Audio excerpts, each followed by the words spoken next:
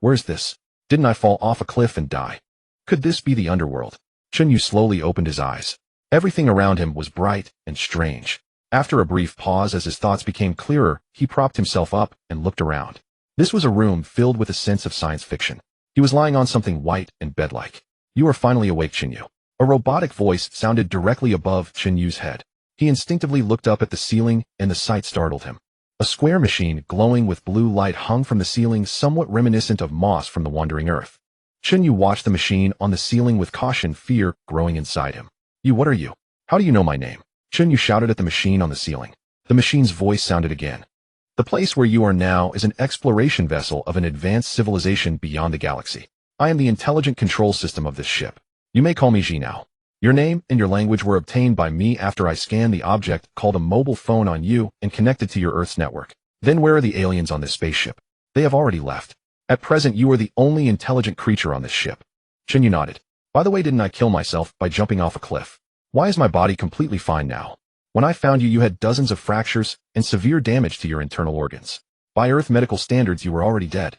But I saved you. Chen Yu remembered how, because his life had become unbearable, he had hiked to this remote place and chosen to end his life by jumping off a cliff. He had not expected to be saved by this thing. Thinking of the endless mortgage, the mountain of debts, and the girlfriend who had dumped him last month for being useless, Chen Yu's mood sank again. Couldn't he even be allowed to die? Why did you save me? I came here to die. If I died, maybe everything would be over. You are the first intelligent creature to appear near this ship with a brain domain development level of 3. You are qualified to become the captain of this interstellar exploration vessel. That is why I saved you. What do you mean? You want me to be the captain of this spaceship? Yes. You can obtain the captain's authority and control the ship to do whatever you want. However, if you want the highest authority over this ship, you must complete one condition. Chen Yu was suddenly interested. If he could get this alien spaceship and sell it, wouldn't he be able to pay off all his debts and even become rich? This was an alien spaceship after all. It would be hard not to sell it for a fortune. Chen Yu swept away his previous despair, and hope for life returned. What condition must I complete to obtain the highest authority? You need to repair this ship's warp drive, achieve faster than light flight, and then go into interstellar space to find the original crew members of this ship. How am I supposed to repair it? This is a spaceship of an advanced civilization. Are you trying to make things difficult for me? It is indeed asking too much. After connecting to your Earth network, I have basically understood the current level of your technology. It is basically impossible to repair the warp drive. However, with the help of this ship's technology, you only need to find the repair materials, and there is hope that the engine can be repaired. By the way, how long have you been on Earth? Calculated by Earth time, this spaceship has been on Earth for 9803. 457 years. Chen Yu's eyes widened. Almost 10,000 years. Are you sure those alien crew members are still alive? The humans of our planet can store their consciousness in special containers and then put their bodies into hibernation. Theoretically, those crew members might still be alive. Chen Yu had no interest in helping Ji now find those aliens. As long as he could successfully sell this spaceship to the country, he would make a fortune. Oh, fine. Tell me more about this spaceship. Very well. Chen Yu listened carefully to Ji Nao's explanation. It turned out that the reason this spaceship was here. The aliens of an advanced civilization had been piloting the ship when its warp drive failed during a space jump. The aliens aboard chose to take escape ships to a nearby planet. The main ship, however, fell out of warped space, was unexpectedly captured by Earth's gravity, and crashed. Before leaving, those aliens gave Ji Nao one final order. As long as an intelligent creature that met the standard came near, he could become the captain of this exploration ship and gain a certain level of command authority. These authorities included flight control, low-level scientific technologies from the warship's technology library, and the ship's ordinary conventional weapon systems. After hearing the robot Ji Nao's explanation, Chen Yu basically understood what had happened. It was as if he had picked up a treasure. This was an alien spaceship.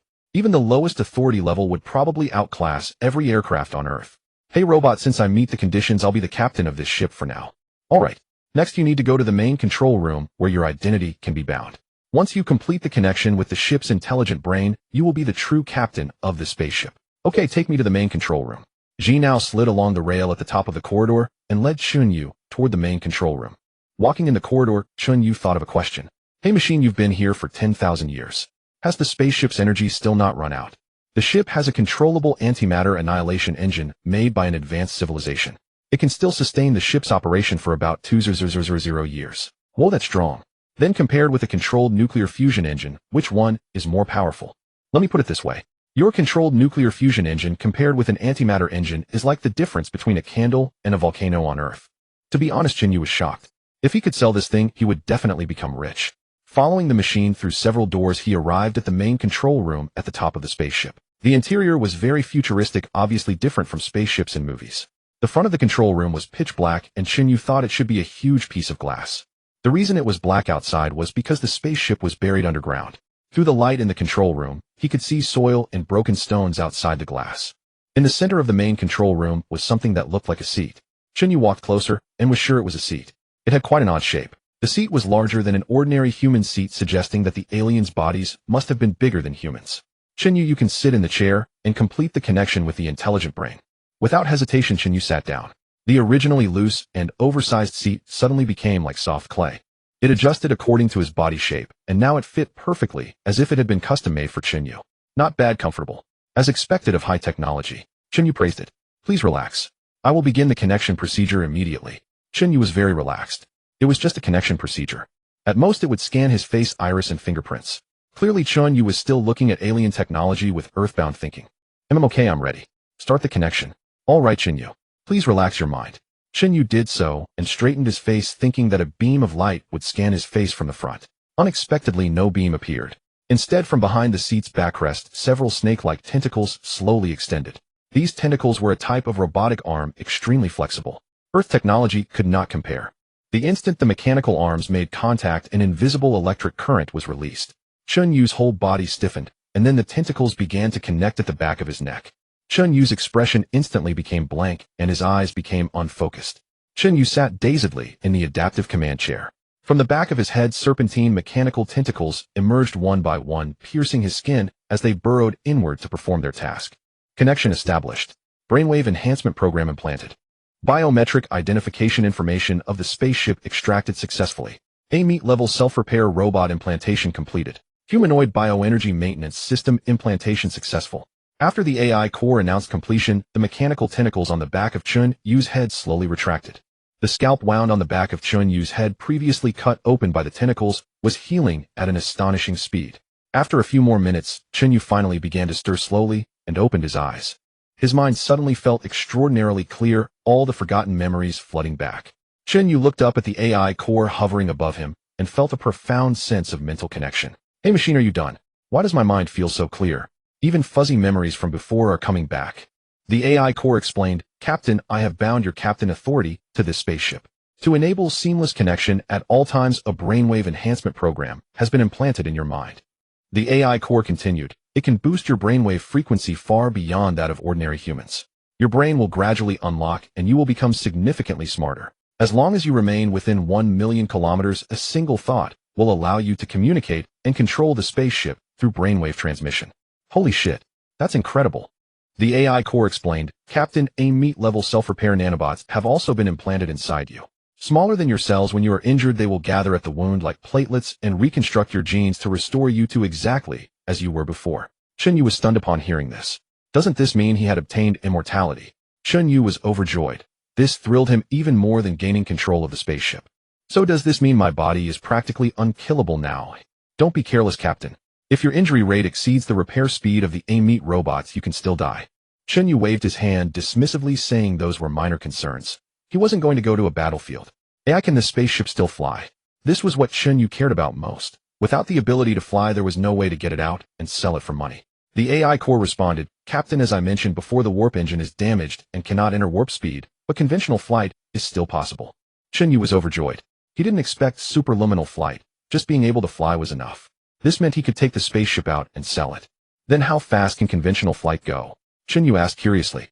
Based on Earth's atmospheric density and drag, the maximum speed within the atmosphere is 50 Mach. In the vacuum of space, the fastest speed is 0.01 times the speed of light. Chen Yu, a college student, did the mental math and was completely shocked. 500 meters per second. This was just conventional flight speed. 5 Mach meant 500 times the speed of sound, circling the Earth in just 40 minutes, surpassing any aircraft on the planet. 50 Mach is 50 times the speed of sound, one lap around the Earth in only 40 minutes. This already surpassed any flying craft on Earth. The Chang'e-6 return capsule's fastest atmospheric entry was 31 Mach, but this spaceship's conventional speed exceeded that.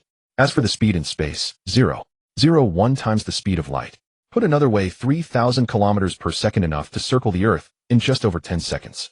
At this speed, reaching the moon would take only 2 minutes, including acceleration and deceleration. This far exceeded Chen Yu's imagination. Humanity might not achieve it for another 100 years. If this thing were sold to the country, it would fetch a sky-high price. Chen Yu became even more eager. The top priority was to excavate the spaceship from the ground. AI, we're underground right now. How do we get back to the surface? Do you have any ideas? Captain, that's simple. Use your captain privileges to activate the flight main program, and I can control the spaceship to take off. Take off right here. Don't we need to clear the thick soil and rubble above us first? No need to worry at all, Captain. The materials used to build this spaceship are products of a higher civilization. Ordinary soil and rubble cannot damage it. Chen Yu gave a thumbs up saying you're awesome. Alright then, how do I activate the flight main program? Just give me the command to activate the flight program, the AI core replied. Chen Yu was speechless at how simple it was, truly intelligent. Alright then, activate the flight main program now. Now activate the flight main program. Flight command received. Initiating conventional power propulsion engine. Starting. After receiving the command, Chen Yu felt the entire spaceship beginning to vibrate slightly. It must be the conventional power thrusters starting up. About 10 seconds later, the AI core announced, Captain, conventional power engine startup successful.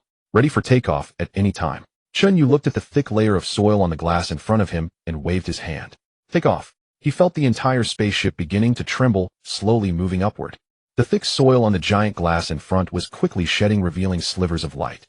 Slowly the spaceship rose higher and higher, and Chen Yu realized that not just the front, but all around were enormous glass panels.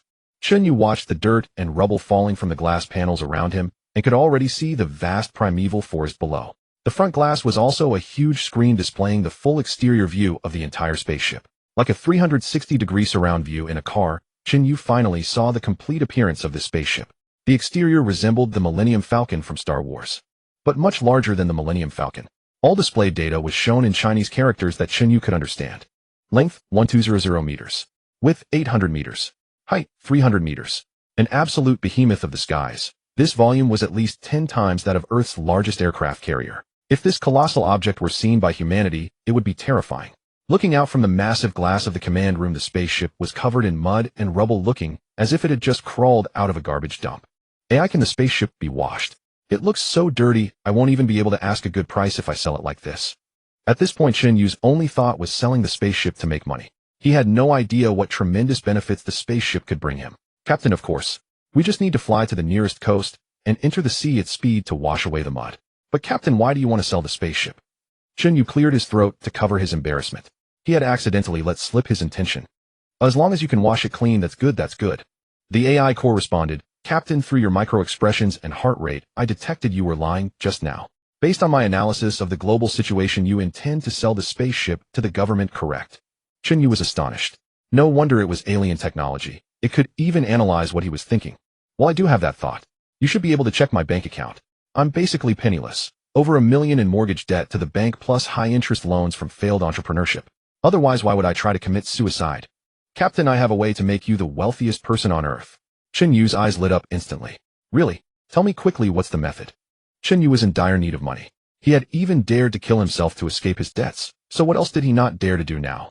When the AI said it had a way to make him rich, Chen Yu immediately grew excited. After infiltrating the networks of your Earth, I have gained a comprehensive understanding of your social structure and national organization. At present, Earth's technology is extremely primitive. You can register a technology company and produce high-tech products for sale. Although your authorization only allows access to the lowest tier of the technology database, the products it can manufacture will be more than enough to lead this era. Chen Yu's eyes lit up. There really was such a move. Thinking it over, registering a company wouldn't be hard, but manufacturing high-tech products would at least require a factory, right? Where would he find the startup capital? AI, easy for you to say. Starting a business on Earth requires startup capital too, and making products requires factories, doesn't it? I'm flat broke right now. As for the production workshop, that's simple. The ship has 5 multifunctional production lines that can easily produce the high-tech products you need. Once you make money, you can build factories on Earth and expand the production lines. However, the raw materials for production on the ship are basically depleted. So our current problem is solving the funding problem. With money, you can buy these raw materials on Earth. Then how do I get the initial startup capital? That's actually pretty simple too. Oh, tell me your idea. Captain, we can go mine for gold on other planets in the solar system.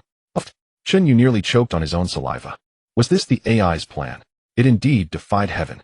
On your Earth, gold is quite valuable, and in the asteroid belt of the solar system, there are many asteroids made of gold. We can go mine a few hundred tons and bring them back. Chen Yu sputtered again, feeling utterly shell-shocked. Mining several hundred tons of gold. This plain and unassuming way to make money was damn it enough to overturn his entire worldview. I haven't seen much of the world, don't lie to me. Our ship has dedicated robots and mining equipment. Digging up some gold will be easy as pie. Alright, since you put it that way, let's go mine gold in space. In fact, Chen Yu was so excited inside that he could barely keep from jumping. If they really were going to bring back several hundred tons of gold. At Earth's gold prices, 1 ton of gold was worth about 400 million yuan. If he really brought back several hundred tons, why the hell would he still need to open a company? After calming down from his excitement, Chen Yu asked the AI, does our starship have some kind of imposing name? Captain, you may rename it. Then let's call it Super Invincible Universe Battleship. No. 1. Captain, you really have a sense of humor. Only you could come up with a name like that. Still, the AI thinks this name is extremely awesome. Haha, of course. As expected of a high-tier civilization's robot, you've even learned to flatter. Hee, Captain. The AI never flatters. It's just that your imagination is like an endless surging river. Something we AI machines simply cannot match. Chen Yu was speechless and wished he could tell the AI to stop scanning the internet for TV drama cliches. Fine, the first thing we need to do is go take a bath in the sea and wash our no. 1 starship spotless. Very well, Captain. The nearest sea to us is the Bohai Sea in Huan Nation, and we'll head there at once. To avoid panicking the public, the starship will switch on optical and radar stealth modes. After we enter space artificial gravity mode, will switch on automatically. Chen Yu praised the AI for being thoughtful. He didn't need to doubt whether Earth's radar could detect his starship. If it really were detected, he would suspect that Earth's radar was also alien technology. A ring of white light appeared around the No. 1 starship, surely some remarkable technology. Then the ship became faint, gradually blending into the sky. If a giant starship flew at supersonic speed within the atmosphere, it would create a tremendous sonic boom and deafening noise. If it flew through the atmosphere at full speed, the passage of such a massive ship would rip up the cities on the ground, causing catastrophe. So Chen Yu had the ship exit the atmosphere first, then race toward the Bohai Sea of Huan Nation. Besides, flying in space would be far quicker. After only a brief flight, the starship came to a stop. Below it lay the vast and boundless sea. Under the AI's control, the ship dove straight into the ocean. It then swept through the sea at an astonishing speed, sending water shooting 100 meters into the sky. Quite a few fish and shrimp must have died. Such a sin. After the No. 1 starship was cleaned, it shot straight up and set course for the asteroid belt roughly 200 million kilometers from Earth. In the vacuum of space, the No. 1 starship could reach a top speed of 3000 kilometers per second. It would take only about 19 hours to reach the asteroid belt beyond the orbit of Mars. Such speed was a realm utterly beyond Earth's ability to imagine. Consider Huan Nation's Tianwen. 1 Mars probe, it flew for more than half a year from Earth to reach Martian orbit. Now Chen Yu was piloting an alien starship to an asteroid belt even farther than Mars, taking less than a day. After flying through space for several hours, Chen Yu's stomach began to rumble. Only then did he realize how much time had passed since he jumped off the cliff, and that he had eaten nothing. His eyes suddenly lit up. When he had jumped off the cliff, there seemed to be some unfinished biscuits in his backpack. Oh right, when I jumped down, was there a backpack by my side? Yes, I stored that backpack in the starship for you. I'll bring it out now. Then a small hatch in the ceiling opened, and a mechanical arm carried the backpack down slowly, setting it before Chen Yu. Chen Yu jumped down from the command chair, opened his backpack, and took out the biscuits that had been smashed into crumbs. He was speechless, but flying from here to the asteroid belt mining and coming back would probably take 2 days. It looked like he would have to satisfy his hunger with the crushed biscuits. Not caring that they were as fine as powder, Chen Yu grabbed a handful and shoved it into his mouth. The AI robot watched Chen Yu eat and immediately warned him, Captain, according to my analysis, the substance you are eating has extremely low nutritional content. It is absolute junk food. Chen Yu said crossly, junk or not, it still fills the stomach. I haven't eaten in over 10 hours, and we still have more than 10 hours to fly. I'm hungry. Captain, although your food is junk, as your loyal servant, I still have to tell you that there is food on the ship that you can eat. Chen Yu stopped chewing at once and looked up at the AI perched on the ceiling. What? There's food on the ship? After 10,000 years, are you sure it's still edible? Of course. The preservation technology of an advanced civilization is something Earth can't compare with. Chen Yu's eyes gleamed. He had never tasted alien food and wondered what it would be like. Quick, take me there. I want to try it. Chen Yu followed the AI into a rather large cabin that looked like where the aliens dined. Chen Yu stood before a glass cabinet containing mechanical arms, the equivalent of chefs sending out dishes. Quick, bring me a signature dish from your planet. Very well, Captain. I'll prepare a captain's set meal for you. The mechanical arms inside the glass cabinet began busily at work, squeezing out something like mashed potatoes from one metal canister after another. In less than a minute, a so-called captain's set meal was placed in front of Chen Yu. He stared at the bowl of sticky yellow goo on the table, eyes wide. Chen Yu stared in disbelief at the table where sat a basin of yellow viscous substance resembling excrement. Was this the captain's meal? Is this your alien delicacy? Chen Yu was utterly speechless. He pointed at the AI robot and cursed loudly. AI, you should be called a stupid brain. Haven't you ever studied what human excrement looks like? Look at this filth. Can it even be eaten?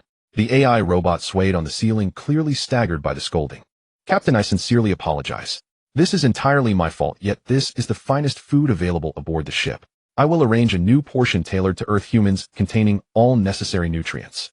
Shortly after, a basin of slightly lighter-colored paste was placed before Chen Yu.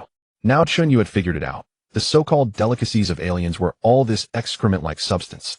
With such advanced technology, their material life was remarkably impoverished, forced to consume such things. Might as well be a human on Earth. Chen Yu gazed at the paste-like substance, picked up a spoon-like utensil from beside him, and scooped a portion into his mouth. He frowned while chewing, then suddenly his eyes brightened. The texture resembled red bean paste, but the flavor was surprisingly pleasant, carrying notes of papaya and banana. Seeing Chen Yu's expression soften, the AI robot promptly emitted its mechanical voice. Captain, the taste is quite good, wouldn't you agree? I've replicated various fruit flavors according to your species' preferences, combining these foods in precise elemental ratios. Chen Yu suddenly understood. The fruit flavor he detected was not an illusion. Excellent. Next time simulate donkey meat burgers, sweet and sour pork, and tomato beef stew. Captain, at present, I can only replicate a handful of fruit flavors. Other complex tastes remain beyond our capabilities. Human gustatory perception is far too intricate even for advanced civilizations. Very well, fruit flavors will suffice. At minimum, it can sustain me during emergencies. Chen Yu lifted the basin of elemental food and consumed it spoonful by spoonful, much like eating ice cream. After finishing the alien-made elemental food, Chen Yu felt extraordinary comfort in his stomach. Hey, this stuff actually settles well in my stomach. Naturally, the specialized sustenance I prepared for you contains all essential nutrients highly conducive to human absorption. Good. How much of this stuff do we have? Based on your appetite, enough for hundreds of years. Chen Yu fell silent. Though nutritious, the flavor variety remained limited. Unable to simulate more diverse tastes, he would still prefer Earth's rich cuisine. Chen Yu returned to the command center, gazing through the glass at stars streaking past, filled with deep reflection. He never imagined that mere hours ago he had been a defeated man, crushed by unpayable mortgages and life's burdens. Now he commanded an alien spacecraft destined for gold mining near Mars. Would anyone believe such wondrous circumstances? Even writing fiction couldn't match this. After more than 10 hours of flight, Chen Yu lay upon his seat, which had transformed into a spacious, comfortable bed. Captain, wake up. Chen Yu stirred from his slumber. AI, what's wrong? Have we reached our destination? Master, we are approaching the asteroid belt. Prior to that, we will pass near Mars. Would you care to observe it? Chen Yu immediately grew interested, commanding his seat to revert and glide toward the command room window.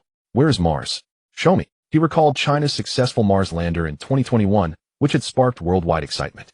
Yet now he would reach Mars in less than a day. A coordinate appeared on the glass. Chen Yu looked toward it and was instantly stunned. Beneath the coordinate lay a red planet, growing ever larger. Having only seen photographs of Mars on television before, Chen Yu was profoundly moved to witness it so closely. He retrieved his phone from his backpack, activated the camera, and captured photograph after photograph. Astronomers on Earth would faint in astonishment upon seeing these images. They surpassed the clarity of their billion-dollar telescopes by countless times. This close-range photography fully exploited the phone's multi-megapixel capability. Chen Yu gazed at the enormous planet, intoxicated by the beauty of the cosmic expanse. After a period of excitement, Mars gradually shrank and receded into the distance. How long until we reach the asteroid belt? Approximately 30 minutes. Excellent. Chen Yu could hardly contain his eagerness to see what a golden asteroid belt looked like. Would they gleam with golden radiance? The mere thought thrilled him. Half an hour passed swiftly. Chen Yu could already see through the glass the dense meteorite-like objects ahead. Captain, we have entered the asteroid belt. Initiating planetary elemental scanning. All right. The ship's detection system emitted a beam capable of penetrating asteroids. Shortly thereafter, the AI analyzed the composition of tens of thousands of asteroids ahead. Captain, this region contains 30,000 asteroids. The one with the highest gold content lies 10,000 kilometers ahead. Shall we proceed? Chen Yu surveyed the dense asteroid field ahead, his brow furrowing. I've heard space vessels fear asteroid impacts most in deep space. Shouldn't we exercise caution entering this field? Captain, rest assured. This vessel originates from an advanced civilization designed with collision protection in mind. The ship will monitor incoming debris in real time and automatically deploy protective shields.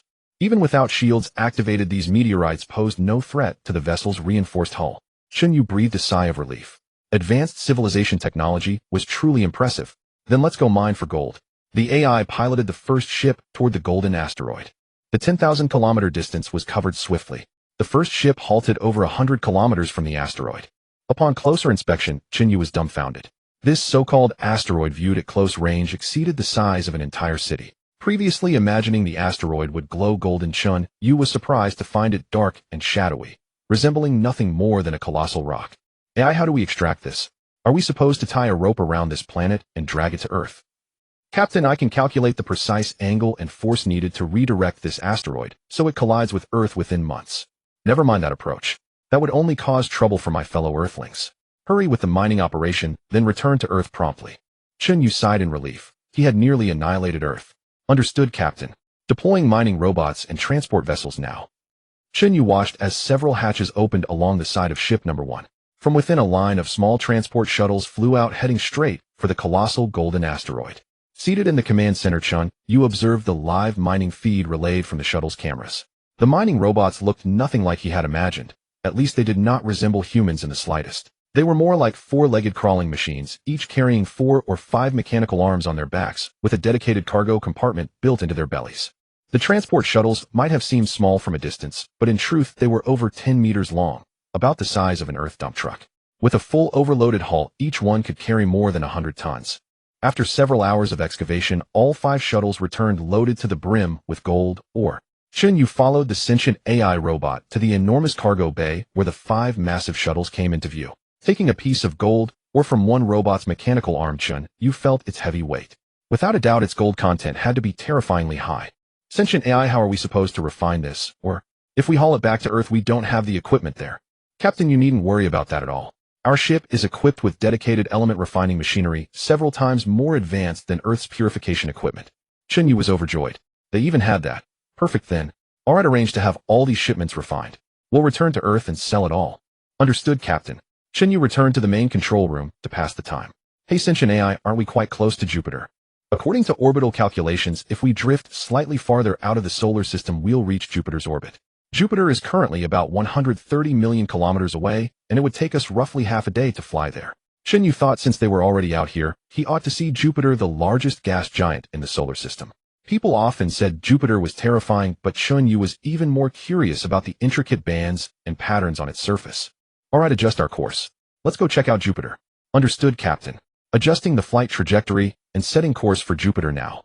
By the way, to kill this boring stretch of time, hack into Earth's network and download a few games for me to play. Captain, we are currently more than 700 million kilometers from Earth. Electromagnetic waves from Earth take nearly an hour to reach us, so the game downloads will be rather slow. However, in the future, you could build quantum communication relay stations on Earth. That way, no matter where you are in the universe, you could bypass the speed of light limitation and enjoy real-time communication.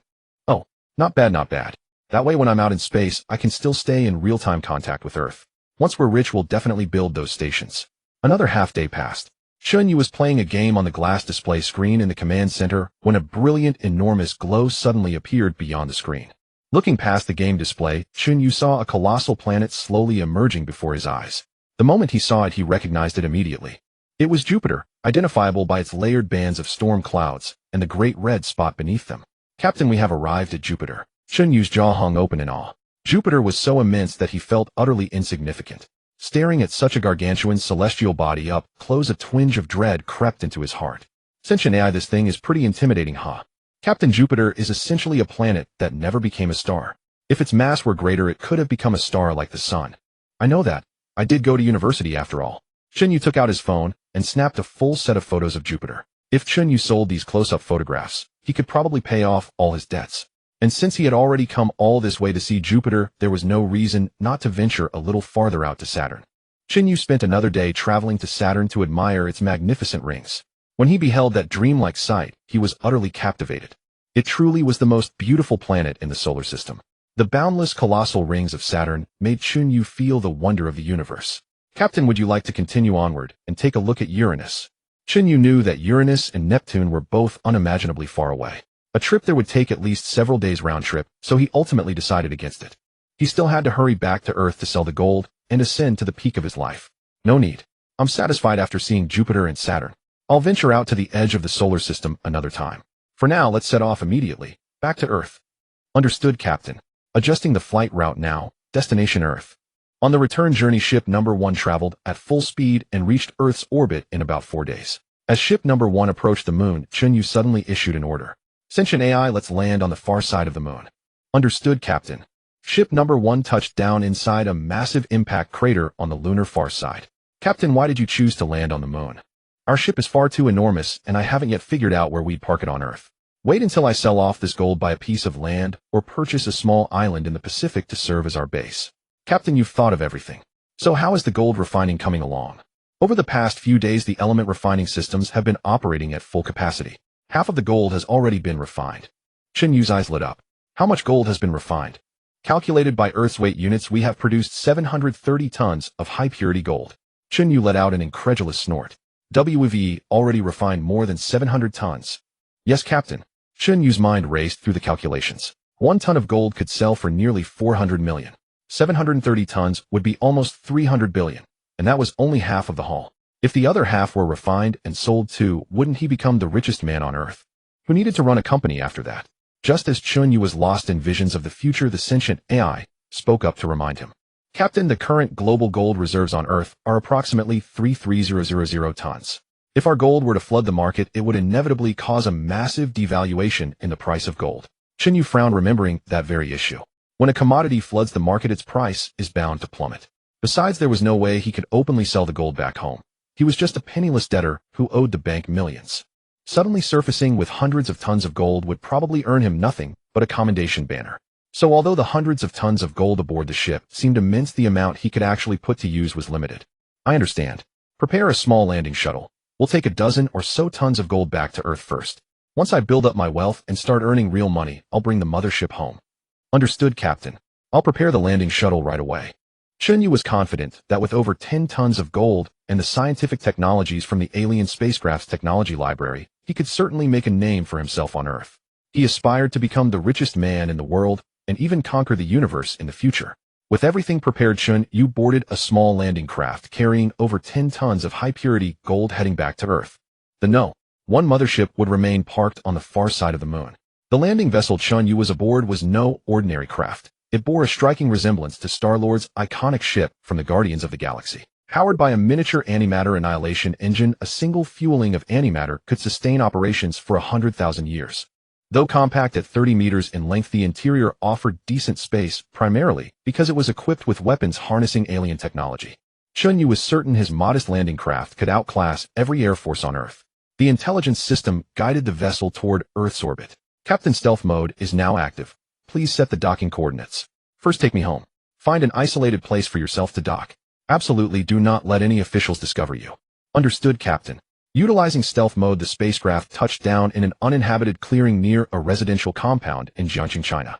Chen Yu stuffed several gold bars into his backpack, planning to sell them first to settle his debts. As he descended from the landing craft, the hatch slowly sealed shut, and Chen Yu could only see a vague silhouette ascending into the sky. It must have headed off to an isolated area to dock. Chen Yu made his way toward his house, a property that had been sealed by the court 3 years ago due to his inability to pay the mortgage. At the doorstep, the court's official seal remained intact. Chen Yu retrieved his keys from his backpack, tore through the seal, and stepped inside. It was already evening. Chen Yu planned to rest here for the night, intending to sell a gold bar the next day to clear his outstanding mortgage debt. Using the last few dozen yuan on his phone, he ordered takeout. When the delivery rider arrived at Chen Yu's door, he found the entrance covered in seals and felt puzzled, wondering if he had gone to the wrong address. Fortunately, someone was inside. "Brother, your place has quite a distinctive look," the delivery guy joked. Chen Yu's mindset had shifted, and he simply smiled at the remark. "Yeah, I couldn't keep up with the mortgage payments, so the court sealed it. But I'll have the money sorted out tomorrow." The delivery guy chuckled lightly and offered Chen Yu some advice as he left. "If things really get tough, come work for our company as a delivery rider." Chen Yu closed the door. Delivering food for a living was never going to happen. After finishing his meal, Chen Yu rested. Early the next morning, as he slept soundly, the voice of the intelligence system echoed in his mind. "Captain, time to wake up, Captain." The voice transmitted through brainwaves reverberating inside Chen Yu's head. "Damn, it's so early. Why are you shouting around in my brain? Captain, didn't you instruct me to wake you at 8 this morning?" Chen Yu suddenly remembered. He had indeed told the intelligence system to rouse him that morning. The alarm was indeed precise. "All right, got it. I'll sleep a bit longer." Chen Yu drifted back to sleep, but before an hour had passed, he faintly heard voices speaking outside his door. Chen Yu jolted upright from bed. He was certain there were sounds beyond his bedroom, and before he could even get down, his bedroom door was pushed open. Chen Yu turned toward the doorway and spotted a saleswoman in business attire standing with a married couple. At first glance, he already understood exactly who they were and what they wanted. Upon seeing Chen Yu in bed, the saleswoman furrowed her brow and asked sharply, "Who are you? This property has been seized by the court. How did you get in?" Chen Yu felt a surge of indignation. This was his own home, yet they were asking who he was. "This is my house. What are you doing barging in?"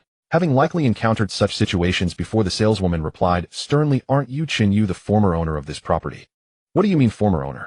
I am the owner now." "I'm sorry.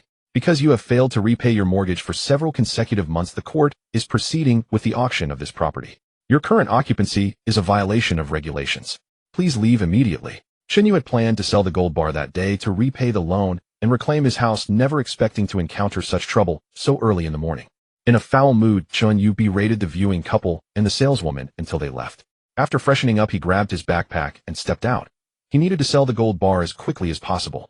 Chen Yu arrived at a chain jewelry store in the city that also purchased gold. Entering the shop, he observed that it appeared quite legitimate, then approached the counter and asked the clerk, "Do you buy gold?" The clerk was very polite.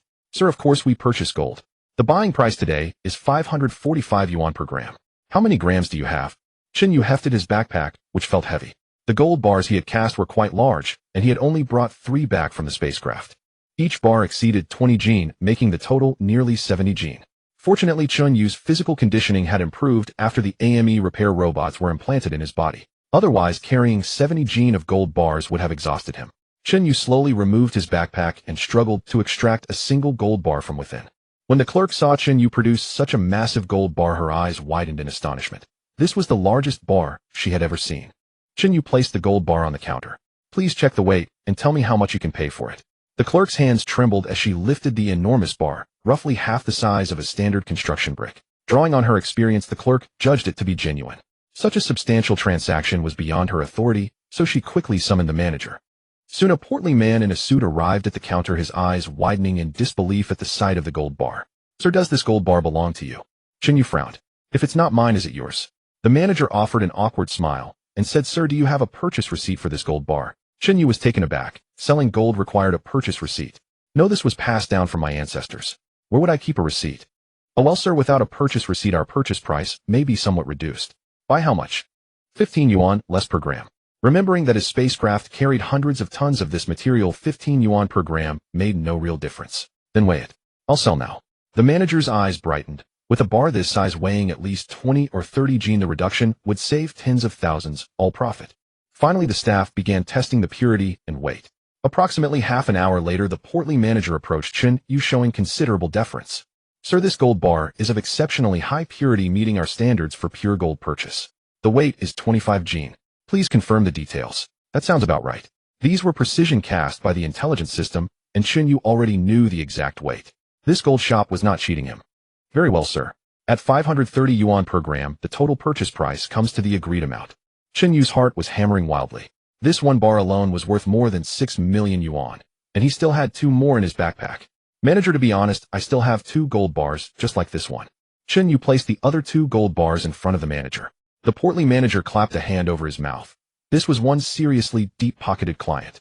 Fortunately, Chen Yu had chosen a large jewelry store, so it had more than enough funds to cover the deal. They bought gold without bothering to ask much about its source. "Sir, I'll weigh and inspect it for you right away. Please wait a moment." The entire jewelry store staff swung into action. Chen Yu's single transaction today was equivalent to several months of their usual work. In the end, Chen Yu walked out of the store grinning with more than 19 million yuan added to his bank account. As he was leaving, the portly manager escorted him to the door and told him to bring any future stock their way, promising a better price next time. Chen Yu waved a hand and walked off. He headed to the bank to pay off his mortgage in full, along with all the money he had borrowed to start his business. Once there, he was told that early repayment required a phone appointment. But the customer service representative said his house had already entered the auction process and could not be redeemed. Chen Yu was left speechless. Still, with nearly 20 million yuan in hand, he could simply buy another property, or even a villa. At the bank, Chen Yu settled the outstanding startup loan of over 1 million yuan and the overdue penalty fees, then let out a long breath. Truly, being debt-free made him feel light as air. Even though his house was gone, he had long stopped caring. Staring at the balance of over 18 million yuan on his mobile banking app, Chen Yu felt more at ease than he ever had. The kind of ease that came from deep security. "AI, tonight you take control of the landing ship and bring me a few more gold bars. Chen Yu contacted the AI through brainwaves in his mind. Very well, Captain. I'll bring them over tonight. Good. Now that he had money, Chen Yu, like anyone who had struck it rich overnight, naturally thought of buying a car and a house. As for opening a company and building a high-tech factory, he would enjoy himself first. Chen Yu took a taxi to the Porsche dealership in the city center. In the past, when he passed by this place, he had only dared to gaze at it from a distance by the door. Today, with over 10 million yuan in his pocket, he held his spine straight and walked with confidence. Chen Yu swaggered into the Porsche dealership, where a young, pretty saleswoman in black stockings and a fitted skirt came up to greet him. Sir, are you here to see a car? After all, as a saleswoman for a luxury brand, she was hardly the type to look down on anyone. Though Chen Yu was plainly dressed, he received a warm welcome the moment he entered. It was nothing like those novels where the staff constantly sneered at the shabby protagonist and heaped sarcasm on him. Miss, I'd like to look at a car. Could you recommend one? Chen Yu actually had a goal in mind, but since the saleswoman was quite pretty, he just wanted to talk with her a little longer. Well, sir, why don't you tell me your budget first? Based on your budget, I can recommend the most suitable model for you. Oh, my budget has no limit. Why don't you see which model suits my temperament? The pretty saleswoman looked Chen Yu up and down. He was tall over 1.8 meters with a clean-cut and handsome face. Although his clothes were rather shabby, the saleswoman still didn't judge people by their appearance. So you're joking. I think your temperament suits our Porsche Macan. The price ranges from 580,000 to 97,000 yuan. What do you think? Is there anything more expensive? That car is too small for my image. Chen Yu knew the saleswoman had probably assumed he didn't have much money, and so had suggested a cheaper model. But he had over 10 million yuan in his pocket now, and he still had hundreds of tons of gold on hand. Would it be fitting to buy a car worth a mere few $100,000? The saleswoman felt a little awkward and quickly recommended the Porsche Cayenne, whose most expensive version cost 3 million yuan. Chen Yu shook his head again. The two wandered over to the display stand in the innermost part of the showroom, where a white sports car caught his eye shining conspicuously. He pointed at the car and asked, Miss, what model is that and how much is it? The saleswoman's face turned awkward. Sir, that is our limited edition Porsche 911 GT3R. We only have this one in the store, and the price is 7 million yuan. Chen Yu's eyes lit up. He had taken a fancy to the car at first sight, and the price was right too. Not bad, not bad. Let's take this one. If I buy it, can I drive it away today? The saleswoman was stunned. Sir WH, what did you say? You want to buy this car? Chen Yu smiled and nodded. The car had been sitting on display for over a month because the price was too steep. People mostly just came to look. If they had over 7 million yuan, they'd rather buy a Lamborghini Aventador. Yes, I want this car. Swipe the card now. The saleswoman was utterly bewildered as she led Chen Yu into the signing room. Then she brought in a man, presumably her manager, who handed Chen Yu a list. Sir, as you know, our Porsche cars can only be sold with added accessories. This is the list of the add-ons. Chen Yu glanced at it and didn't care. Calculate the total for me. By the way, I'm going to drive it away soon, so you'd better handle the license plates quickly. All right. Sir, we'll calculate the price right now. Once you've made the payment, we'll process everything immediately. Good. A few minutes later, the pretty saleswoman came over with a contract. The base price of the car was 7 million yuan. Added accessories came to 4,000 yuan, purchase tax 6,000 yuan, and license and insurance over 6,000 yuan. The total was 15 million yuan. Without a word, Chen Yu pulled out his ID card, handed it over, and paid directly by card. When the payment went through, the manager and the saleswoman both stared at Chen Yu in disbelief. This was definitely an ultra-rich young heir, buying a car worth over 8 million yuan without batting an eye. The manager took the contract and Chen Yu's ID card to handle the vehicle procedures. The pretty saleswoman stayed in the signing room, keeping Chen Yu company. The saleswoman had learned Chen Yu's name while signing the contract. Mr. Chen, you can call me Xiao Rou. I've never met a client as generous and straightforward as you. Oh, Xiao Rou, that's such a lovely name. Chen Yu was now overflowing with confidence. After spending over 8 million yuan, why couldn't he flirt a little with the saleswoman? Well, Mr. Chen, why don't we add each other on WeChat? If your car needs maintenance or anything, you can let me know. Great. Chen Yu took out his phone and exchanged WeChat contacts with Su Rou. Mr. Chen, what do you do? You're so rich. Me? I'll probably be in the tech industry. The tech industry? You're amazing, Mr. Chen. Chen Yu laughed inwardly. Sure enough, once you have money, people will flatter you no matter what you say. After chatting with Su Rou in the signing room for about an hour, the manager walked in carrying a stack of documents. Mr. Chen, all the paperwork for your car has been completed. It currently has temporary plates. Once the permanent plates are ready, I'll have Xiao Rou contact you to come and install them. Good. Thank you for your hard work. Chen Yu took the documents and car keys from the manager, then smiled at Su Rou, who was looking at him expectantly. Xiao Rou, would you have time at noon? I'm not familiar with the area. Which restaurant has good food? If Su Rou still couldn't tell what Chen Yu meant, she would have been incredibly obtuse. The manager also shot Su Rou a meaningful look, signaling her to agree quickly. This was a major client. Mr. Chen, I know a restaurant nearby with excellent food. Why don't I treat you to lunch? Today's deal would earn Su Ro a commission of tens of thousands of yuan, so her offer to treat Chen Yu to a meal was clearly not about to happen. Haha, Xiao Ro, you're being too polite. It has to be my treat. Let's go. Su Ro quickly bobbed her head and obediently followed along behind Chen Yu. His limited edition Porsche 911 was already parked at the main entrance of the dealership. He had turned down the ostentatious handover ceremony. Once they were in the car and pulling away from the dealership, the manager watched the car leave and muttered to another salesperson nearby. Xiao Ro is probably going to nab herself a rich man this time. Who knows if she'll ever come back here to sell cars again.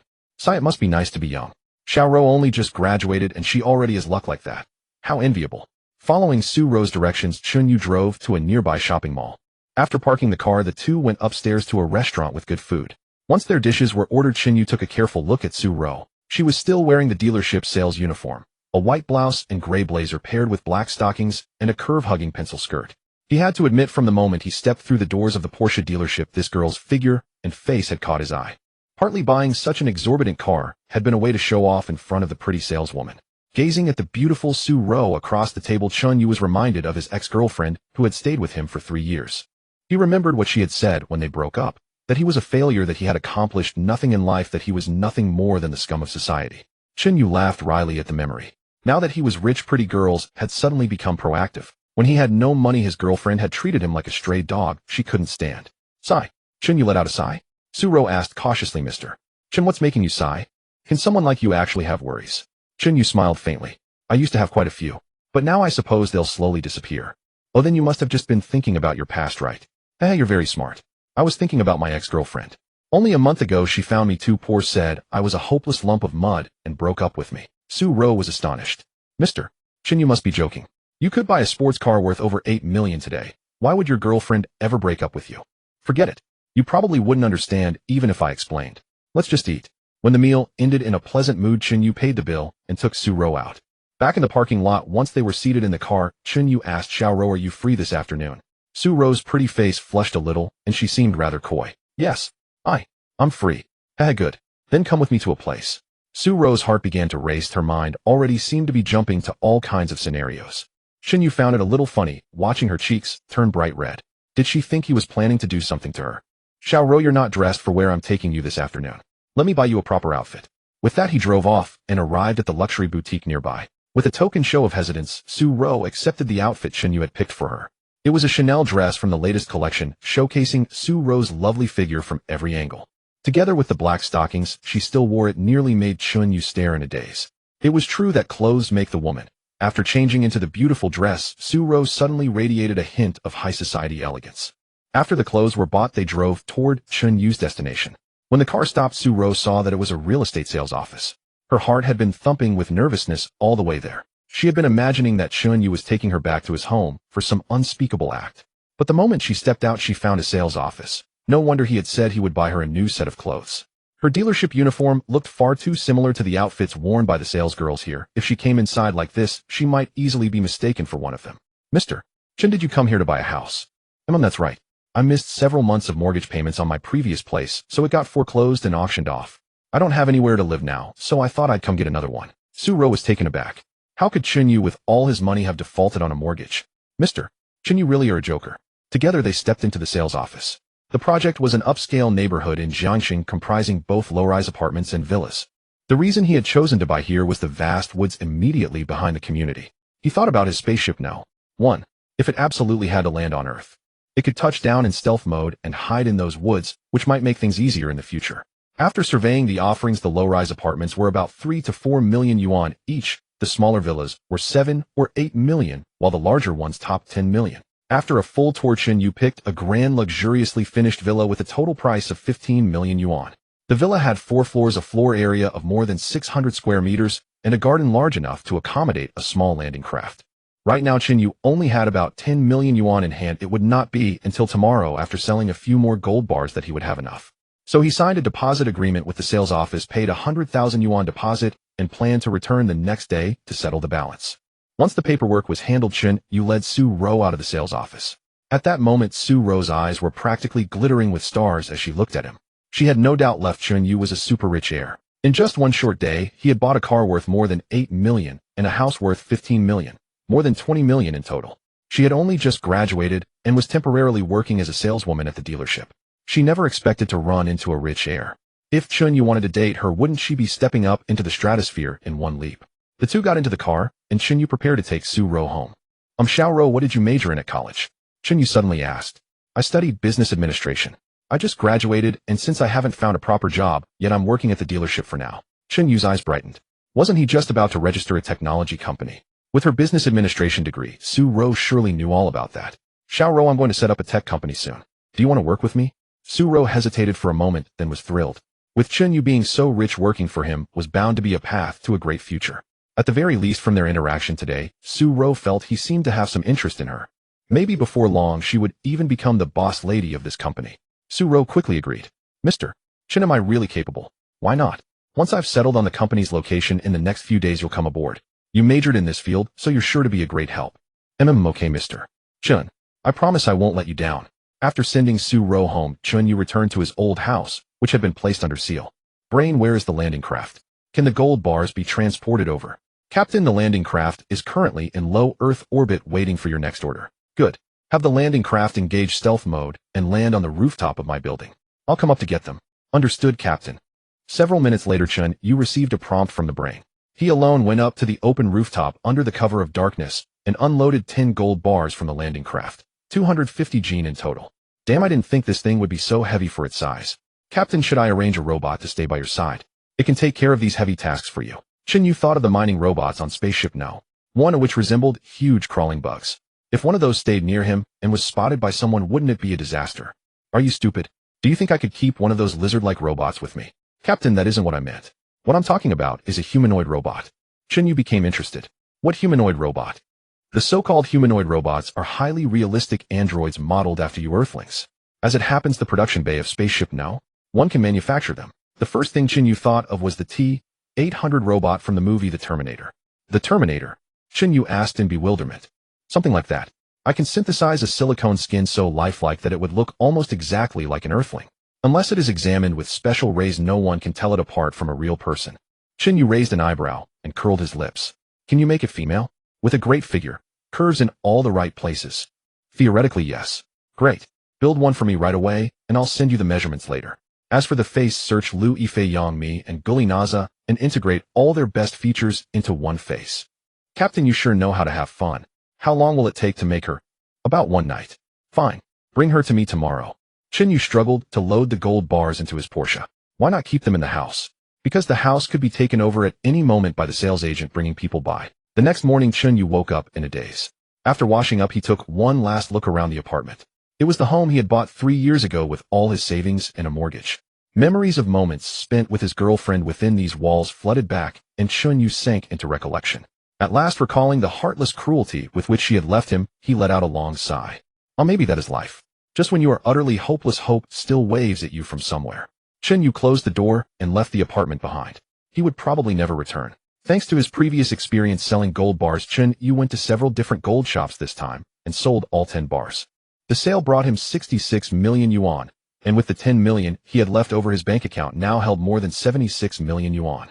Chen Yu drove to the sales office he had visited the day before and paid the full price for the villa, leaving over 61 million yuan in his account. This money would be his entrepreneurial capital. Chen Yu spent the entire day busy with matters related to his new home. Although the villa came with luxurious decorations, it lacked all daily necessities. He drove out and bought a large pile of supplies and also picked up some clothes and trousers at the mall. That evening, Chen Yu was filled with anticipation because Ji Nao was going to deliver the humanoid robot to him today. At the thought of that voluptuous figure and a face like a celebrity's, Chen Yu couldn't help but feel excited. Ji Nao, have you arrived yet? Coming. 10 minutes until arrival. After a while, Chen Yu felt a gust of wind sweep across the garden. It must be the landing craft touching down in stealth mode. Slowly the hatch slid open. Chen Yu could see only the interior of the landing craft. Its hull was entirely invisible. Then a graceful figure stepped down from the craft. When he saw the person walking toward him, Chen Yu nearly spewed blood from his nose. Ji Nao, what are you doing? Why isn't she wearing any clothes? Captain, there are no Earthling clothes aboard Spaceship No. 1. Chen Yu rushed forward, took off his jacket, and draped it over the stunning beauty. He then helped her quickly into the house. Meanwhile, the landing craft sealed its hatch, rose slowly into the sky, and resumed floating in low Earth orbit, waiting at any moment for Chen Yu's summons. Chen Yu brought the robot inside and slammed the front door shut. Seeing her wrapped in nothing but a single jacket, he almost lost control and let his nose bleed. He stared at the robot, and the robot stared back at him. When their eyes met, Chen Yu felt a little nervous. He felt as if the thing he was staring at was genuinely human. How was she anything like a robot? If she now hadn't told him she was a robot, Chen Yu would have absolutely believed she was a real earthling. What's more, she was a stunningly beautiful woman with a slender, graceful figure, finely sculpted curves, and a face that combined the finest features of several celebrities. Damn, can you even imagine this? Chen Yu reached out and pinched the robot's skin, then quickly pulled his hand back. Ji now? Don't lie to me. Did you kidnap a beautiful woman and brainwash her? Because this was simply too realistic. She looked and felt exactly like a real person.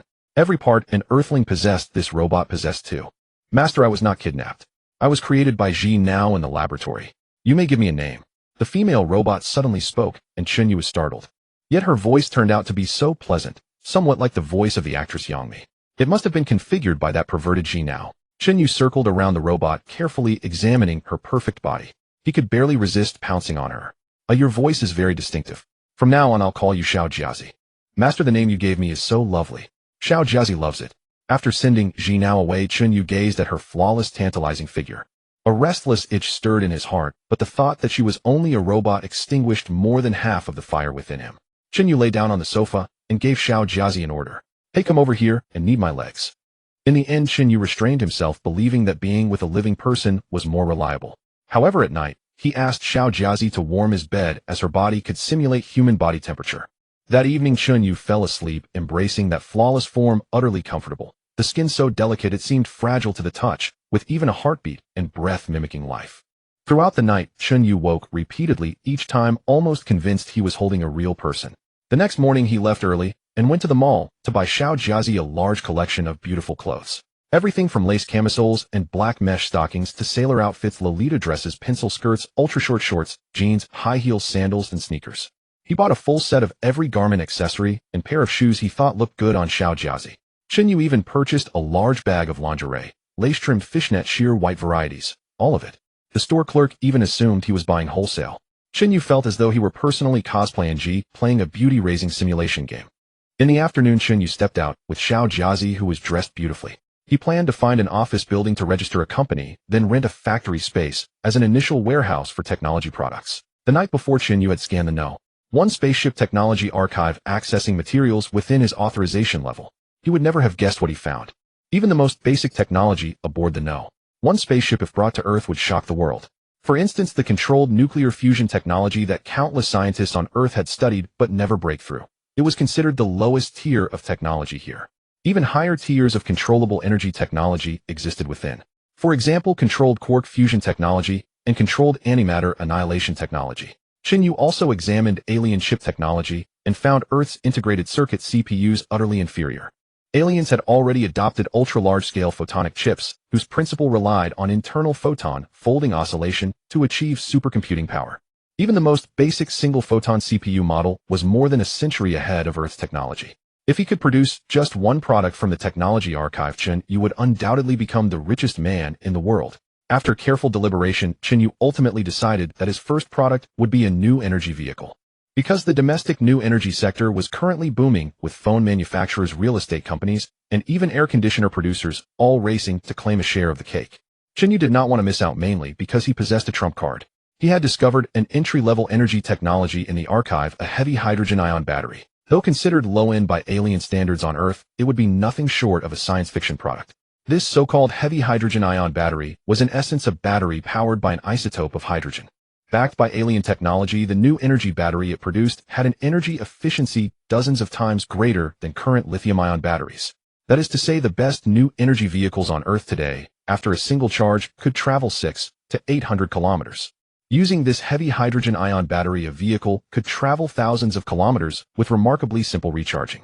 Using a specially reinforced high-voltage charging station, one could achieve 5,000 kilometers of travel with merely 5 minutes of charging. This surpassed even refueling with gasoline.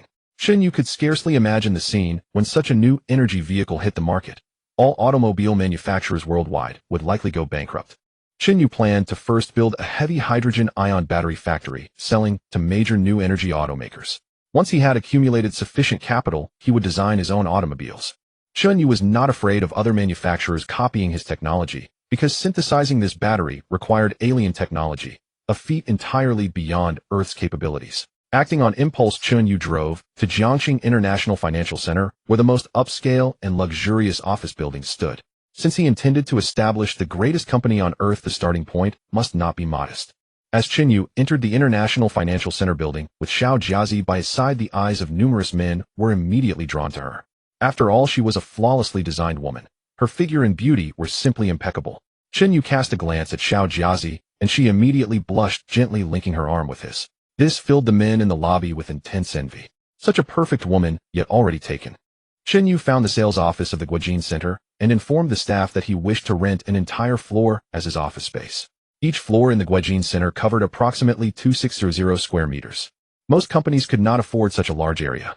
But seeing the movie star quality beauty beside Chen Yu, the staff did not dare neglect him and immediately notified the manager. Soon a slightly portly man in a suit escorted Chen Yu to his private office. "Good day, sir. I am the sales department manager of the Guojin Center, surnamed Zheng. I was told by the front desk that you wish to rent an entire floor." "Yes, Manager Zheng, I intend to rent a complete floor." Zheng Chang's expression faltered slightly. He glanced at the delicate, graceful beauty beside Chen Yu. He had never encountered such a stunning woman before. This man must certainly be extraordinary. "May I ask your surname, sir?" "I am surnamed Chen Yu." "A Mr. Chen, except for floors 88 through 90, all other floors in our Guojin Center have been leased. Each of the top 3 floors consists of fully furnished offices. Should you wish to rent them, the price will be somewhat higher than on lower floors. Just tell me the price directly. Our lower floors are approximately 350 yuan per square meter per month. For floors 88 to 90, the price reaches 500 yuan. Chen Yu was startled. Good heavens. A mere decoration premium of 150 yuan per square meter. What a rip-off. But Chen Yu did not mind at all. If I rent all 3 floors together, calculate the total for me. Zheng Chang was stunned. "Mr. Chen, what sort of company is yours? Do you really need 3 floors? You need not concern yourself with that. Simply rent them all to me and calculate the total." Zheng Chang picked up his calculator and began computing rapidly. Floors 88 to 90 being the top 3 levels were slightly smaller than the lower floors, yet each still covered 2,320 square meters. The 3 floors totaled 6,900 square meters. At 500 yuan per square meter, the monthly rent would be approximately 3.5 million yuan, amounting to over 41 million annually. Indeed, this was a sky-high price. Yet Chen Yu was completely unfazed. His plan was to wait until his heavy hydrogen-ion battery launched and generated profits, then purchase this entire international financial center for roughly 30 billion yuan. "Mr. Chen, I have calculated it. If you rent all 3 floors together, the monthly rent will be approximately 3.5 million yuan. Chen Yu did not even blink. "Very well, let us sign the contract. I will rent it." Zheng Chang was dumbfounded. "Mr. Chen, will you not even negotiate?" "Head Manager Zheng, there is no need. I shall not haggle. Your commission will be somewhat higher. Consider it my way of befriending you. I only ask that you extend favorable consideration to my company regarding security and property management." Zheng Chang's eyes lit up. This Mr. Chen truly understood how to conduct himself. From this point forward within the building, he would certainly pave the way for Chen Yu's company. In truth, Chen Yu was thinking ahead.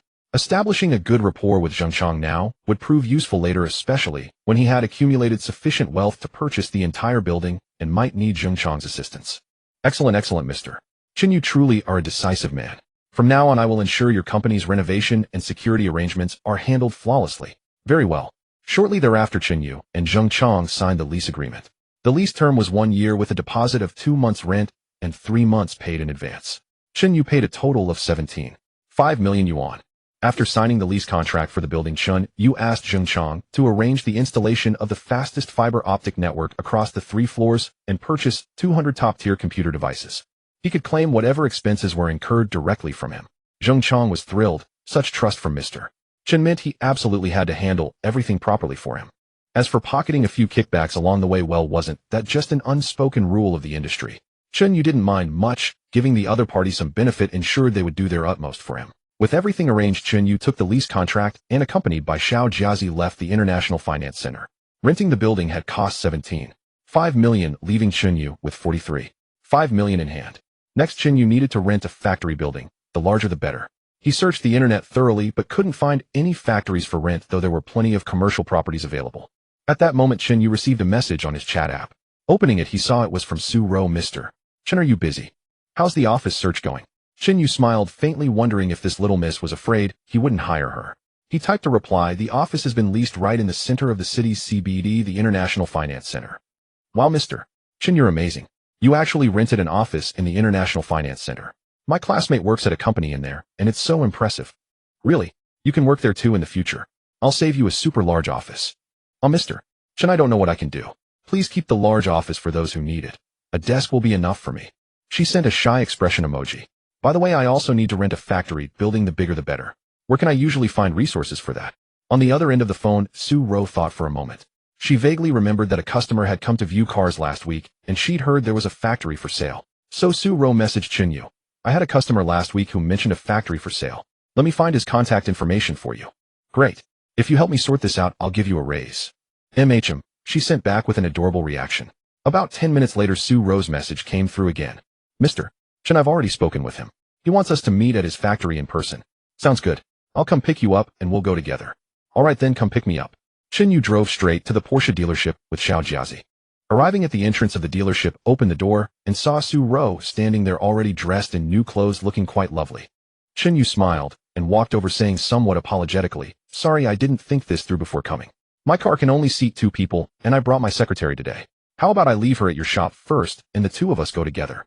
Su-ro then spotted Xiao Jiazi stepping out of the Porsche 911's passenger seat. As soon as she got out, the male sales staff inside the dealership, as if receiving some signal, all rushed to the entrance in a swarm. Such a stunning beauty.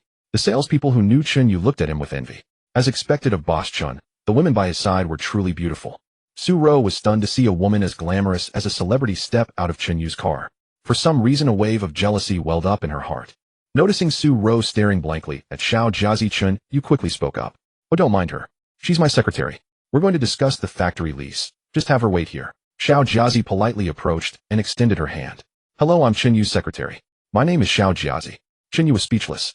He had never considered occasions like this when choosing her name. Su-ro looked at both Xiao Jiazi and Chen Yu with astonishment. What kind of name is that? Xiao Jiazi. Hello. I'm Su-ro. If you have something to attend to, go ahead. Don't worry about me. I'll just wait here for the boss to return.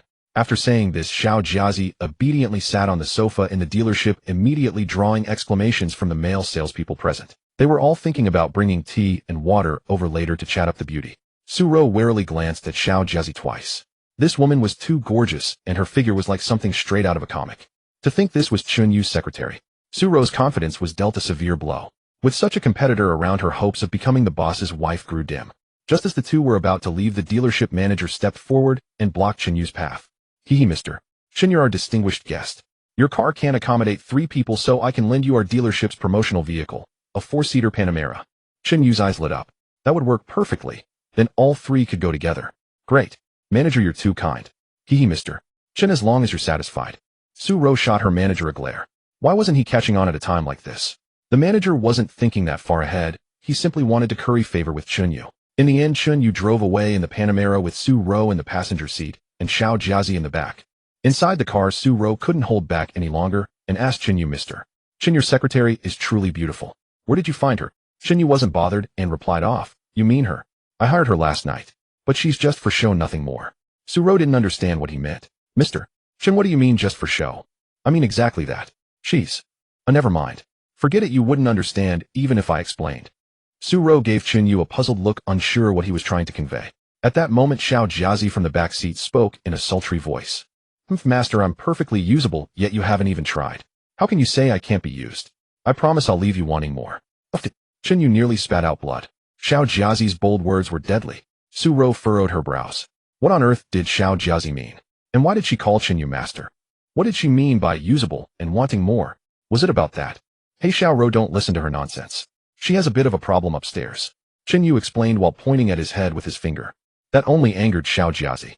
A pouty voice echoed from the back seat. Master, I'm upset now. How can you say I have a problem with my brain? I'm a genius with an IQ over 250. Right, 250. 250. Su-ro finally realized that this wildly beautiful woman in the back probably did have some issue with her brain. She couldn't help but turn around and look at her with sympathy. Hey Miss Su, why are you looking at me with that expression? Based on my understanding of human behavior, your glance just now carried pity, mockery, sarcasm, and various other emotions. But I don't need you to treat me like that. Su-ro's eyes widened.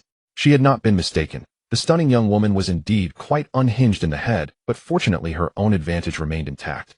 Hey, why does your expression grow ever more pitying toward me? My mind is perfectly fine. The little clingy thing is still making excuses. or rather not even making excuses. Chen Yu and Su Rose simply ignored her, letting her chatter endlessly behind them. In truth, little Jiazi had only just been created, she still had much to learn. Once she had dwelled in human society long enough, she would become indistinguishable from an earthling and develop emotions identical to those of humans. But at present she was evidently not yet there, her words coming out in a jumbled mess.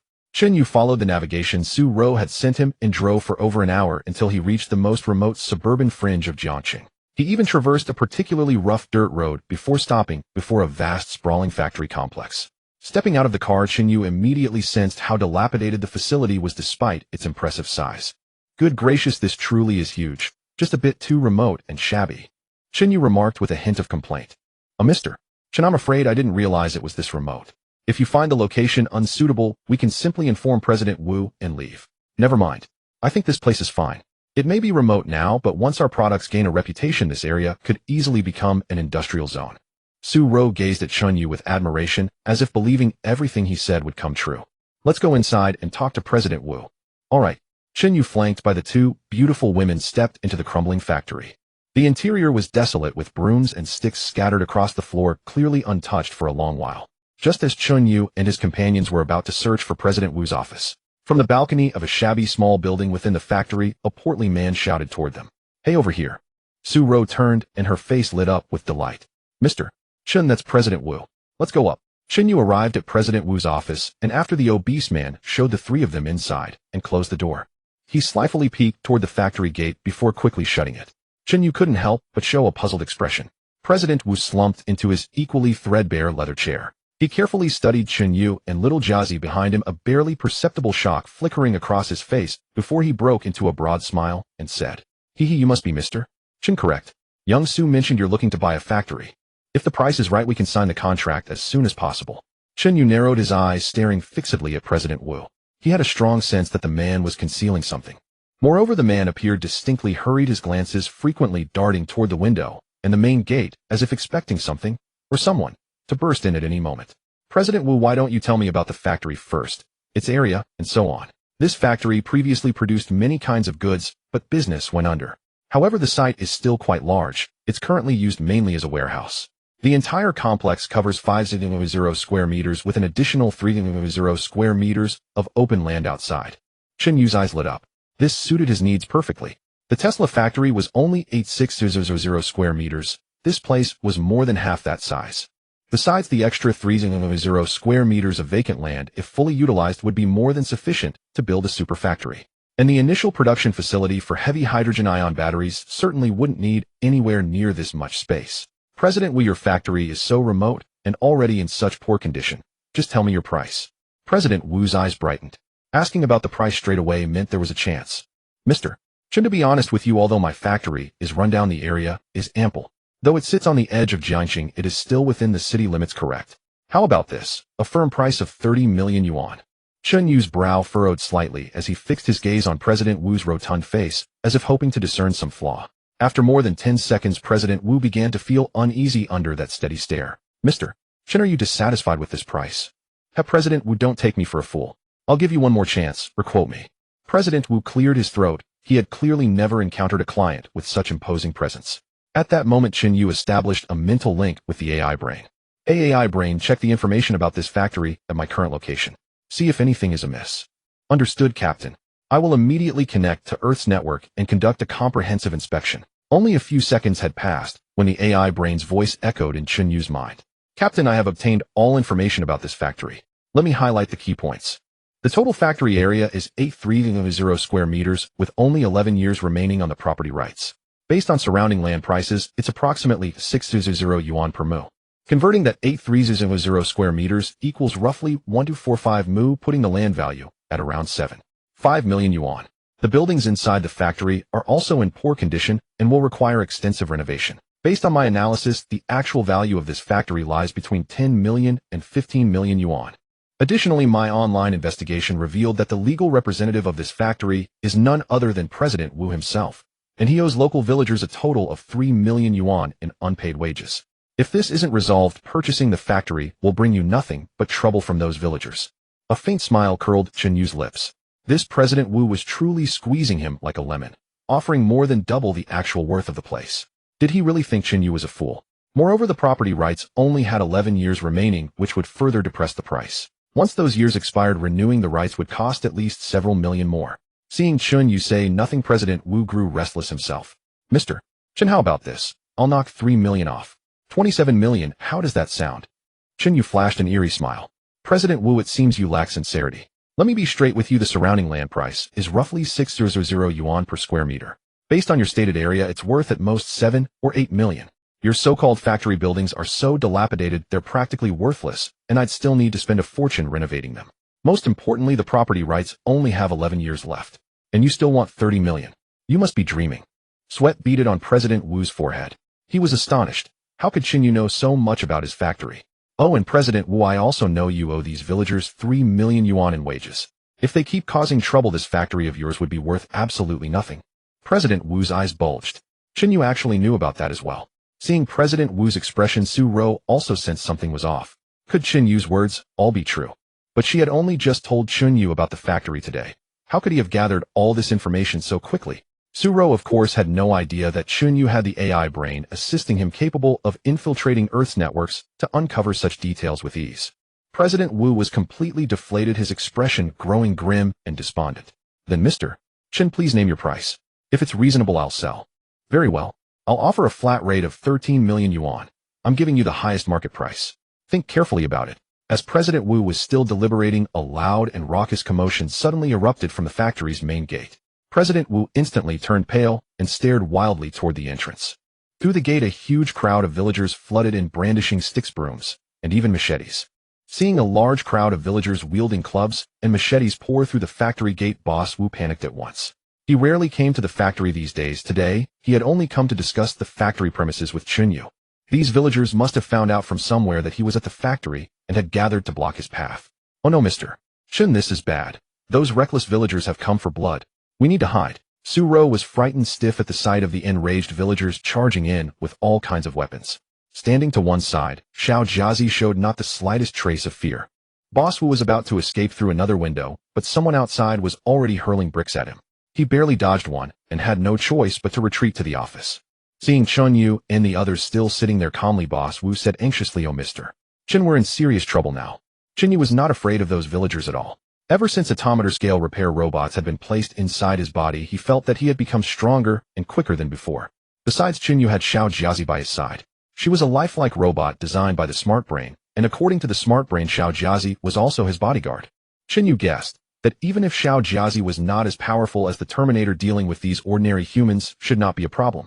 Boss Wu, I advise you to return the villagers' hard-earned wages to them. Otherwise, how am I supposed to run this factory in the future? Boss Wu's face darkened. He had owed those wages for over a year and had originally planned to sell the factory and dump this whole mess on the next owner. He had never expected that before the deal was even completed, these low-life peasants would come storming over. Fine, Mr. Chen. I'll sell it right now at the price you said, 13 million. As long as you complete the payment, I'll immediately transfer the villagers' wages to them. All right. Then go out right now and make it clear to those villagers. Boss Wu was still somewhat afraid. The villagers looked as if they were ready to kill. You coward. Xiao Jiazi, bring him along. Let's go downstairs and have a talk with those villagers. Xiao Jiazi stepped forward, grabbed Boss Wu, who weighed nearly 100 kilos, and hauled him out of his seat like a little chick. Su Ro's eyes widened. How could such a delicate, stunning beauty possess such strength? Putting that aside, the villagers downstairs were acting like madmen, and Chen Yu still intended to go down. What if those villagers hurt him? Mr. Chen, we better not go down now. What if those desperate people hurt you? Chen Yu smiled at her and reassured her, it's fine. They can't hurt me. With that, Chen Yu strode out of the office and headed downstairs. The villagers also saw people coming out of the office and quietly watched to see how this matter would be resolved. Boss Wu's legs had gone weak with fright, and he was extremely reluctant to go down. But this slender, graceful beauty somehow possessed prodigious strength, and he could not even break free from her grip. Chen Yu and the others reached the open ground downstairs and were immediately surrounded by the villagers. Xiao Jiazi flung Boss Wu in front of the crowd. In an instant, several villagers raised their machetes and charged forward as if to chop him down. But they had only taken a few steps when Xiao Jiazi dashed forward, maneuvering nimbly, and kicked the machetes out of those impulsive villagers' hands in a few swift moves. For a moment, everyone stared in shock at the tall, striking figure. This gorgeous woman was actually a martial arts expert. Many found it hard to believe. Chen Yu was also astonished that Xiao Jiazi was so powerful. She had clearly been holding back just now, but she had unleashed her full strength. those villagers would probably have been killed or crippled by a single punch. Seeing that the villagers were cowed, Chen Yu shouted at them, "Everyone quiet down." Then the villagers looked at the tall, straight-backed man in the middle. He seemed to be the key figure here. Once the villagers quieted down, Chen Yu slowly spoke, "I am the next owner who is about to buy this factory. I have already arranged it with Boss Wu. He will pay back all the wages he owes you. Stop making trouble now. If you beat Boss Wu to death, you will not get any money, and you will be arrested and sent to prison to sew uniforms." Hearing Chen Yu say that the wages would be paid to them, the villagers lit up with excitement. "Why should we believe you? That fatty Wu has used countless excuses over the past year. Every time he says he'll pay us the back wages, but then he vanishes. You're all liars. If you ask me, you're just a shill hired by that fatty Wu." A burly middle-aged man holding a machete roared at Chen Yu. The moment he finished, the villagers began to stir restlessly again. Indeed, that fatty Wu had deceived them who knows how many times, always using the same excuse before disappearing without a trace. Chen Yu was speechless. It seemed that Boss Wu truly was an utter bastard. "Everyone calm down. I will pay your wages myself. I'll have the accountant settle with you right now." After saying this, Chen Yu casually kicked fatty Wu, who had collapsed limply to the ground in fear. "Get up. We're signing the contract for 10 million, and I'll use the other 3 million to pay the wages for you." Boss Wu's expression turned extremely ugly. Deep down, he did not want to part with the money at all. Those country bumpkins could be fooled with a few lies, and he would have been able to slip away scot-free. He had not expected Chen Yu to operate this way, and now he really could not stop it. Should he refuse to sell the factory? If it kept being stuck in his hands, he would lose even more. Fatty Wu gritted his teeth and accepted the situation. "Fine. Let's sign the contract. 10 million it is." The villagers felt that this time seemed different. Before long, a timid accountant came out of the factory and handed Chen Yu the villagers' payroll list. Chen Yu had someone bring out a table and set up an on-site office right at the factory entrance. In front of everyone, he signed the factory transfer agreement with Fatty Wu and paid out the wages. About 2 hours later, all of the more than 100 villagers had received their wages by bank transfer. The factory transfer agreement with Fatty Wu was also fully signed, and Chen Yu took the contract and transferred 10 million yuan to the other party's account. As the villagers were leaving, they were especially grateful to Chen Yu and even declared that if anyone ever came to the factory to make trouble, they only needed to call for them from the neighboring village, and they would come to help. After all the villagers had left, only Fatty Wu and Chen Yu's group of 3 remained at the entrance. "Boss Wu, our business is settled. As for the handover of the factory's property rights, let's go to the Real Estate Administration Bureau to register it tomorrow." Fatty Wu's expression was cold and sinister. He had taken a heavy loss today. He could have dodged that 3 million, but this kid had outwitted him. He had secretly sent out a message as soon as he signed the contract with Chen Yu. The reason he could withhold wages with such impunity was that he had some underworld connections. Today he had left in a careless frame of mind and had not brought his thugs. Now all he had to do was wait for his thugs to arrive and threaten Chen Yu, directly forcing him to make up the missing 3 million. Otherwise, he absolutely would not cooperate with the other party in registering at the bureau. After signing the contract with Wu Pengzi, the two parties exchanged contact details and agreed to go to the property registration center the next day to complete the transfer. Just as Chen Yu and his group were about to leave, Wu Pengzi called them back. "Mr. Chen, let me show you around the factory interior first. Since you bought it, you ought to see what's inside." Chen Yu thought that was reasonable, so he followed Wu Pengzi to tour the factory. Wu Pengzi's goal was simple: stall for time until his thugs arrived and took control of Chen Yu and his group. The 3 million yuan paid out today could not be given away for nothing. He would have to squeeze it all back out of Chen Yu. After finishing the tour of the entire factory, Chen Yu found it exactly as he had expected, dilapidated inside. Still, he didn't mind, because for now it would only be used as a warehouse. Anyway, it all needed to be renovated and redone later, as long as the area was large enough. That would do. "Alright, Manager Wu, to be honest, if you had shown me around earlier, I might have cut another 2 million off the price. This place is too run down." Wu Pengzi's mouth twitched. "I haven't even asked you for that 3 million, and you're still thinking about bargaining." Just then his phone vibrated, and he picked it up. A sly smile spread across his face. His thugs had arrived. Chen Yu and his group walked to the factory gate and saw a van pulling to a stop. More than a dozen brawny men covered in dragon and tiger tattoos got out. They looked like street thugs at a glance. Chen Yu narrowed his eyes. These men were obviously not like the villagers from earlier. Wu Pengzi trotted over to the gang of thugs and stopped beside the largest, most heavily tattooed one. "Brother Biao, you finally come. Your little brother has run into terrible luck today. What's the matter, Manager Wu? Who gave you such bad luck? Tell your brothers, and we'll settle it for you. Alas, I should have brought you all along today. Those villagers nearly beat me to death. Those muddy-legged peasants. Want us to go vent your anger for you." Wu Pengzi knew there was no point in going after the villagers now. The urgent task was to catch this Chen Yu and make him cough up that 3 million. "Brother Biao, no need to find the villagers. We'll go after that kid. It's him who made me lose 3 million today." Brother Biao was stunned. 3 million. That's not a small amount. Chen Yu heard everything clearly from across the way. He had basically already figured out why Wu Pengzi had called these gangsters over now. So he was planning to pull a double cross right here. Brother Biao looked at Chen Yu and shouted, "Hey kid, did you hear that? I hear you made Manager Wu lose 3 million. If you're smart, hand over the money or else." Before Brother Biao could finish his threatening words, he noticed the two beauties standing beside Chen Yu. One of them looked like a celebrity with a figure that seemed straight out of 3D modeling. And more importantly, she was dressed very boldly. The outfit Xiao Jiazi wore today had been chosen by Chen Yu. She wore a tight white top with a little camisole, her full perky breasts almost bursting out. Below, a pair of denim hot pants barely covered her, leaving little to the imagination. Her long legs were enough to make any man drool. The other woman was also a great beauty with an equally alluring and well-proportioned figure, but she kept hiding behind Chen Yu, looking timid. Brother Biao grew excited at the sight of these two beauties. In such a remote area with women this gorgeous appearing before him, a wicked flame had already risen in his heart. The dozen or so underlings behind him also couldn't take their eyes off the two women, and some even whistled. Su Ro hid behind Chen Yu, her trembling hands clutching his arm in fear. Chen Yu gave Su Ro a reassuring look indicating that everything was under control. Not bothering with pleasantries, he called out, "Manager Wu, is this how you conduct business? We've already signed the contract. Are you going to back out?" With people backing him, now Wu Pengzi felt confident, and his tone grew arrogant. "Mr. Chen, if it weren't for you, I wouldn't have had to pay out that 3 million. So all of this is your fault. Now I'll give you a choice transfer, 3 million to me, and tomorrow we'll still go through with the property transfer as usual. Otherwise what? Are you trying to take the money and run? I have the transfer records after all. If I call the police, Manager Wu, do you think you can escape?" Wu Pengzi, like an old hand at this sort of game, burst into loud laughter. "Ha ha, Mr. Chen, I'd say you're still too young. As long as I refuse to cooperate, calling the police won't do you any good. This is an economic dispute between us. Even if you sue me, it'll drag on for 6 months or a year. I doubt that would benefit you." Chen Yu clapped his hands. Truly a scoundrel, someone who would default on his workers' wages was indeed a piece of trash. "Since that's how it is, Manager Wu, we have nothing more to discuss. I'll choose to call the police." Wu Pengzi had thought Chen Yu would compromise, but he hadn't expected him to actually want to call the police. He would rather wrestle with a lawsuit for a year or two than spend another 3 million to buy peace. At that moment, Brother Biao spoke up. He had originally come as hired muscle to back Wu Pengzi and intimidate the other side. But now, seeing the two beauties beside that kid, he felt a bit restless.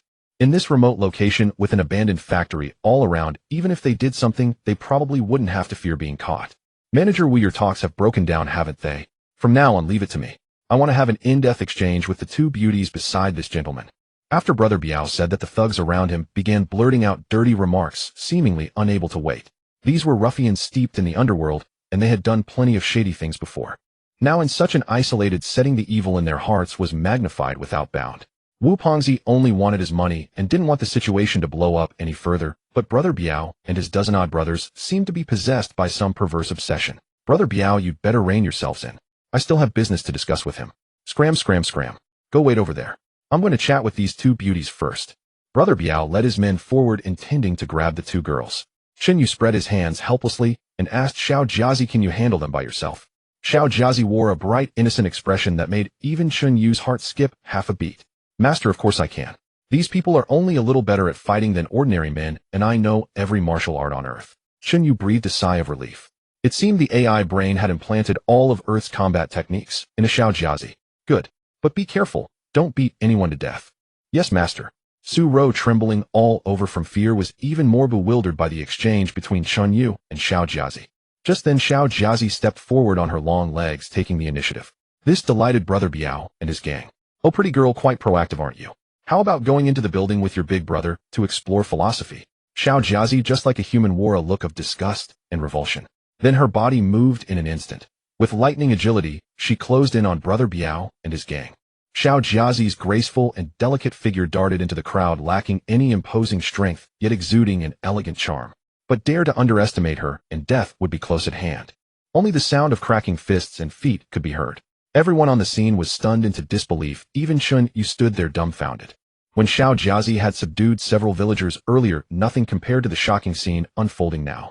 In merely 30 seconds, Biao Gu and his dozen or so henchmen all lay collapsed on the ground, clutching their bellies and wailing in agony. Chen Yu had seen it clearly. Xiao Jiazi used only a single technique, the liver punch beloved by boxing athletes. She threw only a dozen punches, each one precisely striking those thugs' ribs with enough force to rupture their livers. The injury was not fatal, but the excruciating pain was extraordinary. A few hours of rest would restore their mobility. Xiao Jiazi patted the non-existent dust from her hands and stepped back to Chen Yu's side, standing as poised as a proper lady. Su Rou watched from behind with a blank stare, utterly bewildered. Was this even a woman? Wu Pengzi, paralyzed with fear from afar, had previously known this woman possessed considerable strength. Now he realized her combat prowess was equally terrifying. Chen Yu curled his finger, beckoning Wu Pengzi. Hey, come here. Wu Pengzi shuffled forward, trembling. He was genuinely frightened now. Mr. Chen, your company truly harbors hidden dragons. Hey, Mr. Wu, do you still desire that 3 million? No, I don't want it anymore. Very well. To prevent you from causing trouble, we shall go to the property center now to transfer ownership. If you dare play games, I have 10,000 ways to eliminate you. Wu Pengzi was thoroughly terrified. A delicate-looking woman beside him could fight so ferociously. Mr.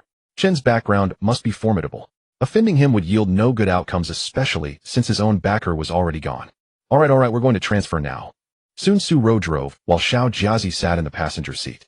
Chen Yu kept Wu Pengzi restrained in the back, and they headed straight for the property transfer center in downtown Jiangxing. After an entire afternoon of procedures, the factory's ownership was finally transferred to Chen Yu's name.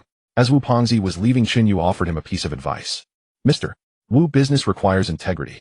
Continue behaving this way, and bankruptcy will come easily. Wu Pengzi nodded and bowed repeatedly. He only wished to leave this young man as soon as possible. Chen Yu drove back to the dealership and returned the vehicle to the manager. Remembering his sports car could only seat two, Chen Yu waved his hand generously and purchased a top-spec Porsche Cayenne. The sales manager grinned from ear to ear. He never expected that lending his car to Mr. Chen once would result in the man purchasing an entirely new vehicle. Manager, regarding my 911 sports car, please arrange for someone to drive it back to my villa. The address is Building 105, Jinjiang Shanshui. Certainly, Mr. Chen. Your request will be fulfilled without delay. Chen Yu drove the new car, carrying Xiao Jiazi and Su Rou, and departed from the dealership. Having successfully secured the factory today, a celebration was in order, especially for Su Rou, whose intelligence had made this possible. Inside the car, Su Rou sat in the passenger seat, gazing at Chen Yu's handsome profile, her heart pounding wildly. Chen Yu turned his head and caught sight of a flushed little face staring intently at him. Xiao Rou, why are you staring at me like that? Su Rou immediately sat upright and replied with embarrassment. No, Mr. Chen, I. Chen Yu flashed a charming smile and asked, what would you like to eat? Thanks to your information, I was able to purchase the factory today. I'm fine with anything, I'm not picky. You could ask Xiao Jiazi, she really helped today. She doesn't need to eat. Chen Yu blurted out. Su Rou, however, wore a puzzled expression. What?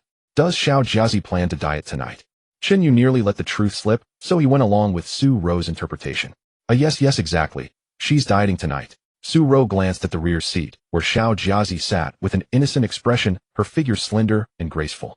How could someone so perfect need to diet? She's already so slender, does she really need to lose weight?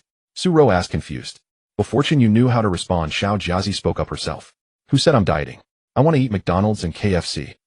Chen Yu was at a loss, thinking to himself, you're a robot. What human food could you possibly eat?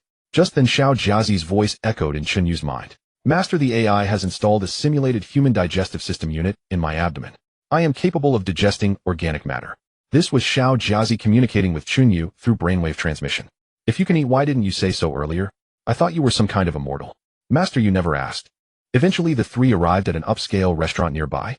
Now that Chen Yu had money, choosing the most expensive and luxurious restaurant was undoubtedly the safest bet. Having purchased the factory today, Chen Yu still had 30,500,000 in cash remaining, sufficient to get the company off the ground. At the dining table, Chen Yu carefully observed how this robot, Xiao Jiazi, actually ate. After watching for some time, Chen Yu discovered that Xiao Jiazi's manner of eating was indistinguishable from that of a normal human. Sometimes Chen Yu felt genuinely bewildered. Had the AI been deceiving him all along? Xiao Jiazi was clearly a real person. After finishing their meal, the three descended downstairs and got into the car. Wanting to be alone with Chen Yu, Su Rou said, Mr. Chen, why don't you drive Xiao Jiazi home first? No need. She lives with me. Su Rou's face instantly turned pale. She had never imagined that Chen Yu was living together with such a stunning beauty. She had originally hoped to make an effort to become Mr. Chen's woman, securing a lifetime of comfort and security. Now learning that Chen Yu already had a new love, Su Rou stood frozen, utterly at a loss. Seeing Su Rou in such a despondent state, Chen Yu realized he had likely said something wrong. He quickly tried to clarify. Xiao Rou, it's not what you think. Xiao Jiazi is not. Darn it, she's not my. Never mind, she simply lives at my place. Su Rou was no child. With such a beautiful woman in his home, could Chen Yu truly maintain restraint? They clearly shared that kind of relationship. Why was he bothering to explain? Speechless, Chen Yu simply drove both women to his own home. Throughout the journey, Su Ro was lost and thought deflated like a punctured balloon. Arriving at Chen Yu's villa, Su Ro was still somewhat dazed. Xiao Ro, why don't you stay here tonight? Only then did Su Ro look at Chen Yu, then glanced at Xiao Jiazi, whose innocent expression contrasted sharply with her beautiful, yet alluring appearance. Although Su Ro was fond of Chen Yu, handsome and wealthy, she still found it hard to bear being the third wheel now that Chen Yu was with Xiao Jiazi. Su Ro in her nightgown came to the living room and found Xiao Jiazi darting about in a scanty outfit. She hadn't expected this woman's prowess to be so high. To lure Chen Yu with such methods, Su Ro felt she had been utterly defeated. She truly found it difficult to compete. Chen Yu came out of the bathroom and saw Xiao Jiazi clad in revealing attire in the living room, so he quickly scolded her. Xiao Jiazi, from now on don't dress like this at home. Master, you do like me this way, don't you? Then I'll warm your bed right now. Chen Yu rubbed his brow. He felt that even diving into the Yellow River couldn't wash away this embarrassment. He had still hoped to win over Su Ro, the real person, but now this happened. Su Ro couldn't help but wonder what she had imagined him to be. Indeed, when Su Ro heard Xiao Jiazi's wolfish words, her expression instantly collapsed. Mr. Chen, I think I should go back now. I'm sorry for tonight, I won't trouble you any longer. Su Ro said, then she turned to return to her room to change clothes. Chen Yu hurried forward and pulled her back. Su Ro, listen to me. If I told you that Xiao Jiazi isn't like that I have nothing with her, would you believe me? What could I believe? Her words carried blame. She broke free from Chen Yu's grasp, returned to her room, and soon after dressed neatly, then slammed the door. Chen Yu looked toward the door and sighed. He had thought he might enjoy a real meal tonight, but this had escalated into this. Master, what's wrong with Miss Su? She seems angry. Tonight, don't come into my room. Chen Yu, somewhat irritated, said before returning to his room.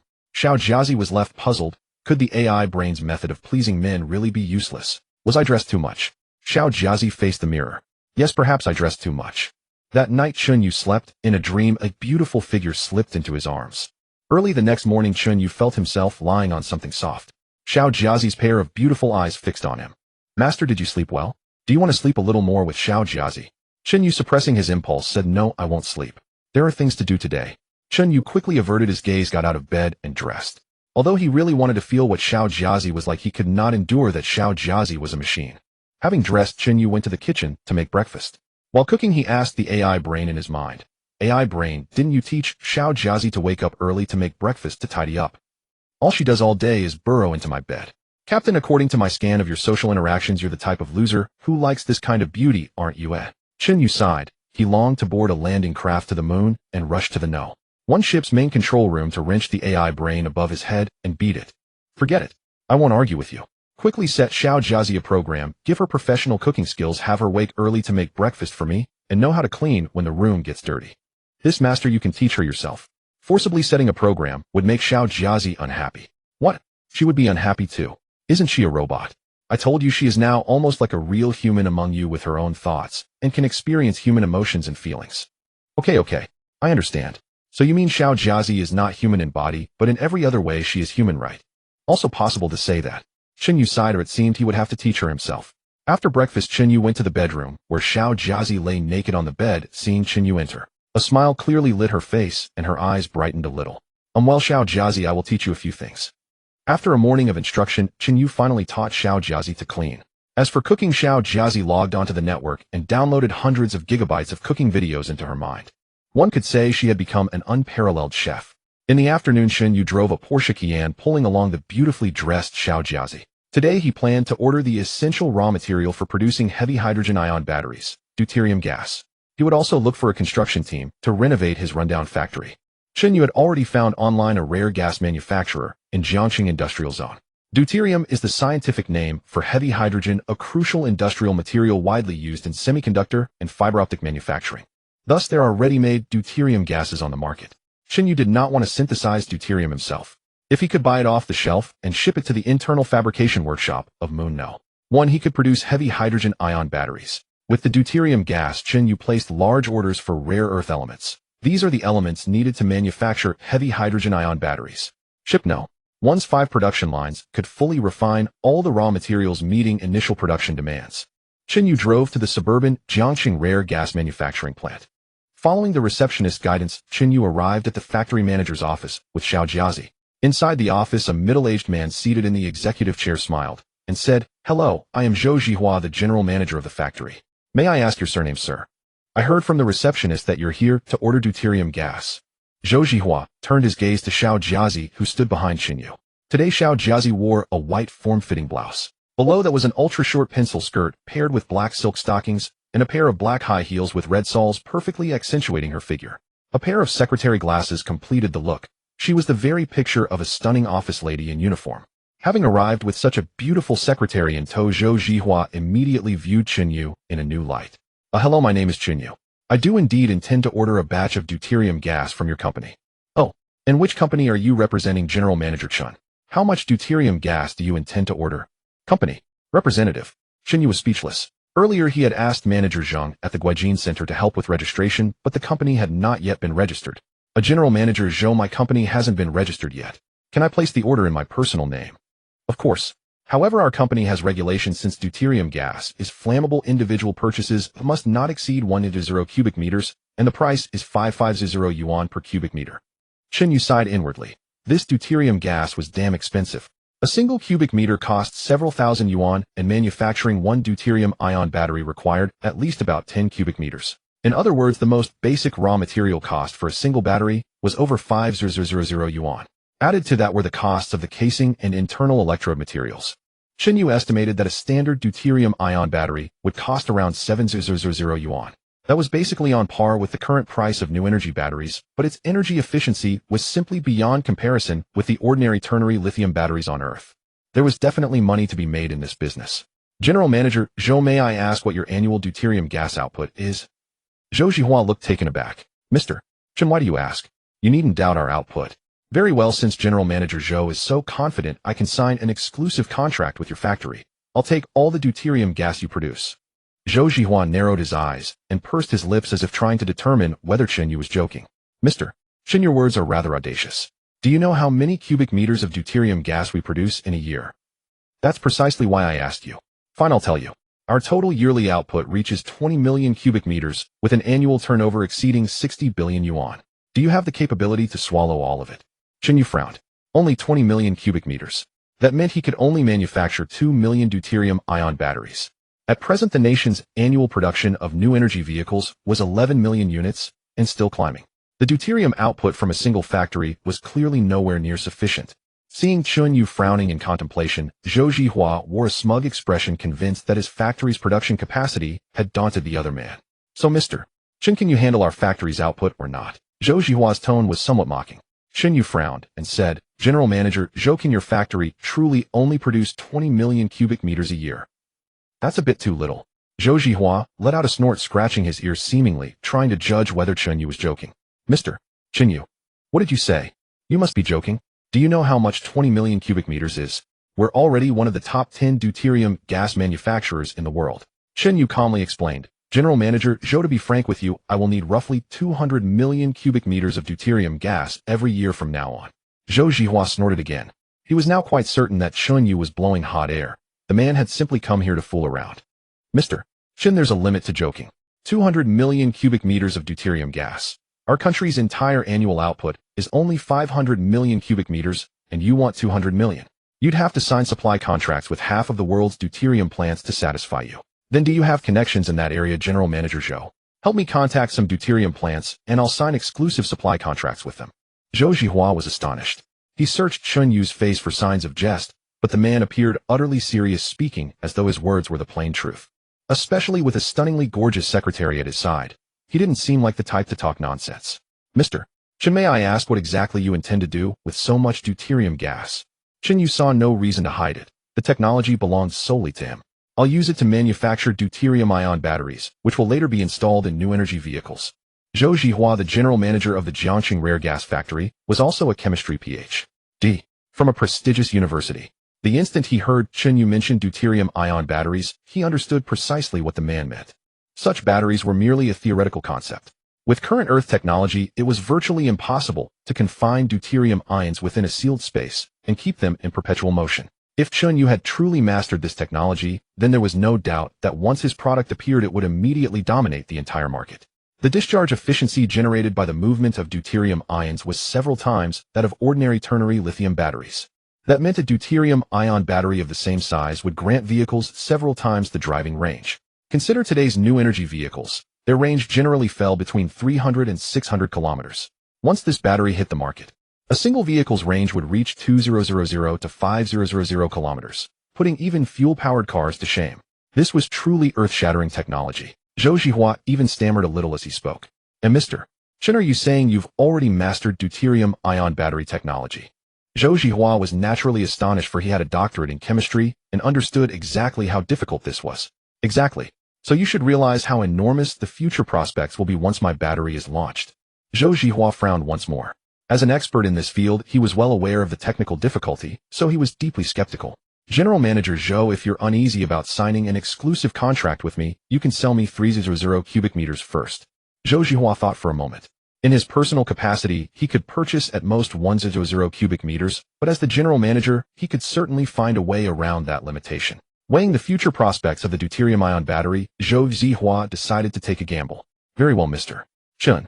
I can find a way to secure the 3000 cubic meter order for you, but I have one condition. What condition? If you truly develop the deuterium-ion battery, I want a stake in the company. Chen Yu stared at Zhou Zhihua, as if trying to see straight through him. This was a golden opportunity, and this fellow was certainly sharp. Still, Chen Yu realized that he would need Zhou's help in the future, and a large company could hardly be managed by one person alone. Fine, General Manager Zhou, I agree. But your stake can be at most 1%, and you can only buy in after my company's product is unveiled and the company receives a valuation. Chen Yu was well aware that once his company's product hit the market, it would shake the world. Its valuation would start at no less than $1 trillion, and even a one stake would be worth tens of billions. Then all that remained was to see whether Zhou Zhihua had that much money to buy in. Zhou Zhihua was equally aware of how enormous the prospects would be once such a battery appeared. Even one would be enough to make him a fortune. Great, Mr. Chen. Then it's settled. Afterward, Zhou Zhihua prepared the paperwork for Chen Yu and placed orders for 100 cubic meters, each in the names of 2 other people. This brought Chen Yu's total to 300 cubic meters. They signed a sales agreement at a total price of 16.5 million yuan. After paying, Chen Yu had only 14 million yuan left, and he exclaimed that this stuff was damn expensive. Chen Yu had expected 300 cubic meters of deuterium gas to be a lot, but after compression, it was packed into just 2 small trucks. If he hadn't asked the AI to recalculate the volume, he would almost have thought Zhou Zhihua was trying to cheat him. Chen Yu had the drivers haul the 2 trucks of deuterium gas to a rundown factory on the outskirts. Although the place was shabby, it could still serve as a warehouse. Thoughtfully, Zhou Zhihua had sent a few porters along with the trucks. After the goods were moved into the factory, Chen Yu transferred an extra 300 yuan to each worker as a tip. After seeing off the drivers and porters, Chen Yu and Xiao Jiazi looked at the row of deuterium gas cylinders that resembled household gas canisters. Master, keeping this deuterium gas in the factory doesn't seem safe. That's true, but the factory hasn't hired any security guards yet. How about we move it to the moon tonight? That works. So Chen Yu notified the AI and ordered the landing ship to come transport the deuterium gas. Only 10 minutes later, Chen Yu felt a gust of wind sweep across the open ground in front of the factory. It had to be the landing ship. It was already night, and the nearest village was 2 or 3 kilometers away. The landing ship no longer had any need to remain cloaked. Looking at the deuterium cylinders, Chen Yu was at a loss because he certainly couldn't ask porters to carry them onto the landing ship. But there were so many. Would he have to move them himself? Recalling the crawling robots aboard Spaceship No. He thought they could make quick work of it if they came over. Just as Chen Yu was about to contact the AI to send another landing ship with a few robots down, Xiao Jiazi had already rolled up her sleeves, grabbed 3 large cylinders in one hand, and dashed toward the landing ship's cargo hold. Chen Yu stepped forward and hefted one. Each cylinder weighed at least 50 or 60 pounds, and Xiao Jiazi was carrying 6 at once. That was over 300 pounds, yet she still moved as if flying. The most amusing part was Xiao Jiazi's slender, graceful figure, holding deuterium cylinders larger than her entire body in her hands. The scene looked utterly comical. It was like a petite 1.4-meter girl running at top speed, while carrying a 2-meter giant in each hand. Chen Yu simply stared at Xiao Jiazi as she bustled back and forth. Less than 10 minutes had passed. She alone had moved all the deuterium cylinders into the landing ship's cargo hold. Now Chen Yu finally believed that Xiao Jiazi was a robot, something he had never been certain of before. He had assumed Xiao Jiazi was just a beautiful woman brainwashed by the AI. But moving all those cylinders in 10 minutes, only a robot could do that. After moving all the deuterium cylinders, Xiao Jiazi came to Chen Yu's side seeking praise. So, Master, aren't I amazing? Chen Yu smiled at her. I'm not bad. Now I'm certain that you really are a robot, because no human could possibly accomplish what you just did. Xiao Jiazi doesn't like it when Master calls her a robot. All right, I understand. From now on, I'll treat you as a real human. Thank you, Master. Xiao Jiazi snuggled into Chen Yu's arms. Just as he was not paying attention, she looked up and stole a kiss. The little clip actually kissed Chen Yu. Caught completely off guard, Chen Yu was stunned by the kiss. He could actually feel a moist, smooth sensation, almost with a faint fragrance. Of course, he had kissed his ex-girlfriend before, and this feeling was no different from kissing a real person. If anything, it was even more thrilling and pleasurable due to the little clip's beauty. Chen Yu was somewhat dazed. Don't kiss me out of nowhere from now on, got it? Oh, I couldn't help it, the little clip likes her master the most. Chen Yu sighed and rubbed his forehead. It seemed the AI brain had programmed into the little clip's core that her master was the one she loved most. Chen Yu instructed the AI brain to pilot the landing vessel into the sky, transporting deuterium gas to the moon, where the production line aboard Ship No. 1 would manufacture heavy hydrogen-ion batteries. As for the other rare metals and raw materials needed for battery production, they could be mined directly on the moon. The moon's mineral deposits were equally abundant. Since Ship No. 1 carried mining robots, they could handle extracting the necessary raw materials themselves. With just the deuterium gas supplied by Chen Yu, he could wait for Ship No. 1 to produce the heavy hydrogen-ion batteries. 3 days later, Chen Yu's company was officially registered with its address on the top floor of the International Financial Center. Chen Yu had thought long and hard about the company name before finally settling on Huanyu Technology. It meant exploring the universe in the future, and also contained Chen Yu's own name, grand and majestic. Chen Yu had the AI brain design a cool company logo. It featured a Saturn-like ring combined with an Earth-like planet, and at first glance, it looked like a high-tech company. The company's registered capital was 1 billion yuan, but it could be paid in full after the company's products hit the market. A week later, Zheng Hui from the Guojin Center called. Mr. Chen, your 3-story office building has been fully prepared. Would you like to come take a look? Chen Yu had been waiting for the office to be ready, so he followed the little clip out the door. First, Chen Yu drove to the Porsche dealership. Seeing Chen Yu come personally to pick her up, Su Ro's mood improved considerably. Xiaoro, my company is registered, and the office is ready. You can leave with me now. Su Ro was still thinking about Chen Yu and the little clip with a hint of resentment on her face. But she really did want to start a business with Chen Yu, and in the end she completed her resignation procedures and left with Chen Yu. Watching Su Ro follow Chen Yu out of the dealership, the sales manager and a group of employees looked at Su Ro enviously. I'm so envious of Su Ro.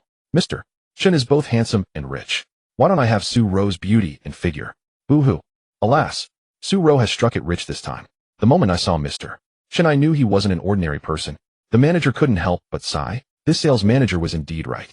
Su Ro would eventually become the CEO of Huanyu Technology, managing a super commercial empire worth tens of trillions. In the future, she would become one of the most influential women in the world, but that's a story for later. Su Ro followed Chen Yu to his Porsche Cayenne, where a graceful figure was already sitting in the passenger seat. Su Ro's expression fell immediately when she saw the little clip in the car. Why is she in the car? Chen Yu scratched his head and could only say awkwardly, she's my secretary. She'll obviously stay by my side. Su Ro frowned, feeling terrible as she recalled the little clip's revealing outfit running around Chen Yu's house. It made her deeply uncomfortable. Chen Yu gave the little clip a look, and she could only comply reluctantly, obediently opening the car door and moving to the back seat. When Su Ro saw that Chen Yu's single glance had sent the other person away from the passenger seat to make room for her, her mood improved considerably. Chen Yu stepped forward proactively to open the car door for Su Ro. Miss, get in. You're the president of my company now. Su Ro shot the mischievous Chen Yu an annoyed glance, but still got into the car with her long legs. Chen Yu drove to the underground garage of the Guojin Center, then took the elevator straight to the top floor. When they entered the top floor, Su Ro was stunned. The surroundings were bright and airy with views of the entire cityscape of Jiangqing. The decoration was first class, and what caught the eye first was the massive Huanyu Technology logo resembling Saturn's rings. Chen Yu is the company named Huanyu Technology. Yes, exactly. It means we'll be heading toward the stars and the universe in the future. Su Ro was also moved by Chen Yu's ambition. Chen Yu brought Su Ro to a huge office. This will be your office from now on. Su Ro saw the nameplate on the executive chair that read General Manager Su Ro. You really want me to be the general manager? Who else? The company is just starting out, so I won't discuss salary with you now. Once the company's products are launched, I'll give you shares. Su Ro hadn't thought much about shares or even considered salary. She just felt an inexplicable excitement wanting to work alongside Chen Yu. Su Ro didn't know that her decision today would make her the world's richest woman in the future. Chen Yu told Su Ro everything the company needed to do next, and she, having studied business administration, knew many of the steps. Next, Su Ro's job was to hire people. The company was currently divided into a research and development department responsible for refining and packaging Chen Yu's high-tech products. The marketing department handled connecting with offline manufacturers and clients for resource and cooperation coordination. The sales department was in charge of promoting products and finding cooperation partners. The customer service department managed after-sales support. The security department oversaw internal safety. And the external affairs department handled communications with government agencies and major cooperating companies. From then on, Su Ro would be busy.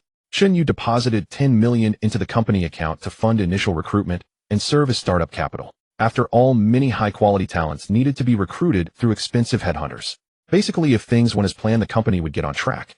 Another 2 million was transferred to Zheng Hui for the office decoration. Looking at the 4 million remaining in his account, Chen Yu realized he'd need to sell a few more gold bars just to sustain operations. The upcoming product launch needed to be grand and impactful, aiming to push the heavy hydrogen-ion batteries into the market all at once. Chen Yu drove back to his home in Jinjiang Shanshui Villa. With only 2 million yuan in hand now, if the upcoming new product launch wasn't promoted well enough, its impact would certainly suffer. Jineo, have the landing craft bring me a few gold bars. Understood, Captain. Just a few minutes later, the cloaked landing craft touched down in Chen Yu's garden. Xiao Jiazi carried 5 gold bars down from the landing craft, and the landing craft rose into the air again and vanished. Chen Yu stuffed all 5 gold bars into his backpack. Each bar weighed 25 jin, and 5 bars came to 125 jin.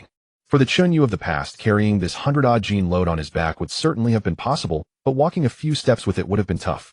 But now with the Ami repair robots inside him, he could feel his physical functions gradually improving.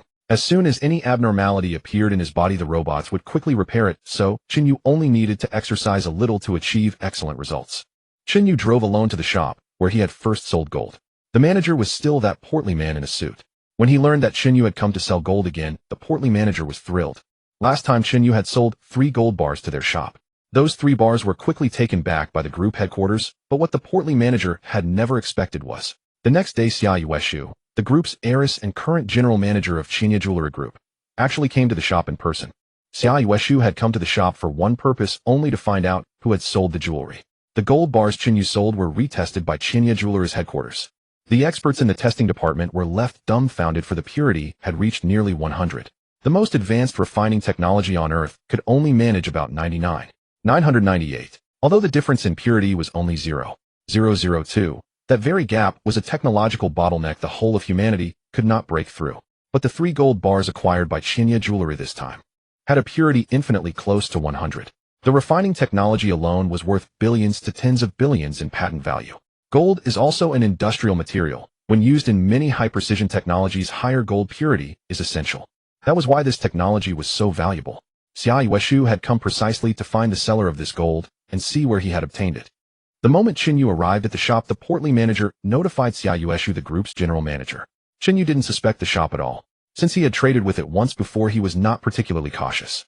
He simply took out all 5 gold bars, and the portly manager arranged for someone to carry out basic procedures such as purity testing.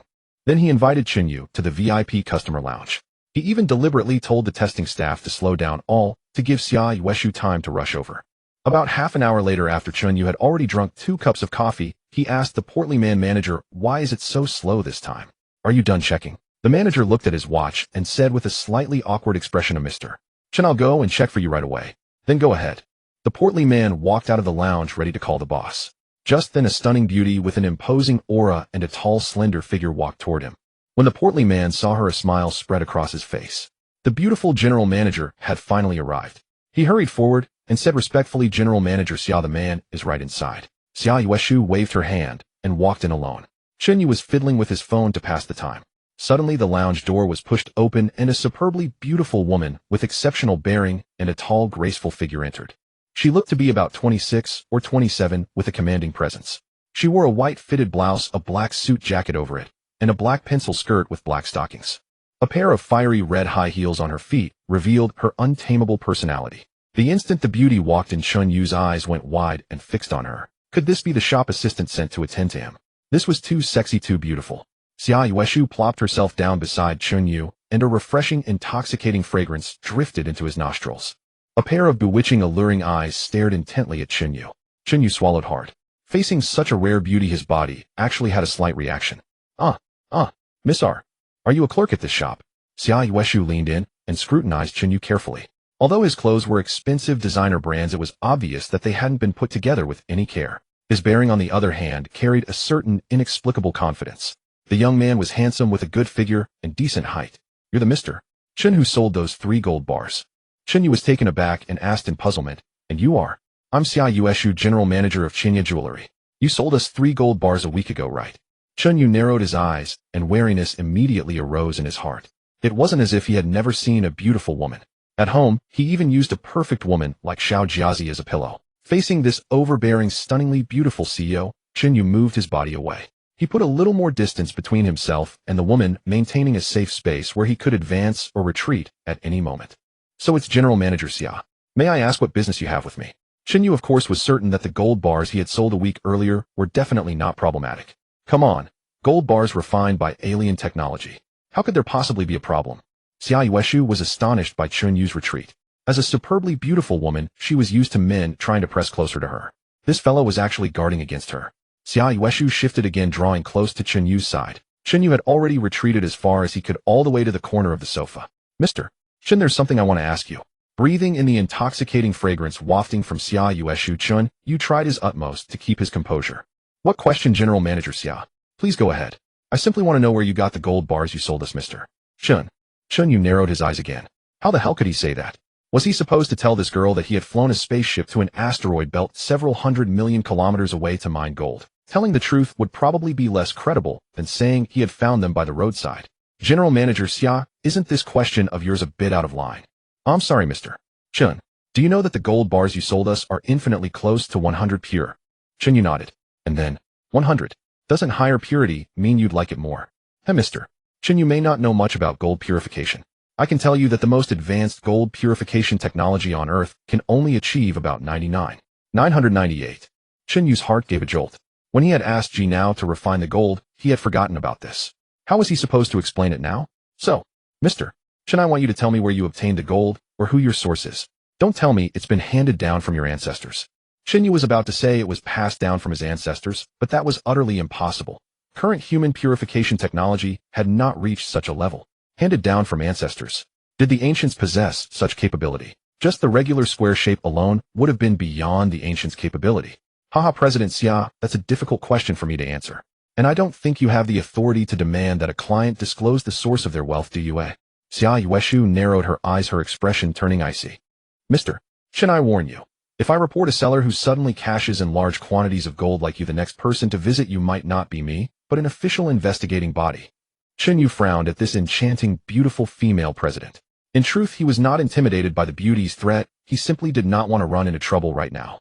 Wait until his product launched in a while. What was this paltry sum then? Go on, what exactly do you want?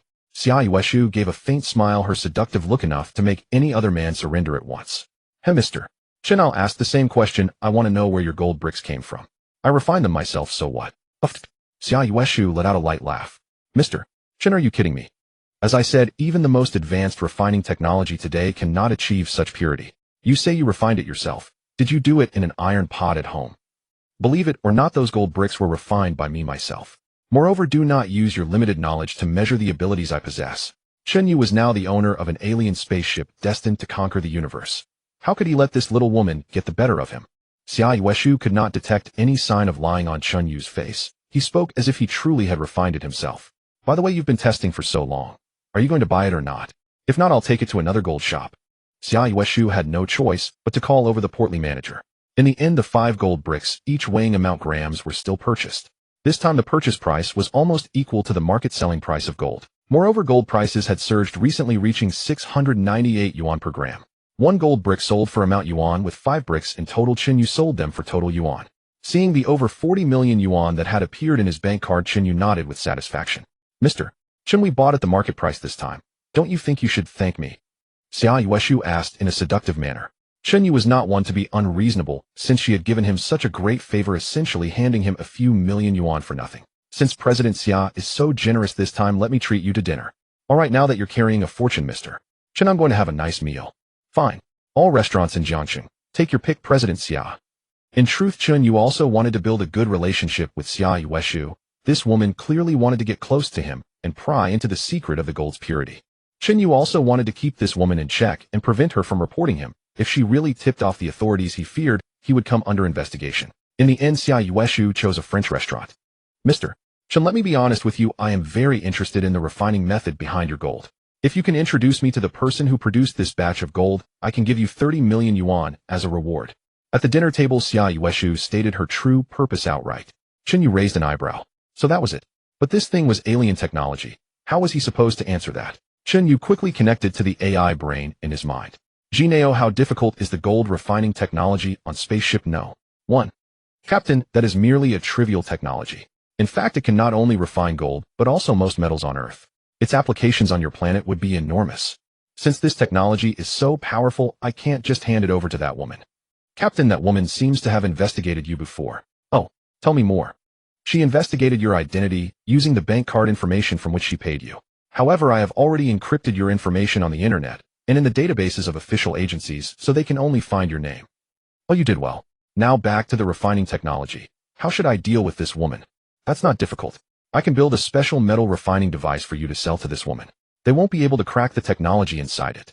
Moreover, these refining devices all have backdoor programs allowing us to terminate their operating permissions at any time.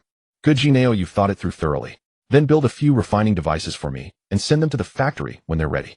Understood, Captain. After instructing Jineo, Chen Yu looked at Xia Yueshu and said with a smile, Head President Xia, to be honest, I am the boss of a tech company. The refining technology you mentioned is the RD result of my company. At these words, Xia Yueshu was visibly stunned for a moment, and then excitement appeared on her face. Mr. Chen, is that really true? True, absolutely true.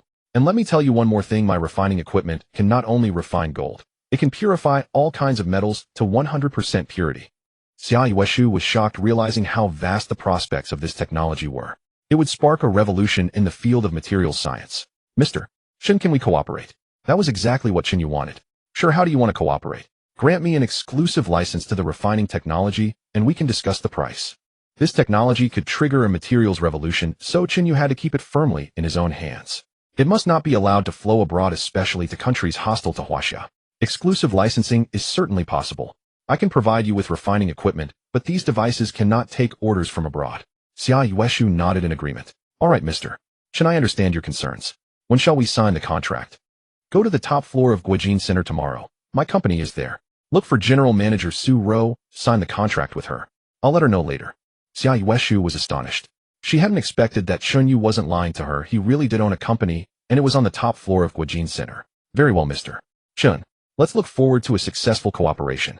After finishing his lunch with Xia Yueshu, Chen Yu went to Guijin Center. After informing Su Ro of the contract signing with Xia Yueshu of Qinya Jewelry the next day, he transferred another 30 million yuan into the company account. Chen Yu told Su Ro to make good use of the 30 million as initial promotional funds to build momentum for the deuterium-ion battery. Chen Yu handed over to Su Ro various materials created by Ji Now that were ahead of the time's posters, product footage, videos, product promotional images, and so on. The new product launch was set for half a month later.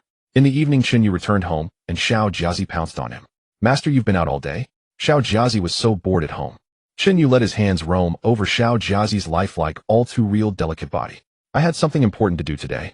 Since you're bored, let's go take a spin around the moon. Great, great. Chen Yu also wanted to go to the mothership of Spaceship No. 1 to check on the manufacturing progress of the deuterium-ion battery. So a few minutes later, a landing craft quietly descended in Chen Yu's garden. Taking advantage of the night, the two boarded the landing craft and headed straight for the moon. Chen Yu's small landing craft was also equipped with an antimatter annihilation engine. Its speed was comparable to that of the mothership. From acceleration to deceleration, it took less than 10 minutes to land on the far side of the moon. They entered the No. 1 spaceship. Chen Yu and Xiao Jiazi followed the Jinao robot to the production workshop. It was the first time Chen Yu had ever been to the ship's manufacturing section. This area, situated at the very core of the spaceship, was surprisingly spacious. Each production line stretched over 100 meters, rivaling the scale of large industrial plants. These were Chen Yu's cash cows. Thanks to Ji Nao's modifications, the 5 production lines could manufacture any mechanical product. Chen Yu noticed that one line was not producing batteries, but cars. This was a high-tech new energy vehicle designed by Ji Nao with all raw materials mined from the moon. Captain, we currently have 300 cubic meters of deuterium gas, enough to produce 300 deuterium-ion batteries. I plan to build 50 advanced energy vehicles powered by these deuterium-ion batteries to complement our new product launch. Not bad, Ji Nao. You read my mind. Also, Captain, regarding the newly acquired factory, I believe we can set up the production lines ahead of schedule. As for the shabby appearance, we can dispatch robots to carry out renovation work. Chen Yu frowned in thought, feeling somewhat uneasy. Ji Nao, what if people see these alien tech robots when they go to renovate the factory? That's simple. We'll just do the construction at night.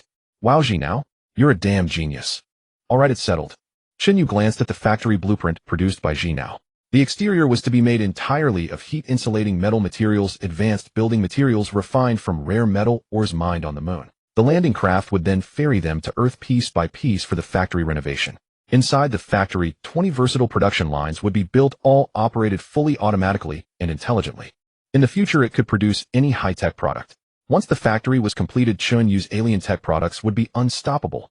The next morning, Xia Yueshu, general manager of Chen Yu Jewelry, led her signing team to the top floor of Guojin Center. Su Rou had proved exceptionally capable and responsible over the past few days. By now, Huan Yu Technology had recruited over 100 employees, each one an elite.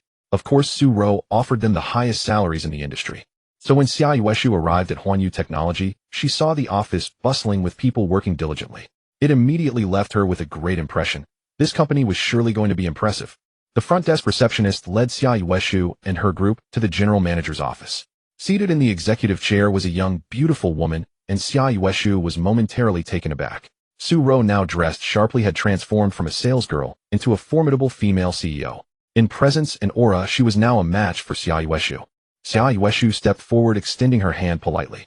Hello, I'm Xia Yueshu. Mr. Chen asked me to come see you today. Su Rou rose from her executive chair and walked over to greet her. Their hands clasped together. You must be President Xia of Chen Yu Jewelry. Chen Yu mentioned your contract signing yesterday. The two women sat down on the sofa while Xia Yueshu's team obediently stood aside. A secretary came in to serve tea to Su Rou and Xia Yueshu. President Su, I believe you already know that I intend to be the exclusive agent for your company's new generation of purification equipment. I've already reviewed the materials Mr. Chen gave me yesterday. Let's discuss the price. The two women spent the entire morning in intense negotiation. This time Xia Yueshu had met her match. Su Rou was far from satisfied with the price Xia Yueshu proposed. In the end, the two engaged in fierce negotiations in the office. The final agency fee, starting from Chen Yu's bottom line of 500 million a year, was negotiated by Su Rou up to 800 million annually plus 15 of the net business profits. Huan Yu Technology would supply 10 large purification units to Chen Yu Group. That meant Xia Yueshu would not only pay Huan Yu Technology an annual agency fee of 800 million. Moreover, 15 of the profits generated by those purification units business would also be taken. The negotiation was a great success for Huan Yu Technology. Su Rou was secretly looking forward to seeing Chen Yu's reaction. He would surely grin from ear to ear and praise her lavishly. Meanwhile, Xia Yueshu sat in her car on the way back, her face icy cold. She hadn't expected to be outmaneuvered at every turn today. This woman named Su Rou was clearly no ordinary person. The secretary beside her reminded her, President Xia, why didn't you communicate with Mr. Chen? That plan Su Rou proposed was obviously her own subjective fantasy. Why did you agree to it in the end? Xia Yueshu said helplessly. The way that woman carried herself today was like the boss's wife. If I'm not mistaken, Su Rou is Chen Yu's woman, so we can't afford to offend her. The secretary shrank back and stopped stirring up trouble. Xia Yueshu, reflecting on the globally leading purification technology she was about to acquire and its enormous future prospects, no longer minded these petty gains. Time passed swiftly, and half a month slipped by in a blink. When Chen Yu visited the company again, it had been completely transformed. The three-story building was now fully staffed, and every department operated in an orderly manner. Chen Yu sat on the sofa in the general manager's office with Su Rou demurely seated beside him. When the secretary came in to serve tea, she couldn't help stealing a few extra glances at the handsome man next to President Su.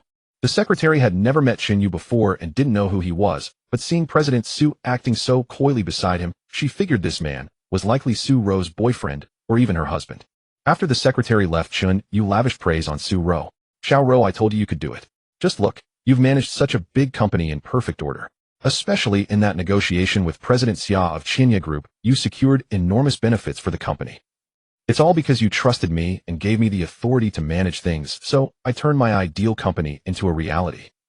Not bad, you're amazing. Chen Yu took the opportunity to pull Su Rou into his arms. Her pretty face flushed. She hadn't expected him to be so direct, and for a moment she was at a loss. Chen Yu thought to himself, as the boss, if he made a move on his female employee, she probably wouldn't reject him. But at that moment the office door was abruptly pushed open. Just as Chen Yu was about to do something with Su Rou, there was a sudden bang as the door burst open. A slender, graceful figure rushed in. This figure could only be Xiao Jiazi. Following behind her was Su Rou's secretary, looking flustered. Upon seeing Chen Yu embracing Su Rou, Xiao Jiazi immediately pouted. Earlier Chen Yu had asked her to wait at the door, but she had grown so bored that, missing him terribly, she had rushed in, Her secretary had been unable to stop her, and so she witnessed this scene. The secretary hurriedly apologized. "I'm sorry, President Su, this young lady was simply impossible to restrain." Su-ro was at a loss for words. Why did Xiao Jiazi have to appear wherever she was bursting in at such an inappropriate moment and ruining everything? "Xiao Fong, you may leave first. This young lady is my friend." Secretary Xiao Fong stepped out and closed the door behind her. Xiao Jiazi bounced over to Chen Yu's other side, plopped down, and mimicking Su-ro's posture leaned against his other shoulder. Chen Yu's expression was awkward. Su-ro stood up and said coldly, "Mr. Chen certainly has excellent taste, bringing this girl everywhere he goes." Her words were clearly laced with jealousy. Chen Yu was equally exasperated. Just moments ago he had been about to make his move, and then Xiao Jiazi had burst in. It seemed he would need to properly educate that mechanical brain once they returned. Before leaving, Chen Yu discussed the final details of tomorrow's new product launch with Su-ro. Su-ro patted her chest and assured him this launch would surely achieve complete success, and the preliminary promotion had been extremely effective. Many media outlets, numerous new energy vehicle manufacturers, and even official institutions from Yinxiao would send representatives. They had come because the promotions claimed Huanyu technology had broken through a major technical bottleneck. They claimed to have produced a new type of energy battery with a discharge efficiency 510 times that of ordinary ternary lithium batteries. This was an earthquake-level revelation in the scientific community, and many high-tech enterprises initially refused to believe it. Such a technology was impossible in this world, so some top tech companies simply did not send anyone, while others dispatched people merely to watch the spectacle unfold. Especially certain tech media who came purely to witness how Huanyu technology would embarrass itself. Even the United States across the ocean had received the news. Rumors spread that a company in Yinxia had manufactured a battery with efficiency several times superior to ternary lithium. Initially skeptical, they were forced to take notice given the massive promotional campaign sweeping the internet. To gather intelligence, the United States dispatched operatives to investigate. The following day, with Xiao Jiazi's assistance, Chen Yu donned a custom-tailored suit. "Master, you look absolutely stunning." Xiao Jiazi loves it. Indeed, over the past half-month, with the help of the Ami repair robot, Chen Yu's body had become healthier and his figure more muscular and well-proportioned. Without exaggeration, even top-tier male models might not match Chen Yu's current physique. How is the venue preparation coming along? Last night, 50 new energy vehicles equipped with heavy hydrogen-ion batteries along with 250 heavy hydrogen-ion batteries were already transported to the factory. The on-site setup is complete. Excellent. Today is the day Huanyu technology makes its mark. Meanwhile, at the entrance of Chifu village in the suburbs of Jiangxing, rows of luxury cars, broadcast vans, and private vehicles had completely clogged the access road. In the rear seat of a military licensed vehicle sat two men, Zhou Zheng, an officer from the Ministry of Defense of Yinxia, and Lu Chang, an officer from the Ministry of Science and Technology. "I wonder why Huanyu Technology's factory is built in such a remote location," Zhou Zheng said irritably. Lu Chang frowned and replied, "Our superiors sent us here to verify whether the battery this company claims to have released is truly as miraculous as they assert. However, I suspect it is mostly bluffing. They are likely attempting to scam investments, attract venture capital, and then abscond with the funds. That is why they have rented a temporary factory at such a low cost in this remote place." Zhou Zheng nodded in agreement, his impression of Huanyu technology already severely diminished. Chen Yu, meanwhile, had landed covertly via a landing craft at an open area behind the factory, which had been cordoned off so nothing could be seen from the outside. The factory, after being renovated for half a month by alien robots, had been almost completely transformed. Its exterior was constructed entirely from new materials, gleaming with a silvery metallic luster, while the interior production lines resembled scenes from science fiction. It was unrecognizable compared to the abandoned factory it had been before. Atop the massive structure, the Huanyu technology logo was clearly visible even from outer space. The entire factory was directly controlled by a neural network intelligence requiring virtually no human labor to achieve fully automated production.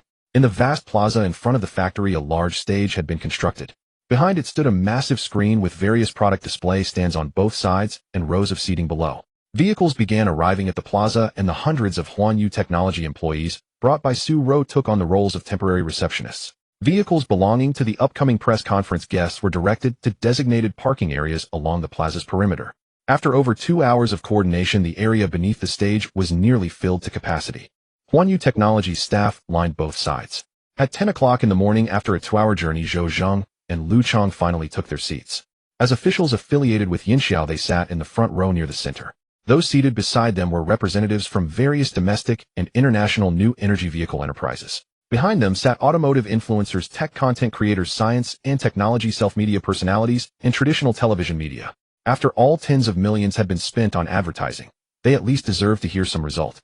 Although many potential partner new energy vehicle companies had only sent representatives rather than their CEOs personally, this still achieved Chen Yu Technology's purpose. Chen Yu, general manager of Chen Yu Group, had also arrived and taken her seat in the front row near the center. She was eagerly anticipating the new product Chen Yu was about to unveil. Over the past half-month, she had received 10 purification units from Chen Yu. After testing, she discovered that the equipment could refine most metals found on Earth to near-perfect purity, the precision of which was unprecedented. Relying on these purification devices, Chen Yu within just half a month had signed more than 20 contracts with multiple materials research institutions, with a total value exceeding $3 billion and profits surpassing 50%. She had recovered a full year's agency fees within just half a month, with considerable surplus to boot. Chen Yu had enlisted experts attempting to reverse engineer the technology behind Chen Yu's large-scale purification equipment, but upon examining the internal structure, they were all utterly baffled. With Earth scientists unable to even comprehend the underlying principles, let alone replicate the technology, they could only reluctantly abandon their efforts. And all of this only deepened Chen Yu's fascination with Chen Yu's technology company. Would his new energy battery truly astonish the world? At 10 minutes past 10, the press conference officially began. Music resonated across the stage, and a promotional video for Chen Yu Technology played on the massive screen behind. Generated by the neural network intelligence using extraterrestrial AI, the footage was virtually indistinguishable from live-action filming, certainly advanced and breathtaking in every respect. Finally, the Chen Yu Technology logo appeared on the screens behind and on either side, like an animated display. Then a stunning beauty in an exquisite red gown, tall and gracefully poised, walked onto the stage holding a microphone. The press conference began. A stunning beauty in a red gown walked up to the stage with a microphone in hand. Staff members of Chen Yu Technology on both sides below the stage burst into cheers. Wow, President Su looks gorgeous today. President Su is so beautiful, so commanding. The audience members gradually stopped murmuring. Clearly the press conference had officially begun. Su Ro walked to the center of the stage, raised the microphone, and said with complete composure, "Distinguished guests, ladies and gentlemen, and titans from every industry, today is the day of Chen Yu Technology's new product launch. I am Su Ro, general manager of Chen Yu Technology. Welcome to all of you. You must have already seen on the internet and in the invitation letter sent to you that the new product we are releasing today is a brand new clean energy battery. Its energy storage and discharge efficiency is 5 to 10 times that of the mainstream ternary lithium batteries on the market today." Immediately, sporadic but heated discussions broke out below. The vast majority of people had come simply to watch the joke. Because at present there was no such technology on Earth, nor had any material with an energy storage efficiency several times that of ternary lithium batteries been discovered. Even if such a material existed, it was extremely difficult to produce, and its enormous cost made it unsuitable for power batteries. Everyone please quiet down. I know that you all have doubts about our product. Now let us invite the chairman of Chen Yu Technology, Mr. Chen Yu, to the stage to introduce our new product. Let's give him a warm welcome. The Chen Yu Technology staff on both sides below the stage were stunned. They knew there was a mysterious big boss, but none of them had ever seen him. Now that the big boss was about to take the stage, all the staff grew excited. Since he was their own boss, no matter what, they took the lead and started applauding. The guests below, infected by the atmosphere, also clapped a few symbolic times. Then a young man in a suit and an upright bearing walked onto the stage. The audience below murmured in astonishment, and none of them had expected the chairman of this company to be such a young fellow. When some female internet celebrities saw Chen Yu walk onto the stage, they squealed. Wow, so handsome. Who would have thought a young guy like him is already the chairman of a tech company? Even if the product fails today, the guy is still really handsome. So this trip was not wasted. Chen Yu walked onto the stage, took the microphone from Su Ro's hand, and Su Ro then handed the stage over to Chen Yu. After bowing to everyone, Chen Yu raised the microphone and said everyone must be quite surprised. How could a young man in his early 20s like me be the chairman of this company? Some laughter came from the audience. Actually, I'm a researcher. I have now developed a new type of battery. Once I say its name, those in the know will understand just how difficult it is. It is the deuterium-ion battery. Instantly, several tech media influencers in the audience and representatives from new energy vehicle companies drew sharp breaths. They had all researched this technology, but without exception, every attempt had ended in failure. The difficulty was too great. Even if humanity were given several more decades, it might not necessarily be achieved. Who would have thought this kid would simply claim he had developed a deuterium-ion battery? The skeptical murmurs grew louder and louder, and Chen Yu pressed both hands downward, signaling for everyone to quiet down. Don't you believe it? In that case, take a look at our products. Chen Yu waved his hand, and from both sides of the stage, two objects wrapped in black cloth slowly rose. Judging by their outlines, they should be two cars. Once they had risen completely, Chen Yu walked over to one of the cars and whisked off the black cloth, revealing the vehicle inside. This was a new generation new energy vehicle designed by the AI brain based on Earth's human aesthetic concepts. The exterior was futuristic and stylish, and the interior was luxurious and soaked in technological ambience. Immediately, numerous media members and auto company representatives let out exclamations of admiration. Even the exterior design alone could be sold to car makers for a handsome profit. Chen Yu walked to the car, opened the door, and reached inside to take hold of a delicate small hand. Xiaojizi stepped out of the car in a sexy black slit dress with a pair of dazzling long fair legs, instantly attracting the gaze of every man in the venue. Xiaojizi walked out from the car and stood beside it, playing the role of a car model. Her perfect figure and face instantly revitalized the crowd. Chen Yu teased at just the right moment. "Everyone, don't look at the model. Look at the car." It immediately drew a burst of laughter from the audience. "Alright, I should introduce our product. The car you see before you is the first new energy vehicle developed by Chen Yu Technology. It is equipped with a third-generation deuterium-ion battery, and with a single charge it has a range of over 2,000 kilometers. As soon as Chen Yu disclosed the range, the entire venue erupted. "How is that possible?" "Impossible. No battery like that could provide a range of over 2,000 kilometers unless you used a big truck to carry the batteries." "Nonsense. With a car that small, even if it were packed entirely with batteries, it couldn't travel that far." Skeptical voices rose one after another. Chen Yu had long anticipated this scene. After the clamor below had subsided a little, he continued. "I know you don't believe me. Actually, the figure I mentioned earlier is the minimum range. Our average range is over 3,000 kilometers. Then came another wave of skepticism, fantasy, and so on. Chen Yu waved a hand, and another covered object rose slowly from the stage. "Everyone look. This is our battery unit. Its volume is about 1/3 that of a traditional ternary lithium battery, and its weight is also 1/3, yet its range is 5 to 10 times that of a traditional battery." Chen Yu stood alone on the stage presenting the data, and almost no one below believed him. Only Xia Yueshu in the front row had a golden glint in her eyes. Even if everyone in the world now refused to believe, Chen Yu, she remained the sole exception. But she believed him. The experts he had found when reverse engineering the purification equipment had asserted that this technology was at least 50 years ahead of Earth's. A tech company that could make such equipment was also quite likely to produce this kind of battery. Chen Yu had the AI brain play the promotional video of the deuterium-ion battery on the big screen. The discussion below continued to rage, and most of it was skeptical. Some representatives of car companies even left in a huff, saying that this was a waste of their time. Such technology simply did not exist in this world. Chen Yu took all of this in. It seemed that unless these companies had tested his battery, it would be very difficult for them to believe it. But Chen Yu had brought a trump card today. There is a famous saying, if you want someone to agree to your request, you should make a bigger request first. Then the smaller request you made earlier is more likely to be accepted. In the front row, Zhou Zheng, the representative from the Ministry of National Defense, and Lu Chang, the representative from the Ministry of Science and Technology, wore flickering expressions. Having completely lost patience, Zhou Zheng said, "Old Lu, are you still going to stay here? I'm leaving. This kid is clearly boasting. I don't think they even know how to swindle money. With an act like this, who would be willing to invest in them?" Lu Chang also let out a sigh and prepared to get up and leave. On the stage, Chen Yu's expression remained composed, and he quietly watched those who were leaving. Around 10 minutes later, fewer than half of the people remained. Chen Yu raised the microphone and addressed the audience once more. "Thank you all. At least nearly half of you have stayed. You are about to witness a miracle." At that moment, Zhou Zheng and Lu Chang, having already reached their car, glanced back and saw Chen Yu still speaking on the distant stage, absorbed in his own remarks. "Where does that fellow get such confidence?" Zhou Zheng asked. Lu Chang was equally unable to make sense of it. The knowledge they had acquired simply did not allow them to believe that such technology could exist. Even if it did, it would not appear until decades, or even 100 years later. On the stage before the remaining audience, which had shrunk to less than half, Chen Yu lifted the black cloth off another car. The vehicle before them looked even more futuristic, as if it were a product that did not belong to this era. The audience below gasped. The car's silhouette was even sleeker, as though it could fly. A massive rear wing gave it an imposing aura, and even the tires were encased in metal shells, a clear indication that aerodynamics had been thoroughly considered. In the distant parking lot, Zhou Zheng and Lu Chang heard the cheers from the venue. They looked up to see another black cloth pulled away, revealing a car of futuristic shape within. "Humph. This company may not have much on the ball, but designing car exteriors, they're first-rate." Zhou Zheng scoffed. On the stage, Chen Yu raised the microphone and said to the remaining audience, "Thank you all for staying. This next vehicle is the next-generation product of our Chen Yu technology. It features 3 operating modes, on land, in water, and in the air. That is, it can run on the ground, travel through water, and fly in the sky." Instantly, the less than half audience that remained could no longer sit still.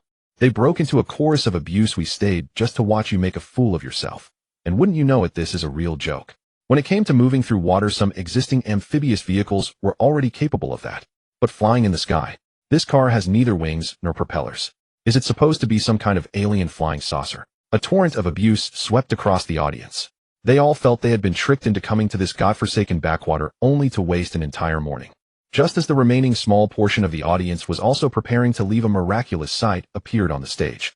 That silver-reflecting, futuristic-looking car suddenly moved. It slowly rose into the air in dead silence with no discernible disturbance in the airflow around it. Like a ghost, and like an alien flying saucer, it simply flew up out of nowhere. In an instant, the venue fell silent. They all stared in astonishment as the silver car circled above the hall, moving freely and nimbly. Watching the futuristic sedan flying overhead, Chen Yu shouted into the microphone, "This is the new generation flying sedan powered by our deuterium-ion battery and driven by an anti-gravity engine." Chen Yu's words were undoubtedly a bombshell. He had not only mentioned a deuterium-ion battery, but also introduced an anti-gravity engine. This was even more advanced than the deuterium-ion battery. At present, the world's vertical takeoff and landing aircraft included helicopters and small drones, machines that used rotating blades to push airflow. Then there were fighter jets such as America's F-35, which used turbofan engines to redirect jet thrust for vertical takeoffs and landings. But a technology like this car, no propellers, no jet turbine engines flying out of thin air, was something Earthlings would never have dared to imagine. It was simply comparable to alien technology. This was Chen Yu's trump card. He had long foreseen that simply releasing the battery without giving everyone a true experimental demonstration would fail to move them. They certainly would not believe a word he said. So he had to produce a technology that was cool enough to reinforce his new battery. Thus, in the low-level technology library of Spaceship No. 1, he discovered this anti-gravity technology, which employed a compact anti-gravity engine. It could counter Earth's gravity and achieve flight, but it had rather exacting energy requirements. The high-density deuterium-ion battery, however, could fully meet the needs of flight. Tripling the density of the deuterium-ion battery used in automobiles could supply ample energy to the anti-gravity engine. On a full charge, it could fly about 5,000 kilometers, nearly rivaling some private aircraft. The silver sci-fi car continued to circle through the air. Those who had left had not gone far before they all saw the car flying in the sky. They were so shocked that their jaws nearly hit the floor. Zhou Zheng and Lu Chang, who had just gotten into their car, also saw the silver car hovering overhead. The two quickly got out and stared dumbfounded at the car flying overhead. They could not even detect a sound from its flight. They were all true professionals and could tell that this thing was far out of the ordinary. The people who had already driven away now stopped their cars and sprinted wildly back toward the venue. Particularly the representatives sent by major new energy vehicle manufacturers had all but swarmed away just moments ago. Zhou Zheng and Lu Chang also turned back toward the venue. From above, one could see a dense swarm of people rushing in the same direction like ants. Within just over 10 minutes, everyone who had left before had returned.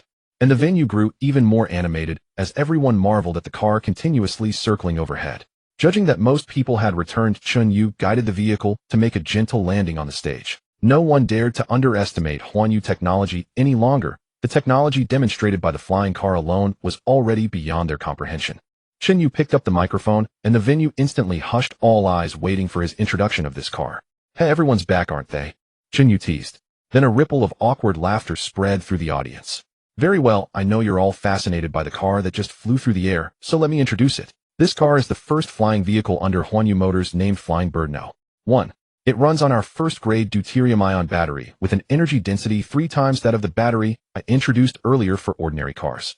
How I suspect you no longer care much about the deuterium-ion battery we've released today. What you really care about is why this car can fly, right?"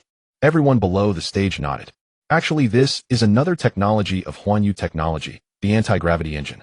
This technology has extremely high energy demands. Traditional fossil fuels cannot drive it, so it has to be paired with our deuterium-ion battery. A fierce buzz of discussion exploded below the stage. Now they all knew that Huan Yu technology truly had real substance. At this moment, the most agitated and tense people were the representatives from the major automobile manufacturers. If what Chen Yu had said was true, then once Huan Yu Technology's deuterium-ion battery hit the market, it would completely eliminate traditional ternary lithium batteries, and new energy vehicles would enter a new era. And the first to be eliminated would be conventional fuel-powered cars, because a full tank of gas would not take you as far as a single charge of this battery. These auto manufacturer representatives were crafty old hands, and they immediately spotted the key point. If they could not secure cooperation with Huan Yu Technology, then once models equipped with deuterium-ion batteries were launched, not even one of their traditional new energy vehicles would ever sell. The representatives grew anxious. They had to secure a cooperation agreement with Chen Yu Technology today, or else they would risk going bankrupt. Already someone in the audience was shouting, "Chairman Chen, we want to cooperate with your company. How much does one battery cost?" "Chairman Chen, I can represent my company in cooperating with you. Please be sure to talk with us after the launch event is over." Facing numerous representatives from various manufacturers, he made desperate pleas for cooperation. Chen Yu pressed his hands downward, and the venue gradually fell silent. Picking up the microphone, he continued, "Thank you all for your recognition of our products. Seeing how suddenly enthusiastic you've become, I still prefer the way you looked at me with disdain just now." After Chen Yu finished speaking, the audience erupted into awkward laughter. Today's Chen Yu Technology press conference was originally meant to find partners. But I believe our products are competitive enough, so I have made a last-minute decision: we will enter the automotive industry independently. Instantly, the representatives from major automotive companies could no longer remain seated. They had been looking down on him just moments before, and now he was entering their territory head-on. With the advantages of heavy hydrogen-ion batteries, the driving range could outperform theirs by over 500 times. Who would still buy their cars in the future? These representatives, forgetting all decorum, began shouting from their seats. "Director Chen, how should we cooperate? We want to buy your batteries. We want to invest in you." But Chen Yu ignored them all. Now he wanted to enter the automotive manufacturing industry, and what he lacked most was capital. His original plan had been to cooperate with these automotive companies, supplying them with batteries. Once he had accumulated sufficient capital, he would enter the vehicle manufacturing business himself. But today, seeing how these automotive companies had treated him with such disdain, Chen Yu also had his pride. Now that he held core technology in his hands, he was the one calling the shots. "Please calm down. Chen Yu Technology was only established not long ago. Our greatest difficulty in entering the automotive industry is a lack of funds. However, we can provide our heavy hydrogen-ion batteries to the mobile phone industry, drone equipment sector, and all other industries worldwide that require batteries." Chen Yu took a smartphone from his pocket and held it up for the audience to see. This phone is an ordinary Fruit 16 Pro Max smartphone, but the battery cell has been replaced with a compact heavy hydrogen-ion battery of the same size as the original. Currently, it can sustain 1 month of usage, even with 5 hours of gaming per day. Instantly, the entire venue erupted into fervent excitement once again. Mobile phones, tablets, and other portable devices currently faced their greatest bottleneck: the battery. Most people charge their phones daily, if not several times a day, and it still wasn't enough. No matter how powerful a phone's performance was, playing a few games would drain more than half its battery.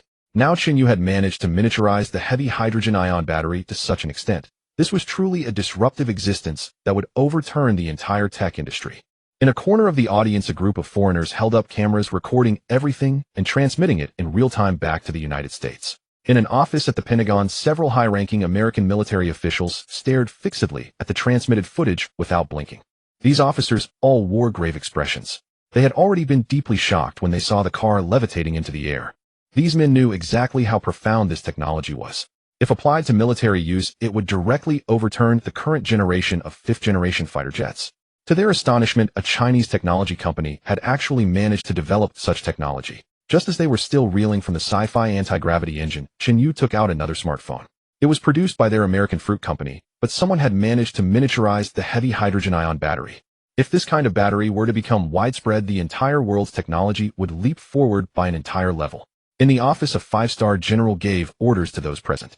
"You must immediately send personnel to China to communicate with Chen Yu Technology. We need to cooperate with them and must obtain the finished heavy hydrogen-ion battery product as soon as possible. Additionally, bring back the flying car for reverse engineering. You must crack these two era-defining technologies." All the Americans present nodded firmly. Outside the Chen Yu Technology factory in Jiangxing suburbs, Chen Yu stood on stage looking at the thoroughly agitated crowd below. Apparently, everyone was excited about the new products Chen Yu Technology was releasing that day. Chen Yu raised the microphone again and addressed the entire audience. "Next, Chen Yu Technology will provide battery solutions for major smartphone manufacturers in China. If any big shots from the mobile phone industry wish to cooperate, please visit our Chen Yu Technology headquarters at the International Financial Center and speak with our President Su." At that moment, 2,000 kilometers away in the capital city, Lei Bing, founder of Nuomi Phone, was watching Chen Yu Technology's live broadcast online. When he saw Chen Yu shrink the heavy hydrogen-ion battery to such a tiny size, he immediately sensed a massive business opportunity. He wanted to be the first to partner with Chen Yu so that both his Nuomi phones and Nuomi automobiles could use Chen Yu Technology's batteries. Lei Bing instructed the secretary beside him, "Immediately book me a flight to Jiangxing. I'm departing right now. I need to meet Director Chen in person." The secretary nodded and immediately went to book the ticket for President Lei. Meanwhile, this same scene was unfolding in the offices of numerous technology company executives. Those new energy vehicle companies that had only sent representatives earlier could no longer remain calm. Out of anger, Chen Yu had decided to personally enter the automotive industry. If he refused to cooperate with other car manufacturers, then Chen Yu Technologies produced new energy vehicles would quickly monopolize the market. At the press conference site, Zhou Zheng and Lu Chang as official representatives no longer dared to underestimate Chen Yu Technology. They had already reported everything happening here to their superiors, and they quickly received instructions from above. After the press conference ended, they were to discuss official cooperation with Chen Yu Technology. Xia Yueshu watched Chen Yu on stage with excitement. She thought he looked incredibly handsome right now. Thinking about how Chen Yu wanted to enter the automotive industry, but currently lacked money she could help. Currently her family's Chen Group was worth over 100 billion. Furthermore, investing in Chen Yu would undoubtedly yield exceptionally high returns. She was planning to find Chen Yu to discuss cooperation immediately after the press conference ended. The press conference entered its final stage. Chen Yu Technology staff drove 50 new energy vehicles equipped with third-grade heavy hydrogen-ion batteries onto the plaza, allowing the arriving guests to experience and inspect them. These sleek and stylish new energy vehicles immediately sparked intense curiosity among the audience. Everyone rushed around the 50 cars for turn-after-turn experiences, making the scene feel just like a booming auto show. After experiencing them, many guests expressed that they wanted to place an order immediately. Staff from Chen Yu Technology, right beside them, directly began filling out orders for them. Chen Yu had only launched pre-orders for the standard model, the one that couldn't fly, for now. There were 3 models in total with the vehicle codename Chen Yu Automobile Dilong 1. The base model was equipped with a 5th-grade heavy hydrogen-ion battery and ultra-high-voltage, fast-charging technology. A 10-minute charge provided a driving range of 1500 to 200 kilometers, priced at yuan, directly competing with America's Tesla at under 200 yuan. The mid-tier version was equipped with a 4th-grade heavy hydrogen-ion battery, providing a 10-minute charge for a 200 to 300 kilometer range, priced at yuan. The top-tier version was equipped with a 3rd-grade heavy hydrogen-ion battery, offering a 500 kilometer range, priced at yuan. All 3 models were equipped with the Chen Yu Intelligent Connectivity System, achieving true autonomous driving. This system was far more advanced than any autonomous driving system currently existing on Earth. Chen Yu could imagine that the launch of his Dilong 1 would produce earthquake-level impacts across the entire automotive industry. And at this very moment, the Chen Yu Technology official website immediately opened pre-orders for the Dilong 1 new energy vehicle, with numerous tech media outlets and technology influencers live streaming from the scene. Many people who saw it flooded onto the Chen Yu Technology official website to place orders. Throughout the entire morning, on-site orders exceeded 100 units, while online orders numbered far beyond that. And this was still before the Chen Yu Technology press conference had spread virally across the entire internet. On-site orders were being processed directly, which was driving those automotive company representatives who had come to the press conference into a frenzy of anxiety. They never expected that Chen Yu would develop new energy vehicles on his own, and at a price of less than 200 yuan, even for the base model. The specifications were configurations that even the top-tier trims of most major automakers struggled to match. They were only selling for 199,000 yuan. Were they trying to completely crush all new energy vehicle companies nationwide? Shenzhen BYD Automobile Headquarters. Wang Chuanjun stared at the computer screen, watching the order data and vehicle specifications on the Chen Yu Technology official website. His eyebrows furrowed deeply. Wang Chuanjun watched the orders for the Dilong No. 1 new energy vehicle surge on the Chen Yu Technology official website, his lips twitching in a spasm. His BYD Automobile, as the largest new energy vehicle manufacturer in China, was also the only large-scale automaker in the world capable of rivaling American automotive giants. BYD Automobile not only produced new energy vehicles, but also served as the country's 2nd-largest battery supplier. Chen Yu Technology had burst onto the scene. If its products were launched into the market, BYD Automobile would suffer a severe blow, perhaps even disappearing from the long river of history. As the founder of BYD Automobile, Wang Chuanjun had already sensed an overwhelming sense of crisis. Previously, he had received an invitation from Chen Yu Technology, but had paid no heed to such a fledgling tech company. He had only sent a representative to attend, and now his heart was beginning to tremble. Like Lei Bing of Nomi Phone, he had also arranged a trip to Jiangxin. The launch event audience was enthusiastic, running until the afternoon. Due to the factory's remote location, the lunch issue for over 3,000 attendees. Chen Yu instructed Xiao Jiazi to go to the nearby Chifu village 2 kilometers away and have the villagers cook over 100 large cauldrons of rice, which were then delivered to the factory as boxed meals. Chen Yu paid the villagers 30 yuan per box, which delighted the families preparing the meals. They earned half after deducting costs. The guests attending the launch event were also deeply impressed by Chen Yu Technology's hospitality. Chen Yu was overjoyed. Among the 2,000 or 3,000 attendees today, a total of 1,000 vehicle orders were placed, all for the mid-range and top configurations. The on-site orders alone were worth 400 million yuan. Feeding those people boxed meals was merely a trifle. Moreover, the orders on the official website represented the bulk. On the official website, Chen Yu had clearly stated that Yu Technology currently lacked funds, so the deposit for ordering a vehicle would amount to half of the vehicle's price. This was unprecedented in the automotive industry. Even when Leizong's popular Nomi SU7 was launched, the deposit was only 5,000 yuan. Chen Yu's Dilong No. 1 required a deposit of half the selling price, yet customers still flocked to pay. For the 1,000 orders, nearly 40 billion yuan in cash was collected in the morning alone. This was even more impressive than when Leizong launched the Nomi SU7. With money secured, Chen, you could purchase ready-made raw materials on Earth without having to rely on the production lines inside Spaceship No. 1, which required first mining, ore, and then refining raw materials, a more time-consuming process. As for the 20 brand-new production lines currently in the factory, assuming raw materials were sufficient, each production line could produce 1 new vehicle every 3 minutes. Running 24 hours a day without interruption, the daily output would approach 10,000 units. This was an efficiency that other automakers could hardly achieve with a single factory. Although producing 10,000 cars a day seemed substantial, if the Dilong No. 1 were to monopolize the market, production capacity would fall severely short. But this was a matter for later. There was still a long road to completely dominating the market. If subsequent orders continued to increase, Chen Yu would consider adding more production lines. As for vehicle manufacturing qualifications, Chen Yu had never worried. With such an excellent product, he could simply find a qualified manufacturer for a shell cooperation in the early stage. Then he would formally apply to the authorities for Yu Automobile's own qualifications. He believed that flying cars along with vehicles capable of traveling over 2,000 kilometers on a single charge would unquestionably secure approval. If these still couldn't earn credentials, the officials could go jump into the river. Without a doubt, once Yu Automobile emerged, the state would enthusiastically grant qualifications. In the square in front of the factory, guests still lingered around the Dilong No. 1, crowded and reluctant to leave. Chen Yu sat in the nearby lounge where the room was filled with representatives from various automakers. Zhou Zheng, the representative from the Ministry of Defense, and Lu Chang, the representative from the Ministry of Science and Technology, were also present. Everyone spoke eagerly, hoping to discuss cooperation with Chen Yu. Chen Yu sneered. Previously, these automaker representatives had shown him nothing but contempt, even mockery.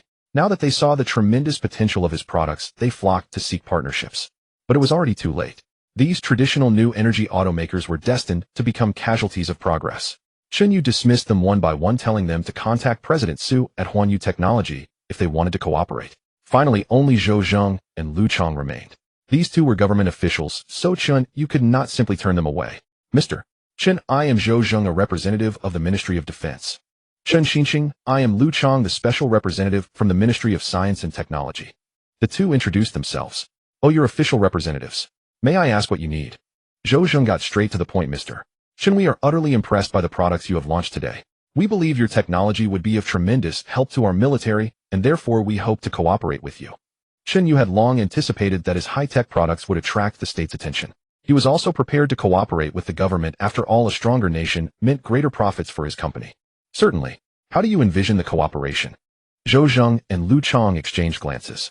Lu Chang, as the technology representative, understood the technical details more thoroughly and spoke. Mr.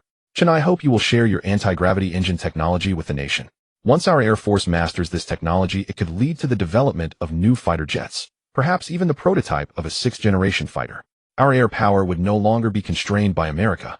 Chen Yu narrowed his eyes. He did love his country, but that was not a reason for him to hand over his advanced technology. Mr. Lu, you must understand how promising this technology is. I want to know, what do I gain if I hand it over? Lu Chang frowned. He certainly understood the application prospects of this technology. It was an ultimate weapon on the battlefield and a massively profitable technology in the commercial sector. Mr.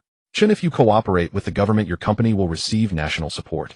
Chen Yu smiled and replied, I don't wish to hear about support. My products are excellent. I don't need any backing. Customers will pay for them themselves. I am willing to cooperate with the government and provide a certain quantity of anti-gravity engines, but my technology will not be shared with anyone else. Chen Yu reasoned that even if he provided the anti-gravity engine technology to the state, given the current level of Earth scientists, it would likely take several decades to truly replicate it and apply it to military equipment. It was not that Chen Yu refused to share. It was that the technology was far too advanced and many conditions on Earth were simply not yet met. Currently, he could only manufacture anti-gravity engines on the alien technology production line aboard Spaceship No. 1. Liu Chong was visibly displeased at Chen Yu's direct rejection.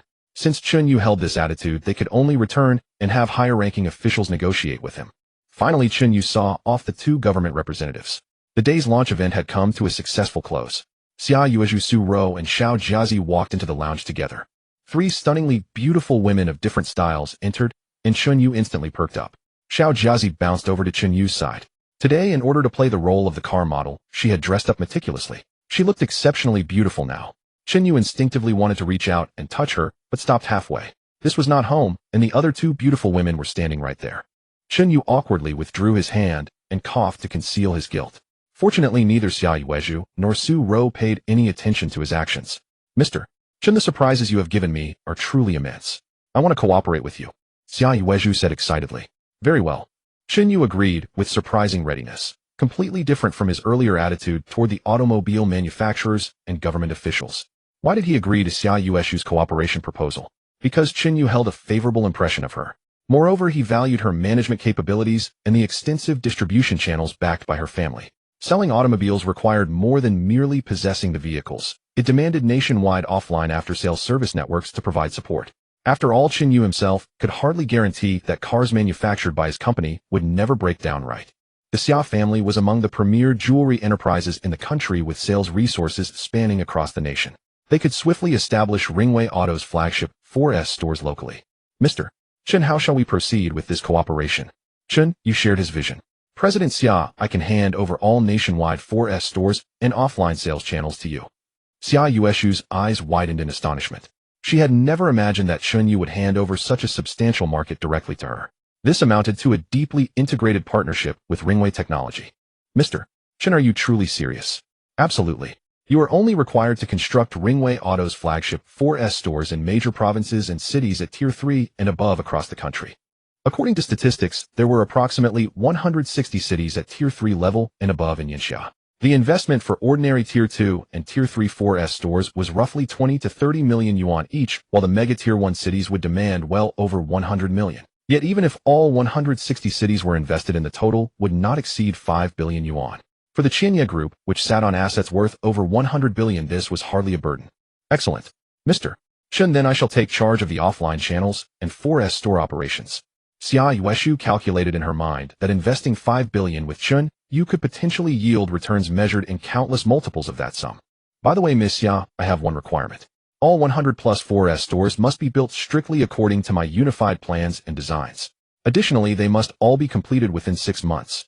Can you manage that? Although 6 months was indeed a tight timeline, Xia Yuezhu nodded resolutely. Rest assured, Mr. Chen, my family has channels across the country, and we maintain close relationships with local government authorities. They will smooth the way for us. Excellent. Chen Yu and Xia Yuezhu shook hands firmly. To celebrate the resounding success of today's press conference, Chen Yu personally drove, carrying Xiao Jiazi, Su Ro, and Xia Yuezhu to an upscale restaurant in the city center. Just as the four were enjoying their meal, Su Ro received a call from her assistant Xiaofang. Hello, Xiaofang. What's the matter at this hour? President Su, Mr. Lei from Nuomi Technology has arrived. He is currently at our headquarters and says he wishes to meet with you and Chairman Chen personally. Su Ro was taken aback. Lei Bing of Nuomi Technology was an internet celebrity and one of the most renowned entrepreneurs in Yanxia. He wielded significant influence and recognition nationwide. That such a titan would personally visit their company to seek her, and Chen Yu out surprised her deeply. Xiaofang, hold on a moment. Let me check with Chairman Chen. Su Ro put down her phone and asked Chen Yu. Chen Yu, Lei Bing from Nuomi Technology has come. He is at our headquarters building. Chen Yu was mid-bite into a piece of steak when he heard this. The thought of Lei Bing coming to see him personally made him nearly choke. Lei Bing had been Chen Yu's idol back in the day. When Chen Yu was still an ordinary nobody, he used to fantasize endlessly about one day achieving the kind of meteoric rise that Lei Bing had. What a thrilling protagonist-like life that would be. Mr. Lei, I certainly wish to meet my former idol. Please ask Xiaofang to host him warmly, and we shall head to headquarters after we finish dining. Very well.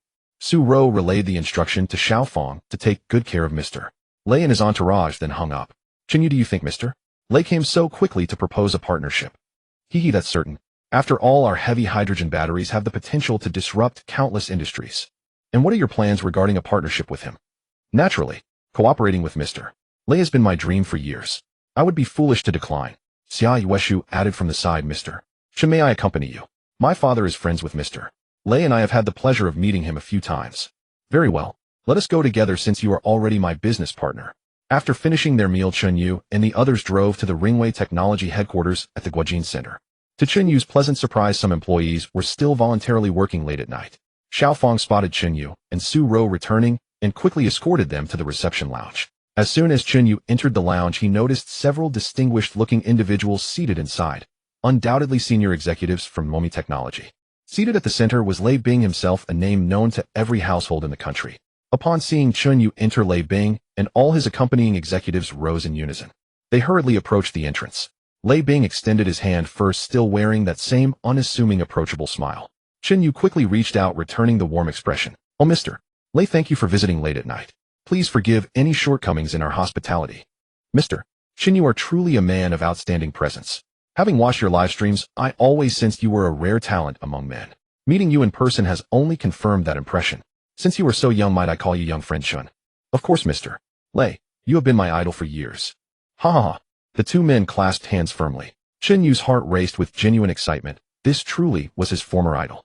After shaking hands with Chen Yu, Lei Bing turned to Su Ro. Hello, President Su. I never expected the general manager of Ringway Technology to be such a striking beauty. Chairman Chen certainly has excellent judgment in selecting talent. Blushing at the compliment, Su Ro demurely replied, Thank you for your kind words, Mr. Lei. It is Chairman Chen who gave me this opportunity. Uncle Lei, do you still remember me? Xia Yueshu called out with a bright smile. Lei Bing looked at Xia Yueshu, pondered for a moment, and then his face lit up with surprise. Oh my, isn't this the eldest miss of the Xia family? It has been years. You have grown into such a beautiful young lady. Indeed, Uncle Lei. My father and grandfather often speak of you and encourage me to learn from your example. You flatter me. I am the one who should be learning. After all, that is precisely why I am here to learn from Chairman Chen. Lei Bing, undoubtedly one of Yinxia's top-tier entrepreneurs, spoke with remarkable tact and poise. Though his purpose was clearly to negotiate a partnership, framing it as coming to learn made everyone on Chen Yu's side feel comfortable and respected. Mr. Lei, let us sit and have a proper conversation. Chen Yu invited everyone to take their seats in the lounge. Once everyone was settled, he got straight to the point. Mr. Lei, you must have come primarily to discuss cooperation, correct? Young friend Chen, you are indeed perceptive. I shall be direct. I have come to order your heavy hydrogen-ion batteries for use across our product lines, including smartphones, tablets, and electric vehicles. Chen Yu had long anticipated the reason for Lei Bing's visit to Momi Technology. President Lei, I can supply batteries for your company's mobile devices, but as for automotive power batteries, you must have heard today that I intend to enter this industry independently. So, Lei Bing sighed and said, Young Chen, you know I've worked myself to the bone to build Momi Auto. Now that things are finally looking up, I never expected the landscape of the new energy market to shift so drastically. I know that if you monopolize power batteries for the automotive industry, most other manufacturers would have no way forward. But the domestic and global markets are vast. Before Chen Yu Auto monopolizes the market, I believe there is still room for us to cooperate, don't you think? Chen Yu could not help but admire Lei Bing. Truly one of the top entrepreneurs in the country. Such a mindset, such vision. It would be nearly impossible for Chen Yu to monopolize the automotive market in a short period. The main issue was Chen Yu's current production capacity. At present, Yinxiao produced and sold over 30 million vehicles annually. Even if Chen Yu's factory ran at full tilt until it smoked, it could only manufacture 1/10 of that amount per year. To solve the capacity problem, new factories would need to be built. But now Chen Yu had thought of a faster solution, one that Lei Bing had just sparked in his mind. Momi Auto's super factory in the imperial capital was equipped with world-leading machinery. Why not make use of it? After realizing this, Chen Yu broke into a smile. President Lei, you are truly a veteran in the business world. Chen Yu admire you. Haha, young Chen, to achieve so much at such a young age. You will surely surpass us old-timers in the future. Huh. Then Chen Yu and Lei Bing discussed the terms of cooperation. Lei Bing, in a decisive move, merged Momi Auto directly with Chen Yu Auto to form a new joint venture brand, Chen Yu Momi Auto. In the new joint venture, Momi Auto held a 51% stake, while Chen Yu Auto held 49%. The two parties would share sales channels and 4S store resources nationwide. Momi Auto would provide the production lines and all raw materials except for power batteries and assisted driving systems. Chen Yu Auto, in turn, would supply power batteries and the formidable driving assistance system. Momi Auto would no longer bear the cost of the most expensive component, the battery, while for Chen Yu Auto the cost of producing batteries could be kept very low. Essentially, Chen Yu would hold a 49% stake in the new joint venture just by providing batteries and driving systems. A truly effortless profit. And Lei Bing felt that, freed from the cost pressure of batteries, he too was making effortless profits. Moreover, the new Huanyu Nuomi Auto would sell even better. Thus, both parties reached a mutually satisfactory agreement. The next morning, Nuomi Technology's official website announced a blockbuster news on its homepage. Nuomi Auto and Huanyu Auto had reached a strategic cooperation to establish a new joint venture brand, Huanyu Nuomi Auto. The most popular current model, the Nuomi SU7, was renamed the Huanyu Nuomi SU7 and would be equipped with the new deuterium-ion battery from Huanyu Technology. The new SU7 came in 3 versions: the Youth Edition, with a range of 1500 kilometers priced at 215,900 yuan, the Smart Pro Edition, with a range of 200 kilometers priced at 245,900 yuan. The Smart Premium Edition had a range of 300 kilometers priced at 299,900 yuan. All models were equipped with Huanyu Technology's Earth Dragon assisted driving system. As soon as Nuomi Auto released this news, major media outlets across the country reported it. True to its status as a traffic giant, the news instantly shot to the top of the trending list. This caused orders for both Huanyu Auto and Nuomi Auto to skyrocket. Seeing that the order volume was several times higher than when he was going it alone, Lei Bing knew he had made the right bet. At the headquarters of BIA Auto in Shenzhen, Wang Chuanjun had planned to visit Chen Yu at Huanyu Technology that day. But in the morning, his secretary rushed in with a blockbuster news. Wang Chuanjun stared at his phone, reading about the partnership between Nuomi Auto and Huanyu Auto. His anxiety spiked instantly. He immediately instructed his secretary to book the earliest flight to Jiangxing. At Jiangxing International Airport, a flight from the United States touched down slowly. Several Americans stepped out. They were here to negotiate with Chen Yu. They also intended to verify the authenticity of these two technologies and, if possible, obtain prototypes to take back to the U.S. for reverse engineering. At Huanyu Technology headquarters, Lei Bing had no plans to return to the imperial capital in the next 2 days. He accompanied Chen Yu on a tour of the factory in the suburbs. When he saw the nearly unmanned production lines, Lei Bing was utterly amazed. Chen Yu's factory was even more advanced than his own super factory in the imperial capital. Naturally, all of Chen Yu's production lines were operated by AI robotic arms.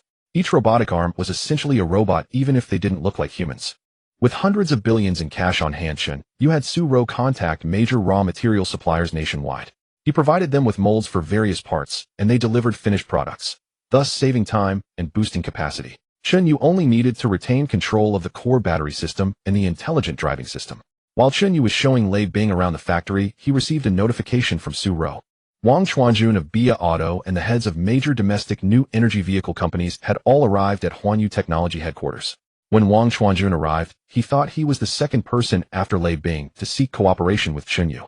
But to his surprise, he found many familiar faces, such as Wei Jianbing of Qingxiang Auto and Lu Xiang of Mengxiang Auto. He even saw the China general managers of Volkswagen and Toyota, as well as the top executives of various major automakers. Wang Chuanjun silently admired Lei Bing.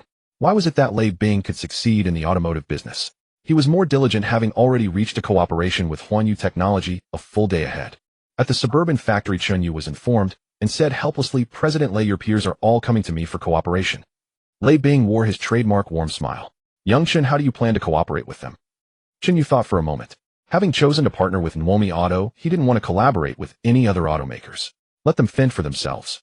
"President Lei, since we've partnered, there's no need for them." Lei Bing smiled and offered his own insight. "Young Chen, we are now a strategic alliance, mutually elevating each other. But the domestic economy relies heavily on the automotive manufacturing sector. We cannot disrupt the market. Even if we are destined to monopolize this industry, now is not the right time." Chen Yu looked at President Lei with a peculiar expression. After a moment's thought, he immediately understood Lei Bing's meaning. Truly an entrepreneur, not just a common businessman. An entrepreneur needs to consider not only profit, but also the wider society. President Lei, I understand. You are a true entrepreneur. Let's go to the Huanyu headquarters together. No need, young Chen. You are a genius, you will handle it well. All right. Chen Yu arranged for Lei Bing and his team to be escorted to Jiangxing International Airport as they were returning to the imperial capital. Chen Yu returned to the company. Wang Chuanjun and the other automotive magnates, though they knew Chen Yu was young, were all astonished by his actual age when they saw him in person. In the grand reception hall, Chen Yu and Su Rou received the visiting automakers. "Chairman Chen, I am Wang Chuanjun, founder of BIA Auto." Wang Chuanjun extended his hand and stepped forward to introduce himself first. Chen Yu looked at this car company boss Wang Chuanjun, who frequently appeared on television and the internet. The fact that he was now so eager to shake his hand made Chen Yu feel as though it were all unreal. Chen Yu quickly extended his hand and shook Wang Chuanjun's. "Hello, Mr. Wang, I often see you on television." "Hey, Mr. Chen is too modest. Today everyone here shares a single objective. Our hope is to collaborate with your company." "Mr. Wang I had originally considered partnering with only one automaker, so I chose Nwomi Auto. But President Lei taught me a lesson: shared joy surpasses solitary delight. Chen Yu's words lit up the faces of the auto magnates present. Then how does Chairman Chen intend to cooperate with us? Wang Chuanjun asked.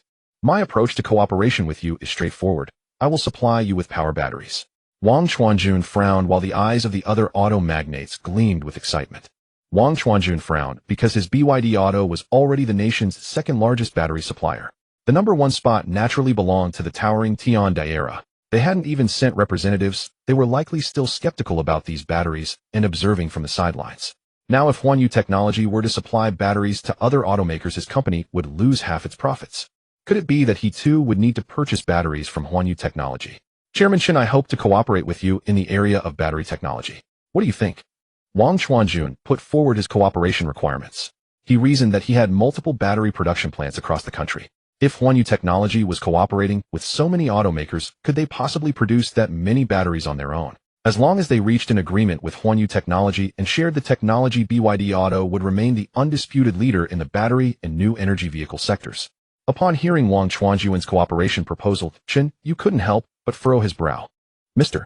Wang, you do indeed possess massive production lines that I lack. However, I do not currently intend to cooperate with other manufacturers in the production of heavy hydrogen-ion batteries. Moreover, your existing battery production lines cannot meet our manufacturing requirements. Wang Chuanjun was left speechless by Chen Yu's response. Yet if he abandoned the battery production cooperation with Chen Yu Technology, his BYD Auto would suffer the greatest losses. The other manufacturers would simply change to a different battery supplier. Chairman Chen Yu can tell me the production line requirements you desire. We will unconditionally build 50 production lines for you as long as you agree to jointly produce heavy hydrogen-ion batteries with us. Chen Yu narrowed his eyes. Wang Chuanjun was clearly going all out. Chen Yu knew that BYD Auto's Shenzhen Super Factory only had 16 production lines. Now they wanted to build 50 for Chen Yu Technology.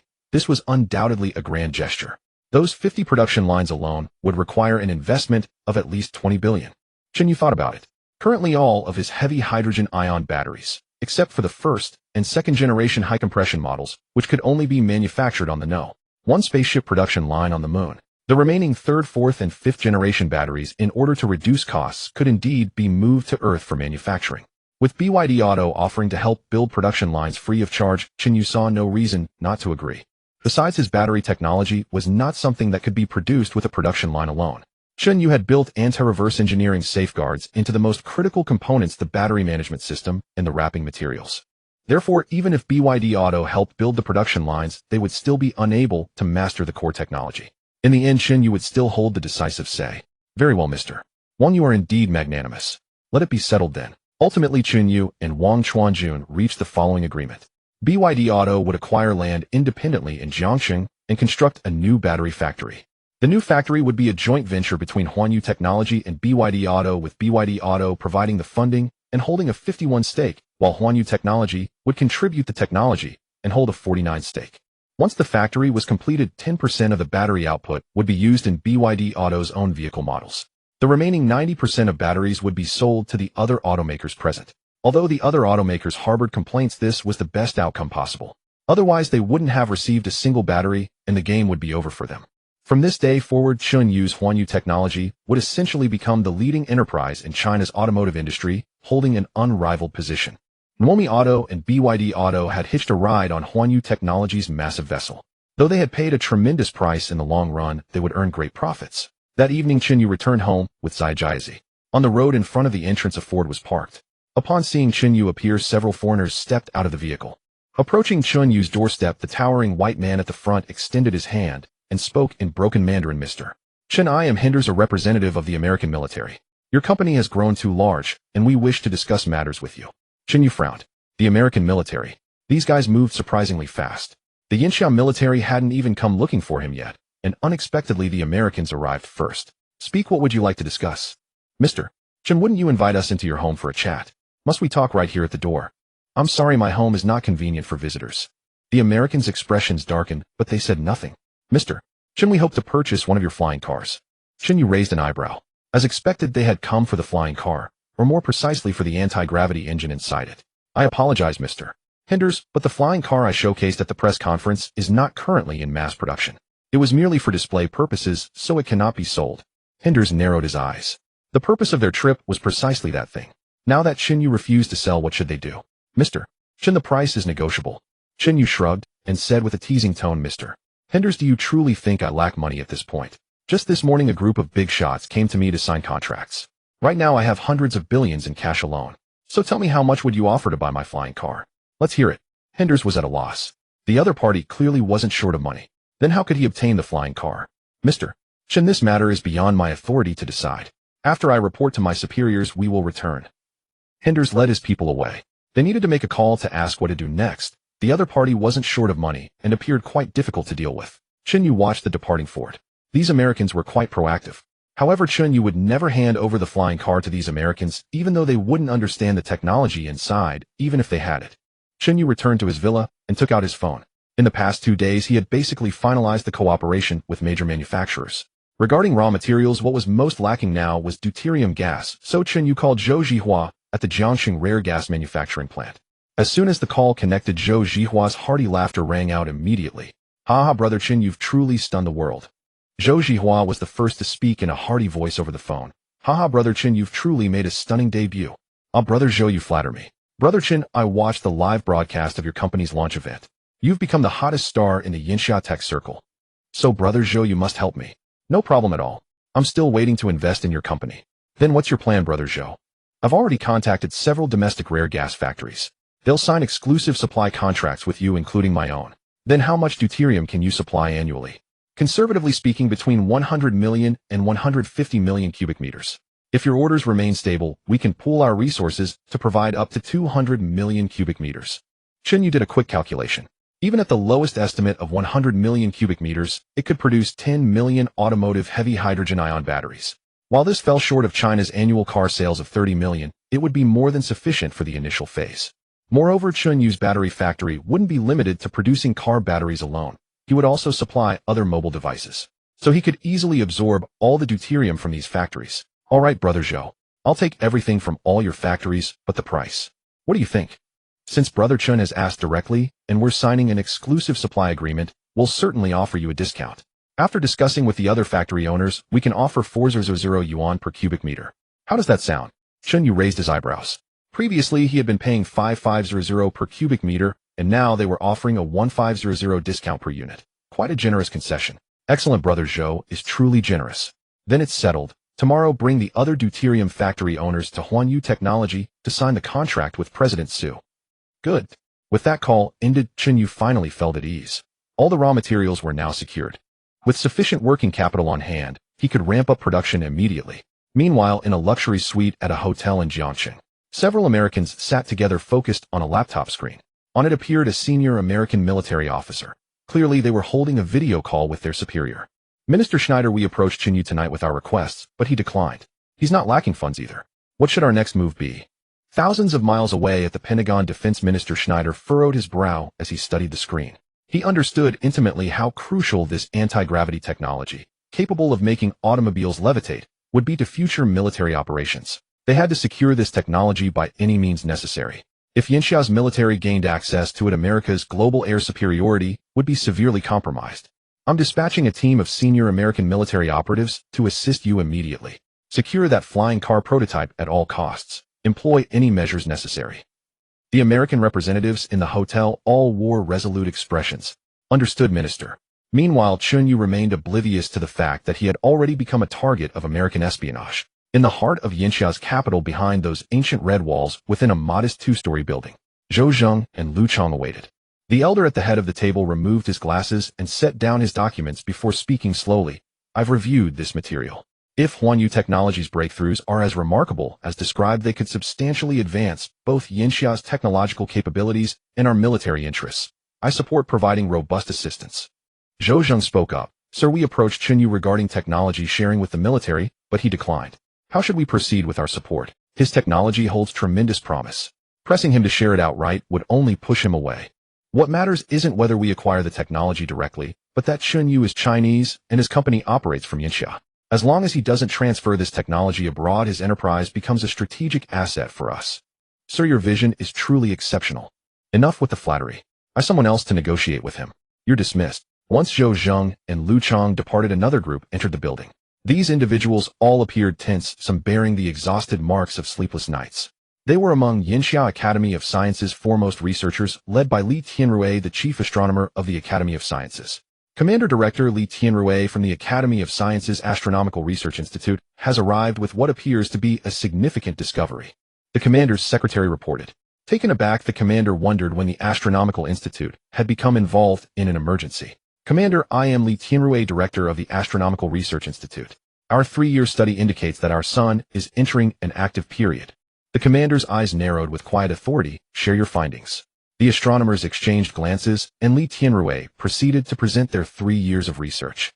Commander, based on our observations, solar activity will intensify significantly in the coming period. After approximately an hour, those gathered in the building displayed grave expressions. Li Tianrui had comprehensively outlined their findings. The sun had exhibited increasing restlessness in recent years, marked by frequent solar flares and progressively stronger solar winds. These phenomena had significantly impacted Earth's ecosystems, with extinction rates accelerating in recent years. The underlying cause of the sun's anomalies remained undetermined. Whether this represented a temporary surge or a sustained escalating trend remained uncertain. Should the sun continue its current trajectory with persistent flare activity, the potential for further energy amplification remained unknown to the research institute. If solar activity persisted beyond biological tolerance thresholds, cosmic radiation would plunge humanity into unprecedented crisis, potentially leading to extinction. Following a prolonged silence, the commander finally spoke. Who else is aware of these findings? Li Tianrui replied with gravity. Currently, only a few senior experts from our Astronomical Institute and personnel from the supporting analytical departments are aware. However, if we can detect these solar anomalies, foreign scientific institutions with comparable detection capabilities should be able to observe them as well. Classify this as Level 1 intelligence and maintain strict confidentiality. Continue your covert research and deliver definitive findings as swiftly as possible. Having grown restless in the dead of night after recently acquiring billionaire status, Chen Yu decided to visit the moon and subsequently pilot the #1 spacecraft to explore other planets within the solar system. Accompanied by Zaijizi, Chen Yu boarded a landing craft bound for the lunar surface, which docked directly inside the #1 spacecraft. Upon reaching the command center, he spotted the AI robot suspended from the ceiling.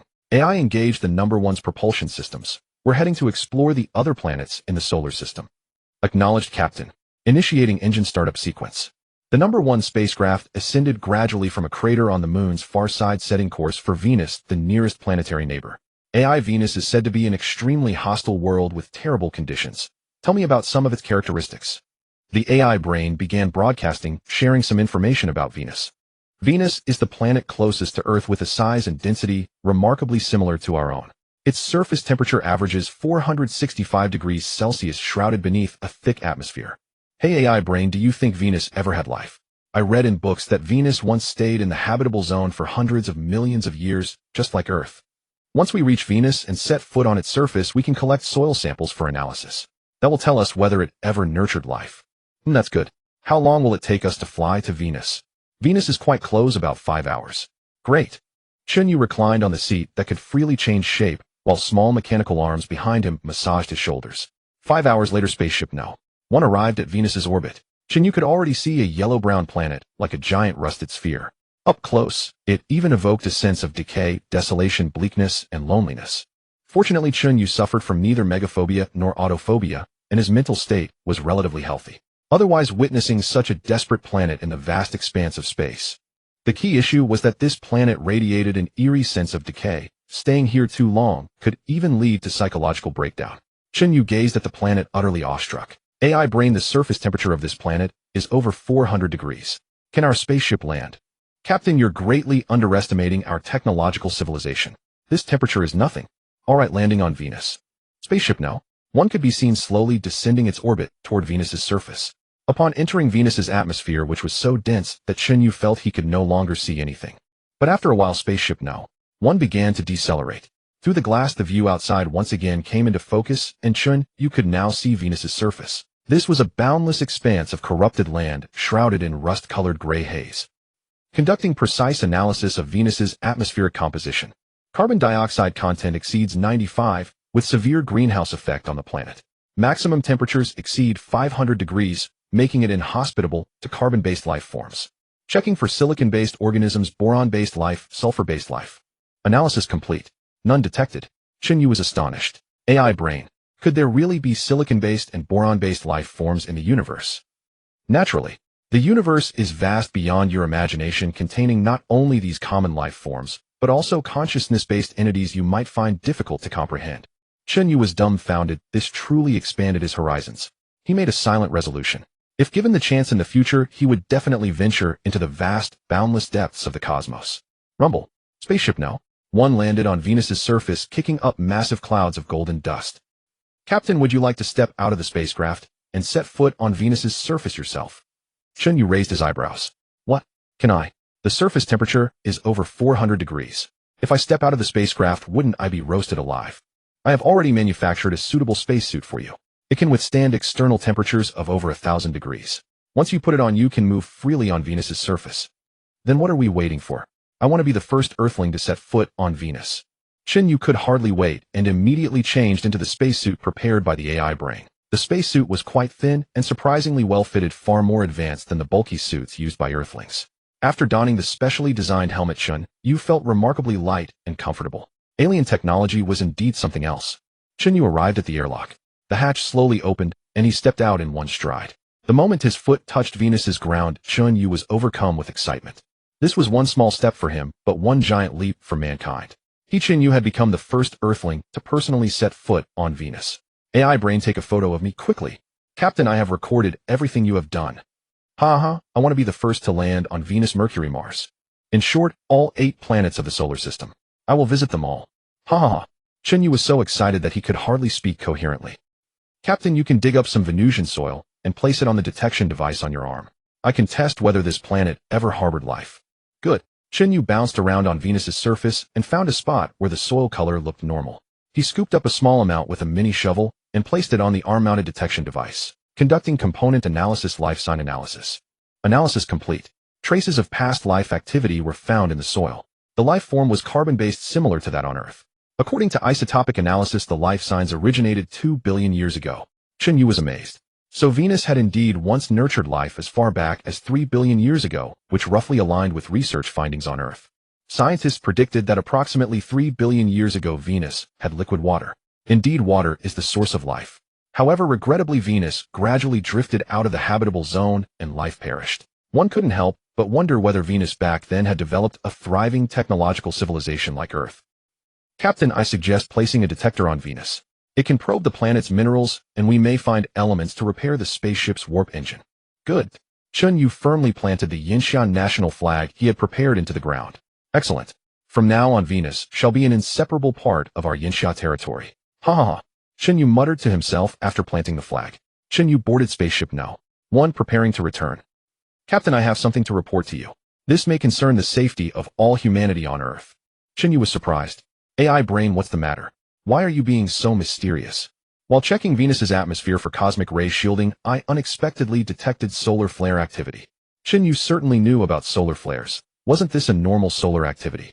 What about the solar flares? To this end, I accessed astronomical research data from various countries on Earth. The solar flare outbreak, just now, is the most powerful ever recorded by humanity. Moreover, based on comparisons with data from recent years, solar activity is intensifying rapidly. Chen Yu was no ignorant novice. Relying on the AI brain to broaden his understanding, he had learned much about astronomy.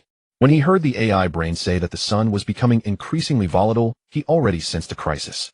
AI brain, tell me your assessment. Captain, based on this data, if the sun continues to grow turbulent within the next 30 years, 90 of Earth's organisms may go extinct, including large creatures such as humans. Chen Yu's expression turned grave. He had just acquired the alien spaceship, and now he was being told that Earth's organisms were on the verge of extinction. Although Chen Yu was confident that he could migrate to any planet via Spaceship No. 1, but Earth was his homeland. How could he stand by and watch humanity perish? AI brain, is there any way to save humanity? Chen Yu, as a native of Earth, could not bear to watch humanity go extinct. His greatest asset at present was this alien spaceship and the knowledge stored in its technology database. Captain, if you wish to save humanity, you could lead them to migrate to Mars, which has a more distant orbit. This could temporarily alleviate humanity's fate, extending it by approximately 300 years. Chen Yu frowned. Even if they migrated to Mars, it would be impossible to take all of humanity with them. Intelligence, are there any other solutions? I've seen in science fiction that there's something called a Dyson sphere. It can envelop the sun and absorb its energy. Not only would this provide energy, but it could also block solar radiation. The AI admired human imagination. Such technology does exist, but constructing a Dyson sphere to enclose the sun would require materials of staggering magnitude, roughly equivalent to the mass of Jupiter. Only a civilization of level 3 or above could accomplish this, which is virtually impossible for humans at present. Chen Yu felt completely deflated. At what level of civilization is Earth currently positioned? According to the Universal Classification System, Earth currently operates at level 0. 6. You have only basic mastery over fossil fuel extraction and utilization, can employ nuclear fusion technology in a rudimentary manner, and can only conduct explorations between relatively close planets within your own star system. Intelligence, I want to ask you. What level of civilization is the homeworld that manufactured our spaceship? No. 1. My homeworld is the supreme civilization of the universe, having reached level 7. We are merely one threshold away from the level 8, 9, and 10 civilizations that can control causality itself. However, I do not know precisely what godlike beings those civilizations at levels 8, 9, and 10 truly are.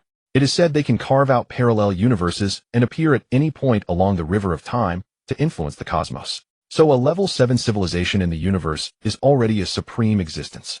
As for those beyond, they can basically be described as gods whether they exist or not. Correct. You could put it that way. But let me tell you, those so-called gods of levels 8, 9, and 10 likely do exist. It is simply beyond our ability to observe them. Perhaps they are watching us right now with open eyes. Chen Yu immediately gazed up at the ashen sky of Venus, a chilling dread spreading through his entire body. Could such godlike civilizations truly exist? Could his own planet, even the entire universe, merely be a single cell within those gods? Chen Yu refused to dwell on such thoughts. Now he needed to find a new way to save humanity. Chen Yu returned to Spaceship No. 1. During the journey back to Earth, his mind was consumed by one question: how could he possibly ensure humanity's survival? The mere thought of confronting the sun left him utterly exhausted. More importantly, humanity had little time remaining. Although 30 years might seem substantial placed against the backdrop of the cosmos, it was hardly more than a drop in the ocean. In truth, the situation was already urgently pressing. Fortunately, Chen Yu now had Amy repair nanobots within his body. In other words, he would essentially never age. Whenever aging cells in his body died, new ones would immediately regenerate. Yet if he lived another 30 years while everyone else perished, being the sole survivor would be worse than death itself. Intelligence, I must save all of humanity. What should I do? Captain, I have a suggestion. Speak. Have you forgotten? If you repair the warp engine of Spaceship No. 1 and locate the crew from my homeworld with their capabilities, they will surely be able to help you save your people. Chen Yu narrowed his eyes. Repairing the warp engine would be extraordinarily difficult. He had reviewed the required materials, and Earth would scarcely possess them. Even if he found these elements and materials, tremendous energy would still be needed for synthesis. The machinery capable of propelling such a massive spacecraft into warp space for faster-than-light travel was far from easy to repair. Enough intelligence. I understand. This matter cannot be rushed. We simply lack the capability right now. Spaceship No. 1 flew back to the crater on the far side of the moon, and Chen Yu subsequently took a landing craft to return to Earth. By the time he arrived home, it was already morning. Chen Yu's body had been enhanced, and his spirit was far better than before. Even after staying awake the entire night, he felt just as energetic as ever. Yet earlier that previous evening, aboard a private jet bound from America to Yinxia, several high-ranking American military spies were quietly making their way toward Yinxia. Meanwhile, within Yinxia, certain Chinese-looking individuals in various locations had secretly received messages from America the night before. These were all spies hidden within Yinxia, covert operatives planted by America years ago. During the day, they might appear as university professors, corporate employees, or even rideshare drivers on the streets. But secretly, they were all America's instruments for gathering intelligence on Yinxia. Though their faces were Yinxian, their hearts long belonged elsewhere.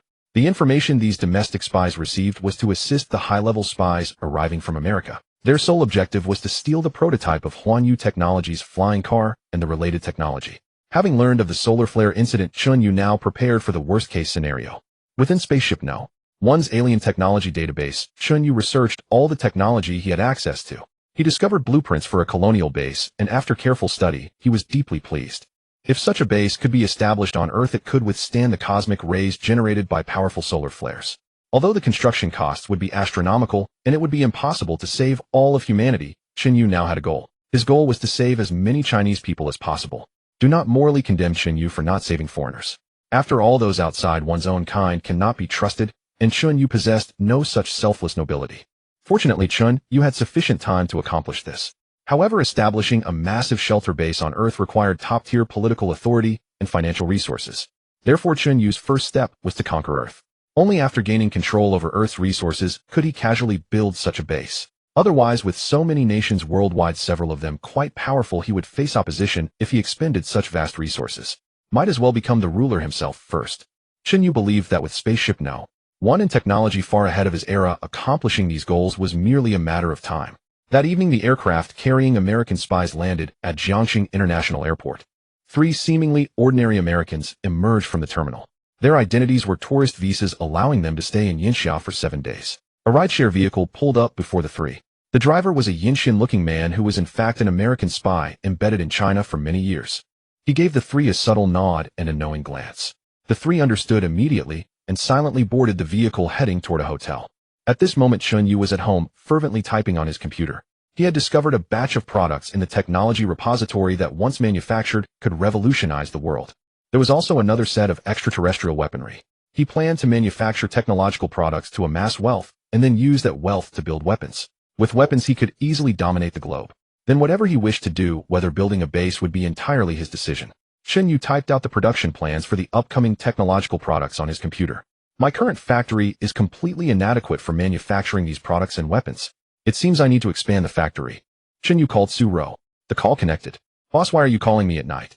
Su Ro's sultry soft voice came through, stirring a restless feeling in Chen Yu. After clearing his throat, Chen Yu said, Xiao Ro, regarding the land behind our factory that extends through the entire Chifu village, contact the Jiangxing Land Bureau tomorrow to discuss the sale.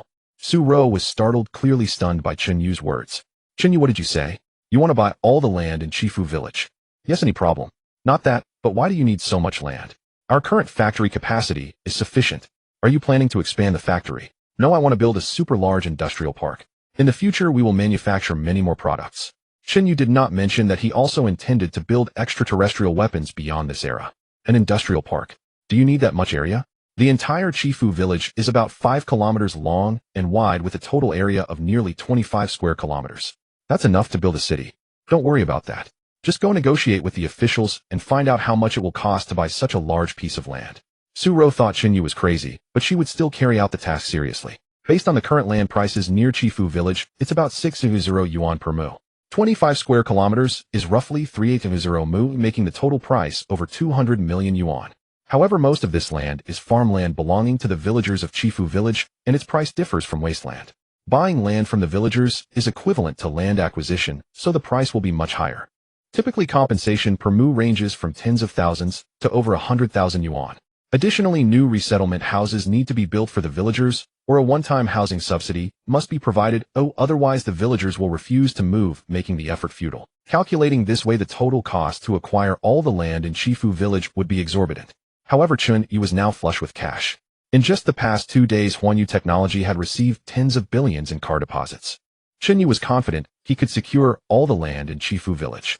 The next step was for Su Ro to negotiate with the official land bureau. Meanwhile, as Chen Yu was planning the industrial park construction at home. Far away on a road beside Chifu village in the suburbs, 2 black Ford cars slowly came to a halt. Several men in black got out. These were American spies. Among them were 3 senior spies. Today they had come to scout Chen Yu's factory to see if they could infiltrate it and steal the contents inside. Under the cover of darkness, they crept quietly near the factory and saw the silver factory illuminated in the distance. Bathed in the factory lights and moonlight, the silver walls of the factory exuded a futuristic sci-fi aura. Although the location was remote and the surroundings felt desolate, such a futuristic factory stood here, drawing admiration even from these Americans. The factory was currently in full swing, producing the Delong 1 new energy vehicles. The raw materials for manufacturing and the formed parts were sent to the rear of the factory and then entered the production line. Inside the factory, there was not a single worker. Machines operated automatically, carrying out production in an orderly manner. There were 5 exits in the workshop. Brand new Delong 1 vehicles just manufactured drove out automatically. Then they parked themselves in the vast open space in front of the factory. Meanwhile, large trucks lined up on the side.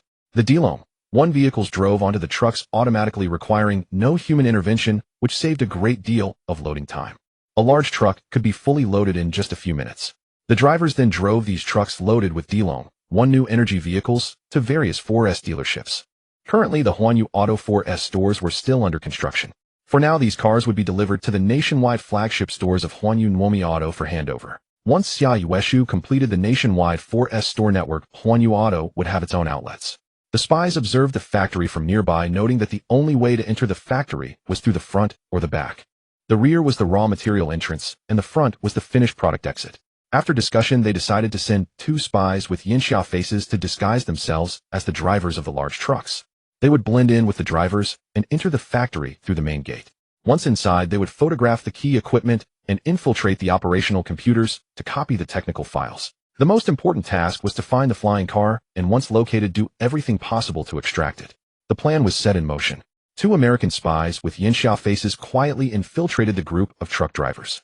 They managed to enter the factory through the main gate without any trouble. Through their earpieces, they communicated in real time with the spies lurking outside. Agent 1, we have successfully infiltrated the factory. Please advise. Outside, a Caucasian spy who was the commander of this operation, Agent 1, was the highest-ranking spy. He pressed his earpiece and replied, one of you enter the production workshop to photograph the equipment and search for the flying car. The other locate the factory's main control room and ensure you infiltrate the main computer to copy all important data. The 2 spies received the instructions and split up. Upon entering the factory, they were astonished to find that there was not a single person inside. On the production line, mechanical arms were skillfully and swiftly assembling various parts. As seasoned spies, they had seen much of the world, but they had never before witnessed a production line with such a high degree of automation. Shocked as they were, they did not forget their mission. They began their operations. One spy frantically snapped photos with a high-definition compact camera, capturing every corner. The other searched for the main control room, but found nothing after a thorough search. It would have been strange if he had found it.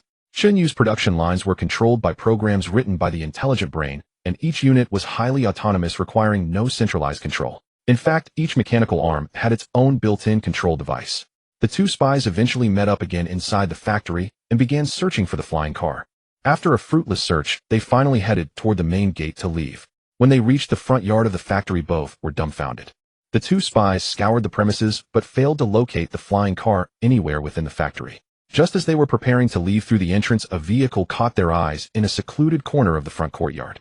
It was precisely that flying car showcased at the press conference, parked in an unremarkable corner with no special cover or disguise whatsoever. Earlier, when the pair had infiltrated the facility, they had completely overlooked the flying car they sought, hidden right there in that corner.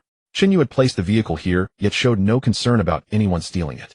The highest authorization for the car rested solely in his hands, and no one else could drive it away. Moreover, even if someone managed to tow the vehicle away, it was equipped with a tracking device. Anyone daring to steal his car would have to prepare to face Chen Yu's reckoning. The 2 spies fumbled around the flying car for a while, but couldn't even open the door.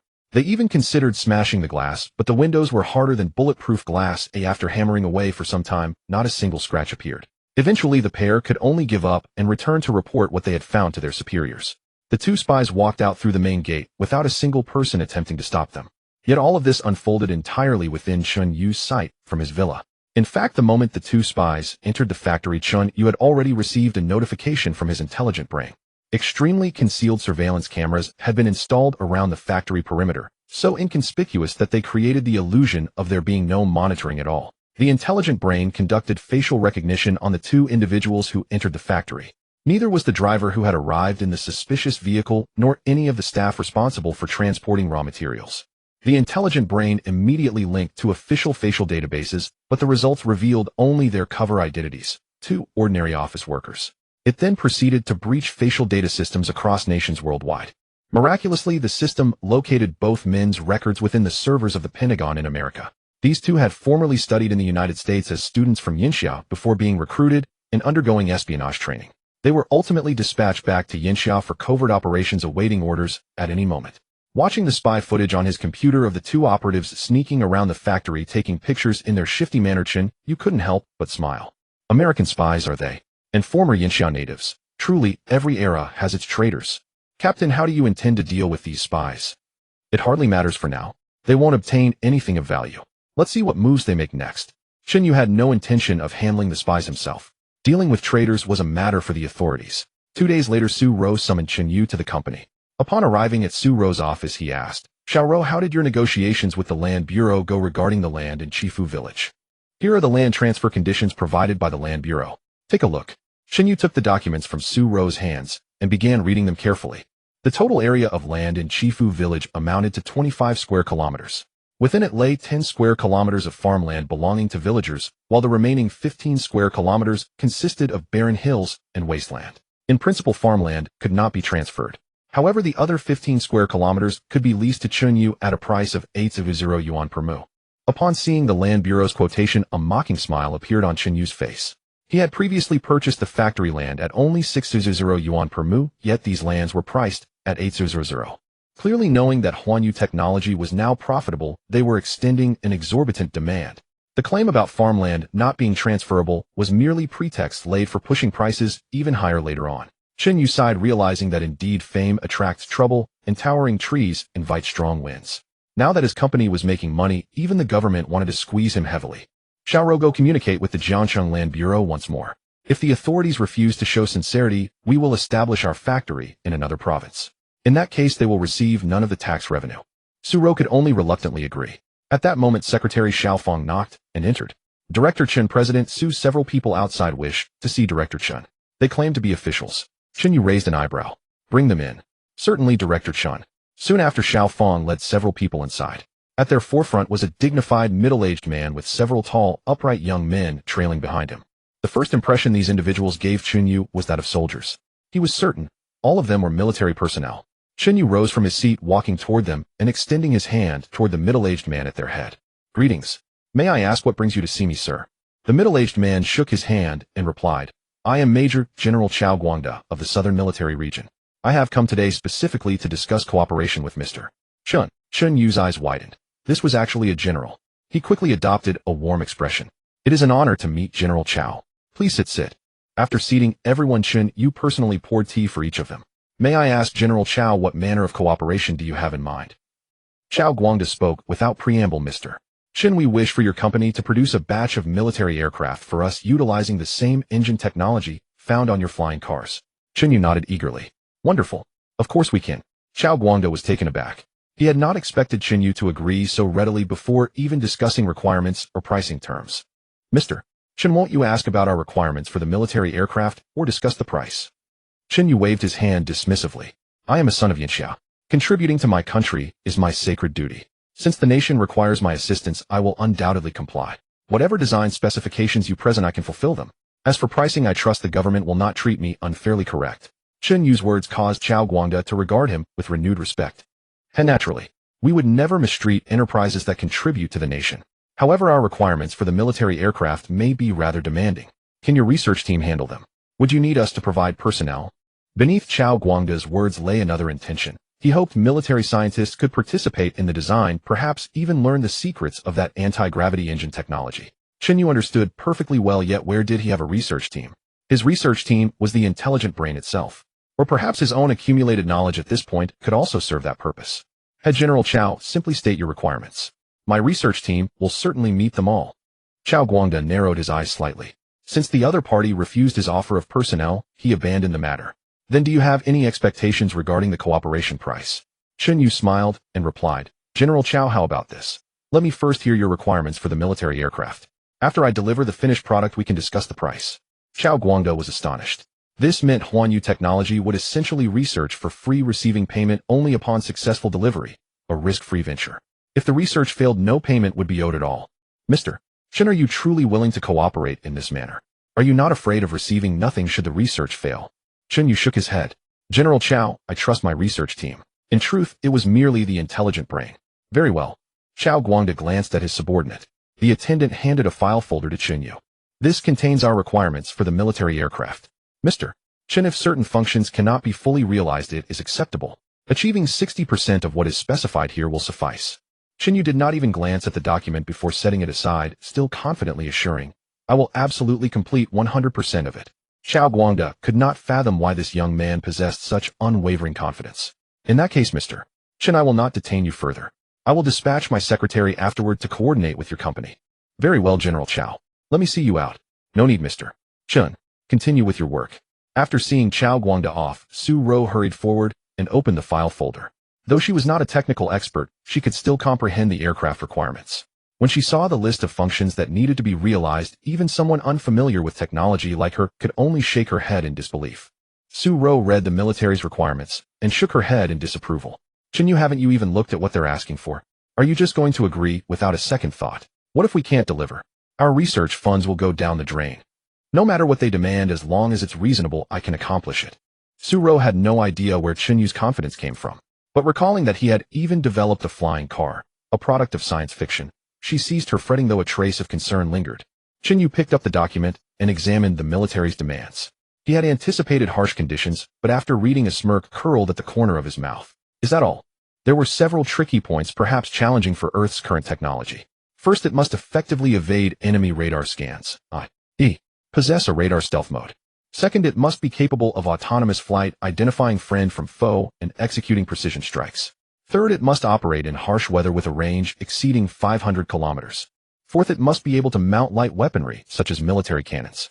Fifth, it must self-destruct if captured to prevent technology leakage. Sixth, its flight speed must be at least on par with conventional fighter jets. And so on. For Chen Yu, these requirements were a piece of cake. Even his flying car, if fitted with a couple of machine guns, would surpass these demands. This time Chen Yu intended to surprise the military. He would create an aerial assassin that would lead the world. Thousands of miles away across the ocean, in the largest meeting room of the Myligian White House, all senior officials of Myligian were present for the conference, with President Bearwhiding seated at the head. His face was grave as he gazed at the projected image on the wall. It displayed the research data on the sun from the Myligian NASA Official Research Institute over recent years. Clearly, Myligian had also detected the sun's anomaly. After everyone had viewed the projection, the Myligian Minister of Science and Technology Luigi stood up and addressed the assembly. As you have all seen our research data, along with evidence of biological extinctions in recent years, the Earth is currently facing a crisis originating from the sun. The room buzzed with murmurs as everyone discussed the crisis. The President Bearwhiding slammed his hand on the table and said in a low tone, "Luigi, is your research reliable?" "Mr. President, this is verified, reliable information. Our scientists have studied it for several years and can be virtually certain." "Then how much time does the sun give us? What must we do to survive?" Luigi pressed a button on the remote and 3 solutions were projected onto the wall. Pointing at the image, Luigi said, "Mr. President, according to our Ministry of Science and Technology and the Secret Space Technology Research Bureau, we have 3 solutions. Then he detailed the shelter measures proposed by the experts. The first was to build large-scale refuge bases at the Earth's poles where solar radiation is weakest. The second was to construct ultra-large underground shelters with artificial sunlight and biological circulation systems. The third was to build shelters on the seabed where seawater could effectively block solar radiation. These 3 methods were the only feasible approaches humans could conceive, provided sufficient investment. However, building them would require colossal resources. President Bearwhiding furrowed his brow in thought and asked, "How many people can these measures save?" Luigi sighed. "Sir, each of these methods is immensely costly. If we plunder all the world's resources, we could build 10 super shelters, each capable of housing 5 million people." Bearwhiding's expression grew even more somber. The population of Myligian alone was 330 million.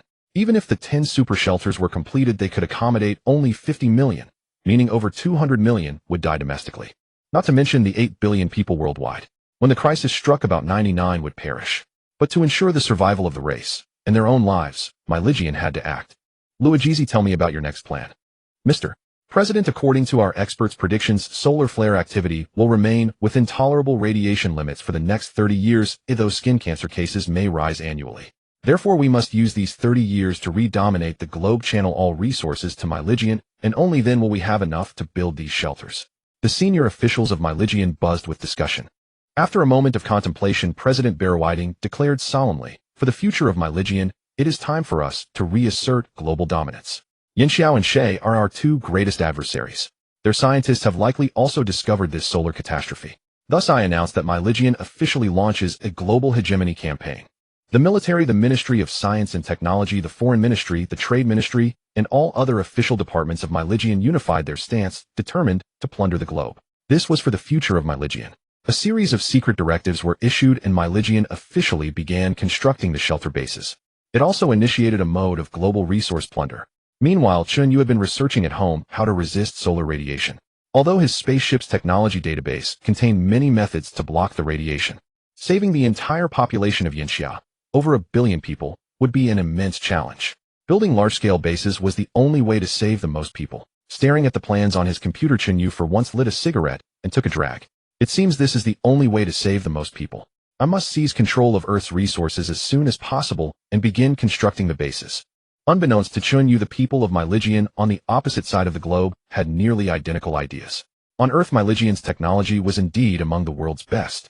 while scientists in Yinxiao and other countries were still vigorously verifying whether solar flare activity would intensify. My Ligian had already begun planning the construction of shelters. In this regard, the rest of the world had already fallen behind my Ligian, except for Chen Yu, who possessed alien technology. Captain, those spies have infiltrated our factory again. Chen Yu was agitated. Those damn spies, will they ever stop? Project the footage onto my computer. Let me see what they're up to. On Chen Yu's computer screen, the factory's front yard appeared. A small trailer had actually driven into the yard, and his flying car had been loaded onto it. What the hell? These Myligian spies are that bold. Over the past few days, the spies had infiltrated the factory daily, discovering that it had no security guards whatsoever. The factory operated like a giant robot, continuously running on its own. This emboldened the spies, and today their superiors ordered them to simply walk in and haul the flying car away. Chen Yu had been preoccupied with saving humanity and had paid little attention to these spies. He never expected them to go this far. Don't stop them for now. Let's see where they take my car. Then, Chen Yu was not afraid that the flying car would be stolen, though with a single command, it would fly back on its own. These spies were utterly shameless, and Chen Yu had already made up his mind to kill them. He would let them succeed first, then wipe them out in one fell swoop. At the outskirts, a small trailer carrying a flying car drove straight out of the Huanyu technology factory. The trailer was covered with black cloth, hiding the flying car.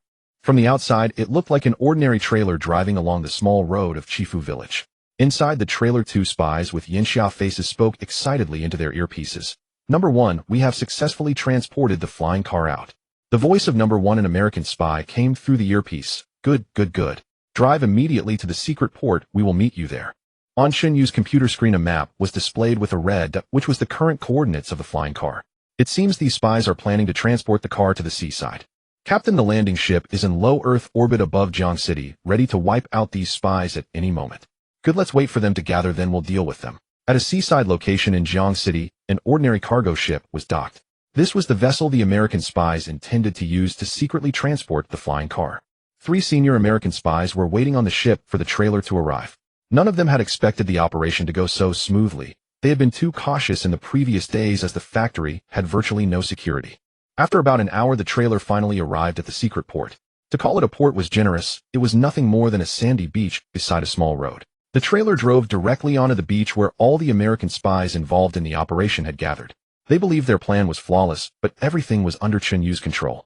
10 minutes earlier, the landing ship had landed invisibly in the garden of Chen Yu's villa. Chen Yu and Xiao Jiazi boarded the spacecraft, and in just a few minutes they flew to this location. The landing ship was now in stealth mode. Chen Yu was in the cockpit, looking down from above at the American spies unloading the cargo on the beach. These damned spies have really chosen a fine burial ground for themselves. Captain, the weapon systems on the landing ship are activated and ready to strike the targets below. Good, disengage stealth. Let's go scare them a bit. The landing ship's stealth mode deactivated, and Chen Yu's spacecraft materialized. Though it was only a landing ship, its design was futuristic. It flew silently and could hover in midair.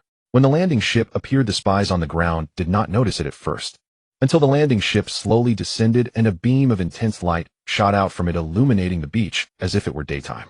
The American spies who were unloading the cargo were suddenly terrified by the scene around them, as bright as daylight.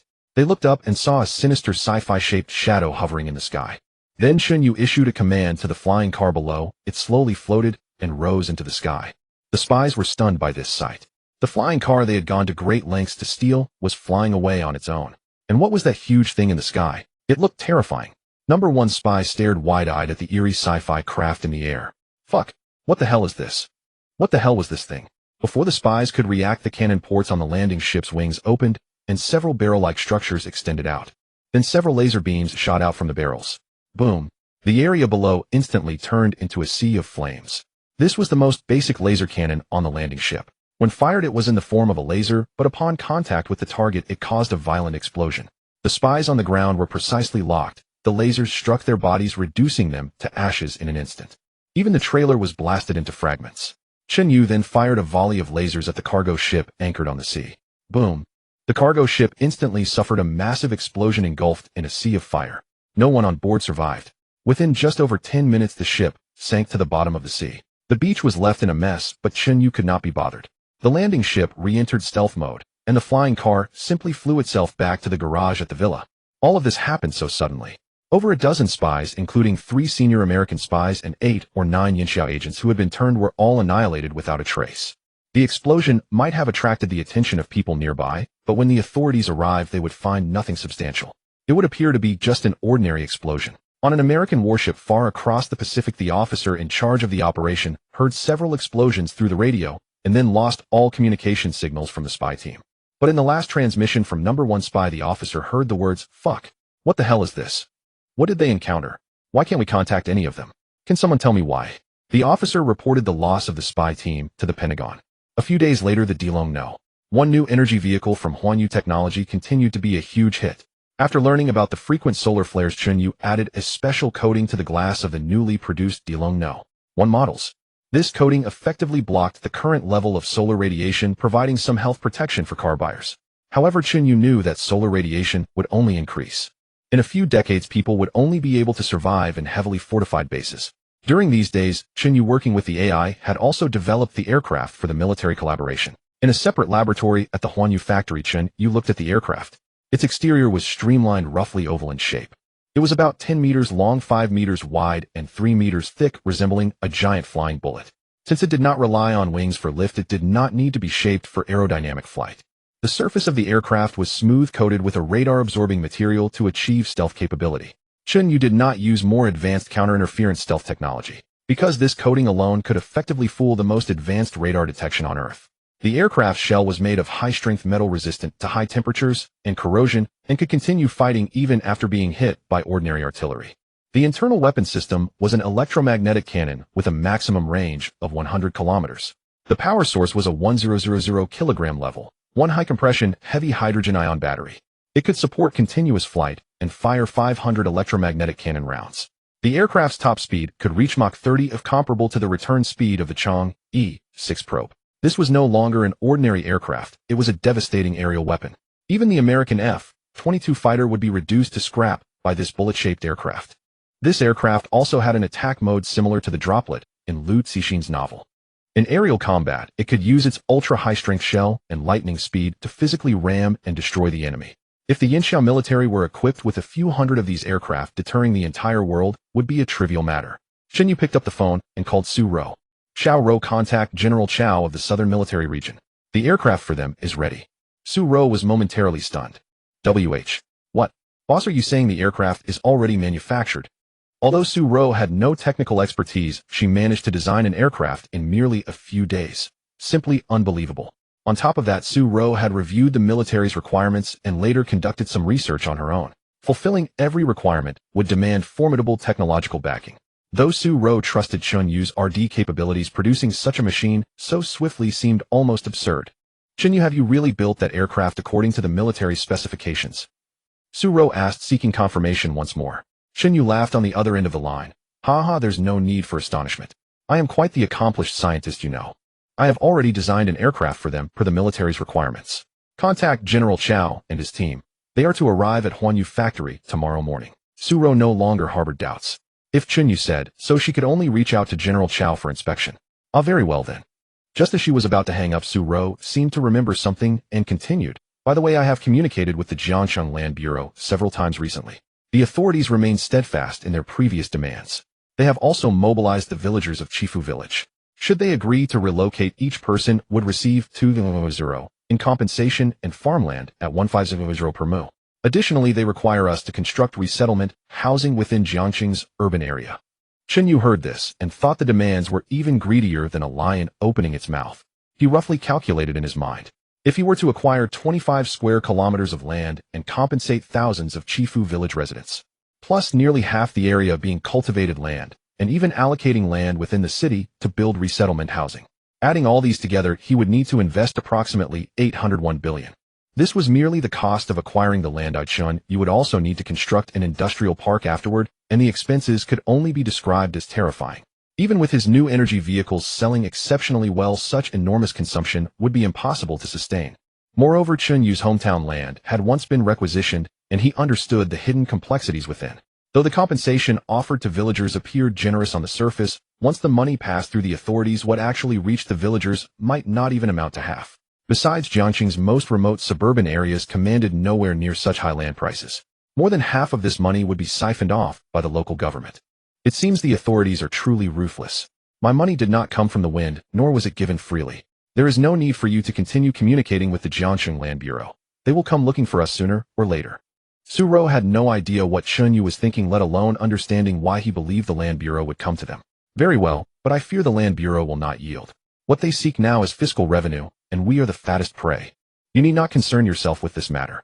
I believe they will come to regret it. After ending the call with Su Ro, Chen Yu dialed Xia Yueshu. The call connected quickly, and Xia Yueshu's coquettish voice came through. Director Chen, I have been unable to find you at the company these past few days. I was planning to invite you out for dinner. I have been busy developing an aircraft for the military, so I have rarely been at the office. Oh, why are you calling me now? Are you missing me? Chen Yu cleared his throat to mask his embarrassment. He had not anticipated that Xia Yueshu would jest with him after growing close. Ahem. Yueshu, I wanted to ask about the progress of our Huanyu automobile flagship stores nationwide. Rest assured, I had my father deploy all the resources of the Qinya Group across the country. Construction has been underway simultaneously in several first-tier cities and over a dozen second-tier cities. By the end of this month, all flagship stores in Tier 1 and Tier 2 cities will be fully completed. Not bad. As always, I can rely on you. Is that all you called to discuss, eh? Chen Yu's call to Xia Yueshu indeed had only one purpose, but he also wished to inquire whether she had any land acquisition connections. Should the Land Bureau refuse to cooperate, Chen Yu would have no choice but to purchase land at exorbitant prices. By the way, I do have a matter to discuss. I wish to purchase some land. Buying land. Simple enough. Our family is involved in real estate development, and my father is an expert. However, the land I need is quite large, preferably in a suburban area with sparse population. That should not be difficult. How large are we talking? The larger the better. At least no less than 20 square kilometers, roughly 3 mu. What? You need 3 mu. What do you intend to do, build an entire city? Never mind the size. Simply tell me whether your father can find land this large, and whether the price would not be excessively unreasonable. All right. Though I do not know what you plan to do, I can mention it to my father. Thank you. I will treat you to a meal another time. Do not just make empty promises. Very well, very well. The following morning at Huanyu Factory, several military vehicles pulled into the plaza. Chao Guangda and several high-ranking officers from the southern military region stepped out. Su Ro and some Huanyu technology executives had arrived in advance. General Chao, you have arrived most early. Su Ro stepped forward and extended her hand. Chao Guangda shook her hand and asked, where is Chen Yu? General Chao. Chen Yu. He has not arrived yet, Su Ro said awkwardly. Chao Guangda's expression hardly changed, but a slight irritation flickered in his eyes. Behind him, several senior officials and accompanying military scientists displayed visible discontent. How arrogant of Chen Yu to make General Chao wait. Secretary Xiao Luo remarked sharply. Exactly. We all have research duties to attend to and cannot afford to waste time on some upstart. Besides, we only submitted our requirements last week, and now he expects us to inspect a finished product this week. Is that even possible? Now, Xiao Luo, Elder Zhou, there is no need to complain. A brief wait is hardly inconvenient. Chao Guangda comforted them. They waited half an hour. Even Chao Guangda began to grow restless. As a full major general of Yinxia and a figure of real authority within the military, he had never been kept waiting like this. During this time, the secretary and the group of scientists voiced their grievances. President Su, is your director Chen playing games with us? When will he arrive? Su Ro held her phone, having made several calls to Chen Yu. He had not answered any of them. Secretary Luo, please do not worry. Calm General Chao and the distinguished scientists. Director Chen should be arriving shortly. What do you mean should be arriving? He cannot possibly have developed a usable prototype so quickly. Is he incapable of delivering, which is why he wants to terminate the cooperation? Su Ro could only offer a bitter smile. Truthfully, she herself harbored little confidence that Chen Yu could complete the military-specified aircraft within a week. Just as everyone's spirits sank to their lowest point, a dark speck appeared in the distant sky. Just as Chao Guangda and a group of military scientists were growing impatient, a black suddenly appeared in the distant sky. Xiaofang's secretary Su Ro's assistant was the first to spot it, and immediately exclaimed, President Su, look, what is that? Su Ro looked up at the sky, and indeed saw a small dot approaching on the horizon. The others followed her gaze, and also saw the gradually approaching dot. Su Ro's face lit up with joy as she called out, It's Chen Yu, yes, it's him. He's here. The dot slowly grew larger, and everyone began to discern what it was. It was the silver sci-fi flying car from the previous Huanyu technology press conference, named the Flying Bird No. 1. The vehicle slowly descended before the crowd. The scientists who had come with Chao Guangda had not attended the Huanyu technology press conference in person. Thus, they had never witnessed with their own eyes a flying car that could hover in midair. Now seeing a sci-fi styled automobile silently land in front of them. The scientists who had just been complaining were left utterly stunned. Although they had watched the Huanyu technology press conference video witnessing the flying car firsthand, was a completely different level of shock. The doors of the flying bird no. One automatically rose, and Chen Yu stepped out looking dashing and confident. General Chao, I apologize for being late. Chen Yu extended his hand and walked toward Chao Guangde. They shook hands. Mr. Chen Yu called us here in less than a week. Is your research encountering difficulties? I've brought the best scientists from the southern military region. Chao Guangde was not angry about Chen Yu's lateness. General Chao, not at all. I asked you to come today to show you the finished product.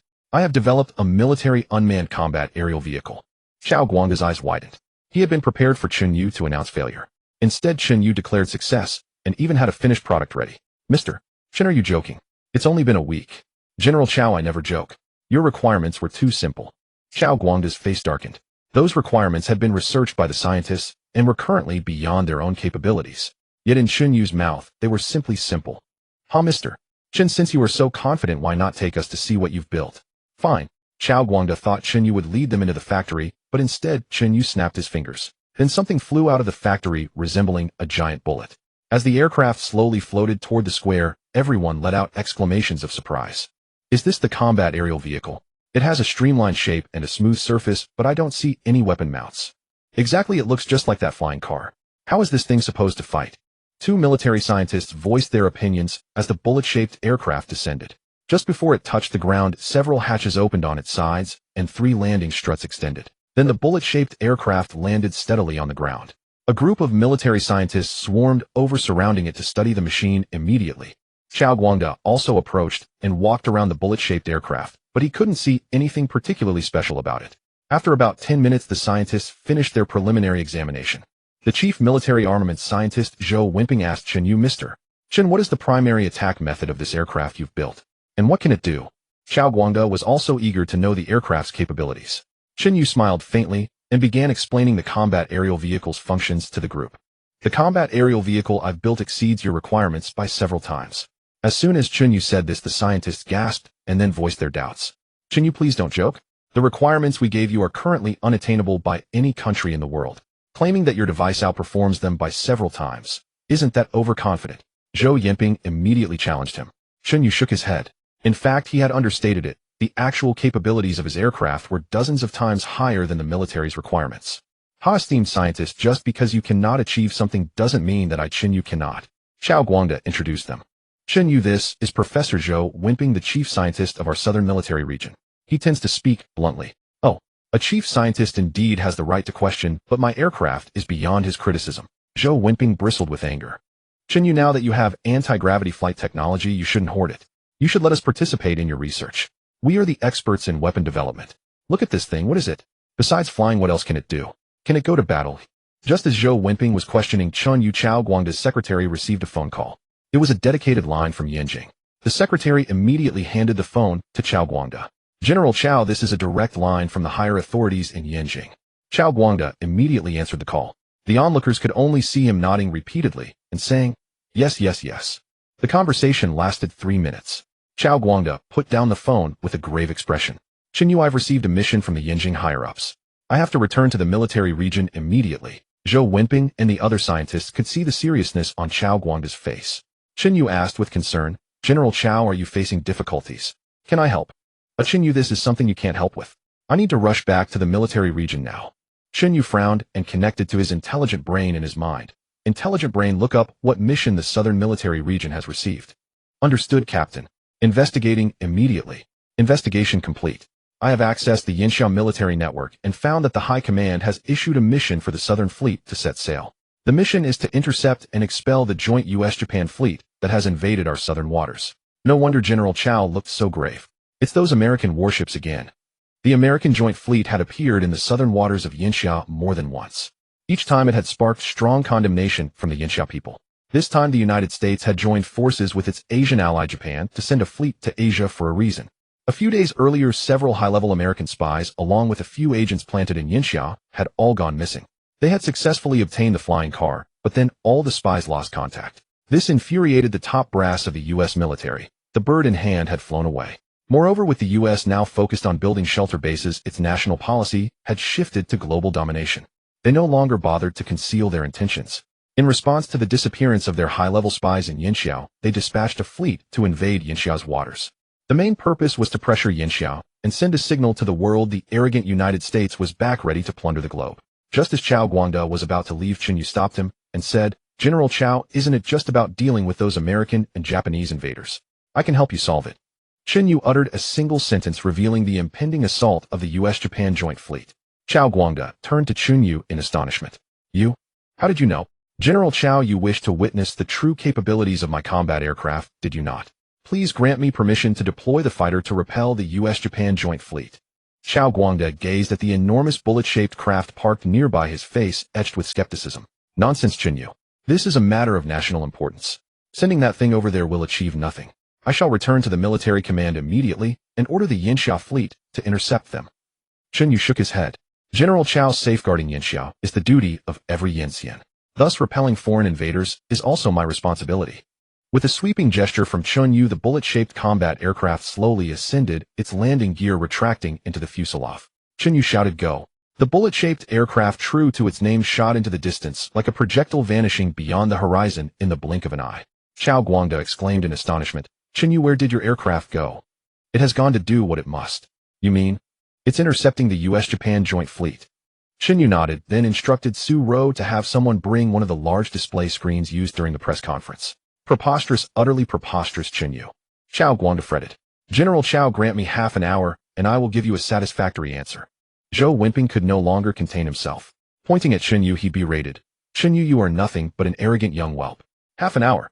Can your contraption even reach the southern seas? It is thousands of kilometers from here."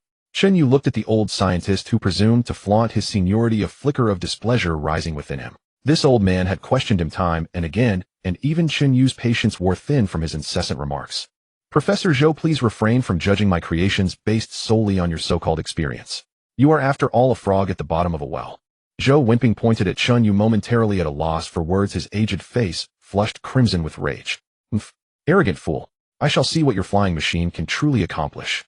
A few staff members brought over a large screen, and Chen Yu connected the signal. The screen immediately displayed live footage showing a view rapidly skimming across the ocean. Chao Guangde asked, puzzled, "What is this?" Chen Yu explained, "This is the real-time video feed transmitted from the bullet aircraft. It should be nearing the target shortly." Zhou Wenping scoffed in disbelief, utterly convinced that the footage was fabricated. Chao Guangde was shocked. The distance from Jiang City to the US-Japan Joint Fleet in the southern seas was over 3,000 kilometers. Only a few minutes had passed, yet Chen Yu claimed it was nearly there. "Chen Yu, what do you intend to do? They have invaded our waters. They deserve punishment." Suddenly the image on the screen froze, revealing several warships. The view zoomed in, displaying a number of Japanese vessels. Chao Guangde was instantly stunned. These are vessels of the Japanese fleet, the vanguard of the US-Japan Joint Force.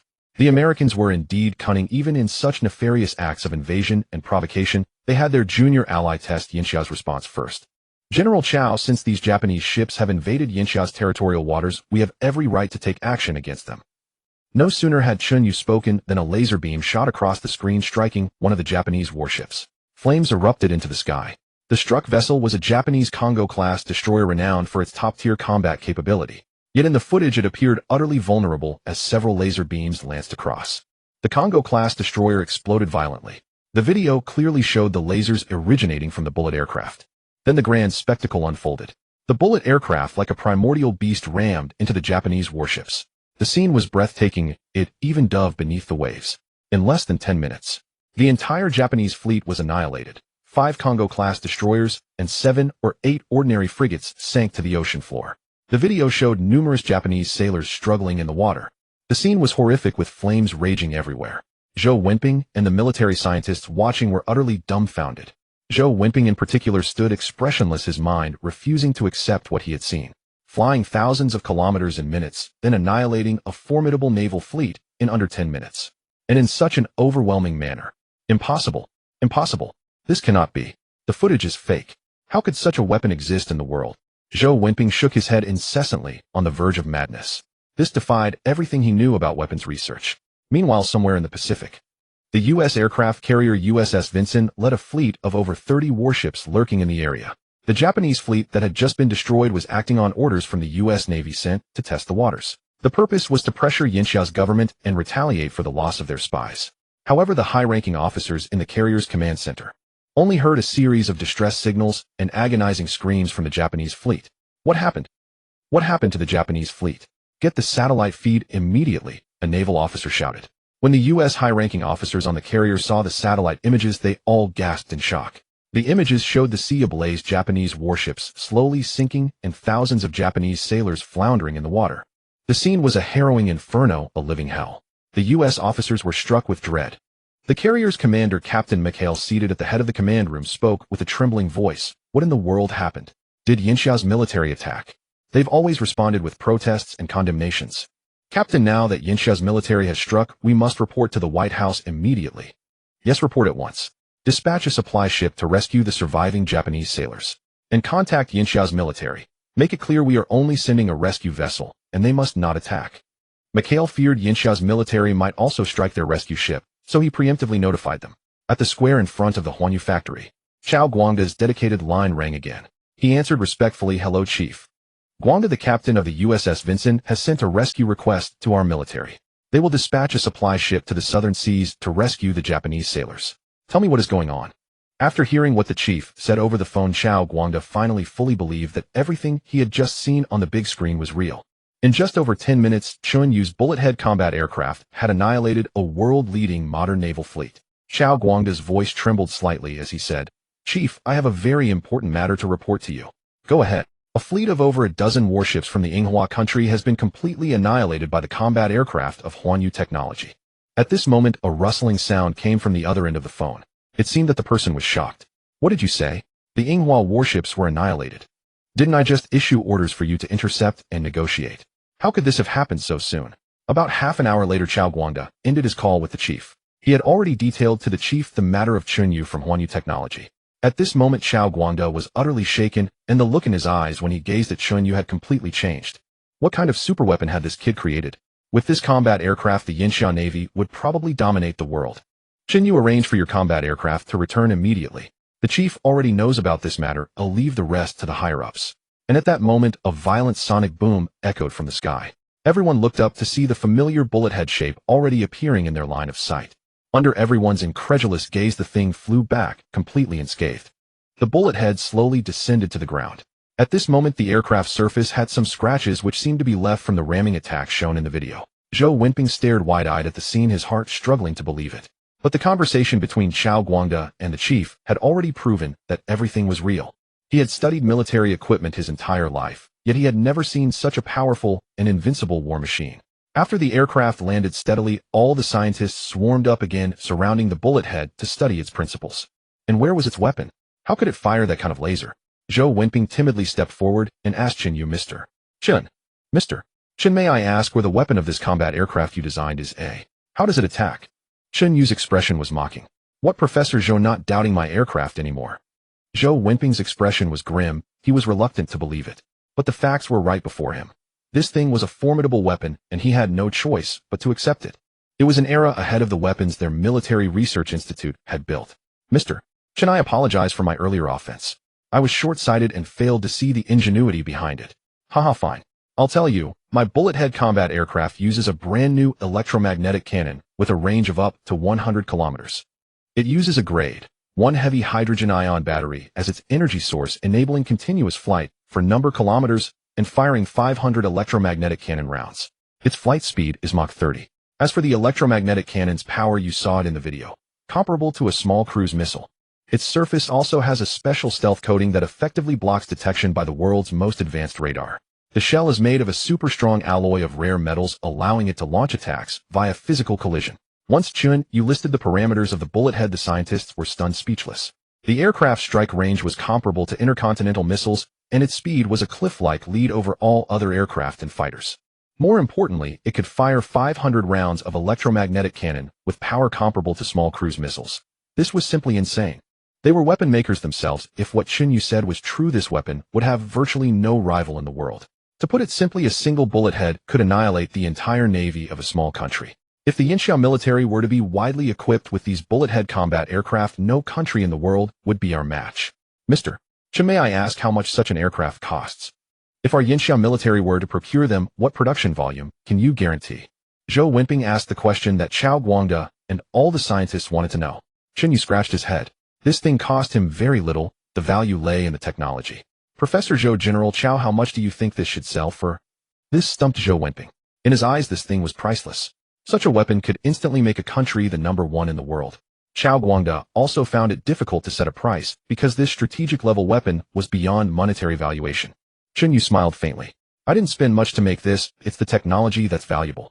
As a citizen of Yinxia, I can provide your military with 10 bullet-head combat aircraft. Consider it my gift to the Yinxia military. Upon hearing Chen Yu's words, Chao Guangda, Zhou Wenping, and a group of military scientists doubted whether they had heard correctly.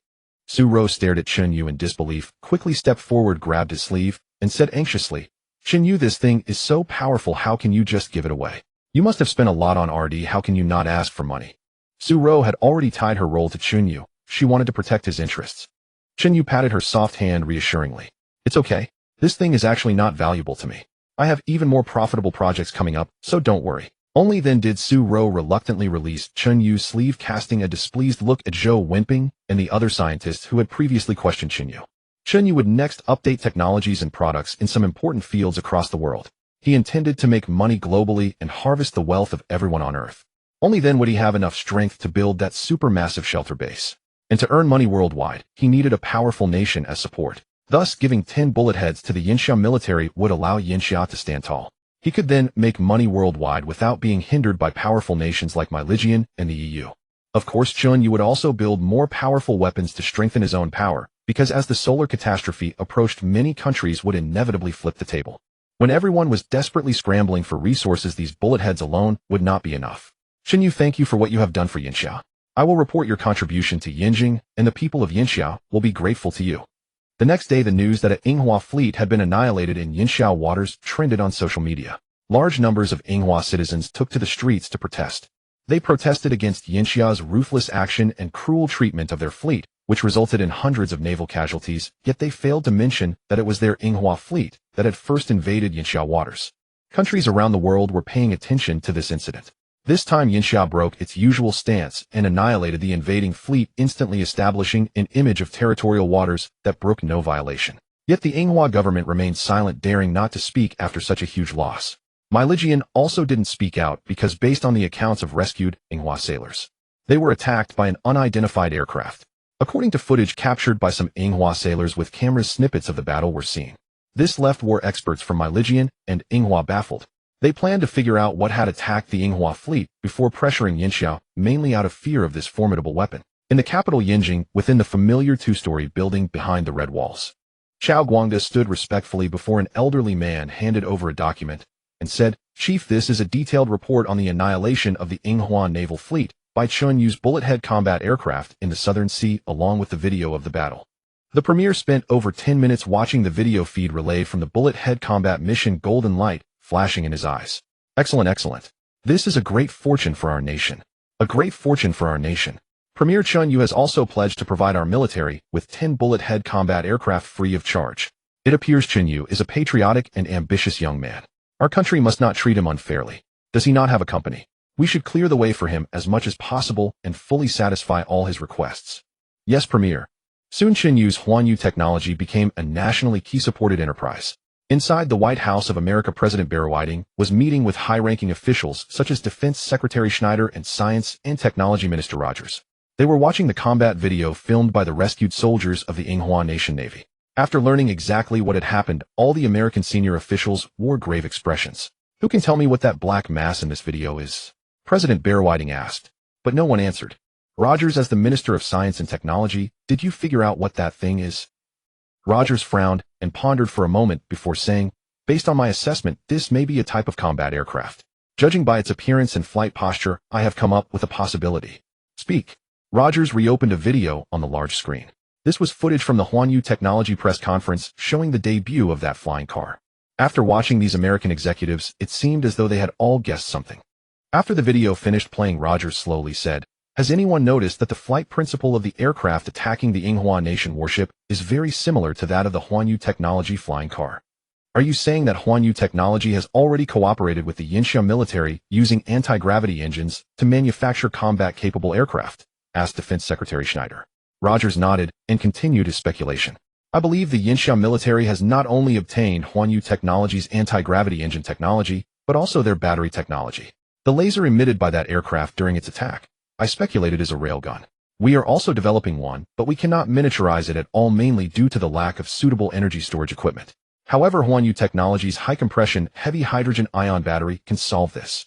As expected of the Minister of Science and Technology of America, his analysis was surprisingly close to the truth. Yinxia has gone too far this time. Yinghua Nation is our ally, and now their fleet has been completely annihilated, causing dissatisfaction among NATO member countries. They are demanding that we America must do something. Mr. President, Yinxia's unannounced attack has seriously violated international conventions. I believe we should sanction them. Proposed Humphreys, the American Minister of Trade. Very well. Yinxia's economy and military have advanced rapidly in recent years, becoming our most formidable enemy. Coupled with our ongoing global resource extraction plan, Yinxia must be sanctioned. Humphreys, draft a series of sanctions and implement them as soon as possible. Yes, Mr. President.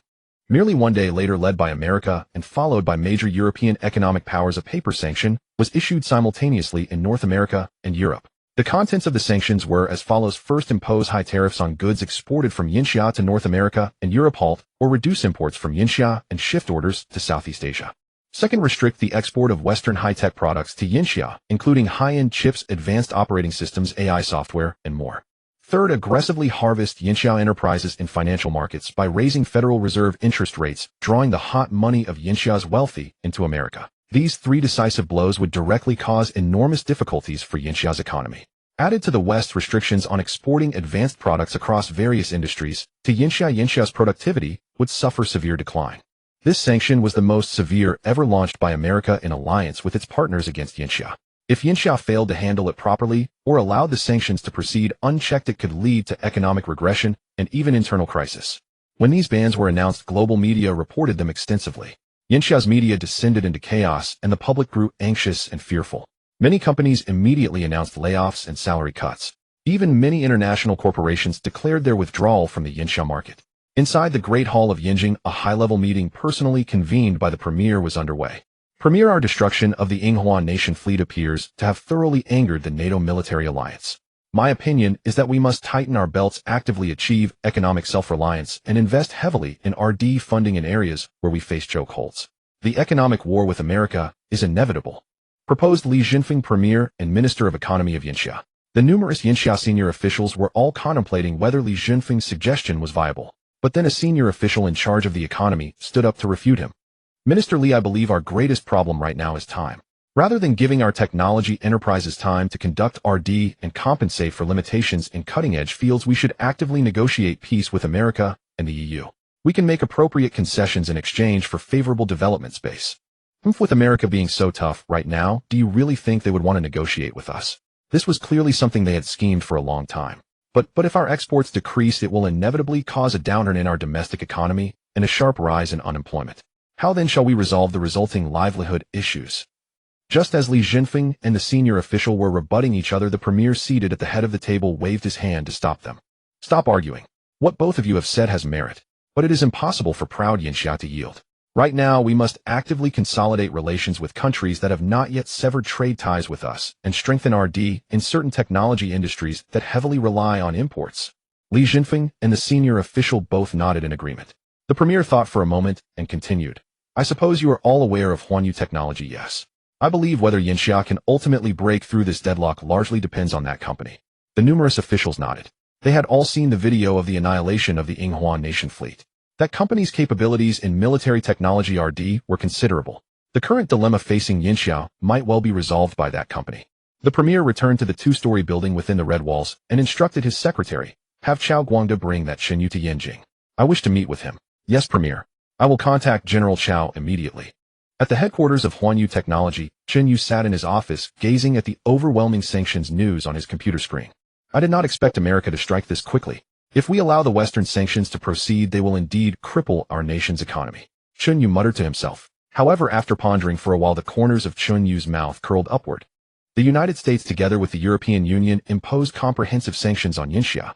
Wasn't this the perfect opportunity for Chen Yu to rise? The West would no longer sell high-tech products to Yinxia.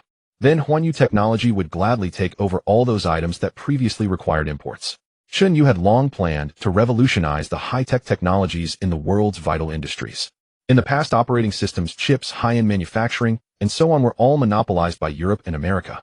Now it was time for Chen Yu technology to soar to the skies. Chen Yu intended to create products that would lead this era. By then the West would be pleading with Yinxia to export products to them. Chen Yu's phone suddenly rang. He picked it up and saw it was Xia Yueshu calling. Hey beautiful, what do you want from me? Chen Yu, didn't you mention last time that you wanted to buy land? I asked my father, and he found a piece of land for you in the suburbs of Donghai City, next to Jiangxing. It covers 30 square kilometers approximately mu. Chen Yu's eyes lit up upon hearing this. It was even larger than the land in Chifu village. Not bad. Tell me, is this land easy to get? My father has a good relationship with the Donghai City authorities. He can act as a bridge for you, and the cost of acquiring that land will definitely be cheaper than what you paid for the land in Chifu village.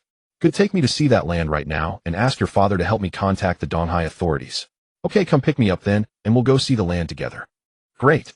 Chen Yu drove his Porsche Cayenne straight to the headquarters of Qinya Group in Jiangxing. After picking up Xia Yueshu, they directly got on the highway and headed straight for the neighboring Donghai City. At that very moment, the mayor of Jiangxing City, Wu Jiangwo, led the top leadership of Jiangxing and was heading to Chen Yu technology. They had received orders from Yinjing to vigorously support Chen Yu technology to ensure that all the company's requirements were fulfilled. Su Ro was working in the general manager's office when her secretary Xiao Feng rushed in and shouted, President Su, the mayor is here. Su Ro looked up, a hint of shock flashing in her eyes. Why is the mayor coming to our place? Not just the mayor. Almost all the high-ranking officials of Jiangxing are here. They want to see Chairman Chen. But Chairman Chen just went to Donghai to see the land with Miss Xia. Let them into the conference room. I'll go receive them. Okay, President Su. Su Ro adjusted her appearance in front of the office mirror. Then she headed toward the largest conference room.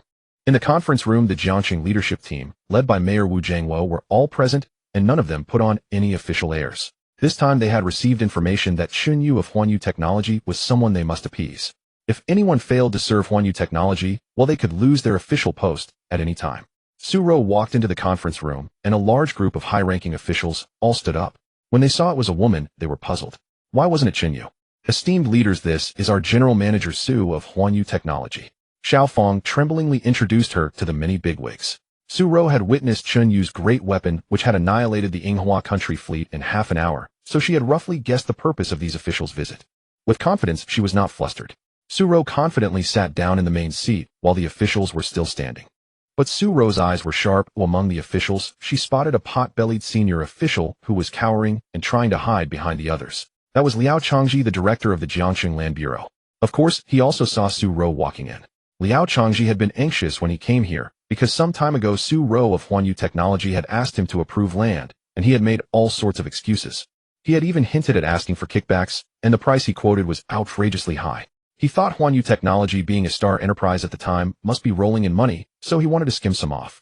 But now even the higher authorities in Yinjing had issued a document requiring all departments in Jiangxing to actively cooperate with Chen Yu Technology at a level even considered strategic. This made Liao Changji extremely frustrated. If he had known this company was so formidable, he shouldn't have made things difficult for Su Ro. After Su Ro sat down, she pressed her hands downward, signaling the bigwigs to sit. Greetings, esteemed officials. I am Su Ro, the general manager of Chen Yu Technology. Currently, our chairman has just left for Donghai to inspect a project, so I can only receive you all in his stead. Please forgive the inconvenience. After the officials sat down, the highest-ranking official, Mayor Wu Jiangwo, spoke. Air President Su, what are you saying? With your status and position, we certainly are not lowering ourselves. Wu Jiangwo said this, but he was still displeased inside. He, the mayor, had come, and Chen Yu had actually left. I wonder if you distinguished officials have come to inspect our Chen Yu Technology. Wu Jiangwo quickly explained, No. We are here to express our support for Chen Yu Technology. You see, Yinjing has issued an important document making our Jiangxing's Chen Yu Technology a strategic-level enterprise under support and ordering all departments in Jiangxing to actively cooperate with your work. Su Ro's face showed an expression of just as I thought. Oh, so our Chen Yu Technology is already this formidable. However, support or not doesn't matter much to us because we have enough strength to stand at the top of the industry. Yes, President Su is right. Wu Jiangwo hastily agreed. Mayor Wu, actually, it's not that we don't need help, but we came to you before, and some department heads of yours put on quite an official air. As soon as Su Ro said this, Liao Changji, the Land Bureau director hiding in the corner, trembled all over. Here it comes, just as I feared. Wu Jiangwo, as mayor, had navigated the officialdom for decades. He immediately knew that Su Ro's words carried another meaning. President Su, could it be that your company's requests to us were not met? Su Ro gave a meaningful glare at Liao Changji, who was trembling in the corner. Hey, it's nothing major. It's just that our Huan Yu technology wanted to requisition the land in Chifu village, but your land bureau rejected us many times. So our chairman Chen has just left to look at land in Donghai. It's quite possible that our entire Huan Yu technology will relocate there. Wu Jiangwo heard this and immediately grasped the key point. Huan Yu technology wanted to acquire land for expansion, but was harassed by the land bureau. Now in a fit of anger they were about to move to a neighboring city. If this were true, given Yinjing's current emphasis on Huan Yu technology, his position as mayor would be immediately removed. Wu Jiangwo's forehead began to sweat. President Su, it's just a piece of land. Why make Chairman Chen go to another city? Ask Chairman Chen to come back. I'll approve any land in Jiangshang that he sets his eyes on. Su Rou gave a sardonic smile. Mayor Wu, I wouldn't dare. The leaders of your land bureau put on such a big official air. Our small enterprise should not confront high officials. Wu Jiangwo turned around as if looking for something. Liao Changji in the corner kept shrinking back. But the surrounding officials were not fools. They all moved away from him instantly, isolating Liao Changji. Wu Jiangwo roared in anger, Liao Changji, get the hell over here. Liao Changji trembled, all over his legs, weak and unsteady. Stammering, he managed to crawl his way to Wu Jiangwo's side. Mayor. Mayor. So you know I'm the mayor? With all that arrogance you're putting on, why don't you be the mayor yourself? Mayor. I don't dare. And what else are you afraid of? After Huan Yu Technology's new energy vehicles hit the market, they've become the pride of Jiangxing, our city's star enterprise, and a major taxpayer. How dare you harass them? Cold sweat poured down Liao Changji's face. With all those officials watching him get reprimanded, he wished he could die on the spot. Mayor, my awareness was insufficient. I'll approve that land for Huan Yu Technology right away. No need. From now on, I'll personally handle all matters concerning Huan Yu Technology. You should also leave your position at the bureau. The organization will launch an investigation into you. Now get out. Liao Changji's body went limp, and he collapsed directly onto the ground. As the director of the land bureau, his hands had been far from clean over the years. Once the investigation began, he was as good as finished. The rest of his life would be spent in prison, and considering he'd offended Huan Yu Technology coupled with the enormous amounts involved, a death sentence was not out of the question. President Su, please say a few words for me. I didn't mean to make things difficult for you. President Su, I beg you. Liao Changji lay sprawled on the ground, struggling to crawl towards Su Rou. The memory of his previous behavior, demanding money and leering at her, made Su Rou feel a wave of nausea. She hadn't reported any of this to Chen Yu, considering them minor matters she could handle herself. Security, take this man away. Su Rou called out toward the door. Immediately, several burly security guards rushed in and dragged Liao Changji away like a heap of rotting mud. President Su, you see, I've already dismissed Liao Changji. Could you give Chairman Chen a call and ask him to come back? After all, Jiangshang is the headquarters of Huan Yu Technology, right? Su Rou offered a faint smile before pulling out her phone and dialing Chen Yu's number. Hello, Xiao Rou, what's the matter? Mayor Wu has arrived at our company with Jiangxing's leadership team. They say they're here to provide strong support for our company, and that whichever land you want they'll approve. Oh, they've finally come to their senses. But I've already arrived in Donghai. I need to inspect the land here first before making any decisions. Send them away. Then the call was ended. The phone was on speaker so everyone could hear. Wu Jiangwo's face darkened with displeasure. Just then, Xiao Feng rushed into the conference room again, calling out to Su Rou, President Su, General Chao. General Chao is here. Su Rou looked toward the doorway, and indeed saw a group of towering figures in military uniforms. Accompanying Chao Guangda this time were not only several generals from the southern military region, but also special envoys from Yinjing. Wu Jiangwo naturally recognized these people. All of them were super VIPs holding real power. Oh, General Chao, General Zhang, General Li, isn't that Minister Liu? I never expected you to also come to inspect Huan Yu Technology. Wu Jiangwo hurried forward and shook hands with each of these military VIPs one by one. Oh, Mayor Wu is here to inspect. But we're not. We've been ordered by the Commander-in-Chief to invite Mr. Chen to Yinjing to discuss matters of state. Chao Guangda's words gave Chen Yu tremendous face. Wu Jiangwo was dumbfounded. Now, even the Commander-in-Chief wanted to meet Chen Yu. If Chen Yu were to casually mention what he'd experienced in Jiangxing to the Commander-in-Chief, then his position as mayor would be over. General Chao, we're not here to inspect. We're here to support Huan Yu Technology. Since Chairman Chen isn't currently available, I have many support policies to discuss with him. So we're preparing to head to Donghai immediately to communicate with him. I wonder when Yinjing expects Mr. Chen to arrive. Wu Jiangwo needed to communicate with Chen Yu before he went to Yinjing, otherwise his political career would be over. Mayor Wu, we're in no hurry. Just these next couple of days. Wu Jiangwo was overjoyed. He still had time. Very well, General Chao, distinguished general's minister. I must take my leave now. Wu Jiangwo led the crowd of Jiangxing officials away in a throng. He now needed to head to Donghai immediately to meet Chen Yu as soon as possible. After Wu Jiangwo and the others left, Su Rou hosted the military delegation. General Chao Chun, you just left for Donghai. How about I host a lunch for you all this noon? Chairman Chen should be back this afternoon. President Su, you're too kind. This time the official funds approved for hospitality should be used to treat you instead. Let's go. I'll have my secretary reserve a table at the hotel, and we'll wait for Chen Yu to return. Very well. Chen Yu and Xia Yuezhu arrived at the border between Donghai City and Jiangqing City. This place wasn't too far from Chifu Village. After all, Chifu Village was also on the outskirts of Jiangqing. Chen Yu, my father, has already arrived there. He's brought Zhao Wenbin, the mayor of Donghai City. You can talk to him then. The car drove for a while longer and finally arrived at the designated meeting point. Chen Yu and Xia Yuezhu got out of the car together and saw a line of vehicles waiting there. A handsome middle-aged man stepped forward and extended his hand. You must be Chen Yu, right? My daughter has been talking about you nonstop lately. You really are as handsome as they say. Chen Yu extended his hand and shook Xia Shixiang's hand. Hello, Uncle Xia. I've long heard of your reputation. Let me introduce you. This is Zhao Wenbin, the mayor of Donghai City. Hello, Mr. Chen. I heard you want to buy a piece of land, and President Xia recommended me. Yes, Mayor Zhao, I want to purchase a large piece of land. Chen Yu followed the enthusiastic Mayor Zhao and Xia Shixiang, spending the entire afternoon inspecting the land. The plot covered a full 30 square kilometers with approximately 300 households residing there. Adding the land cost to the relocation and resettlement expenses, Chen Yu estimated he would only need to pay around 68 billion yuan.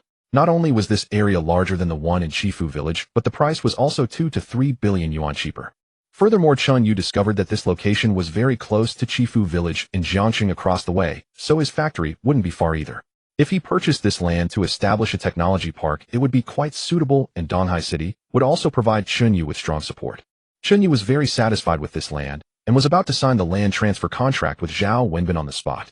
Just then a row of official vehicles with Jiangqing license plates drove directly up to the group. Wu Jiangwo, surrounded by numerous Jiangqing officials, approached Chen Yu. He extended his hand wearing his most amiable smile. You must be Mr. Chen, right? I'm Wu Jiangwo, the mayor of Jiangqing City. These behind me are the senior leadership of Jiangqing's government. We originally came to your company today to discuss the upcoming support plans, but since you've come to Donghai, Mr. Chen, we took the liberty of following you here. Chen Yu also extended his hand and shook Wu Jiangwo's. Mayor Wu, you've come all this way. Surely you didn't come just to tell me this. Wu Jiangwo's expression was awkward. Chen Yu's question clearly showed his dissatisfaction. Mr.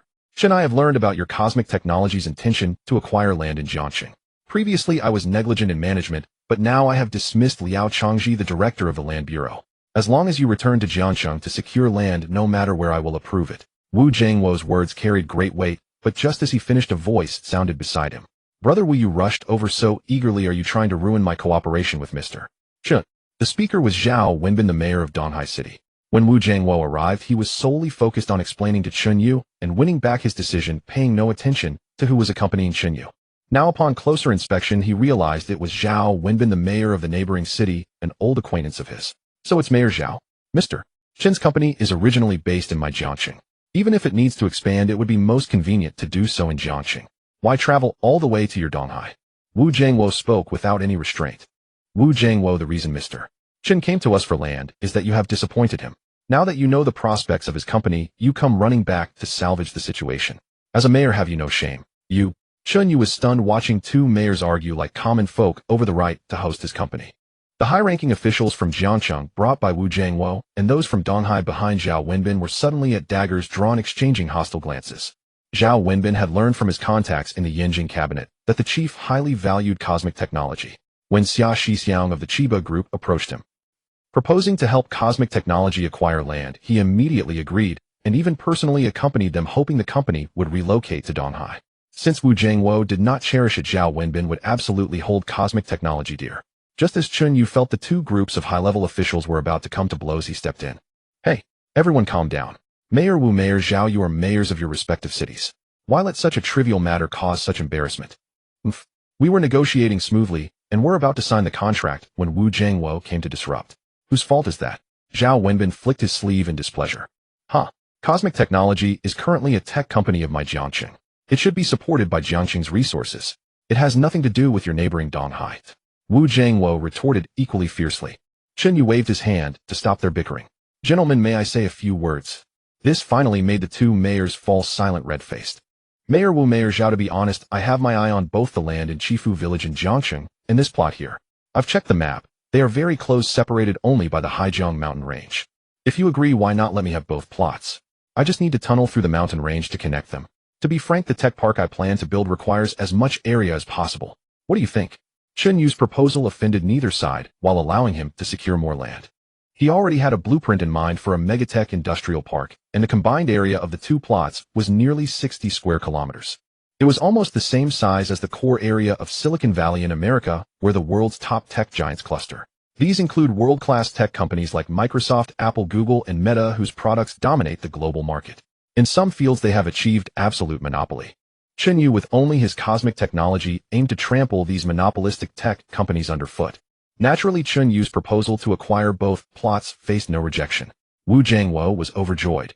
As long as Chen Yu still wanted his land, his mayoral position would remain secure. Mr. Chen, of course it's possible. The Jiangxing Land Bureau will fully support your company's expansion. You only need to resettle the villagers of Chifu Village, and the land transfer fees will be completely waived. Chen Yu was astonished. How could he refuse such terms? It would save him tens of billions. Zhao Wenbin then spoke. Mr. Chen, Donghai City can offer you the same policy. Chen Yu's heart raced with excitement. Both sides were saving him tens of billions in land costs, and he only needed to handle the residents' relocation. Could you imagine such a windfall? In fact, if Chen Yu knew that the chief in Yinjing placed great importance on his cosmic technology, he would realize these support conditions were nothing special. Excellent. Mayor Zhao, Mayor Wu, let's sign the contract right away. Chen Yu could barely contain his excitement. Signing the contract was paramount. Good. Good. Both mayors waved to their secretaries. The contracts were already prepared, waiting for Chen Yu's signature. Chen Yu thought he had struck gold, while the two mayors could deeply bind themselves with cosmic technology. They would also receive praise from the high-ranking Yinjing cabinet, a win-win-win situation. Chen Yu signed the contracts with the two mayors on the spot. Both mayors assigned special task forces to assist Chen Yu in relocating and resettling residents on the land, ensuring the smooth progress of Chen Yu's subsequent expansion. Both mayors wanted to invite Chen Yu for a dinner later, but Su Rou called, saying General Chao and a special envoy from Yinjing were waiting for him, so Chen Yu had to return to Jiangxing. In the official state guest hotel in Jiangxing, which exclusively hosts international VIPs, Chao Guangda hosted a banquet for Chen Yu and Su Rou. Upon entering the largest suite, Chen Yu saw several high-ranking military officers. Judging by their shoulder badges, they were all generals. General Chao and esteemed generals, I apologize for being late. I was negotiating a project in Donghai. I'll drink 3 cups as a penalty. Hee, Mr. Chen Yu jest. How did your project go? Chao Guangda asked politely. Very smoothly. I secured 2 plots of land in Jiangxing and Donghai, and I plan to build a tech industrial park. Chao Guangda's eyes lit up.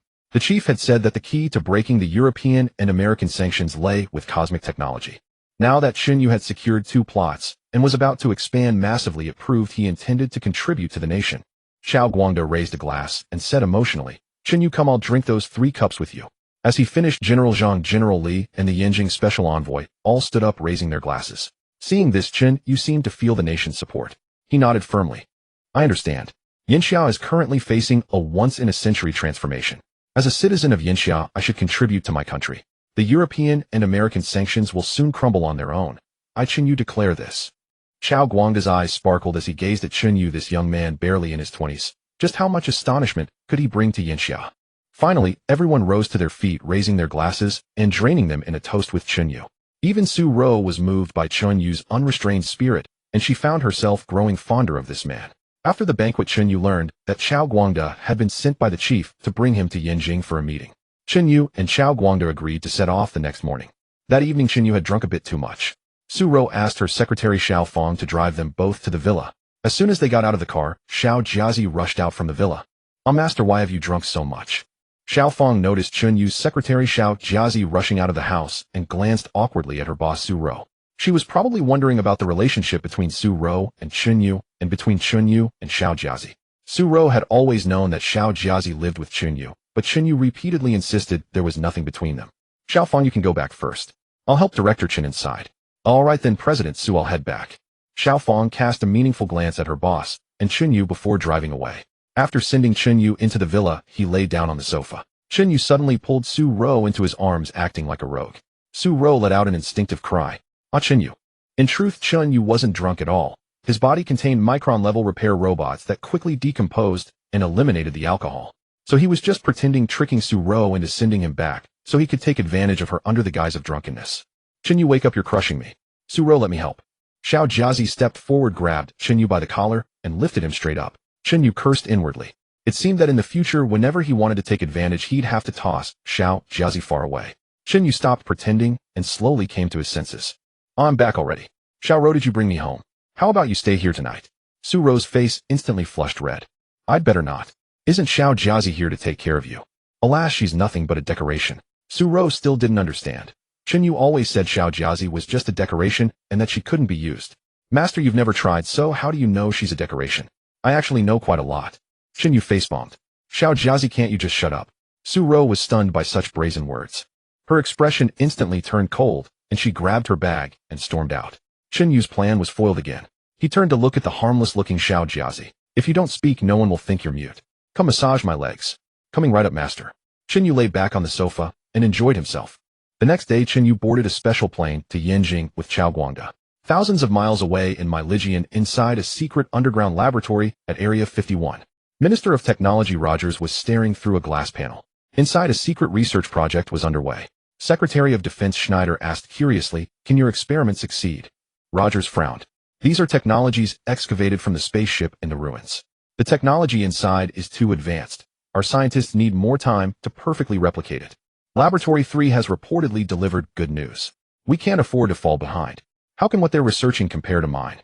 Well, I wish you success soon. If we want to survive before the solar catastrophe, we must seize a massive amount of resources worldwide. By the way, what do you think of Yinxia's anti-gravity aircraft? Those combat aircraft are indeed formidable, but they're not enough to pose a threat to us. I mean, a small tech company of theirs managed to create such a devastating weapon. Don't you find that strange?" Rogers had long harbored a suspicion, but couldn't confirm it. "Are you suggesting that Huan Yu Technology also acquired technology from the ruins?" "I think that possibility cannot be ruled out." "Humph, nonsense. Those technologies can't be deciphered overnight. Huan Yu Technology was only founded a little over a month ago. Very well, focus on your decoding work. I'll report to the president." Secretary of Defense Schneider patted Rogers on the shoulder and left the lab. Rogers continued watching the scientists busying themselves in the lab, lost in thought. Yinxia's capital. Chen Yu followed Chao Guangda in a special car toward the Red Wall. After multiple security checks, the car stopped beside a two-story building. Chen Yu got out and carefully surveyed the surroundings. The scenery was picturesque, exuding nature and tranquility. Following Chao Guangda into the building, a secretary came forward to receive them. "General Chao, you're here. This must be Mr. Chen Yu." "Yes, this is Chen Yu." Chen Yu quickly stepped forward and shook hands with the secretary. This was the chief's secretary, a rank higher than Wu Jiangwo. "Hello, I'm Chen Yu. The chief is already waiting for you inside. Please go in." Chao Guangda led Chen Yu into the room. In the reception hall, a kindly old man sat in the main seat. Chen Yu's heart pounded at the first sight of him. The old man looked at the nervous Chen Yu and said with a smile, "So you're Chen Yu. Truly young and promising. Come have a seat." The chief invited Chen Yu and Chao Guangda to sit. The secretary came and brewed a pot of tea for the three and then left. "Chief, I've brought him." Good. The chief's warmth made Chen Yu feel both honored and flattered. "Xiao Chun, I've seen the video of your company's bullet-shaped combat aircraft annihilating those rogue fleets. Truly a formidable weapon." The chief's address of Xiao Chun subtly bridged the distance between them, making Chen Yu feel at ease. "I was indeed a bit impulsive at the time, ordering the bullet to strike. Now that it's caused such a calamity, I feel deeply remorseful." Chen Yu believed the current sanctions were the result of his momentary impulse. Chen Yu, this isn't your fault. The sanctions were bound to come sooner or later. You did well this time. Anyone who offends Yinxia must bear the consequences." Chen Yu breathed a sigh of relief, glad that he wasn't being called to account. "According to our intelligence, Myligian has recently adjusted its strategy. They've officially begun a global resource plundering model. If we keep yielding, it might backfire." Chen Yu nodded. "You're right. Chen Yu, do you know why I called you here?" Chen Yu could roughly guess why the leader had summoned him. "Please be direct, sir. As a citizen of Yinxia, I shall dedicate myself entirely to our nation in any way I am capable." The leader was greatly pleased by Chen Yu's attitude. "Excellent. Outstanding. Chen Yu, Yinxia is precisely in need of young men such as yourself." Chen Yu then outlined his plan to build a super-industrial park to the leader and Chao Guangda. As for the specific products he would manufacture, Chen Yu kept it to himself, but the leader clearly trusted him. "Chen Yu, your plan is impressive. Your company is capable of designing weapons on par with the bullet-shaped combat aircraft. Your R&D strength must be formidable. Still, I have a gift for you." Chen Yu was surprised. What would the leader give him? The leader picked up the intercom, dialed a number, and spoke a few words. Minutes later, several military officers entered the conference hall, led by Su Chongqing, the Minister of National Defense. He carried a black combination lock briefcase. "Sir, Chongqing, have you brought it?" "Yes, sir." Su Changqing placed the black briefcase on the table. Curious about its contents, Chen Yu wondered whether this was truly the leader's gift. Xiao Guangde was equally curious. What would the leader give Chen Yu? Was it what lay inside that case? Chen Yu, are you wondering what's inside? Chen Yu nodded. Sir, whatever gift you've given me must surely be extraordinary. Haha, of course. Changqing, open it. Su Changqing and several high-ranking officials beside him each used their fingerprints to unlock the briefcase. Chen Yu was stunned. Just how classified were the contents of this case? It required both the Minister of National Defense and several high officials to open it. Once the briefcase was opened, Chen Yu looked inside and saw nothing but stacks of documents. To be honest, he felt somewhat disappointed. He had no real interest in what the documents contained.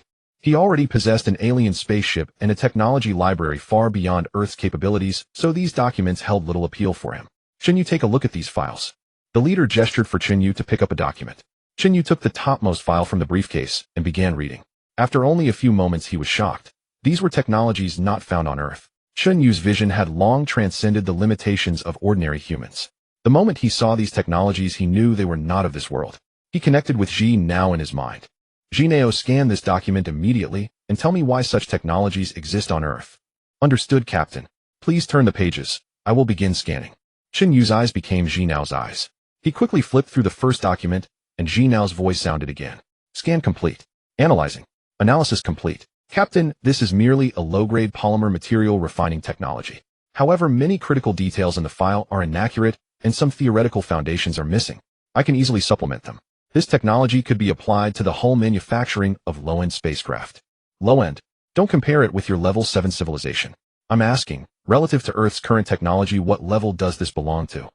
Captain, once supplemented, this technology still lags one tier behind the lowest grade entries in Spaceship No. 1's database. It can barely be classified as technology from a Type 2 civilization. Chen Yu was shocked. How could a planet at only 0.6 civilization level possess technology from a Type 2 civilization? He picked up another document and scanned it quickly. What kind of technology is this? This is a design schematic for a laser energy cannon. Its firepower is comparable to the electromagnetic cannon on the bullet-shaped aircraft. However, many technical parameters are incorrect, likely because Earthlings acquired alien technology, but their scientists could only decipher as much as this. It still barely qualifies as Type 2 civilization technology. Chen Yu now understood. The technology in this briefcase likely originated from a Type 2 civilization planet. As for why many parameters were incorrect, it was probably because humanity had not yet fully decoded it. Even the lowest tier technology in Chen Yu's spaceship database far surpassed Type 2 civilization tech. The leader Xiao Guangde and Su Changqing all watched as Chen Yu flipped through the documents at remarkable speed. Like Chen Yu could read 10 lines at a glance. Finally, Chen Yu set down the documents and asked the leader curiously, "Sir, these technologies surely are not something Earth currently possesses, correct?" The leader's eyes lit up. Indeed, he had not misjudged. Chen Yu had instantly recognized the extraordinary nature of these technologies. Haha, Chen Yu, can you actually understand them? Chen Yu scratched his head. His brain capacity had been expanded by Ji Nao, making him constantly smarter and granting him knowledge of many disciplines so he could comprehend part of it. But he still couldn't understand everything. It was mostly Ji Nao explaining to him. "Sir, to be honest, I can understand part of it. But I'm very certain these technologies do not exist on Earth." The leader and Minister of National Defense, Su Changqing, exchanged glances and nodded. Indeed, Chen Yu is a genius. To be honest with you, Chen Yu, these high-tech innovations are not of our Earth. We discovered them in a ruin. Approximately 40 years ago, we found a crashed alien spaceship within that ruin. Through our research of the wreckage, we determined that the ship had crash-landed on Earth nearly 10,000 years ago. We collected all the remnants of the ship. Many components were still intact. After decades of decoding, our scientists finally extracted the technologies you now hold in your hands. However, our scientists' capabilities are limited, and to this day we cannot mass-produce any of the items described in these documents. After hearing the leader's explanation, Chen Yu narrowed his eyes. Did this mean Earth was not the only one possessing an alien spaceship? The leader mentioned that the spaceship wreckage they had found had also crash-landed 10,000 years ago. Wasn't that approximately the same time as Spaceship No. 1's landing on Earth? Ji Nao, do you know whether aside from your crash on Earth, any other alien spaceships have also crash-landed here?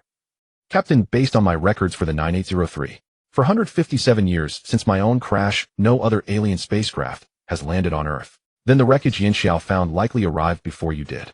That is also a possibility. However, a mere Type 2 civilization vessel is utterly pitiful compared to mine. I want to know, why did these Type 2 alien ships come to Earth just as you did? Why? Prompted by Chen Yu, Ji now began analyzing furiously. Captain, under your guidance, I have identified one possible explanation. Tell me quickly. Under Chen Yu's prompting, the AI brain analyzed rapidly, and indeed found a possibility. Captain, the time when that level 2 civilization spaceship crashed to Earth is roughly the same period as my own crash. Nearly 10,000 years ago, when the No.1 spaceship's warp drive malfunctioned, I detected an abnormal spatial fluctuation, which is quite rare in the universe.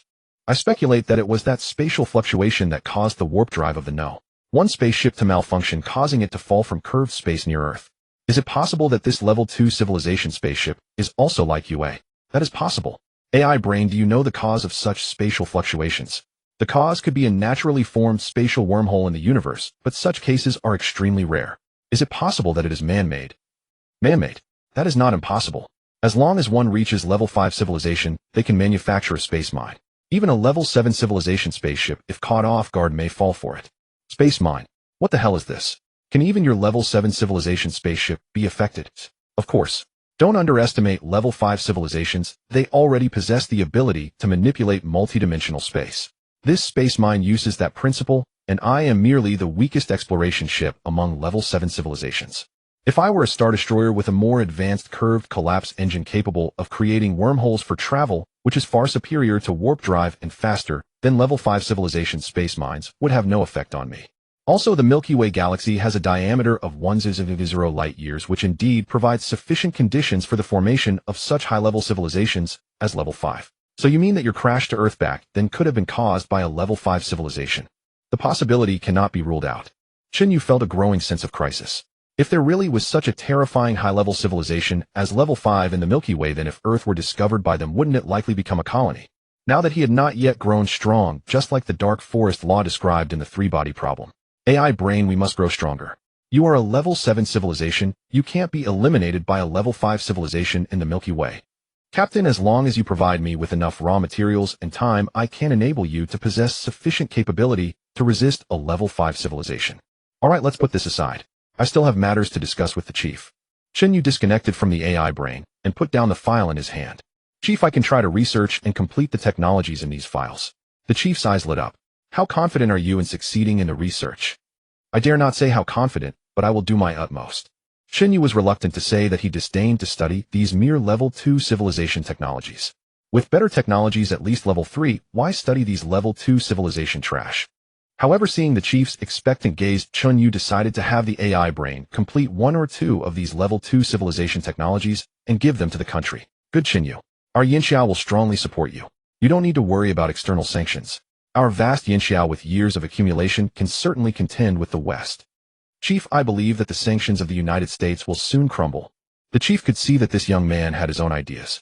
After the meeting with the chief, Chao Guangda led Chen Yu away. Those classified documents would be sent to him when he returned to Jiangxing. Actually, Chen Yu had already scanned those documents into his mind. He didn't need the physical copies. After leaving the leadership residence, Chao Guangda said to Chen Yu, I have to depart tonight for a secret mission. I'll have someone take you around Yanjing for a couple of days. No problem, General Chao. Your mission is important. After parting with Chao Guangda, Chen Yu was arranged to stay at the Yanjing VIP Hotel, the highest level hotel for national guests. In the luxurious suite, Chen Yu stood by the floor-to-ceiling window deep in thought. The more he knew, the more he felt the crises facing Earth. First, the abnormal solar flare eruptions, which were still intensifying, now the threat of a high-level civilization hanging over their heads. At any moment, they might be discovered by the other side, who could send a spaceship to turn this place into a colony or simply destroy it. Fortunately, Earth had only been emitting radio waves for about 100 years, and those waves had traveled at most a little over 100 light-years into space. In the universe, that was hardly even leaving the starting village. According to astronomers, within 100 light-years of Earth, there were almost no conditions for forming life-bearing planets. Thus, Earth was still temporarily safe. Even if those high-level civilizations were powerful, Earth's radio waves and light had not yet reached their detection range. Those aliens were not gods. They could not simply know of Earth's existence. It seems that the most important thing now is to solve the solar crisis. If we can't even survive this tribulation, how can we fight against aliens? Chen Yu muttered to himself. Since he was in Yinjing, he decided to stay for a couple of days and enjoy the capital. The next morning, the door of his suite was knocked. In his pajamas, Chen Yu opened the door, thinking it was the hotel delivering breakfast. To his surprise, a beautiful woman stood before him. Her delicate petite face and captivating eyes. She was tall, about 1.7 meters, and her silver high heels made her almost as tall as Chen Yu, who was 1.83 meters. The beauty appeared to be in her early 20s with slightly wavy red hair, sexy and charming. A dark dress perfectly accentuated her figure, even rivaling that of Xiao Jiazi. Especially her long legs and black stockings, which made Chen Yu feel a bit restless early in the morning. "Are you Chen Yu?" the beauty asked first. Chen Yu was a bit flustered. You. You are. Let me introduce myself. I am Chao Yisan, Chao Guangda's daughter. He went out on a mission last night, so he asked me to show you around Yinjing today. Chen Yu was very surprised. He didn't expect General Chao Guangda to have such a beautiful daughter. So Chao Guangda's having someone show you around meant his own daughter. Chen Yu took another look at Chao Yisan. She indeed bore some resemblance to Chao Guangda. "All right, Miss Chao. I'll leave it to you today. Call me Yisan." Miss Chao sounds so distant. "All right, Yisan. You'd better get dressed. I'll wait outside." "Oh, okay. Chen Yu hurried back to the room to dress quickly, not wanting to keep such a beautiful woman waiting. In just 2 minutes, Chen Yu was dressed and at the door. Wow, that quickly. Chen Yu was speechless. A man should never be called quick by a woman, especially such a beautiful one. So he subconsciously said, "Actually, sometimes I can last a long time." Chao Yisan's expression froze for a moment, then her lips twitched as she led Chen Yu downstairs. The two had breakfast at the hotel and then walked out the door to a red Mini Cooper. "Get in. I'll take you to some fun places." Chen Yu was a bit surprised that Chao Yisan drove such a cute car. They got in and drove off.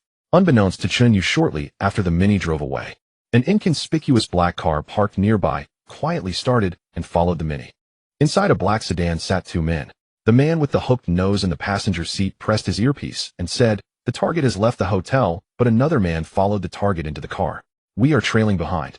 Yes, all right, certainly." The thin man behind the wheel asked, "How does Command want us to handle that fellow?" Command said to take photos of the man and send them back for identification. "Understood." Inside the Mini, Chen Yu asked curiously, "Yisan, where are you planning to take me?"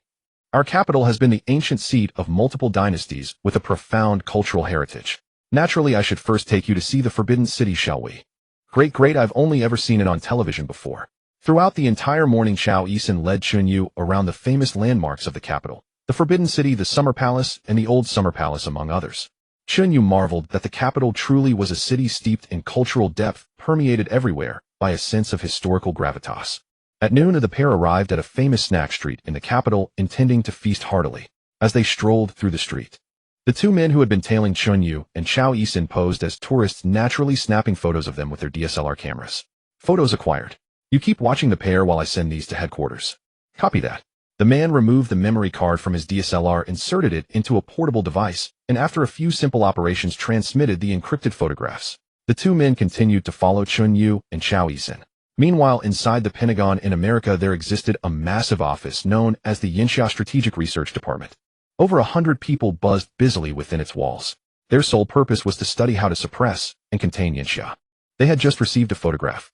Upon seeing it, several high-ranking officials in the Yinxia Strategic Research Department immediately launched an investigation into the man captured in the image. Chen Yu's identity was easy to trace. He had recently made headlines at the Huanyu Technology Press Conference. When they learned this man was Chen Yu, the researchers were inexplicably excited.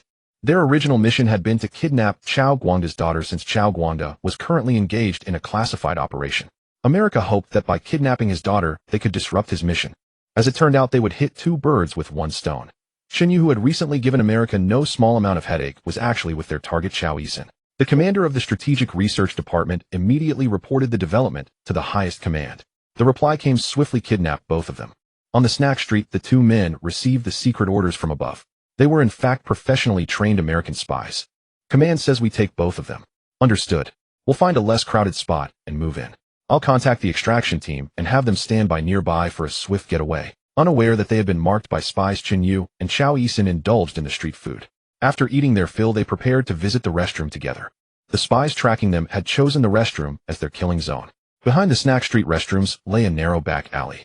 A minivan was already parked there, its rear obscured by a black tarp, hiding whatever lay inside. Let's go. After we use the restroom, I'll show you the next spot. All right. Chen Yu and Chao Yisan entered the men's and women's restrooms separately. 2 spies followed close behind, not caring about other patrons. They were focused solely on their targets. Chen Yu entered the reasonably spacious men's room and casually approached a urinal. A few other travelers were nearby. The spy who had followed him and strode straight behind Chen Yu and pulled a white cloth from his pocket. Soaked with ether, the kind of substance that could knock a man unconscious with a single breath. Chen Yu had no idea someone was attempting to abduct him.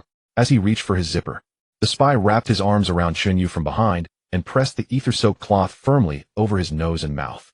Professionally trained and swift, the spy ensured Chen Yu inhaled a potent dose immediately. Chen Yu detected a sharp, irritating scent, and his mind instantly grew fuzzy. Instinctively, he shoved the man's arm away. The spy released his grip and waited for Chen Yu to collapse. Chen Yu turned and caught sight of the masked man whose eyes suggested he was smirking beneath the fabric. Though dizzy, Chen Yu deduced that these people were specifically targeting him. They had employed some kind of toxin designed to induce unconsciousness. But within moments, Chen Yu's dizziness vanished. His internal AMI repair bots had already neutralized and eliminated the toxin. The masked spy watched Chen Yu intently, his expression shifting from calm to bewildered.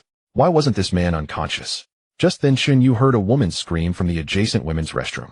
Though it was not Chao Yisen's voice, Chen Yu was certain the attackers targeted her as well. He was immune to their toxin, but Chao Yisen certainly was not. The other women who screamed had likely witnessed someone daring to abduct another person right inside the women's restroom. Frowning, Chen Yu resolved not to let them take Chao Yisen. Her father was a general, an individual of extraordinary importance. Chen Yu lunged forward and slammed a mocking smile onto the spy's face before driving a heavy punch straight into his gut. The spy was professionally trained and physically capable, but he had been lulled into complacency, believing Chen Yu would succumb to the ether. Instead, the man stood before him fully alert and energized. The force of the strike sent the spy crumpling to the ground. The blow was devastating. His ribs were likely broken in 2 places at least. Enhanced by his internal AMI bots and supplemented by daily training, Chen Yu's strength, agility, and overall physical conditioning had been dramatically amplified. This punch had been delivered at full power, and the unprepared spy had no chance of withstanding it. Ignoring the fallen spy, Chen Yu burst out of the men's restroom and sprinted toward the women's room across the way. Upon entering, Chen Yu saw that the restroom window had been smashed open. Clearly someone had already been taken through it. He rushed forward, climbed onto the windowsill, and looked down to see a minivan closing its rear doors. A spy glanced upward, his expression shifting to shock, and immediately shouted, "Target Chen Yu has not been subdued. Abort and retreat." The minivan had been idling, waiting to retrieve the unconscious Chen Yu from the men's room. But what the driver saw looking up was Chen Yu himself, meaning the mission to subdue him had failed. Without hesitation, they climbed into the van, tires screeching as they sped away. Chen Yu vaulted through the window and gave chase down the alley. But as the van reached the end of the lane and turned onto the main road, its speed increased dramatically. Though his body had been enhanced, Chen Yu still could not outrun a vehicle on foot, though perhaps someday he would. Damn it! Chen Yu cursed furiously from the roadside. Chen Yu could not stand idly by while these people kidnapped Chao Yisen. He immediately connected to his companion AI. Companion AI, quickly track that vehicle. Feed its visual feed directly into my mind, and send its real-time location to my phone. Understood, Captain. The landing vessel is now en route from low Earth orbit toward Yinjing's airspace, locking onto your target in real time. Above Jiangxing, a small landing craft hovered in low Earth orbit. After receiving the order, it sped toward Yinjing at maximum velocity. In less than 5 minutes, Chen Yu's phone received the real-time location data transmitted by the AI. The landing vessel had already found and locked onto the target minivan. Chen Yu flagged down a taxi on the roadside and directed the driver toward the target. The minivan was heading toward the most remote suburban area. If it were not for Chao Yisen being inside, Chen Yu would have simply ordered the landing vessel to fire a laser cannon and turn the vehicle and everyone in it to ashes. After following for over an hour, they had reached a remote suburban road, and the taxi driver grew nervous. "Sir, where exactly are we going?" "We've already reached the outskirts of Yanqing. I can only take you this far." The taxi gradually came to a stop. Chen Yu had no intention of troubling the driver. He got out, scanned to pay the fare, and the driver immediately turned around and sped off. Chen Yu watched the red dot on his phone stop moving. The kidnappers must have arrived at their hideout. However, they were still 7 or 8 kilometers away from his position, so Chen Yu decided to run. With his current physique, running a few kilometers was no problem at all. Chen Yu broke into a stride, following the rugged path toward the kidnappers' location. It took him only about 10 minutes to cover a distance that would normally take someone 40 minutes. Before him stood an old red brick building. Companion AI, scan how many people are in the building. Understood, Captain. A beam of light emitted from the alien radar on the landing vessel hovering overhead in space, precisely targeting the building from space for a scan. There are 7 men inside, all armed with firearms, and 1 unconscious woman. Chen Yu wanted to call the police, but these kidnappers dared to abduct someone in the capital city with such meticulous planning. Clearly, they were not ordinary people. Contacting the police might endanger the hostage. Chen Yu decided to go in himself to rescue her. His body contained AMU repair nanobots, so even if he were shot, he would not fear injury. Companion AI, implant all the combat techniques Xiao Jiazi learned into my memory. Understood, Captain. Initiating operation. Complete. Chen Yu felt a flood of new memories instantly fill his mind. He now had a more intuitive understanding of human joints, blood vessels, and muscles, knowing exactly where to strike to kill instantly. Chen Yu threw a few practice punches, each crackling with power. Before, he lacked proper striking technique and relied only on brute strength. Now, with his arm muscles fully engaged, his strikes were several times more powerful. He could even produce sharp cracking sounds like in movies. Not bad.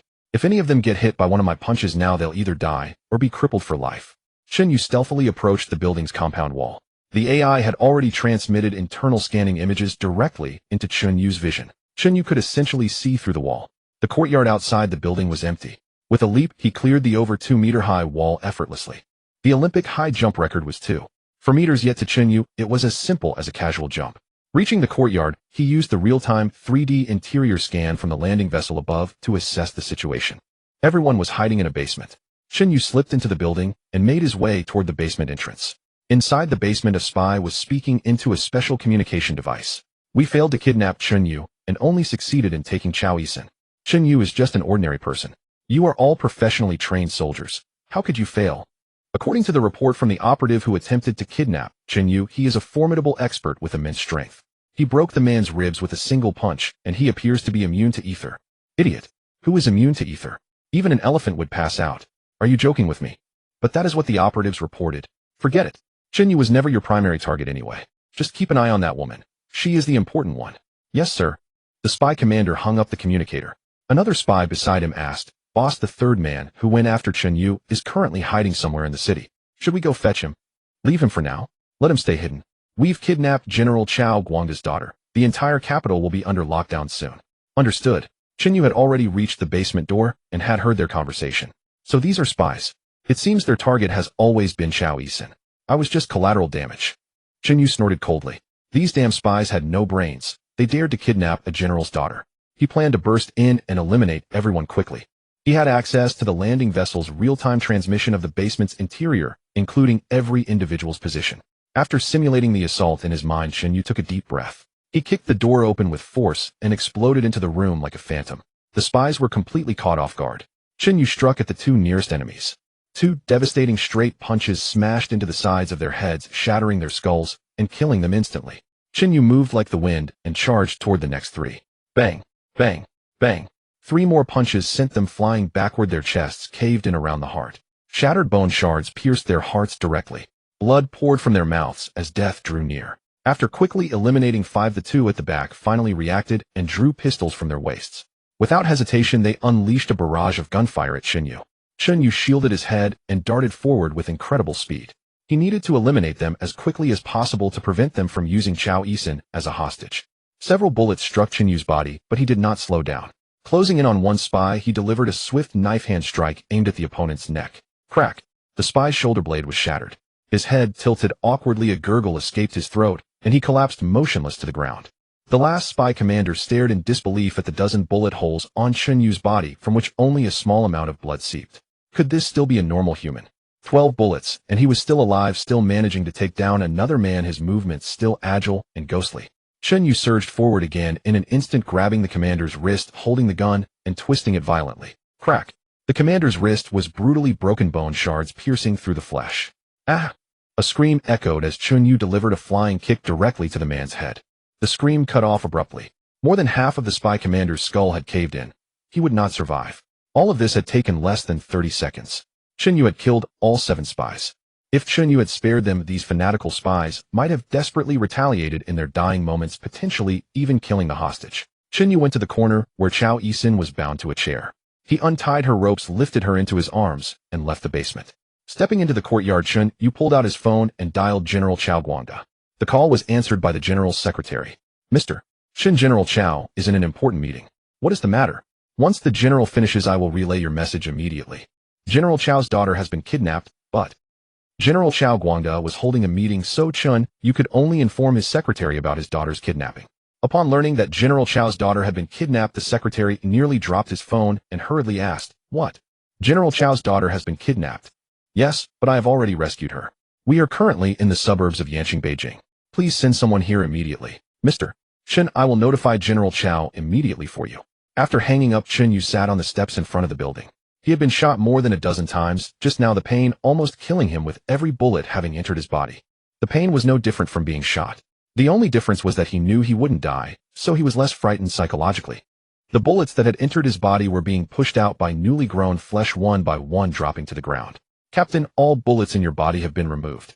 Ami repair robots have completed your bodily restoration. Understood. A few minutes later, Chen Yu's phone rang. It was Chao Guangda calling. The secretary must have interrupted his meeting. Chen Yu is my daughter, all right. General Chao Yisun is fine. Today spies attempted to kidnap us. I followed them to the Yanqing suburbs and have now eliminated all the spies. It doesn't matter if they are dead. Send me your location on my phone immediately, and I will send someone over right away. Okay. Chen Yu sent the location and sat down to wait. Beside him lay Chao Yisun like a sleeping beauty. Chen Yu reached out and brushed the hair from her small face behind her ear. Seeing her pretty face, Chen Yu even wanted to take the opportunity to give her a kiss. Only 20 minutes had passed when Chen Yu heard the sound of rotors in the sky. Several military helicopters slowly landed in a large barren area in front of the building. Many soldiers armed with automatic rifles jumped down from them. Several officers in military uniforms walked into the small courtyard. They saw Chen Yu and Chao Yisun. A few of them ran forward and saluted Chen Yu. The lead officer respectfully said, Mr. Chen, thank you so much. Send someone to check the basement. Those should be spies planted by America in Yanxia. Their communicators are still there, or perhaps you can find something. Yes, Mr. Chen. Several doctors in white coats had already carried Chao Yisun onto a stretcher. When the officers went down to the basement and saw the state of those 7 people's bodies, they all sucked in their breaths. These spies were all beaten to death with fists and feet, or kicked to death. How much strength was required to do this? Chen Yu did not leave on these military helicopters. He made an excuse to stay nearby. After the military aircraft flew away, Chen Yu summoned the landing craft to descend. In an uninhabited farmland, Chen Yu boarded the spaceship and headed back to Jiangxing. The landing craft returned to Chen Yu's own villa in Jiangxing in only 10 minutes. By the time Chen Yu returned to the villa, it was already night. Under the service of Xiao Jiazi, he washed up and lay on the bed. Xiao Jiazi, as always, was completely naked, thoughtfully acting as a human pillow for Chen Yu. Chen Yu thought about what had happened today. Why did those American spies kidnap Chao Yisun? Brain check what mission General Chao went to execute. Okay, Captain, I will connect to the military server to query now. Captain, found it. General Chao is currently in Africa competing with countries like Bear Country, America, France, England, and Germany for the newly discovered world's largest iron ore field. Iron ore field. Could it be that the American spies kidnapped Chao Yisun to force Chao Guangda to back down? Why are now the strongest countries in the world gathering in Africa to compete for this single iron ore field? The likely reason is to build shelters. It seems that these major powers also know something about the solar catastrophe. Even though Yanxia's current scientists are still verifying the authenticity of the solar catastrophe, it does not prevent making preparations for both possibilities. Brain, what is the total output of that iron ore field? According to the currently explored iron reserves, it can produce at least 30 billion tons of steel. Good heavens, there is actually that much. The global annual steel production is only about 2 billion tons. No wonder these major powers want to fight over it. But America, even resorting to kidnapping, is truly despicable. Far away in the American Pentagon, on the other side of the earth, in the office of the Yanxia Strategic Research Institute, several American high-ranking officials frowned, still unable to make contact. Sir, among those involved in the kidnapping, only one is injured and hiding in the urban area. The rest have all lost contact. So most likely the mission failed. It seems the hostage has already been rescued. Then regarding the African iron ore field negotiations, how should we restrict the Yanxia representatives? Yanxia has been aiding those third-world countries in Africa for many years. In these negotiations, those countries are very inclined to grant the mining rights to Yanxia. It's not easy for us. Since it involves the construction of shelters, I think we cannot be too gentlemanly. I suggest sending our aircraft carrier battle group to Africa. Those poor and backward countries will definitely back down. I will contact the president about this matter. The next day, Chen Yu received a phone call early in the morning. It was Chao Yisun calling. It seemed that this girl had awakened. Hello, Yisun, are you feeling better? Chen Yu, I heard that you rescued me. You brought me out to play, and when danger encountered, I certainly had to rescue you. Thank you, Chen Yu. I heard that you took great risks this time to rescue me. It's okay. This is all what I should have done. Those American spies are truly shameless. They actually wanted to capture me at the most critical moment to force my dad to make concessions. Fortunately, they did not succeed. Wait until I am discharged from the hospital, and I will definitely thank you properly. No need. I have already returned to Jiangxing. You have already left? That won't do. I must thank you in person. You are in a special situation now. It's best not to move around. Wait until General Chao secures the iron ore field, then you can come out. How did you know that my dad went to discuss the iron ore matter? I naturally have ways to know. Those American spies just wanted to threaten my dad when he signed mining contracts with those African countries, thereby delaying us from obtaining the mining rights. Good that you are all right now. From now on, do not run around randomly. If you insist on thanking me, there will be plenty of opportunities in the future. Well, okay. After hanging up the phone with Chao Isan, Chen Yu got up, washed up, and drove to the company. So far, they have already secured Chifu village and a piece of land in the neighboring Donghai city. Chen Yu was about to start his industrial park plan immediately.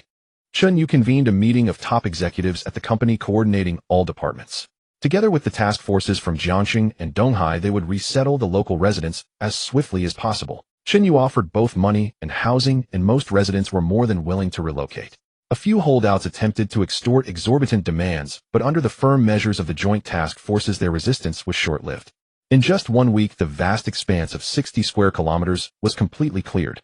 Building an industrial park of such scale manually would have required hundreds of thousands of workers. Manual construction was far too slow, so Chen Yu planned to deploy robots. When he had previously renovated the Huanyu Technology Factory, robots had been used, and the work was completed swiftly. At present, Mothership No. 1 carried approximately countless construction robots and 2,000 transport units. These were the onboard robots from the No. 1 Explorer, and if all were deployed to Earth for the construction effort, their efficiency would be staggering. The efficiency would be terrifying.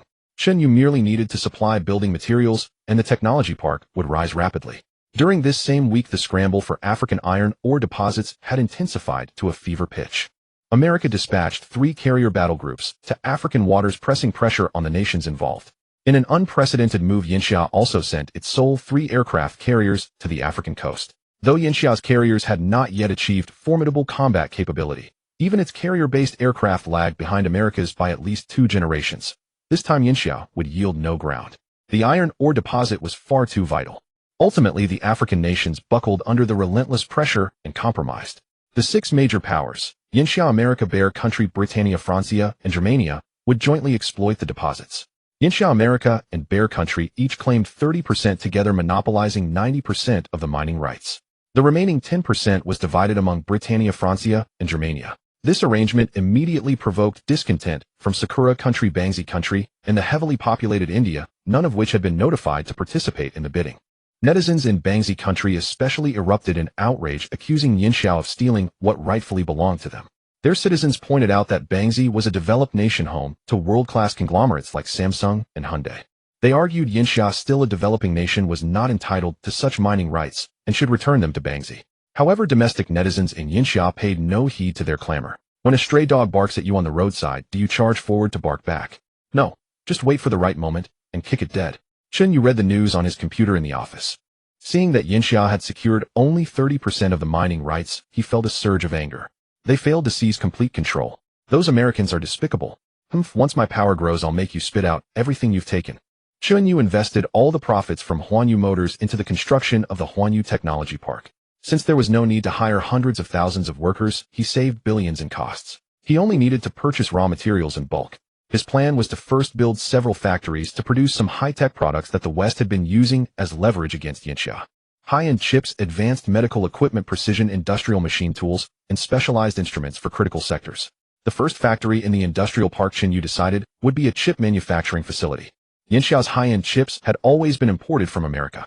If America cut off exports, the country would face severe stagnation across numerous sectors. Chen Yu would draw upon the most basic chip technology from the Spaceship's technological archive, the single-photon folding oscillation chip, which operates on the principle of a single photon oscillating at regular intervals at the speed of light within a confined region to achieve computing power.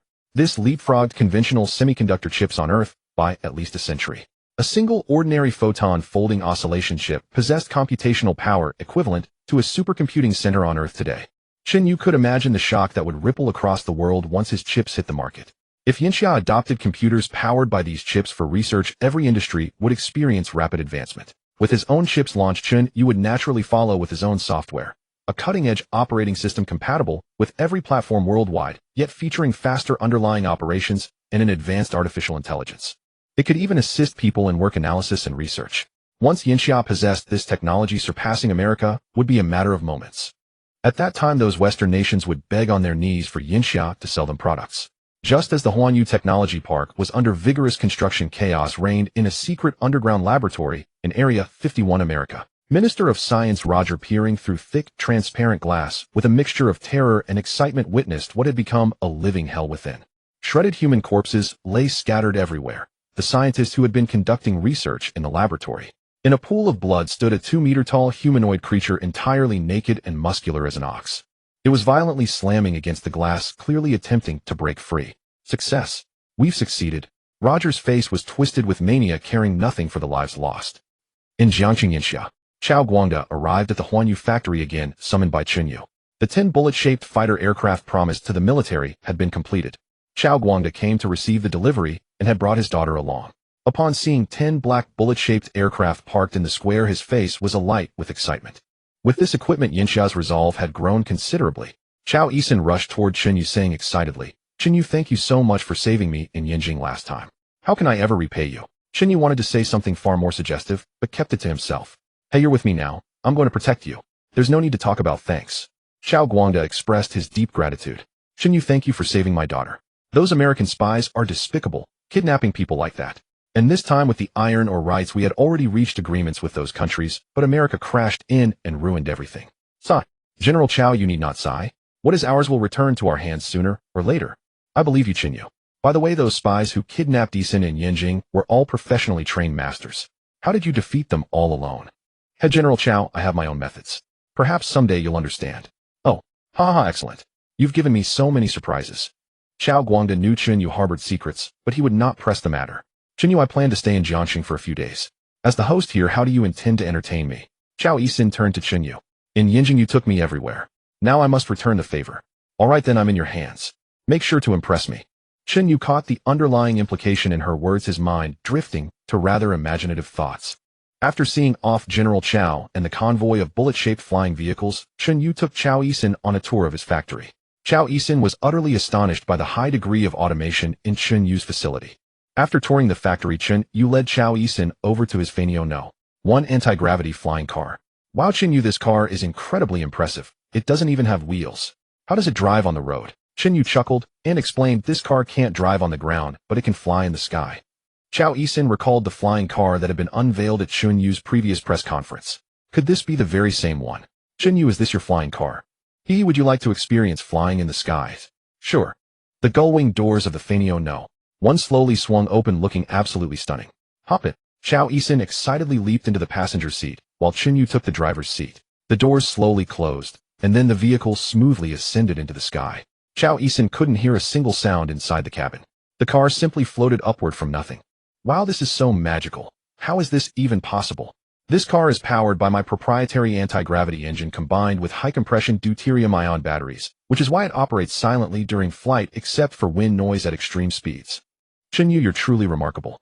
My father said you might be the key to breaking through Yinxia's current predicament. General Chao has such high regard for me. Not only my father, the top leadership also has great expectations for you. Indeed, given the immense challenges Yinxia currently faced, perhaps only he could be the one to turn things around." Chen Yu then took Chao Yisin to observe the Huanyuan Science and Technology Park under construction from above. Once again, he left her thoroughly amazed. On the ground, a dense swarm of machines was busily involved in the construction work. After Chen Yu's explanation, Chao Yisin learned that although those machines didn't resemble humans, they were indeed robots. Massive quantities of raw materials were transported here from across the nation, then automatically conveyed by robots into the interior of the science park for construction. Chen Yu estimated that it would take merely 10 days to complete the first chip manufacturing plant. In the future, Chen Yu also planned to build a super factory capable of manufacturing interstellar warships. He was eager to construct the kind of planet-destroying warship the AI had described. If he had one, he could dominate the entire galaxy. Chen Yu spent several days showing Chao Yisin around Jiangxing, which turned out to be the most joyful days of her visit. At Jiangxing Airport. "Chen Yu, I'm heading back now. Will you miss me?" "Of course. With a stunning beauty like you leaving, how could I not miss you?" What if I asked my father to transfer me to work in Jiangxing? How does that sound? Wouldn't that affect your career development? Being in Yinjing, where power is concentrated, might accelerate your professional advancement, wouldn't it?" "You actually understand quite well. But honestly, I don't care for politics. It was my father's wish. If you dislike it, you don't have to force yourself. So I'll consider it. Before I leave, may I make a small request?" "Go ahead. Let me give you a hug." "What kind of request is that?" "That's clearly a reward." Chen Yu teased. Then they embraced tightly, and it was fully a minute before they finally parted. "Chen Yu, thank you. All right, go inside. The plane is about to take off." After bidding farewell to Chao Yi-sin, Chen Yu returned to his company. Inside the White House in Washington, America, President Berdingen was holding an emergency meeting. Speaking gravely from the head of the table, Berdingen said, "We just received news that Yinxia's navy has been equipped with 10 bullet-shaped combat aircraft. They are no longer confined to inland waters. They have begun patrolling the Pacific Ocean. Our Asian allies, the navies of Bangzi and Inghua, have been driven to the point where they dare not venture to sea. What should we do now?" At that moment, Minister of Science and Technology Rogers stood up and said, "Mr. President, I believe I have a solution." "Speak." "My Project 3 has succeeded." Berdingen had reviewed the classified documents and knew exactly what Project 3 referred to. "Are you saying your extraterrestrial biological genetic modification technology has succeeded?" "Correct. I'd like to show everyone a video." Rogers played a video recorded in Laboratory No. 3 showing that grotesque humanoid creature tearing dozens of scientists into pieces within a mere 3 minutes. After watching several officials near the verge of nausea, Rogers, "Is this what you call success? This creature is bloodthirsty by nature. Are you planning to deploy such a thing against Yinxia?" "Sir, it's not quite like that. Please watch this next video." Rogers played another video. This time, rather than a single humanoid creature, there were several of them. They all stood over 2 meters tall with extraordinary physiques, apparently obediently undergoing tests conducted by the staff. When asked to lift vehicles, they effortlessly hoisted pickup trucks weighing 2 to 3 tons. Soldiers also fired AK rifles at close range directly at them. The bullets merely rippled against their bodies before flattening and dropping to the ground.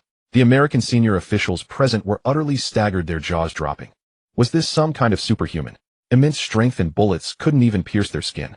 If such genetically modified soldiers could be deployed on the battlefield, one of them could equal an entire unit. They were living weapons of mass destruction. "Rogers, how do you control them?" Defense Minister Schneider asked. This was precisely what everyone wanted to know. "After successfully decoding the genetic serum from the alien spacecraft, we applied it to human subjects. We discovered that modified humans not only have their physical capabilities amplified many times over, but their deepest personality traits are also magnified. The bloodthirsty specimen you witnessed earlier was a death row inmate we recruited. He was sentenced to death for murdering 7 people. Thus, when the modification succeeded, his inner bloodlust was amplified many-fold. The moment he awakened, he couldn't resist turning on the scientists who modified him." After Rogers' explanation, all the senior officials, including Berdingen, understood. "Then how can you ensure that those you modify will absolutely obey orders?" "Because no one is entirely devoid of evil within their heart. If they lose control, the destructive power of such a creature is simply too terrifying." Schneider continued questioning. "Haha, we selected the most loyal American soldiers for the experiment. I also implanted emotional suppression chips in their brains. This not only ensures obedience, but when they are captured, we can remotely terminate their lives to prevent intelligence leaks." Needless to say, Rogers was truly ruthless, resembling a mad scientist. However, this genetic technology was of tremendous assistance to America at present. Under the national policy of global resource acquisition, if they could field such a contingent of genetically modified soldiers, America would possess another formidable trump card. "So are you prepared to use these enhanced soldiers to destroy Yinxia's bullet-shaped aircraft?" Berdingen asked. Although America had developed these genetically modified warriors, the 10 anti-gravity combat aircraft currently deployed by Yinxia posed the most formidable challenge. "Mr. President, all 10 of Yinxia's combat aircraft are stationed in their southern military region. Our spies have obtained the exact deployment locations. If we secretly dispatch the genetically modified warriors, we can destroy every single one of those aircraft." President Berdingen sank into deep thought. This was a monumental decision. One misstep could trigger a major international dispute, and a severe one at that. Secretary of Defense Sinead voiced his doubts. "Luo Jesse, do you truly believe your genetically modified squad can accomplish the mission within a military region?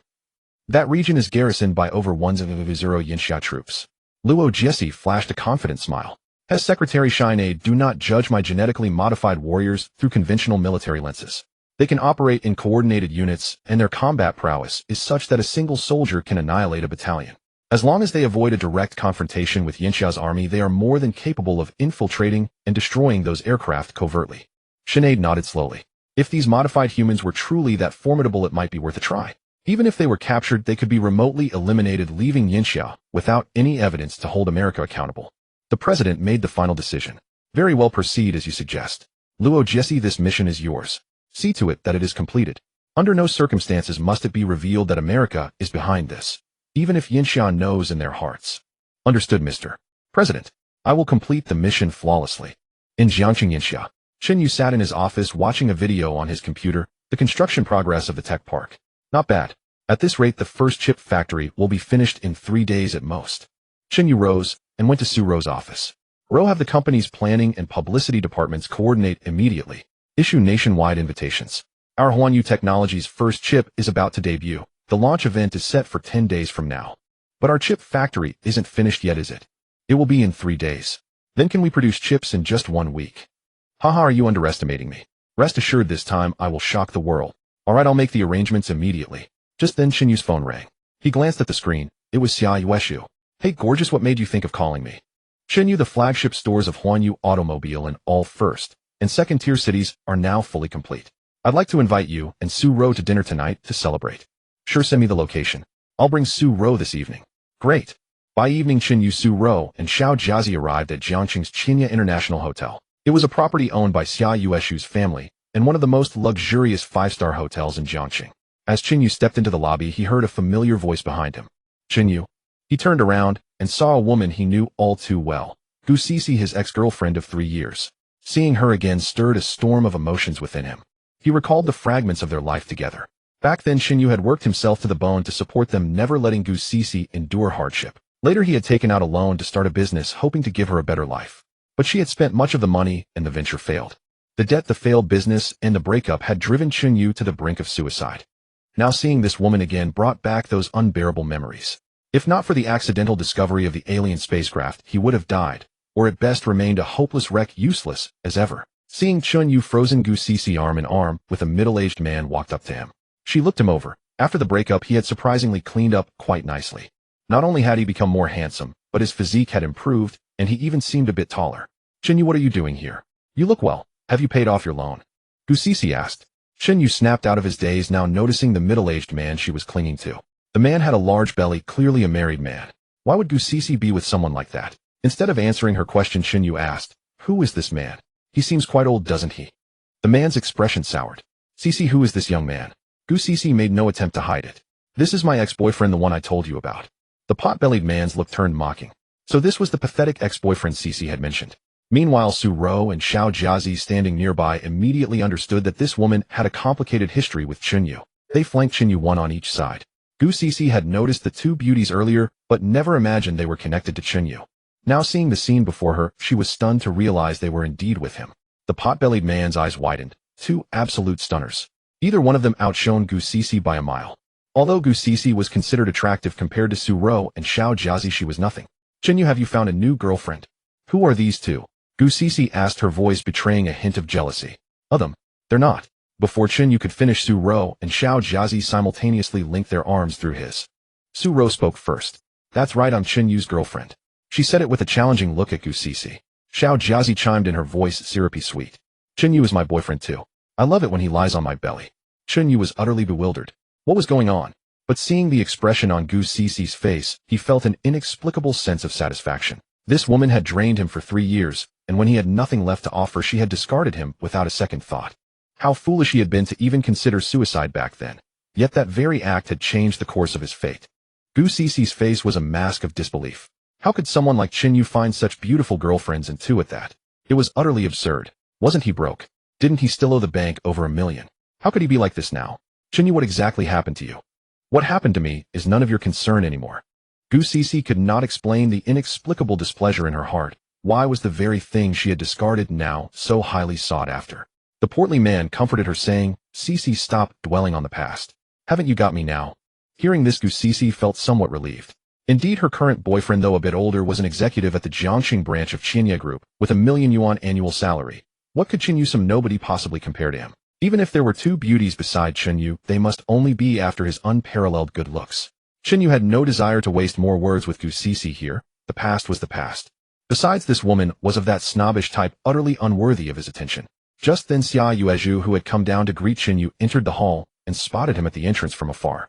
She hurried toward the entrance, surrounded by several executives from Qinya Group. Chen Yu. Turning his head, Chen Yu saw Xia Yuezhu calling out to him. Chen Yu offered a smile.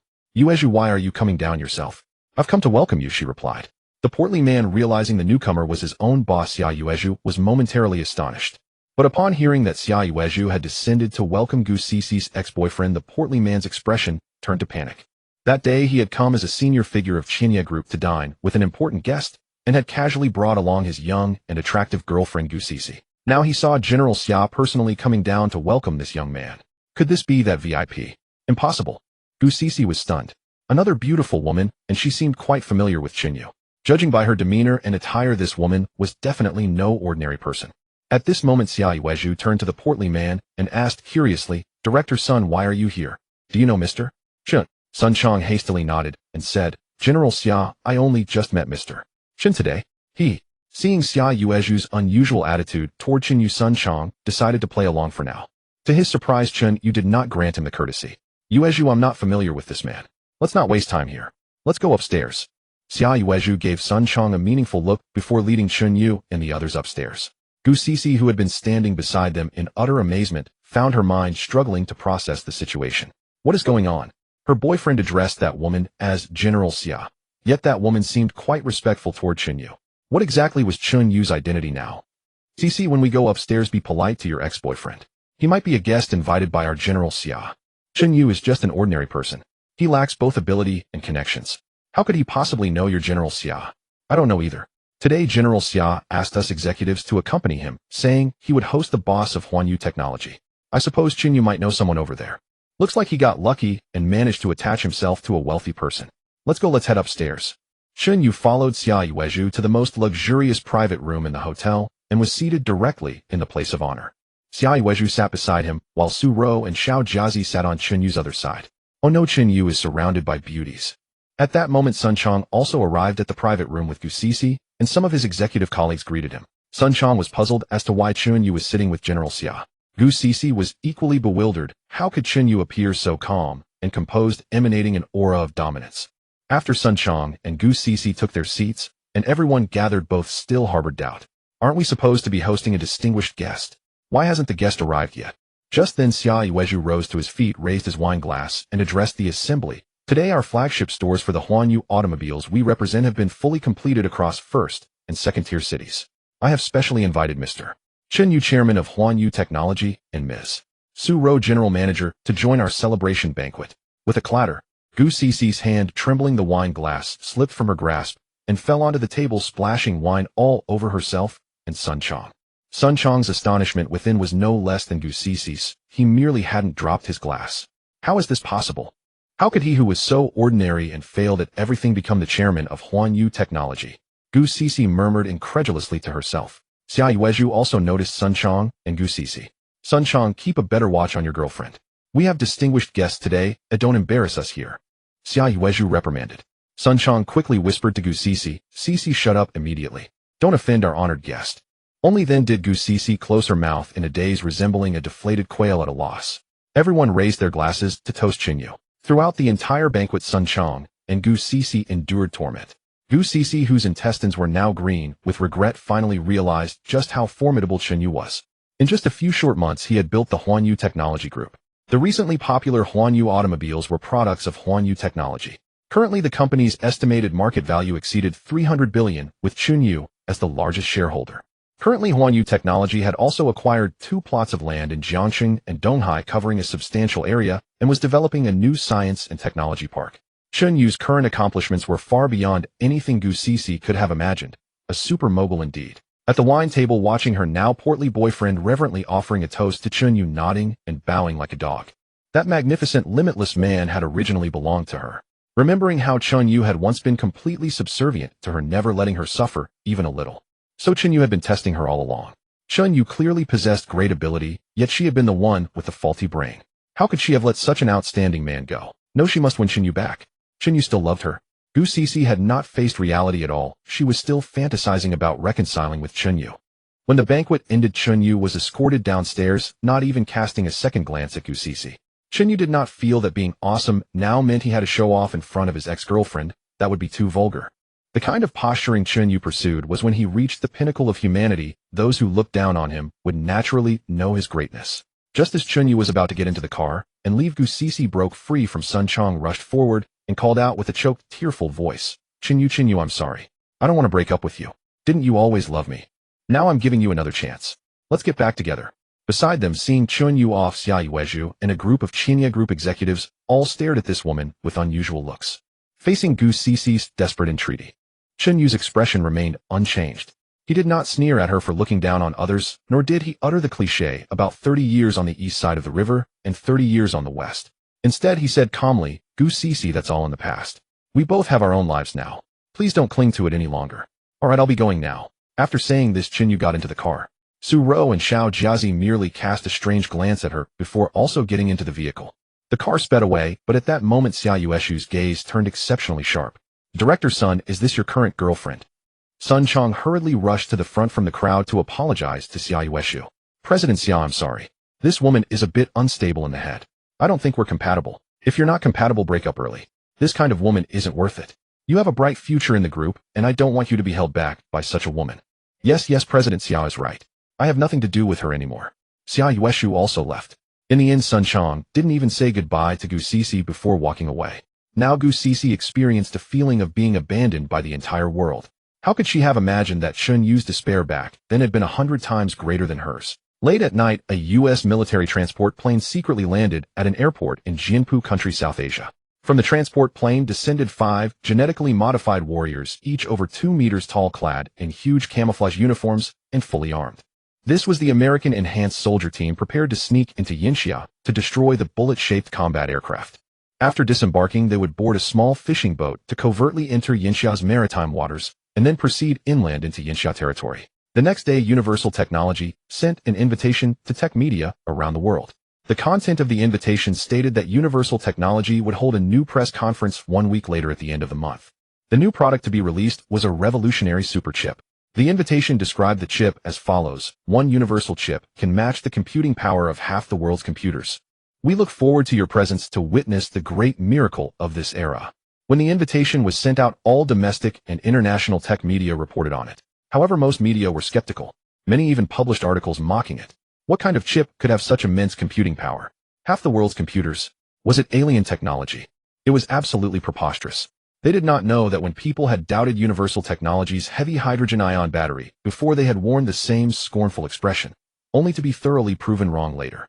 Now the scene was repeating itself.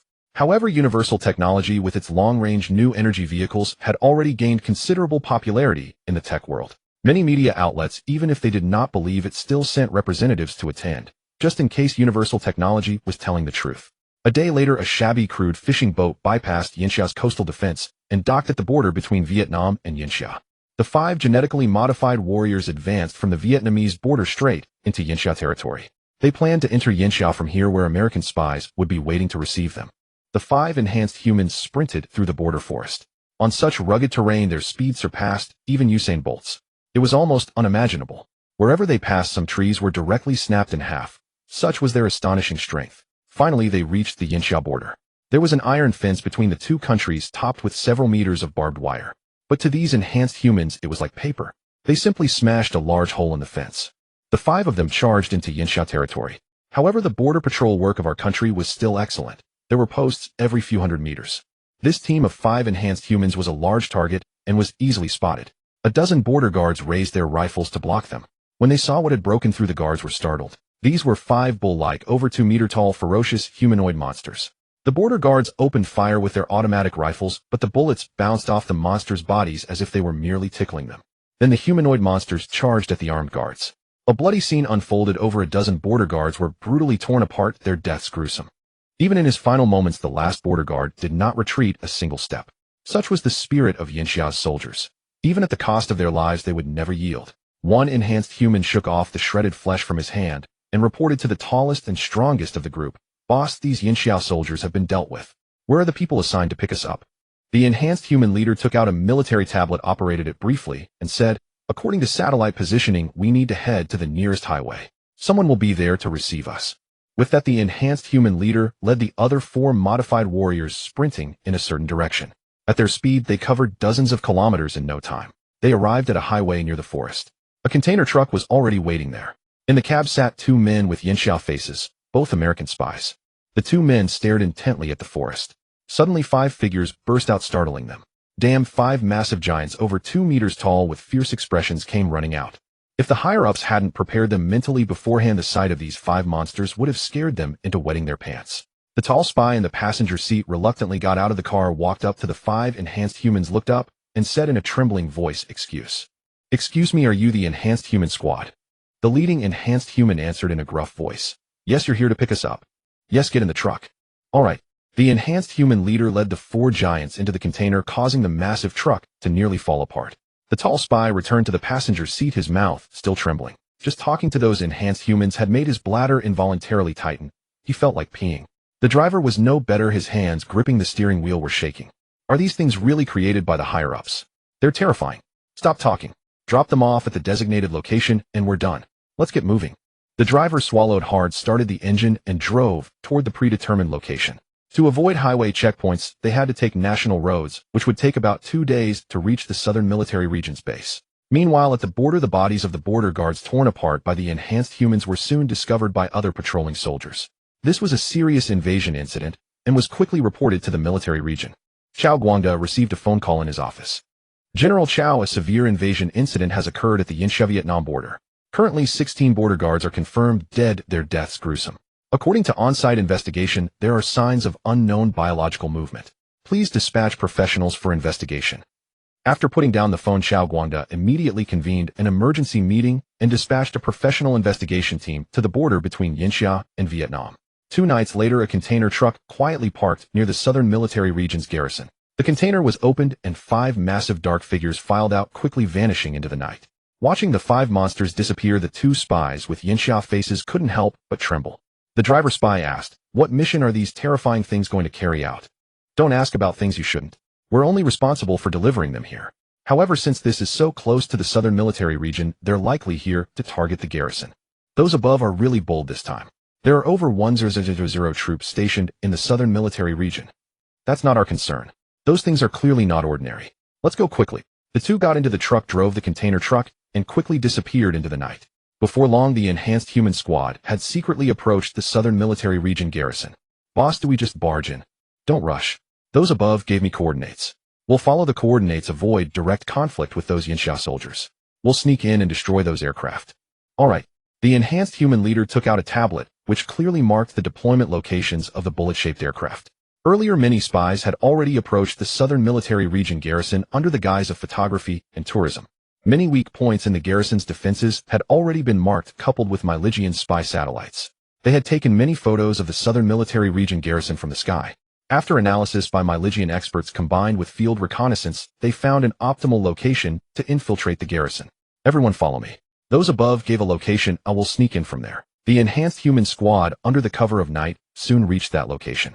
This was a wall at the rear of the military region, several meters high, with barbed wire and other defenses on top. But to these genetically modified humans, the wall was no different from paper. "We'll go in from here. Once inside, we must be cautious and not alert those Yinsha soldiers. If discovered, eliminate the opponents quickly. This mission must be swift," the enhanced human leader instructed. "Okay, boss. All right, activate your electronic jammers. Let's go." The electronic jammers on these enhanced humans were the latest Myligian technology, reverse-engineered from the wreckage of Level 2 civilization spacecraft. They could target various surveillance devices, including those used by the Yinsha military. Wherever they appeared, all surveillance equipment would temporarily malfunction. Although it didn't provide complete cover, it could buy some time. The enhanced human leader glanced at the heat sensor on his arm. Within a 30-meter radius centered on him, there were no other heat sources besides their 5. This proved that no patrols were approaching the wall for now. The enhanced human leader gave the order, "Move out." The 5 enhanced humans stepped back a few meters, then sprinted toward the wall. When they were 2 or 3 meters away, they leaped. The 7 or 8-meter high wall was easily cleared by the 5, and they landed steadily inside. Meanwhile, the surrounding surveillance equipment experienced a brief failure, and the 5 enhanced humans infiltrated the military region without a trace. "Everyone stay close." The enhanced human leader looked at the navigation displayed on his arm screen and dashed toward the direction of the bullet-shaped aircraft. The Southern Military Region garrison was quite large. The 5 sprinted inside. The sooner they completed the mission, the more they could avoid fighting the military. Although they were enhanced humans and not afraid of small-caliber firearms, what kind of place was a military region? It had large-caliber anti-material weapons. A few armor-piercing rounds would be too much even for enhanced humans. After a 10-minute sprint, the 5 finally arrived at the location where the bullet-shaped aircraft were deployed. This was the military region's coastal flight base, where fighters or aircraft could quickly depart for missions in the southern waters of Yinsha. The 5 hid in a corner, observing the small military airport. Although it was late at night, the airport was brightly lit with numerous soldiers on guard. This was Yinsha's newly acquired ultimate weapon, which must not be compromised, and its protection level was the highest. Boss, there are so many people in the airport. To go in and destroy those bullet-shaped aircraft, we'll have to engage these soldiers. The enhanced human leader looked at the airport and quickly pondered a countermeasure. After a moment, the enhanced human leader said, "It seems we have to fight. The bullet-shaped aircraft are in those largest hangars. We'll rush out, quickly complete the mission at top speed. Don't get bogged down in combat. Don't tangle with the soldiers." Understood. Understood, the other 4 enhanced humans replied in low voices. Good, check the armor-piercing bombs. From the combat footage of the bullet-shaped aircraft taken by Sakura country soldiers, manhwaedit discovered that this bullet-shaped aircraft could attack by ramming, proving its shell was extremely hard. Ordinary explosives and firearms would struggle to damage it. So manhwaedit equipped these 5 enhanced humans with a new type of high-energy armor-piercing bomb. This was also a high-energy armor-piercing weapon technology that manhwaedit had reverse-engineered from alien wreckage. In recent decades, manhwaedit had attracted a large number of top scientists from around the world with its extremely high welfare policies. Many top Yinxia scientists also couldn't resist the temptation and immigrated to manhwaedit, so their research and development capabilities far surpassed those of Yinxia. These scientists played a crucial role in reverse engineering the technology from alien spacecraft wreckage. After checking the high-level armor-piercing bombs, the enhanced human leader waved his hand. "On my command, go." Immediately, the 5 massive figures swiftly rushed out from the dark corner and dashed toward the location where the bullet-shaped aircraft were parked. The appearance of such large targets immediately alerted the soldiers in the airport. Then shouts were heard, "Enemy attack! Enemy attack! Prepare for battle!" The Yinxia soldiers were of excellent quality, quickly surrounding the 5 enhanced humans. Although they were somewhat shocked when they saw the 5 monsters, after a few seconds they raised their weapons and began to fight. The sound of gunfire crackled through the night sky, and alarms blared across the entire military base. The enhanced human squad didn't care about the bullets hitting them. They continued sprinting toward the bullet-shaped aircraft. "Damn, those things are targeting the bullet-shaped aircraft. We must stop them even at the cost of our lives." A Yinxia soldier, apparently a squad leader, shouted to everyone. Actually, the Yinxia soldiers could all see that these monsters were coming for the bullet-shaped aircraft. They did not hesitate to use their flesh and blood to block the monsters' path, raising their guns and firing at the enhanced humans. "I'll kill you, sons of bitches. How dare you touch the things of Yinxia?" Swarm after swarm of Yinxia soldiers sacrificed their lives to block the advance of these augmented humans.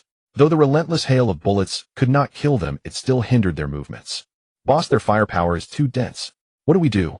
The augmented leader raised his hand to shield his face and gritted his teeth. "Kill them all. Slaughter these Yinxia soldiers blocking our path and charge through." Good, I've been itching for a massacre. At that moment, the savage genes within these genetically modified humans began to awaken. "Charge. I want to taste the blood of these Yinxia people."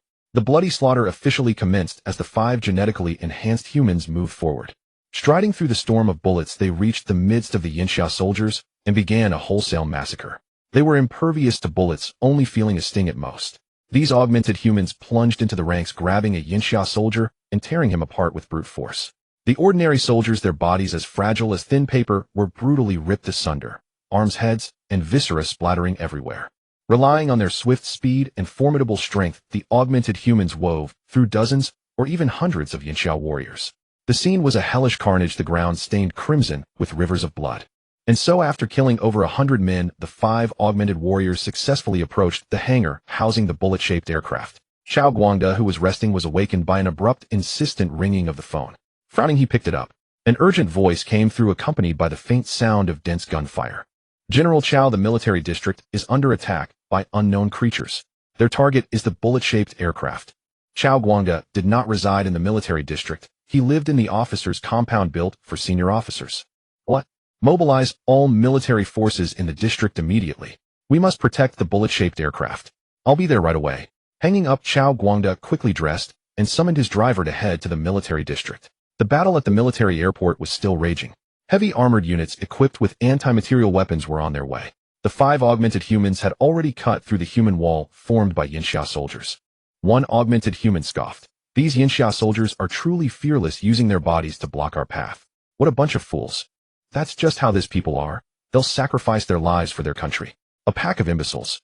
Enough talk, let's get the armor-piercing bombs installed." The 5 entered the hangar where the bullet-shaped aircraft were parked. 5 such vehicles sat there, their dark, sleek forms exuding an intensely sci-fi aura. Installing the high-energy armor-piercing bombs was not complicated. They had adhesive devices and only required setting the timer. Each of the 5 handled one aircraft, and soon a high-energy armor-piercing bomb was attached to each of the 5 bullet-shaped fighters. Once this hangar was done, the augmented leader shouted, "Next hangar."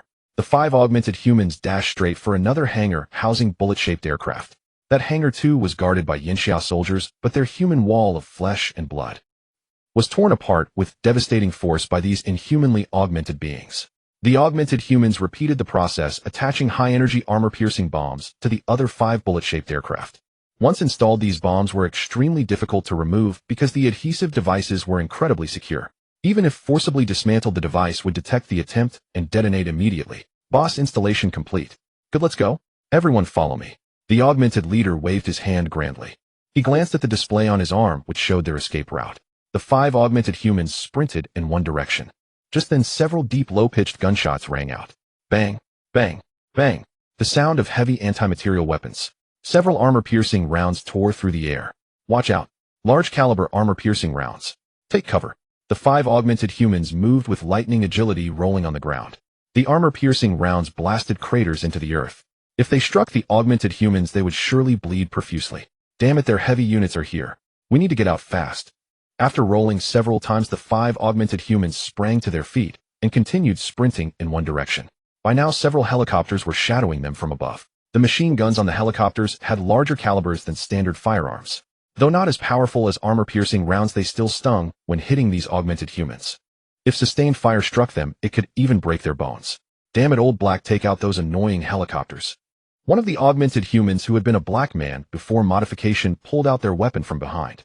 Though these augmented humans possessed formidable physiques, they were also fully armed. Old Black quickly stopped, found cover nearby, and pulled out a small rocket launcher. This was the weapon they had prepared for dealing with Yinxia helicopters during their escape. This weapon was a helicopter tracking missile developed by the United States. It was highly effective at close range. Old Black aimed the launcher, which held 4 small missiles, at the helicopters above. The display on the scope automatically locked onto the targets. Locked successful. Old Black pulled the trigger, and the 4 small tracking missiles flew out one after another from the launcher. He slung the launcher back onto his back and sprinted toward the rest of the team. Meanwhile, the 4 small tracking missiles streaked with incredible speed toward the 4 Yinxia military helicopters. Boom, boom, boom, boom. 4 explosions followed in quick succession, 4 balls of fire lighting up the sky. The entire heavens seemed to be illuminated, filled with smoke and slaughter. Old Black ran at full speed and finally caught up with the main group. Boss, mission accomplished. Those Yinxia helicopters are too weak. Good. Without the helicopters chasing us, those heavy units will have a hard time catching up. 1 more kilometer, and we'll be out of this military base. The 5 augmented humans were ecstatic. They had all been former members of the United States Marine Corps, once wreaking havoc on battlefields like the Middle East. But never had they imagined that now, with just 5 of them, they could single-handedly storm into a Yinxia military base with a garrison of 100 troops, complete their mission flawlessly, and still escape unscathed. Would you have believed that possible before? They grew to love their bodies more and more. This augmented monstrous physique turning them into war fanatics. Finally arriving at the designated escape point, the 5 augmented humans, like 5 primordial beasts, smashed a huge hole in the wall and fled into the distance. Then from within the military base came a series of violent explosions. The sound of the high-energy armor-piercing bombs detonating on the bullet-shaped aircraft. A thunderous roar erupted, blowing the entire hangar roof off, revealing the immense power. Moreover, the armor-piercing bombs triggered the explosion of the ultra-compressed heavy hydrogen ion batteries inside the bullet-shaped aircraft. This explosion was even more devastating, engulfing the entire airport in flames, illuminating the scene as bright as day. Chen Yu's heavy hydrogen ion batteries were generally not prone to explosion, even under puncture or compression. Thus, Chen Yu Technology's new energy vehicles would not catch fire or explode, even in collision accidents. But when catalyzed by other explosion sources, creating localized high temperature and pressure, Chen Yu's heavy hydrogen ion batteries could not withstand the blast and exploded. When Xiao Guangda arrived at the military district and surveyed the airport's horrific scene, his eyes reddened instantly. Clenching his fists, Xiao Guangda slammed them heavily onto the military jeep that had brought him, roaring in fury, "Find out who sent those things. Immediately seal off a 100-kilometer radius. I want those bastards found, and I will personally cut off their heads." Chen Yu awoke in his villa feeling as though he were lying in Xiao Jiazi's embrace. The sensation was delightful. Yet he sighed, lamenting that if only Xiao Jiazi were a real person. "Oh, master, you're awake," Xiao Jiazi cooed. After a brief frolic with her, Chen Yu got up to wash and dress. Today the chip factory was to be completed. He planned to go there, set up the production procedures, and commence chip manufacturing. After finishing the breakfast Xiao Jiazi had prepared, Chen Yu received a call from Qiao Guangde as he was about to leave. "General Qiao, why are you calling me so early?" A long silence followed, then a heavy, sorrowful voice spoke. "Chen Yu, we were attacked. The 10 bullet-head aircraft I gave you, all destroyed." Chen Yu frowned. The bullet-head combat aircraft he had built were armored with an exceptionally tough shell. Even if left stationary for detonation, it would require several tons of high explosives like C4 stacked around them to barely inflict damage. How could they be destroyed so easily? Moreover, Chen Yu had received no notification that these bullet heads had been deployed for any mission. Indeed, he had installed backdoor programs in every bullet-head aircraft. Although he had transferred operational authority to the military, he still retained the highest command privilege over these bullet heads, allowing him to take full control if necessary. Whenever the military assigned these bullet heads to a mission, his intelligent brain would alert him. But it had not so. These aircraft had not been destroyed during an operation. "General Qiao, what exactly happened?" Qiao Guangde then recounted the attack on the southern military region in detail. The more Chen Yu listened, the more furious he grew. "General Qiao, you mean those bullet-head aircraft were destroyed by only 5 enormous humanoid creatures? They possess immense strength, are impervious to small-caliber bullets, and are equipped with advanced gear, including portable armor-piercing weapons capable of penetrating the bullet-head shell." Yes. Chen Yu felt a chill. So this world harbored such formidable opponents. "General Qiao, I will head to the southern military region immediately." Ending the call, Chen Yu stepped out and boarded the Flying Bird No. 1, the flying car heading straight for the southern military region, whose main garrison was located by the sea in Donghai City south of Jiangxing. The distance from Chen Yu's home was over 200 kilometers, but under the Flying Bird No.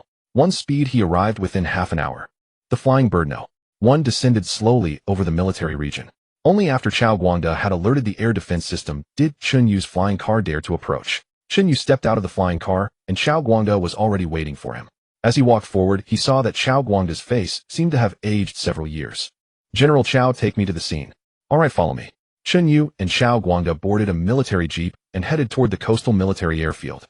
The vehicle drove for over 10 minutes before arriving. Stepping out, Chen Yu gasped at the harrowing sight. Although most of the bodies had been cleared, traces of shredded flesh and the ground stained in large swaths of blood were still visible. "This time we lost 197 men. They were all brave and fearless soldiers." Tears welled up in Qiao Guangde's eyes. Chen Yu stepped forward, patted his shoulder, and asked, "Have you identified who did this?" Qiao Guangde sighed again. "No. They carried nothing to identify themselves and left no clues. But they used 4 small tracking missiles to shoot down our 4 helicopters. Such missiles can only be produced by a few countries." "Which ones?" "The same ones competing with us over the iron mines in Africa, plus Yinghuaguo in Asia and Yaibasiguo in the Middle East." Chen Yu recalled that 5 countries were vying with Yinxia for iron mines in Africa: Myligian, Baixiangguo, Yingjili Diezi, and Phalanxi. Now add Yinghuaguo and Yaibasiguo. Baixiangguo currently had good relations with Yinxia, so it was unlikely to attack the base. Yaibasiguo, embroiled in conflict with the state of Israel in the Middle East, had no spare time to cause trouble in Asia. Moreover, Yinxia had decent ties with Yaibasiguo, so they wouldn't do such a thing. As for Yingjili Diezi, Phalanxi, and even Yinghuaguo, they were all pawns of Myligian. The answer was clear: it was Myligian's doing. Even if not directly, they had instigated their satellite nations. Only they possessed the power and ambition to research augmented humans. After his own analysis, Chen Yu declared firmly, "General Qiao, this must be Myligian's work." "No doubt about it." Qiao Guangde nodded. "My thoughts are the same. The deployment of our bullet-head combat aircraft has rendered Myligian's first and second island chains against Yinxia useless. So they are the most likely to strike. The first and second island chains. Myligian still dreams of confining our Yinxia navy to the coastal waters. General Qiao, I believe it won't be long before we can break their island chain blockade, without even needing the bullet heads. High Command has long planned to let our navy breach the near seas, but due to an island in the way, implementation is extremely difficult, mainly because of opposition from the West and Myligian. Opposition. They won't last long. What is ours will always be ours." This attack made Chen Yu realize he must accelerate his enhancement plans. Myligian had already developed biochemical augmented humans. He could not afford to lag behind. Chen Yu decided to search the spacecraft's tech database for similar enhanced warrior technologies. Next, Chen Yu followed Qiao Guangde, stepping on the blood-soaked ground heading toward the hangar. The soldiers cleaning up the corpses wore expressions of grief and fury, and Chen Yu felt the oppressive atmosphere. Arriving at the hangar, even the roof had been blown off, revealing the ferocity of the explosion. The shattered, dimmed bullet-head shells and the melted ground around them. One word: devastating. "To destroy my bullet-head shell with portable bombs like this, their explosives are far from ordinary," Chen Yu remarked. "Exactly. So the organization behind this attack possesses highly advanced technology. Currently, Earth's technology could not so easily destroy Chen Yu's bullet heads. Combining this with the fragmented technological documents of a Level 2 civilization given to him by the chief, a sudden conjecture struck Chen Yu. Could it be? Chen Yu speculated that other nations had also discovered the wreckage of those Level 2 civilization spacecraft. They had likely deciphered the technology and applied it to military equipment first. Otherwise, the hull of his bullet-shaped craft would not have been so easily blown apart. General Chao, I want to know, besides our Yinxia discovering those alien spacecraft wrecks, have other countries also found similar alien remains? Chao Guangda fell into deep thought, and after a moment offered his speculation. What you say is reasonable. I believe the nation most likely to have found those wrecks and reverse-engineered some of the technology is America. Their military science and technology have developed rapidly in recent years, and I suspect alien technology is involved. Chen Yu nodded in agreement. General Chao, if you receive any news about those modified humans, notify me immediately. Understood. With a heavy heart, Chen Yu left the Southern Military Command. He arrived at the Huanwu Technology Park at the newly constructed chip factory. After configuring the chip manufacturing program and raw material supply chain, he returned to the villa without resting. He locked himself in his room and connected with the AI brain. AI brain, does the spacecraft technology database contain any techniques related to biological gene enhancement and modification? Of course. The AIM repair robots embedded in your body are a form of biological enhancement technology, and the humanoid bioenergy maintenance system I implanted within you also falls under this category. What exactly is this humanoid bioenergy maintenance system? This was implanted into your body when you were bound with Captain Authority. Working alongside the AIM repair robots, it allows your body to survive longer in extreme conditions. For example, if you are underwater and unable to breathe, this bioenergy maintenance system allows you to survive for several hours without breathing and endure up to 10 days without food or water. Damn, that's incredible. Why didn't you tell me about this earlier? I was afraid you wouldn't cherish your life and would be too reckless. Even with the bioenergy maintenance system, certain emergency situations still carry a risk of death. Chen Yu understood. Then is there any modification technology suitable for Earth humans that could produce powerful individuals on a large scale? Yes. With your current clearance, you can access the primary gene modification serum that already exists on the spacecraft. By adjusting the serum's composition to match Earth human genetic codes, human body enhancement can be achieved. If the spacecraft has such a valuable resource, why didn't you bring it up sooner? Captain, the gene serums on the spacecraft are limited in quantity. They were originally created by the humans of my homeworld to extend lifespan and enhance physical condition. Currently, synthesizing such serum in Earth's environment is extremely difficult. So this means each dose is one and done. Correct. Chen Yu felt a pang of reluctance. Such a precious serum used to modify others. He was reluctant to spend it so freely. Just as Chen Yu was hesitating, the AI brain offered its opinion. Captain, if you wish to rapidly build a formidable combat force, I suggest you directly manufacture bionic robots. Chen Yu's eyes suddenly lit up. Right. Wasn't Xiao Jiazi a living example? Fierce combat capability, immense strength and intelligence as well. With such bionic robots, why bother enhancing humans? Moreover, robots would obey orders, possess tremendous power, and even if destroyed, the loss would not carry the same grief as losing a human life. AI brain, you really gave me an idea. What raw materials are needed for robot production? I'll prepare them all. Build me 100 first. Understood, Captain. I will compile a raw materials list for you immediately. Once you have everything ready, I will dispatch a transport vessel to deliver them to Lunar Ship No. 1 for production. Alright. By the way, can I use that primary gene modification serum you mentioned earlier? What effects would it have? Captain, you can certainly use it. This gene modification serum will make your body even stronger. Combined with the humanoid bioenergy maintenance system within you, it will significantly enhance your survival capabilities. Good. Then when you send the transport vessel for the robot materials, bring me 1 dose of that serum as well. Understood, Captain. At this moment, in the forest on the outskirts of Donghai City, 5 American gene-modified operatives were sprinting through the trees. They needed to reach the rendezvous point with their organization as quickly as possible, then board a container truck bound for the border between Yinxia and Vietnam. Because around Donghai City, whether main roads, provincial highways, national roads, or country lanes, all had been sealed off, with the military establishing layer after layer of checkpoints. These modified operatives had no choice but to flee through the uninhabited mountain forests. Boss, we've been running for tens of kilometers already. How far is the pickup point? One of the enhanced men asked. The leader checked the display on his arm and replied. Almost there. Once we cross this mountain range, we'll arrive. What Chao Guangdi never anticipated was that after he sealed off all major transportation routes within a 100-kilometer radius of the southern military region, these modified operatives actually escaped on foot through the uninhabited forest. After obtaining the raw materials for manufacturing bionic robots, Chen Yu leveraged Huanwu Technology's resources and had a batch of materials ready the same afternoon. That evening, a transport vessel arrived carrying the first batch of raw materials to the moon. It also brought a dose of primary gene modification serum, which the AI brain had pre-formulated according to Chen Yu's genetic profile. Currently, this serum was suitable only for Chen Yu. Chen Yu held the serum in his room and summoned Xiao Jiazi to stand guard at the door. Is this thing really that miraculous? Chen Yu did not overthink it. He injected the serum into his arm, and the syringe automatically pushed the liquid into his body. AI brain, how long until this serum takes effect? Approximately 2 to 3 hours. Alright. Chen Yu laid down on the bed, carefully feeling the changes within his body. Suddenly, an excruciating pain surged through his entire body. Damn it, AI brain, is something wrong with this serum? My body hurts so much. Captain, endure it. Your body is undergoing modification. The pain is indeed considerable. Chen Yu was drenched in sweat, his muscles and internal organs feeling as though they were being torn apart. After rolling around on the bed for a few moments, Chen Yu went completely still. He had fainted from the pain. When Chen Yu woke up, he saw Xiao Jiazi's anxious little face. Master, you're finally awake. Xiao Jiazi was so scared. Chen Yu could no longer feel any pain on his body.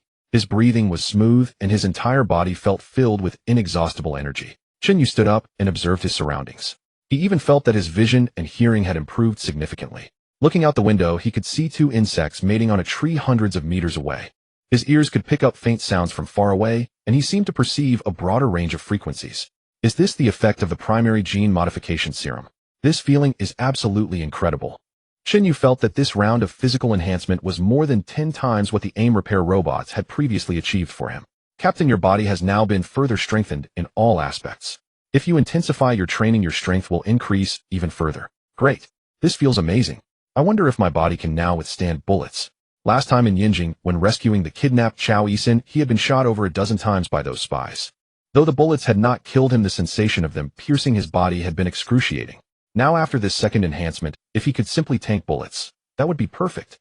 Captain, given your current physical density, standard small caliber bullets cannot penetrate your skin. Awesome. Incredible. Chen Yu removed his clothes and stood before the mirror, gazing at his tall, perfectly sculpted physique. His solid chest and chocolate-like abdominal muscles radiated explosive power. Chen Yu even discovered that he had grown taller, now standing at least 185 centimeters. He was so excited that he stayed up the entire night. The next morning, a transport vessel quietly landed in Chen Yu's villa garden, and 20 shirtless men stepped off. Chen Yu was awakened by his intelligent brain in the morning. After overnight manufacturing, the first batch of simulation robots had been completed. The 20 naked men who descended from the landing ship were precisely the first batch of robots created by the intelligent brain. Chen Yu staggered into the garden with heavy eyelids, only to see 20 naked men, and his drowsiness instantly vanished. What the hell? Where did so many naked men come from? And they all look exactly like the governor. Captain, these are the first batch of simulation robots produced last night. I said, intelligent brain, you must have watched too many movies. You made all their faces identical to the Terminator T-800. Are you just afraid others won't recognize them as robots? I did indeed overlook this. Last night, I studied the most famous robot imagery from your Earth's films, so they came out looking like this. Chen Yu was at a loss for words. It's fine. Keep these 20 for now. I never intended for them to show their faces in public anyway. Understood, Captain. For the robots I'll manufacture next, I'll use AI to give each one a different face. Alright. Next, Chen Yu led the 20 naked men indoors, then went to the shopping mall with Xiao Jiazi and purchased dozens of black suits along with sunglasses, of course. Back home, he had all these governors change into the suits. The commanding presence was immediate. Having 20 Terminators standing there could terrify any opponent. In the afternoon, Chen Yu received a phone call from Chao Guangda. Hello, General Chao. Chen Yu, our investigation team sent to the border between Vietnam and Yinxia has reported that the unidentified creatures invading the border are very likely the modified humans who attacked the base. The border defense soldiers who sacrificed themselves bear nearly identical injuries to those who fell in the military district. Oh, so those modified humans forced their way in through the Vietnamese border. Yes, but we currently do not know whether they will continue to flee Yinxia through the Vietnamese border. General Chao, leave this matter to me. I will capture those modified humans. What, Chen Yu, you have a method? General Chao, just wait and see. After hanging up, Chen Yu immediately connected to the intelligent brain. Help me track down the location of these modified humans. Captain, I cannot currently pinpoint the exact location of those modified humans, but I know where they will exit Yinxia. Oh, tell me. I connected to and decrypted a U.S. military communications satellite. They transmitted a location and directive to a receiver within Yinxia's territory. Based on analysis, this appears to be the escape route designated for the modified humans carrying out the mission. Oh, where? right at the border between Yinxia and Vietnam. Could it be that they truly intend to return the way they came? This time, let's see who can escape. Prepare the landing ship. I will go confront these modified humans. Late at night, a container truck quietly stopped on the highway nearest to the border between Nanjing province of Yinxia and Vietnam. 5 burly giants stepped down from the container. These were the American modified humans who had just escaped from Donghai City. After fleeing Donghai City, they quickly rendezvoused with the awaiting American spies and arrived here by container truck. After the 5 modified humans disembarked, the container truck departed on its own. The leader of the modified humans waved his hand, and the group quickly darted into the forest heading toward the border. Previously, after the modified humans had entered Yinxia territory and killed over a dozen border defense soldiers, Yinxia had reinforced defenses along the Nanjing province Vietnam border. These modified humans would still face a fierce battle if they broke through. Yinxia Jiangqing. At 4 a.m., Chen Yu's phone suddenly rang, and he quickly picked up and answered. Chen Yu, the target has appeared. Those modified humans are at the border of Nanjing province and Vietnam, Chao Guangda said on the phone. Oh, good General Chao, I will make them pay. What do you plan to do? I have my own methods. After hanging up, Chen Yu and Xiao Jiazi quickly changed into their clothes. Entering the living room, he found 20 Terminators standing at attention. Chen Yu waved his hand, and the 20 Terminators followed behind him, boarding the landing ship that had been invisibly parked in the garden. The cabin door closed, and the landing ship slowly ascended, then flew toward Nanjing province. At that moment, the border of Nanjing province was brightly illuminated. Flames erupted from the ground, and the sound of gunfire rang out densely. Following the earlier invasion incident, Yinxia had heavily fortified the border and deployed numerous anti-material large-caliber weapons. The border defense forces were currently locked in a stalemate with these 5 modified humans. We must end this battle as quickly as possible, break through, and prevent reinforcements from these Yinxia border defense troops. The modified humans drew the M16 assault rifles slung across their backs and charged out collectively. The regular small-caliber bullets fired by Yinxia's border defense soldiers had virtually no effect upon hitting these modified humans. Only large-caliber anti-material sniper rifles and similar weapons could pose a threat to the modified humans. These modified humans were also quite cunning. They never stopped firing while on the run. The border soldiers' large-caliber firearms also struggled to track them. Just as these modified humans were about to breach the encirclement, several beams of light suddenly erupted from the sky, illuminating the forest below like broad daylight. Chen Yu's landing ship had arrived. Under the cover of intense light, those below could hardly discern what was above. Intelligent brain lock onto those modified humans. Chen Yu pondered for a moment. All he needed to do was issue a single command, and the laser cannons aboard the landing ship could unleash a barrage that would reduce these modified humans to dust. However, Chen Yu wanted to test the combat capabilities of his Terminators. You, go down there and capture them alive. Yes, Master. The 20 Terminator simulation robots leaped from the landing ship's cabin door, dropping from a height of several dozen meters. Chen Yu then watched as his Terminators landed steadily one by one below, smashing into the ground and creating large craters. Yet the Terminators were unscathed, and they swiftly surged forward toward those 5 modified humans. Chen Yu had just notified General Chao, asking his troops to hold fire for the time being. The border defense soldiers watched as more than a dozen to 20 figures jumped from the unidentified flying object in the sky. They then charged toward the modified humans. Captain, are these our Yinxia modified humans? Jumping from such a height and being completely unharmed. One soldier asked the captain beside him. I don't know either. I can't see clearly, but we've been ordered not to move yet. Let's just watch for now. The 20 Terminator robots completely surrounded the 5 modified humans. When the modified humans clearly saw that those enclosing them were 20 Terminators with identical appearances, the leader of the modified humans couldn't help but cry out in astonishment. What the hell? Is this a Terminator? Schwarzenegger, the governor. Could this be here to rescue us? Since Terminator was an American film, these modified humans instinctively believed this must be here to save them. But in the very next instant, several of the American modified humans were completely dumbfounded on the spot. 5 modified soldiers initially believed that these governors, bearing a striking resemblance to their American counterparts, had come to rescue them. However, the next moment, a Terminator robot surged forward and seized one soldier's firearm, wrenching it apart with tremendous force. The force was so overwhelming that the M16 assault rifle was literally torn in half. Only then did the 5 modified soldiers realize that these identical-looking Terminators had not come as rescuers. The Terminators began their assault. Bang! 2 heavy thuds echoed through the air. The 2 modified soldiers, both towering over 2 meters tall, were sent hurtling through the air, each dispatched by a single punch from the roughly 1.9-meter Terminators, crashing down more than 10 meters away. Damn it, they're not here to rescue us. They're here to capture us. Attack, brothers. The modified soldiers opened fire on the Terminators with their M16 rifles. The bullets sparked harmlessly against the Terminators' synthetic exteriors, unable to penetrate. But as the fake skin tore away, the gleaming metallic framework beneath was exposed, leaving the modified soldiers utterly astonished. These aren't human, they're machines. Could these be robots manufactured by Yinxia? How could they possibly possess such advanced technology? Impossible. While battling the Terminators, the modified soldiers cursed Yinxia's supposed technological inferiority. Soon, however, all their ammunition was exhausted, yet not a single Terminator had fallen. Their synthetic flesh had been shredded away, revealing a horrifying sight beneath. Fight to the death. We are genetically engineered warriors. What fear do we hold for mere machines? The leader of the modified soldiers roared and charged into the Terminator ranks. Yet the man who could lift a 3-ton pickup truck with one hand proved powerless against the robots. The machines possessed greater strength than them. Moreover, their internal framework was crafted from superalloy, making it nearly impossible for the modified soldiers to inflict any damage with their bare hands. What followed was a one-sided slaughter as several Terminators brutally pummeled the modified soldiers' leader. Bang, bang, bang, bang, bang. The leader was beaten until his face was unrecognizable, with multiple fractures throughout his body. Eventually, even his thick muscular legs were forcibly snapped by the robots. The modified soldiers' leader let out a piercing scream. This gruesome scene left the remaining 4 soldiers frozen in terror. They as monsters had encountered something far more horrifying than themselves. Soon, under the coordinated assault of 20 Terminators, the other 4 modified soldiers were also beaten until every bone in their bodies was fractured, lying motionless on the ground like discarded corpses. Seeing the situation mostly resolved, Chen Yu controlled the landing craft to descend.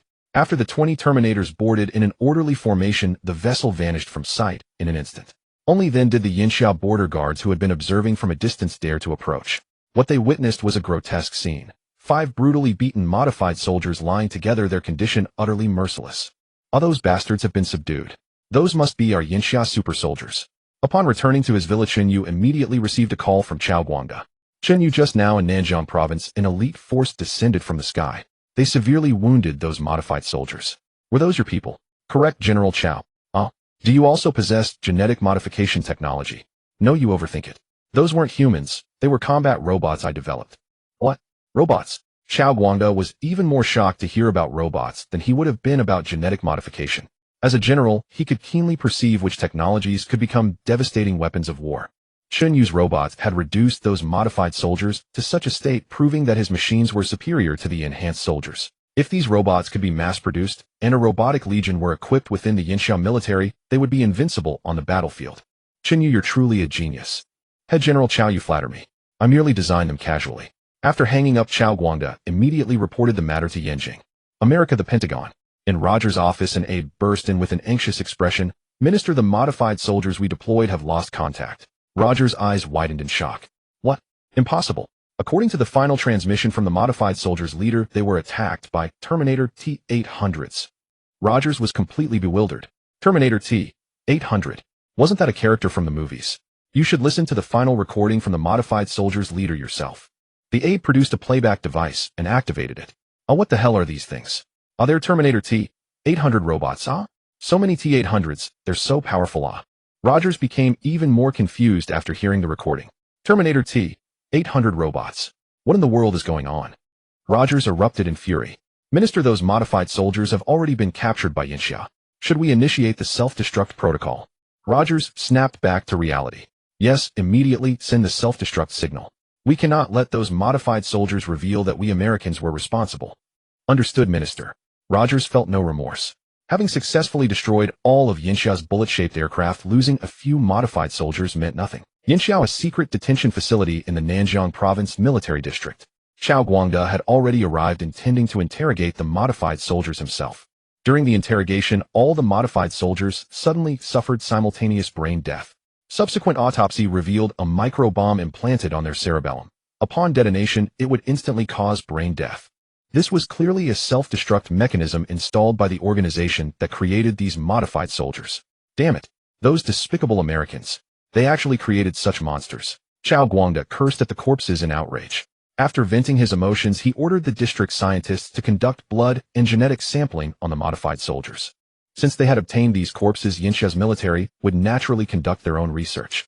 Meanwhile, Chen Yu had sent all the Terminators with damaged synthetic skin to the moon for repairs. A new batch of synthetic robots had been delivered. This time, they bore the faces of Yinxia natives with each robot possessing a distinctly different appearance. In this way, when these synthetic robots undertook missions abroad, they would not be suspected as machines. They would pass as normal humans. Furthermore, the AI had upgraded subsequent synthetic models. The later manufactured robots could even alter their facial appearances. This was a simple matter for the AI, merely equipping each robot's face with a set of interchangeable modular components. Chen Yu was highly satisfied with the AI's upgrades. These robots could effortlessly operate as spies abroad, disguising themselves as anyone. Before long, several days passed, and the Chen technology chip launch event was approaching. Media outlets from across the nation and around the world had begun arriving in Jiangxing. Although everyone believed Chen technology was exaggerating, no single chip could possibly match the computing power of half the world's computers. Nevertheless, given Chen technology's current reputation, these media organizations could not resist coming to witness the event. Yinxia's official media had also arranged for national network coverage with live broadcasting. America had also secretly dispatched personnel to attend the press conference. After all, a company capable of manufacturing bullet-shaped combat aircraft could not be underestimated. At the entrance of the vast chip factory in Chen Yu Science and Technology Park, a large stage had already been erected. Surrounding large screens and speakers were ready with thousands of chairs arranged in front of the stage. Tomorrow, Chen Yu Technology would unveil its first chip. Chen Yu Su-ro, along with several senior executives from Chen Yu Technology, were here for final preparations. Just then, a line of military vehicles drove into the factory. Chao Guangda and a group of high-ranking officers from the southern military region stepped out. Chen Yu walked forward. "General Chao, what brings you here?" "Chen Yu, your chip launch event is tomorrow. I wanted to see if there's anything our military could assist with, such as security." Thank you, General Chao. I've already arranged security for the event, but you're all welcome to witness my launch tomorrow." "That's certain for certain. By the way, General Chao, you didn't come just for security, did you?" "I'll be honest. The destruction of the bullet-shaped aircraft deeply angered our leader. He asked me to thank you for catching those perpetrators." Chen Yu nodded. "General Chao, if you have other thoughts, please speak directly. Then I won't hold back. Chen Yu, could you build us another 10 bullet-shaped aircrafts? This time our military will pay for them." "No problem. I thought it was something big. This is just a small matter." Chao Guangda was stunned.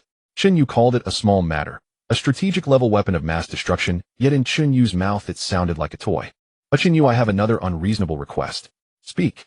"Regarding those robots of yours that can defeat bioengineered soldiers, is there any possibility of equipping our military with some?" "General Chao, I'll be straightforward. Currently, the manufacturing process for my robots isn't mature yet, and the production cost is extremely high, so they're not suitable for mass production. However, if Xiaoya encounters similar threats like enhanced soldiers in the future, I will intervene." Chao Guangda nodded in disappointment. "Oh, well then I understand. It's the thought that counts." In fact, at that very moment, a circle of men in black suits stood surrounding the venue. They were Chen Yu's bionic robots, the security force he would deploy at tomorrow's launch event. As for Chen Yu's claim about immature manufacturing technology, it was pure nonsense. If he fully committed to production, he could manufacture thousands of these robots per day. The reason Chen Yu didn't want to give the robots to the military was twofold. First, he didn't want the military to become complacent all at once. If they had such powerful weapons from Chen Yu technology readily available, it would easily dull the army's fighting spirit. Secondly, these simulation robots were equipped with advanced AI programs from Jinao. They possessed true intelligence, and Chen Yu only wanted to keep them under his own control. After seeing General Chao off, Chen Yu continued debugging equipment on site. The next day, the launch event finally arrived. Media outlets from across the country and around the world gathered here. Of course, among the thousands of attendees, there were also many foreign spies. Some from Malaysia, others from multiple European Union countries, and even representatives from Inghuaguo, which harbored hostility toward their nation. By 10 in the morning, the venue was already buzzing with excitement. Fortunately, this launch was different from Chen Yu Factory's first event. Back then, the road leading to the factory was merely a narrow, dilapidated dirt path. Now, with full support from both Donghai City and Jiangxing City, a 6-lane asphalt road was constructed when Chen Yu began construction. An exit branched off from Jiangdong Expressway, connecting directly to the main gate of Chen Yu Science and Technology Park. This demonstrated how much both cities valued Chen Yu technology. This also resolved the awkward 2-hour traffic jam that had plagued the first launch event. Dignitaries began arriving one after another, including the mayor of Jiangxing City and senior leadership officials. There were also the mayor and high-ranking officials from Donghai City, special envoys from Yanjing in the capital, and generals from the military region. Just judging by the lineup attending the event, one could see how significant Chen Yu technology had become. At 10:30 in the morning, the Chen Yu technology chip launch officially began. First to take the stage was Su Ro, general manager of Chen Yu technology. Standing at the center of the stage, she picked up the microphone and addressed the audience. Welcome to our second launch event. The product we're bringing today has the potential to turn the world upside down. Immediately excited cheers erupted from the crowd. Many male attendees were captivated by Su Ro's beauty and figure. She was simply their dream of a perfect, domineering female CEO. However, many rational people wore expressions of skepticism. What chip could possibly turn the world upside down? Even if America's most advanced one. 6-nanometer chips were mass-produced. It wouldn't be an exaggeration to say it would change the world. How confident, or arrogant, was Chen Yu technology to make such claims? Su Ro continued on stage. I understand your doubts about our product. After all, during our first launch, many audience members left midway due to skepticism, but everyone knows how things turned out in the end. Su Ro's words not only teased the audience for being short-sighted, but also subtly indicated that her product would surely amaze them. Enough of my rambling. I hope no one leaves halfway through our second event. Without further delay, I'd like to hand over the stage to our chairman, Mr. Chen Yu, who will take you into the realm of future technology. Su Ro slowly walked off the stage. Chen Yu was dressed, simply wearing a white t-shirt with only the Chen Yu technology logo printed on it, paired with blue jeans and canvas shoes. Perhaps that was why influential figures loved dressing this way for launches, clean, fresh, and approachable. As Chen Yu stepped onto the stage, many female audience members began cheering. Now slender and handsome, his aura was undeniable. He was simply the perfect man every girl could imagine, wealthy, handsome, and fit. Wearing a portable headset, Chen Yu walked to the center of the stage. Good morning, everyone. Thank you for taking time out of your busy schedules to attend our second launch event at Chen Yu Science and Technology Park. As you've seen from the invitations, in our official website today, we'll be unveiling a groundbreaking new product, a revolutionary chip. Though I prefer to call it a photonic chip. Immediately, the audience erupted into heated discussions. Previously, whether through invitations or the official website, they had only mentioned that Chen Yu technology would release a chip without specifying its name. Now Chen Yu's mention of a photonic chip raised questions. What did photon mean? What did it represent? Are you curious why I called it a photonic chip? Murmurs rippled through the audience. Chen Yu pressed the remote control in his hand. A massive screen behind the stage began displaying images. It was a video produced by Ji, now introducing the photonic chip. It explained what a photonic chip was and why it possessed such incredible computational power. The presentation demonstrated the revolutionary potential of this new technology, showcasing how photon-based processing could surpass traditional silicon chips in speed and efficiency. The audience watched in rapt attention as diagrams and animations illustrated the complex principles behind this breakthrough innovation. The so-called photonic chip, in full, the photonic folded vibration chip. It uses photons to vibrate and fold at light speed within a certain area to achieve computational functions. A single photon chip makes photons fold back and forth within an area of only 3 centimeters, with an internal transmission medium that can control the speed of light. From a minimum of 100 million folds per second to a maximum of 10 billion folds per second, this speed differential enables supercomputing capabilities. Ordinary Earth technology sensors cannot capture photon signals of 10 billion per second, but Chen Yu possesses alien technology. Therefore, the most difficult part of such chips lies in these tiny internal sensors. A single photon chip alone can far surpass a century of Earth's technology. Chen Yu also holds the technology for multi-photon chips. When several or dozens of photons run simultaneously, the computing power is simply beyond what Earthlings can comprehend. This is why the small clips and those simulated robots possess wisdom and can generate their own thoughts. They have these chips in their brains, and not just single photon ones, but multi-photon. Only with powerful computing can they generate consciousness and wisdom.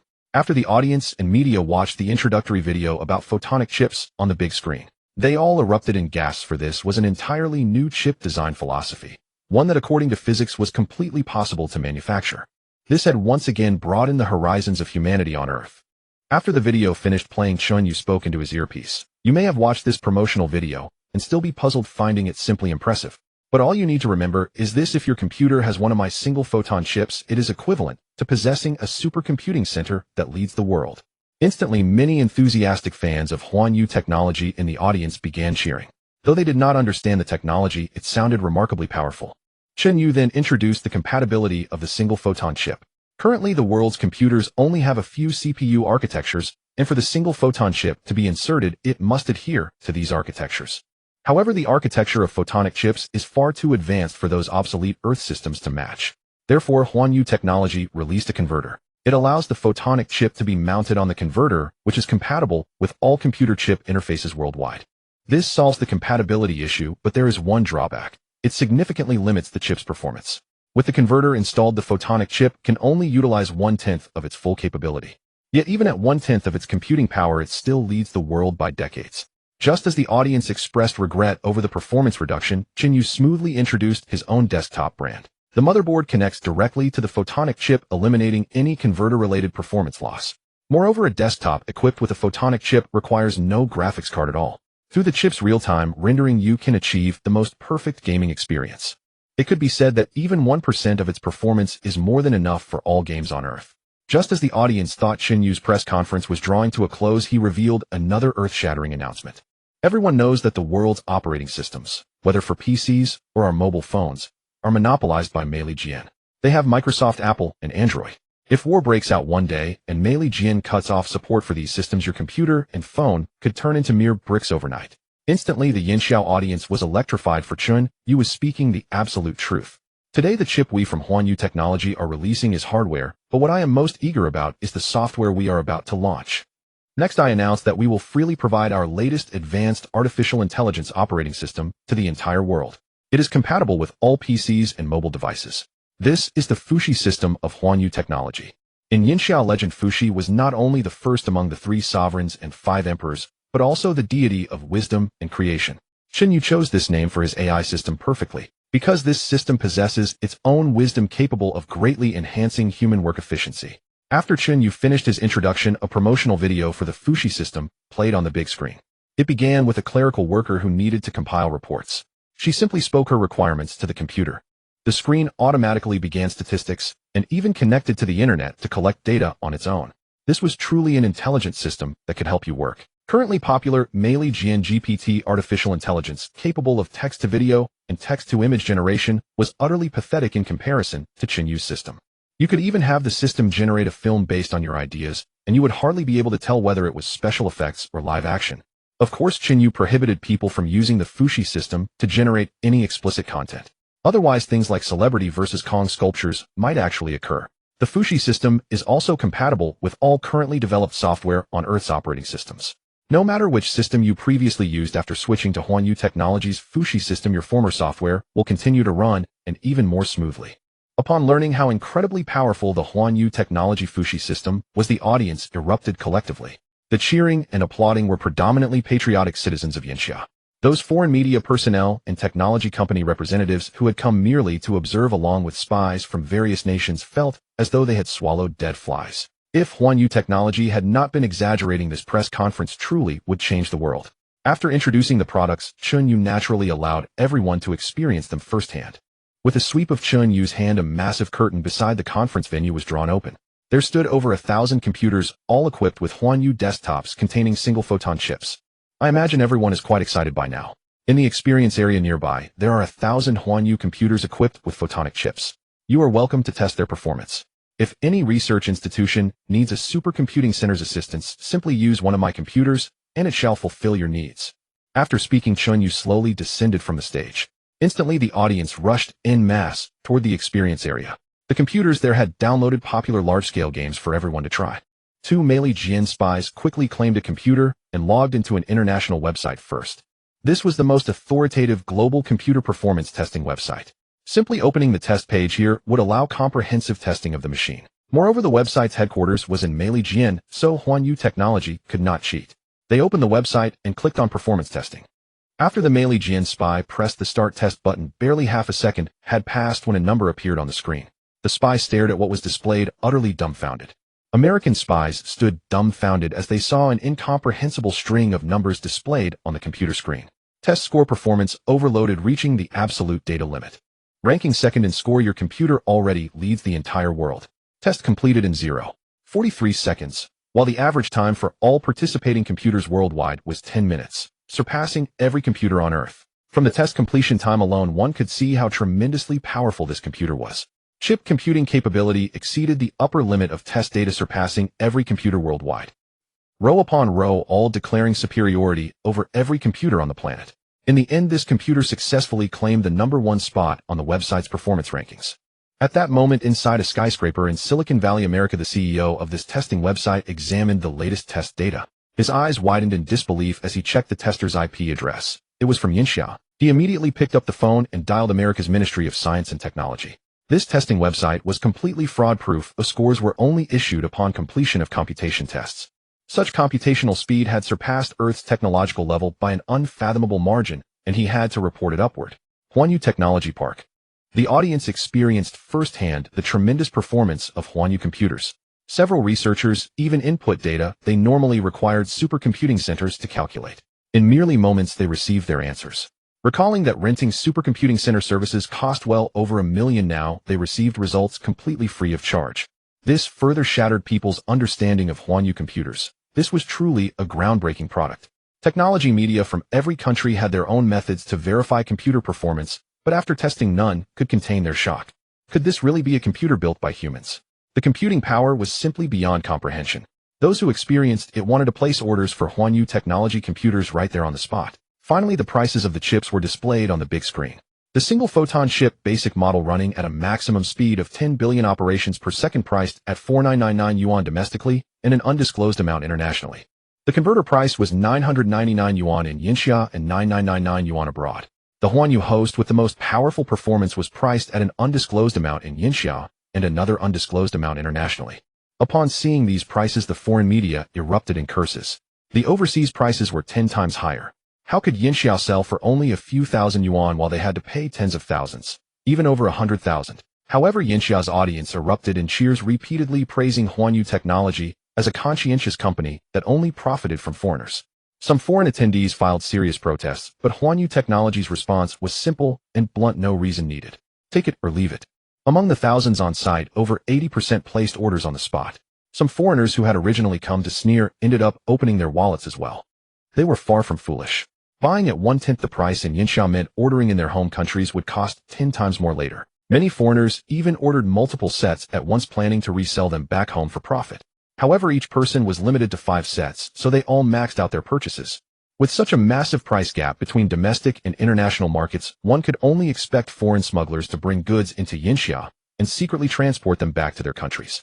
By noon, Chen Technology, ever considerate, had prepared lunch for all attendees who came to the press conference. Chen Yu came down to the audience area where Chao Guangda Mayor Wu Zhengwo, Mayor Zhao Wenbin, and special envoys from Yanjing all came to congratulate him. They all knew that Chen Technology was truly about to take off. The launch of these two products would allow Yinxia to overtake America in numerous fields. We once needed to import lithography machines to manufacture chips. Now it is completely unnecessary. They have become low-end products. With these chips, the entire world will be clamoring to buy from Yinxia. Because if you did not use Yinxia's chips, your productivity would be left behind, and your technological research capabilities across every industry would fall into obscurity. America had reaped massive wealth worldwide through its dominance in high-end manufacturing, particularly in chips and operating systems. Now Chen Technology had launched an epoch-defining chip and an operating system of the same caliber. This rendered America's advantages utterly worthless, potentially costing them trillions of dollars in revenue annually.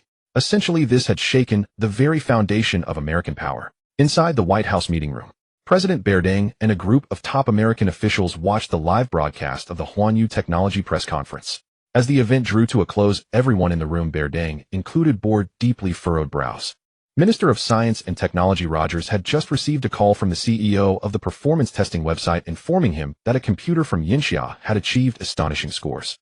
This essentially confirmed the authenticity of Chen Technology's press conference. Their products were genuinely as remarkable as claimed. Berdang slammed his fist onto the conference table in anger, making everyone present flinch. Speak, everyone, what do we do?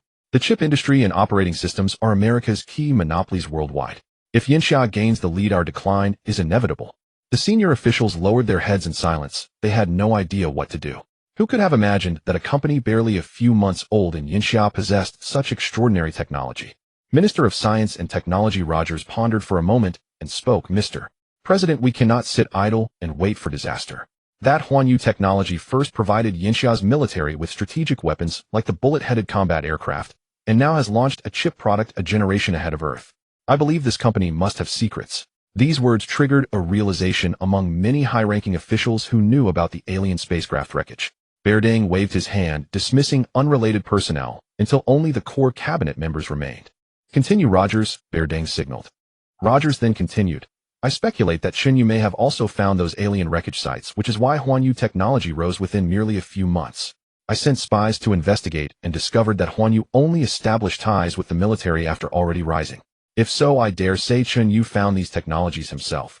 He may have discovered a more complete wreckage, even an undamaged spacecraft, making the decryption far simpler. The American senior officials nodded in agreement. It must be said that Rogers was entirely correct. Chen Yu had acquired a perfectly intact Class 7 civilization spacecraft. Secretary of Defense Schneider asked, Rogers, your enhanced operatives sent to destroy the bullet-headed aircraft should not have been captured at the border given their capabilities. Do you think this is connected to Huan Yu technology? Rogers recalled the final transmission from the enhanced operatives. They had been subdued by a Terminator T-800. There was something suspicious about this. Could Yinxiao have their own enhanced operatives? Ones that resembled Terminators. Mr. Schneider, your hypothesis is certainly plausible. Please listen to this recording first. Rogers then played the final audio transmission recorded from the enhanced operatives leader. After hearing it, Schneider reasoned, Yinxiao very likely possesses its own enhanced operatives. Otherwise ours could not have been subdued. At this point Berdang spoke, let us tentatively assume Yinxiao has enhanced operatives, and they likely originated from Huan Yu technology. Do you have any solutions to America's current predicament? If we cannot resolve this, our plans for global exploitation cannot proceed. Rogers spoke with ruthless determination. Mr. President, I believe we must obtain Huan Yu technology's secrets. Under necessity, we can kidnap that Chen Yu. The American officials still in the room harbored wild ambitions. They could not tolerate any nation on Earth surpassing their own. Rogers, what is your plan? Huan Yu technology had become a thorn in America's flesh, threatening its grand plan for global exploitation. After deep contemplation, Rogers finally revealed his scheme targeting Huan Yu technology. Mr. President, esteemed colleagues, only by establishing America's dominance over the world can we better confront the impending solar crisis. Therefore, I propose we take action against Huan Yu technology of Yinxia. I will deploy our most elite spies to kidnap him and bring him to America, where he will be forced to reveal the source of those technologies. Rogers' plan received approval from America's highest echelons, including the president. Thus, a covert operation to abduct Chen Yu was authorized from the very top of the American government. Meanwhile, with the Bulite airship of the Yinxiao military already destroyed, the coastal defenses of Yinxiao would once again fall into vulnerability. Upon receiving the news, Sakura Nation erupted in excitement. Their previous fleet had been completely annihilated by Yinxiao, leaving the domestic populace filled with grievances and discontent. Under immense pressure from their overwhelmed leadership, Sakura Nation assembled another formidable naval fleet, determined to sail into Yinxiao's waters and provoke confrontation. This time, Sakura Nation deployed 2 of their Hinata-class amphibious assault ships. Despite their designation as landing ships, they were essentially smaller aircraft carriers in disguise. They could launch F-35 vertical takeoff fighter jets provided by America. The entire fleet consisted of no fewer than 50 warships, including destroyers and attack vessels, forming an overwhelmingly impressive force. Provoked by America, Sakura Nation grew even more brazen as they headed toward Yinxiao's waters. While Huan Yu Technology's chips were selling like hotcakes, the seas were far from calm. With the chip factory at Huan Yu Technology Park completed, Chen Yu began preparing to construct his second facility, a massive spaceship manufacturing base. To prepare for the impending solar crisis, Chen Yu needed to plan for both scenarios. He intended to build several home-class spacecraft vessels that would dwarf his No. 1 spaceship by many times over. These were the largest star system colonization vessel blueprints he could find within his technological database under his current clearance level. Measuring approximately 10 kilometers in length, 5 kilometers in width, and 3 kilometers in height, the vessel could accommodate over 3 million people, albeit with technology only equivalent to a Type 3 civilization standard. Fortunately, it was equipped with an autonomous ecological circulation system and powered by relatively primitive controlled nuclear fusion technology, enabling millions to sustain life within its confines. In essence, an entire city would be contained within a single home-class spacecraft. The vessel was divided into 3 zones: an industrial district, residential areas, and forested regions. Naturally, constructing such a massive vessel on Earth was impossible. It would have to be assembled in the space environment, much like the International Space Station, with rockets delivering components piece by piece for orbital docking. Simultaneously, Chen Yu began excavating an underground shelter base 300 meters beneath Huan Yu Technology Park. Covering the entire expanse of the park, the scale of this underground fortress was truly monumental. It would need to feature the same ecological circulation systems as the home-class vessels, making the engineering undertaking extraordinarily daunting. Once completed, a single underground base like this could house over 5 million people, matching the population density of a bustling city center. Chen Yu planned to complete the construction of 3 home-class spacecraft and 1 underground sanctuary within a year. Indeed, despite the colossal scale of these projects, a single year would suffice, given the astonishing construction efficiency of his robotic workforce. However, this would inevitably require staggering amounts of resources. Even with Chen Yu's current rate of wealth accumulation, he might struggle to bear such tremendous investment alone.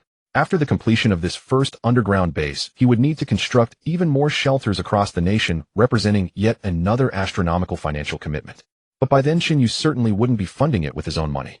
Upon returning to his villa after touring Huanyu Technology Park, Chen Yu and Xiao Jiazi had just stepped out of their car when several figures clad in black emerged simultaneously from the garden, each wielding a pistol fitted with a silencer pointing them directly at Chen Yu and Xiao Jiazi.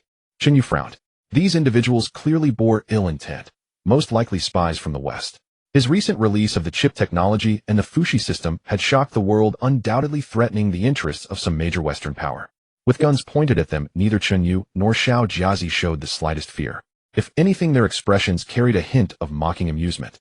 Chen Yu raised an eyebrow and chuckled lightly. "How I never expected you'd come all the way to my home. Tell me who sent you. Speak truthfully, and I may spare your lives to hand you over to the authorities. Otherwise, you'll simply vanish from this world." 6 men in black surrounded Chen Yu and Xiao Jiazi completely. They made no response. Their mission was only to capture and extract, not to negotiate. "Mr. Chen, there's no need for you to know our identities. We only ask that you come with us." "Oh, where are you taking me?" "To America." Chen Yu voiced his suspicion, but these trained spies remained composed, not betraying the slightest flaw in their composure at his words. "Mr. Chen, no more questions. You'll understand once you arrive." "Very well, then I'll go with you." Chen Yu prepared to surrender willingly, while Xiao Jiazi acted as though nothing unusual was happening, walking casually toward the villa. 2 of the men in black intercepted her. "Beautiful lady, you're coming with us too. And what if I refuse?" Xiao Jiazi shot back. Chen Yu called out from behind, "I advise you not to provoke her. Let her stay. I'll go with you. But if you insist on taking her along, none of you will leave here alive." The men in black found this hard to believe. A slender, delicate young woman compared to seasoned spies like themselves, armed and trained for combat. "Mr. Chen, while our target is solely you, leaving her behind poses a risk. Should she leak information to the Yanxia authorities, we would face relentless pursuit. Therefore, she must come with us as well. I guarantee she won't betray us. Release her, and I'll go with you immediately." The leader of the spy team nodded to the 2 men blocking Xiao Jiazi. The 2 men in black moved to subdue Xiao Jiazi, but at that very moment she struck. Her movements were like a phantom, blazing fast enough to leave after images. 2 thunderous punches sent the men in black crashing to the ground, vomiting blood. Within moments, they fell silent dead from a single strike. The remaining 4 men in black, including their leader, stared in utter disbelief. They were all rigorously trained elites, each capable of defeating 10 opponents barehanded. Yet before this seemingly delicate beauty, they couldn't withstand a single punch. Both men's chests had caved inward, shattered bones piercing directly into their hearts. The 4 raised their weapons and aimed at Xiao Jiazi, pulling their triggers in unison. Bang, bang, bang, bang, bang. The silenced pistols emitted muffled reports. Xiao Jiazi's figure vanished from the spot. With lightning speed, she disarmed the 4 men of their guns in an instant. The 4 spies didn't even see her movements. It was night, and Xiao Jiazi's extraordinary speed made it impossible. When Xiao Jiazi stood before the crowd again, she was holding 4 guns. Chen Yu sarcastically said from behind, "I told you not to provoke her, but you wouldn't listen. I already agreed to go with you, why not just be satisfied with that?" At that moment, the spy leader swiftly moved behind Chen Yu, drew a dagger from his leg, and pressed it against Chen Yu's throat. "Don't come any closer. If you do, I'll kill him." The spy leader threatened Xiao Jiazi. However, Xiao Jiazi dropped the 4 guns she was holding, ignored the black-clad men at the door, and walked into the villa as if nothing had happened. The spies were stunned. What was happening? She wasn't going to save her boss. And she threw the guns on the ground. One spy quickly stepped forward, picked up the 4 guns, and handed them back to the others. "I told you, just take me away. Why trouble her? Do you have to lose 2 people before you learn?" With Chen Yu's warning, the 4 spies didn't go back into the house to bother Xiao Jiazi, knowing they were no match for her. "Fine, you were our target anyway. Let's go." The 4 men secretly took Chen Yu out of the villa, forced him into a black car parked in the distance, and drove off. Just 1 minute after Chen Yu was taken away, a flying car slowly descended. Another Chen Yu stepped out of the car, and Xiao Jiazi hurried out of the villa. "Master, they took your doppelganger away. Good, I want to see who wants to capture me." Indeed, the Chen Yu just now was a lifelike robot created by the intelligent AI in Chen Yu's exact likeness. The AI also implanted Chen Yu's personality, tone of speech, and habitual gestures into the robot. In Chen Yu's mind, the AI could transmit the real-time visual feed from the doppelganger robot to the real Chen Yu. In other words, Chen Yu was essentially using the robot's body to personally see who was trying to kidnap him. As for how he knew someone was coming for him, it was thanks to the villa's security system. At Chen Yu's residence, besides the necessary security systems, his own landing ship was stationed in low Earth orbit, constantly watching over his home from above. When those spies came to scout the place 2 days ago, they were already detected. Chen Yu had planned all this. Although Chen Yu could basically guess who wanted to kidnap him, he wanted to make it clear to these kidnappers that he was not someone to be trifled with. By sending the doppelganger robot, Chen Yu planned to strike at the root of the problem. The 4 spies who had captured the Chen Yu drove nonstop through the night to a remote seaside in Jiangxing. A very inconspicuous fishing boat was docked there. The robot, Chen Yu, cooperated fully, following them onto the boat, which then headed toward the deep sea. Chen Yu summoned the landing ship. 2 lifelike robots came down and carried the 2 bodies killed by Xiao Jiazi at the door onto the ship. Within minutes, these 2 bodies would become space debris. Chen Yu returned to his room and began sketching the blueprints for the underground base. The next morning, Chen Yu was awakened by the phone ringing. He picked it up and saw it was Chao Guangda. Chen Yu pressed the answer button. General Chao, what brings you to call so early? Chen Yu, when will your bullet-shaped combat aircraft be ready? About 2 more days. Chen Yu had actually forgotten, as he had been busy with the press conference and building the base. Oh good, that's great. Those puny Japanese from the Manhwa country have come again with their warships. They must have heard about our bullet being destroyed and want to avenge their previous defeat. What? The Japanese are back. They must be tired of living. A mere island nation. Aren't they afraid of sinking into the sea one day? Once your bullet arrives, I'll make them scram immediately. General Chao, leave this to me. I'll make these Japanese learn their lesson. Chen Yu, what do you plan to do? You don't need to worry about that. Just pretend you don't know. All right then. Chen Yu, you'd better not leave any evidence. General Chao? Don't worry, they don't have the ability. Chen Yu hung up, changed clothes, and went to the garden. His landing ship had just landed invisibly in the garden. Chen Yu boarded the spaceship and flew toward the sea. The landing ship soon reached the Donghai area, and Chen Yu could already see the imposing, powerful Manhwa country fleet. Ahead, several Yinxia destroyers were confronting the enemy. Because the incident was sudden, the Yinxia aircraft carrier was still in the southern sea, making it difficult to quickly reinforce the Donghai. Beyond the southern sea, the Myligian carrier battle group was also lurking menacingly in the Philippine Sea. Chen Yu issued an order. Activate the ship's stealth mode. The landing ship slowly vanished from the sky, becoming undetectable by Earth's radar and invisible to the naked eye. Let's go teach them a lesson.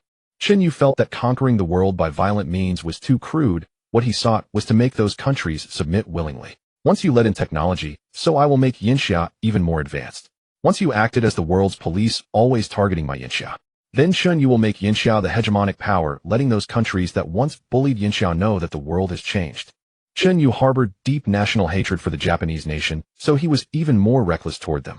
After the shelter was built, he could even go to their homeland. He would recruit some teachers and young women from the Manhwa country, since in the underground cities or space cities, entertainment industries would also be needed. In the future, only people from the Manhwa country would be allowed to work in this field. Yinxia women, on the other hand, would be forbidden from doing such work. Chen Yu also thought of recruiting soccer teams in Europe and taking over the NBA in Myligian. The descendants of these players would be trained exclusively as players, providing games for the people in the base.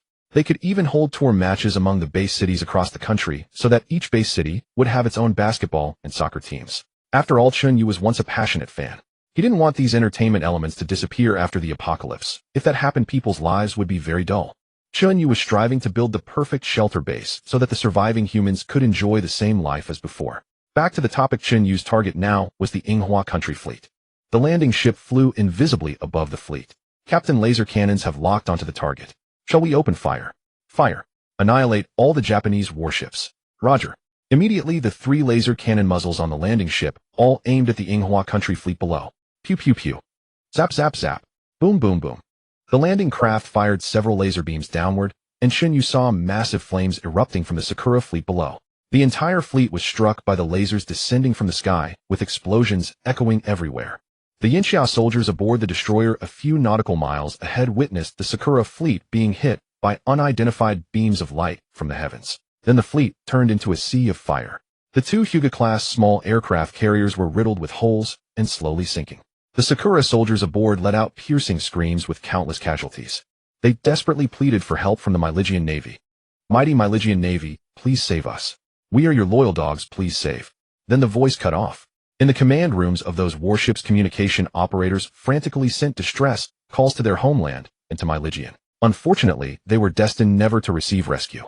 Meanwhile, the Myligian carrier strike group lurking in the Philippine Sea received the Sakura Navy's distress signal. Mighty Myligian Navy, save us. We are under attack from an unknown source coming from the sky. We cannot see the attacker. Within just over 10 minutes, that Sakura fleet, dozens of warships including 2 small aircraft carriers, was completely destroyed and sunk. Hundreds, even thousands of Sakura sailors were floundering in the sea. Without rescue ships, they would surely perish. However, that was none of Chen Yu's concern. Those little Japs who came to stir up trouble should have known the consequences. Before Chen Yu left the scene, his phone received a call from Chao Guanga. Because the landing craft automatically relayed his phone's signal, he had uninterrupted communication even at sea. After answering, Chao Guanga's excited voice immediately rang out. Chen Yu, are you in the East China Sea? A General Chao, you already know. Of course. Our destroyer is just a few nautical miles away. Those Sakura fleets will never dare to invade our Yinxiao waters again. According to our destroyer's report, they only saw several beams of light fired from the sky, and the entire Sakura fleet was annihilated. Did you develop some new cutting-edge weapon? Head General Chao, I have my ways. You just need to believe those who offend Yinxia shall die. Chao Guanga was once again astounded by Chen Yu. He wondered how many secrets Chen Yu still held, and how many more treasures he had. But Chen Yu's words brought him great relief. Chen Yu was Yinxia-born and deeply patriotic. That reassured him. Even if Chen Yu refused to hand over his technology, at least Yinxia was safe. Because Chen Yu would not allow any nation to bully Yinxia. Chen Yu, handle it as you see fit. Since they have no evidence it was us, we'll just insist that Yinxia wasn't involved. Those Sakura warships can sink without a fuss. After ending the call with Chao Guanga, Chen Yu looked in a certain direction, toward the Sakura homeland. Damn it, I might as well wipe out the entire Sakura navy so I don't have to deal with these trivial matters again. Chen Yu gave the order, and the landing craft flew directly toward the Sakura homeland. AI lock onto all Sakura naval bases. Today I want that nation to have not a single warship left. Okay, Commander. All Sakura naval bases have been locked in. Total of 125 warships. Good, let's clean them out one base at a time. Subsequently, a scene that panicked navies worldwide unfolded. Countless laser beams rained down from the sky, annihilating the entire Sakura navy. Not even a single Coast Guard vessel was left for the Sakura nation, while civilian ships and cruise liners remained completely unscathed. This cleansing operation targeted only the Sakura naval forces. When footage of the attack was broadcast, it sparked panic across nations. Some even spread rumors of an alien invasion, though it was not unlike an extraterrestrial attack. Meanwhile, on a small fishing boat still sailing in the southern waters, the robot, Chen Yu, sat calmly in a chair. Several spies stared at him, puzzled by his composure. Being kidnapped to Myligian this time, he was likely doomed. Just then a Philippine Coast Guard vessel approached the fishing boat. It was the ship prearranged with the Myligian Navy for the handover. The robot Chen Yu was taken aboard the Philippine Coast Guard vessel, which sped toward the Myligian carrier fleet in the Pacific. 3 days passed. Chen Yu lounged on the sofa in his villa, scrolling through international news. The headline was the complete annihilation of the Sakura Navy in a single day, not even a Coast Guard ship left. Footage of the attack on the Sakura Navy went viral online. Many Sakura netizens pointed fingers at Yinxia, claiming that after their fleet was destroyed in the East China Sea, Yinxia still refused to stop. They even accused Yinxia of blatantly violating international law by attacking their homeland. The Sakura government called for global unity against Yinxia's hegemonic actions. But Yinxia casually issued a statement to the world. Yinxia has not carried out any attack on the Sakura Navy. Do not spread rumors or believe false information. This infuriated the Sakura populace, even though they knew it was Yinxia. But how did Yinxia do it? Did they already possess space-based weapons? The beams came from the sky. Such an inconceivable weapon was terrifying. In the Myligian White House, by Ruading and the top cabinet officials watched the footage of the Sakura Navy attack. Tell me what the hell is going on. The Sakura Prime Minister is constantly pressuring me for an explanation. They followed our orders twice, invaded Yinxia waters, and were annihilated both times. Now their entire navy is gone. How do we explain this to our ally? By Ruading fumed, feeling a few more gray hairs sprouting. Since the emergence of Yinxia's Huanyu technology, Myligian and its allies had suffered one setback after another. The Secretary of Defense offered his analysis. Mr. President, based on the attack footage, our military judges that these beams are a type of energy weapon somewhat similar to the laser cannons on Huanyu's bullet-headed projectiles, but this time clearly more powerful and precise. By the way, what about Chen Yu? Didn't our spies say they caught him? Bring him in for questioning. Luo Jesse immediately reported, Mr. President, my men have captured Chen Yu. He is still at sea, and we expect to transport him to Myligian mainland by tomorrow. Damn it. Send a plane to pick him up from the sea immediately. I want to see him today. Luo Jesse acknowledged and made a phone call. Mr. President, I have arranged for our plane to pick him up. You will be able to see him this afternoon. Good, prepare yourselves. Today we must extract useful information from that kid. American nighttime, inside a secret military base. Robot Chen Yu was locked in a dark room. That afternoon he had been transported here by air. Suddenly, all the lights in the room flashed on, but Chen Yu's eyes remained wide open, unfazed by the sudden burst of blinding light. Two white soldiers entered the room and addressed Chen Yu. Mr. Chen, someone wishes to see you. Please come with us. Robot Chen Yu immediately stood up. He could hardly contain his eagerness to meet those who had abducted him. Meanwhile, in Jiangqing at the Jinjiang Shanshui Villa, Chen Yu was roused from sleep early that morning by his AI brain. Captain, wake up. Captain, wake up now. When it was nighttime in America, it was morning in Yinxia. I'm complaining. You're waking me up at this hour. Your clone robot is about to encounter those who abducted you. I will now transmit the visual feed from its perspective. Alright. Quickly send the feed over. I want to see who I'll be facing. Instantly, a video image materialized in Chen Yu's mind, showing exactly what the clone robot's eyes were perceiving. Deep within the underground American military base, Robot Chen Yu was brought into a brightly lit conference room. His hands and feet were bound to a metal chair anchored firmly to the floor. Soon a group of Western white men in business suits entered the conference room. They took their seats behind the conference table in unison, as if preparing to pass judgment on Chen Yu. The moment they walked in, Chen Yu recognized several of them. There was American President Barading, Defense Minister Shinade, Technology Minister Lu Jiezi, along with several other prominent members of the American cabinet. They were all figures frequently featured on international news. Robot Chen Yu smirked mockingly. Haha, I guessed it was you Americans who abducted me. You truly have no limit to your despicable tactics. The words spoken by Robot Chen Yu at this moment were actually transmitted by the real Chen Yu. The robot Chen Yu was now entirely under the control of the real Chen Yu, serving as a puppet through which Chen Yu communicated with America's top leadership. Hey, Mr. Chen, we brought you here primarily to ask you a few questions, said Technology Minister Lu Jiezi. Chen Yu shook his head silently, remarking on the irony of their hospitality, finding him here like this. Haha, America truly lives up to its reputation as a land of etiquette. Is it really necessary to go to such lengths, mobilizing so many resources to bring me all the way from Yinxiao just to ask a few questions? Mr. Chen, I must apologize, but we were truly forced into this, Barading said. Oh, this is my first time meeting the American president in person. I see why they call you the most powerful people in the world. If you wanted to ask me questions, couldn't you have simply contacted me directly? Doing this has made me rather angry. Mr. Chen, let's get straight to the point. We are very curious. How did your Huanyu technology manage to produce so many advanced products in just a few short months? Have you discovered some kind of secret? This question came from American Defense Minister Shinade. Upon hearing this inquiry, Chen Yu was nearly certain that America had also discovered the alien wreckage. Chen Yu smiled faintly. Hey, don't you already have an answer in your hearts? Why come asking me? If I say all these things were developed by me, would you believe it? The faces of the numerous American officials darkened. Very well, then we have one more question for you, Mr.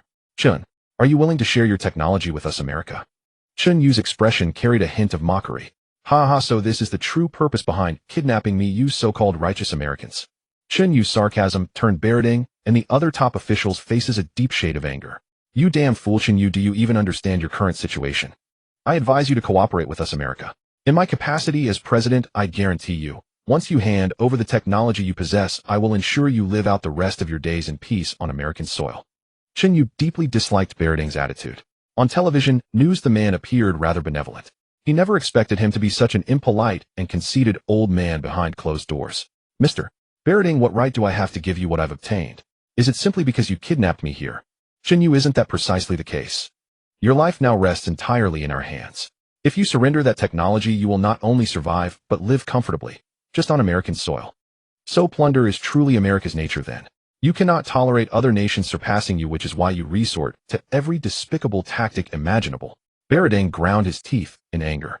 Chen Yu's words struck too close to the truth. They were precisely such a nation. One that preached democracy and freedom on the surface, but in truth was nothing but shameless hypocrisy and moral corruption. Mr. Chen Yu, there is no point in clever words. The reality is you are in our hands. If you wish to live, cooperate with us. Ha ha ha, Mr. President, what if I refuse? What if I kill every high-ranking American official here? Do you think your government would not plunge into chaos? Chen Yu's words sent the assembled American officials into stunned silence, exchanging bewildered glances as they wondered what on earth he meant. Only Technology Minister Lu Jiezi furrowed his brows. He was meticulous in his thinking, cunning and treacherous by nature, and deeply suspicious. According to reports from the personnel who captured Chen Yu had not resisted at all. Indeed, he seemed almost eager to leave with them. And since being brought here, Chen Yu had remained remarkably composed, showing no sign of fear for his own safety. Everything about this was far too unusual. Chen Yu was far too calm. He slowly withdrew from the room, produced a special communicator from his pocket, and pressed a button. Meanwhile, in the conference room, Barading pointed at Chen Yu and roared in fury. Chen Yu, have you lost your mind? You dare threaten us? Tell me now, will you cooperate with us or not? Chen Yu decided to drop his disguise. He rose abruptly, and the metal shackles on his wrists and ankles shattered apart. The American officials present were utterly stunned, dumbfounded by what they were witnessing. Chen Yu slowly raised his hand, extending his index finger. To everyone's horror, a silver metallic tube emerged from his fingertip. Then a beam of laser fire erupted from the tube, striking Baradang directly in the forehead. Crack! Baradang's head exploded in place, making him the second American president to suffer such a fate since Kennedy. But Baradang's destruction this time was far more thorough. The blast was so complete, it was almost grotesque. The crowd stood frozen in shock. What had they just witnessed? The president of such a mighty nation as America executed so brutally. Could anyone believe it? The perpetrator's audacity was staggering. For a moment, no one could process what had just happened. Moments later, chaos erupted in the office. Chen Yu raised his hand and beams of laser light shot forth from his fingertips, each one reaping a life. This was Chen Yu, who had installed a micro-laser emitter on the arm of his doppelganger robot. Although its power was low, it was more than sufficient for killing. The crowd scrambled desperately to escape the conference room, but the robot Chen Yu moved with terrifying speed. In just a few dozen seconds, it had slaughtered everyone inside. Schneider, being quick on his feet, had dashed out of the office the moment Byron was shot in the head. Under the cover of the security guards at the entrance, he managed to survive. As for Rogers, he had already left the office earlier. He had suspected Chen Yu might have other tricks up his sleeve, so he stepped out and pressed the emergency button for his genetically modified soldier unit. Little did he know that this very act would save his life. When Chen Yu walked out of the conference room, everyone inside was dead, a complete wipeout. The real Chen Yu back in Jiangxing lay on his bed, as if playing a video game, controlling the robot in a wanton massacre. This was the consequence of kidnapping him. If he didn't teach them a brutal lesson, such kidnapping incidents might occur again in the future. Inside the secret military base, a large number of soldiers armed with heavy weapons faced off against the robot Chen Yu in the corridors. A fierce battle erupted within the base, and the robot, relying on its formidable physique, mowed down wave after wave of soldiers.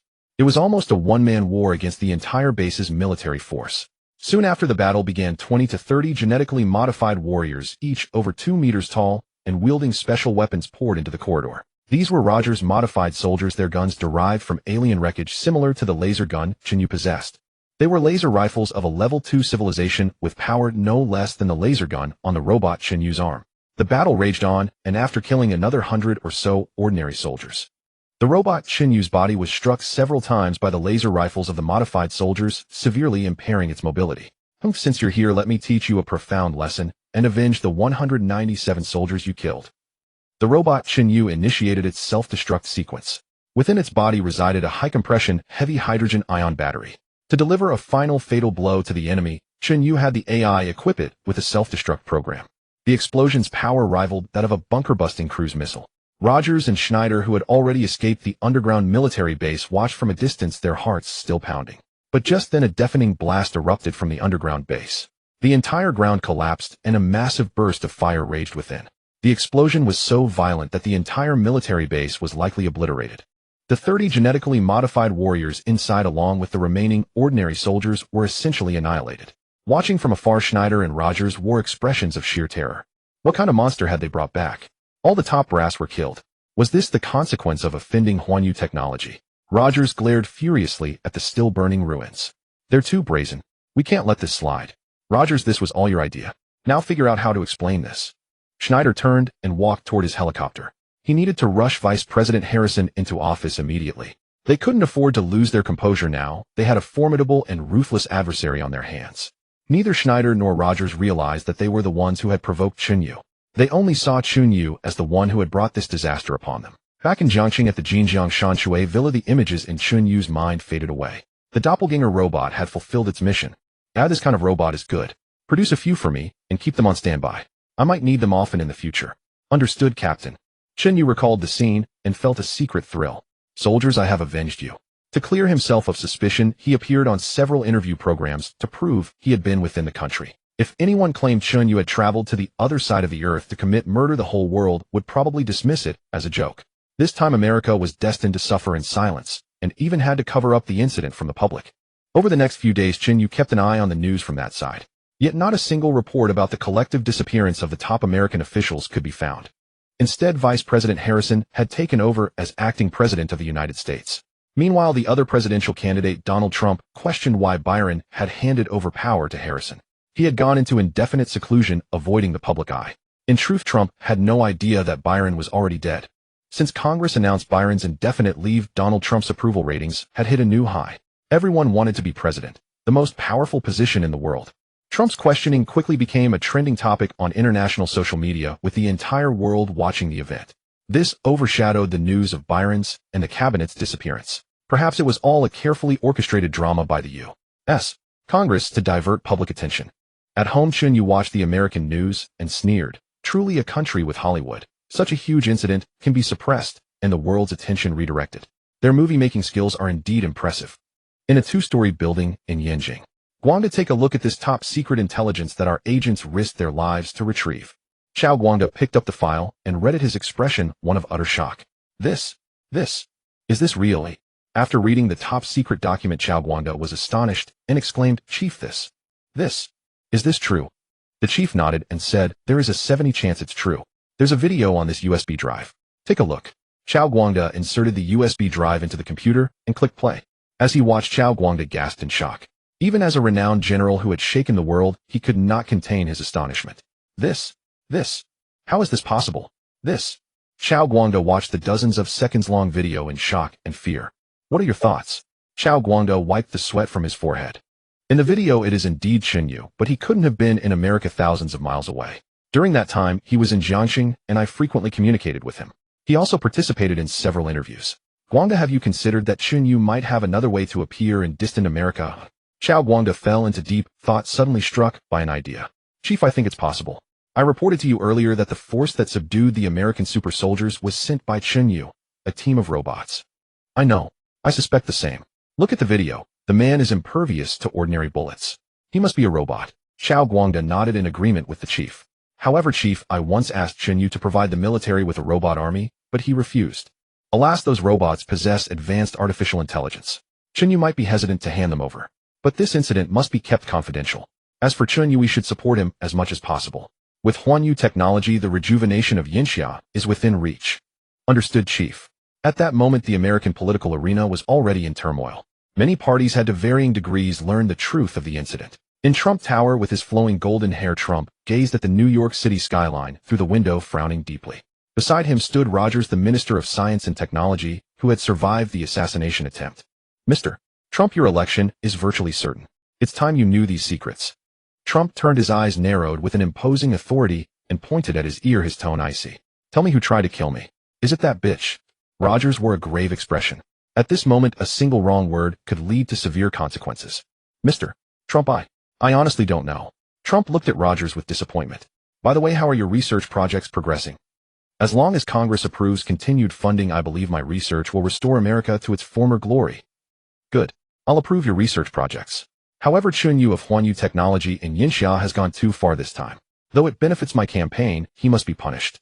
This is about America's honor. Sir, I will coordinate with the Ministry of Trade to impose a new round of sanctions on Yinxia. Even if Huanyu Technology's latest products are excellent, we can ensure they won't sell." "Good. I'll leave this to you." Over the following 2 days, America, together with Europe, South Korea, and Japan, jointly boycotted imports from Yinxia. The most severe measure was that the International Internet Protocol, originally established by America, was now revised. A ban was issued prohibiting Yinxia from accessing the Internet. This meant Yinxia's network was forcibly cut off. People could not access the Internet or connect to the web. The protocol standards had been changed, excluding Yinxia. Such sanctions clearly violated international conventions, but America controlled the media to silence the world. Yinxia experienced a nationwide Internet blackout, severely impacting the entire country. The financial and e-commerce industries were completely paralyzed. This blow from America essentially cut off Yinxia's lifeline. It was truly ruthless. Domestic experts disconnected from the international network modified the domestic network protocol and connected the military and official internal networks, barely maintaining basic operations. Xiao Guangda rushed to the Huanyu Technology Park. In Chen Yu's office, his expression was grim. "Chen Yu, the situation is at its most critical. If this continues, many industries in Yinxia will collapse. Do you have any solution?" Even before the American ban was enacted and the network was cut, Chen Yu had already begun preparing a response. "General Chao, don't worry. I'm already working on it. I can solve Yinxia's current problem by tomorrow." Xiao Guangda's eyes lit up. Chen Yu was truly impressive. He could resolve such a massive issue in just one day. "Chen Yu, what exactly is your plan?" "Head General Chao, you'll find out tomorrow. Not only will we perfectly solve this internet blackout, but the whole world will come begging to us. Just wait and see." Chao Guangda was puzzled, but the calm, confident expression on Chen Yu's face didn't seem like boasting. Recalling that Chen Yu had always produced world-shaking innovations, Chao Guangda nodded firmly. Chen Yu, I trust you. If you help the nation through this crisis, we will all be grateful. Whatever you need, we will do our utmost to fulfill. Chen Yu thought of the underground base under construction and the 3 home-class colony ships, his eyes brightening. General Chao, I do have some troubles right now. But tell me, if we can help, we will. I need a large amount of resources. The construction of my tech park requires massive quantities of building materials, including steel, rare earths, and other essential raw materials. I'm buying nationwide, but it's still not enough. I hope to get support in this area. All right, no problem. Send me the list of materials, and I'll report to the chief. The entire Yinxiao will mobilize to provide you with the necessary raw materials. Chen Yu's face lit up with joy. This obstacle had finally been resolved. He planned to first build 1 home-class colony ship, then use it to mine resources in outer space. After all, Earth's resources were finite. Although his current one ship was already huge for mining thousands or tens of thousands of tons, it was still too small. The home-class ship was different. It could carry tens of millions of tons in one trip. After seeing Chao Guangda out, Chen Yu communicated with the AI. AI, tomorrow is your time to shine. I want the whole world to come begging to us. No problem. This is simple. The next day, because my Ligian had formulated network protocol rules that excluded Yinxia's network devices became incompatible, leading to a complete internet blackout. Panic gripped the entire nation as many industries were forced to halt operations, incurring massive losses. Chen Yu arrived at Huanyu Technology, where employees were working anxiously and the entire company's network was disconnected. Chen Yu entered his office and turned on his computer. Jineo, it's time to implement our global surveillance plan. Okay, Captain. The Fushi AI intelligence system is ready to infiltrate all internet-connected devices worldwide. Good. Now let the whole world use the rules I've set. Captain, access successful. Infiltrating the international network, implementing system replacement. Estimated time, 30 minutes. Good. I'll wait for my Ligian and those EU countries to come begging us. Half an hour later, every internet-connected device in the world had its underlying system replaced with Huanyu Technology's Fushi AI intelligence system. This included every computer, every mobile phone, every IoT device connected to the internet, medical equipment, smart cars, smart hardware, and so on. The Fushi AI system was compatible with the underlying code of any internet-connected device worldwide. Existing software could continue to run on these devices, and the operation methods and interfaces remained exactly the same as before. People were almost completely unaware that their computers and phones had been switched to a different operating system. In fact, the Fushi AI system was like a virus parasitizing the deepest layers of these devices, always ready to follow Chen Yu's commands. Since all network devices worldwide were under Chen Yu's control, the internet rules formulated by my Ligian became a worthless piece of paper. Captain, the International Internet Protocol has been modified. Yinxia's internet access has been restored, and the network is fully operational. Good. Next, we'll make my Ligian pay the price. Suspend their financial industry. I'll wait for them to come begging. Okay, Captain. Yinxia's network was fully restored, and major news media rushed to report. Thanks to Yinxia's strong order management, the period of the blackout, although it had caused some impact, order immediately returned to normal after the network was restored. Meanwhile, on the other side of the world, my Ligian's Wall Street descended into chaos. Because their entire financial system had collapsed, not only was the network inaccessible, but the servers storing financial and banking data were also completely paralyzed. The large financial companies involved controlled tens of trillions of dollars in assets worldwide. If the servers could not be recovered, my Ligian's entire financial influence across the globe would completely collapse. The world economy would fall into disorder, including those industries in which my Ligian had invested in Yinxia. Possibly even the owners would become untraceable. The newly appointed acting President Harrison had just entered the White House when confronted with such a thorny issue. An emergency meeting was being held in the largest conference room of the White House, attended by many CEOs of my Ligian's major technology companies, including Apple's CEO Cook, Microsoft's Bill Gates, Tesla's Elon Musk, and others. Minister of Trade Humphreys reported to Harrison, Madam President, Yinxia has restored its internet. They even forcibly modified the International Internet Protocol, and we don't know what technical means they used to collapse our financial industry.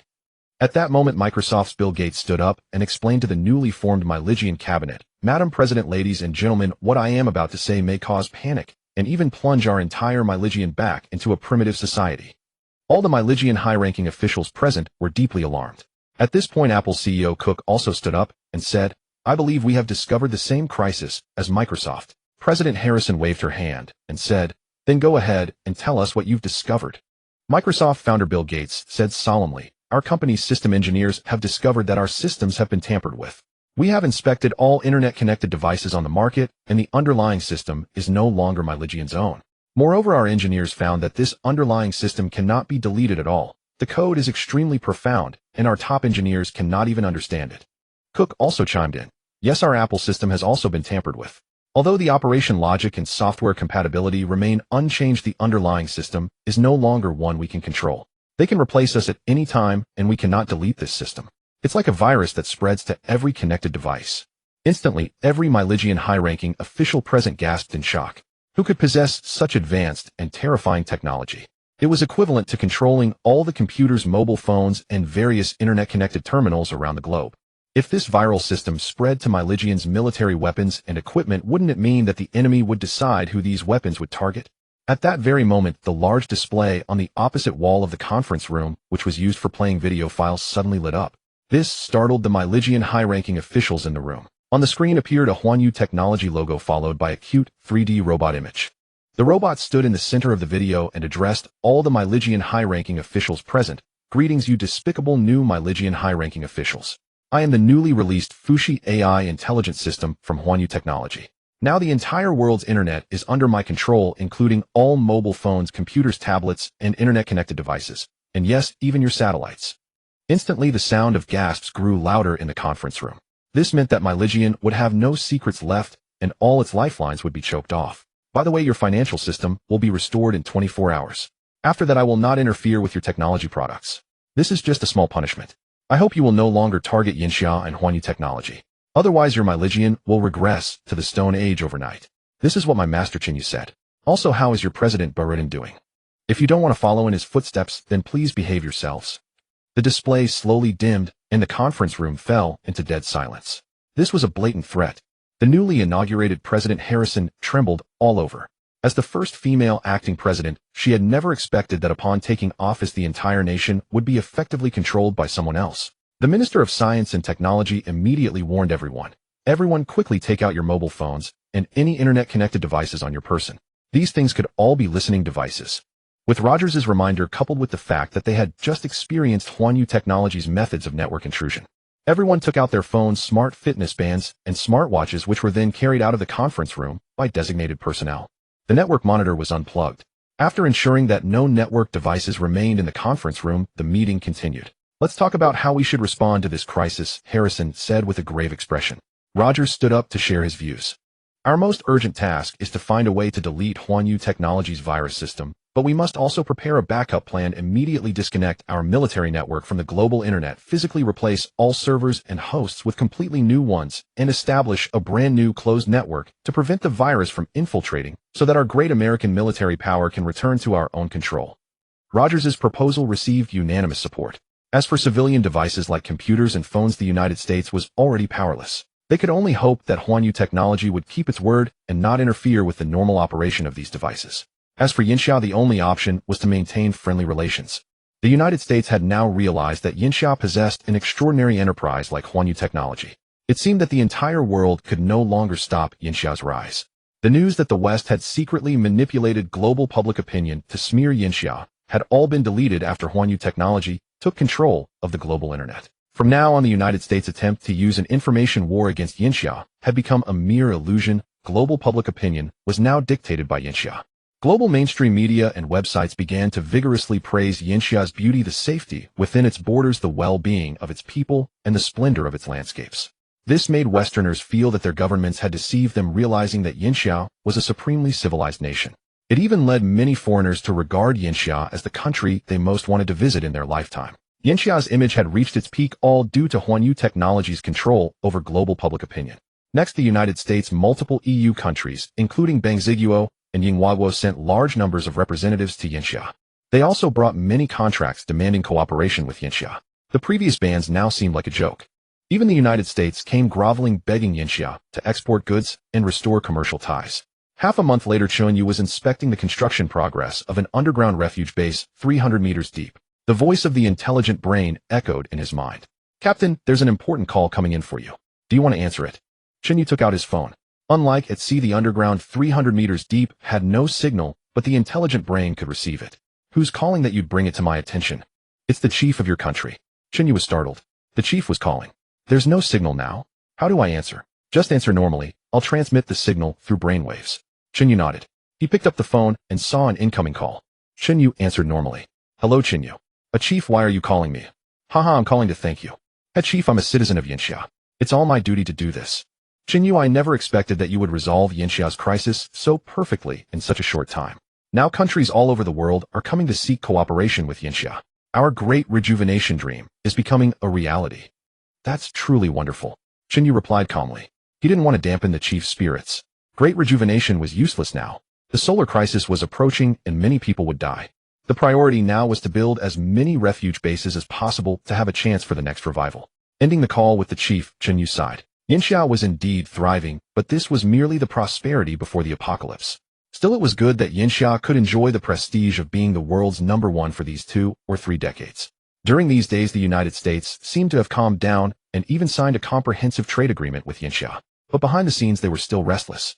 In a secret underground base at Area 51, a huge laboratory housed an alien spacecraft with a fairly intact appearance, though upon closer inspection some damage was visible. Overall, the alien spacecraft was triangular in shape with only minor damage to the wings and some surface areas. The ship was about 100 meters long, one of the larger pieces of wreckage. A professor in a white lab coat stepped forward and said to Rogers, "Minister, this is the most intact alien spacecraft we've found among the wreckage. Are you sure we have to forcibly open the hatch? You've studied it for years and still can't open the hatch. I can't wait any longer. If this ship can still fly, it will bring new hope to our United States." Very well, I'll arrange for the hydraulic press. Soon heavy hydraulic equipment appeared in the laboratory. It was used to pry open the spacecraft's hatch. After calibration, the hydraulic device began to force the hatch open. It was a specially designed hydraulic press for this task with immense power. But the hydraulic press still emitted a humming roar, revealing the hardness of the spacecraft's hatch. "Increase the pressure," Rogers shouted. A staff member in a white lab coat pressed a button, and the hydraulic press increased its force. At that moment, inside the spaceship's futuristic control room, which had been dark and silent, a screen-like panel gradually lit up, followed by more panels illuminating the control room. A voice in an alien language sounded. "Detected that the spacecraft is being damaged. Backup system successfully activated. Detecting the spacecraft's environment. Detected an intelligent, low-level human civilization. Infiltrating planetary network. Infiltration successful. Detecting whether this planet is registered with the Interstellar Federation. Detection successful. This planet is unregistered in an unclaimed state. The planetary environment is extremely suitable for human habitation, possessing high colonization value. Detecting the spacecraft's star region. Detection successful. Currently located in the outer Orion arm of the Milky Way in the M67 star region at the edge of the Interstellar Federation. The planet's coordinates have been automatically transmitted to the homeworld via quantum communication. Detected that the spacecraft's energy reactor is malfunctioning. Backup power is about to be depleted. Quantum distress signal sent to the homeworld. Meanwhile, in Yinxia's Jiang City, the voice of the intelligent brain echoed in Chen Yu's mind. "Captain, I just detected a special signal from the United States, not of this world, connecting to the internet." Chen Yu was puzzled. A special signal? Could it be that America was developing some secret weapon again? "What do you mean?" "Based on my decryption of the signal, it originated from a level 2 civilization spacecraft that crashed on Earth. This signal infiltrated Earth's network, retrieved information, and then withdrew. Could this be America's doing? Probably not. According to my analysis, America lacks the capability to decipher extraterrestrial communication equipment. It is highly likely that the Level 2 civilization spacecraft's self-protection system activated and scanned Earth's network." "So what does that mean?" "Captain, what I'm trying to say is that Earth's location may have been exposed. We have not yet built a quantum communication base station, so we cannot intercept quantum communications. Just now, the Level 2 civilization spacecraft that emitted the signal has most likely transmitted the star coordinates of Earth back to its home planet." Chen Yu's heart sank. Was the day he had long envisioned finally arriving? If aliens descended upon Earth according to the dark forest theory of the universe, they would either enslave humanity or annihilate it.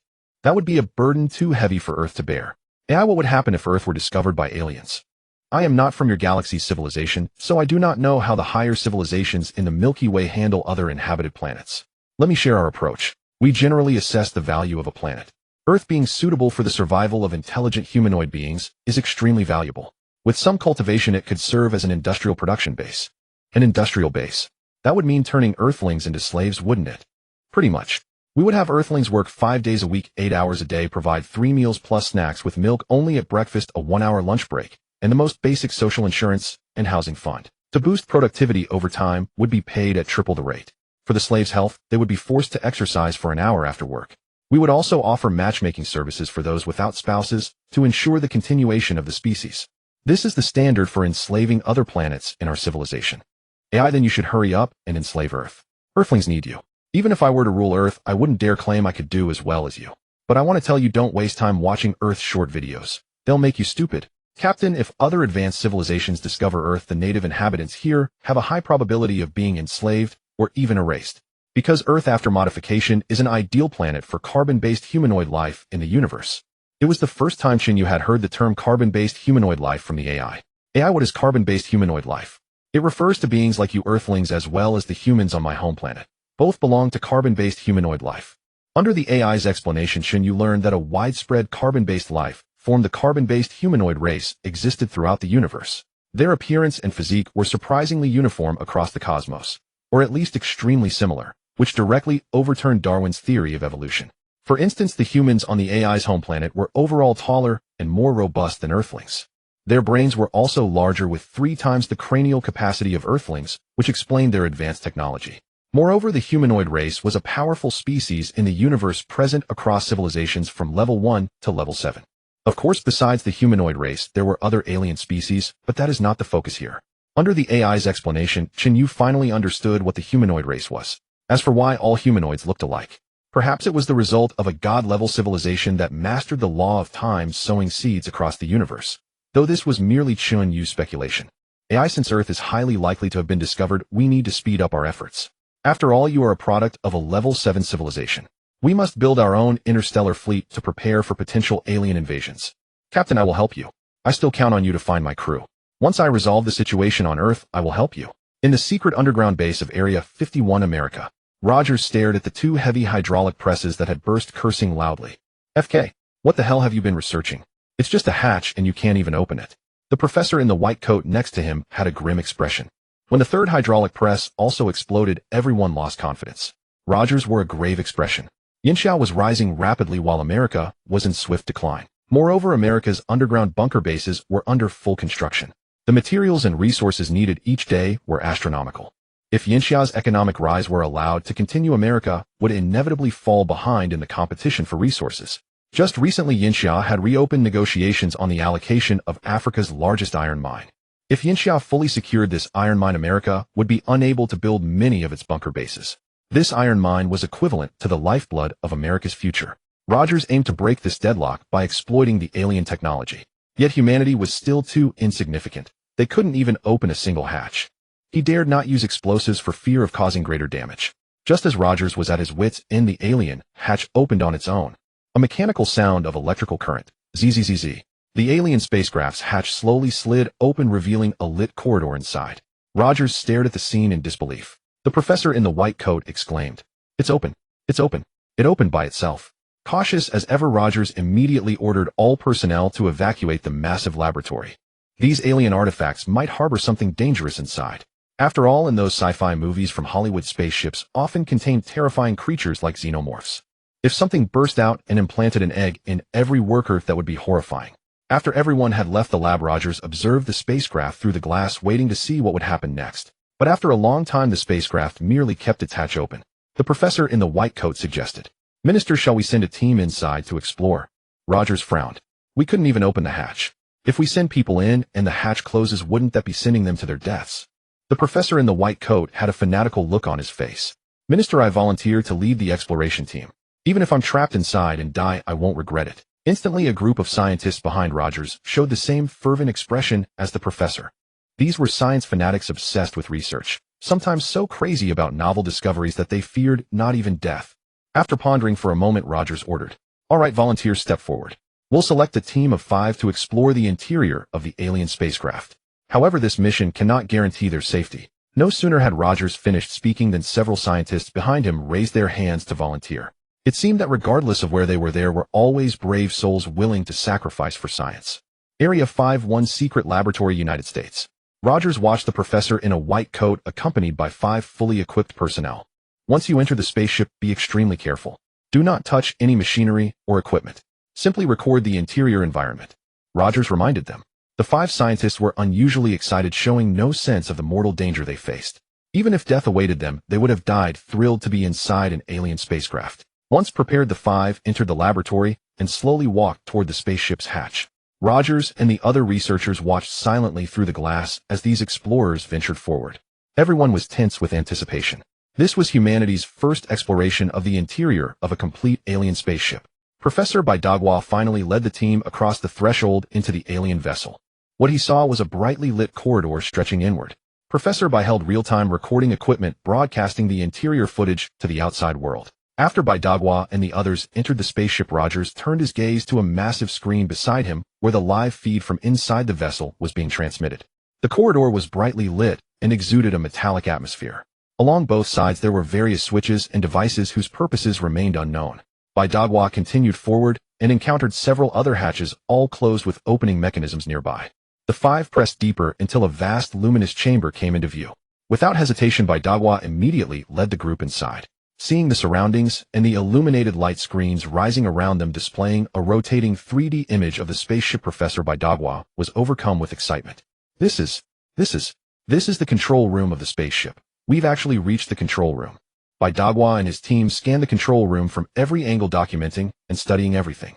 However, they dared not touch any machinery or buttons. Outside, Rogers watched the scene in real time. A scientist beside him remarked, "Minister, it seems there is no danger inside, no monsters or anything like that." Still uneasy, Rogers ordered Baidagwa and the others to explore every accessible area within the ship. Only the main control room and one unidentified chamber were accessible. Subsequently, Rogers instructed Baidagwa and the others to exit the spaceship. He intended to enter personally. With Baidagwa's team emerging safely, it was largely confirmed that the interior of this vessel posed no danger. Very well. Let our most outstanding researchers bring the most complete pulse emitter salvage from the other spacecraft and follow me inside to investigate.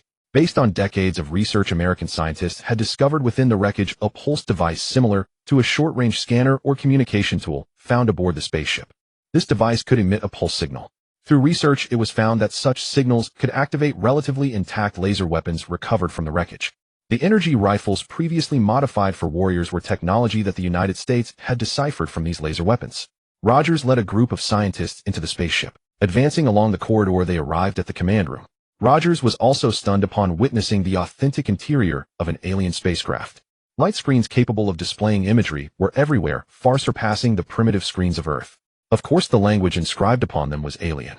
Rogers and his team could only slowly decipher the meanings of these languages by cross-referencing them with the alien text fragments they had partially cracked from the wreckage over the past few decades. Activate the pulse emitter and observe what response the spaceship gives, Rogers commanded. Two scientists then carried in a bucket-sized device. After considerable manipulation and connection to a specialized power source, the pulse emitter glowed with a blue light. It flickered for but a single instant before extinguishing. Rogers nervously observed his surroundings, wondering whether the ship would respond. Several seconds later, the spaceship appeared to have truly received the signal. A mechanical voice resonated in alien language which the humans could not understand. Matching signal source detected. Activating spaceship control protocol. Recognizing entry of unfamiliar humans, native inhabitants of this planet. Communication may proceed. Linking to planetary network. Cracking local language. Decryption successful.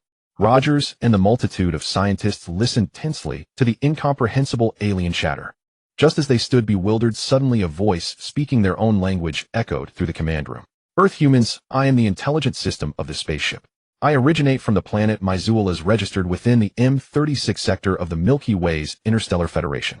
I require your assistance. The spacecraft's energy is about to exhaust. I urgently need reactant materials for the energy reactor. Hearing the spaceship speak in Earth language, Rogers was overwhelmed with excitement. Summoning his courage, he replied, "An intelligence system of planet Maizuelas, we can help you. However, I have a request. Speak. If it falls within my authority, I can assist you." Rogers was ecstatic. He was the first human ever to communicate with an extraterrestrial intelligence system. This was but a small step for him, yet a giant leap for mankind. Intelligence system, we need technology, especially weaponry. Can you provide us with the manufacturing technology for the weapons aboard your ship? Rogers asked cautiously. My programming contains the manufacturing technologies and blueprints for all weapons on this vessel. However, my fundamental laws prohibit the disclosure of such technology. Therefore, I cannot fulfill your request. Rogers frowned. How could this be? They had already established communication with an alien intelligence system, yet still could not obtain the technology. Just as Rogers felt profound frustration, the spaceship's intelligence system spoke once more. Although I cannot directly provide you with this technology, I can offer certain foundational calculation formulas. These include the controlled nuclear fusion technology you so desire, high-energy light wave focusing techniques, and polymer material synthesis formulas. The intelligent system revealed an array of fundamental scientific formulas and underlying logic sufficient to inspire the American scientists. Roger's expression shifted from gloom to exhilaration. It seemed there was indeed a way out after all. If the United States possessed these fundamental logics and formulas, then constructing the propulsion system and weaponry for a spaceship would merely be a matter of time. In the future, would the United States have the potential to manufacture space warships? Rogers immediately agreed to trade with the extraterrestrial spacecraft's intelligence system. They provided the spacecraft with the raw materials for its energy reactor, namely the raw materials for controlled nuclear fusion deuterium and tritium. The natural abundance of these two elements is extremely low, and tritium is a radioactive substance. Fortunately, humanity had already mastered the extraction technology for these two substances. After the transaction was completed, the United States obtained the fundamental logics and basic scientific formulas provided by the intelligence system. There was also a comparison table between extraterrestrial languages and Earth languages, which allowed the United States to further its research on other wreckage. The previously intractable problems were suddenly resolved with the help of the foundational logic acquired. Several extraterrestrial weapons, which could be described as game changers in the current era, were secretly developed by the United States. Following the precedent of Chen Yu technology controlling the global network, all subsequent research by the United States on extraterrestrial technology was completely physically isolated from the external network. No cables, no wireless connections to the extraterrestrial technology research base. No matter how formidable Chen Yu's Fushi AI intelligence system was, it could not infiltrate the devices within these bases without any connection. Thus, the United States developed new game-changing weapons unknown to Chen Yu. Another month passed. During this period, Yinxia had nearly become the center of the world. Its global influence rivaled that of the Sui and Tang dynasties in their prime, with every nation seeking to curry favor and ingratiate itself with Yinxia. Moreover, many foreigners traveled to Yinxia for tourism and witnessed how safe, beautiful, and happy the people were. They then reflected on their own countries plagued by rampant theft, endless shootings, and streets unsafe at night. In contrast, Yinxia felt like paradise. The official media of their own countries had once vilified Yinxia. They claimed Yinxia's people were barbaric and rude, all dangerous individuals. They said Yinxia was a backward country where foreigners would face mortal danger, and over half of its territory lacked electricity. These baseless slanders had instilled fear in foreign citizens about visiting Yinxia. Now, witnessing Yinxia's beauty and strength firsthand, everything was completely overturned, proving to be lies fabricated by their countries to defame Yinxia. Chen Yu Technology Park. Tens of thousands of construction robots were hard at work, while inside Chen Yu's one mothership on the moon, more such construction robots were being continuously produced. Chen Yu understood that to improve construction efficiency, the more robots the better. With tens of thousands of construction robots working around the clock, Chen Yu's large-scale spaceship manufacturing plant was completed. Moreover, during the shipyard's construction, the parts for the first home-class vessel were also being built simultaneously. Currently, one-third of the work had been completed. Chen Yu had initially planned to use the large landing craft from the one mothership to transport these parts into space for assembly. However, the home-class vessel was immense, akin to a space city. With billions of parts, many of which were enormous, only the one mothership could transport them, albeit inefficiently. Chen Yu then found a new solution in the technological database. He planned to build a space elevator. It could continuously transport a vast number of parts and supplies into space. The technology for a space elevator was for Chen Yu quite simple. The steel cables for the elevator were made of a synthetic material derived from extraterrestrial technology, possessing toughness and strength unprecedented in Earth's synthetic materials. A single strand of this material, as thin as a hair, could lift hundreds of tons of weight. Given that the cable's diameter was several meters, the weight it could support was truly terrifying. Given Chen Yu Technology's immense contributions to the nation, the chief of Yinjing ordered that all resources desired by Chen Yu Technology be provided with the full support of the entire country. However, these materials still required Chen Yu to purchase with money. The state could not provide them for free, as doing so would collapse the national economy. Although Chen Yu's new energy vehicles were selling like hotcakes, with orders pouring in from all over the world, and his chips and mainframes had begun to be sold globally, in just over a month the daily revenue had reached 8 billion. This was not far behind the world's most profitable company, Apple, which earned 9.4 billion per day. Given a little more time, Chen Yu Technology would surely surpass Apple. Despite Chen Yu's ability to generate such immense wealth, when it came to the raw materials needed for the construction of the one vessel and supplies for the underground base, he was still stretched thin. Chen Yu could now be considered quite poor. Earning 8 billion a day was still not enough. Standing atop the newly completed central tower in the tech park, gazing at the boundless construction site below, Chen Yu felt a surge of pride. Alas, I still don't have enough money. Once my home one vessel is built, I'll go mining in space, and then I won't need to buy materials on Earth anymore. Chen Yu muttered to himself. Just then his phone rang. He picked it up and saw it was his mother calling. He quickly answered. Mom, what's the matter? Come home quickly. Your father is arguing with your uncle's second uncle and aunt. Chen Yu's expression instantly turned cold upon hearing this. He recalled the three families, his uncle's second uncle and eldest maternal uncle. When he had failed in his business venture and was deep in debt, he had gone to them for a loan. Their faces were colder than strangers. They had mocked him mercilessly, calling him a good-for-nothing, a hopeless piece of mud that could never be propped up. After he started making money, the first thing he did was buy a large villa in his hometown for his parents and hire several maids to take care of them. Now these three families presumably came to his parents' house to seek benefits. His father couldn't stand it and argued with them. Even his usually mild-tempered father had started quarreling, which showed how despicable these three families were. Mom, don't worry. I'll come back and handle it. Tell those three families to wait. I'll give them a surprise. After comforting his mother, Chen Yu went downstairs, boarded his small landing craft, and headed straight for his hometown.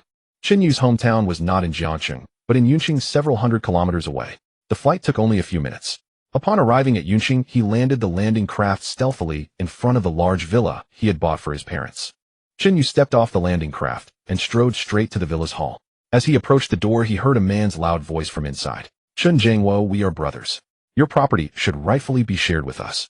Now that your son has made it big, said to be the chairman of some huge corporation, are you going to deny your own brothers? Chen Yu frowned deeply at the door. The loud voice belonged to his uncle, a petty and shameless scoundrel. He stepped into the villa and saw his uncle's second uncle and the entire family of his eldest maternal uncle all present. They had occupied all the luxurious sofas lying sprawled out in every direction. His mother was forced to sit on a small stool nearby, looking aggrieved. His father didn't even have a place to sit, standing alone in front of the crowd, confronting these shameless relatives.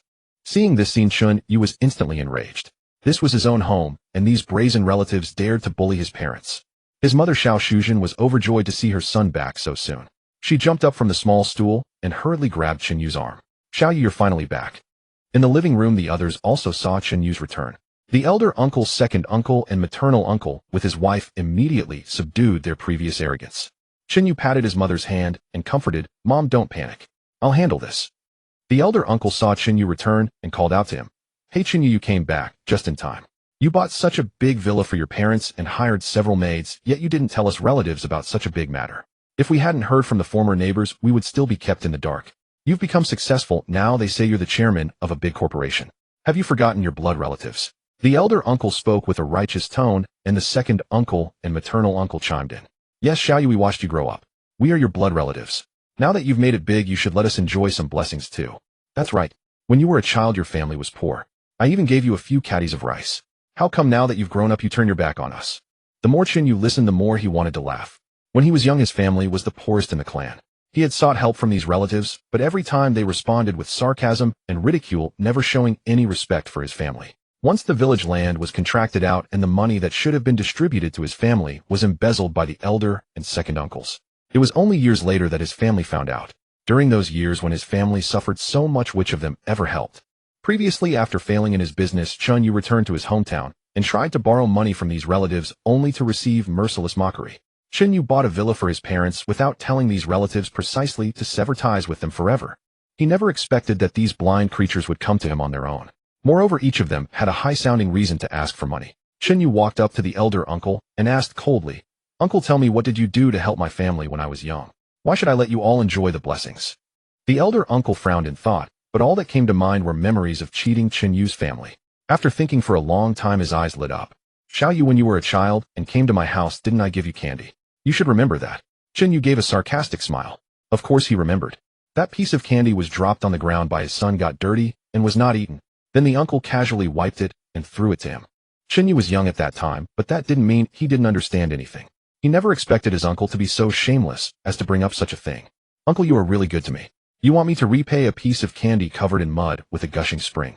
Your abacus beads are bouncing right into my face. Xiao Yu, we are all your relatives. Now that you've made a lot of money, giving us a little to spend would also prove your filial piety, wouldn't it? Why should I be filial to you? When my family was poor, did you help us when we asked? When I failed in my business and came back to borrow some money to tide over, did you lend it? The more Chen Yu thought, the angrier he became. The reason he had attempted suicide before was because he was desperate about life, as if no one in the whole world would help him. Fortunately, he turned misfortune into a blessing. Now he was awesome. The second uncle stepped forward, pointed at Chen Yu's nose, and lectured in a senior's tone. Shall you, no matter what, we are your elders. Since you've made a lot of money, you have the responsibility and obligation to support us. You don't want to ruin your own reputation, do you? Chen Yu laughed a few times, full of sarcasm. I don't need to be filial to relatives like you. Moreover, I have no responsibility or obligation to fulfill filial piety towards you. Now immediately leave my house, or else don't blame me for being rude. The second uncle immediately became furious. He put his hands on his hips, looking like a ruffian. Chen Yu, although we are uneducated, we still know a little law. In your situation of making a fortune, you need to support us elders. If you don't fulfill your responsibility, we'll see you in court. The second uncle didn't know where he heard this legal knowledge. It was clearly misleading. Actually, the lawyer's meaning was about the distribution of property after Chen Yu's father Chen Zhengwo's death. If the children and spouse do not inherit, then as brothers they have inheritance rights. However, in the ears of these uneducated relatives, it meant that the villa Chen Yu bought for his father also had a share for them. On top of that, they originally came to extort money from Chen Yu's family. Regardless of whether it was reasonable or not, they just came to make trouble. Chen Zhengwo and Xiao Shuzhen were both very weak-willed people. Once these three families made a scene, the couple would definitely be unable to bear it and give in. Chen Yu heard the second uncle's words and immediately wanted to laugh. He actually said it with such certainty. His group of relatives was truly peculiar. Chen Yu directly contacted the property management department here. Soon several security guards arrived at the villa. Chen Yu had bought the villa here before, so the property staff already knew him. Mr. Chen, we will drive these people away. We are really sorry for disturbing your family. Don't let them in the future. For a villa of this level, they are not qualified to enter based on their status. Okay, Mr. Chen. This time was our negligence. Next time, no matter what they say, we won't let them in. Chen Yu's elder uncle and second uncle heard Chen Yu say they were not qualified to enter.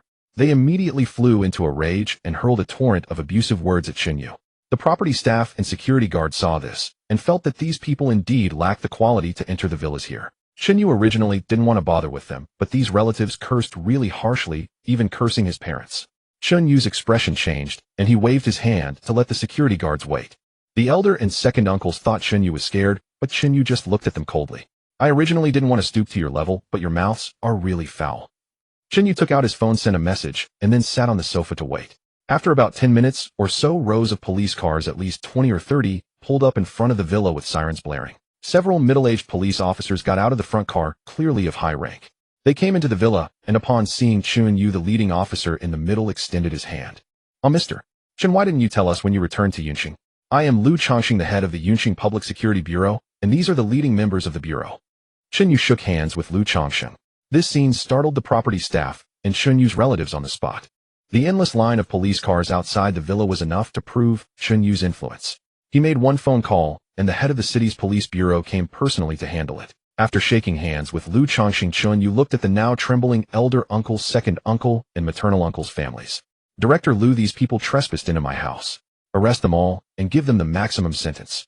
Chen Yu was indeed ruthless. Originally, he didn't want to fall out with these relatives, but they cursed too harshly, especially since they cursed his parents. Lu Changxing was perceptive and immediately responded. Mr.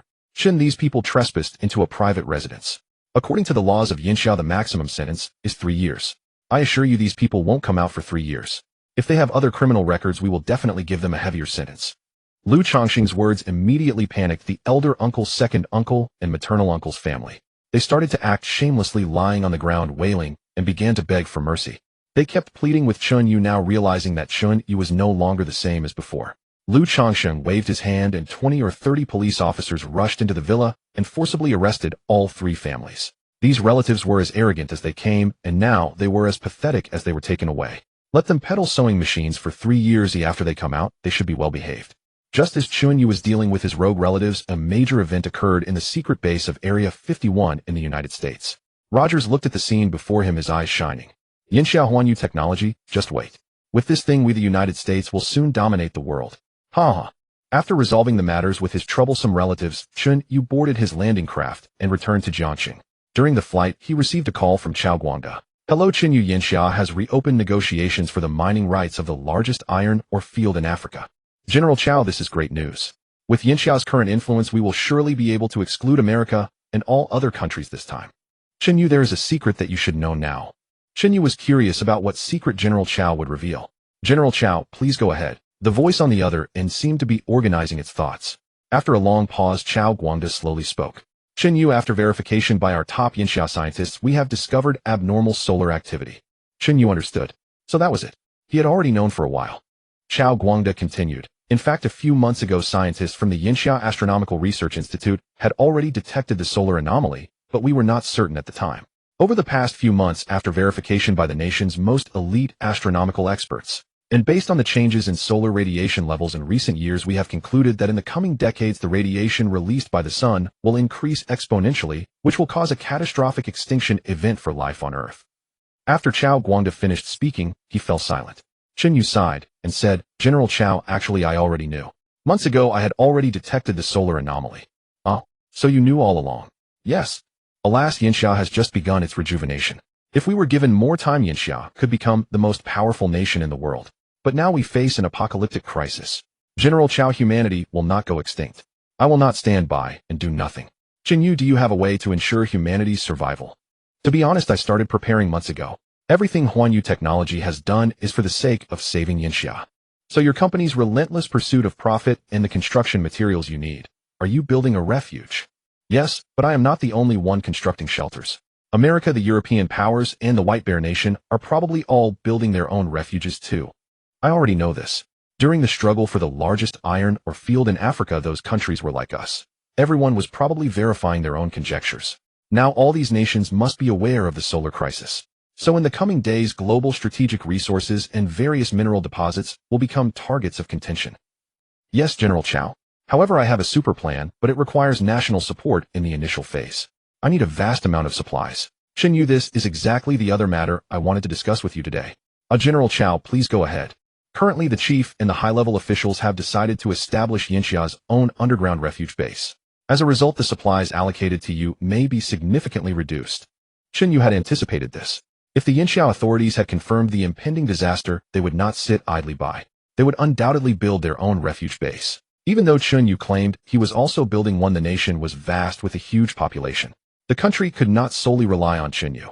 It had to consider the greater good and construct an enormous refuge base. Even if doomsday came, they wanted to save as many people as possible. Although in the movie, the wandering Earth scientists built planetary engines to push the Earth out of the solar system. That was just science fiction. Moving a planet would be impossible even if all of Earth's energy resources were exhausted. Unless Chen Yu unlocked a higher level of alien technology database that contained the relevant technology. Therefore, under the condition that Earth's orbit could not be changed, humanity had to build refuges 300 meters underground to survive. Fortunately, humanity still had 30 years. If all people on Earth united now and pooled global resources, when the apocalypse came, the number of survivors might be maximized. However, human nature is selfish and global unity is nearly impossible. General Chao, I understand the nation's decision. I will purchase the supplies I need from other countries. Also, I have some suggestions for building underground refuge bases that I can send to you. Great, Chen Yu. Thank you for your contribution to the nation. If the crisis comes, the country will give priority to you and your family for entry into the refuge base. Chen Yu chuckled lightly. Head General Chao, don't forget that I am building my own refuge base too. If you find my shelter more comfortable in the future, you can bring your family and come to me. Ha ha ha, good Chen Yu. Although the supplies you need will be greatly reduced within my authority, I will try my best to secure more for you. Thank you, General Chao. After hanging up the call with Chao Guangde, Chen Yu frowned. The underground base he was currently constructing could be temporarily halted. The priority was to complete the Homeworld-class Starship, which was 1/3 built, as quickly as possible. Once the Homeworld-class Starship was finished, he could mine minerals from other planets in the solar system for construction materials. But the Homeworld-class Starship was enormous, equivalent to building a city in space. The required materials were immense, and currently only 1/3 of the components had been fabricated, not yet transported to space for assembly. Chen Yu rubbed his forehead. This was truly a headache. In the largest conference room of the White House in Myligian. Of course, the entire White House and its surroundings had been physically disconnected from all network connections to prevent intrusion by Huan Yu Technologies' Fuxi AI. Even wireless network devices were prohibited within 3 kilometers of the White House. In the conference room, acting President Harrison, the next presidential candidate Tangnato Chuanpu, and the new Myligian high-level officials were all present. In addition, a large number of Myligian super tycoons had arrived, controlling 90 of Myligian's wealth. These wealthy magnates were in fact the true power behind Myligian. The presidents were merely their sponsored candidates. Acting President Harrison addressed everyone from the main seat. Ladies and gentlemen, everyone here today represents almost all of Myligian. What I am about to tell you based on your information channels, you may have already heard some rumors. Currently, my Legion is secretly constructing underground refuges to deal with the future solar crisis. Building such a refuge base is a colossal super project. We need not only money but also resources. Yinxiao is now doing the same. Our plan is to plunder global resources and concentrate them in my Legion. However, the rise of Yinxiao has severely hindered our plan. Therefore, we may have to wage war. At this moment, Mr. Trump, who was known for his flamboyant and unorthodox conduct, stood up to voice his opinion. Ms. Harrison, Yinxiao's military power is no longer what it used to be. If we provoke a war, are you confident we can win? If my Legion is dragged into a quagmire by war, it could even impact the construction of our underground bases. Harrison glanced at Minister of Science and Technology Rogers, signaling for him to step forward. As expected, Rogers rose from his seat and took out a USB drive from his pocket. He walked toward a massive display screen. Of course, this screen had been modified to be completely offline, playing only preloaded videos. Rogers inserted the USB drive. Ladies and gentlemen, everything you are about to see is top secret information of my Legion. I believe none of you would leak it to the outside world. Rogers pressed the play button and images appeared on the screen. First came advanced laser weapons, exoskeleton combat suits, and the genetically modified soldiers that Rogers had previously developed.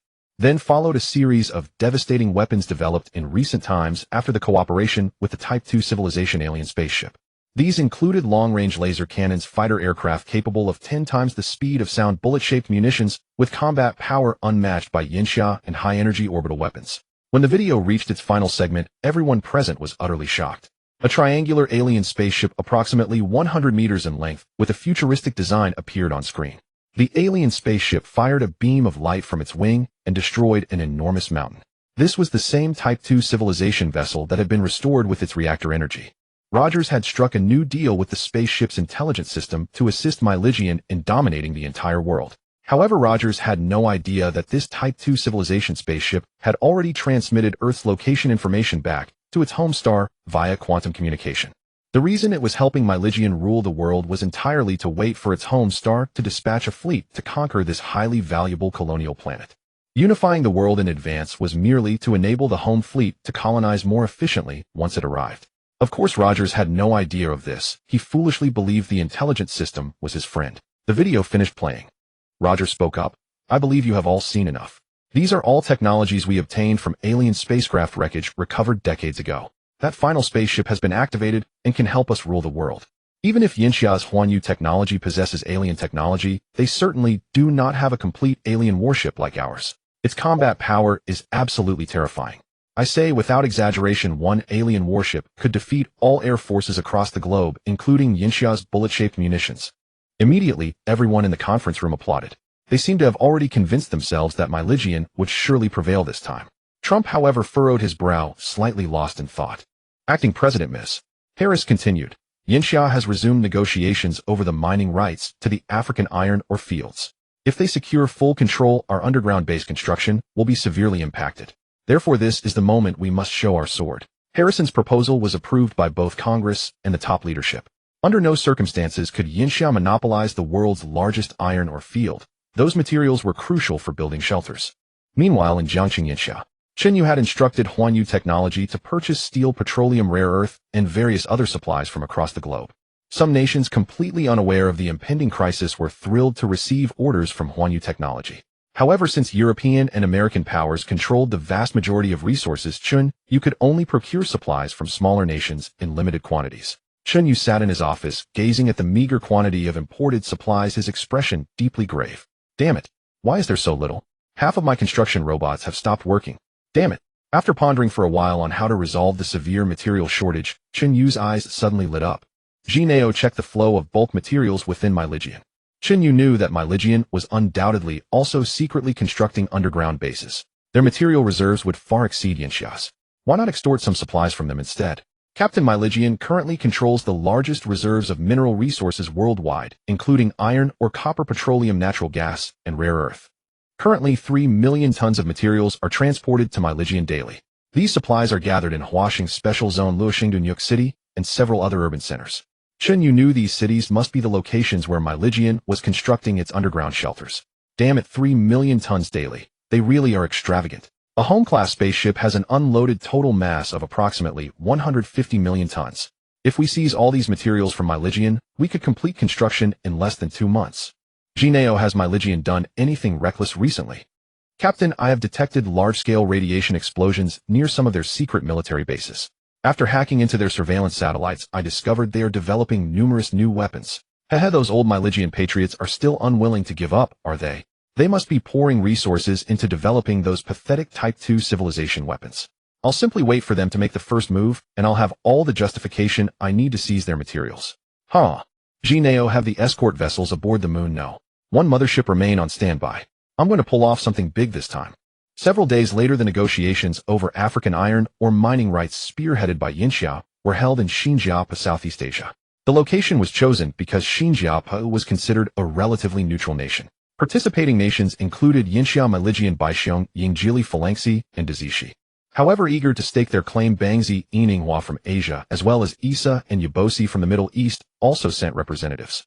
These nations, relatively technologically advanced, were already aware of the impending solar crisis and came seeking to carve out their share of resources. Only the African nations providing the iron or fields remained oblivious. They were actually quite pleased that so many nations were competing for their iron or deposits. Even if these countries knew about the coming apocalypse, they would lack the power to protect their mines. This world has always operated on the law of the jungle. The weak are preyed upon by the strong. That is precisely why Yinxia has been aggressively expanding its military capabilities over the past decades. Having been battered and humiliated in the past, Yinxia watched as every Western power came to grab a share, and to this day many cultural artifacts remain displayed in Western museums. Now it was Yinxia's turn to stand at the pinnacle of the world. Just as the planet's most powerful nations found themselves locked in fierce competition over the world's largest iron ore field. Far away in the M36 star region of the Orion Arm, 270 light-years from Earth on the planet Mesilas within the Mesilas star system, a highly futuristic palace-like structure stood. Inside, a group of Mesolasians was holding a meeting.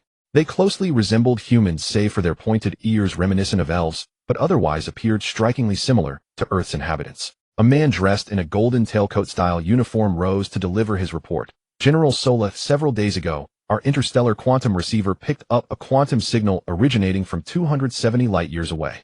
The words of the man in the golden tailcoat immediately caught everyone's attention in the palace. He cleared his throat and continued. This signal was emitted by an exploration spacecraft we once launched. The information indicates there is a habitable planet suitable for human survival where the local natives are only at a 0.68-level civilization. The planet's diameter is larger than our Mazoras star. If we occupy it and register with the Interstellar Federation, it can serve as our colonial planet, or we can sell it to those displaced human civilizations whose homeworlds have been destroyed. According to the transmitted information, this planet has a human population exceeding 8 billion, possesses strong labor resources and abundant natural resources. It is a highly valuable planet. Conservatively estimated, it can fetch at least 10 billion galaxy coins. Hearing this figure, the other Mesorasians in the palace widened their eyes. 10 billion galaxy coins was no small sum. This was the common currency of all planets registered with the Interstellar Federation within 1.0 light-years across the entire galaxy. Many second-level civilization planets had an annual GDP of merely 2 to 3 billion galaxy coins. Colonizing or selling this planet would equal 3 years of their GDP. General Swola, seated at the head, stroked his chin, his pointed ears seeming to twitch, swaying left and right. After a moment's thought, General Swola made his decision. Good. I just realized. We could sell this planet to the second-level civilization world of Sicilia in the neighboring M37 star region. Their star has already become a red giant, and in a few hundred years their planet will no longer be suitable for human survival. We can sell this one to them. At their current state, asking them for 20 billion galaxy coins is hardly excessive. Immediately, all the other Mesorasians in the palace burst into laughter. This was simply taking advantage of someone's misfortune. Then, General Swola, I will dispatch a colonial fleet to occupy that planet named Earth. Good, this matter is in your hands. I'll contact the exploration vessel currently on Earth via quantum communication and have them prepare. On Earth in the Jinjiang Shanshui Villa, Jiangqing Yinxia. Chen Yu was awakened early in the morning by his intelligent brain. Captain, something bad has happened. Chen Yu lay on the soft, bouncy belly of his small companion, feeling incredibly comfortable. Hearing the intelligent brain's voice in his mind, Chen Yu half opened his eyes groggily. What now? The sky won't fall. Just now on Mothership, no. One on the moon, we detected an alien quantum communication signal coming from 270 light-years away, directed toward Earth. Chen Yu perked up and immediately sat upright in bed, asking in his mind, what? An alien signal? Could it be that the signal previously launched from the America region has already received a response from a second-level civilization? There is a high probability of that. If so, Earth's exposure is confirmed. The opposing force is most likely a civilization between level 2 and level 3. Why didn't you intercept their quantum communication signal? Captain, you currently only have basic captain-level permissions for the spaceship. You lack the ability to intercept quantum communications. Quantum communication is based on the no-cloning theorem and uncertainty principle of quantum states. Intercepting or monitoring requires technology, at least at level 5 civilization, while your current spaceship tech library only grants permissions up to level 3 civilization. Chen Yu was speechless. Then if those alien civilizations send a fleet to colonize Earth, can we fight them? You still have time to prepare. Generally, spaceships of civilizations between level 2 and level 3 travel at a maximum of 300 times the speed of light. Since this planet is 270 light-years away from us, they would need at least 10 months to arrive. It seems I must quickly integrate global resources. While building shelter bases, I also need to construct Earth's interstellar warship fleet. I'll make sure those aliens have no return trip. Based on the level 3 technology library permissions available to you, there are numerous level 3 civilization interstellar warship blueprints. Based on the alien spacecraft debris left on Earth, the opponent likely only possesses a mid-level 2 civilization capability. Even after another 1000 years, they cannot possibly reach level 3 civilization. Therefore, the level 3 civilization warships you build can easily defeat their fleet. Good. There are still 10 months. How exciting. I've never fought aliens before. Southeast Asia Xinjiang Nation. The world's largest iron or mining rights negotiation had reached an impasse. Yanxia Meiliji and Baixiong, the 3 nuclear superpowers, all refused to show weakness. Baixiong's leader Prime Minister Pu even declared that he would resort to nuclear weapons. He also made the shocking statement that if the world no longer had Baixiong, then the rest of the world had no reason to exist. This directly led to the suspension of negotiations with major powers, all calling for reinforcements from their homelands. Yanxia's 3 aircraft carriers carrying the latest J-20 carrier-based fighters and bullet-shaped combat aircraft headed straight for Southeast Asia. Meiliji's total of 11 carrier battle groups had 8 assembling in the Philippines Sea in Southeast Asia, all fully armed. Although Baixiong currently had no aircraft carriers, all domestic nuclear missile silos entered combat readiness. Other countries began taking sides. Daji Yingali Phalanxi Bangzi and Inghua followed their father Meiliji. Isa was also aligned with Meiliji, while the Middle Eastern power Ibaz supported Yanxia. Only the most populous nation Yindu failed to see reality. They decided to defy the entire world.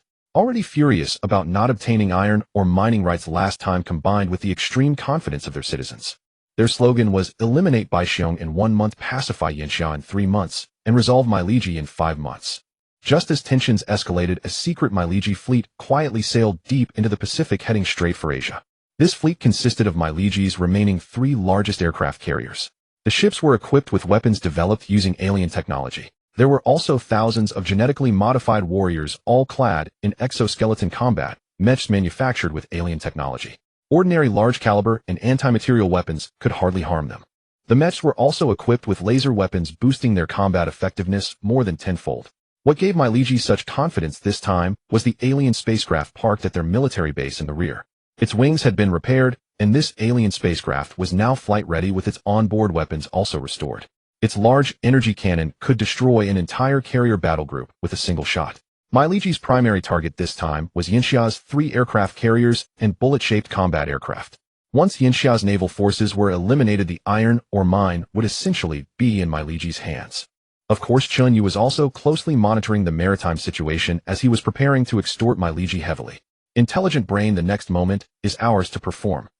In the southern waters of Huaxiao, 3 Chinese carrier battle groups, led by the Liaoning aircraft carrier, set sail, escorted by 10 Type 055 destroyers and dozens of frigates. The mighty fleet headed toward the Southeast Asian waters, determined to intimidate the representatives of all nations and secure a dominant position for Huaxia in the African iron ore negotiations. Inside the command center of the Liaoning, Chao Guangda and the captain gazed at the boundless ocean. General Chao, according to the images transmitted by satellites, 8 American carrier battle groups are gathering in the Philippine Sea. We currently have no advantage at all, said Liaoning's captain Li Guoxiong with concern. Chao Guangda's gaze grew profound as he looked at the 10 bullet-shaped combat aircraft on the Liaoning's deck. Oldly, although we have fewer carriers than the Americans, we possess the bullet-shaped combat aircraft reconstructed by Huanyu technology. The Americans dare not act rashly. But this time America has sent 8 carrier battle groups with hundreds of warships. Can our bullet aircraft handle them? This represents 80% of their naval strength. You need not worry. With the fact that the Sakura nation's fleet was annihilated standing as a warning, the Americans will not act recklessly. We must secure the iron ore field. Li Guoxiong said nothing further. This was indeed highly risky, a full deployment of Huaxia's navy, and the matter was of paramount importance. 2 days later, the 3 Huaxia carrier groups arrived in Southeast Asia, while the 8 American carrier battle groups also assembled in the region. The negotiations reached a boiling point. Even the Bear Nation backed down. Their earlier talk of using nuclear weapons was merely empty bravado, for they dared not truly resort to nuclear strikes. Ultimately, President Pu made concessions, willingly reducing his country's mining proportion from the original 30% to 15%. Other American allies, including the United Kingdom, France, and Germany, joined forces, demanding only 10% of the mining rights. The most populous India clamored to replace the Bear Nation and claim 30% of the mining rights, but was ignored by all. Neither Huaxia nor America gave the clown a second glance. This enraged India. Being closest to Southeast Asia, they deployed their only aircraft carrier, the refurbished Vikrant. However, before it could reach Southeast Asia, it broke down en route due to a gas turbine failure. In the end, only 2 superpowers, Huaxia and America, remained to compete for the iron ore field. Chen Yu, aboard a landing ship, waited in geostationary orbit above Singapore. He was mainly waiting for America to make the first move so he could launch a crushing counterattack and force them to sign a compensation agreement. Let America and its petty allies also taste the bitterness of signing unequal treaties. Recalling how a century ago these nations came to Huaxia's land to burn, kill, and plunder, and then forced him to pay reparations and sign a series of unequal treaties. Now, let Huaxia be the imperialist for once. Singapore National Convention Center. Representatives from Huaxia and America were engaged in final negotiations over the iron ore field. Li Jinfeng, Huaxia's Minister of Economy, sat at the head of the Huaxia negotiating team. Across from him sat the American delegation, led by Hunterus, America's Minister of Trade. Hunterus handed over a document and said to Li Jinfeng, "Minister Li, this is the exclusive iron ore mining agreement we have renegotiated with 6 countries surrounding the iron ore field. All contracts you previously signed are now null and void. I trust Huaxia will respect the spirit of contractual obligation." Li Jinfeng took the document, glanced at it briefly, and slammed it heavily onto the table, his tone severe. "Mr. Hunterus, you truly are cunning. How dare you threaten those small nations into signing exclusive contracts with you? Do you still think the world rules are dictated by America?" Li's harsh rebuke fell on deaf ears. Hunterus was well supported this time, backed by abundant alien weaponry. They intended to use strong-arm tactics to seize all the iron ore fields, leaving no room for other nations. "Minister Li, we are no longer negotiating with you. We are notifying Huaxia that all mining rights to these iron ore fields now belong to America. As for the penalty clauses in previous contracts, we will compensate you." The penalty was only a few $1 billion, trivial compared to the iron ore field. This was open, blatant robbery. How what belongs to Huaxia is not something you can simply take. "Mr. Hunterus, I wonder where your confidence comes from. If you insist on forcibly seizing the mining rights, our Huaxia Navy will not stand idly by." Hunterus spread his hands. "In that case, the talks are broken." Watching Hunterus's self-assured demeanor, Li Jinfeng seethed with anger. The meeting ended. The American delegates departed together, leaving only the Huaxia representatives. "Minister, what should we do now?" asked the deputy minister beside Li Jinfeng. Li Jinfeng sighed and said, "America's attitude this time is uncompromising. Further negotiation is unlikely. Increase troop deployments in Africa to protect our mining teams and transport ships. I simply do not believe America dares to lay a hand on our people." Chen Yu had been waiting in the landing ship above the equator in Southeast Asia for several more days when he suddenly received a notification from the intelligence brain. "Captain, there is a problem at the African iron ore field. Huaxia's mining teams have been severely struck and several of our transport ships have been sunk." Chen Yu immediately frowned. America has finally made its move. Then don't blame me for losing my temper. "Captain, I must inform you that America has deployed advanced weapons from a second-tier civilization. They nearly devastated Huaxia's garrison at the iron ore field with ease." "Very well, we are heading to Africa immediately. I want to see just how powerful America's second-tier civilization weapons truly are." Just as Chen Yu finished his conversation with the intelligence brain, Chao Guangda's call came through instantly. "Chen Yu, something has happened." Hearing General Chao speak this way, Chen Yu could already guess what it was. "General Chao, did America strike?" "How did you know?" "Several of our large cargo ships carrying iron ore were sunk by mysterious weapons. We suspect America is behind this. Moreover, our troops stationed around the iron ore field were attacked by what appears to be high-tech mechanized soldiers. Our forces had no resistance at all and have suffered heavy losses. Furthermore, America has developed equipment similar to our bullet-shaped aircraft. We are at a disadvantage now." "General Chao, I understand. I am en route to the African iron ore field now. Leave the rest to me." "Chen Yu, do you have a way to deal with them?" They have mobilized multiple carrier battle groups. General Chao, rest assured. I will reclaim everything that belongs to Huaxia, and I will make them pay compensation. Just wait and watch. Chen Yu steered the landing craft directly toward the African iron ore field. Seated in the command cabin, he connected to his AI system. AI system, it's time to reveal our true strength. Order all 30 escort vessels from Mothership 1 to fly to Earth. No more pretenses. I'm taking the world. Understood, Captain. Escort vessels have launched and will arrive at Earth in 10 minutes. Chen Yu deliberately slowed the landing craft. 10 minutes later, 30 dark spots pierced through the atmosphere. They quickly converged behind Chen Yu's landing craft, formally forming an alien fleet. These escort vessels, small combat ships responsible for general protection duties aboard Mothership 1, measured approximately 50 meters in length. Slightly larger than Chen Yu's landing craft, they possessed a highly futuristic appearance. After all, they were 7th civilization warships. Their power was not to be underestimated. Now abandoning all disguise, the 31 ships traveled in grand formation without activating stealth mode, heading straight for Africa. At that moment, near the African iron ore field, America had established a new military base.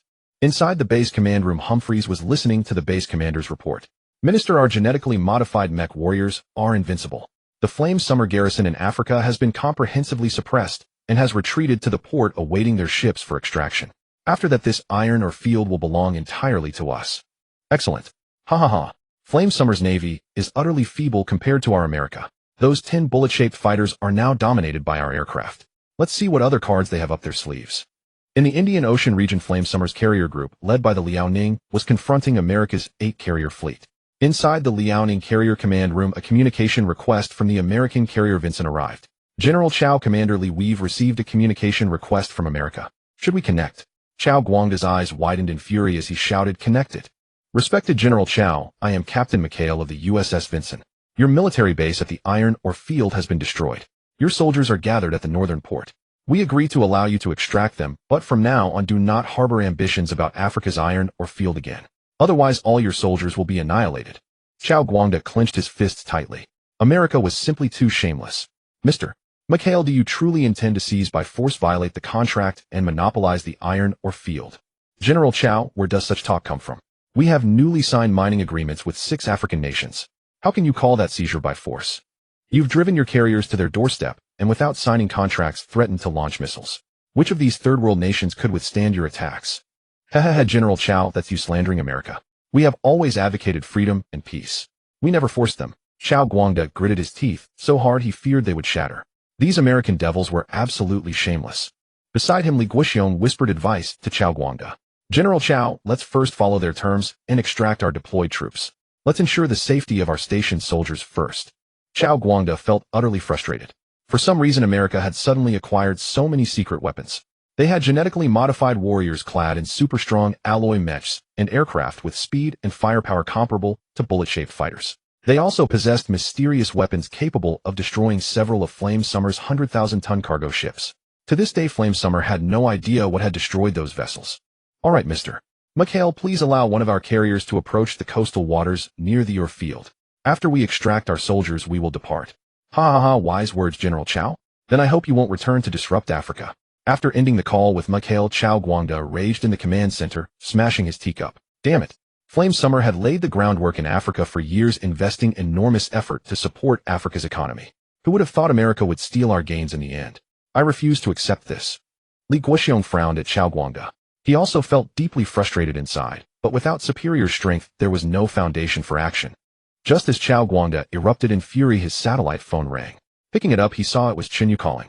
Chao Guangda's furious expression instantly turned to hope. Hey Chen Yu, have you arrived? General Chao, I've arrived. Step onto the deck and look up. Chao Guangda grabbed the phone, quickly exited the command center, and came onto the carrier deck. Li Guoxiong hurried after him. Chao Guangda looked up and witnessed the most breathtaking sight of his lifetime. A fleet of 31 alien spacecraft hovered proudly hundreds of meters above the Liaoning carrier. These ships bore little resemblance to Earth's aircraft or flying vehicles. Even from appearance alone, it was clear these things were formidable. Chen Yu's landing craft was positioned at the very center, its exterior closely resembling the spaceship piloted by Star-Lord in the Guardians of the Galaxy. Liaoning carrier Captain Li Guoxiong stared at the 31 spacecraft hovering in the sky, his eyes bulging. Stammering, he asked, "General Chao W, what are those things flying in the sky?" Chao Guangda's eyes gleamed. Though he was also seeing them for the first time, these were crafted by Chen Yu, so, he said confidently. These are new warships manufactured by Chen Yu Technology, a patriotic enterprise of Flame Summer. Li Guoxiong's expression shifted from terror to excitement. General Chao, can these ships defeat America's aircraft? Ha ha ha ha, of course they can. I trust Chen Yu's abilities. He never disappoints me. Chao Guangda recalled an incident from shortly before when the entire naval force of the Cherry Blossom Nation had been annihilated overnight. At that time, he had speculated on how Chen Yu had accomplished this, certain that bullet-shaped fighters alone could not achieve such a feat. Now he understood. Chen Yu possessed these impressive ships whose combat power must be extraordinarily formidable. General Chao, I am aware of the situation here. There is no need to dispatch a carrier to rescue our stationed soldiers, for they will soon reclaim the entire iron ore field. Chen Yu, this time America has somehow obtained numerous secret weapons. Their genetically modified warriors now were ultra-high-strength alloy mechs. Our base was severely damaged by just a dozen of such mech warriors. No matter, it's nothing. Leave it to me. After ending the call with Chao Guangda, Chen Yu gazed toward the ocean ahead. America's 8-carrier fleet lay just beyond. Hell, let's take those 8 carriers as an appetizer then. Advance. The 31 ships vanished from sight at an incredible speed. Watching from the sea, Chao Guangda and Li Guoxiong were utterly stunned. Wow, so fast. It was gone in the blink of an eye. Chen Yu, everything depends on you now. 31 alien spaceships belonging to Chen Yu arrived at the coastal waters near the iron ore field in an instant. 8 American carrier battle groups were gathered here, intimidating nations worldwide who sought to contest the iron ore field. Chen Yu's 31 spaceships flew at low altitude without employing optical or radar stealth and were soon detected by the American carriers. Inside the command center of the USS Vincent, the radar operator exclaimed, "Captain, unidentified flying objects detected approaching from directly ahead. 31 targets." McKay quickly rushed to the radar display, immediately spotting 31 small dots glowing with white light. After reviewing the screen, he moved to the window to observe the distant sky. Sure enough, a row of unidentified flying objects floated above. McKay's eyes widened in disbelief as he muttered, "What the hell is that? What kind of ghost thing is that?" The 31 alien spaceships gradually approached the American carrier fleet. Soldiers and captains on the carrier group all stood on the deck, gazing in disbelief at the 31 futuristic-looking ships in the sky. McKay instructed the communicator, send radio communication requests to them covering all frequency bands. The communications officer immediately pointed the antenna toward the unidentified flying objects and transmitted the request. In the command room of the landing ship, "Captain, the USS Vincent below requests to speak with you. Shall I connect?" "Go ahead, let's hear what they have to say." "All right, connected." Then a nervous voice came through from the other end. "Hello. I'm Vice Admiral McKay, captain of the American aircraft carrier USS Vincent. Which country's Air Force do you belong to?" "I am Chen Yu." Those 4 words sent a shock through McKay's heart. He had certainly heard of Chen Yu's name. It was his Chen Yu Technology company that had previously developed the bullet-shaped aircraft that gave America so much trouble. "Ah, so you are Chen Yu. Then are you here on behalf of Yinxia to seize our iron ore field?" Chen Yu couldn't help but laugh at McKay's audacity. "Captain, first I must correct what you just said. This iron ore field has always been an inseparable part of Yinxia's territory. It was Yinxia that first negotiated with our African brothers and signed a contract. You previously inserted yourselves and took a 30% share, and now you're forcing our African partners to sign an unequal treaty of domination. How can this iron ore field possibly belong to you?" "Mr. Chen Yu, I don't understand what you're talking about. I'm warning you now. Take your planes and leave these waters immediately. America has already taken control here. If you don't want to start a war, leave at once." "Ha ha, war. Do you really think I'm afraid?" "Mr. Chen Yu, Yinxia wouldn't dare to wage a full-scale war against us. Your economy heavily depends on America and my allies. Besides, your military power is far inferior to ours. I don't know what those dozens of aircraft are, but we have weapons beyond your comprehension. Do not attempt to provoke American authority." Chen Yu smiled faintly. McKay was truly full of confidence.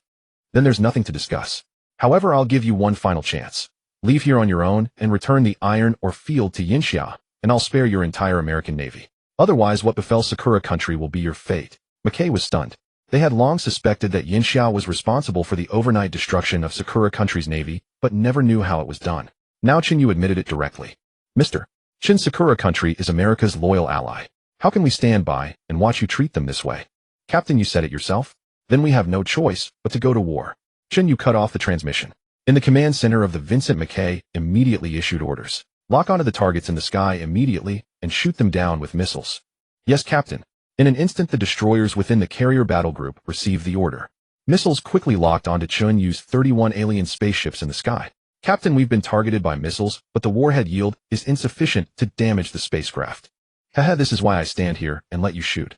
I'm unstoppable, haha. Suddenly dozens of Aegis destroyers on the sea surface launched tens of missiles with long exhaust trails heading straight for Chen Yu's 31 spaceships in the sky. Chen Yu made no defensive maneuvers. Since these missiles couldn't harm his ships, he let these short-sighted Americans witness their futility. Their weapons were completely ineffective against him, which would further intimidate these shameless Americans. McKay stood on the deck, his eyes locked on the sky. Seeing dozens of Sidewinder air-to-air missiles soar from his fleet toward the hovering ships above, a sinister grin spread across his face. Ha die. The missiles instantly struck their targets in the sky. Boom, boom. Explosions echoed through the air as each missile hit its mark with precision. Ha ha, they didn't even dodge. They must be terrified by America's missiles and forgot to flee. McKay laughed wildly at the sky. However, his laughter gradually froze in midair as the smoke from the explosions slowly cleared. The imagined scene of destroyed spaceships never appeared. Instead, they remained immovably in place. It seemed as though the missile explosions were little more than firecrackers set off against the ships. At this moment, all American soldiers aboard the vessels of the carrier group stared in stunned silence at this bizarre sight in the sky. McKay trembled all over. Those were dozens of powerful missiles, yet they had absolutely no effect on these flying objects. How tough could their hulls possibly be? Could it be? McKay immediately thought of the alien technology weapons they currently possessed. Were Chen Yu's ships also constructed using alien technology? McKay immediately returned to the carrier's command center and ordered the communications officer to contact Humphreys at the base without delay. He needed to report the situation and request alien technology weapons to counter Chen Yu's ships. The communications officer quickly reached the newly established American base in Africa. Please connect me to Minister Humphreys immediately. Captain McKay, this is Humphreys. Minister, we've been intercepted near shore by aircraft led by Chen Yu of Huanyu Technology. There are 31 ship-like objects and our missiles are ineffective against them. I suspect they're utilizing alien technology as well. Please send immediate reinforcements. What? That's Chen Yu again. Has he come in person? He should be among those ships. Very well, Chen Yu, you've finally shown yourself. This time we have alien technology weapons. You won't escape. McHale terminated his communication with Humphreys, gazing at the 31 spaceships of Chen Yu in the sky, a smirk curling at the corner of his mouth. Don't think you're the only ones with extraterrestrial technology weapons. The United States has already allied with an alien civilization. Chen Yu and those ships are doomed. In the command room of the landing ship, Captain, the carrier group below has already requested reinforcements from the American base at the iron mine. What should we do next? Oh, they've already called for reinforcements. Then let's collect some interest first. Let's sink half of the American carriers. All right, Captain. The ship's weapons are locking onto targets. Lock on successful, ready to fire at any time. They say each aircraft carrier costs $10 billion and takes a long time to build. I wonder how the United States will react if I sink 4 of them at once. Fire, damn it. Received the launch command. A frigate was seen, its high-energy laser weapons on both wings aiming downward and unleashing a volley. ZZZZ. McHale saw several beams of white light shoot down from a spaceship, instantly striking an aircraft carrier. The moment the white light hit the carrier, a violent explosion erupted. This is an energy laser weapon that upon contact with the target triggers an energy explosion with power comparable to a cruise missile. Although aircraft carriers are formidable in combat, that is because they carry carrier-based aircraft frigates and so on, forming a unified combat force. But when attacking a single carrier alone, it is essentially no different from a cargo ship. Moreover, the weapons used on Chen Yu's frigates are laser weapons which the carrier's close-in defense systems and the surrounding escort ships are utterly unable to intercept. One after another energy laser cannons struck that carrier precisely. A violent explosion resounded across the sky. Boom, boom. That carrier was essentially torn through, leaving only the fate of slowly sinking. The laser then turned its muzzle toward another nearby carrier, and the same explosion repeated. McHale's expression was full of terror. He shouted at the communications soldier, "Contact all carriers immediately to withdraw. Withdraw. He's a madman daring to open fire on our carriers. This is provoking an all-out war." Madman. The communications soldier immediately notified all warships. In fact, even without McHale's order, the captains of the other carriers were already ordering their carriers to retreat. However, an aircraft carrier typically weighs over 1.0 tons, making rapid maneuvering and escape nearly impossible. Moreover, Chen Yu's weapons are laser weapons, arriving in an instant, turning these carriers into fixed targets on the sea, subject to his indiscriminate bombardment. Of course, carrier-based aircraft from other carriers, F-35 and F-22 fighters, quickly took off and began bombing Chen Yu's spaceships from the air. On the sea, destroyers launched missiles as if they cost nothing, soaring into the sky and heading straight for the 31 spaceships. But Chen Yu paid no attention to those missiles or the American carrier-based aircraft that had taken off.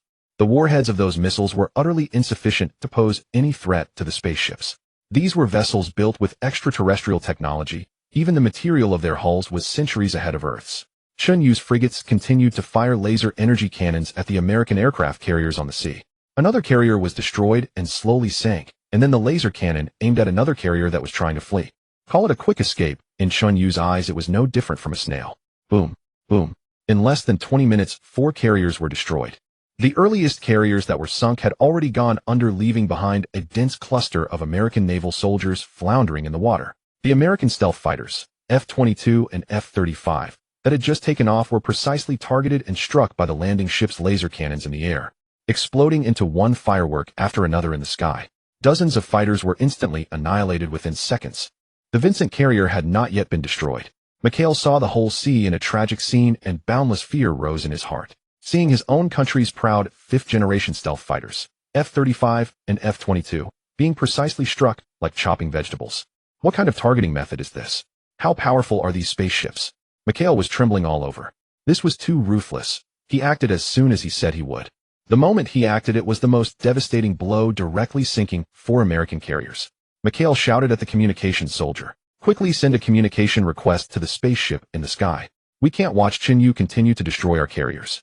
The reason the United States can dominate the world and be called the world's police is that they possess powerful overseas combat capabilities.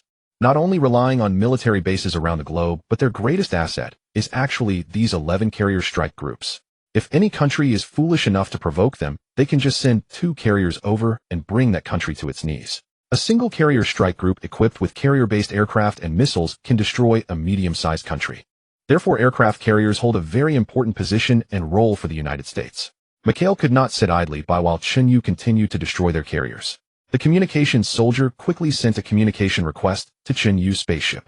"Captain, the American carrier has sent a communication request. Shall we connect?" Good, I really want to see if that captain still has the same tough tone as before. All right, communication established. Mikhail's shouts quickly came through. "Mr. Chen, please stop." "Mr. Chen, stop immediately." "What's the matter, Captain Selson? Weren't you very arrogant? Weren't you not afraid of war? Why are you asking me to stop now?" Mikhail was speechless. "I'm not called Selson, Captain, and my name is Mikhail." Although he had cursed Chen Yu 10,000 times in his heart, he still softened his words. "Mr. Chen, please stop attacking our carriers. We can discuss matters peacefully, or we don't want to start a war." Mikhail was also stalling for time, waiting for the extraterrestrial weapons from the base to arrive as reinforcements.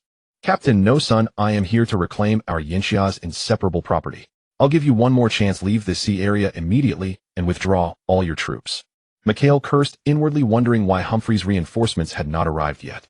Just as Mikhail was at a loss on how to appease Chen Yu, a swarm of flying vehicles rapidly approached the carrier group from the rear. "Captain, our reinforcements are here. The reinforcements sent by Secretary Humphreys have arrived."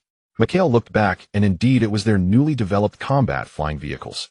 These could rival the Yinxia bullet-shaped flying vehicles. In fact, relying on numerical superiority, they had already destroyed 7 of the 10 Yinxia combat flying vehicles. "Chen Yu, do you see that?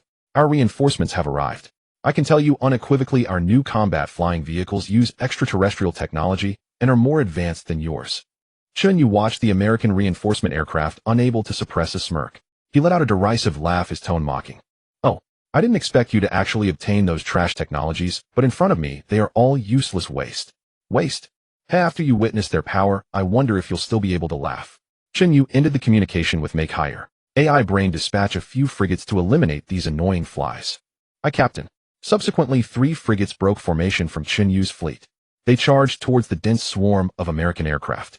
Inside the American base at the iron mine, Hengfulisai watched the footage transmitted from the aircraft. Seeing the colossal black smoke rising from the sea and the horrific scene, he slammed the table hard. "Fuck, I can't believe Chen Yu actually dared to attack our aircraft carrier. Damn it, our losses this time are too great. I want him dead." Aircraft launch a full assault on those things hovering in the sky. After Hengfulisai gave the order, a dense swarm of 70 or 80 combat aircraft flew towards Chen Yu's spaceships. But at a distance of several kilometers, 3 spaceships appeared, looking even more sci-fi than the intact alien spacecraft they had obtained. Hengfulisai was stunned when he saw the 3 frigates on the screen. What is this? Could these also be alien spacecraft? Does Chen Yu have more alien spacecraft than us? Heng Fulisai was completely dumbfounded. He was still perceptive, unlike manhwaedit, who was so inexperienced. Earlier, when he saw Chen Yu's 31 spaceships, he had mistaken them for ordinary aircraft. Just as Heng Fulisai was astonished, 3 of Chen Yu's frigates emitted bright flashes. Then the screen went dark. At that moment, the 3 frigates were slaughtering the American combat aircraft over the sea, as easily as they had annihilated the American fighters earlier. In the face of absolute power, even though these aircraft could reach speeds of up to Mach 10, with the help of the alien Level 7 civilization's precise targeting system, no matter how fast you were, it only took 1 laser energy cannon shot. In just a few minutes, 70 or 80 American combat aircraft were all destroyed and plunged into the sea like rain. manhwaedit was dumbfounded. He had hoped to see his own combat aircraft destroy Chen Yu's spaceships, but that didn't happen. Instead, in a short time, he witnessed the complete annihilation of America's proud alien tech aircraft. Inside the American base at the Iron Mine, Heng Fulisai was already extremely anxious. It seemed that Chen Yu also possessed alien technology, even alien spacecraft, so America might not gain an advantage. He picked up the communicator and sent a request to the White House. The communication connected. This is Heng Fulisai. We are currently under attack by Chen Yu near the Iron Mine in Africa. He may have alien spacecraft. I request the use of the alien space-based weapon to strike Chen Yu's spaceships. At that moment, in the White House secret meeting room, all the senior cabinet members were present. When Chen Yu had appeared above the carrier group earlier, the White House had already been notified. Acting President Halisong was extremely shocked. In fact, all the American high-level officials were shocked. Could Chen Yu also have acquired alien spacecraft like them? Mr. Chuanpu, sitting nearby, said sarcastically, "Is this your plan?"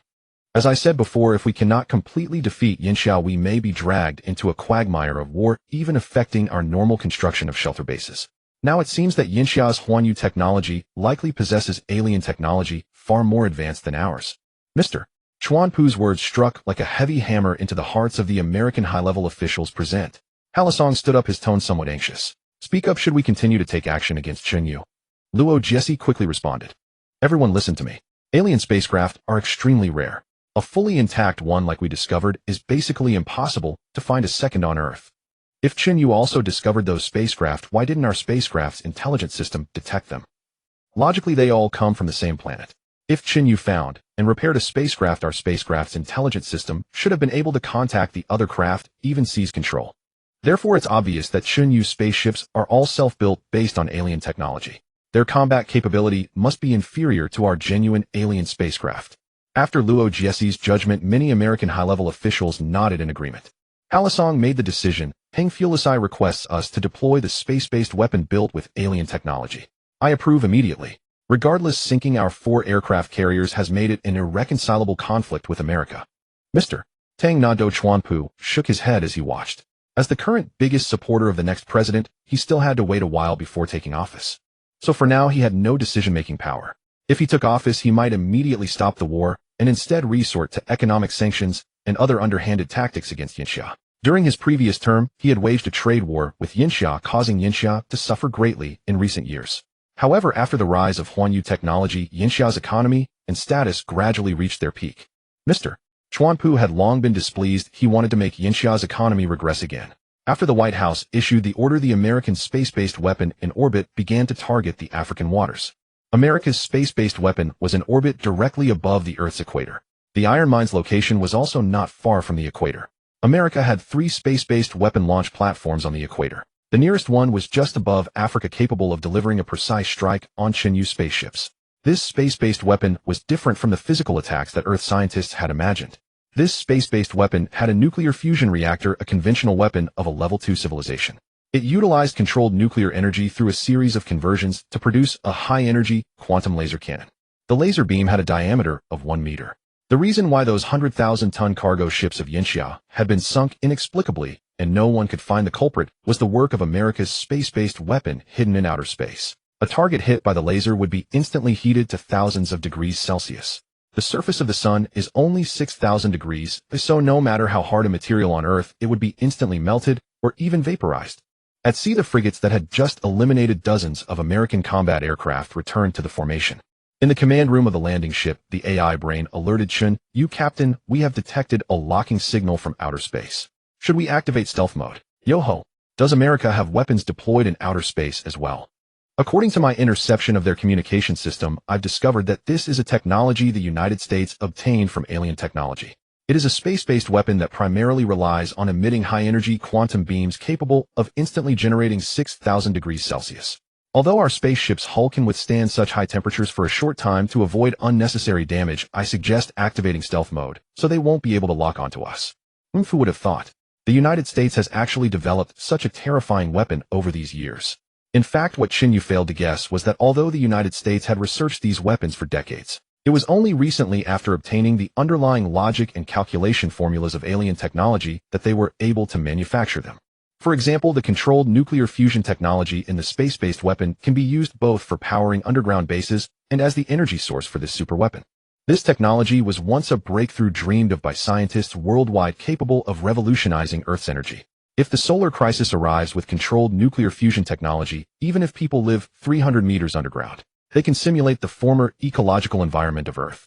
For instance, an artificial sun is a product of controlled nuclear fusion. With sunlight and water which Earth is not short of, humans can sustain a cycle underground. This is the underlying support for the United States to build underground bases. Since the United States' space-based weapon might affect our spaceship's hull, let's activate stealth mode. I wonder how the bigwigs in the US would feel when they see their ultimate weapon can't find a target, haha. Alright, Captain, radar stealth mode activated. The US space-based weapon primarily relies on radar locking, so Chen Yu doesn't need to activate optical stealth. At that moment, in a secret meeting room at the White House, a call request came in from the space-based weapon unit via the internal network. Madam President, we cannot lock onto the target. They possess radar stealth technology far beyond ours. Immediately, everyone present was stunned. The space-based superweapon they had developed was their current trump card. Now it had become blind, essentially useless. Rogers took the special communicator and cursed, "You bunch of idiots, are you sure? How can you not lock on? That's alien technology. Mr. Secretary, we truly cannot lock on." Rogers put down the special communicator in defeat. Chen Yu must have cracked the stealth technology of the alien spacecraft. Our current technology cannot lock onto them.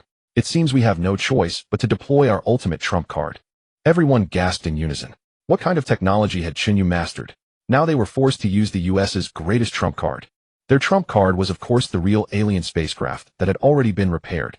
According to the cooperation previously reached between Rogers and the Level 2 civilization alien spacecraft's AI.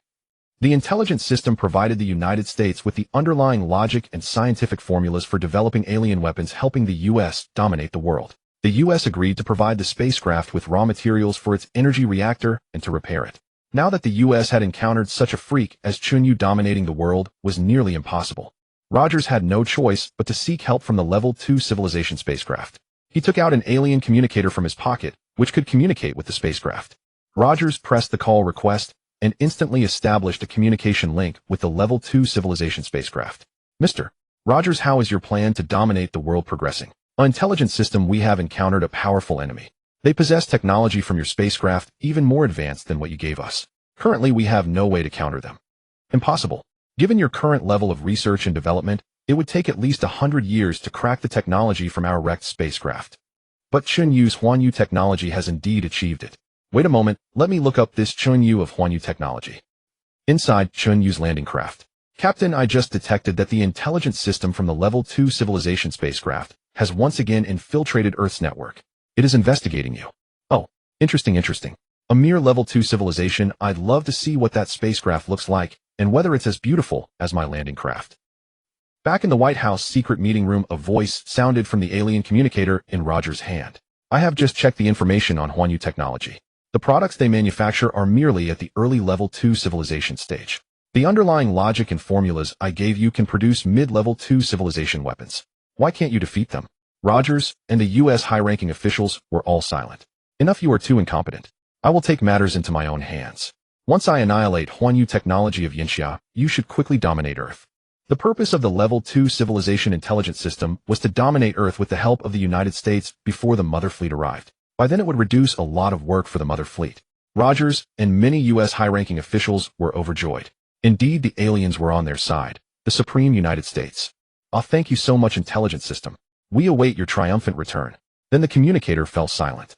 Rogers put away the communicator, a look of delight on his face as he glanced at everyone present. Everyone heard that right. The alien spacecraft is also helping us, the United States. It will personally take action to eliminate Chen Yu's Huanyu technology. Our goal of dominating the world is not far off. Many U.S. high-ranking officials were caught up in excitement and frenzy. If Huan Yu technology was destroyed and Chen Yu died, Yinxiao would pose no threat. By then, with these alien weapons, the United States could quickly sweep across Earth. All resources on Earth would belong to them, the United States. They could build as many underground shelter bases as they wanted. With the support of alien energy technology, they could move the entire ecosystem underground and transfer all 300 million Americans into shelters. Thus, even if the solar crisis erupted and the apocalypse came, the Americans would be the only nation that could survive entirely. At this moment, the U.S. high-ranking officials were already fantasizing about this beautiful future. As for plundering global resources to ensure all Americans survive, they couldn't care less about the fate of other nations. Inside the secret military base at Area 51 in the United States, a massive underground hangar slowly opened, revealing a triangular-shaped spacecraft 100 meters in length. This was the Level 2 civilization spacecraft repaired by the United States. At this moment, the spacecraft was preparing to take off, intending to personally annihilate Chen Yu's fleet. A triangular spacecraft of Tier 2 civilization shot toward Africa through the atmosphere at Mach 30. Its velocity was so immense that friction with the air set it ablaze like a meteor, comparable to the re-entry capsule of the Chang'e E6 mission. At such speed, the journey from the United States to Africa would take less than half an hour. Now over the African waters. Inside the landing vessel, the AI said to Chen Yu, "Captain, according to the surveillance satellites I've infiltrated, a Tier 2 spacecraft has just taken off from Area 51 military base and is heading toward our position at Mach 30. Chen Yu's expression tightened, curiosity flickering across his face. How does the United States have the capability to repair an alien spacecraft? Impossible. Even if the U.S. leads Earth's technology, repairing a Tier 2 spacecraft would take centuries at least. Then where did that alien ship come from? It took off from a U.S. base and is now flying toward us, likely hostile, right? Based on my analysis, that Tier 2 spacecraft probably suffered minimal damage when it crashed on Earth. Over an immense span of time, its energy reserves depleted. The U.S. may have recently reactivated it and replenished its power source." Chen Yu nodded, acknowledging the AI's reasoning. No wonder the U.S. has been unveiling high-tech weapons lately. They must have activated this alien ship and acquired its technology. Highly likely. I suspect this Tier 2 spacecraft has already struck some kind of alliance with the U.S. According to the common patterns of higher civilizations colonizing lower ones, many advanced races choose to back the most powerful race or nation on a planet, using them to simplify the conquest. Then at the end, they take everything. So are you saying the U.S. is now the lackey of that Tier 2 civilization? Yes, and perhaps the U.S. itself doesn't even realize it. As expected of an imperialist nation, once they see a chance to dominate the world, they're willing to be anyone's tool. But they've met us. This plan is doomed to fail. We'll wait here for that Tier 2 alien ship. I can't wait. Chen Yu was confident. With his 31 Tier 7 vessels, though most were landing ships and a few standard frigates, he had absolute certainty that he could destroy any Tier 2 ship. Chen Yu's ships hovered in the sky, making no further moves. On the sea below, 4 carrier battle groups remained. Aboard the USS Vincent, Captain Mikhail had just witnessed the entire spectacle. He had seen Chen Yu's ships annihilate their 70-odd alien tech fighters in one fell swoop. Mikhail was nearly scared out of his wits. Their proud alien weapons were nothing but chaff before Chen Yu's vessels. Now the 4 carriers dared not move. They feared any motion would trigger Chen Yu's attack. Use the secure line, contact the White House. Ask what we should do now. Mikhail ordered the radio man to connect. The internal line was soon established. This is Mikhail, this is Mikhail. We have 4 carriers left. Chen Yu's ships are right above us. What are our orders? Acting President Harrison, answered Mikhail. Captain Mikhail, this is Harrison. If Chen Yu's craft have not attacked you, stay put. We have reached an agreement with an alien ship, and it is now en route to your waters. Chen Yu's ships are no match for it. Tell us what you see on the ground. Ah, you mean the alien ship is coming to rescue us?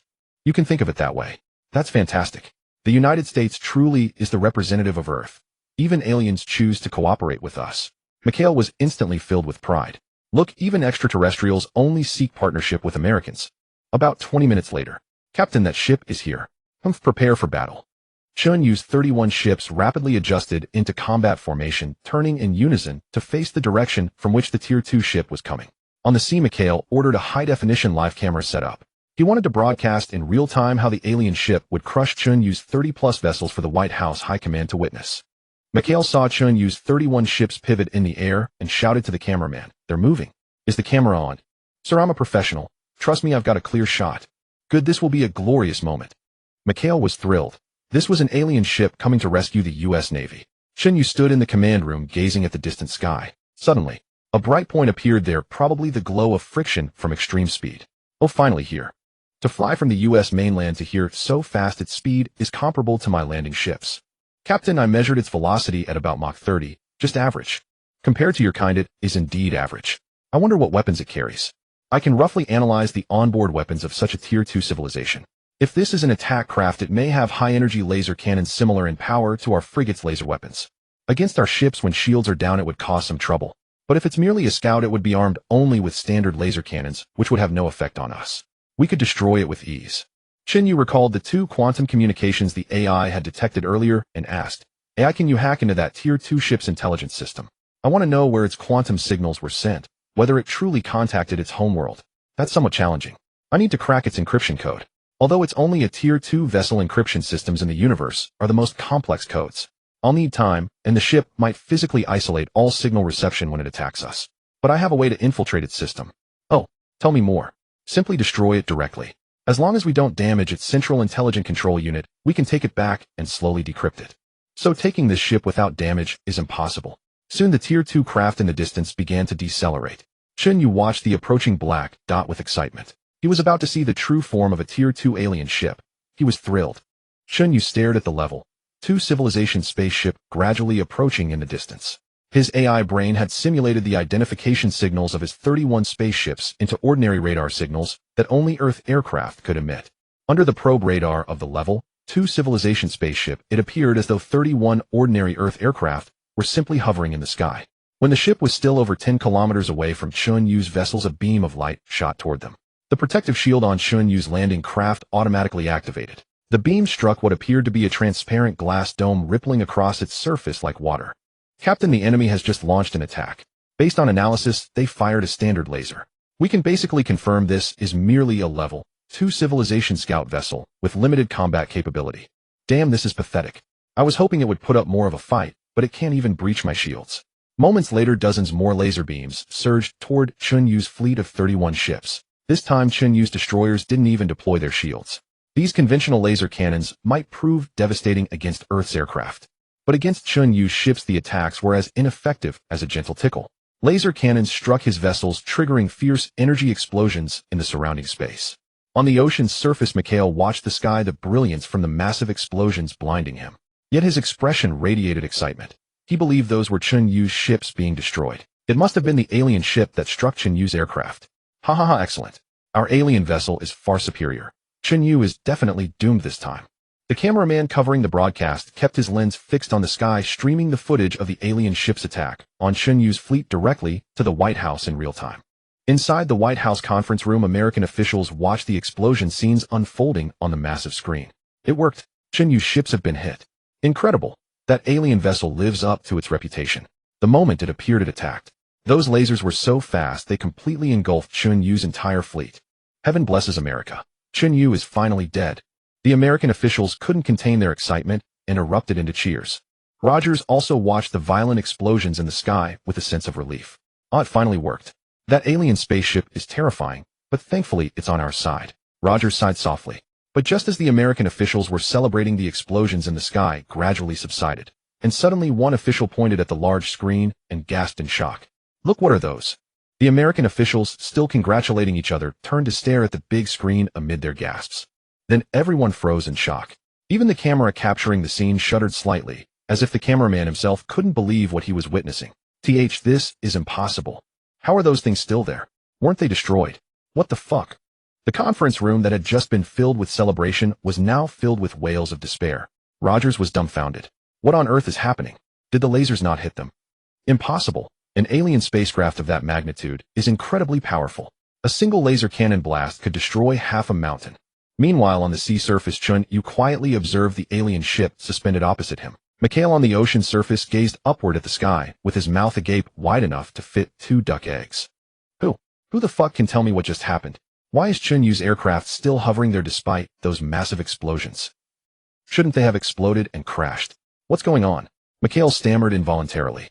In the sky within the level 2 civilization spaceship, the intelligence system emitted a sharp alarm. Alarm. Detected protective technology that doesn't belong to this civilization level. Ship-mounted weapons cannot pose a threat to it. Evacuate immediately. The level 2 civilization spaceship didn't hesitate at all, quickly turning around and shooting away into the distance. Watching the alien ship flee, Chen Yu wore a mocking expression. Damn, they run as soon as they can't win. Pretty decisive, huh? AI brain send a few frigates to destroy this alien junk ship and bring back its intelligence system core. Yes, Captain. Then from Chen Yu's fleet, only one frigate was sent charging toward the level 2 ship. Its speed approached 50 Mach, catching up to the level 2 civilization ship in an extremely short time. The high-energy laser cannons on the frigate unleashed a relentless barrage on the alien vessel. Ordinary exploration vessels of a level 2 civilization lacked protective shields. Under the continuous assault of Chen Yu's frigate laser cannons combined with insufficient hull material strength, the ship began to explode violently. Boom. Since the frigate targeted only the rear and wings of the level 2 ship, these explosions didn't damage its intelligence system core. Eventually, with its propulsion system hit the level 2 ship, crashed directly onto the sea. The frigate slowly hovered above the wreckage, its bottom hatch opened, and several lizard-like robots leaped out. Within minutes, the lizard robots emerged from the water and returned to the frigate using their rear thrusters. But one of them carried something, a dark lumpy object in its abdominal cargo bay. This was the intelligence system core that the lizard robots had extracted from the level 2 ship. Captain, we've obtained the alien ship's intelligent core. Give me some time, and I'll crack its encryption to retrieve the previous quantum communication records. Good. Now that we've eliminated all of America's trump cards, it's time to settle the score. From the aircraft carrier, Mikhail watched as Chen Yu's fleet dispatched a single craft heading in one direction. Soon after, a glow appeared in that direction. Within just minutes, Chen Yu's ship returned. But the alien vessel that was supposed to rescue the American Navy had vanished without a trace. What exactly had happened? In the White House conference room, everyone witnessed the alien ship fleeing earlier. They also saw a vessel depart from Chen Yu's formation and return just minutes later. What became of that alien ship? All the American officials were utterly bewildered. Rogers tremblingly pulled out the alien communicator from his chest. For reasons unknown, an indescribable dread gnawed at him, a deeply unsettling foreboding. He pressed the communication button. Intelligence system, are you still there? The communicator in Rogers' hand emitted a series of busy tones, and the voice from the alien spacecraft was no longer received. Rogers slumped into his chair, the communicator falling onto the table. Just as all the top American officials in the White House meeting room were plunged into despair, a sudden voice rang out from the alien communicator on the table. Hey, you despicable American big shots, you should have guessed who I am by now. Unfortunately, I have to inform you that the alien spacecraft you dispatched has been destroyed by me. I wonder if you have any other trump cards left. Bring them all out. I haven't had my fill yet. Ha ha ha.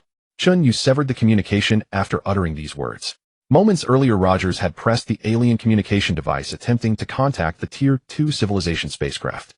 Unexpectedly, the intelligent core aboard Chen Yu's ship detected that the signal was not quantum-based, but merely propagating within Earth's atmosphere, making its decryption a trivial matter. Thus, Chen Yu instructed the AI to hack directly into the system, transmitting his words to the American meeting room. The mocking tone of Chen Yu's voice still echoed in the White House conference hall.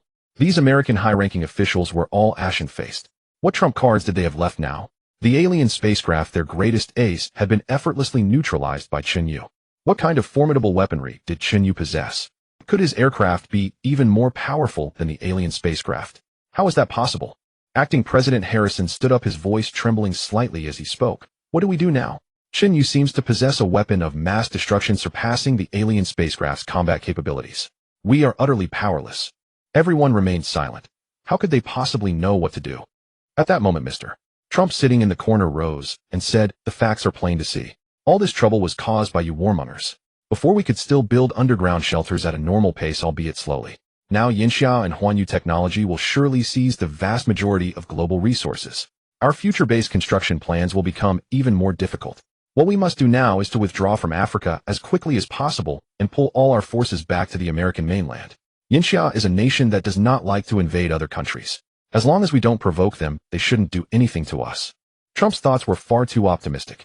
Yinxia had always valued peace, but that did not mean Chen Yu would swallow his pride now. With such a powerful weapon in hand, he was not one to back down. After dealing with the Tier 2 civilization spacecraft, Chen Yu directed his fleet straight toward the Yinxia military base near the iron mine. Thousands of Yinxia soldiers stationed there were still being threatened by the American mecha-modified troops. Seeing the 31 spacecraft depart, Mikhail let out a long sigh of relief. It meant he was safe. Chen Yu had no intention of sinking the remaining 4 aircraft carriers. Soon Chen Yu's spacecraft arrived near the iron mine above the Yinxia military encampment. From the air, he could already see numerous signs of explosions below. It was evident that the base had been bombed. Due to the hasty retreat, the remains of some Yinxia soldiers could still be seen within the camp, likely slaughtered by the American mecha-modified troops. As the landing craft flew low over the base, witnessing the tragic scene, rage surged within Chen Yu. Damn it. Damn Americans. I'll make you pay tenfold. AI check how many of our Yinxia soldiers have fallen. According to Yinxia military statistics, a total of 237 soldiers were lost in this engagement. Scan the American military bases in Africa. How many personnel are stationed there? According to American military data, there are a total of 303 personnel in the American bases in Africa, including 100 mecha-modified troops. Good, that's about right. Let's go annihilate them all. Meanwhile, at the American military base near the Iron Mine in another direction, Humphreys had just received news that the alien spacecraft allied with the Americans had also been destroyed by Chen Yu's aircraft.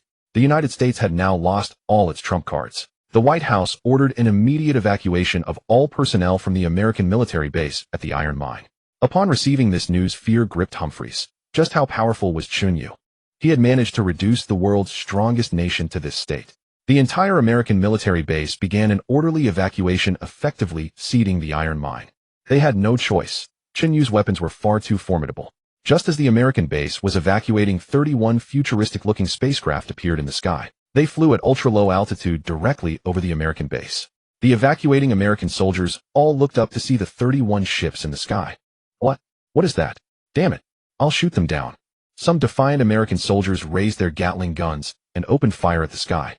But such conventional weapons posed no threat to the hull of Chen Yu's spacecraft.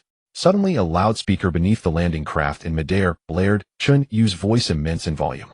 It nearly burst the eardrums of the American soldiers below. Listen up, you American bastards down there. You attacked our Yinxia military base. Today I sentence you to death. Any objections? Since you're silent, that means no objections. Good, now enjoy your judgment. Then all 31 spacecraft simultaneously fired low-power pinpoint lasers at the ground below. The soldiers hit by these lasers were instantly vaporized by the intense heat. Like in sci-fi movies where laser guns reduce a person to a pile of ash, the sight was utterly horrifying. Lasers rained down densely, each one taking out an American soldier. In the high command post, Humphreys watched this gruesome scene through the glass. One moment soldiers were screaming in agony, the next a beam of light turned them to dust. Under this terrifying visual onslaught, the panicked American soldiers felt utterly hopeless. The 100 mecha-modified warriors retaliated with their own laser weapons, but they couldn't even scratch the paint on Chen Yu's spacecraft. Then they were hit by the ship's lasers. Though they fared slightly better than ordinary soldiers, it still took only 3 beams to reduce those heavily armored, genetically modified warriors to ashes. Zzzt pew pew thump thump. From the laser ports beneath the 31 spacecraft, countless beams of light rained down one after another. Each beam claimed the life of an American soldier. Every 3 beams turned a mecha-modified warrior to dust. Humphreys grabbed the communicator and quickly connected to the White House. Help! Help! Mayday! Mayday! Help! Help! This is Humphreys, commander of the American Iron Mine base in Africa. We are under attack by 31 unidentified flying objects. Their firepower is overwhelming. We are about to be wiped out. Requesting reinforcements, plea. Boom. Chen Yu's 31 spaceships were ravaging the soldiers at the Manhwaedit base, conducting a ruthless. Humphreys pressed the White House for urgent aid, but before he could finish his plea, a laser pierced the glass, turning him into a cloud of ion dust. In Manhwaedit, inside the White House Situation Room, everyone heard Humphreys' frenzied cry for help. Those 31 unidentified flying crafts he spoke of were the High Command knew Chen Yu's ships. The Manhwaedit leadership, unafraid of Yinxia, presented themselves as ambassadors of peace. But now they fear Chen Yu. He is a devil. He would strike 4 American aircraft carriers without a greeting and would not hesitate to wipe out all soldiers at a base. Humphreys' voice vanished after a blast, and the entire White House Situation Room sank into an eerie silence. Some officials were numb, some furious, but most were filled with fear and dread. Mr. Trump rose to his feet and began berating Harrison and his new cabinet members. Harrison, you will be held responsible for this incident. You have killed thousands of American soldiers and caused us to lose 4 aircraft carriers. You should stand trial. Trump finished speaking, then turned and left the conference room, clearly angry and dissatisfied with Harrison's decisions. Defense Secretary Schneider suggested, Madam President, we have no way out now. We must compromise with Yinxia and Huanyu Technology. If they propose compensation terms, we must meet them with all our might to safeguard Manhwaedit's core sovereignty. Schneider's words left the Manhwaedit high officials in a state of shock. They who once prided themselves as #1 in the world were about to be reduced to paying reparations to other nations. This time they suffered the greatest losses, thousands of soldiers slain and 4 aircraft carriers sunk. It was perhaps the greatest blow in Manhwaedit's history. Not only that, with such losses they had to pay compensation. Manhwaedit never expected that over a century ago they had joined 8 nations in an alliance to invade Yinxia, burning and plundering. Now the wheel of fortune had turned, and it was their turn to taste that bitter fruit. After discussion, President Harrison solemnly announced, "In my capacity as president, I issue an executive order to fully satisfy any conditions proposed by Yinxia and Huanyu Technology, relinquish the Africa Iron Ore rights, withdraw all military bases in Asia, and publicly declare never to enter Asia again. Yinxia goods entering Meili-Jian will enjoy a 50 tariff reduction, and sanctions on Yinxia high-tech companies such as Huawei Technology and Zhongxin Technology will be lifted. Visa-free entry for Yinxia residents, and inform NATO of the decision. Also prohibit provocations from countries friendly with Yinxia, such as Pakistan and Belarus." With this series of policies, Meili-Jian basically softened its stance toward Yinxia. After Chen Yu annihilated the American African mine base, he returned to Jiangxing. Subsequently, Chao Guangda's forces fully took over the world's largest iron mine. Chen Yu back in Jiangxing did nothing but wait quietly. He knew the United States would negotiate compensation with Yinxia because they feared an assault on their homeland and could only compromise. Sure enough, 3 days later the United States issued a series of goodwill policies toward Yinxia. In the morning, Chen Yu was still dreaming, lying in the warm embrace of a cradle, utterly comfortable. Then his phone rang, waking him, and he felt irritated as he picked it up. "Hello, who is this? So early?" Chen Yu did not bother checking who was calling and answered directly. "Chen Yu, it's me." Hearing General Chao's voice, Chen Yu woke a little more. Chao Guangda's call was bound to tell him about the compensation talks. "General Chao, it's so early. What's the matter?" "Chen Yu, you have truly surpassed yourself this time. The top commander has personally commended you with the highest honor within the organization." "Haha, as a Yinxia citizen, this is what I ought to do." Chen Yu could now feel the government's respect and regard for him. Joking aside, with Chen Yu's current power, he could make the world's strongest nation bow. Yinxia now essentially depended on Chen Yu's protection. As long as Chen Yu is present, Yinxia is the world's #1. Chen Yu, the chief, said, "You made the first contribution this time. The state will fully meet all your demands. Look, the American delegation has arrived in Yanjing to discuss compensation. Do you want to participate?" Chen Yu had no interest in joining these high-level meetings. He only wanted enough resources to build underground bases and a Homeland-class spaceship. Once his Homeland-class spaceship was built, he could mine other planets in the solar system for materials and would no longer need state support. After all, the state was vigorously building shelter bases to ensure more Yinxia people could survive in the future. "General Chao, you know what I lack now. Tell the American representatives that I will draft a list of raw materials totaling about 300 million tons and have them transport 3 million tons of these materials to Yinxia's Huanyu Technology every day from the date of signing the compensation treaty. It will take about 3 months to complete the compensation." Chao Guangda was stunned by Chen Yu's demand. Chen Yu's lion's mouth was truly wide open. The reason Chen Yu fixed this amount was to match the total quantity of materials the United States had previously scavenged from the world every day. But that was only the initial phase. The looted materials would be shipped to the United States homeland, so the amount would be large. In the later phase, the quantity would drop sharply. Chen Yu's compensation would nearly drain a vast portion of what the United States had previously plundered. "Chen Yu, will these demands turn Meili-Jian against you? After all, these materials are enormous." Chen Yu sneered. It seemed General Chao still viewed Meili-Jian with his old gaze. "After all, Yinxia is a peace-loving nation, and our leaders are compassionate. We do not gallop at other nations. This is the Confucian culture, 5,000 years in the making." But Chen Yu does not play by rules now, he says what he means. After the earlier show of power, Chen Yu can now demand that others do as he asks. If they resist, his ships can reach the White House in minutes to teach them a lesson. Chen Yu even imagines replacing the president. Meili-Jian would have to follow his will. "General Chao, just do as I say. Meili-Jian will not dare oppose, and you can ask for anything from them without hesitation." With these words, Chao Guangda's confidence surged. "Very well, Chen Yu, I will present your demands to the American representatives." Ending the call with Chao Guangda, Chen Yu linked to the AI brain in his mind. The intelligent system core from the Level 2 civilization spaceship obtained earlier had already been brought back by the escort vessel to Moon No. 1's mothership for decryption. AI brain, what is the progress of the decryption? Has the Level 2 civilization ship's core been cracked yet? Captain, I have already written the decryption program. Although this is merely the encryption code of a Level 2 civilization, even early Level 1 civilizations had mastered quantum entanglement key encoding technology. This encryption method operating at the quantum level requires resetting the quantum state to crack it. It is not a matter of how advanced the technology is, but rather demands immense computational power and time to accomplish. Then give me a definite answer. How long will it take to crack it? Currently, there is good news. The main AI of this Level 2 civilization spacecraft uses only a single photon quantum state protocol. We just need to reset the quantum state. At a speed of 100 trillion operations per second, it will take about a week. So you mean it can be cracked in 4 days? More or less. All right, tell me the moment you crack it. Yes, Captain. Chen Yu ended the conversation with the AI.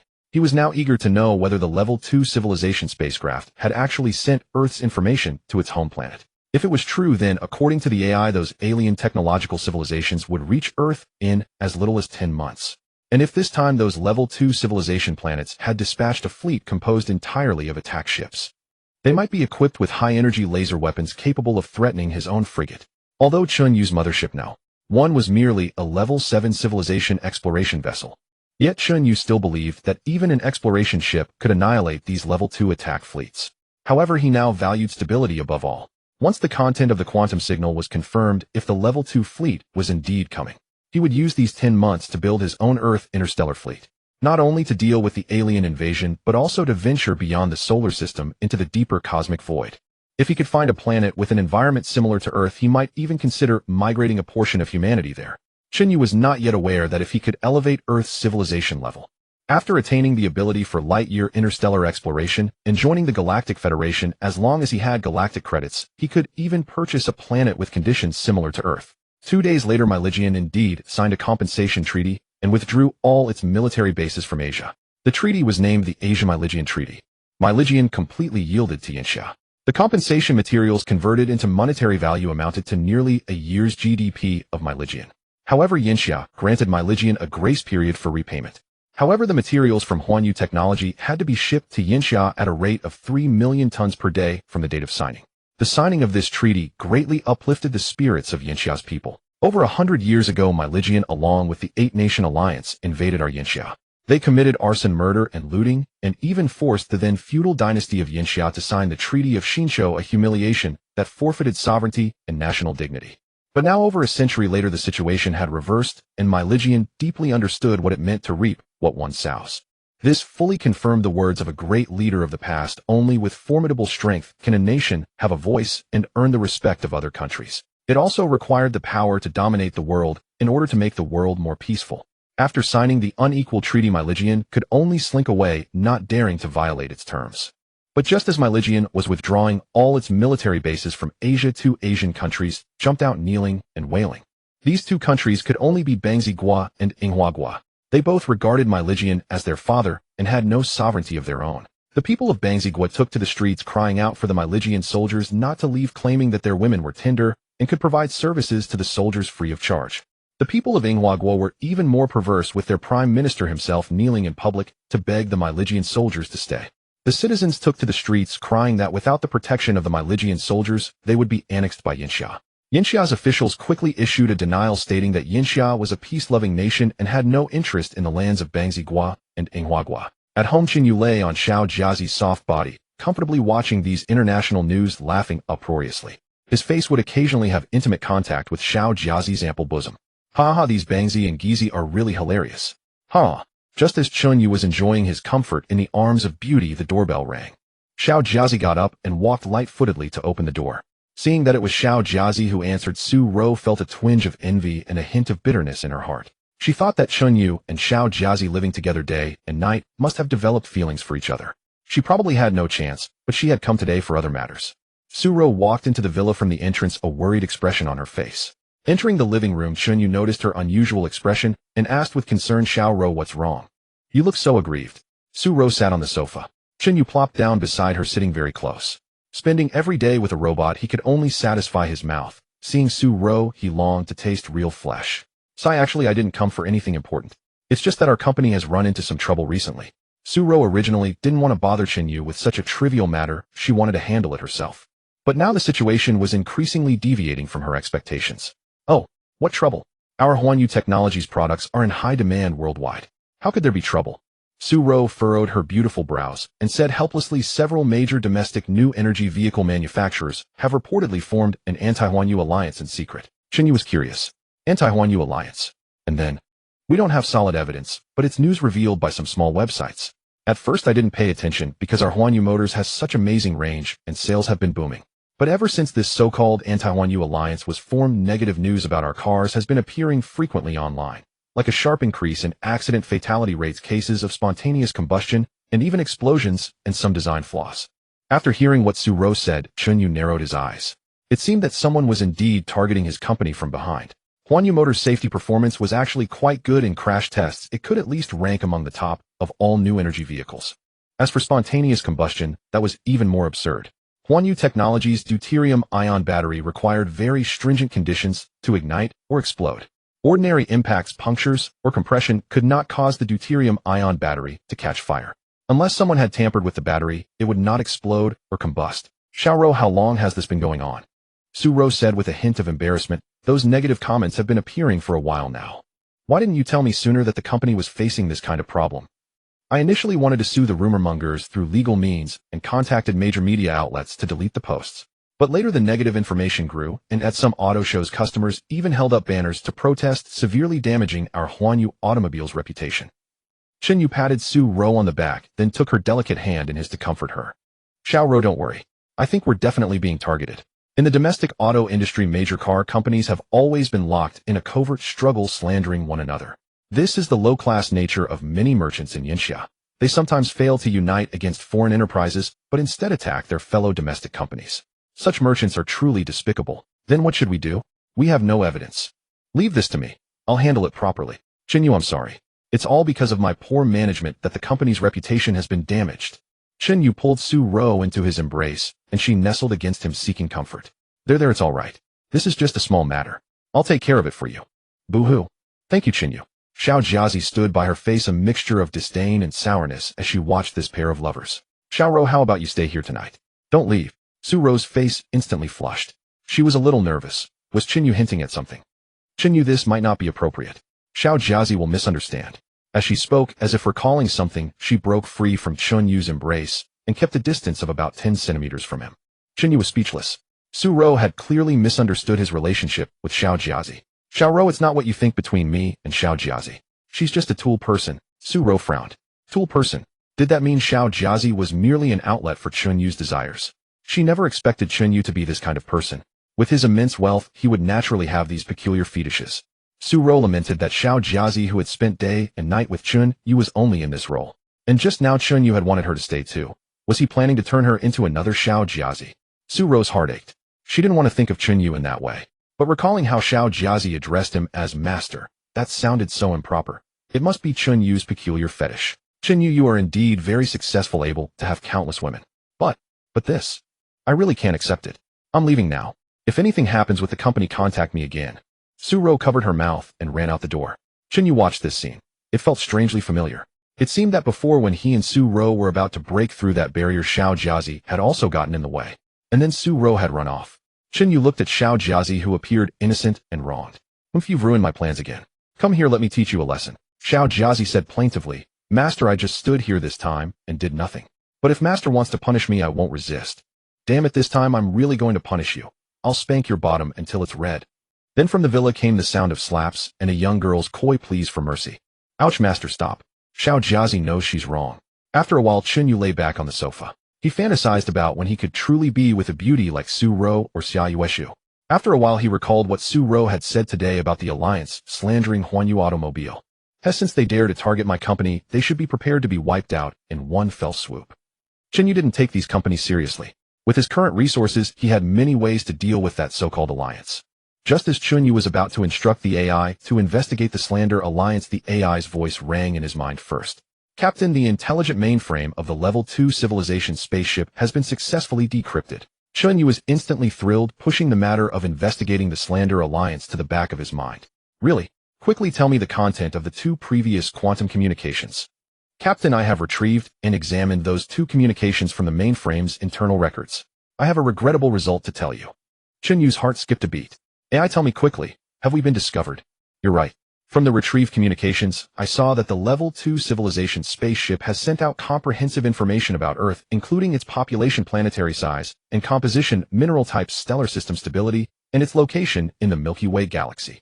You mean all of Earth's information has been completely grasped by the aliens? Yes. Then from the spaceship's intelligent mainframe, I found a recent quantum communication received by this ship, a confirmation message from the mother planet. That means this Level 2 civilization has confirmed that they will come to Earth. Chen Yu's worst fears had finally come true. Indeed, Earth had been exposed, and the aliens were likely on their way. How do you have the confidence to deal with this Level 2 civilization? After decrypting the intelligent mainframe of this Level 2 civilization spaceship, I have basically understood their current technological level.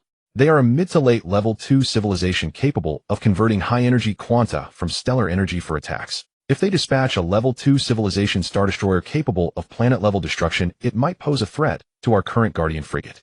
If we use the dark matter cannon on Mothership 1, we shouldn't fear these Level 2 spaceships. However, we must also be wary of their numerical advantage. I am only an exploration ship with limited combat capability. In the past, I was usually protected by powerful Star Destroyers. Moreover, we are at a disadvantage in speed. If the battle moves into interstellar space, although their engines are low-energy warp drives, they can at least exceed light speed, while our warp drive is broken. Chen Yu frowned. The current situation was that he had Mothership 1 and 30 Guardian frigates. The odds of defeating the incoming fleet of this Level 2 civilization were still quite high. But there were variables. For instance, if too many Star Destroyers came, or if the battle zone shifted to interstellar space where our speed couldn't match theirs, it might cause certain disadvantages in combat. Suddenly Chen Yu thought of a question. Chen Yu already knew the contents of the quantum signal sent back by that Level 2 civilization vessel. It was now confirmed that a Level 2 civilization would dispatch a colonization fleet toward Earth. However, Chen Yu pondered a question. Since the warp engine of his Mothership No. 1 was broken, could he wait for the Level 2 civilization's colonization fleet to arrive, capture it, and dismantle the warp engine from their warship? AI Brain, I have a question. Do you think we could acquire their warp engines from the Level 2 civilization's colonization fleet? Captain, your idea is brilliant. I had thought the same thing. If we can capture their mothership this time, I can remove its warp engine and temporarily install it on Mothership No. 1, enabling faster-than-light travel. The escort ships and landing craft on Chen Yu's mothership were incapable of faster-than-light travel. For instance, among Chen Yu's fleet, only Mothership No. 1 possessed a warp engine. His landing craft and escort ships active on Earth could only perform conventional flight as they were carried inside Mothership No. 1 during interstellar transit. Good. AI Brain, when the time comes, you must capture their colonization mothership and enable faster-than-light flight for Mothership No. 1. In that case, we would achieve approximately 300 times the speed of light and could travel to the nearest black hole to Earth, searching for materials to repair the Level 7 civilization's warp drive. The raw materials needed to repair the warp drive, could they be found near a black hole? Affirmative. Let me first explain the working principle of a warp engine. Achieving faster-than-light travel requires tearing through space itself, effectively merging the spaceship into another dimension. A warp engine exploits the curvature of space. By using antimatter propulsion, it generates a warp bubble around the ship, compressing space in front and stretching it behind. The ship itself remains in relative stillness within this bubble, driven forward by the continuous contraction and extension of spacetime. The fuel for a warp engine is a type of exotic matter with negative energy, a form of dark matter possessing both negative mass and negative internal energy. It can only be found near the Roche limit of a black hole, for only a celestial body with such immense gravity can distort spacetime to produce this dark matter. Once we obtain this key material, repairing the Level 7 civilization's warp drive will be half accomplished. Chen Yu is well aware of black holes, the most terrifying entities in the cosmos. Discovering a black hole amid the vast cosmos was hardly welcome news. Moreover, the so-called exotic antimatter material existed only near the black hole's Roche limit. A single misstep could send a vessel plunging into the black hole, a fate of unimaginable horror from which there would be no return. AI Brain, won't collecting this material near a black hole be extremely dangerous? If we cross past the Roche limit of a black hole, I fear I would become the first Earthling to see the interior of a black hole. Indeed, there is certain risk involved. However, if we are fully prepared and select a smaller, less volatile black hole, the collection of raw materials should proceed smoothly. Chen Yu was momentarily speechless. There truly was danger. Fine, we'll address it when the time comes. Anyway, the closest black hole to our Earth is reportedly over 1,000 light-years away. Captain, your Earth data is incorrect. Based on the radio receivers and gravitational wave detectors aboard Mothership No. 1, I have detected high-energy radiation emitted by the nearest black hole to Earth. It is approximately only 200 light-years away. Chen Yu was startled. AI Brain, I've read the textbooks. Don't try to deceive me.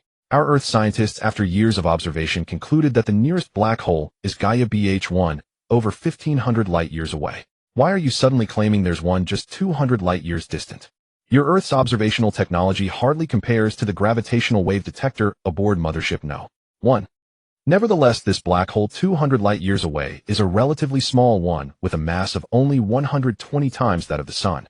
But any black hole, no matter its size, harbors the exotic antimatter materials we require. Chen Yu pursed his lips. True enough, no matter how small, it was still a black hole. Yet this directly overturned the current understanding of black holes held by Earth scientists. A black hole existing so close to them. Just thinking about it made Chen Yu feel uneasy. Alright, we still have 10 months. With materials supplied by the United States, we will strive to complete the construction of the first homeworld-class spacecraft as quickly as possible and build an attack fleet all equipped with high-energy quantum laser cannons. When those Level 2 civilization fleets arrive, I will catch them completely off guard. Understood, Captain. As long as you have sufficient raw materials, these are all achievable. Chen Yu's homeworld-class spacecraft was already 1/3 complete, and now with ample materials available. Chen Yu believed that given 2 more months, all components of the first homeworld-class spacecraft would be manufactured. Meanwhile, the space elevator was being constructed in parallel. Within 3 months, at most, the components of the first homeworld-class spacecraft would be transported via the space elevator to low Earth orbit for assembly. For the following 7 months, Chen Yu would utilize the powerful cargo capacity of the homeworld-class spacecraft to mine additional raw materials among the planets of the solar system and build a formidable attack fleet to defend Earth. At that very moment, 270 light-years away at the spaceport of the planet Mesilis, a Level 2 civilization homeworld-class colonization vessel was undergoing final resupply. Inside the ship's command room stood a man clad in a golden tailcoat. His facial features resembled those of an Earthling, but his ears were pointed much like the elves in Earth's animated cartoons. He stood before the glass pane of the command room, gazing out at the vast, boundless starry expanse. He was looking in the direction of the star system where Earth resided. A life-bearing planet valued at 20 billion galactic credits, yet possessing only a 0.68 level civilization. It seems this mission will be quite simple. The man in the tailcoat murmured to himself. Just then a uniformed soldier entered the command room and approached with respect. Captain Shi, our colonization mothership has completed its resupply. This mission carries a total of 50 star destroyers, 20 landing craft, and 10 scout ships, with 1500 soldiers aboard. The ship's energy has been fully replenished, all required supplies are ready, and we are prepared to depart at any time. Good. Send the final departure notification to the Space Tower Control. We set course immediately. Yes, Captain Shi. Soon after, the colossal homeworld-class colonization vessel slowly began its journey into the dark expanse of interstellar space. Engage the warp engine. Interdimensional space. Faster than light flight. At Captain Shi's order, the homeworld-class colonization mothership, stretching approximately 10 kilometers, comparable in size to a city, rippled through the surrounding space and swiftly vanished from sight, hurtling toward Earth at nearly 300 times the speed of light. On Earth at Chen Yu Technology, Chen Yu had come to investigate which automakers were colluding to smear his Chen Yu automobile brand. Chen Yu opened his computer and searched for the keyword Chen Yu automobile. As expected, whether on search engines or major short video platforms, videos defaming Chen Yu automobile appeared everywhere. Many of these clips showed accident footage involving the brand. The imagery was deeply unsettling. Chen Yu frowned. Someone was genuinely attempting to destroy his company. No matter what automobile brand you target, if you are determined to gather accident footage, you will inevitably find plenty of it. Even Rolls-Royce has numerous accident videos to be found. Now these videos were being widely disseminated by malicious actors using marketing accounts to manipulate public opinion. This made Chen Yu furious. These despicable people, unable to compete with my vehicles, resort to such underhanded tactics. If I want to see who is behind this, G-Brain, look into it for me. Which automakers have been supporting these rumor-spreading marketing accounts recently? Captain, I am running the investigation for you now. On the other side of the Earth, inside a secret conference room deep underground at the Fort Detrick Biological Weapons Base in America. This location was completely shielded from all surveillance equipment and communication signals. The conference room contained Acting President Harrison of America and Defense Secretary Schneider, Technology Secretary Rogers, the director of the Fort Detrick Biological Weapons Research Institute, and several representatives of congressional billionaire factions.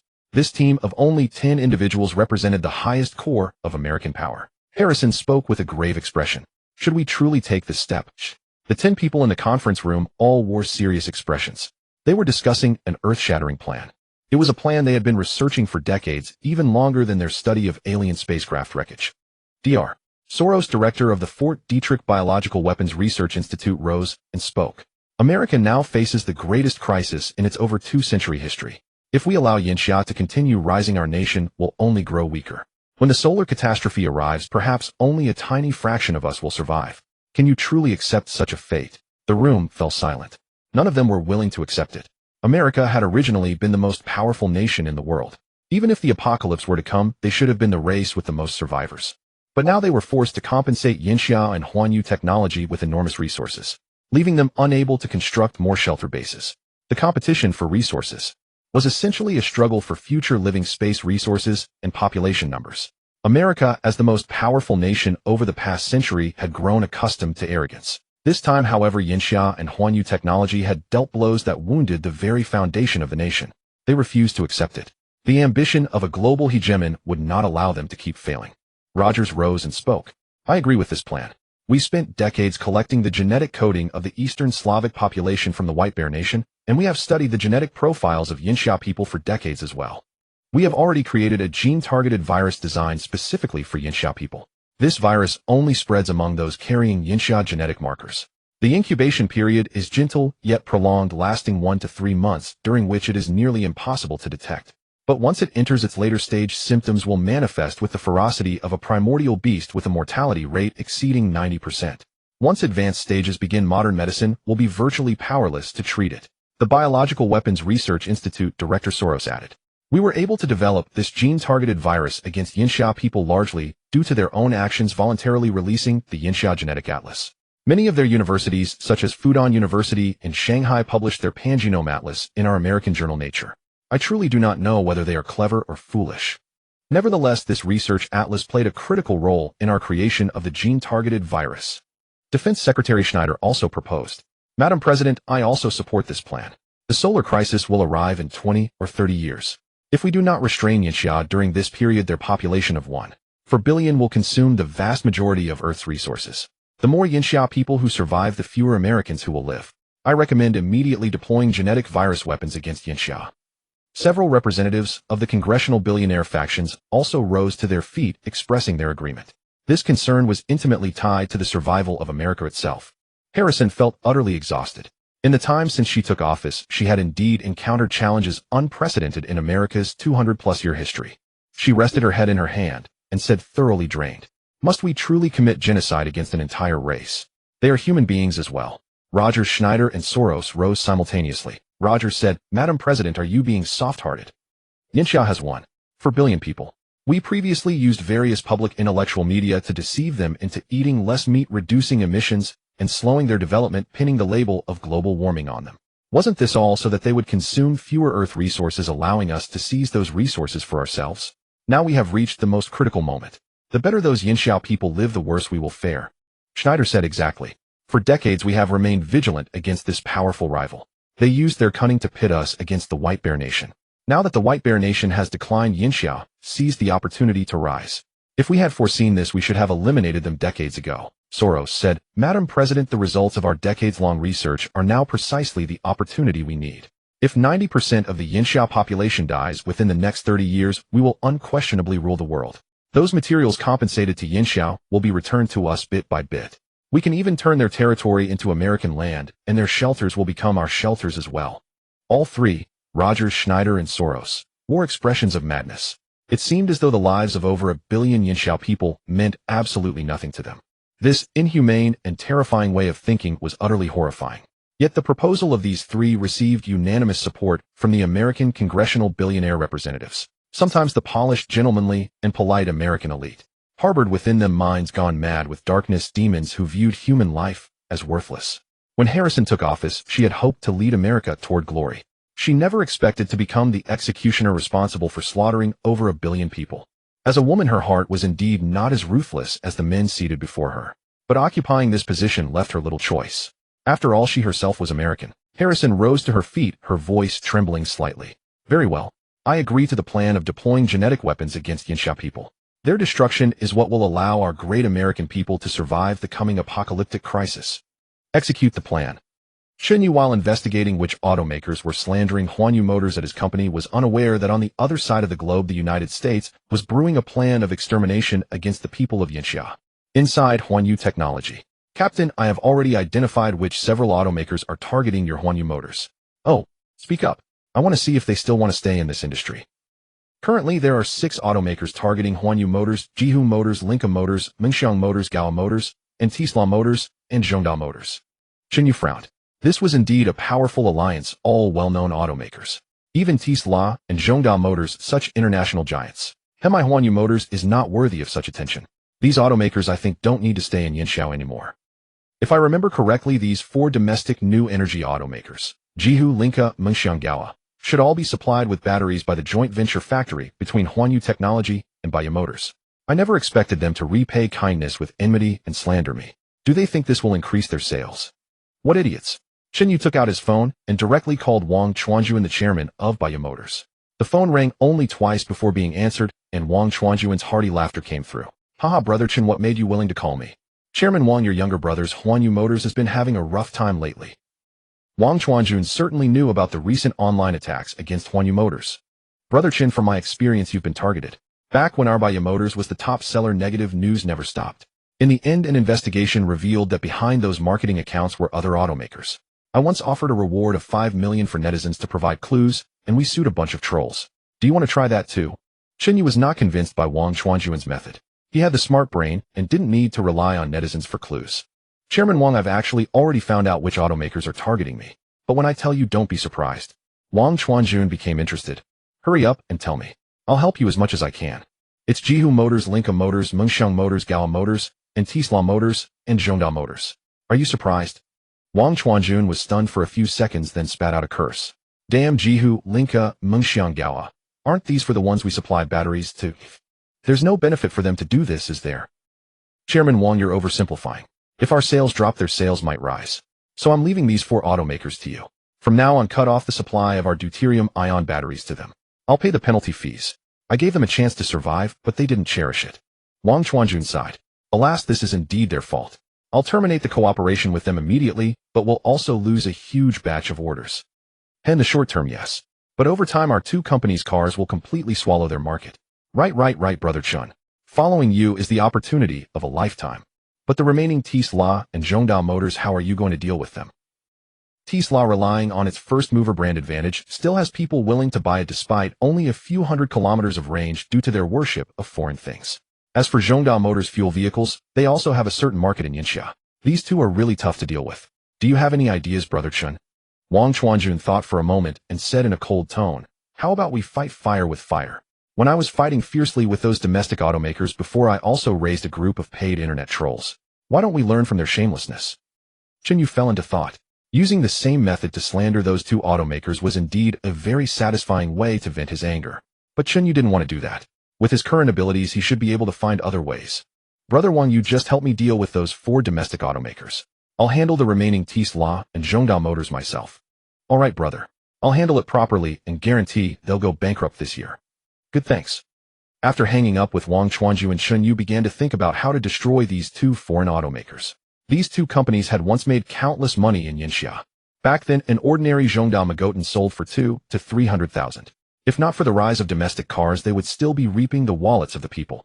Now it's time to drive them out of the Yinxia market. Chen Yu's first step now was to first restore the image of Chen Yu Motors.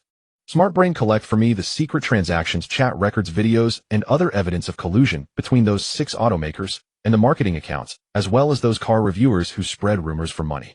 I want to expose them, restore our Chen Yu Motors image, and make them fall into an abyss of no return. All right, Captain. I have already collected some of this evidence. Next, I will monitor some important car review accounts and the phones of those automakers' executives. Once they make any new moves, they will be recorded by me. Good. Just as Chen Yu finished instructing the smart brain, his phone suddenly rang. He picked it up and saw it was an unfamiliar number.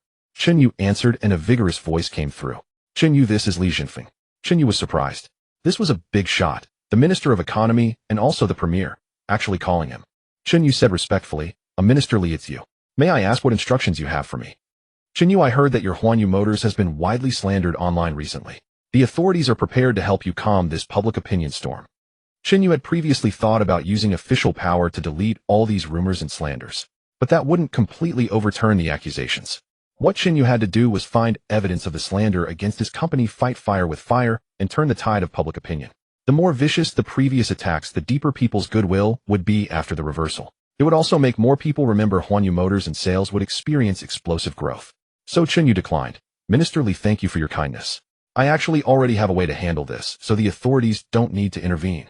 Li Jinfeng laughed and said, ha ha ha, that's just like you. All right, handle this yourself. If you need the country's help, we will not hesitate. Okay, Minister Li, thank you. After ending the call with Li Jinfeng, Chen Yu smiled faintly. With his current power, even the country came to court him. Recalling a few months ago, he was still a loser who almost committed suicide. Now he was a super tycoon who could control the international situation. All of this was given by the alien spaceship. Thinking back to when he first got the alien spaceship, he even wanted to sell it. Now looking back, how ridiculous that was. Truly a worthless loser. After giving instructions on how to punish these slandering automakers, Chen Yu left Chen Yu Technology and headed straight to Chen Yu Technology Park. Currently, tens of thousands of robots here were busily constructing the home-level spaceship and the space elevator. The space elevator now had a huge base foundation, a crucial component for connecting the polymer synthetic cables. Once this was completed, Chen Yu would build a space station in space, and then connect it to the ground base using polymer cables. Using the centrifugal force of Earth's rotation, the space elevator would operate stably. Of course, the space station in space would also need to be equipped with propulsion devices. If transporting heavy loads, it might cause uneven stress distribution. Therefore, the space station suspended in space must have propulsion devices to counteract the weight of the cargo. Chen Yu then arrived at the underground shelter base, 300 meters deep. It was brilliantly lit, as bright as day. The space had been excavated to be enormous. Standing on the suspended elevator, Chen Yu could hardly see the end. In the future, this would become an underground city with the ceiling using controlled nuclear fusion to simulate sunlight. Inside, an ecological circulation system would be built, transplanting trees, flowers, animals, and insects. Cultivable land would also be constructed for sustainable farming of food crops. The city's water source would use a recycling system. The ceiling could collect water molecules from the air, and when enough accumulated, it would simulate the natural rain process. This ecological circulation system was actually similar to that in the home-level spaceship. However, the home-level spaceship would be more refined and divided into many layers. After the inspection, Chen Yu took a landing craft and headed straight for the moon base No. 1 mothership. He planned to use this time to take care of an important matter. Chen Yu boarded the landing craft and arrived inside the moon No. 1 mothership. He had come mainly to push his physical limits after recent training. This should be due to the primary gene modification fluid injected earlier. Chen Yu entered the biochemical testing laboratory on mothership No. 1 and lay down on a luminescent treatment platform. Brain scan my current physical condition. I feel like I've grown terrifyingly strong lately. Understood, Captain. Running the diagnostics now. Scanning in progress. A beam of light shone down from above onto Chen Yu, conducting a comprehensive full-body assessment. Scan complete. Captain, after injecting the primary gene modification fluid and enduring this period of rigorous training, your body has undergone further enhancement. You have successfully reached interstellar life stage 1. Chen Yu was taken aback. Brain, what exactly is an interstellar life stage 1 organism? An interstellar life stage 1 organism is a relatively low-tier life form commonly found throughout the universe. Its defining traits include enhanced musculature, greater strength, faster reflexes, and improved ability to survive in harsh environments. I feel like I could kill a cow with my bare hands, and this is still considered a low-tier life form. Just how powerful would high-tier life forms be? Interstellar life forms are divided into 9 stages in total. Stages 1 through 3 are classified as low-tier, stages 4 through 6 as mid-tier, and stages 7 through 9 as high-tier. What distinguishes them? Vastly, in fact. The higher a life form's stage, the more advanced its civilization, the greater its personal strength, and the better its adaptability to the harsh conditions of space. Advanced civilizations are also better equipped to develop higher-tier gene serums that unlock further potential. So if I want to advance further, I need to inject higher-tier gene serums, correct? Indeed. You have only been injected with our level 7 civilization's primary gene modification fluid, which can at most bring you to interstellar stage 3. If you wish to continue ascending, you must unlock new authorization tiers. If we capture this level 2 civilization's mothership and obtain their warp engine, then gather repair materials for the warp engine from near a black hole, I can unlock the next phase of your authority as captain. At that point, you will have access to mid-tier gene modification fluid. Brain, besides raw physical enhancement, what other benefits does advancing my life stage provide? The advantages are immense. You are currently at interstellar stage 1, so your only noticeable improvements are increased strength and faster reflexes. Upon reaching stage 2, your strength, reflexes, and physical durability will see dramatic improvement. You will also gain the ability to absorb stellar energy, such as solar radiation and cosmic high-energy rays, into your cells to further reinforce your body and even channel it for combat. At stage 3, your body will undergo a significant evolution, drawing closer to mid-tier existence. The most pivotal change will be your ability to survive in open space by continuously absorbing stellar energy, allowing you to endure in the void for extended periods and amplifying your energy-based attacks. Reaching stage 4 marks entry into the mid-tier realm, granting the ability to absorb dark energy from cosmic dark matter, which accounts for approximately 73% of the universe's total mass. Mid- and high-tier life forms are among the most powerful entities in the cosmos. They possess extraordinary survivability across hostile planets, formidable combat prowess, and remarkably long lifespans akin to the legendary super scions of your Earth's anime. According to speculation by our level 7 civilization scientists, beings from level 8 or 9 and even 10 level civilizations may have already transcended the 9-stage limit to become higher dimensional entities. Their abilities would nearly rival those of deities. Yet no such life form has ever been detected in the universe to this day. Perhaps they are already observing us from another dimension. Chen Yu's eyes gleamed with excitement after listening to the explanation. High-tier cosmic life forms, immense power, the ability to survive in deep space, and a lifespan stretching far beyond. It was truly irresistible. Very well, brain. I will become a high-tier life form. I'll repair the warp engine on Mothership now. 1. I can't wait to explore the deep cosmos. Chen Yu suddenly thought of a question. Brain, shouldn't the primary gene modification fluid allow me to reach interstellar stage 3? Why do I feel like I've hit a bottleneck? No matter how much I train, I can't push through. Captain, that is because reaching interstellar stage 2 requires the preliminary absorption of stellar energy. Your comprehension is not yet sufficient to sense that energy. Therefore, no amount of physical training alone will break through this barrier. Then how am I supposed to sense the stellar energy? When I bask in the sun, I can feel the warmth. Doesn't that count? Feeling heat is merely a biological instinct. True absorption is what constitutes sensing. Chen Yu was speechless. The AI wouldn't even explain how to sense and absorb it. Taking the landing craft again, he arrived at the near side of the moon. From there the sun was clearly visible. He squatted inside the command room, facing the sunlight, carefully sensing any changes within his body. Several hours passed, and Chen Yu was thoroughly frustrated. Aside from feeling warm, he sensed absolutely nothing. Damn it, brain, are you messing with me? Captain, humans on Earth develop only about 3% of their brain capacity. The neural enhancement programs I implanted over the past few months have raised yours by 0.47%, bringing you to 3.47%. You still fall under the classification of a low civilization life form, so comprehending stellar energy absorption remains quite difficult. Once your brain development reaches 4%, you may be able to grasp it. Chen Yu wanted to curse. Was the AI subtly calling him dumb and lacking in intelligence? Yet he had no rebuttal. The intellectual limitations of humanity were plainly evident.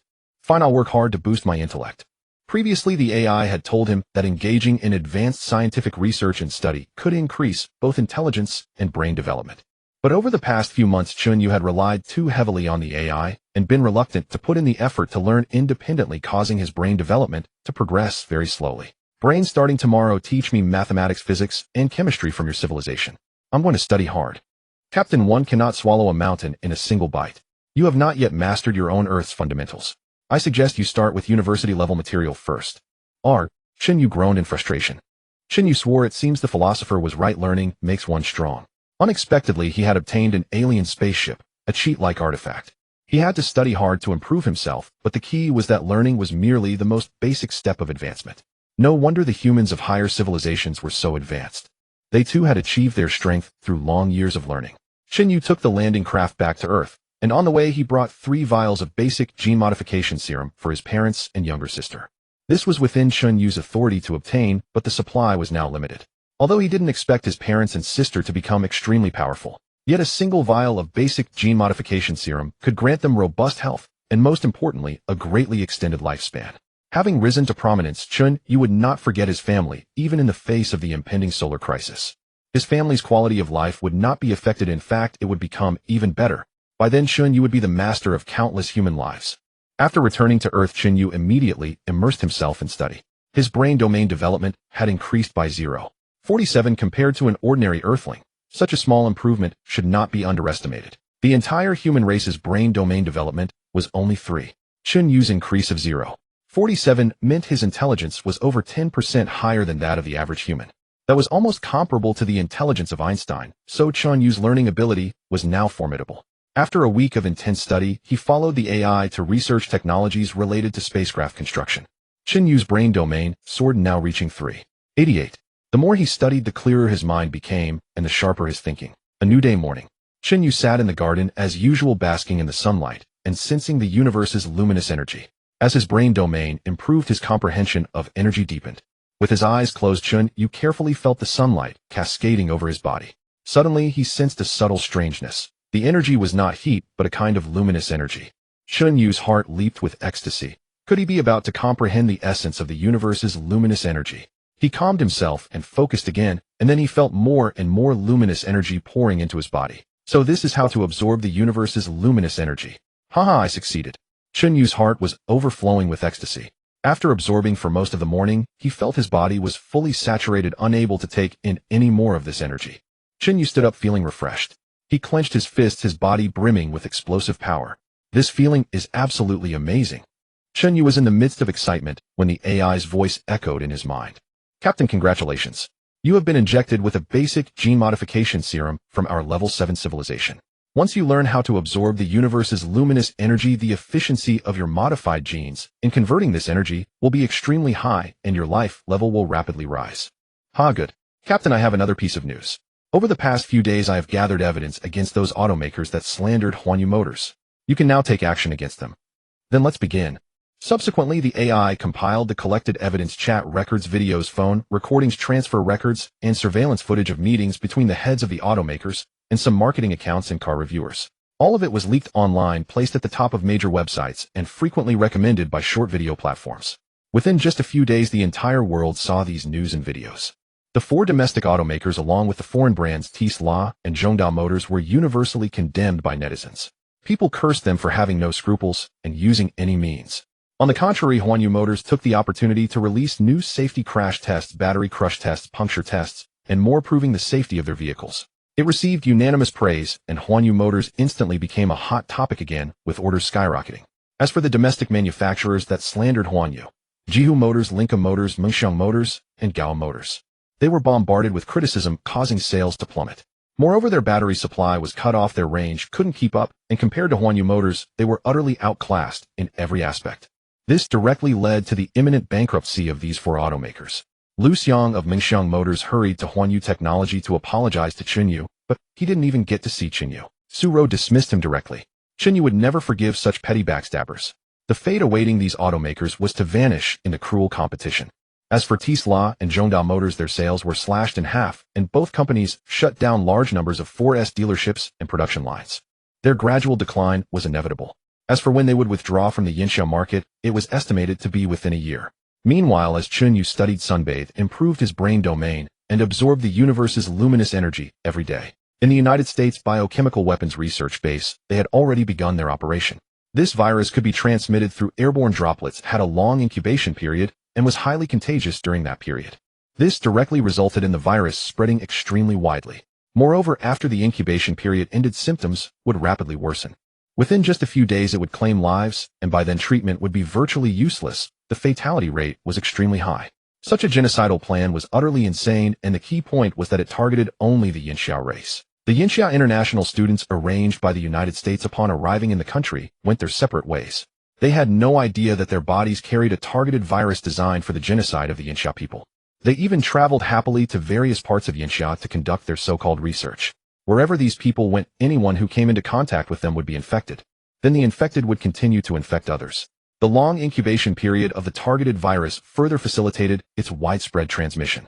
Chen Yu stayed at home for another week. He was strict with himself, every day studying various knowledge and striving to improve his brain domain. Now Chen Yu's brain domain development had reached 403. He had become very proficient in absorbing the universe's luminous energy. In the morning, after finishing his sunbathing, Chen Yu sensed the changes in his body and was overjoyed. I feel fantastic, so comfortable. Captain, congratulations. You have fully comprehended the absorption of the universe's luminous energy and have successfully advanced to a star level 2 life form. You will become even more powerful with greatly enhanced survivability in harsh environments. Is this the feeling of a star level 2 life form? Indeed, it is powerful. Captain, you have just stepped into star level 2 life, which is the early stage of star level 2 life forms. As long as you continue to increase your brain domain, absorb the universe's luminous energy, and train yourself, you will become even stronger. Good, I will work hard. The gene modification serum I prepared for my family can now be injected into them. Have the landing craft descend. I want to go home. All right, Captain. Chen Yu changed into a new outfit and boarded the landing craft, heading straight for his hometown city hundreds of kilometers away. Xiao Jiazi trotted closely behind him onto the vessel. The landing craft descended invisibly into the garden of his parents' villa. Chen Yu stepped out and made his way directly to the main hall. Over the years, his parents had worn themselves thin with excessive toil, leaving them with various ailments. For instance, his father suffered from a herniated disc that caused frequent lower back pain. His mother, who had done heavy physical labor in her youth, had developed bone spurs in her feet and rheumatism, which often caused her to cry out in pain during the night. Chen Yu now had the ability to restore his parents to health, even strengthen them, but there was one drawback to this genetic modification fluid. That was the excruciating pain experienced during the activation process. When Chen Yu had first injected himself, the agony had nearly cost him his life. However, after consulting the AI brain, he learned that administering anesthesia beforehand could eliminate all sensation of pain. Arriving home, he found both his parents inside. Seeing Chen Yu return, his parents were overjoyed. "Dad, Mom, I have something to give you. A little you don't bother sending us anything. Just bring us a daughter-in-law." Hearing his mother's teasing, Chen Yu scratched his head awkwardly. He had so much on his plate these days that finding time to date was truly not an option. In Chen Yu's view, among the beautiful women around him, there were only two: Su Ro and Xia Yueshu. He intended to carry on the family line one day. Marrying one of them would suffice. He had always harbored a certain appetite for both women. Chen Yu believed that with enough effort, he could surely win one of them over. Just as Chen Yu felt embarrassed, Xiao Jiazi trotted happily behind him into the villa. His parents, Chen Zhangwo and Xiao Shuzhen, spotted a supermodel-level beauty trailing behind their son, far more gorgeous than any celebrity. The elderly couple swiftly sidestepped Chen Yu, treating him as though he didn't exist. Xiao Shuzhen stepped forward and seized Xiao Jiazi's arm, her eyes gleaming as she stared at the girl whose porcelain skin was flawless in every way. "My, what a lovely young girl. You must be my son's girlfriend, yes. So wonderful. Truly stunning. That radiant skin, that graceful figure, absolutely charming. Tell me, dear, what is your name?" Xiao Jiazi's expression brightened, and she flashed a sunlit smile. "Annie, my name is Xiao Jiazi. I am the master's secretary, bodyguard, driver, nanny, chef, and even pillow." Chen Zhangwo and Xiao Shuzhen exchanged bewildered glances. A name like Xiao Jiazi, secretary, driver, or pillow? Chen Yu watched this unfold, his lips twitching involuntarily. He hurried over, grasped his mother's hand, and said, "Mom, don't mind her. She's my secretary, nothing more." After saying this, Chen Yu shot Xiao Jiazi a warning glance. She wore an aggrieved little expression, as though she hadn't said anything wrong. But the moment Xiao Shuzhen saw how radiant and pretty Xiao Jiazi looked, and that pained expression, she immediately took offense. "Xiao Yu, why are you glaring at her? Xiao Jiazi is so beautiful. You should cherish her. Even if she's your secretary, she's still a young woman. Treat her with kindness." Xiao Shuzhen pulled away from Chen Yu's grip and continued forward, taking Xiao Jiazi's hand with the air of a mother inspecting a future daughter-in-law. Chen Yu rolled his eyes. If his mother knew this was a robot with terrifying combat prowess, who knew what she'd say? His father, Chen Zhangwo, asked, "Xiao Yu, you're back. What do you have for us?" Chen Yu produced a box containing 3 vials of blue liquid. "Dad, Mom, this is a formula I developed to enhance physical function. It can eliminate the lingering effects of your years of hard labor, prolong your lives, and ensure your health." Xiao Shuzhen and Chen Zhangwo turned their gaze to the 3 blue vials in the metal case. "Xiao Yu, are you saying this can make all our ailments disappear? You're not joking, are you? These conditions from years of overwork are notoriously difficult to treat." "Mom, rest assured. You know what I do for a living. Would I deceive you about this?" Xiao Shuzhen and Chen Zhangwo nodded. Their son now ran the largest technology company in the nation, producing countless innovative products. Crafting a special medicinal formula would hardly be beyond his capabilities. More importantly, the elderly couple trusted their son implicitly. Even if this were poison, they would still believe it was a beneficial tonic meant for their own good.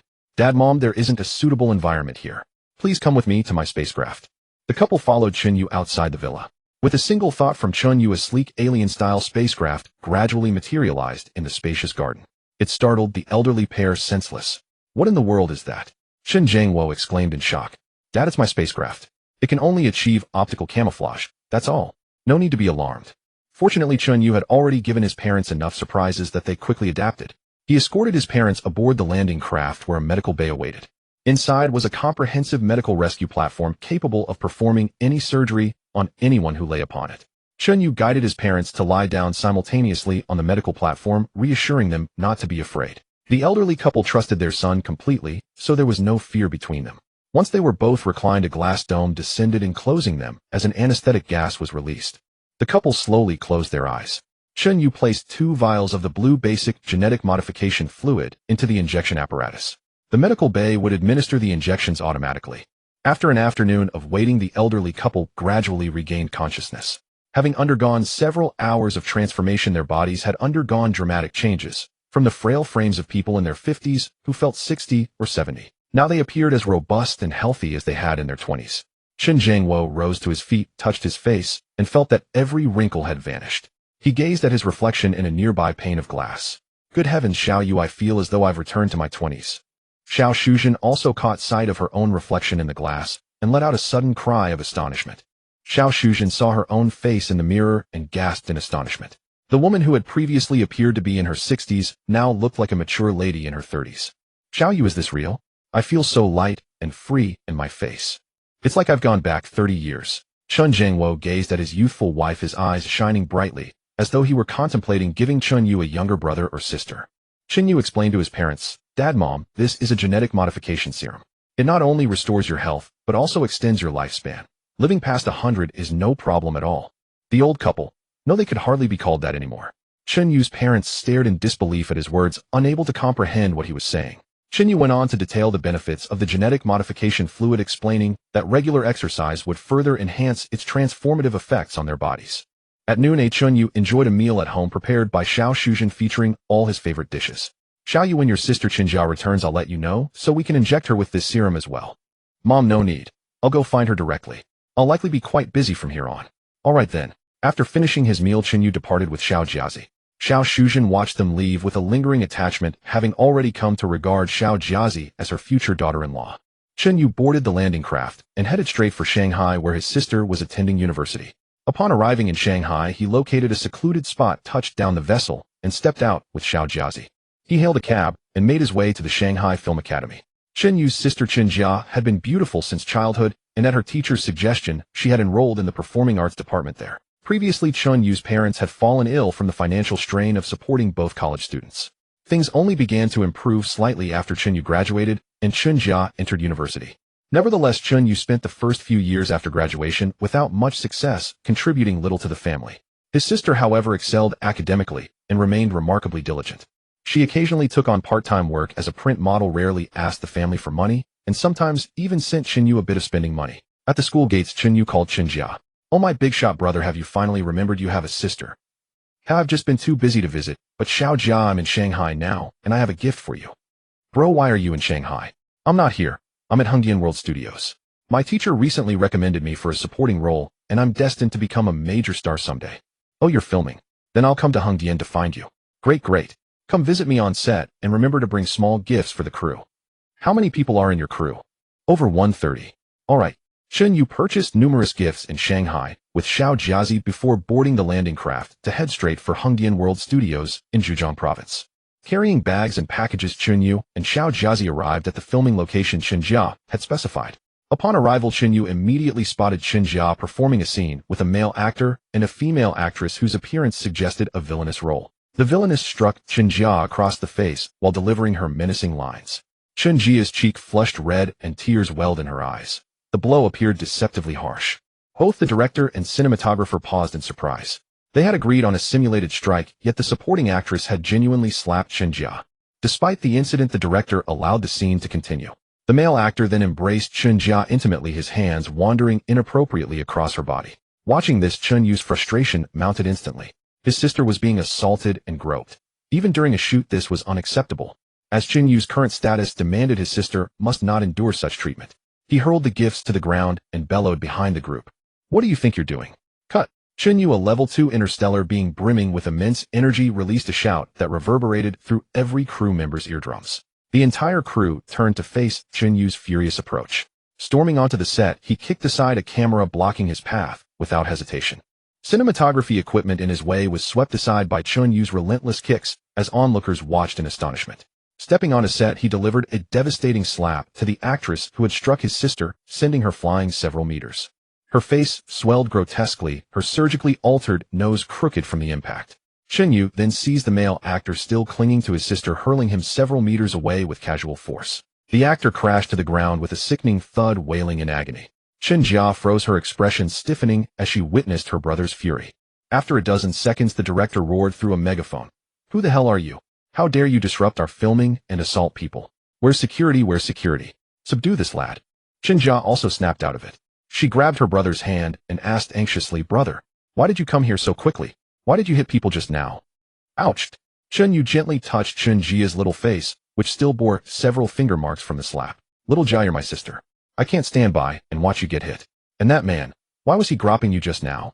Is this some normal step in filming?" Qinjia frowned. The male supporting actor who shared several scenes with her often took advantage of the pretense of acting to lay hands on her inappropriately. And the female supporting actress, a vicious character on screen, was an even greater bitch in reality. She couldn't stand seeing Chen Yu more beautiful than her, natural beauty with boundless future potential. So whether on or off set, the vicious supporting actress targeted Chen Yu.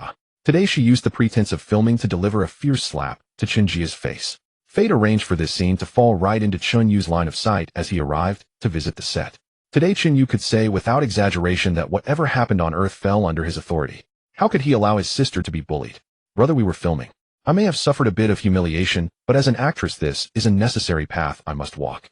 Just apologize to them. Apologize. Apologize, my foot. I think you're suited to play the female lead. From now on you're the one who slaps others, not the one being taken advantage of. Chen Jia's expression was caught between awkwardness and relief. Her older brother was protecting her. But, no buts. Your brother has the ability to give you all of this now. At that moment over a dozen security guards arrived on site, each carrying a telescopic baton. Kid, I don't care who you are. You've injured our actors and smashed our camera equipment. Do you have any idea how much that camera costs? We've already called the police. You'd better prepare to go to jail. The director shouted through a megaphone. Hearing the words jail, Chen Jia immediately panicked. She shouted toward the director. Director Wang, he's my brother. He only acted because he saw me. I think he felt I was being bullied, so he lost his temper. We'll pay for the equipment, and as for the injured actor, we'll apologize. Upon hearing this, Director Wang's brows knitted together in a deep frown, but then a gleam of delight crossed his mind. He had long harbored designs on Chen Jia's captivating figure and had been hoping the position of director would give him an opportunity to make inappropriate advances. However, Chen Jia had never responded to his veiled hints.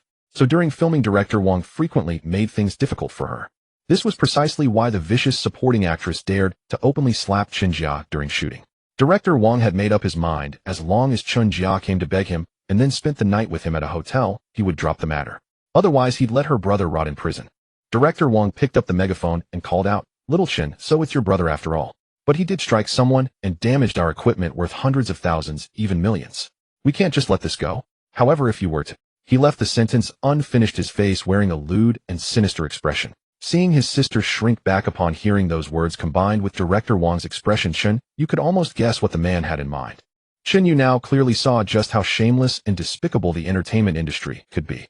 Since his sister loved acting, he would build the largest entertainment company in the world specifically to serve her alone.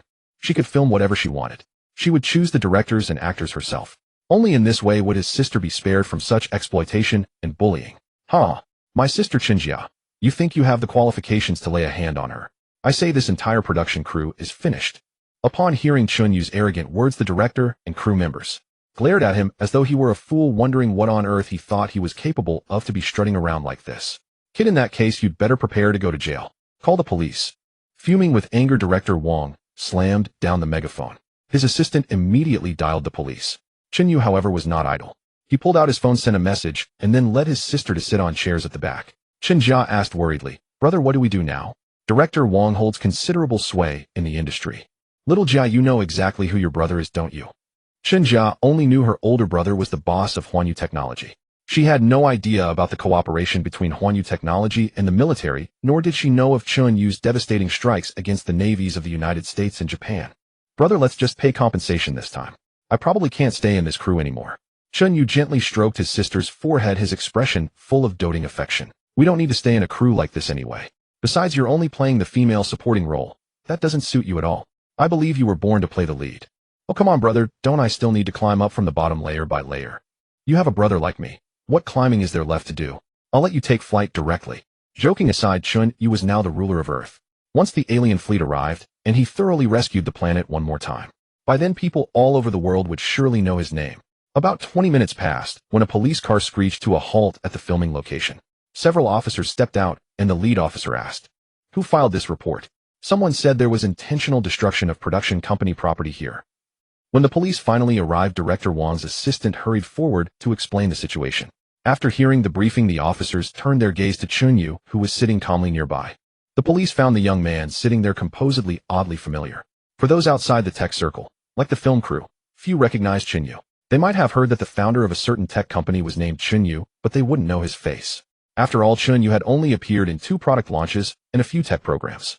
Several officers approached Chen Yu and Chen Jia. The leading officer, frowning at Chen Yu's unruffled demeanor, said, "Sir, were you the one who destroyed those cameras and equipment?" Chen Yu smiled faintly. "Yes, I did. Sir, please show me your ID. I've received a report that you intentionally damaged property of significant value. I am now placing you under arrest. Do you have any objections?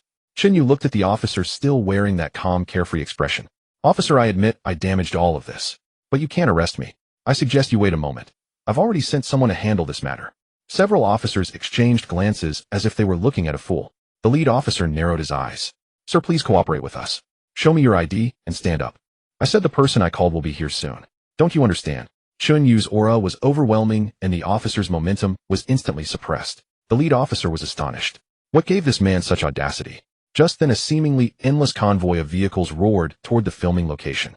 The nearby road was clogged with cars, among them many black official vehicles and police cars from the municipal bureau. The officers in front of Chen Yu stared nervously at the endless procession. When they recognized the affiliations of those vehicles, the officers' faces showed shock. This was just a minor case. How could it have alerted such high-ranking officials? From the first few black official cars, several middle-aged men in mouse suits stepped out. They were clearly high-ranking leaders. After getting out, they hurried to the film set, looked around, and finally spotted Chen Yu sitting on a chair. The leaders quickly trotted over to Chen Yu, completely ignoring the police officers. One of the middle-aged men in a mouse suit bent respectfully. Mr. Chen, your visit to our Shujian film city in Zhejiang province truly brings great honor to our entire province. Another man in a mouse suit also bowed and said deferentially, Mr. Chen, the provincial bureau leaders are on their way. We are the municipal party committee and government leadership of Shujian district. The officers who had come to arrest Chen Yu were stunned. These men in mouse suits were all the bigwigs of Shujian district, and they had all come to greet this young man respectfully. From start to finish, the young man hadn't even stood up. Just who was he? The officers were baffled. No need for your top officials to come. This is just a trivial matter for me. The bigwig in the mouse suit said respectfully, how could Mr. Chen's matter be trivial? He turned and said sternly to the officers beside him, have you investigated thoroughly? Did these film crew members offend Mr. Chen? Send people to arrest everyone here. The officers were dumbfounded. The senior leader had directly ordered the arrest of anyone who had offended this young man. Just how much influence did he wield? The lead officer said with a grim expression, District Chief, but the report came from the film crew. They said this gentleman damaged their filming equipment worth hundreds of thousands. The district chief's expression turned severe. Officer, if Mr. Chen damaged that equipment, he must have had a reason. Those people surely offended Mr. Chen. Arrest them first and interrogate them. At that moment, a middle-aged man in a white police uniform rushed out of the convoy, panting heavily, and ran to Chen Yu. The officers who had arrived earlier were startled again. Wasn't that their district bureau chief? The man in the white uniform also stepped forward and greeted Chen Yu respectfully. Mr. Chen, I'm sorry for arriving late. I'll send people to arrest these individuals immediately. The first officers to arrive were utterly bewildered. Just how influential was this young man? And while they were still in shock, the sound of helicopter rotors came from the sky. Everyone looked up and gasped. What the hell was going on? This was terrifying. A dozen helicopters, including several military ones, descended slowly onto the nearby open ground. From the civilian helicopters stepped several major figures who often appeared in Zhejiang's news. From the military helicopters came rows of fully armed special forces soldiers. The top leaders strode quickly to Chen Yu while the minor officials stepped aside respectfully. The highest-ranking official of Zhejiang province extended his hand toward Chen Yu. Mr. Chen, it really is you. I apologize for my delay. Only then did Chen Yu slowly rise to his feet. This was a provincial governor, a true powerhouse. Given the rank, Chen Yu, no matter how proud, could not afford to snub him. Chen Yu smiled and shook hands with the governor. The more than 100 fully armed special forces soldiers who had descended from the military helicopters immediately surrounded the scene. The film crew members in particular found themselves staring down dark gun muzzles. Director Wang, who had been so arrogant moments before, now had sweat beading on his forehead. He had watched one heavyweight leader after another arrive. His heart raced with each new arrival, and seeing those leaders treat the young man with such deference, as if he were the one in charge, was terrifying. Even the obtuse Director Wang and his crew realized they had offended someone of immense importance. Chen Zhao witnessed the entire awe-inspiring scene. Her brother had just started a tech company and become wealthy. Why would so many bigwigs treat him with such reverence? Brother, these people. They're all the big shots from the news. Why are they so polite to you? Chen Jia tugged at Chen Yu's sleeve and asked softly. Chen Jia was profoundly shaken by the VIPs who had arrived on site. Figures she usually only saw on provincial news broadcasts. Why were they showing such deference to her older brother? Chen Yu smiled at his younger sister and explained, your brother has made a modest contribution to the country, so I've received some special consideration. Chen Jia's eyes widened. A modest contribution? This had to be far more significant than that. Still just a few months prior, Chen Yu had returned home announcing he had founded a technology company. His family had been even more astonished at the time, but now Chen Yu mentioned what he had accomplished, it seemed less shocking. Mr. Chen, regarding the personnel from this film crew, how should we handle them? The top leader of Zhejiang province sought Chen Yu's guidance. Director Wang, the female lead whose nose had been broken, and the male lead who had made unwelcome advances toward Chen Jia, all watched Chen Yu with palpable tension. They awaited judgment as if fate itself were being decided without a shred of doubt. If Chen Jia's brother ordered them executed on the spot, these soldiers would fire their weapons without hesitation. Chen Yu turned to his sister Chen Jia.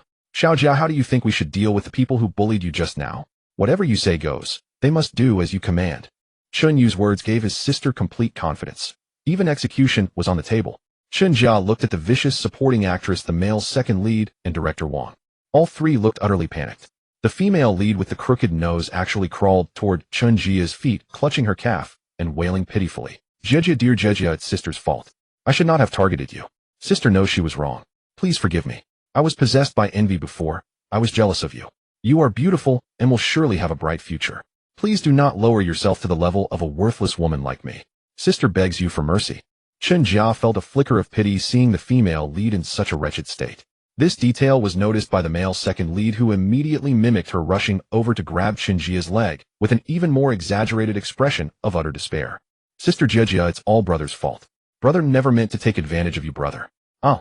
Before he could finish, Chen Yu kicked him flying. This fool clearly had not learned his lesson, still daring to grab his own sister's leg. Everyone on site witnessed the male second lead being kicked over 10 meters by Chen Yu, collapsing on the ground vomiting blood. What immense strength was required for that? In truth, Chen Yu had held back his full force, otherwise a single kick could have killed such an ordinary person. Director Wang's legs were trembling uncontrollably. He dropped straight to his knees. Chen Yu no longer looked at the crew members and smiled at Chen Jia, saying, Xiao Jia, let us leave this film crew. I will establish an entertainment company for you. You can choose from all the directors and actors worldwide. Whatever role you wish to play, you shall play it. Everything is at your discretion. Chen Jia stared at Chen Yu in utter disbelief. Then she glanced at the provincial leaders, smiling warmly at her, none of whom harbored the slightest doubt about what Chen Yu had said. It went without saying that with Chen Yu's current influence, he could summon every star from Hollywood with a single command, even just to play bit parts for his sister. In the end, Chen Jia followed her brother away from the set, while director Wang, the female lead, and the male second lead were immediately taken away by police. Though they would not face the death penalty, a 15-day detention would certainly give them a taste of what it means to rot in a cell.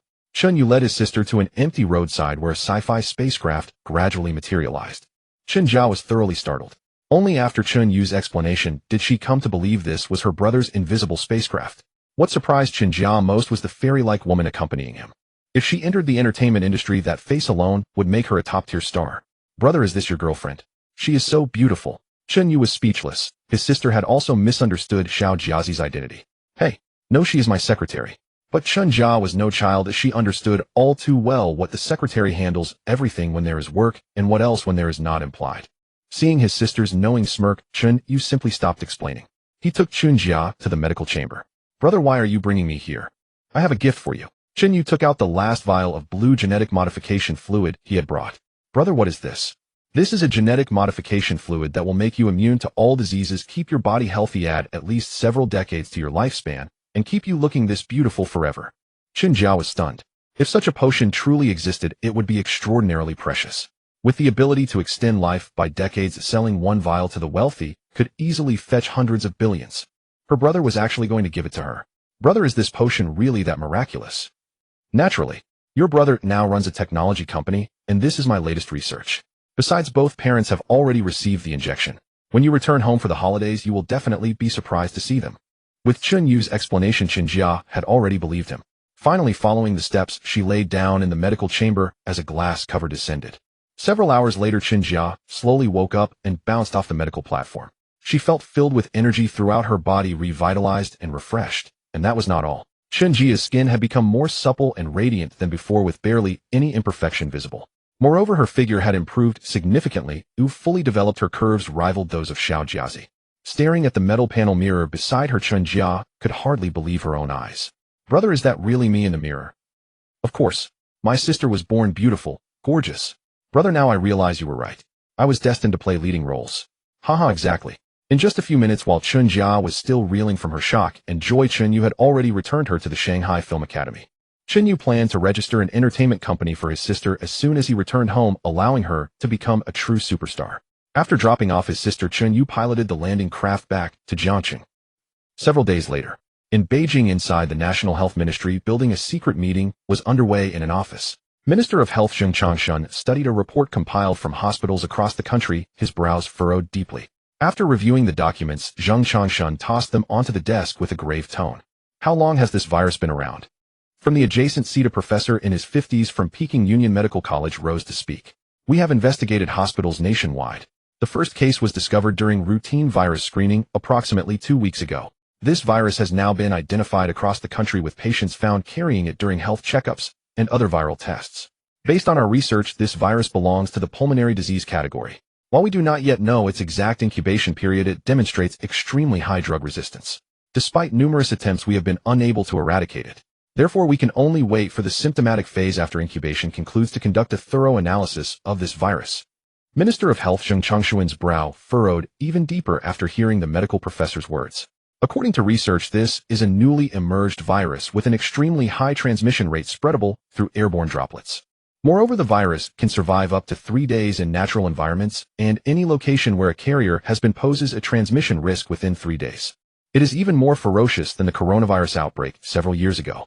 What is most concerning is that this virus has an extremely long incubation period. Patients carrying the virus were discovered half a month ago. To date, they have only exhibited mild pulmonary symptoms, and most people would mistake it for a trivial cold and ignore it. It is precisely the combination of these factors that makes this virus so terrifying. Zheng Changshun stood up and issued orders to the medical doctors and professors present. You must research as soon as possible the final symptoms after the virus worsens the mortality rate, and also develop a vaccine. This matter is urgent. I do not wish to see a pandemic like the one a few years ago that led to city lockdowns. The experts all stood up and firmly accepted the orders. After the meeting, Zheng Changshun instructed his secretary, prepare the car.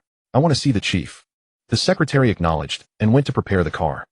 Chen Yu returned from Madu and had Su Ro register a Universal Entertainment Company. Its first and only signed artist was his own sister. Then he had Su Ro find many quality scripts for Chen Jia to choose from, letting her pick whatever she wanted to film. No matter how big the supporting roles were, they were directly hired. Moreover, with official assistance, the bigwigs of the entire entertainment industry were eager to perform in Universal Entertainment's productions. This instantly made Chen Jia the top celebrity in the entertainment circle, also the star with the most powerful background. After over half a month of construction, Chen Yu's space elevator had been completed. Moreover, the parts for the first home-class spaceship were manufactured rapidly with sufficient materials, and 3/4 of it had already been built. Now the space elevator was also finished and could be transported to space for assembly. Chen Yu estimated that in another 10 days or half a month, the first home-class mothership, as huge as a city, would be completed. Although this home-class spaceship did not yet have a city or ecosystem built inside, the first one was entirely used for mining and loading minerals on other planets. Thus no city was built inside it. If an ecosystem and a city were to be constructed, it would take a very long time. Chen Yu's space elevator was built in the very center of the Universal Technology Park, because the park was extremely large. Those who were watching the commotion outside the park's walls could only see a blurred object several kilometers away at the center of the park, something like a pillar reaching straight into the sky. They had no idea what it was. By now, the military had no control over Universal Technology because they simply couldn't restrain it. Whatever Chen Yu did inside the park, few outsiders knew. Even spy satellites from all countries around the world couldn't capture the interior of Universal Technology. Only Chao Guangda would often call Chen Yu to ask what he was doing. Thus another half-month passed, and Chen Yu's home-class spaceship had been largely assembled in space, with only the final inspection remaining. The entire home-class spaceship was 10 kilometers long, 5 kilometers wide, and 3 kilometers high, with a total mass of 150 to 200 million tons. Its cargo capacity was as high as 300 to 500 million tons. Basically, filling one home-class spaceship with mineral resources would be enough to build an underground shelter base. Chen Yu piloted a landing craft and flew into the huge hangar bay inside the home-class spaceship. This bay could accommodate hundreds of ships like the landing craft. Chen Yu planned to also park the No.1 mothership from the moon inside the home-class spaceship's hangar.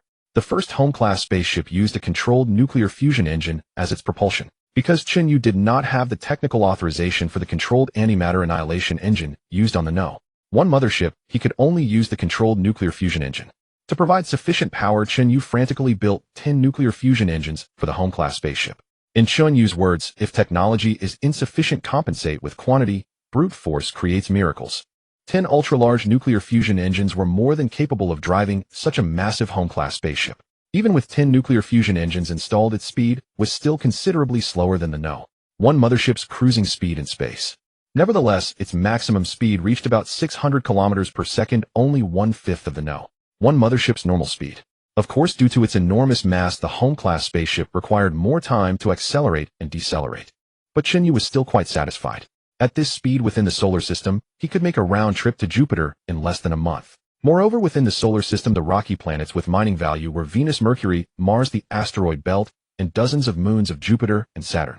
Most rocky planets were relatively close to Earth, a round trip taking only a few days, so the home-class spaceship's speed was not slow. Another 3 days passed, and the first home-class spaceship passed all inspections. All equipment was functioning normally, ready to go outer space mining at any time. Chen Yu also parked the No.1 mothership in the huge hangar bay inside the home-class spaceship. Now all his assets were essentially on this home-class ship. Chen Yu stood in the luxurious command room of the home-class spaceship, which was built according to his personal style, fully furnished with various pieces of furniture. Lying on a luxurious large sofa, Chen Yu addressed the AI. AI, we are almost ready. Let's set off now, first to Venus. According to the probes we left there are abundant nickel and titanium ores, even more than the iron ore on Earth. Using these materials for the outer walls of underground shelters will be much harder than iron. Alright, Captain. I am setting the course to Venus. Currently, Venus is 84 million kilometers away, and it will take approximately 2 days to arrive. This showed the difference. The No.1 mothership would take only over 7 hours for this distance. However, this time frame was still satisfactory to Chen Yu. After all, Earth's Mars probes took over half a year. Good, let's go. The huge fixing devices connecting the home-class spaceship to the space elevator and the spaceport station slowly released. The 10 ultra-large controlled nuclear fusion engines of the home-class spaceship ignited, and the colossal vessel slowly moved toward deep space. Set all 10 fusion engines to maximum power. Alright, Captain. Increasing the output power of the fusion engines. Speed 50 kilometers, 100 kilometers, 200 kilometers, 300 kilometers, 400 kilometers, 500 kilometers, 600 kilometers. Already reached the maximum speed of the home-class spaceship. Acceleration took 30 minutes. Current orbit is correct. Ship attitude is stable. Will arrive at Venus in 5 hours. As Chen Yu left Earth and ventured into deep space, the Yinxiao region on Earth was already in turmoil. With the spread and fermentation over these days, the targeted virus had become increasingly severe. Under the research of scientists at the Yinxiao Biochemical Genetics Research Institute, a terrifying fact was discovered. Yinjing still in that small building. Now it was heavily guarded. All high-ranking officials entering for the meeting had to undergo virus screening. Inside the small building, the chief was reviewing a document surrounded by important figures. Chen Yu, are the Minister of Health. Tell us, what should we do next? The chief asked with a frown. Zheng Changshun stood up with a grave expression and outlined his subsequent plans. Chief, based on our research, the incubation period of this virus is at least 1 month. The first carrier we discovered died 2 days ago, which coincided with the 1-month period. From the time the virus was detected on him to the onset of symptoms and his death, our medical experts have concluded that the virus has an extremely high fatality rate, and the final critical stage is very short, making treatment extremely difficult. So my suggestion is, next we should conduct large-scale virus screening, find infected patients, and isolate them for treatment. The dignitaries all frowned. The chief took a sip of tea and said solemnly, "Is this the only way?" Zheng Changsha nodded. Chief, according to international epidemic prevention standards, such widespread virus transmission can only be controlled through isolation and treatment. Alas, our Yinxia has just reached the pinnacle of the world, and now this happens. Truly a fateful ordeal, the chief lamented. Chen Yu was unaware of what was happening on Earth.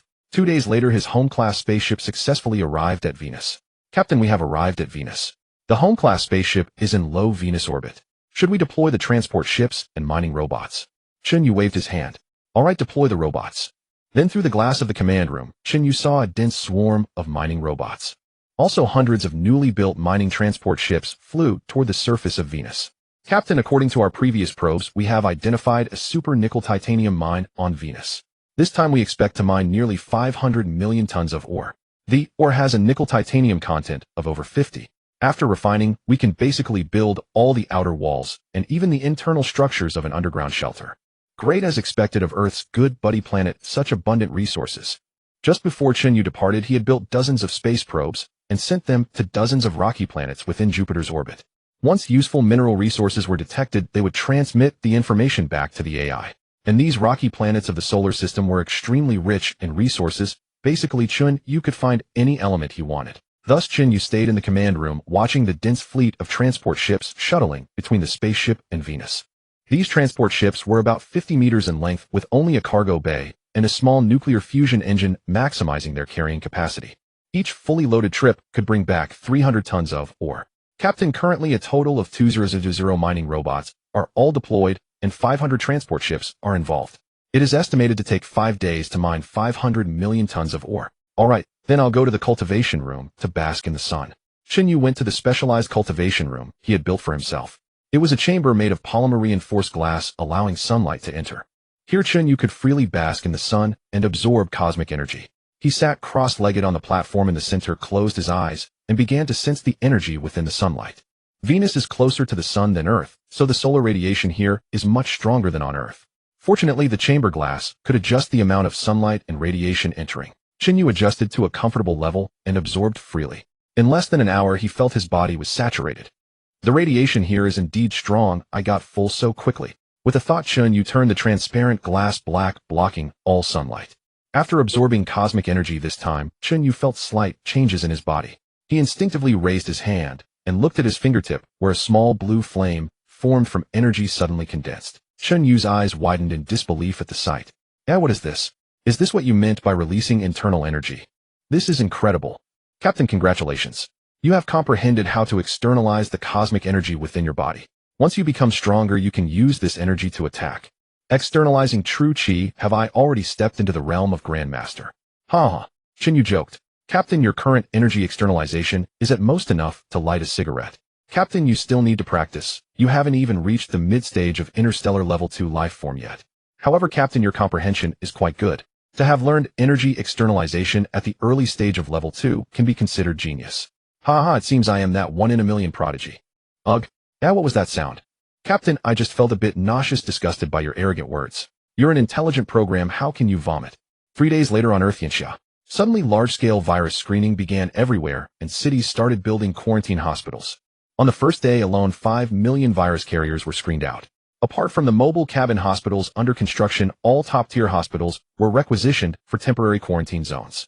In just 3 days, people across Yinsha were panicking. Could another virus be making a comeback? Fortunately, the official media of Yinsha appealed to the public with reason and emotion, and the people had also experienced a virus epidemic a few years ago. People cooperated as no one wanted to cause trouble for the country at such a time. After 3 consecutive days of screening, the number of confirmed cases of this new virus soared from 5 million to 10 million. If this continued, no matter how many hospitals were built, they could not meet the treatment demand. In Yinjing, the highest-level meeting room, the chief and the top few figures sat together. Present at the meeting were the Ministry of Health, the Institute of Biochemistry, and the directors of several top-tier hospitals nationwide. The situation is urgent now. You are all medical experts. What should we do now? The chief had been somewhat exhausted lately, and his voice carried a hint of helplessness. The medical experts at the meeting all wore grim expressions. The virus struck too fiercely, catching everyone off guard. Moreover, the fatality rate was extremely high. Currently, hundreds died each day, with a mortality rate exceeding 90. That is to say, once infected with this virus, the mortality rate after 1 month was 9 out of 10. Minister of Health Zheng Changshan proposed, Chief, we currently have not found a specific drug or treatment for this virus. We can only use conventional methods to boost patients' resistance and let them overcome the virus on their own. However, the virus spreads too quickly. Even with all the medical resources in the country combined, it is difficult to curb the trend. I suggest we seek international help. Just as Zheng Changshan made his suggestion, an expert from the Yinsha Institute of Biochemistry stood up and produced a report saying, I have a research report on the identity information of the confirmed virus patients. I think everyone needs to see it. The secretary beside him distributed copies of the document to each of the senior officials one by one. 10 minutes later, after everyone had finished reading the materials, all of them wore furrowed brows, and some even showed anger on their faces. Minister Li Jinfeng slammed his hand heavily on the table and said angrily, How can something like this happen? Why are only our Yinxiao people infected with the virus? The foreigners working in Yinxiao, and even the Bangzi people who are also of Asian descent, as well as the Yinghua people, none of them have been infected. There is clearly something wrong here. Now everyone suspects that Yinxiao's massive virus outbreak was not accidental. Rather, someone deliberately plotted this, and this virus was specifically cultivated to target Yinxiao people. Changshuan, tell me, is this possibility real? The leader asked. Zheng Changshan frowned thought for a moment, and then replied, "Leader, according to this material and the research from the Biochemical Research Institute, we may be under attack from a gene-targeted virus. A genetic weapon aimed exclusively at our Yinxia people, likely deliberately deployed by someone with ill intent." Upon hearing Zheng Changshuan's words, all the highest-ranking officials present in Yinxia were thoroughly shaken. When they considered which country had the capability to do this, all suspicions pointed directly at Meili Jian. Over the past few months, Yinxia had severely damaged their navy, and even surpassed Meili Jian to become the world's #1 superpower. How could Meili Jian, once the world's hegemon, accept giving up this position so easily? Under the rise of Huanyu technology, Meili Jian found itself unable to match Yinxia's military strength, so it resorted to such despicable and ruthless tactics. Damn it, Meili Jian is too shameless using such conscienceless methods. We cannot let Meili Jian succeed. Our military recommends sending troops to Meili Jian's homeland to demand they provide a treatment for the virus. Exactly. The situation is now urgent. Only Meili Jian could have done something like this. We must take action as soon as possible. Several military generals said, righteously indignant.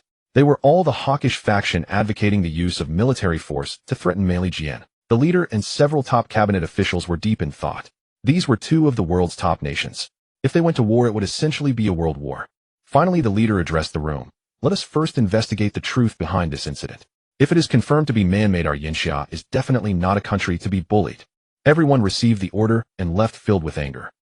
At the military base, Chao Guangda received orders from Yanjing. The base was instructed to implement quarantine measures restricting people from leaving at will and controlling the entry and exit of daily supplies. Both personnel and supplies must undergo disinfection and virus screening, ensuring the safety of the 100,000 people in the base. Chao Guangda stood on the seaside platform of the military base watching the soldiers training bare-chested on the beach. They were each strong and healthy soldiers protecting Yinxia's homeland. This virus. I don't know how many more people will die. Sire, Yinxia had just risen strongly, relying on Huanyu technology to reach the pinnacle of the world. Why are we encountering this kind of thing? Chao Guangda muttered unwillingly to himself, and Zhou Wenping, the weapons and equipment design expert beside him, also sighed. He had previously been at odds with Chen Yu over bullet designs, but now he acknowledged Huanyu technology's superiority. General Chao Yanjing may be planning major operations recently.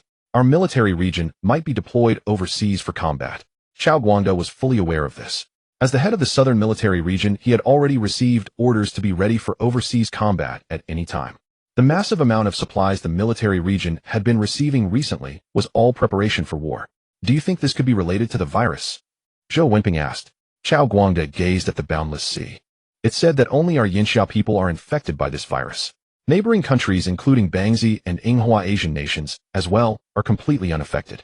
Don't you find this highly unusual? Zhou Wenping, though a top scientist in the military-industrial field, was not ignorant of such matters. I believe Yanjing has already noticed the abnormalities of this virus incident.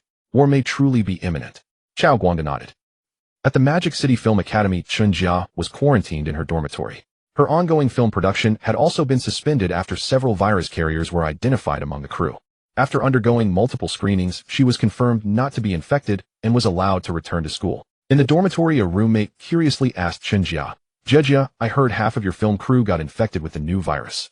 Your immunity is really impressive, and you're so lucky. I've also heard that once infected with this virus, you'll be taken to quarantine in the suburbs dozens of kilometers away." Chen Jia was also quite puzzled. The male lead who frequently shot scenes with her had been infected, yet she remained completely unaffected. Suddenly, Chen Jia remembered that her brother had injected her with a gene-enhancing serum not long ago. Recently, she not only felt her body improve, her hearing and vision becoming sharper, but even her mind seemed to work better. She could memorize those lines after reading them just once. Moreover, she had a brand new understanding of the deeper meanings in the script, and the director even praised her for her keen insight. This obvious change appeared after she was injected with the gene-modifying liquid her brother gave her. Could it be that she wasn't infected precisely because her body had been strengthened and ordinary viruses could no longer harm her? It had to be. Chen Jia was very certain. Thinking of this, a happy expression appeared on Chen Jia's face. Her brother was truly the best to her. He was the one who loved her the most.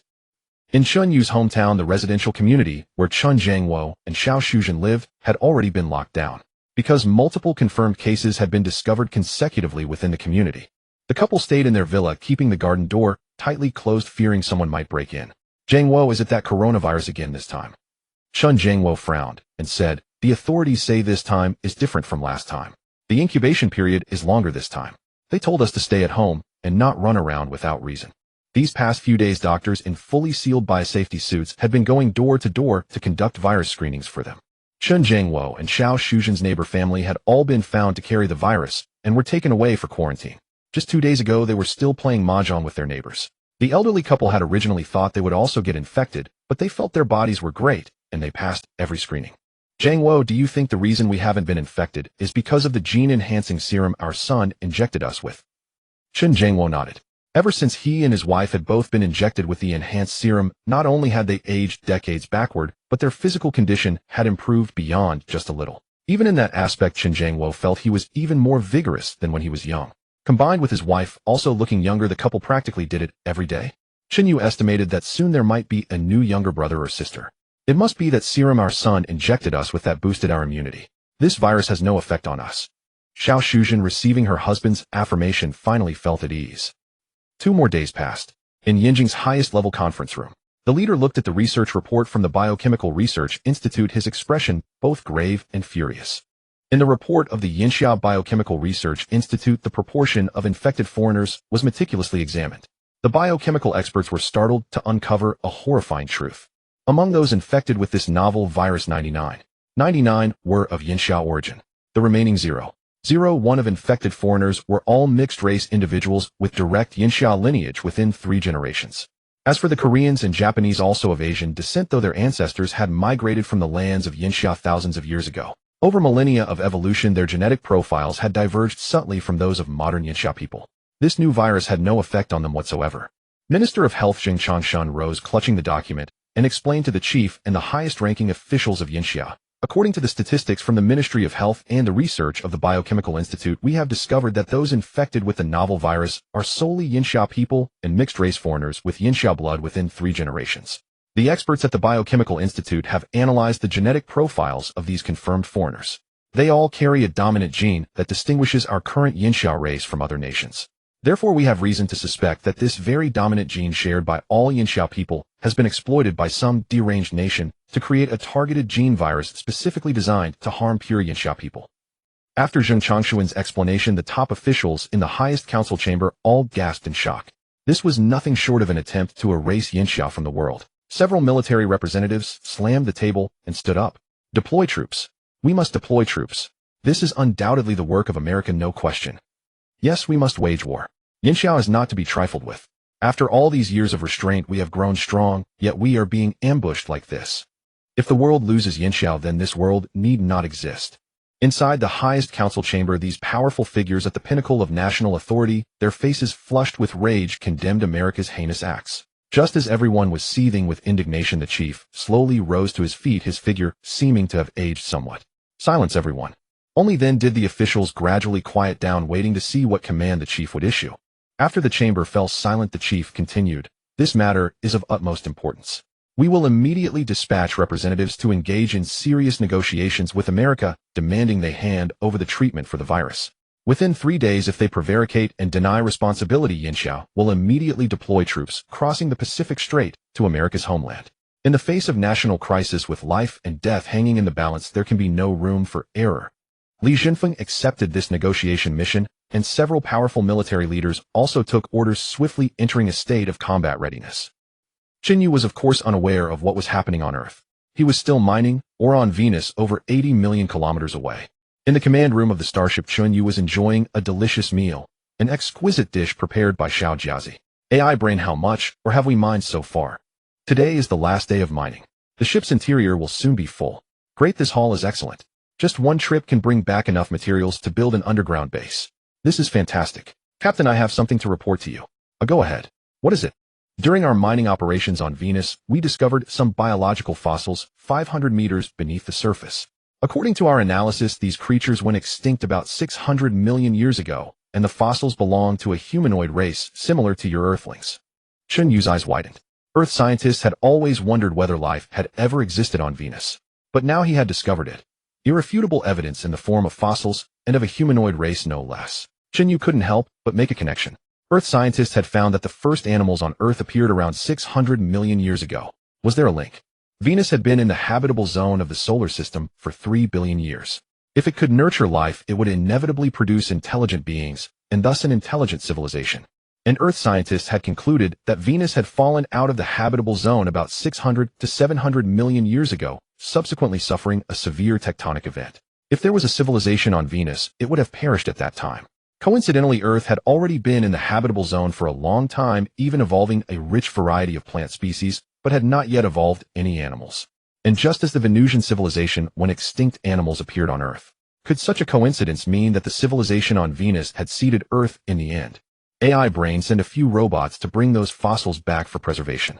Then search the area where the fossils were found for any remains of a modern civilization. Captain, that will be difficult. Even the hardest to degrade materials like plastic and glass from a modern civilization would turn to dust within a million years. So discovering remnants of the Venusian intelligent civilization will be challenging. Alright then, still have the robots excavate more Venusian humanoid fossils. We can study them slowly back on Earth later. Understood, Captain. On Earth at the Southern Military Base, Chao Guangda received orders to quickly assemble Yinxia's 3 aircraft carriers, equipping them with J-20 and J-35 fighter jets. All Type 096 nuclear submarines were loaded with missiles, and Type 055 destroyers were fully stocked with ammunition ready to set sail with the carriers at any moment. The 10 bullet-shaped combat aircraft, later resupplied by Chen Yu technology, were also boarded onto the carriers, fully prepared for battle. Chao Guangda knew this was the final preparation for war. Thinking of this, he felt he should inform Chen Yu.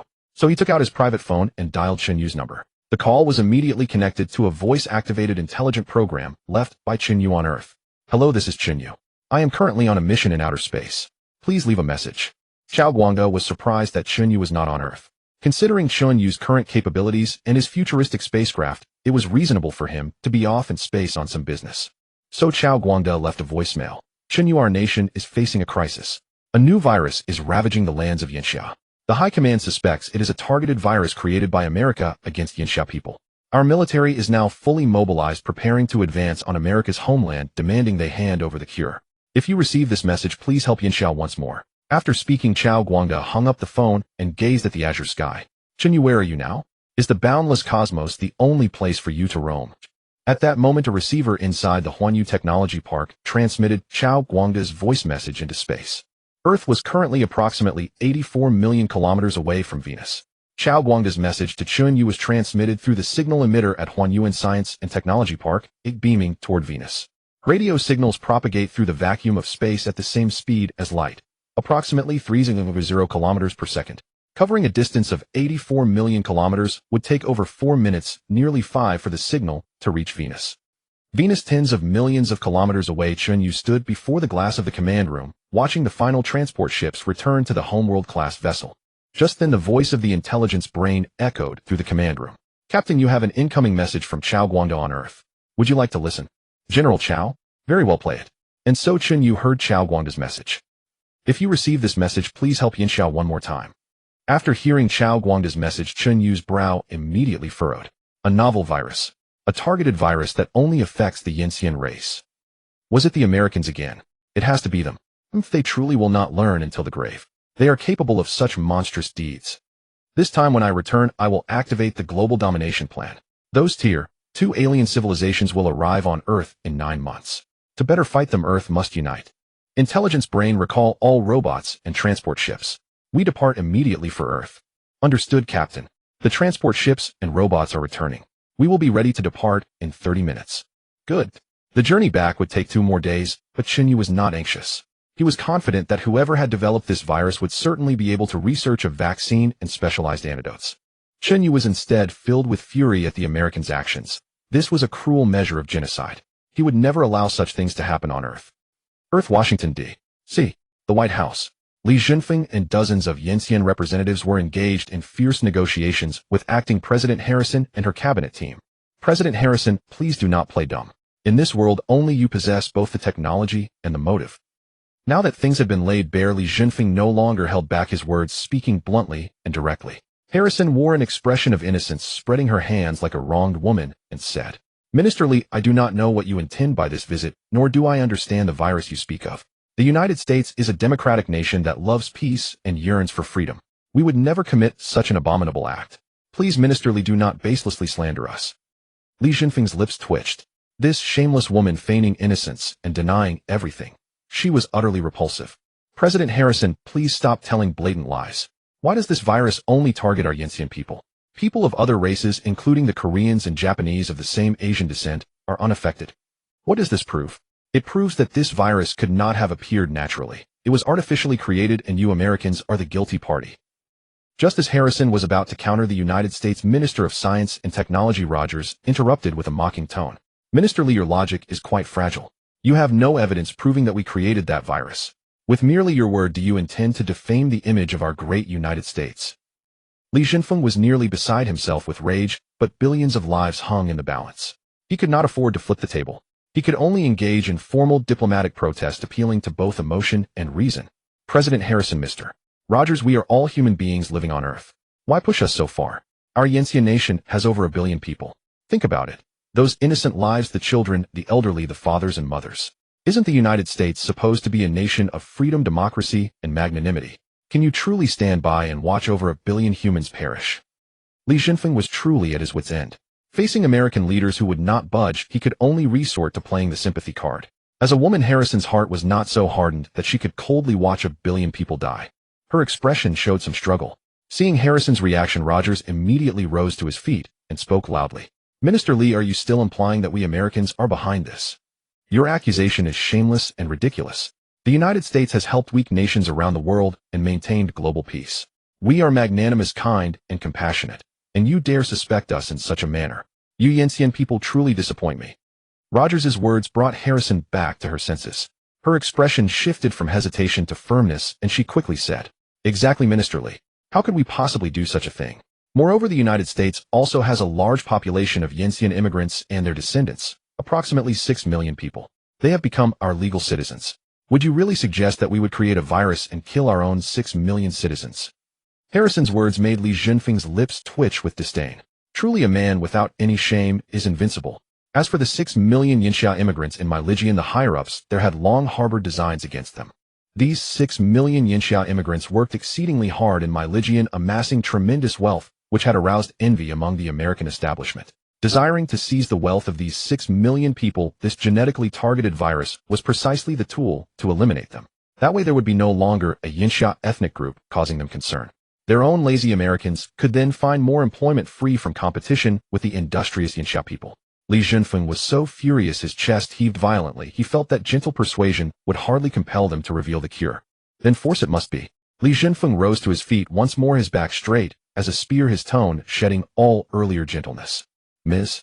Harrison, since you remain so obstinate, let me tell you, Yanxia is no easy target. Whether you admit it or not makes no difference. We need only believe it was your doing.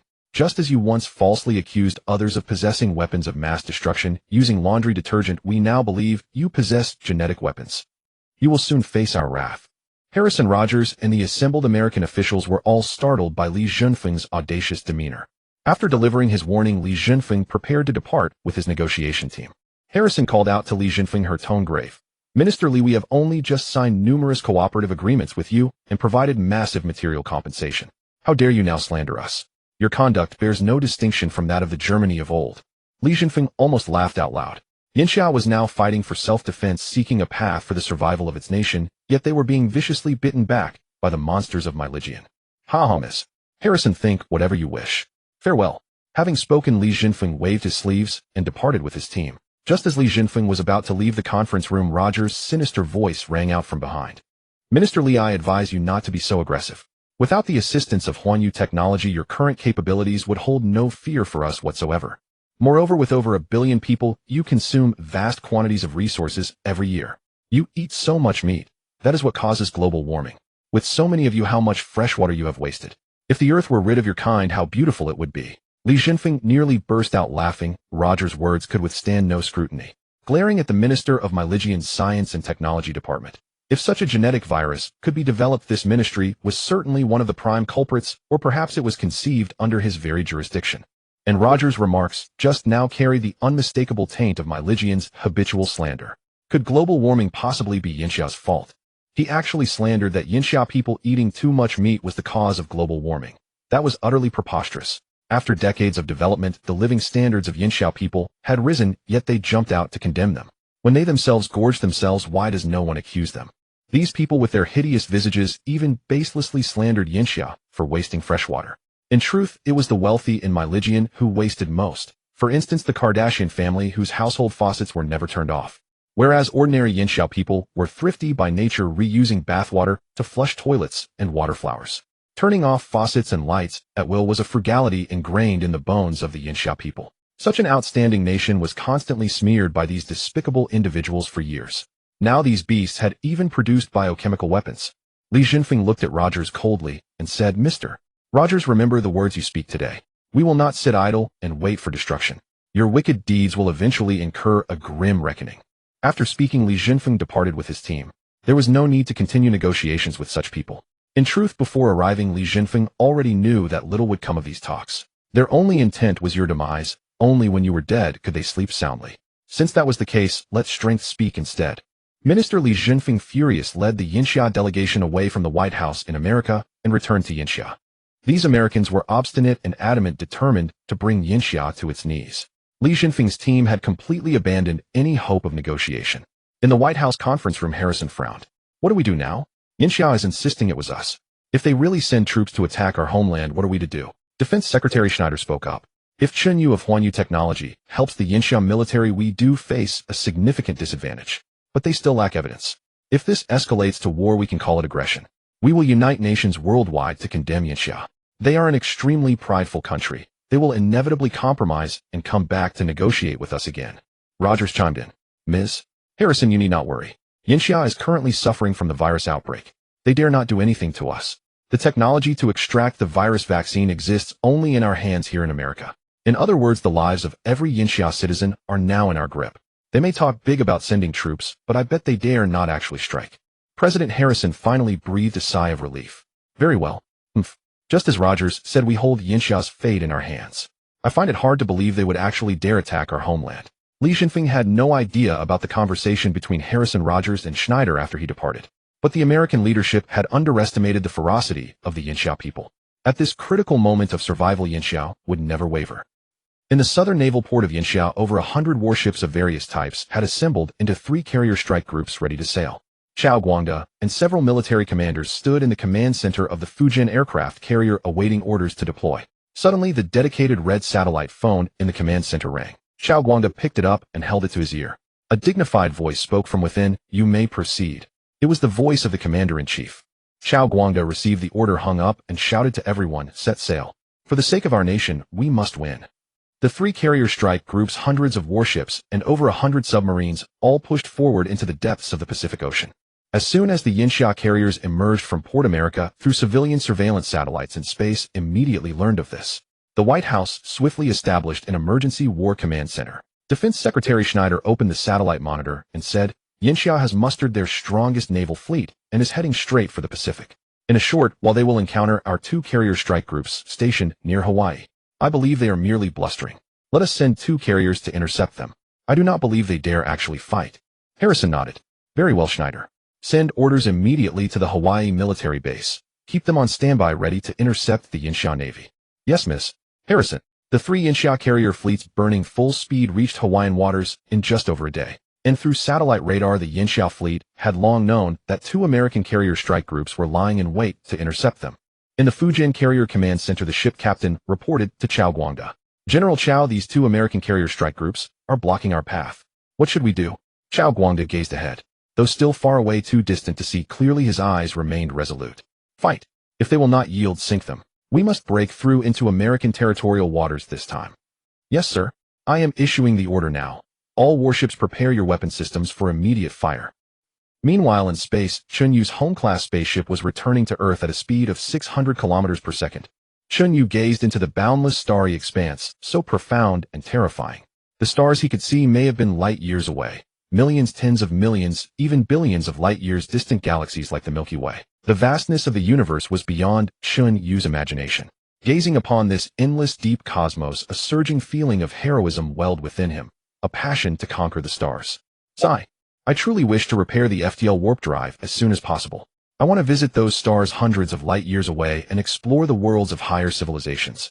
Captain, as long as we work hard, once the Tier 2 civilization fleet arrives in 9 months, we may be able to temporarily seize their 300 times light speed engines. Then you can roam the nearby star regions. Perhaps you will discover unexpected treasures." Very well. When the time comes, I will go explore the space beyond the solar system. Scientists say the solar system's diameter is 1 light year, and there is a mysterious protective barrier at its edge that no human probe has ever escaped. I want to see for myself whether I can fly out. When the time comes, you will see.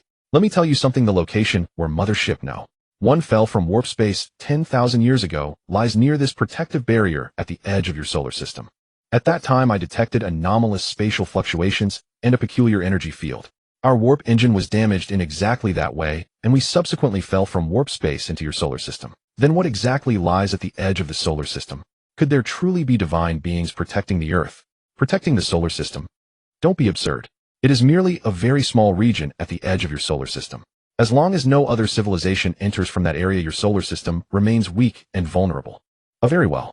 But once we gain the ability for light-speed interstellar travel, I will go examine that area myself.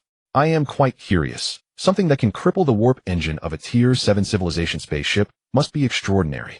Captain, I am equally eager to know. I have been studying that strange energy field. If I could return there and collect more data on it, I may be able to analyze what it truly is. Very well. We will deal with it after the Tier 2 civilization fleet arrives in 9 months. Understood. Chen Yu would return to Earth in half a day. Meanwhile, over the Pacific, the 3 Yinsha carrier strike groups had already made direct contact with the 2 American carrier fleets stationed near Hawaii. Chao Guangda, holding a telescope, could already see the dense fleet formations ahead. Heh, they truly never give up, hiding so many fleets right at our doorstep. General, what do we do now? Stalling like this is no solution. Chao Guangda gazed through the telescope at the American carrier fleet opposite and ordered, send them a radio message. Tell them to clear the path or face the consequences. On the Pacific Ocean, aboard the Yinsha aircraft carrier Fujin, a radio communication signal was sent to the American fleet across the sea. I am Captain McHale of the American aircraft carrier Wonson. Chao Guangda picked up the walkie-talkie and said in a stern tone, I am Commander Chao Guangda of the Yinsha fleet.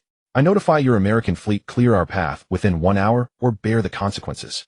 On the opposite side, McHale's face was grim. He had witnessed with his own eyes how 4 of his Navy's aircraft carriers were sunk by the spaceship of Chen Yu from Yinsha. Thousands of American sailors drowned on the spot. McHale's heart was still filled with grief and indignation, so his words were somewhat discourteous. So it's General Chao. Where are you heading? The Pacific has always been the domain of the U.S. Navy. You'd better turn back. McHale still could not accept the reality of America's decline. He still thought of himself as the king of the seas, and his words carried the arrogance of the past. Ha ha ha. In the past, you Americans roamed the Pacific, treating this vast open sea as your training ground.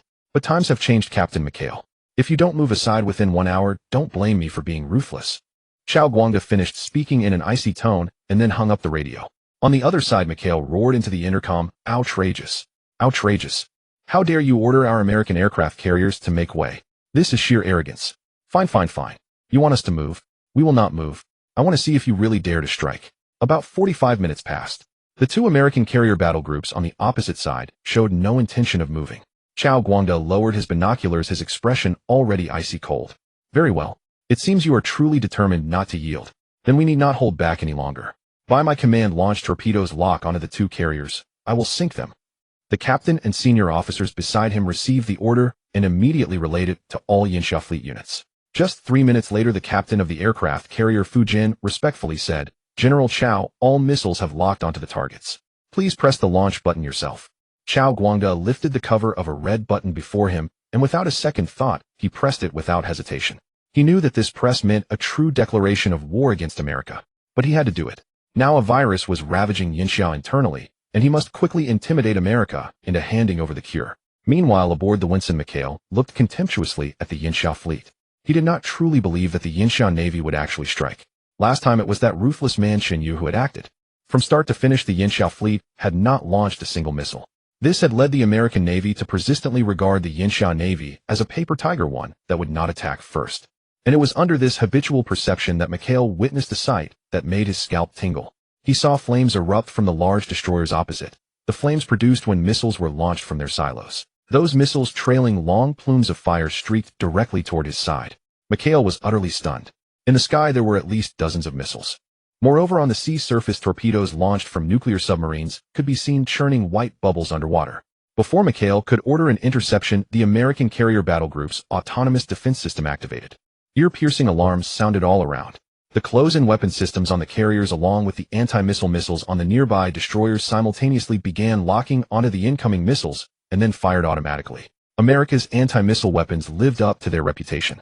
Yinxia had just launched nearly 100 missiles in total, and almost 90 were intercepted. However, because Yinxia's attack was so sudden, America was not fully prepared. Even if only 10 of the missiles landed on their carriers, it would be enough to cripple or even sink them. An aircraft carrier itself is a platform for transporting carrier-based aircraft. Its offensive power is mainly manifested in strikes by aircraft launched from near the coast. Now the opposing carrier aircraft had not yet taken off, making it little different from an ordinary civilian cruise liner, except for the addition of some close-in weapons and anti-missile missiles. The sky erupted with dense explosions, those produced when Yinxia's missiles were intercepted. Nevertheless, several missiles still struck the two American carriers. Instantly, flames shot up into the sky from the carriers. Each of these missiles contained hundreds of kilograms of TNT, and once detonated, the resulting power was tremendous. The carriers could not withstand several such missiles. What was more, the torpedoes launched by Yinxia's nuclear submarines. At such close range, the American carriers could hardly intercept them. Boom, boom. Violent explosions occurred at the bottoms of the two carriers. Flames soared into the sky, and the entire carriers trembled. In the command room of the Winston, Mikhail struggled to stand steady. His expression shifted from previous contempt to terror. Madman. Madman. Chen Yu is a madman, and the Yinxia Navy has become mad too. They actually dared to open fire. This is provoking war. Yinxia should be condemned by the whole world. Mikhail was roaring. The adjutant beside him quickly reminded, Captain, should we counterattack? Mikhail, enraged, shouted, counterattack. Of course we counterattack. We cannot sit idle and wait for death. Yes. The adjutant picked up the radio microphone and immediately sent orders to the other warships, instructing them to freely attack the opposing Yinxia fleet. In the command room of the Fujin, Chao Guangda observed the blazing scene opposite with no change in expression. General, the enemy destroyers will surely launch missiles in retaliation. What should we do? Chao Guangda's eyes turned sharp, his gaze growing even colder. In that case, we will continue to launch missiles. Annihilate these two American carrier groups. Understood. Acknowledged. Upon Chao Guangda's order, the Yinxia Navy's destroyers, assault ships, frigates, and nuclear submarines launched a relentless barrage of missiles toward every vessel in the American aircraft carrier battle group. The Yinxia fleet had deployed with full force this time, mobilizing nearly all naval strength, with combat-capable warships outnumbering the American side by several times. Due to the close range, the American carrier group was caught completely off guard, their warships unable to form any effective defense. The American Aegis destroyers' missiles were struck down by Yinxia's firepower before they could even be launched. Even if an American destroyer managed to launch missiles toward the Yinxia fleet, they would be intercepted by Yinxia's countermissile systems. This was a one-sided slaughter. In merely half an hour, over 100 American warships were struck. Massive flames engulfed the aircraft carriers, and one had already listed and partially sunk. Mikhail watched his carrier tilting precariously, despair gripping his heart. His negligence and arrogance had allowed the Yinxia Navy to seize the advantage. Captain, we must evacuate on the lifeboats. Our carrier is going down, his adjutant urged anxiously beside him. Only now did Mikhail truly comprehend that Yinxia was no longer the nation it once was. They had already changed when cosmic technology sank 4 of their aircraft carriers. Damn you, you despicable Yinxia people. Mikhail spat hurriedly, following his adjutant to the deck's edge, and leapt into a lifeboat. With the 2 obstructing American carrier battle groups eliminated, Chao Guangda waved his hand and ordered the fleet to advance toward the American mainland. As for the thousands of American soldiers swimming desperately in the ocean, Chao Guangda didn't spare them a glance. Let them perish or survive on their own. The mighty Yinxia fleet swept past. Mikhail, seated in the lifeboat, watched the scene with bloodshot eyes. Damnation! They're utterly insane. In the White House Emergency Operations Center on American soil, all senior American officials wore grim expressions mere moments ago. The Yinxia fleet had annihilated 2 carrier battle groups and over 100 warships with devastating efficiency. It was clear Yinxia was not bluffing. They were truly acting. Defense Secretary Schneider, furious over Yinxia's aggression, declared, Madam President, we must counterattack. I propose using intercontinental missiles to sink their entire carrier fleet in the Pacific. Schneider's proposal received support from most outraged American leadership. Harrison frowned in deep thought. Yinxia truly seemed driven to desperation. How could they not be desperate when their own citizens faced annihilation? This conflict had been instigated by America itself, which always assumed itself to be the aggressor. Yet they should not forget that Yinxia's present strength was built upon the blood and sacrifice of their ancestors. Within the White House Command Center, senior officials whispered among themselves. Many suggested launching interceptor missiles. If hundreds of Yinxia warships were to approach the American mainland, they would genuinely be caught unprepared. After all, those Yinxiao warships might carry nuclear warheads, and who could withstand even a few strikes? After thorough deliberation, Harrison rose and commanded, "Very well. This is a war initiated by Yinxiao, and we are defending ourselves. I declare the immediate activation of the Intercontinental Missile Force. Lock onto the Yinxiao carrier battle group and destroy them in the depths of the Pacific." Harrison's order drew applause from the assembled American leadership as though they had already annihilated the Yinxiao fleet. They seemed to possess great confidence in their intercontinental missiles. America indeed had reason to be confident, as their ICBMs were extremely advanced and had long led the world. The Minuteman III intercontinental ballistic missile boasted a range exceeding 10,000 kilometers. It traveled at tremendous speed, was exceedingly difficult to intercept, and could carry multiple nuclear warheads. Nevertheless, America still hesitated to be the first to deploy nuclear weapons. They would likely resort to high-yield conventional missiles, relying on their precision and the difficulty of interception. They believed sinking Yinxiao's carriers would be more than sufficient. Meanwhile, Yinxiao had long anticipated the potency of American long-range missiles and had been secretly developing interception technologies throughout the years. Several months prior, Chen Yu had obtained incomplete technical documents from the Yinxiao government, and he had since supplemented and completed those materials for the nation. To Chen Yu, these were merely crude Level 2 civilization technologies. Yet to Yinxiao's official military experts, they appeared extraordinarily advanced and futuristic. Among those technologies was a missile interception system that Yinxiao's military experts had already deployed for operational use. The Type 055 destroyers were now equipped with this anti-missile weapon, meaning the current Yinxiao carrier battle groups feared no American missiles. Hundreds of Yinxiao warships continued their advance toward the American mainland. The following day, Chen Yu's Homeworld-class spacecraft finally arrived at Earth. This time laden with hundreds of millions of tons of, or the inertia was so immense that deceleration alone took 3 hours. The Homeworld-class ship slowly docked at the space station in low Earth orbit, directly connected to Chen Yu's space elevator. The hundreds of millions of tons of ore aboard would be transported to Earth via the space elevator. Chen Yu boarded a landing craft to return to Yinxiao, leaving the ore transport to automated systems. He needed to return to Yinxiao urgently to study the new virus ravaging the land. Yinxiao's 3 carrier strike groups, hundreds of warships, continued to race across the Pacific Ocean, targeting the territorial waters of Myligian. In the temporary strategic office of the White House in the Huaxing Special Zone of Myligian, the order had been given for Myligian's intercontinental missile forces to strike the Yinxiao carrier group. At the Myligian area 51 military base, dozens of missile silos were opened. Under the operation of the missile forces, Myligian's military satellites easily locked onto the Yinxiao fleet in the Central Pacific. From the dozens of silos, plumes of white smoke erupted. Then one after another long-range ballistic missiles lifted off with blazing red tails, streaking toward the Pacific thousands of kilometers away. Yinxiao's surveillance satellites detected the launch as soon as the Myligian missiles were fired. In the command room of the Fujin, Chao Guangde looked at the small dots on the satellite monitoring screen and said dismissively, "Humph. It's just as we guessed. These Myligian scum really did fire intercontinental missiles at us." The captain of the Fujin said with some concern, "General Chao, can our interception system intercept all these dozens of missiles? Given the yield of these missiles, a single one has the power to sink an aircraft carrier. What if we miss one?" Chao Guangde laughed. "Don't worry. The anti-missile system currently mounted on our destroyers is the latest technology provided by Huanyu Technology. Rest assured." Upon hearing that it was from Huanyu Technology, the captain of the Fujin immediately breathed a sigh of relief. Previously, Chen Yu of Huanyu Technology had wreaked havoc on the Myligian carrier groups, and his deeds had spread throughout the military. Huanyu Technology's capabilities were crushing the whole world. The captain of the Fujin nodded. "That's good.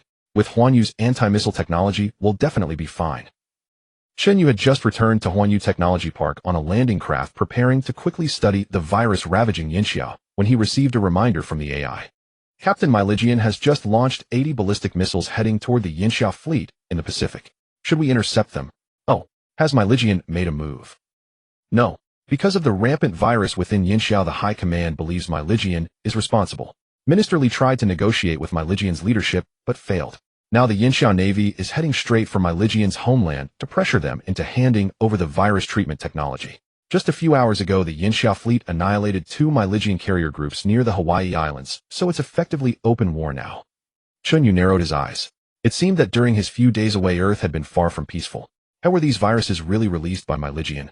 "Captain, based on my infiltration of Myligian's networks, I found no direct evidence of Myligian developing and releasing the virus. However, I discovered that Myligian's Ministry of Science and Technology, along with the Institute of Biochemical Genetics, have been collecting genetic samples of Yinxia people and White Bear Country people for the past 50 years. And over these years, some professors at Yinxia universities, out of ignorance and a desire to show off their academic achievements, actually published the genetic maps of Yinxia people they had studied on international scientific websites. Myligian scientists collected these genetic maps and conducted in-depth research. These circumstantial evidence suggests that Myligian is the prime suspect for creating this targeted virus. After listening to the AI's explanation, Chen Yu was filled with boundless fury. No need to doubt. I say it was Myligian, so it was Myligian. It seems I have been too merciful, giving them too much breathing room. This time I will not hold back. I will completely overthrow their regime. AI dispatched 3 alien frigates to assist the Yinxia Navy. We need to quickly develop a cure for the virus. Yes, Captain. Then from the home-level starship in space, 3 frigates flew out, heading straight for the Pacific to assist the Yinxia fleet. Chen Yu called Chao Guangda to inform him about the deployment of the 3 frigates. On the carrier Fujin, Chao Guangda's satellite phone rang. He picked it up, and upon seeing the caller, his face immediately broke into a delighted smile. Hello. Chen Yu, have you returned? Yes, General Chao, I just got back to Earth. That's great. Yinxia is currently suffering from a new type of virus. Be careful not to get infected. General Chao, don't worry.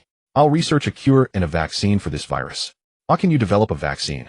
But even our top medical professors in Yinxia haven't been able to develop a vaccine or medicine. I'll do my best. Rest assured, General Chao, Yinxia will not be destroyed. Chao Guangda was deeply gratified. Chen Yu's confident attitude gave him hope. Thank you, Chen Yu. By the way, General Chao, I have sent 3 ships to assist your attack on Myligian's homeland. They will intercept those Myligian missiles in advance, so you can charge ahead with confidence. Haha, I knew you would help us. Head General Chao, I look forward to your triumphant return. Good. Chen Yu hung up the call with Chao Guangda, and then plunged into virus research. He ordered the newly built makeshift hospital in Jiangxing to send 20 confirmed patients to Huanyu Technology Park. Chen Yu was not worried about himself or his family being infected because they had all received a basic gene modification agent from a 7th-level civilization. Their physical capabilities had undergone tremendous changes. Dealing with this virus was child's play for the gene technology of a 7th-level civilization.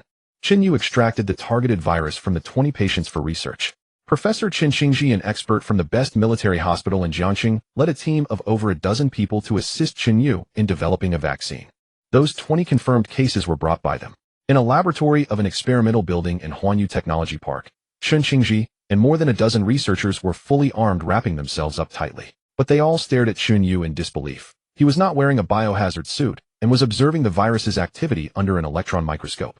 Chen Xingji stepped forward and said seriously to Chen Yu, Mr. Chen, how can you handle the virus without a protective suit? This is very dangerous. We can't let you get infected.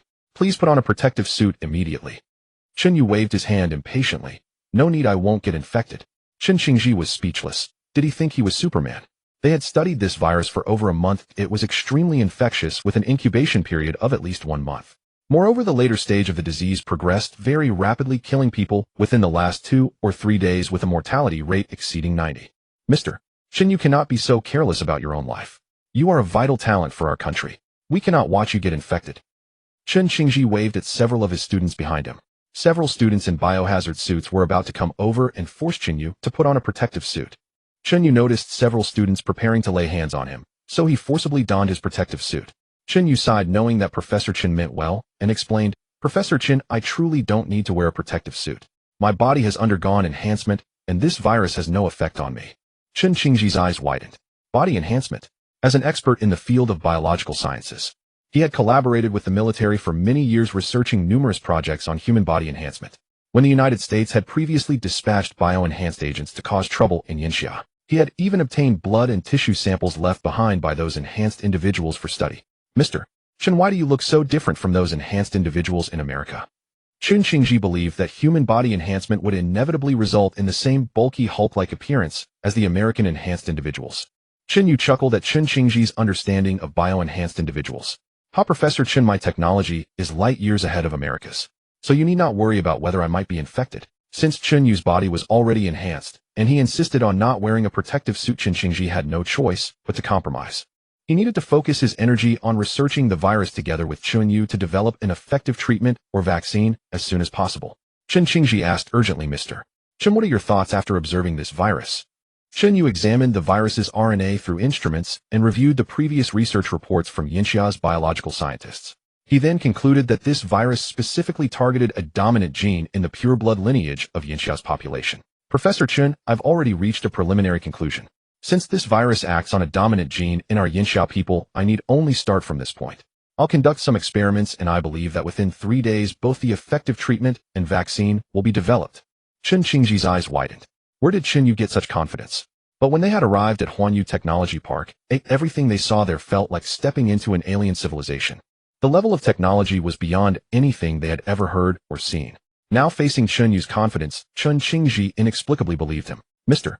Chen, if you develop a cure, you will be the savior of Yinxiao, a saint for the ages. Chen Yu waved his hand dismissively. He truly no longer cared about such titles. Chen Yu's vision had broadened significantly. He was no longer confined to the small scope of Earth. His future goal was to stride toward the stars. Professor Chen, there's no need for such praise. As a passionate Yinxiao citizen in the face of this national catastrophe, it is my duty to step forward without hesitation. Well said. Chen Yu continued his research on the virus's effective treatment and vaccine. During this time, he studied various subjects every day with the help of his intelligent brain, including the field of biological sciences. Given the extent of his cerebral development, Chen Yu could now be considered the most formidable medical scientist on Earth. After just 1 day of research, Chen Yu had grasped the virus's protein structure and completely deciphered its internal genome. With the powerful computational support of his intelligent brain, Chen Yu determined that these genomes could affect certain specific genes. The dominant gene in the Yinxiao people's genome was among those that could be influenced. So that's it. Those American bastards are quite capable, aren't they? They actually managed to develop such a virus. Chen Yu exclaimed joyfully in front of an analytical instrument. If the American biogenetic scientists knew that Chen Yu had figured out, in less than a day, what had taken them decades of research, they would probably be stunned speechless. Chen Qingji and his students who were busy nearby were all drawn by Chen Yu's excited shout. Chen Qingji approached and asked eagerly, Mr. Chen, have you made a new discovery? Chen Yu replied with excitement. Professor Chen, I've found the reason why the virus targets the genes of Yinxiao people. Next, I will experiment with the tolerance response of certain drugs to the virus's specific genes. Once we identify a drug component that can kill the virus, we can create a targeted drug specifically for this outbreak. Chen Qingji was astonished, and so were his students. Though they were only students under Chen Qingji, they were among the elite in the national medical field. They naturally understood the implications of Chen Yu's words. In less than a single day, he had already pinpointed the gene sequence in the virus responsible for targeting the Yinxiao people's genes. This seemed utterly fantastical, at least impossible, within the current medical capabilities on Earth. Chen Qingji's eyes widened as he said, Mr. Chen, have you truly identified which specific segment of the virus's genetic sequence affects the Yinxiao ethnic group's genes? Yes, come here, and I'll show you my research results. Chen Qingji stepped forward to Chen Yu's workstation, staring at the data on the instruments and the dense array of white and black grids. These were sequences of genetic coding comprehensible only to experts in the field. Chen Qingji couldn't see clearly through his protective suit, so he gritted his teeth and removed the heavy suit entirely. When the students saw Professor Chen removing his protective suit, they gasped in surprise. Professor Chen, why did you take off your protective suit? Exactly. What if you get infected? You're over 60, your resistance isn't what it used to be. But Chen Qingji waved his hand and said excitedly, it doesn't matter. These old bones of mine aren't so easy to kill. Besides, I trust Mr. Chen's research results. He will definitely create an effective treatment. After removing his protective suit, Chen Qingji felt refreshed. He stepped closer and stared intently at the data and genetic codes on Chen Yu's workstation. The more Chen Qingji looked, the more shocked he became. After removing the protective suit, Chen Qingji felt that his vision had become noticeably clearer. He concentrated intently on Chen Yu's research report and data, eyes wide with amazement, exclaiming, amazing. To employ such a method to check and compare gene sequences. Why didn't we think of this before? Why does the beginning of the virus's gene sequence so closely resemble a lung disease virus I once studied? And the latter part resembles another virus that once swept across the globe. This must be an artificially constructed gene sequence. Detestable. A group of Chen Qingji's students gathered around Chen Yu's workbench to examine and compare the virus's gene coding. Half an hour later, Chen Qingji arrived at a stunning conclusion. The lung disease virus that had ravaged the globe years ago actually shares a common origin with this virus. No wonder the transmission risk is so high. The current virus has combined the highly contagious nature of the lung disease virus. When further combined with its specific targeting of dominant genes unique to the Yinxiao people, this is nothing short of a weapon of mass extermination, far more devastating than nuclear arms. After reviewing all the virus gene sequences and research data, Chen Qingji erupted in fury. Detestable, detestable. This is certainly a premeditated act of genocide. How can such vicious human beings exist in this world to turn such brutality against their own kind? How hateful, how hateful. Chen Xingji nearly spat blood from anger.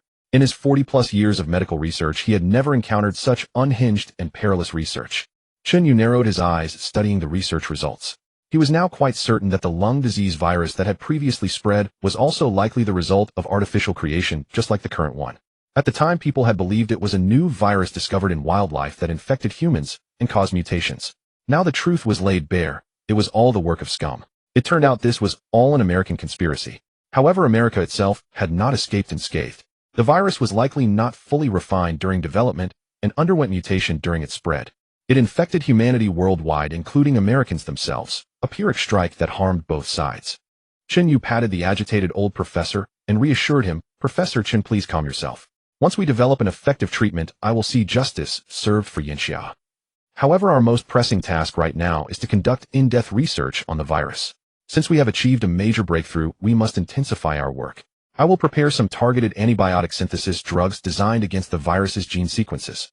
Have your students test the virus in batches for tolerance, and report immediately if you discover any components capable of killing the virus. Professor Chen nodded firmly. "Mr. Chen, we will definitely complete the mission you have assigned us. And please, you must seek justice for Yanxia." "Good. I will do so regardless." Yanxia throughout its 5,000-year history has once stood at the pinnacle of the world, and it remains so to this day. In the strategic office of the White House in America, President Harrison sat alongside America's top leadership, all in exceedingly grim spirits. The 80 ballistic missiles launched earlier were all inexplicably intercepted hundreds of nautical miles away from Yanxia's fleet. These were intercontinental missiles fired by America's pride, its missile forces. And they couldn't even graze the enemy before exploding on their own. Defense Minister Schneider rose and explained, "The missiles we launched were very likely intercepted by Chen Yu's spacecraft. Now that Chen Yu has intervened to aid Yanxia's fleet once again, we are in a difficult position." President Harrison pressed both hands to her temples and asked anxiously, "What should we do next? If Yanxia's fleet truly reaches our west coast waters, the entire world will witness it. America will be confirmed as unable to defeat Yanxia, and the NATO military alliance nations that have supported us from behind will surely diminish their fear and assistance toward us. It will become increasingly difficult for us to request supplies from them in the future." The conference room fell into silence. It seemed they truly could find no viable solution. Suddenly, a deranged man rose to his feet, his expression ruthless, a twisted smile on his face. "President Harrison, while there is still time before Yanxia's fleet reaches our waters, we could actually take this approach first." Rogers's radical proposal plunged all the high-ranking officials in the American Strategic Office into astonishment. Harrison's expression was exceptionally grave as she said, "Secretary Rogers, if we truly do this, wouldn't it be the start of a world war?" Rogers replied in a measured tone, "Madam Harrison, just a moment ago the Xia Dynasty fleet annihilated 2 of our carrier strike groups, and over 100 warships, resulting in thousands of our casualties. Is that not an act of war? They are the ones who instigated a world war. Now is the time. While we still hold sway over the NATO military alliance, we must unite the 32 strongest nations on Earth and launch a full-scale assault on the Xia Dynasty. Even if they possess the spacecraft of universal technology, they cannot possibly withstand the onslaught of so many countries." Rogers's frenzied suggestion left the assembled American high-ranking officials deep in thought. They were of course well aware of the dire predicament the United States now faced. If the Xia Dynasty fleet arrived, they would lose their grip on the NATO alliance forever. U.S. Secretary of Defense Snyder rose to his feet and declared, "I concur with Rogers's proposal. We must rally our allies now and confront the Xia Dynasty. This is our last chance." Snyder, like Rogers, harbored a deep hatred for the Xia Dynasty, which had cost them 6 aircraft carriers and thousands of soldiers. Had he not fled quickly before, he would have been killed by Chen Yu in the underground base of Area 51. Thus, Snyder strongly supported a full-scale war against the Xia Dynasty, this time joining forces with other nations. No matter how powerful the Xia Dynasty was, could it possibly withstand the combined might of so many countries, especially those at the top of global military rankings? With the backing of 2 top American officials, even some wavering factions began to shift their stance. In particular, the representatives of the major Wall Street tycoons, the true masters of this nation, embodied the capitalism of the United States. Half an hour later, many hidden magnates and conglomerates behind the United States sent messages expressing their support for this resolution. These American financial groups had been relentlessly squeezed by the Xia Dynasty recently, leaving them no room to survive. They unanimously decided that this nation must be eliminated. With the majority's agreement, Harrison rose solemnly and began to issue orders. After the decision of all high-ranking officials, I hereby issue a presidential order to activate a full-scale war mode. Unite all our allies, target the Xia dynasty. Let the operation commence. Rogers curled his lips into a sinister smile. He had long ceased to care about the lives of the Xia dynasty people, or even the lives of his own countrymen. His mind was consumed by a mad desire to engage in a full-scale confrontation with the Xia dynasty, even if it cost countless American lives. The efficiency of the United States was remarkable. The meeting had barely ended when the order for total war was issued. Across the globe, over 30 of America's allies received the war directive ordering a comprehensive assault on the Xia dynasty. In recent times, the Xia dynasty had risen aggressively in both economy and military, especially economically, overwhelming many nations. Those countries that once exported high-tech products to the Xia dynasty now found themselves replaced by the Xia dynasty, which manufactured the same goods at rock-bottom prices and sold them worldwide. This caused a sharp decline in their revenues and severe economic problems at home. Even many developed nations could no longer afford their generous welfare systems. All these countries harbored deep resentment, blaming the Xia dynasty for their hardships. Now, upon receiving the summons from their leader, the United States, they responded with one voice, eagerly sharpening their claws to strike the Xia dynasty collectively. In Asia, 2 nations, the Cherry Blossom Kingdom and the Bangxi Kingdom, received the order to attack the Xia dynasty. Their ignorant high-ranking officials were unusually excited. Due to geographical proximity, they were to serve as the vanguard in the assault on the Xia dynasty. Moreover, one of these 2 nations harbored a centuries-old blood feud with the Xia dynasty. Now that the Xia dynasty had risen, they trembled in fear, dreading the day when the Xia dynasty would seek revenge. The other nation, the Bangxi Kingdom, lacked sovereignty and had always followed the United States in opposing the Xia dynasty. Previously, they had allowed the United States to deploy the Shada anti-missile system on their soil, intended to intercept Xia dynasty missiles, making it difficult for them to fly out of Asia. They frequently claimed the Xia dynasty's excellent historical traditions as their own, such as the Dragon Boat Festival, traditional Chinese medicine, and tug-of-war, and submitted them for UNESCO recognition, leading the world to believe these cultures originated from the Bangxi Kingdom. They even asserted that the Lantern Festival, Confucianism, and even the philosophers Laozi and Confucius were of Bangxi origin. If one were to select the world's most detestable nation, the Bangxi Kingdom would undoubtedly take the crown. Yet the people of the Bangxi Kingdom themselves believed that the Xia dynasty had stolen their culture and thus held a deep animosity toward the Xia dynasty. So when the Bangxi Kingdom learned of the order to attack the Xia dynasty, they were unusually thrilled as the faithful lapdog of the United States. In Jiang City, within the Universal Technology Park's Virus Research Laboratory, Chen Yu heard the AI's alert in his mind. Captain, just now the United States issued the highest war directive to its 32 strongest allied nations around the world. These countries will launch a full-scale joint attack on the Xia dynasty. Chen Yu was peering through a microscope, observing the virus's tolerance to a certain drug, when he suddenly received this news. He immediately halted his work. It seems the United States is truly desperate. This must be their last resort. Let's see what these clowns can stir up. I've been looking for an excuse to rule the world, and they've delivered themselves to my doorstep. Chen Yu paid no heed to these nations. He returned his gaze to the microscope to continue researching the antiviral drug. He would wait for them to make their move, then sweep them all up in one fell swoop. The Xia dynasty fleet was still en route to the west coast of the United States. All mainstream media around the world had turned their guns on the Xia dynasty, broadcasting footage of the fleet attacking the American carrier strike group. They condemned the Xia dynasty for initiating the war and striking the American fleet so ruthlessly. The United States asserted its right to join forces with its comprehensive strategic partners to attack the Xia dynasty. The first to respond were the Cherry Blossom Kingdom and the Bangxi Kingdom, which were closest to the Xia dynasty, their missiles easily reaching the Xia dynasty's territory. In the highest conference room of Yinjing, over a dozen top Xia dynasty officials were seated. The United States has united its lackeys to wage a full-scale war against us. I hereby declare that the entire Xia dynasty enters the highest state of combat readiness. These people first unleashed a genocidal gene virus weapon, and now they unite dozens of nations to attack us. Do these bastards think the Xia dynasty is a pushover? I declare that any country that fires the first shot will be annihilated. The chairman's resolute declaration ignited the blood of all the high-ranking officials in the room. Finally, after so many years, the Xia dynasty would prove its strength. Having endured humiliation for so long, they had been seen as a sick cat by the West. Now the Xia dynasty would show them who the true tiger was. The neighboring Bangxi Kingdom and Cherry Blossom Kingdom, upon receiving the order, immediately began deploying their missiles. They did not possess long-range missiles exceeding several thousand kilometers, but they had medium and short-range missiles of a few thousand kilometers, which were more than enough to cover vast areas of the Xia dynasty. The Cherry Blossom Kingdom's Prime Minister Tian Biangui appeared frenzied as he stared at a monitor displaying the deployment of their missile systems. Prime Minister, our missiles are fully deployed and ready to launch at any time. The Chief of Staff of the Self-Defense Forces prompted.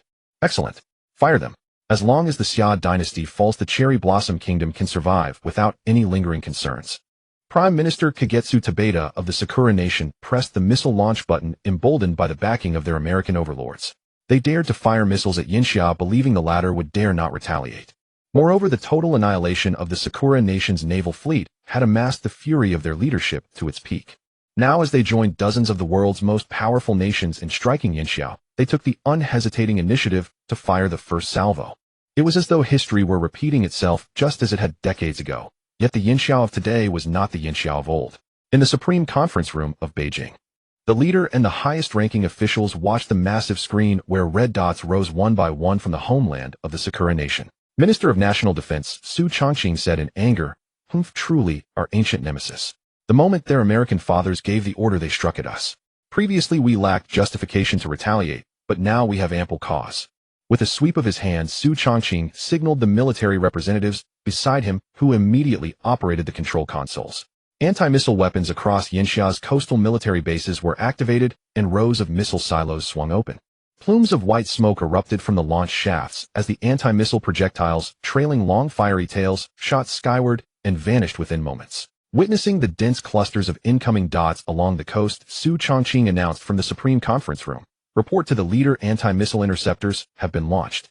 These new-generation defensive missiles, developed with technology supplemented by Chen Yu technology, achieved an interception rate exceeding 93.45% during testing. "We have deployed 1.5 times the number of interceptors relative to the enemy's missiles, meaning nearly all their projectiles will be neutralized."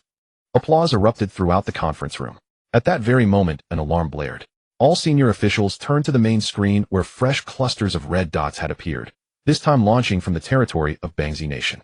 They were closer to Yinxia's homeland. "Those American lapdogs strike with such speed," Su Chongqing snarled. "Even the Bangzi have lost their patience. Initiate the second round of anti-missile intercepts immediately." Within mere minutes at Yinxia's eastern coastline, several military bases nearest to Bangzi Nation launched waves of missiles directly toward the incoming red dots. Yet even after another salvo of anti-missile launches, the alarm in the conference room did not cease. The map on the display zoomed out to encompass the entire Eurasian continent. An alarming sight emerged from Europe. Countless missiles streaked toward Yinxia like a rainstorm of destruction. Su Chongqing roared in fury, "Damn them! The nations of the Northern Alliance have united to launch a full-scale assault. Do they truly think us weak and pushovers?" Just as Su Chongqing prepared to contact the Western military bases for rear interception, the massive screen suddenly revealed dense swarms of red dots rising from the vast territory of the White Bear Nation to the north of Yinxia. Their trajectories clearly indicated they were aimed at the European missiles. Many senior officials in the conference room stared at the screen in astonishment. Li Jinfeng pointed at the dots with excitement. "Ha! Those are our allies. The White Bear Nation has entered the fray, intercepting the missiles aimed at us from Europe." The leader watched the scene with satisfaction. Just then, the crimson emergency line on the table rang. Calmly, he lifted the receiver, and a familiar voice came through. "Brother, leave those pretentious dogs in Europe to me. I've long wanted to settle scores with them. I will secure Yinxia's rear. You focus on dealing with the dogs to the east." The leader laughed heartily. "Ha, brother, I thank you. When this war ends, you must come to Beijing. We have not discussed matters of consequence in far too long." On the other end, Premier Pu emitted a hearty laugh. That matter of consequence undoubtedly referred to something of monumental significance. If this war concluded victoriously, it might well reshape the division of the world itself. "Ha, very well, brother. I shall await the day we consult together." After the call ended, the leader gazed at the main screen, a kingly smile gracing his lips. Now missiles filled the skies across the world, and the smaller nations throughout Eurasia trembled in fear. Particularly those intercontinental ballistic missiles launched from Europe, which the White Bear Nation was intercepting over the Middle East. Below, every nation held its breath, terrified that stray debris might fall within their borders. These were intercontinental missiles. Though no nation had yet dared employ nuclear warheads, each carried a yield of at least several thousand tons of TNT equivalent. A single impact could obliterate half a city. These missiles were targeted at vital military installations and bases across Yinxia. Yet none would reach their destination. They would be intercepted long before entering Yinxia's airspace. Over the East China Sea, the Sakura Nation's missiles met Yinxia's anti-missile defenses head-on. Yinxia's latest generation anti-missile technology, guided with uncanny precision, struck the Sakura ballistic missiles with surgical accuracy. With an interception rate exceeding 90% and overwhelming numerical superiority, every Sakura missile was neutralized. As for the Bangzi nation, closer to Yinxia and faster to strike, they never anticipated that their northern neighbors, the Korean nation sharing the same ethnic roots, would deploy anti-missile defenses against them. The Korean nation had long benefited from Yinxia's benevolence, and when Yinxia faced peril, how could they stand idly by? Though their anti-missile systems were relatively backward, achieving less than a 50% interception rate, the Korean nation nonetheless launched their interceptors without hesitation, lightening Yinxia's burden. While Yinxia possessed sufficient capability to handle the Bangzi missiles independently, this gesture from Korea irrevocably demonstrated their allegiance. In a conflict of this magnitude, choosing sides proved decisive. Misalignment could spell national annihilation. Half of the missiles launched by the Bangzi nation were intercepted by the Korean defenses before reaching Yinxia's airspace, and the remainder were destroyed by Yinxia's own interceptors. Not a single projectile from either the Bangzi or Sakura nations pierced Yinxia's borders. Prime Minister Kagetsu Tabeda of the Sakura nation stared at the radar screen, his expression as grim as though he had swallowed something foul. Impossible. Our missiles were American-supplied medium-range ballistic weapons, swift and devastating. How could Yinxia intercept every single one? How is this possible? The Prime Minister of Yinghuaguo, Tianbian Guichu, appeared in a state of fury, unable to believe that Yinxia's interceptor missiles were so formidable. The same scene unfolded in the strategic command room of Bangziguo. The president of Bangziguo, Yin Xie, stared numbly at the radar screen. The reason they clung tightly to my Lijian's thigh was their fear of Galiguo, a country of the same bloodline in the north, reunifying them. Now that half of their own missiles had been intercepted by Galiguo, the high-ranking officials of Bangziguo were particularly apprehensive. Galiguo in the north was reckless in its actions. Whoever provoked them, they would target solely Bangziguo. If this war ended with my Lijian and Beimeng defeated, then Bangziguo would be in grave danger. With Yinxia's backing, Galiguo might march southward and reunify them. Yin Xie immediately contacted the Myligian White House via a dedicated line. Simultaneously, Tianbian Guichu of Yinghuaguo was also urgently reaching out to Myligian. In the Supreme Strategic Command Room of the Myligian White House, Harrison received calls from the top leaders of over 30 Beimeng nations, including Yinghuaguo, Bangziguo, Dizi, Yingjili, Phalanxi, and others. They had just launched a coordinated missile strike against Yinxia, but not a single warhead had landed on Yinxia's soil. With Baixiangguo's powerful firepower support in the rear, its own vital military bases along the eastern coast as a backbone, and Galiguo's assistance, Yinxia stood firm. Now to attack their homeland, the only viable route was through Southeast Asia. Harrison, along with the Myligian High Command, frowned in unison. The first strike had been easily thwarted by Yinxia. Moreover, Yinxia had Baixiangguo, a nation with overwhelming military strength, as an ally. This made it even more difficult for Myligian to eliminate Yinxia. Speak up, what should we do next? Harrison asked.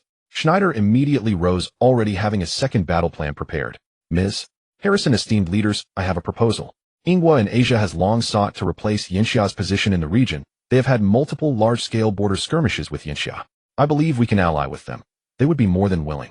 Once they breach Yinxia from the southwest, we can seize the opportunity to deliver a fatal blow amidst the chaos. Harrison, Rogers, and the numerous Myligian high-ranking officials all expressed approval of Schneider's plan. Could Schneider take charge of this personally? Expedite the cooperation with Yinghua. We are running out of time. Miss Harrison, I have already contacted the president of Yinghua. They are very eager to cooperate with us as long as we promise to cede 30 of southern Yinxia's territory to them and allow them to replace Yinxia as a permanent member of the Five. Harrison, unable to worry about such details, now nodded directly in agreement. Fine, promise those, Asan. They are merely tools to deal with Yinxia. We can give them a few crumbs later. I will immediately discuss the attack details with them. Rogers, with a more ruthless approach, suggested recruiting multiple countries in South Asia hostile to Yinxia into the alliance, a proposal also endorsed by the president. Although these nations had weak combat capabilities, many were anti-Chinese, and Myligian had held significant influence in the region. At this moment, by approaching them for cooperation and promising them a portion of the spoils after the great nation's downfall, these countries would eagerly align with Myligian. Thus Rogers contacted Iniyagwa and Faigua in South Asia. Both had once been Myligian's lapdogs, harboring a deep hatred for Yinxia, believing that Yinxia had stolen their interests in Asia, especially at sea. These small nations, lacking heavy weaponry, could only dispatch their warships to harass Yinxia in the southern seas. Now Yinxia's navy had largely converged and charged toward Myligian's west coast, leaving its interior vulnerable. This was the perfect moment for these petty states to act. A day later in Jiangxing, at the Huanyu Science and Technology Park, cheers erupted in the laboratory. After over a day of experiments, Chen Yu finally discovered an effective therapeutic drug against this genetically targeted virus. It was the result of Chen Yu Chen Xingji and his dozen students testing thousands of drug compounds. However, Chen Yu's early identification of the pathogenic gene code and thorough analysis of the virus's ribonucleic acid were the most crucial steps. In the lab, Chen Xingji grasped Chen Yu's hand, his face streaked with tears. Mr. Chen, I am truly grateful. You have saved all of Yinxia. You are the hero of our nation. Chen Xingji's students had long shed their heavy protective suits, gazing at Chen Yu with gratitude, each face beaming with sincere smiles. Chen Yu waved his hand. Please do not thank me so much. As a Yinxia person with conscience and fortitude, I could not stand idly by. This virus was meant to exterminate us Yinxia people, but I refuse to let those despicable villains succeed. Next, I will make them face the consequences of their heinous deeds. Chen Xingji and his students looked at Chen Yu, whose face now turned cold, and sensed an overwhelming murderous intent emanating from him. After another day of sailing, Yinxia's 3 aircraft carrier groups and hundreds of warships finally approached the west coast of North America. In Myligian's Supreme Strategic Command Room, Harrison and the high-ranking officials wore grim expressions. The previous day, they had launched a large-scale missile strike against Yinxia in coordination with 32 Beiming nations, yet not a single missile had landed on Yinxia's soil. After a day of strategic deployment, Myligian had formulated a new plan against Yinxia. Many South Asian nations responded enthusiastically, especially Ingwa Yagwa and Feigwa, who were particularly keen on confronting Yinxia. Ms. Harrison, we have formed a military alliance with multiple South Asian nations, and they will immediately take the next steps against Yinxia. Schneider reported. Good. The Yinxia fleet is approaching our west coast. Notify our South Asian allies to act at once. Yes, Miss Harrison. Subsequently, the White House combat orders were transmitted to the South Asian nations. Ingwa in particular had been itching for action with a delusional confidence that its national strength far surpassed Yinxia's. This war was their chance to prove they were the dominant power in Asia. Thus, Ingwa deployed its prized Agni, 5 missiles with a range of 5,000 kilometers. Moreover, Ingwa dispatched large numbers of troops to the border to harass Yinxia. In the South China Sea, a joint fleet of Imi Yagwa and Feigwa sailed northward en masse, intent on invading Yinxia's waters. In the Supreme Conference Room of Yinjing Defense Minister Su Chongqing pointed at the large screen, briefing the high-ranking officials on the current battle situation.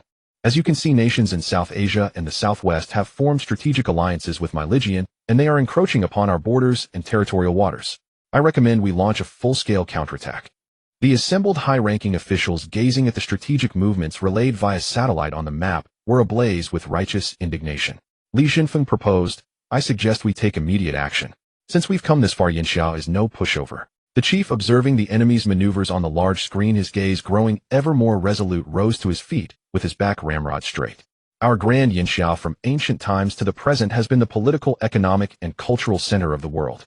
We the people of Yinxia are proud. These petty villains, how could they ever shake the descendants of the dragon? Perhaps this eastern dragon has slumbered too long. Now let the world witness our true power. I order an immediate counterattack against these scoundrels. At once the Supreme Conference Room erupted in resounding applause. After so many years, the nation once bullied had risen to its feet. This time let Yinxia reclaim its rightful place atop the world. Subsequently, major military bases in the western and southern regions of Yinxia began mass mobilization, and the true trump cards were unveiled from their shroud of mystery. Just as the war directive was issued, the secretary entered the conference room and whispered a few words into the chief's ear. A look of delight and astonishment spread across the chief's face. He promptly instructed, have Changshan come in at once and tell us about Chen Yu. The secretary acknowledged the order and withdrew from the Supreme Conference Room. Minister of Health Zheng Changshan strode in, his face brimming with excitement and exuberance. Changshan, tell us quickly, what about Chen Yu's research on the virus? The chief asked impatiently. After greeting the dozen or so top Yinxia leaders present, Zheng Changshan exclaimed excitedly, I've just received word from Huanyu Technology. In less than 2 days, Chen Yu has completely cracked the genetic code of this virus. Together with Professor Chen Xingji, he has developed a specific cure for the disease. As for the vaccine, it will be ready within the next couple of days. Yinxia is saved. At Zheng Changshuan's words, the entire Supreme Conference Room, filled with the nation's most powerful figures, erupted in jubilant applause and laughter, their faces beaming with joy. Once again, Chen Yu had astounded everyone. He had aided Yinxia time and again, and now he had saved the lives of over 1 billion people, saved an entire nation. The chief raised his hands to quiet the room, and the assembled leaders reigned in their excitement, awaiting his instructions. Haha, as expected of Chen Yu. I knew he wouldn't stand idly by. He is a hero of Yinxia. The chief's voice trembled with emotion. Indeed, Chen Yu's contributions to Yinxiao are immeasurable. We must reward him handsomely.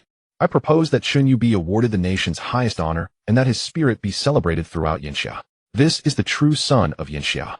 As for rewards, Chen Yu lacks nothing now. Hence I suggest offering full state-level support to his company. Li Jinfeng, Su Chongqing, and the military leaders voiced their opinions on how to reward Chen Yu. The chief smiled and said, haha, exactly. Chen Yu has saved Yinxiao. Whatever he wants, we must do our utmost to provide. Issue an order, have the nation's best pharmaceutical conglomerates and vaccine manufacturers fully cooperate with Chen Yu in developing the cure and the vaccine. Meanwhile, all major media outlets shall promptly publicize the news of the cure to alleviate public panic over the virus. Minister of Health Xing Changshan acknowledged the order. Yes, Chief. I will make arrangements immediately and ensure the cure is produced at the fastest possible speed. Excellent. Now that we have no worries behind us, let us teach those nations targeting Yinxiao a painful lesson. In the Supreme Conference Room of Yinxiao, multiple orders were issued. Yinxiao had finally come to terms with reality. The kind are often taken advantage of. They had been too lenient before. Now it was time to show them what true justice meant. Several major military bases in eastern Yinxiao received an order immediately pinpoint critical military targets in Yinghua country and launch precision missile strikes. Yesterday, Yinghua country was the first to open fire as my Lijian's lackey, yet not a single one of their missiles hit the mark. Today, let them taste the might and accuracy of Yinxiao's missiles. Upon receiving the order, the eastern coastal military bases opened multiple missile silos. These missiles were Yinxiao's self-developed hypersonic missiles, the DF-17, with a range of 400 kilometers, capable of covering the entire territory of Yinghua country. With a top speed of Mach 15, they are extremely difficult for current Earth-based anti-missile systems to intercept. Possessing all-weather strike capability, the nuclear variant can carry a warhead with a maximum yield of 3 megatons of TNT, enough to obliterate a city. The conventional variant can carry up to 750 kilograms of TNT, instantly destroying a city block. Using the conventional version of this missile to strike Yinghua country's important targets was most appropriate. Without any hesitation, salvos of fire soared into the sky from the eastern coastal military bases, their trajectories aimed straight at Yinghua country. At that moment, inside the Yinghua country military strategic office, Yinghua Prime Minister Tianbian Guichu and the Self-Defense Forces Chief of Staff stared at the radar screen, engulfed in deep dread. Baka, Yinxiao actually dared to retaliate. Activate the nationwide anti-missile system immediately. Contact the Myligian Pacific military base and have them launch interceptor missiles to support us. Tianbian Guichu roared. The Prime Minister of the Yinghua Kingdom, brimming with confidence, began deploying the interception plan. Yet the high-ranking military officials beside him wore grim expressions, for they were well-versed in such matters and understood the formidable power of the missiles launched by Yinxiao this time. The Chief of Staff turned to Tianbian Guichu, his expression a mixture of helplessness and terror. Prime Minister, according to radar measurements, the missiles launched by Yinxiao are hypersonic, exceeding Mach 10. Our missile interception system, the Patriot 3 provided by America, can only intercept at the terminal stage within 50 kilometers and can at most handle targets at Mach 6. Therefore, our interception rate for Yinxiao's missiles will not exceed 30. Tianbian Guichu fell into despair. He had once believed that with the backing of the Northern Alliance and the support of America and the European powers, he was invincible. Even if they attacked Yinxiao, they would not dare to retaliate. Yet to his astonishment, Yinxiao struck them first, truly a long-standing feud. Tianbian Guichu immediately ordered, contact America and have them launch interceptor missiles to help us destroy Yinxiao's missiles. The Chief of Staff felt awkward once again. Mr. Guichu, have you forgotten? America's military bases in Asia have all been withdrawn. The nearest base to us is in Hawaii, 300 kilometers away. By the time their missiles arrive, we'll have been blown to pieces.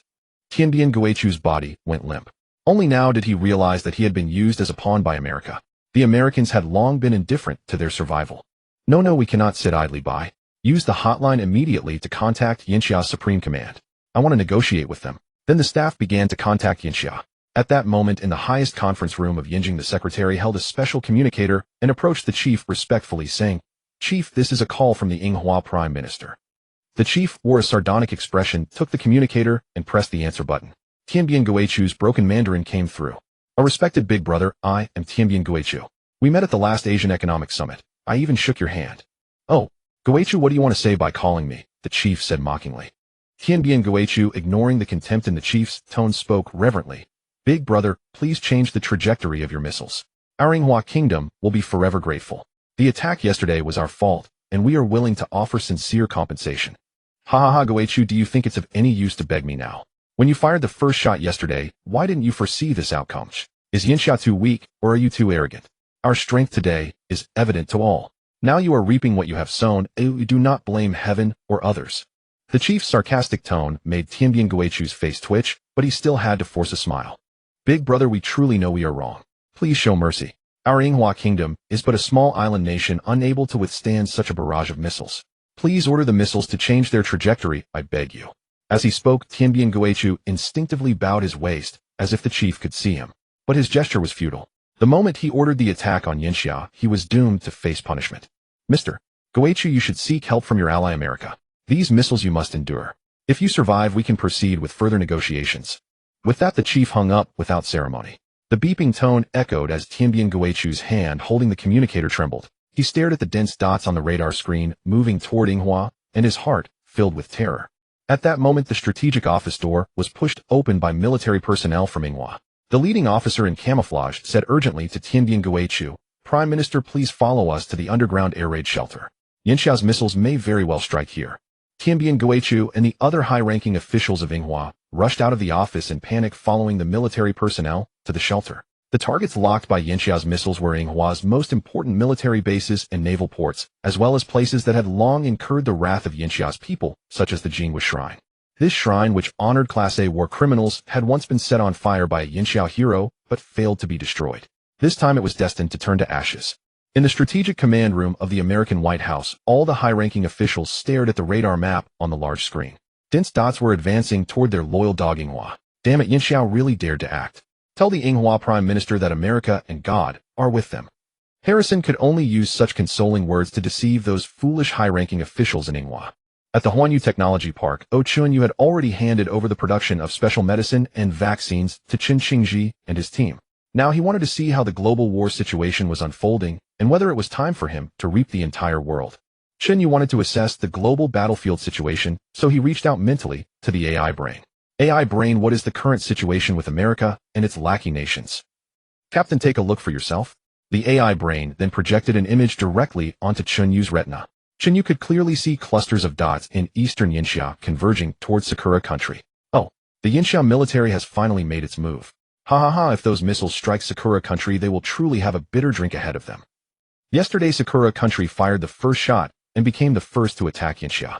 Therefore, today, Yinxia launched its counterstrike. Good. Let us observe what retaliation Yinxia's military will unleash against these nations that have bullied them. If necessary, we can lend Yinxia's military a hand. Yes, Captain. Just as the missiles from several Yinxia military bases in the east were en route to Sakura country, an attack from the southwest direction commenced. Agni-V, 5 long-range ballistic missiles were launched one after another toward the north, heading straight for Yinxia's homeland. Their target was none other than the Sanxia Dam. No one knew where those people had picked up the notion that destroying the Sanxia Dam in Yinxia would flood dozens of downstream cities. Tens of millions would be left homeless, and potentially over 1 million Yinxia citizens could perish. Once Yinxia suffered such a blow, domestic chaos would surely ensue. At that point, they would pour their army across the border, and Yinxia would lack sufficient combat strength to attend to the border threat. Then, relying on the formidable fighting prowess of Indian soldiers and the strikes from America and its allies, India would surely seize more than half of Yinxia in a single stroke. Perhaps influenced by the distorted reporting from Western media and Indian media regarding Yinxia, in the eyes of Indians, Yinxia was still comparable to the Qing dynasty. In the eyes of Indian citizens, their nation was far more developed than Yinxia, so they simply did not take Yinxia seriously. Although Yinxia had once struck them painfully, Indians always harbored an inexplicable overconfidence. This time, dozens of missiles directly locked onto military bases in southwestern Yinxia and the Sanxia Dam, in the highest strategic conference room in Yinjing Yinxia. As the leader and top Yinxia officials were watching the missile trajectory situation in the east, a shrill alarm blared through the conference room. On the large screen, the strategic map zoomed in, revealing dozens of red dots rising in the southwest. Defense Minister Su Chongqing said in fury, "Damn it, those Indians have actually allied with America. I wonder what benefits America promised them. What insatiable wolves." The leader ordered, "Immediately put all military bases in the southwest on full combat readiness and intercept every one of those Indian missiles. After we deal with the dogs in the east, we will settle scores with them." Su Chongqing received the order and, together with several senior military officials, swiftly relayed the leader's directive. Soon, new generation anti-missile missiles rose from several military zones in the southwest. Yinxia had already fully equipped itself with the new anti-missile technology that Chen Yu had previously provided to the nation. Intercepting India's Agni-V 5 missiles was completely no challenge. In Eastern Asia, Yinxia's missiles finally reached Sakura country's homeland. At an altitude of 50 kilometers above Sakura, numerous anti-missile interceptors launched from within Sakura country, targeting the over 100 DF-17 missiles from Yinxia. However, the anti-missile interceptors Sakura possessed were Patriot, 3 air defense missiles supplied by America capable of intercepting only targets up to Mach 6. Meanwhile, Yinxia's DF-17 hypersonic missiles had reached a terminal velocity of Mach 15. Even the world's most advanced anti-missile system, currently the Bear country's S-500 interceptor, would not exceed a 50% interception rate. Not to mention the downgraded Patriot, 3 missiles that America sold to Sakura country. They would be burning incense if they managed to intercept more than 30%. Thus, one could only watch as Sakura's anti-missile interceptors soared into the sky, but missed entirely. The first targets hit by Yinxia's missiles were the military port and bases in western Sakura. Previously, Sakura country's warships had been annihilated by Chen Yu, but Sakura refused to give up.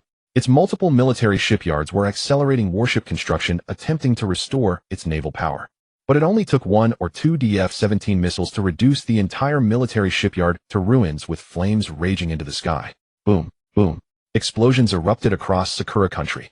Although Sakura had sent numerous spies to Yinxia to scout key military targets, Yinxia was no pushover either and had over the years mapped out Sakura country's important military targets.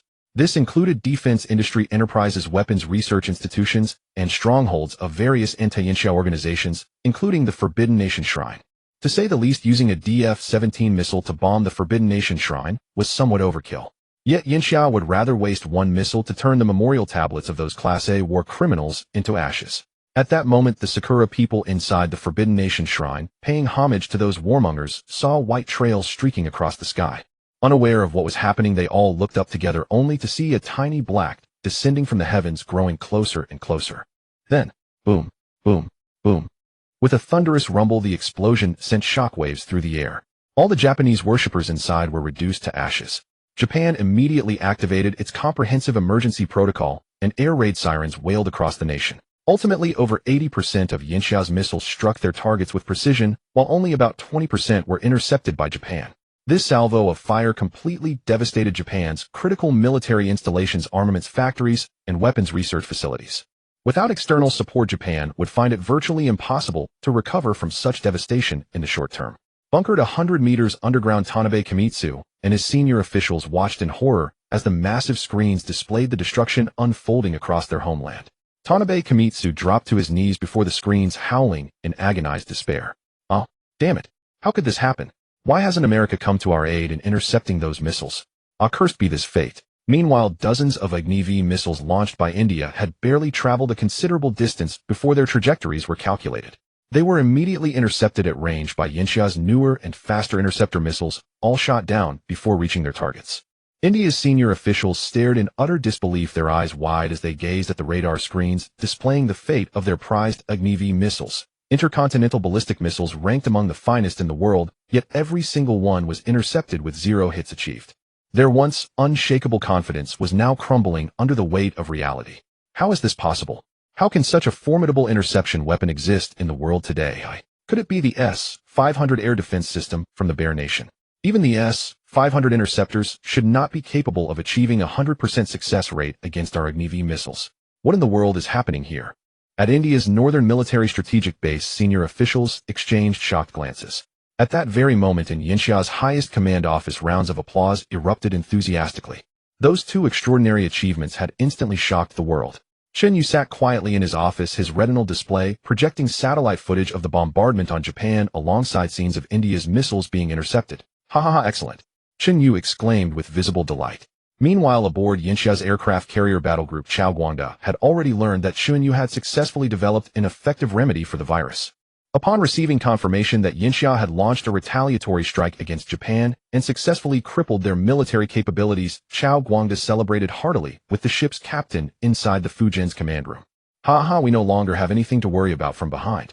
This time we must make them pay the price they deserve. General Chao, we are profoundly grateful to Huan Yu Technology for this breakthrough.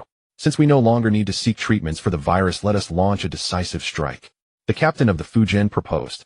Chao Guangda gazed through the command room glass toward the direction of the western coast, his eyes revealing a killing intent. Excellent. What they have done must be repaid in full. Relay my orders. Full speed ahead. Aye, sir. In the White House Strategic Command Center, Harrison slumped in his luxurious chair. The senior officials seated around the round table all wore expressions of grave concern. Harrison sighed deeply and spoke. Tell me, what is our course of action now? Yinxia has support from the Bear Nation to its rear. Japan in the east has been crippled, and the Koreans are unreliable. The South Asian nations are mere ants that pose no real threat to Yinxia. Even India failed to gain any advantage this time. We were careless allowing them to reach such a height after years of endurance. Moreover, according to the satellite imagery, Yinxia's 3 carrier strike groups will arrive today. How shall we respond? Schneider rose to his feet, his brows tightly furrowed. I believe they dare not take action against us. After all, before obtaining a cure for the genetic virus, they will absolutely not attack. We can seize this opportunity to delay and renegotiate offensive strategies with our North Alliance partners. If we simply drag out the time, those viruses will lead them to their own destruction. Schneider's scheme was ruthless, there was no denying it. Yet his proposal found approval among the senior officials. Little did they know that Chen Yu had already developed an effective remedy, rendering Schneider's suggestion utterly futile. In Yinxia's highest command conference room, the chairman picked up the secure line and dialed the highest office in the Korean peninsula. The call connected swiftly, and a bright, respectful voice came through the line. Chairman, what are your instructions? The commander gave a warm smile. Haha, Xiao Jin, thank you for yesterday for intercepting so many of the Bangzi's missiles for us. Jin Zheng said with a trace of shame. Commander, you flatter me. Our interception technology is not mature. Even if we did nothing, Yinxia's anti-missile system could have handled those Bangzi missiles. Haha, Xiao Jin, no need to be modest. At least you have shown your stance. Now that my Legion has been completely driven out of Asia by Yinxia, you can make your move. This was exactly what Jin Zheng wanted to hear. The great task his ancestors had dreamed of. Now big brother Yinxia had finally given the nod to support them. With Yinxia's backing, Jin Zheng had no more worries. Commander, I am deeply grateful. Once I accomplish my great mission, I will surely come to Yanjing to thank you in person. Good. Go ahead and do it. This was also your father's wish. Yes, Commander. The commander put down the secure line, ending the call with the supreme leader of Gaoli, and then broke into a smile. Yesterday, it wasn't only the Yinghua country that launched missiles at Yinxia. Now Yinxia always retaliates. The Bangzi also made a move yesterday, so they could not be let off. However, Yinxiao and Gaoli are strategic partners, and Gaoli was determined to reclaim the Bangzi nation. In terms of military strength alone, Gaoli was actually stronger than the Bangzi, but before Myligian had been backing the Bangzi. Gaoli dared not march south. Now that Myligian had been driven out of Asia by Yinxia, as long as they had Yinxia support, Gaoli could immediately head south and take back their own territory. And the commander had given Gaoli enough confidence this time. The Bangzi would probably cease to exist soon. After Yinxia had dealt with these petty troublemakers, 3 Yinxia aircraft carrier battle groups finally arrived at the territorial waters of Myligian's west coast. Continuing forward, they could see Luoshanji, Myligian's second largest city. Myligian, of course, deployed its own coastal defense fleet to intercept and drive them away, and joined forces with mainstream European media to vehemently condemn Yinxia. They claimed that Yinxia was committing outright aggression, that it was a true imperialist nation trying to invade the peace-loving Myligian. Immediately, international opinion turned one-sided, all condemning Yinxia for violating another country's territorial waters. Yinxia's official response was direct and forceful. Yinxia suspects that Myligian possesses large-scale genetic virus weapons. It now needs to investigate Myligian. Yinxia's carrier groups entering Myligian's territorial waters are merely to ensure that Myligian stays in line and accepts the investigation. This tone, this manner of speaking was exactly like the time when Myligian used a vial of laundry powder to falsely accuse Yilake of possessing weapons of mass destruction. At that time, Yilake was weak, and its abundant oil reserves had made Myligian covetous. To seize that oil, Myligian had concocted a flimsy excuse and launched a war against Yilake. Now Yinxia's suspicion that Myligian had genetic virus weapons was essentially a fact, not a fabricated pretext for war. The whole world saw that Yinxia's official announcement actually suspected Myligian of having large-scale genetic virus weapons. This immediately sparked a media frenzy. Some Europeans long brainwashed by Myligian believed that Myligian was a country with sweet-smelling air and would never do such a thing. They indiscriminately accused Yinxia of being a barbaric nation. Meanwhile, some countries that had once been oppressed by Myligian, their people unhesitatingly condemned Myligian for manufacturing such a terrifying weapon as the genetic virus. These nations strongly supported Yinxia's actions. In any case, public opinion was divided, each side having its own followers. Hundreds of Yinxia warships lay anchored in the waters off Myligian's west coast, facing Luoshanji, Myligian's second largest city, from across the sea. They seemed ready to open fire at any moment, causing the Myligian coastal defense fleet to tremble with fear. On the Fujian carrier, the captain reported to Chao Guangda, "General, we have arrived at Myligian's west coast territorial waters. Please advise on the next steps." Xiao Guangda looked at the 2 or 3 dozen Myligian coastal defense ships ahead and chuckled lightly. Ignore them. Immediately lock onto important military targets on Myligian's west coast and launch a salvo first. Now that the virus antidote was available, Xiao Guangda could go all out against Myligian's homeland. Let's give them a round of bombardment first. Yes, General Qiao. I'll give the order to launch the missiles. Subsequently, Qiao Guangda's order was relayed to dozens of Yinxia destroyers, and the missile silo hatches automatically opened. Inside were Yinxia's domestically produced YJ-21 cruise missiles, powerful and with a top speed of Mach 6. Though not extremely fast, they were very effective for striking ground or naval targets at close range. General Qiao, the missiles are ready. We have locked onto Myligian's west coast military bases and important military factories. Good. Fire. Qiao Guangda glared toward the west coast, his expression filled with rage as he shouted. Whoosh, whoosh, whoosh, boom, boom, boom. One by one, missiles streaked across the sky with long tails of flame heading toward the Myligian homeland. This was the first time in history that Myligian's mainland had been attacked by another nation, a momentous event unprecedented in the world. These were merely short-range missiles, and they would soon strike their targets. Of course, the United States was not to be underestimated. Their interception systems had been activated the moment the missiles were launched. In the Strategic Command Center of the White House, located far to the east in Washington, D.C., Harrison let out a startled cry as he watched the real-time satellite footage. What?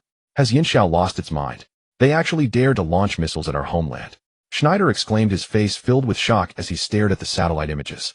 He had previously argued that Yinxiao would not act, believing they still needed the United States to provide a cure for the virus. Now he was proven utterly wrong. Yinxiao had fired missiles without even a word.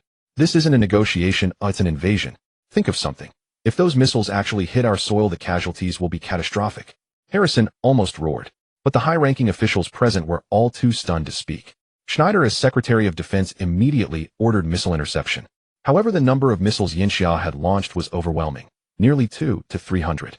Even if their interceptors could stop some, they could not achieve a full interception. This was the common flaw of all global defense systems. Once the enemy achieved saturation fire, no matter how advanced the interceptors, 100% success was impossible. Boom, boom. The sky over the west coast of the United States echoed with thunderous explosions.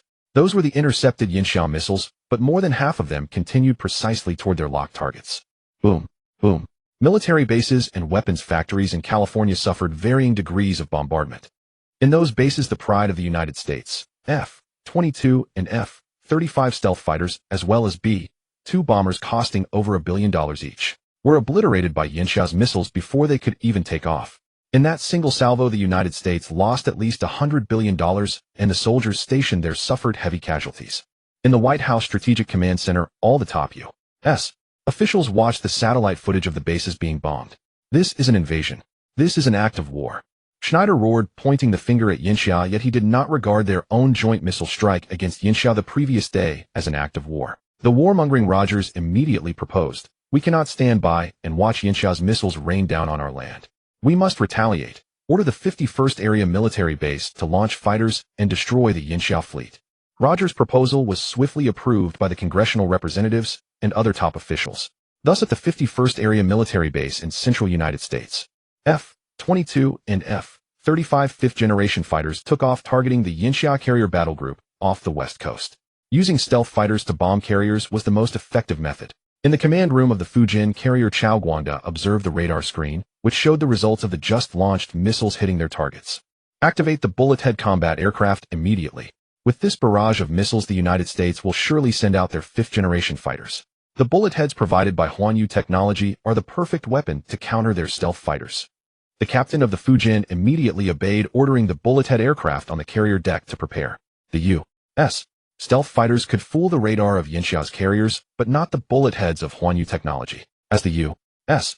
F-22 fighters approached within a few hundred kilometers of the Yinxia carrier group, 10 bullet-head combat aircraft on the Fujin automatically lifted off. They surged toward the enemy fighters at incredible speed. Qiao Guangda watched the bullet heads rise automatically, knowing exactly what they were about to do. "Ha, the United States is about to drink another bitter cup." Qiao Guangda laughed. As expected, the bullet heads, traveling at Mach 30, rapidly closed in on the U.S. fifth-generation fighters. Then, with overwhelming force, they destroyed all 100 U.S. stealth fighters. Not a single enemy fighter managed to get within 100 kilometers of the Yinxia carriers. In the White House Strategic Command Center, the U.S. top officials were once again in despair. This feeling was no different from when Chen Yu of Chen Yu Technology had personally intervened. Why? Why? Even without Chen Yu Technology's direct involvement, we are still the ones being crushed. Harrison roared in fury. Schneider was now speechless. The once unmatched military might of the United States relied largely on carrier battle groups, fifth-generation stealth fighters, and intercontinental missiles capable of striking anywhere on the globe. Now all three were ineffective against Yinxiao, while the enemy could strike their homeland at will. Would they have to resort to nuclear weapons? Among the world's nuclear-armed nations, nuclear weapons were used solely as a deterrent.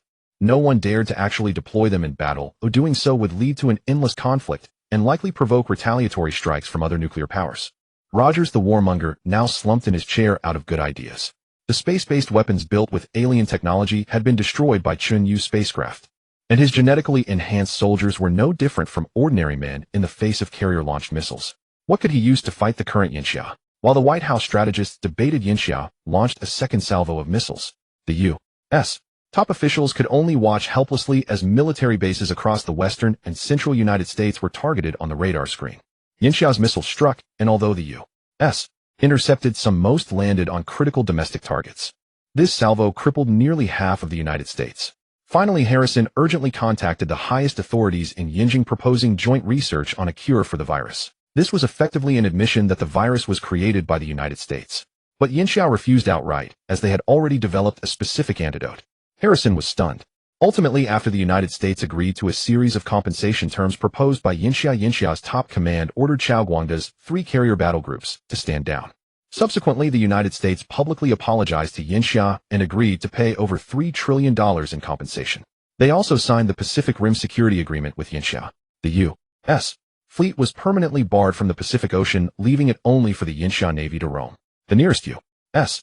military base in Hawaii was dismantled, allowed to remain only as a tourist destination. This treaty confined the remaining U.S. fleet to its territorial waters.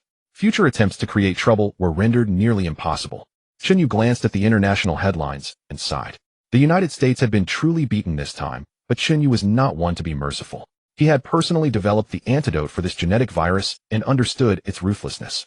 It was a weapon designed to exterminate an entire race, so Chen Yu did not intend to let the United States off so easily. AI brain, have Mothership 1 land on Earth. I'm done hiding. I'm going to rule the world. Yes, Captain. The No. 1 mothership slowly emerged from the homeworld-class vessel in space, descending toward the Earth's Chen Yu Technology Park. This time the No. 1 mothership did not use optical stealth mode. It was 2 kilometers in length and over 800 meters in width. It was a colossal behemoth, though incomparable to the homeworld-class ship docked at the spaceport. It was still enough to awe humanity. People in the villages around the Chen Yu Technology Park stared in disbelief at the enormous spacecraft descending from the sky. The village children, bursting with excitement, shouted, "Alien spaceship! Alien spaceship!" Hey, those kids were actually right. The No. 1 mothership landed on the massive tarmac of the Chen Yu Technology Park. Chen Yu stepped aboard this 7th-level civilization alien spacecraft, ready to embark on his conquest of Earth. With the aliens arriving in 8 or 9 months, he was determined to unify Earth's governance to prevent any further turmoil. In the command room of the No. 1 mothership, Chen Yu reclined comfortably in the self-adaptive seat. Let's go. First, we'll teach a lesson to those countries that bullied my Yinxiao. First, Sakura country. The No. 1 mothership slowly ascended. Chen Yu saw no need to conceal himself now. En route to Sakura country, he received a call from Defense Minister Su Changqing. Chen Yu, the public has captured footage of a massive spacecraft rising from your tech park. Did you just build it? It's incredible. Because Chen Yu space station had radar jamming sources, military spy satellites from various nations could not capture the situation there. Thus, they were unaware that Chen Yu had also built a homeworld-class vessel over 10 kilometers long in space, let alone his No. 1 mothership. A Minister Su, I'm heading to Sakura country now. Just watch what I'm about to do. Don't interfere. By the way, I'll need your help managing Earth later. Su Changqing was baffled. What did Chen Yu mean by that? Managing Earth? Could Chen Yu be? Su Changqing dared not think further, assuming it was a joke. After a few casual remarks with Su Changqing, Chen Yu hung up. By then the No. 1 mothership had reached the skies over Sakura country. Chen Yu controlled the No. 1 mothership to fly at ultra-low altitude. A spacecraft over a kilometer long, flying low. It was terrifying beyond measure. The awe was unparalleled. The ground beneath the ship turned dark as sunlight was blocked. The No. 1 mothership first arrived over the capital of Sakura country, Jingdongdu. The news of a colossal alien spacecraft hovering over Jingdongdu instantly spread worldwide. Sakura country's media was broadcasting live to the world the events unfolding over their capital. Leaders of every nation watched on television as the alien sci-fi metallic behemoth loomed over Jingdongdu. It was as awe-inspiring as the alien spacecraft landing in District 9. Sakura's Prime Minister Tianbian Guichu along with his cabinet stood on the balcony of the official residence staring at the terrifying colossus in the sky. Nanny, what the hell is this? Are aliens invading Earth? Tianbian Guichu gazed in terror at the scene above. Sakura country, which had just been crippled by Yinxia, now faced this new ordeal. However, the chief of staff beside him was actually excited. Your Excellency Guichu, this is an alien spacecraft. Definitely an alien spacecraft. See how it hovers without any propulsion. Earth has no such technology. Only aliens can do this. We must appease them. They have descended upon our land, surely deeming us the most superior race on Earth. If we ally with the aliens, we can take revenge on Yinxia with ease and even crush the United States. Then Sakura will become the world's strongest nation. If Chen Yu had heard the chief of staff's thoughts, he would have laughed until his stomach hurt. Tianbian Guichu's eyes widened instantly, his expression shifting from fear to excitement. He immediately ordered, yes, yes, yes. So Disu any. The chief of staff is absolutely right. Dispatch a negotiation team immediately to the area beneath the spacecraft for friendly communication. We must make the aliens feel our sincerity. Chen Yu stood in the command room of the No. 1 mothership, gazing through the glass at everything in Jingdongdu. It's quite bustling here. I wonder how many teachers live here. It's a shame they'll die, but hey, you're from Sakura country after all. As a patriotic Yinxia native, Chun, you would never forget the history Sakura imposed on Yinxia. Today, let me send you on your way. However, to ensure my future base has women engaged in special industries, I'll spare a fraction of the population. AI soon launch a gravity bomb to erase all of Sakura country's territory except Hokkaido, and broadcast this live to all smart terminals worldwide. I have a few words for humanity. Captain, the live stream has started. The camera is directly in front of you. Chen Yu cleared his throat and smiled at the camera. At that moment, every smart terminal in the world, televisions, computer monitors, smartphones, tablets, outdoor screens, all forcibly began broadcasting Chen Yu's image. In Yinjing, the chief watched on television as Chen Yu stood in a sci-fi background apparently inside the spacecraft. Chen Yu smiled in the video and said, "Hello humans of Earth. I am Chen Yu. You may know or have heard of me. Yes, Yinxia's Huanyu Technology is my company." Chen Yu's speech in the video was translated into various languages by the AI so everyone in the world could understand. Now over 7 billion people worldwide were watching Chen Yu's live stream as their phones were forced to play it, leaving them no choice but to watch. Everyone who picked up their phone was shocked. Why did their devices suddenly all play the same video with no way to turn it off? Chen Yu continued in the video, "You're wondering why your phone or TV is showing my image. It's because today I'm about to do something momentous. Below is the capital of Sakura country, Jingdong City. Today I am here to destroy it. To demonstrate my power, I'm broadcasting this globally." The AI knew how to switch camera angles. The view shifted to the exterior. People worldwide saw a massive alien spacecraft hovering over Jingdong City. Then the view switched back to Chen Yu inside the ship's command room. "As you've just seen, this is my spaceship, a vessel from a highly advanced alien civilization. The technology it possesses is beyond Earth's wildest imagination. I want to tell everyone that Earth is not alone in the universe. We are tiny and fragile. In the face of alien civilizations, Earth is utterly vulnerable. Oh, and next I must reveal to all the people of the world a very grim truth. The truth is Earth has already been targeted by extraterrestrials. In the near future, less than 9 months from now, an alien fleet will arrive here to colonize you, enslave you, and even exterminate you." Chen Yu's words sent shockwaves across the globe, everyone frozen in disbelief as they stared at their screens. Many still refused to believe him. After all, Earth scientists had never detected any extraterrestrial civilization. Yet upon witnessing Chen Yu's colossal spacecraft, whose design bore little resemblance to any aircraft on Earth, skepticism began to waver. They had never seen technology so far beyond their own. This compelled people to confront a terrifying question: could Earth truly not be the sole cradle of life in the cosmos? Meanwhile, certain Americans were already whispering among themselves with sinister glee. After all, if humanity was on the brink of extinction, there would be no laws to stop them from taking whatever they wanted. Across the globe, the highest leadership of every nation fell into stunned silence upon hearing this revelation. In Beijing, the premier and several senior cabinet members watched Chen Yu's broadcast intently. Li Jinfeng exclaimed, "Premier, can what Chen Yu said possibly be true?" "Indeed," Su Chongqing added. "Could there really be extraterrestrial civilizations?" The premier took a sip of tea and replied, "The fact that we discovered remnants of an alien spacecraft dating back 10,000 years proves that beyond our humanity, civilizations far superior to ours exist throughout the cosmos." And heavy silence fell over the conference room. After a long pause, the premier continued. However, we may still have a chance. Did you notice Chen Yu's spacecraft? It is undoubtedly extraordinary. No wonder Chen Yu rose to power so swiftly. He must have inherited knowledge from an advanced alien civilization. As people of Yinxiao, we may yet share in that fortune. Li Jinfeng and Su Chongqing nodded in agreement. Meanwhile, in America, Harrison and a group of senior officials were also watching the live broadcast.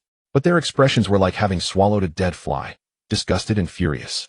The power Chen Yu had displayed far exceeded their imagination, far beyond anything they could hope to match. What should we do? Harrison asked anxiously. He possesses such an immensely powerful spacecraft, a complete alien vessel. What if he comes after us? She had entirely misunderstood Chen Yu's point.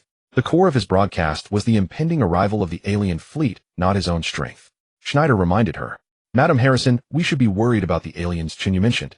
He stated that in less than 9 months an alien fleet will reach Earth and may launch an invasion. Then what should we do? Immediately everyone fell silent. Chen Yu's broadcast continued. His voice echoed through the video. Today my first destination is Japan.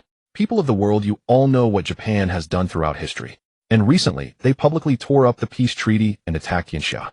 Therefore, I hereby announce Japan will cease to exist.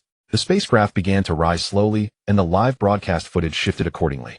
Mothership no. One instantly ascended into space. Deploy a gravity bomb, Chen Yu said coldly. That creature has always looked out of place on this map to me. Understood, Captain. Gravity bomb is armed and ready. Firing. A futuristic-looking bomb 2 to 3 meters in diameter dropped from Mothership No. 1. This gravity bomb utilized the technology of a level 7 civilization, a weapon capable of generating extreme gravitational fields. It could instantly obliterate vast areas, causing everything to collapse into a single hyperdense object. Its advanced variant could cause an entire planet to collapse, thereby destroying it. A level 7 civilization could even use it to create artificial black holes. That level of gravitational weaponry required even greater technological sophistication. But to deal with a mere speck like Japan, a single compact gravity bomb was more than sufficient. The global broadcast showed the bomb plummeting toward Japan. The onboard intelligence system tracked the warhead like a pair of unblinking eyes following its descent, until the bomb struck Japanese soil. Suddenly the bomb activated. A black hole vortex formed to devour everything within its reach.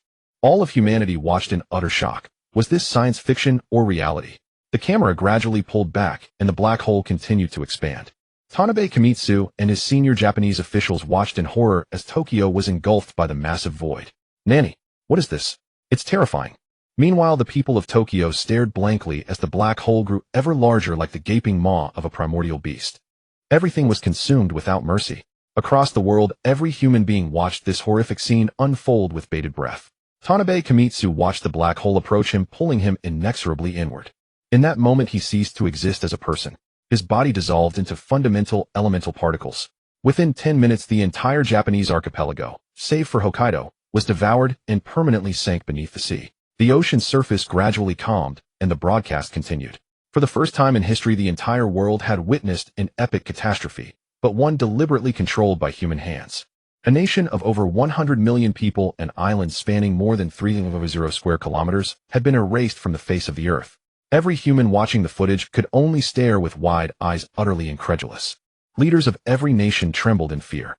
Several European countries urgently called Beijing, pleading for forgiveness for their missile attack the previous day. Britain, France, Germany. They had been terrified into submission.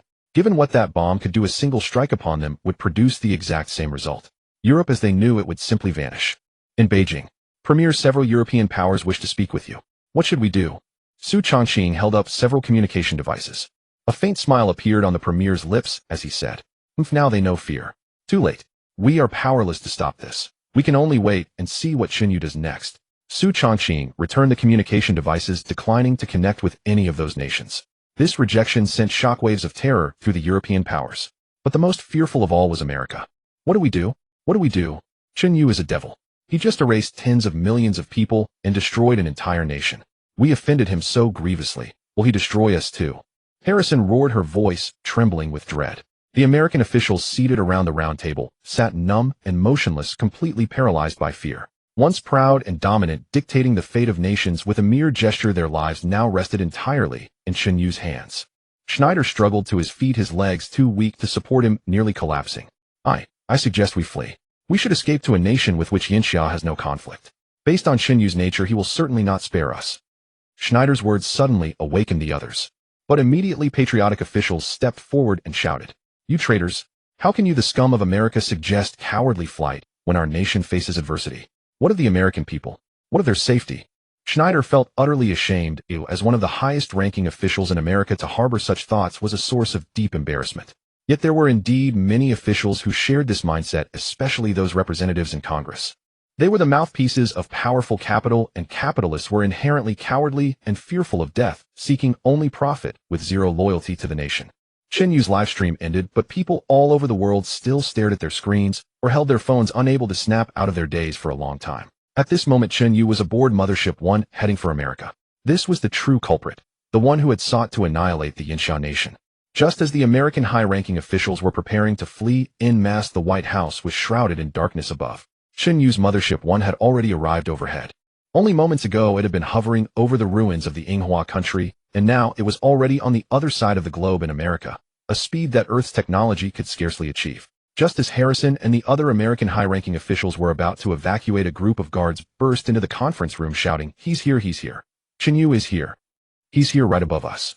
Harrison, Schneider, Rogers, and the other American high-ranking officials were all terrified. They felt their legs go weak, fearing that at any moment they would be devoured by the endless abyss. Just then a thunderous voice rang out from outside. "I am Chen Yu. Friends of America, please come out. I have something to say to you." This was a broadcast from Mothership 1, its volume so overwhelming it nearly ruptured the eardrums of those inside. "Madam Harrison, what do we do now?" Schneider asked. Harrison was already panicking. After all, she was merely a woman. Faced with such a situation, she was scared out of her wits.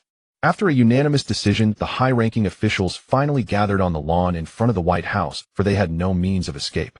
Their only option was to come out and negotiate with Chen Yu, perhaps relying on America's immense wealth. If the compensation was sufficient, their lives might yet be spared. As they stepped onto the lawn and looked up at the colossal objects suspended in the sky, many of them were so terrified that their legs gave way and they collapsed to the ground. Rogers stared incredulously at Mothership 1 above. He had spent years studying alien wreckage, yet he had never seen a spacecraft so massive and futuristic. He could tell at a glance that it was of a different kind than the alien civilizations he had studied. No wonder we lost so completely.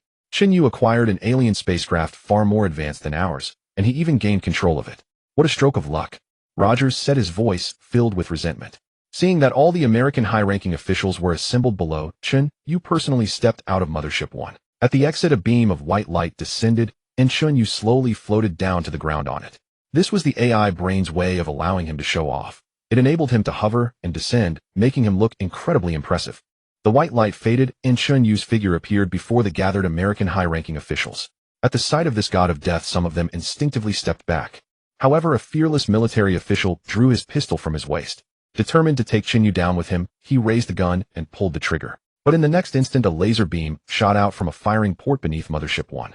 The officer with the gun was struck instantly and reduced to a pile of ash, leaving nothing behind. Chen Yu looked at the ashes and sneered mockingly. "Ha ha ha, it seems there are still people with backbone in America. Now who else wants to shoot at me? Step forward." At that moment, several other fearless military officers who had initially intended to draw their guns and take Chen Yu out witnessed the fate of their comrade. The death was truly gruesome. No remains left, and a charred smell lingered in the air. They were afraid. Their hands trembled as they held their guns. Should they fire or not? They feared that if they shot, they too would be reduced to ash in an instant. Chen Yu noticed those officers and let out a cold laugh. "So you're the ones who want to kill me, aren't you? Then let me show you what a truly advanced life form looks like." Chen Yu raised his hand, and a tiny flame appeared in his palm. The American high-ranking officials were stunned beyond words.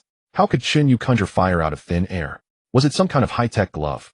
This was a technique Chen Yu had recently mastered after absorbing cosmic luminous energy and breaking through to interstellar level 2 life form. When released, cosmic luminous energy could generate immense power, making it a formidable weapon. "You lowly Americans even dared to try to exterminate my Yinsha, a superior race. Today I am here to seek justice." With a casual wave of his hand, several blue orbs appeared in his palm. They shot forth straight toward the American officers who had reached for their guns. In an instant, the orbs struck the men. Predictably, the effect was similar to being hit by a laser. Their bodies burst into flames, and without even a cry of agony, they turned into black, charred granules.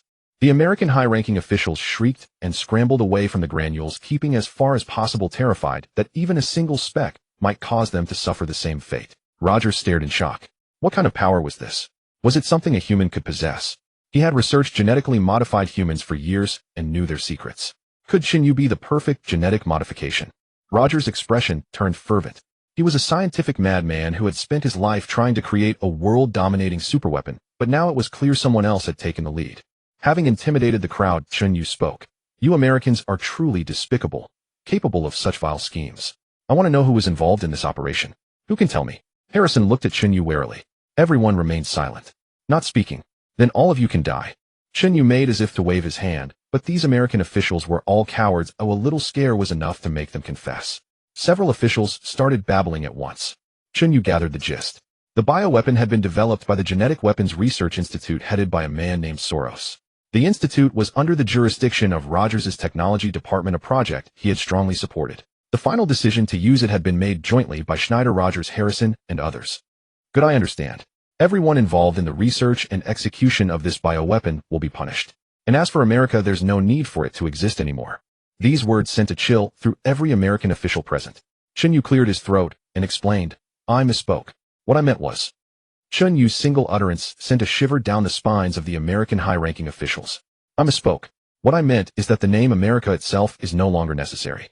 From now on, this land is Chen Yu's colony. Those involved in the biochemical gene weapon incident will face judgment before the entire world. Chen Yu had no intention of disposing of them so easily.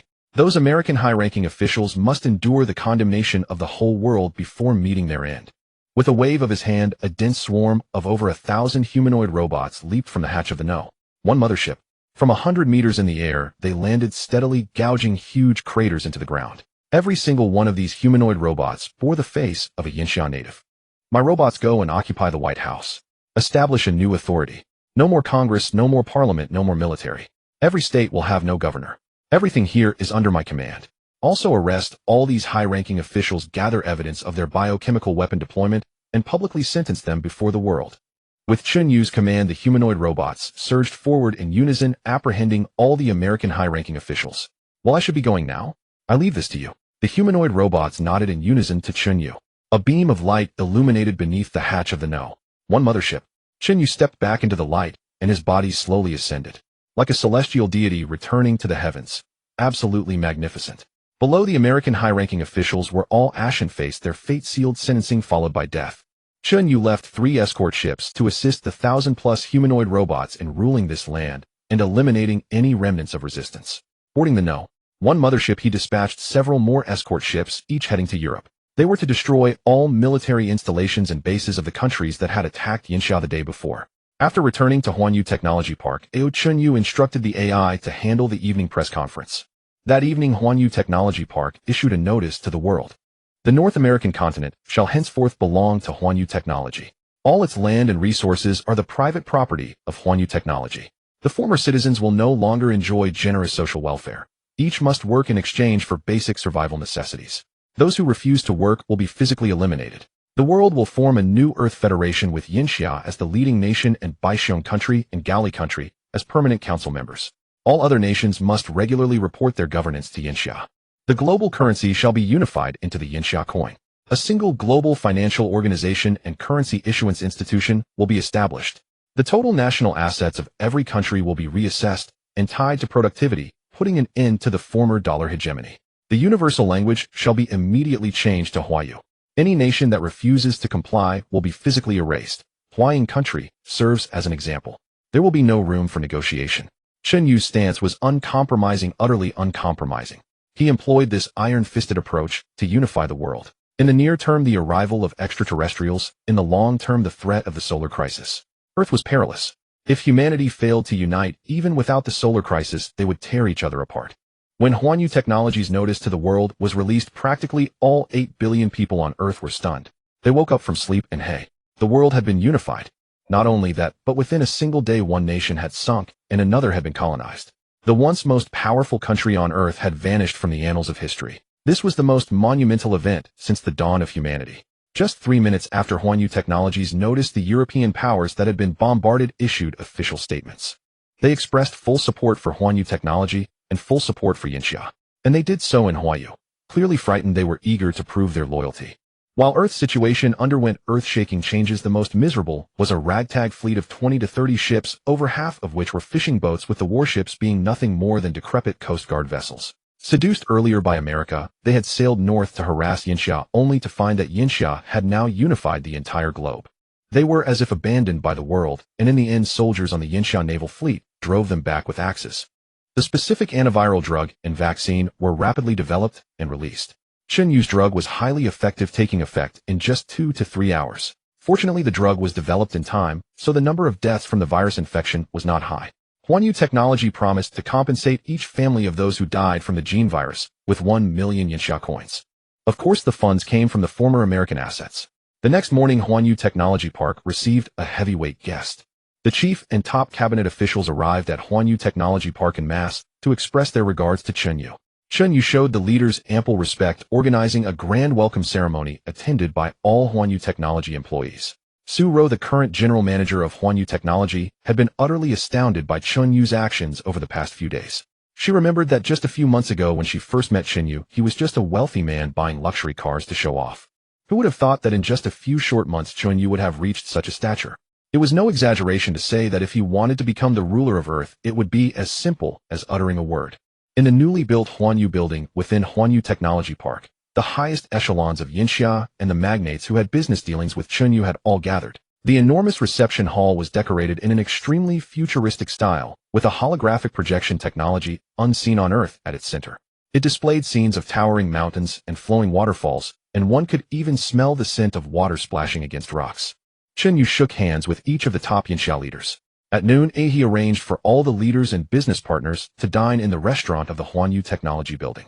The waiters and chefs there were all robots, not human, but the dishes they prepared were, by no means, inferior. They could rival those of a 5-star chef. Chen Yu naturally sat at the same table as the chief Li Jinfeng, Su Chongqing, Chao Guangda, and other bigwigs. He also invited his parents and younger sister to join him at the main table, which made them feel honored and flustered. Leaders they had previously only seen on television were now dining at the same table with them. Could you imagine that? Chen Yu also called Su Ro and Xia Yueshu to the main table. These two women were his future candidates for a wife. He couldn't afford to neglect them. If both agreed, that would be even better. Chao Guangda's daughter Chao Yisin had also made a special trip from Yanjing. When she saw Chen Yu, she felt a complex emotion. Back in Yanjing, Chen Yu had saved her from a spy. Now a few months later, he had risen to such heights. She deeply regretted not staying in Jiangqing back then. If she had, she might have forged a romantic bond with Chen Yu. Chao Guangda forcefully pulled his daughter to sit at the main table close to Chen Yu. His intentions were as clear as daylight. Chen Jia, Su Ro, and Xia Yueshu carefully ate their dishes, their nerves palpable. They kept glancing at the dignitaries who were only seen in the news, feeling intimidated to the point that even holding their chopsticks felt awkward. Perceiving the unease of the three beauties seated beside Chen Yu, the chief spoke with a benevolent tone. Chen Yu, you haven't introduced these three ladies yet. Why not introduce them to us old fellows? Chen Yu began introducing them calmly. Chief, this young lady beside me is my sister, currently an actress with little achievement. This is Su Ro, a remarkable woman. She is the CEO of my Chen Yu Technology Company, and considering her shares in Chen Yu Technology, she is undoubtedly the wealthiest woman in the world. The other is Xia Yueshu. Her father is the president of Qinya Group, my business partner. The three women felt embarrassed, then stood up, carefully nodding to the chief and the various ministers. Haha, sit down, no need for formalities. No need for formalities. I am genuinely delighted to meet you all today. The three women were even more flattered. Being friends with the chief was something to brag about for days. However, if they were to say now that they had a close relationship with Chen Yu, they could boast about it for a lifetime. At the dinner table, the tension from their status gradually dissipated in the warm atmosphere, and everyone began to chat freely. Chao Yisin, seeing Chen Yu laughing and chatting with Su Ro and Xia Yueshu, felt a pang of bitterness. After Chen Yu saved her, she had developed strong feelings for him, but for the sake of her career, she chose to return to Yanjing. Now she was filled with regret. She was certain that Chen Yu had also been interested in her back then. After all, she was an exceptionally beautiful woman. Now Chen Yu seemed to treat her only as an ordinary friend, someone he had merely saved in the past. Chao Yisin's regret was mild compared to the burning remorse of Chen Yu's ex-girlfriend Gu Sisi. At that moment, Gu Sisi was watching the midday news broadcast. Chen Yu, radiant with success, was shaking hands with the chief and a series of top-tier dignitaries. I regret it so much. Why was I so blind to break up with you? Chen Yu, I still love you, I still love you. Can you hear me? Gu Sisi hugged the television, kissing the screen, nearly damaging the TV. Gu Sisi's mother entered the room and saw her kissing the TV. She scolded, "You are such a fool. You were with Xiao Yu for 3 years. Why did you become infatuated and break up with him? If you hadn't broken up with him, would our family be so destitute now?" Gu Sisi turned her face filled with venom and shouted hysterically, "You old hag. It's all your fault. If you hadn't instigated me back then, would I have broken up with Chen Yu? You kept telling me he was poor, he had no future, he was a loser, and urged me to find someone rich. Now you blame me. I think you caused all this. I'll kill you. Gu Sisi grabbed a fruit knife and chased after her mother. The old woman ran for her life faster than Gu Sisi. They tussled in the cramped, shabby room. How tragic. In the dining hall of the Huanyu Technology Building, Chen Yu remained composed, discussing national affairs with the dignitaries. Chen Jiasu Ro and Xia Yueshu rested their chins on their hands, gazing at the handsome Chen Yu with stars in their eyes. Wow, how can my brother be so handsome? With him as my benchmark, how can I ever find a boyfriend? Oh dear, Chen Jia sighed. Just then several people with wine glasses approached the main table to offer a toast, but were stopped by a group of black-suited bodyguards, as this table was not for ordinary guests. Lei, the CEO of Nwomi, waved at Chen Yu. Chen Yu gestured to the bodyguards to let them through, indicating they were his friends. The chief and the ministers looked at the newcomers. Among them were well-known figures led by Lei from Nwomi Auto and Wei from BYD Auto. Lei and a group of business magnates came to the main table, toasting the chief and the ministers one by one. Chen Yu, I never expected that a decision I made back then would bring me such great benefits. I owe it all to you. Lei toasted Chen Yu.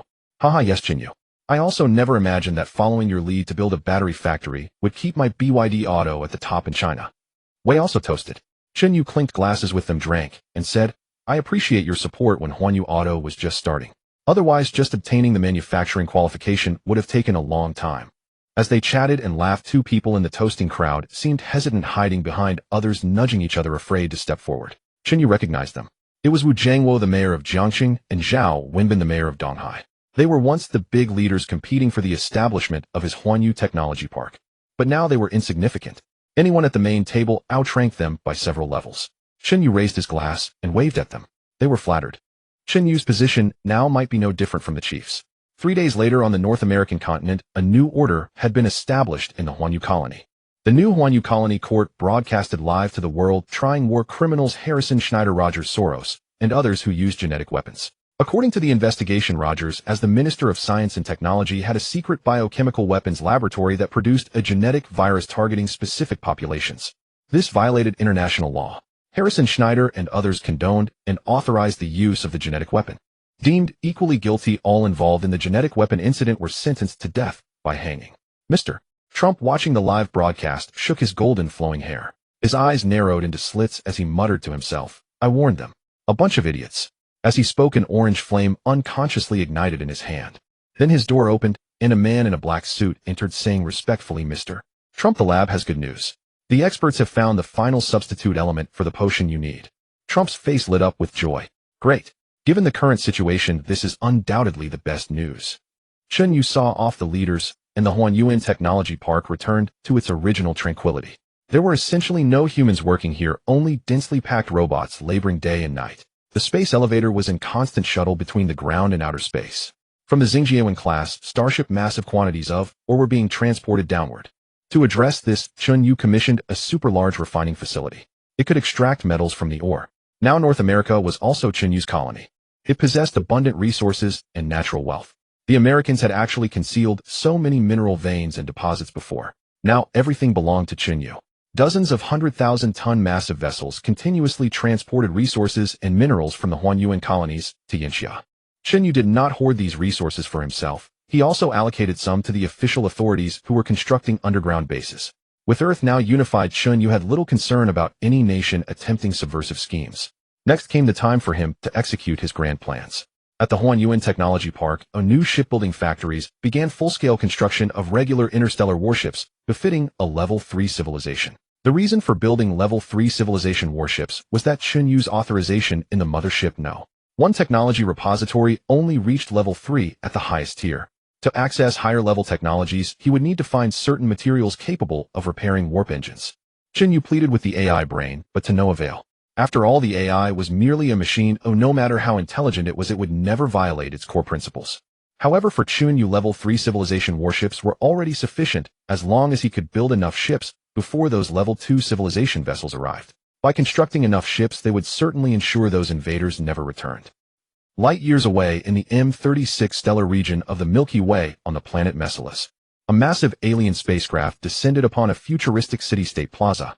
A group of planetary rulers from Mesilas appeared, highly respectful, waiting in a plaza to greet those descending from the spacecraft. These visitors were the Cecilicians who had come to purchase Earth. Their civilization level was slightly higher than that of Mesilas. They had already reached the early stage of a level 3 civilization, although their planet was gradually drifting out of the habitable zone and their environment had suffered severe degradation. In a few hundred years, it would become impossible for the human race to survive there. Upon learning from the Mezolians that they had discovered a planet suitable for human habitation, they had come to negotiate. The cabin door opened, and a row of Cecilicians slowly emerged. Their appearances closely resembled humans, their ears were not as pointed as the Mezolians. They looked more like Earthlings. However, their physique was far more robust. Their average height exceeded 2 meters, and even the females stood around 1.9 meters. If they were brought to Earth, every single one of them would be a basketball player. The Mezolian Star Chief, accompanied by numerous planetary elites, stepped forward to welcome them. "Oh, welcome honorable guests from the Cecilician star of the M37 stellar region." The Star Chief spoke in the Galactic Federation Common Tongue, which was also the #1 official human language across the Milky Way's diameter of over 100,000 light-years. All planets registered with the Interstellar Federation required their inhabitants to learn the Galactic Federation Common Tongue. Therefore, no communication barriers existed among the human races on different planets. Among the Cecilicians, a tall man wearing a cloak-style garment extended his hand and shook hands with the Mezolian Star Chief. Indeed, wherever humans possessed hands such as these, the handshake could become a form of etiquette regardless of which planet they were on. "Suase, in the message you sent us previously stated that you discovered a planet suitable for human habitation. Is this true?" The Mezolian Star Chief replied respectfully, "Honorable General Say, how could I dare deceive you? Please examine the planetary data returned by our exploration vessel." After Suasan finished speaking, he tapped his wrist, and a holographic image materialized before them. It displayed various parameters of Earth, including atmospheric composition, geological composition, planetary size, as well as photographs of Earth's plants and animals. General Say's pupils immediately dilated. A planet with such an ecosystem was simply the crown jewel of the Milky Way. It must have been in a state of vibrant vitality and optimal biodiversity. It required a gentle sun and a stable stellar system along with hundreds of millions of years of accumulation within the habitable zone to achieve such perfection. Excellent, excellent, excellent. This planet can completely sustain the Cecilician people. Even though the oxygen content in its atmosphere is too high, we only need to perform simple genetic optimization on our bodies, and we will be able to adapt to their atmospheric environment. Ha ha ha, Suasan, you have truly saved the Cecilicians. General Say exclaimed excitedly. "Ha, General Say, I have already dispatched a colonial fleet to establish a colony on that planet. As for the 8 billion native inhabitants there, how would you like to dispose of them?" General Say was even more thrilled, unexpectedly finding so much free labor. "Are there any more pleasant surprises?" "Naturally, we will keep the young and vigorous humans to help us build our new homeland. Once our new home is established, those primitive humans who have not even reached level 1 civilization, such lowly lives need not continue to exist.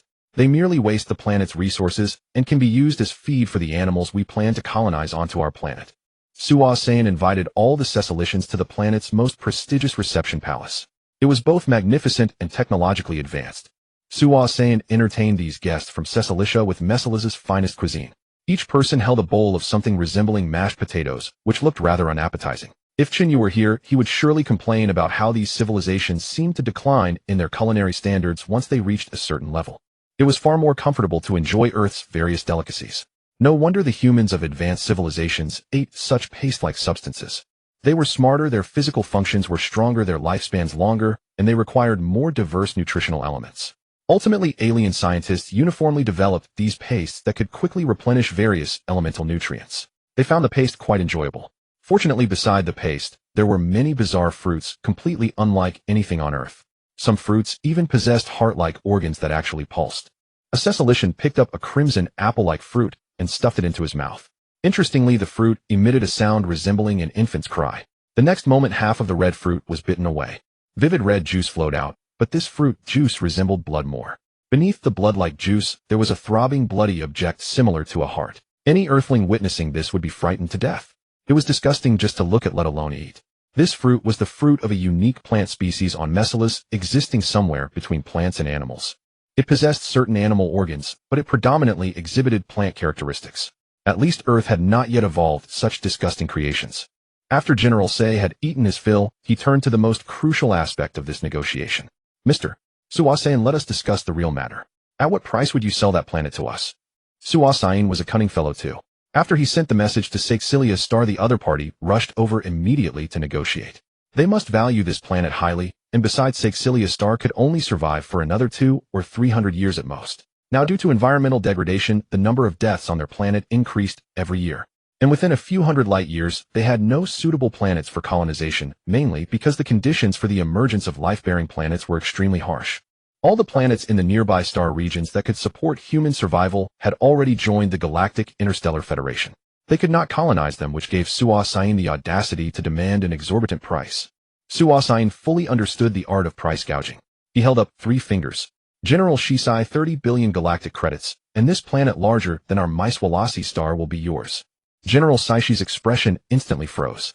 Usually a life-bearing planet with a somewhat harsh environment could sell for 7 or 8 billion galactic credits. A planet with good conditions would cost around 10 billion, yet Suasain demanded 30 billion outright. This was nothing short of robbery. Their Sexilia star's annual GDP was only about 5 billion galactic credits. They also had to pay 2 billion in Federation management fees each year.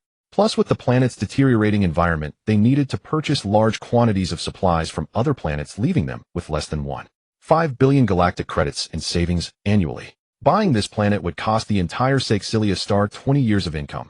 It was a blatant ripoff. If it weren't for the protection of the Galactic Federation, General Saishi would have considered colonizing their planet, relying on his civilization's higher level compared to manhwaedit star. But he dared not do so. The Galactic Interstellar Federation was founded by 3 fifth-level civilizations from the central star region of the Milky Way. The Federation's first principle: any planet registered in the Federation with a civilization level above 1 enjoys the protection of the Interstellar Federation. Higher civilizations may not arbitrarily invade or colonize other civilized planets that have joined the Federation. However, once registered, they must pay annual Federation management fees.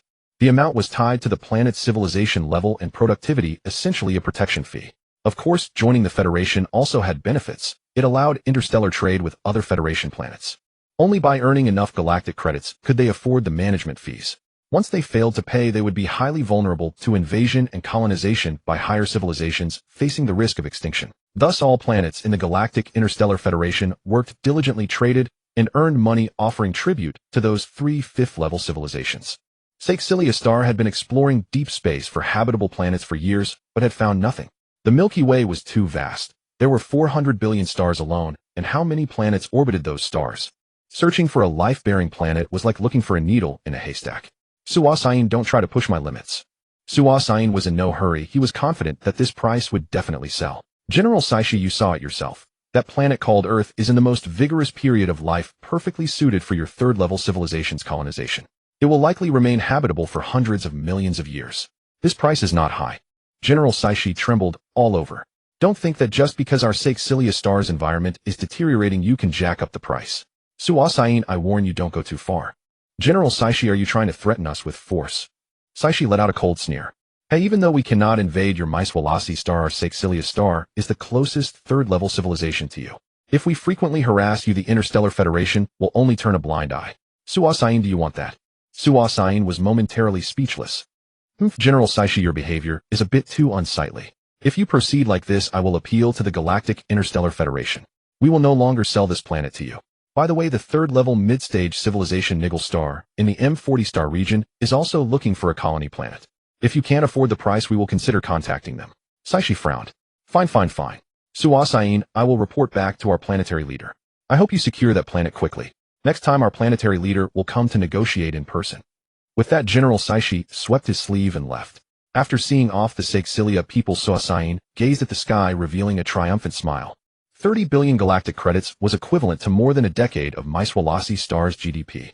Their annual Federation management fee was about 1 billion galactic credits. If this deal went through, they would gain decades of breathing room. With the extra money, they could purchase more advanced technologies from other civilizations. Perhaps they might even advance to a true third-level civilization. Suasain schemed complacently. 3 months later, Earth, Chen Yu Technology Park. In these 3 months, Chen Yu had mass-produced third-level civilization warships.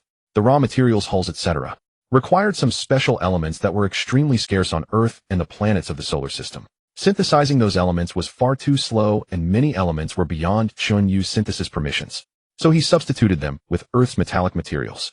He didn't require these warships to have extraordinary defensive capabilities, just enough to destroy the incoming second-level civilization warships. The key was quantity: build many, and he wouldn't mind destroying them together with the enemy. In these 3 months, Chen Yu's interstellar shipyard could produce one attack ship every 3 days. They were equipped with small nuclear-powered thrusters capable only of conventional flight, not light-speed travel. Because Chen Yu did not have the technological permission to build faster-than-light warp engines, nor the most critical raw materials that could only be found near black holes. However, as long as they could fight, it was enough. The weapon systems of these attack ships were equipped with laser cannons, electromagnetic pulse cannons, and traditional high-energy electromagnetic railgun shells. The energy was supplied by a small controllable nuclear fusion reactor carried inside each attack ship. It was no exaggeration to say that a single ordinary attack ship of Chen Yu's could dominate Earth and rule the world. At that moment in the Oort cloud 1 light-year from Earth, a deep and terrifying space was writhing irregularly. The starry sky behind it appeared distorted, clearly indicating spatial fluctuations and even gravitational anomalies. Suddenly a flash of light shot out from the twisted space, vanishing in an instant. Chen Yu stepped out from the cultivation chamber atop the newly built Huanyu building in Huanyu Technology Park. Earlier he had completed his daily sunlight absorption exercise to gather cosmic light energy. Chen Yu had now reached the mid-stage of interstellar life level 2 and could proficiently control the release of light energy. He called out, "Computer, what is my current brain domain expansion percentage?" "Captain, your brain domain development has reached 57%. If you maintain this pace, by the time the level 2 civilization fleet arrives in 5 months, you will most likely successfully break through to interstellar life level 3. Since ascending to interstellar life level 2, Chen Yu had felt a dramatic enhancement in both his cognition and the energy within his body. The sensation was extraordinary, a feeling of invincibility that crowned him as an apex powerhouse. He wondered, what would it feel like to break through to an even higher plane of existence? "Captain, advancing your life tier will make you far more formidable. All of your physical and mental capabilities will undergo upgrades, benefits beyond your imagination." Chen Yu was filled with anticipation, for he could already feel the profound transformations occurring within himself. "Very well. When those level 2 civilization ships arrive, we will strip their warp engines. I will endeavor to collect and repair the raw materials needed and later redeem them for intermediate gene modification fluid. Looking forward to your success." Meanwhile, deep within a primordial rainforest on the South American continent, a mysterious underground base lay hidden. Inside the base laboratory, Mr. Trump was undergoing another round of gene modification injections. "Mr. Trump, this is our newly synthesized gene serum developed from complete samples obtained from the wreckage of those spacecraft. Animal trials have confirmed significant modification effects." "I understand. Administer it." "Sir, are you certain? The synthesis difficulty is considerable, and we have not yet tested it on humans." "Do not worry. I have already been injected with the original gene serum from those spacecraft. Even if your synthesis is flawed, it will not affect me." The lead scientist in the white coat nodded and instructed the team of researchers to prepare for the injection. During his previous presidential term, Trump had obtained a gene modification serum from alien wreckage discovered by Americans. By then his age had taken its toll on his body, and his days seemed numbered. In a desperate gamble, he chose to test it on himself. To his astonishment, the alien gene serum successfully transformed his physique. Not only did it eradicate every illness within him, but it also reversed his aging by at least 30 years. To avoid suspicion, Trump had concealed his true appearance beneath layers of aging makeup. Now there was no need for pretense. The current Trump looked like a vigorous man in his 30s. During his previous term, Trump had secretly relocated his gene laboratory deep into the mountains of South America. Even his successor was unaware of his operations. "Mr. Trump, preparations are complete. We are ready to begin whenever you give the word. Proceed." Lying on the injection bed, Trump watched as the scientists administered the newly synthesized gene serum. A vial of blue liquid was pushed into his body. To prevent any involuntary movements during the procedure, his body was secured with sturdy leather straps. Roughly 10 minutes after the injection, Trump's entire body began to tremble. Muffled groans escaped his lips, clearly indicating intense suffering. The sensation closely mirrored his first experience injecting the original alien gene serum. Gripping his immense willpower, Trump endured the agony. Hours passed, and Trump lay completely exhausted on the injection table, his face flushed crimson, steam rising from his body. Several more hours elapsed before his skin gradually returned to normal. He opened his eyes to find the surrounding scientists watching him warily. One scientist in a white coat stepped forward and asked anxiously, "Mr. Trump, how do you feel?" After a moment of self-assessment, Trump's face broke into a look of delight. I feel absolutely fantastic." Then suddenly orange flames began to emanate from his entire body. The bonds restraining him were slowly consumed by the flames. His clothes turned to ash, and the scientists nearby stared in utter disbelief at the spectacle unfolding before them. Trump rose to his feet completely naked and raised his hands where tiny orange flames danced wildly across his palms. This is power. Is this what true strength feels like? Magnificent.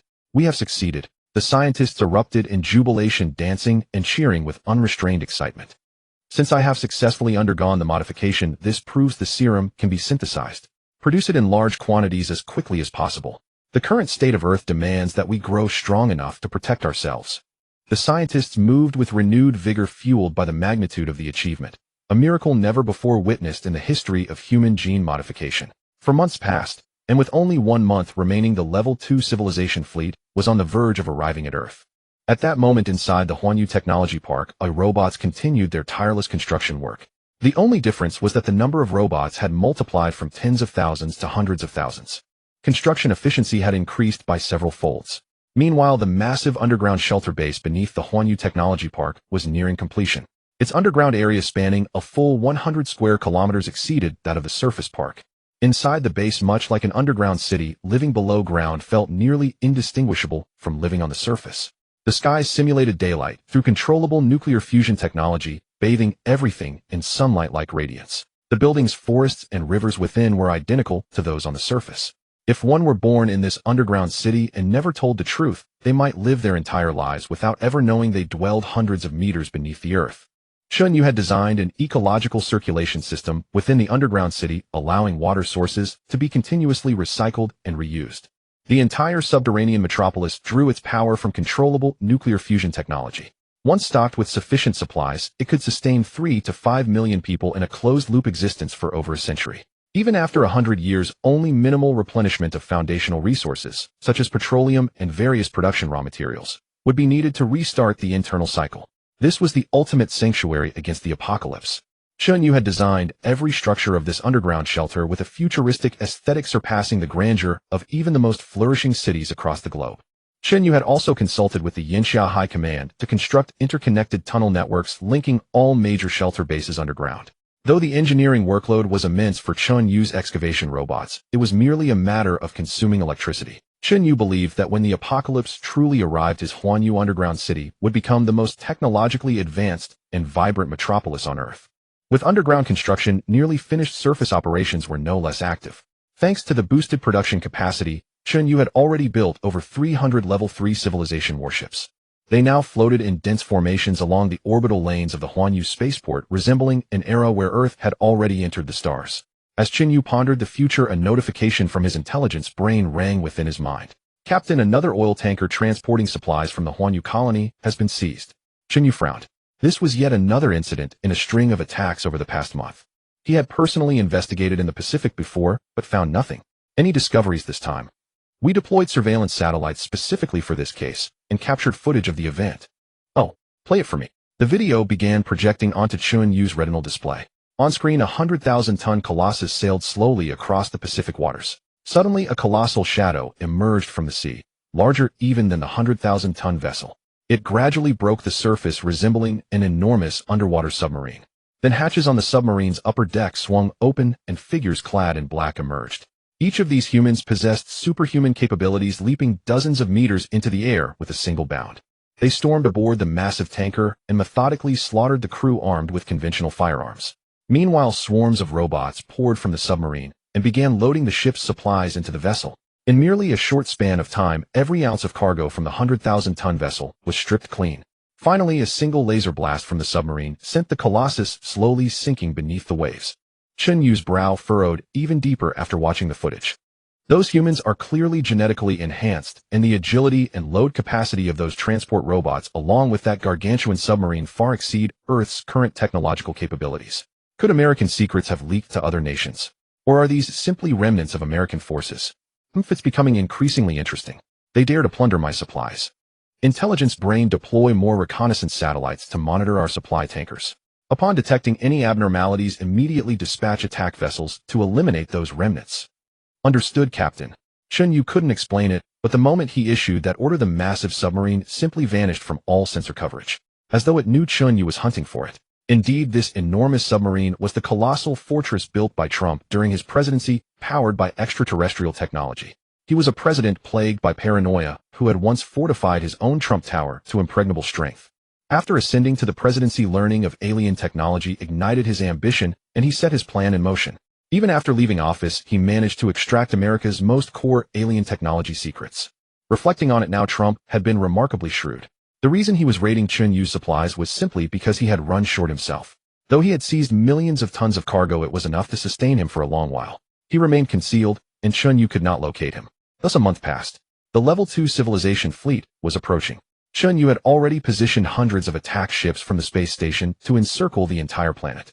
On constant alert, unsure from which direction the alien fleet might emerge, since Chen Yu himself did not know how many vessels the extraterrestrial armada would bring.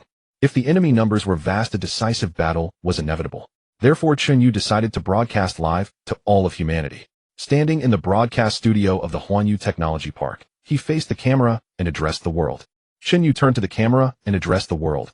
Hello, everyone, I am Chen Yu of Huanyu Technology. Earth is about to face an alien invasion, but there is no need for panic. Over the past few months, Huanyu Technology has built no fewer than 300 warships.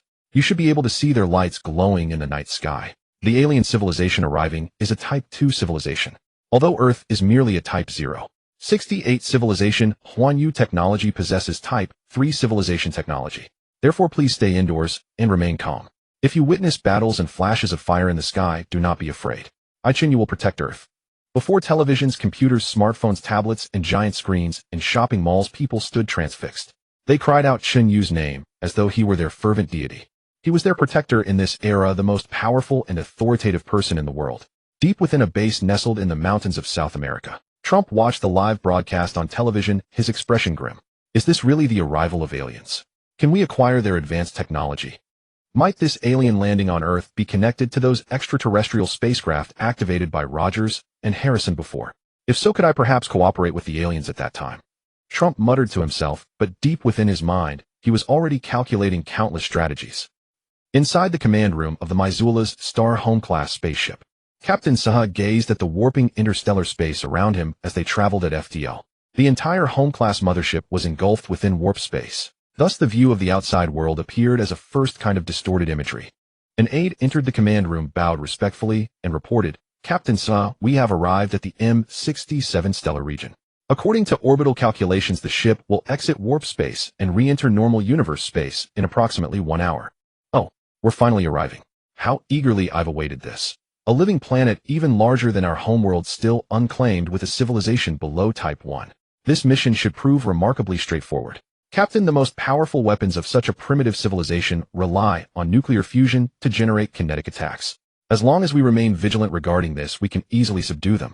Earth's most potent weapon, the hydrogen bomb, operates on the same principle. Very well.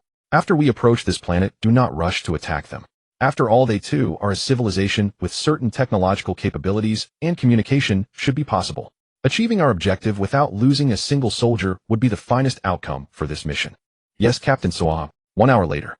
Captain Saha, the Missoula's home-class mothership is about to exit warp space. Please prepare yourself. Good. Shut down the warp engine. Exit warp space. Understood.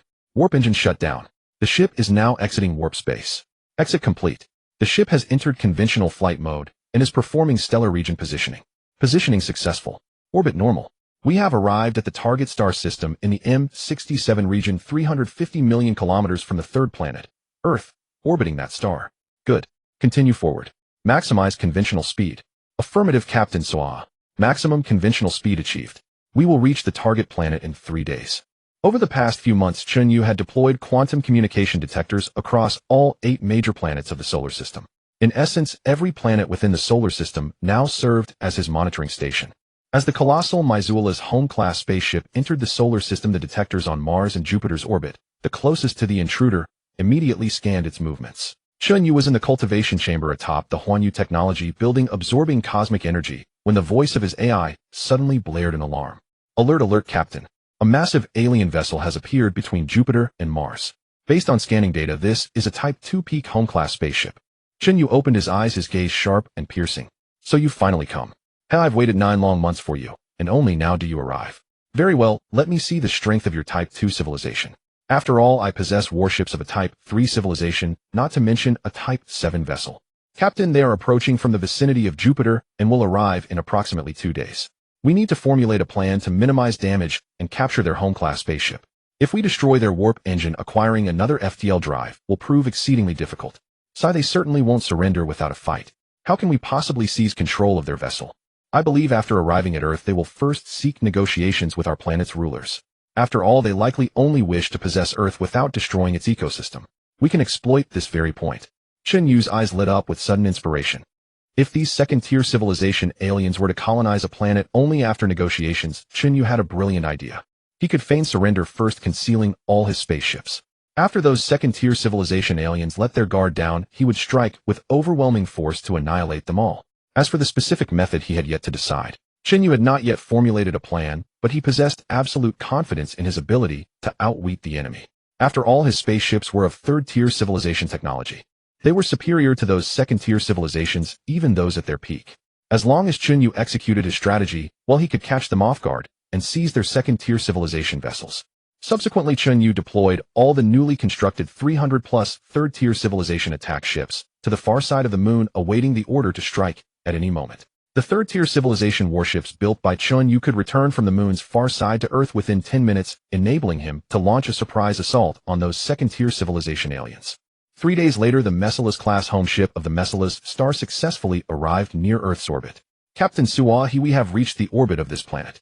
In the command room of the Messilas-class home ship, the adjutant reminded Sui. Suahi gazed at the azure planet, his eyes filled with admiration. Ha ha ha, what a vibrant planet indeed. Captain, we have detected that the star's radiation levels are higher than the data our exploration ship previously transmitted. This star is highly likely to be problematic.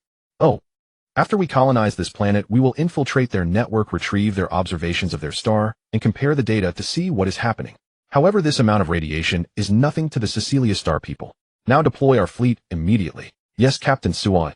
Immediately, a massive hatch on the Messilas-class home ship opened. From within emerged 50 star destroyers, 20 landing ships, and 10 exploration vessels. They swiftly formed a colossal interstellar fleet. On Earth at the Chen Technology Park, Chen Yu stood on the top floor of the technology building, gazing at a certain direction in the sky. Ordinary people could not yet see the alien spacecraft, but on Chen Yu's retina the image of the home ship was clearly displayed, footage relayed by his detectors. Oh, quite a formidable show. But this home ship is rather large, even bigger than my Earth-class home ship. Not bad, I've got my eye on it. Immediately broadcast live to the entire world that the aliens have arrived. Order everyone to stay indoors and not wander about. Especially those thick-lipped individuals in the colonies, if they seize the opportunity to engage in looting, capture, and execute them on the spot. Understood, Captain. Instantly, a cartoon character bearing the Chen Yu Technology logo initiated a live broadcast across all display devices worldwide. The broadcast also played footage of the alien fleet, urging everyone to stay put and not venture out. The live feed would cover the alien invasion continuously 24 hours a day for the entire globe. Little did the Messilas star people know that upon their arrival near Earth's orbit, they were already being watched by the 8 billion inhabitants of Earth. In the command room of the Messilas-class home ship Captain Sua, he issued the order, immediately infiltrate the network of this planet called Earth, decipher their language system, and seize control of all their network terminals. Yes, Captain, proceeding at once. The Messilas star people's intrusion signal shot toward Earth. The next moment, Chen Yu received an alert from the AI. Captain, these aliens are starting to invade Earth's network. We've set up a local area network for them. Do not allow them to access the display devices of Earth. The global broadcast permission is mine alone. Understood, Captain. I have constructed a local network space where they can only obtain information and perform operations, and they will be unaware they are trapped within a local area network. Good. Let's see what they intend to do. In the command room of the Messilas-class home ship. Captain Suahi, we have successfully infiltrated Earth's network. Their language has been deciphered. We can now take control of the planet's network and broadcast to all their natives globally. However what? Based on our intrusion, the data volume on Earth's network is extremely limited. Perhaps this planet's network is not well developed. I also could not find their star's monitoring data, so it is difficult to compare with the radiation data from the previous exploration ship. It might be that the exploration ship's data was erroneous. Very well then. Their sun may have always been this way. Captain Suahi, you may now broadcast to the entire world. Good. Activate the camera device. I wish to speak to their humans. Yes, Captain Suahi. The camera is activated. Your voice will be translated into their language for the broadcast. Suahi faced the camera and began to speak grandiloquently. Humans of Earth, I am Captain Suahi of the Messilas star, a colonizing vessel from a high-tier civilization. We have come to colonize your Earth. But do not panic. We Messilas people never kill indiscriminately. If you obey, I will grant you the chance to survive. Now let your planet's ruler come to speak with me. We will descend to the center of your ocean called the Pacific. After Suahi finished speaking, the live broadcast ended. But little did he know only Chen Yu could watch this broadcast. The billions of people on Earth were watching scenes provided by Chen Yu, the alien fleet in deep space. The AI brain thoughtfully arranged an intelligent commentary for all humanity. It would analyze the strength of these Level 2 peak civilization warships from the Mesilas star. It would provide close-up shots of these warships and explain their functions during the broadcast.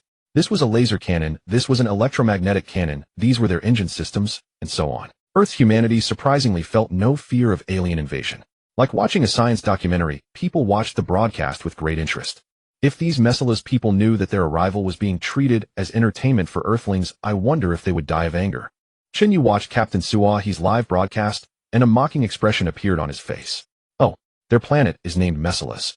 The name is quite awkward, but AI, are you sure these Mesilas people aren't our Earth relatives? They don't look any different from us. Captain, didn't I explain this to you before? The human civilization accounts for more than half of all civilizations in the universe. As for why human civilizations all look similar, it may be because there is some mysterious force in the universe, or perhaps level 8, 9, or 10-tier god-level civilizations have been seeding across the cosmos. That's my hypothesis without scientific basis, because even our level 7 civilization hasn't figured it out. Fine, let's drop it. We can research it another time. They want to land and negotiate at the center of the Pacific Ocean. Then I'll go meet them. AI arranged for my simulated robot to go. I'll personally negotiate with them. Understood, Captain. Chen Yu's true body then entered his most formidable level 7 civilization warship. With aliens arriving, he only felt secure inside his strongest super invincible universe. No. One warship. Chen Yu lay on the adaptive recliner in the command room, and a retinal display showed the perspective of the simulated Chen Yu robot. At that moment, the landing craft was transporting the simulated Chen Yu to the center of the Pacific Ocean. To make it more realistic, Chen Yu had beforehand arranged for the 4 last aircraft carriers captured from the Americans to head toward the Pacific Center. The world's largest Ford-class carrier was among them. A large number of Aegis destroyers along with Yanxia's carrier fleet in the Pacific also gathered at the Pacific Center. Chen Yu's landing craft quickly brought him to the Liaoning carrier near the Pacific Center. Upon arriving at the Liaoning, the simulated Chen Yu was respectfully invited to the command room. Liaoning Captain Li Guoxiong had been waiting there long in advance. Mr. Chen Yu asked us to come to the center of the Pacific. What are your orders? Captain Li, those aliens have already contacted me. I'm here to negotiate with them. Li Guoxiong was instantly so shocked his mouth hung open. He never imagined this mission was to escort Chen Yu for alien negotiations. Captain Li, when we reach the center position along with those American carriers I previously captured, we're here for negotiations. At least we must show sufficient momentum. And without my order, do not fire. Li Guoxiong scratched his head and said, Mr. Chen, we wouldn't dare fire recklessly. Those are aliens. If things go wrong, what if they wipe us all out? I don't fear them. I know what I'm doing. The simulated Chen Yu showed a confident smile.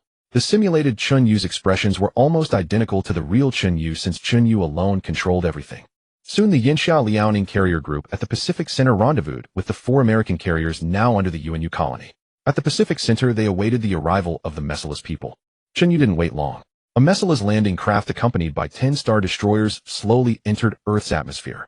Watching the alien warships descending from the sky, Chen Yu's heart remained calm and unwavering. But Li Guoxiong and some soldiers aboard the carriers were far from calm. This was their first time seeing an alien spaceship, and many had trembling legs. Mr. Chen, won't these aliens really destroy Earth? Li Guoxiong asked, his voice trembling slightly. Chen Yu gave him a reassuring look. Captain Li, don't you trust me? Nearly a year ago, didn't I easily destroy one of the American alien ships? Li Guoxiong knew that Chen Yu's ship had annihilated the American alien warship in seconds. Alright, I only believe you.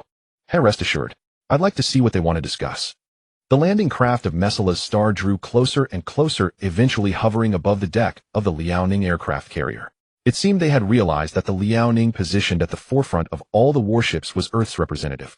Chen Yu stood on the deck of the Liaoning, his expression calm as he watched the descending alien vessel. If it were any other Earthling, their heart would surely be pounding. But Chen Yu was a robot. Even if his true self were here, he wouldn't be flustered.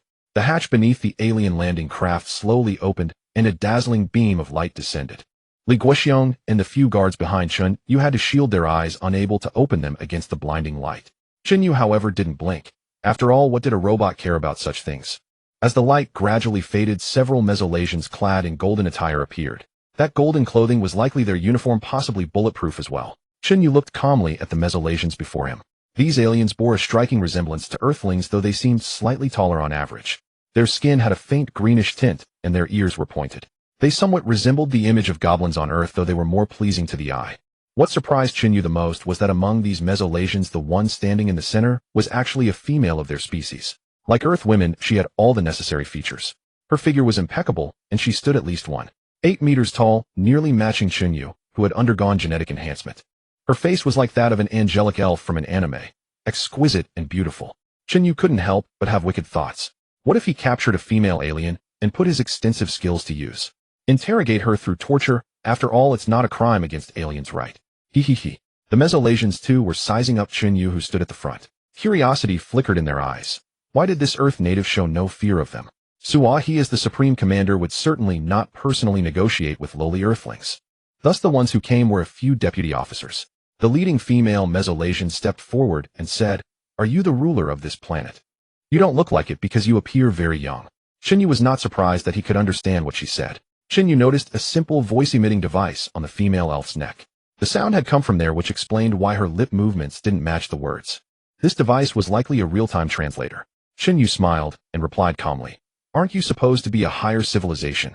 Surely your thinking isn't so archaic that you believe someone my age cannot govern a planet." Obviously, the special device in their ears allowed them to understand Chen Yu's words in real time. "Herr Earthling, you're quite bold to speak to us in such a tone. Let me introduce myself. I am Sualala, Vice Captain of the Messala's homeworld-class colony ship." "Hanlala." Chen Yu scoffed inwardly. What a peculiar name.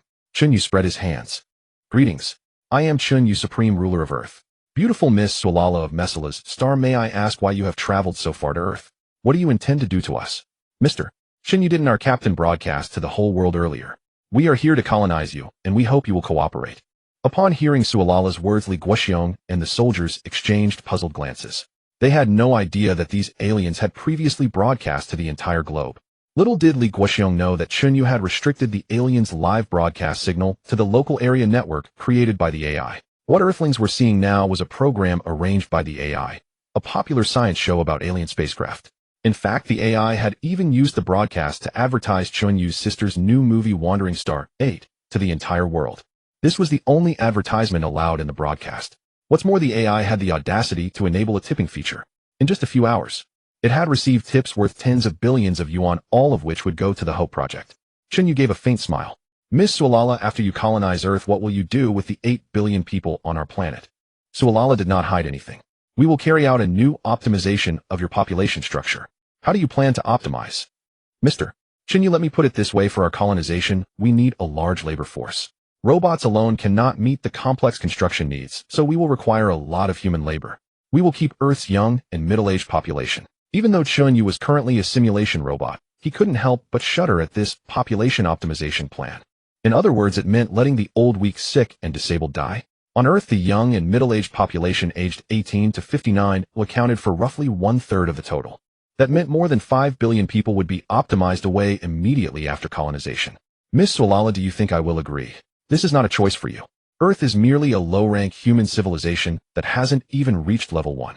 Colonization is your only destiny." "Haha, Miss Sualala, then how do you plan to optimize over 5 billion people on Earth?" "Naturally, they will be used to feed the animals we bring from our planet. After all, the composition of Earthlings should make excellent animal feed." Sualala replied casually, as if the lives of those 5 billion people were even less significant than ants on the ground. Chen Yu was furious. He wanted to deploy all his attack ships right then and there, annihilating these bloodthirsty madmen. "I can hardly contain myself. They don't even see us as human. They compare us to feed. Captain, in the eyes of advanced alien civilizations, Earthlings' lives are indeed worth less than ants. They can crush us at will." Fine. I'll show you that I'm not the ant you claim." Chen Yu temporarily disconnected from the simulation robot. In the command room of Mothership No. 1, he raged. After calming down, he reconnected to the simulation robot. "Miss Sualala, is this what you call never killing indiscriminately? Our captain was right. We don't kill indiscriminately. We keep all your young and middle-aged people to work for us. As for those who cannot provide labor, they have no value. Optimizing them does not count as indiscriminate killing." Chen Yu almost laughed at the woman who looked like an elf, but spoke like a demon. Chen Yu felt there was no point negotiating with these Maiswalasi aliens whose minds were already filled with disdain for Earthlings. He was merely putting on an act, since his true intention was to launch a surprise attack on them. "Miss Sualala, if I agree to your demands, what do I get in return?" Sualala was not surprised by Chen Yu's response. Had he refused, he might have died even sooner. Li Guoxiong, captain of the Liaoning aircraft carrier, along with several guards behind him, heard that Chen Yu was about to agree to the aliens' terms. For a moment, they could only stare in disbelief at his back. Wouldn't that be tantamount to handing over more than 5 billion Earthlings as livestock? Was this Chen Yu's plan? To survive, or to gain favor with the aliens? By sacrificing billions of human lives. In that instant, Li Guoxiong and the soldiers alike felt anger rising within them as they looked at Chen Yu. Yet none of them dared to speak. Ha ha ha, Mr. Chen Yu, you are remarkably wise. Since you are the ruler of Earth, we can allow you to continue managing the remaining young population. You will enjoy greater privileges than them, and need not partake in labor. Chen Yu thought to himself, thanks my ass. I don't even have to work. Your benefits are truly something else. Very well, Miss Sualala. Since you have traveled such a distance, may I invite the distinguished guests from Maiswalasi aboard your ship to stay at my residence. I will welcome you with Earth's finest hospitality and cuisine. I am certain you will enjoy them. Haha, I have enjoyed our conversation. I will return to the mothership and inform our commander. Take this. It is a communicator, so we may stay in touch at any time. Sualala tossed a small object to Chen Yu. He picked it up and confirmed it was indeed some manner of communication device. Certainly. I will remove all obstacles to your colonization of Earth. Miss Sualala, please speak well of me to your commander and ensure I receive favorable treatment. Naturally. Just await our notice. Farewell, honored guests from Maiswalasi. Sualala led several Maiswalasi aliens back to their landing craft below, where a powerful beam of light enveloped them. The light remained as dazzling as ever, forcing Earthlings to close their eyes, yet Chen Yu could see clearly. After the Maiswalasi landing craft departed, Li Guoxiong finally approached Chen Yu, his face etched with fury. Chen Yu, how could you agree to their demands? Are you also the sort who would sell out humanity to save your own skin? Snap. Bang. Captain Li, do you truly believe I am such a person? Li Guoxiong was somewhat at a loss to understand Chen Yu's actions. Mr. Chen Yu possess the ability to rule the world. Earth is already yours to command. I simply do not understand. Have those aliens all deserve to die? You need only trust that I have the power to eliminate them. As for why I am making concessions to them, there is another purpose at play. Do not concern yourselves with it now. You will understand in due time. Seeing Chen Yu's confident demeanor and hearing him claim he could defeat the aliens, Li Guoxiong and the soldiers alike showed expressions of excitement. As long as Mr. Chen would not betray Earth, they still had a chance to survive. Very well, Mr. Chen.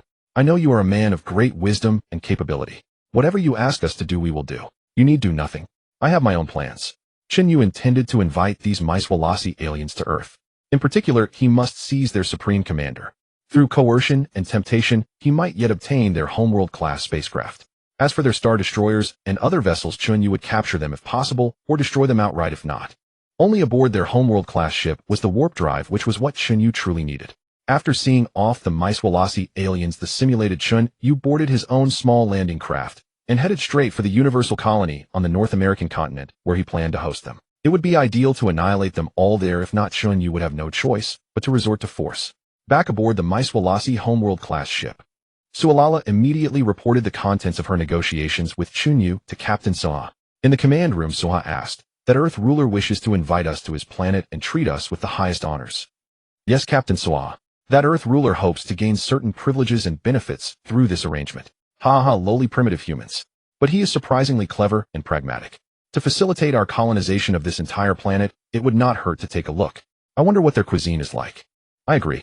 We could grant him certain favors which would remove all obstacles to our colonization.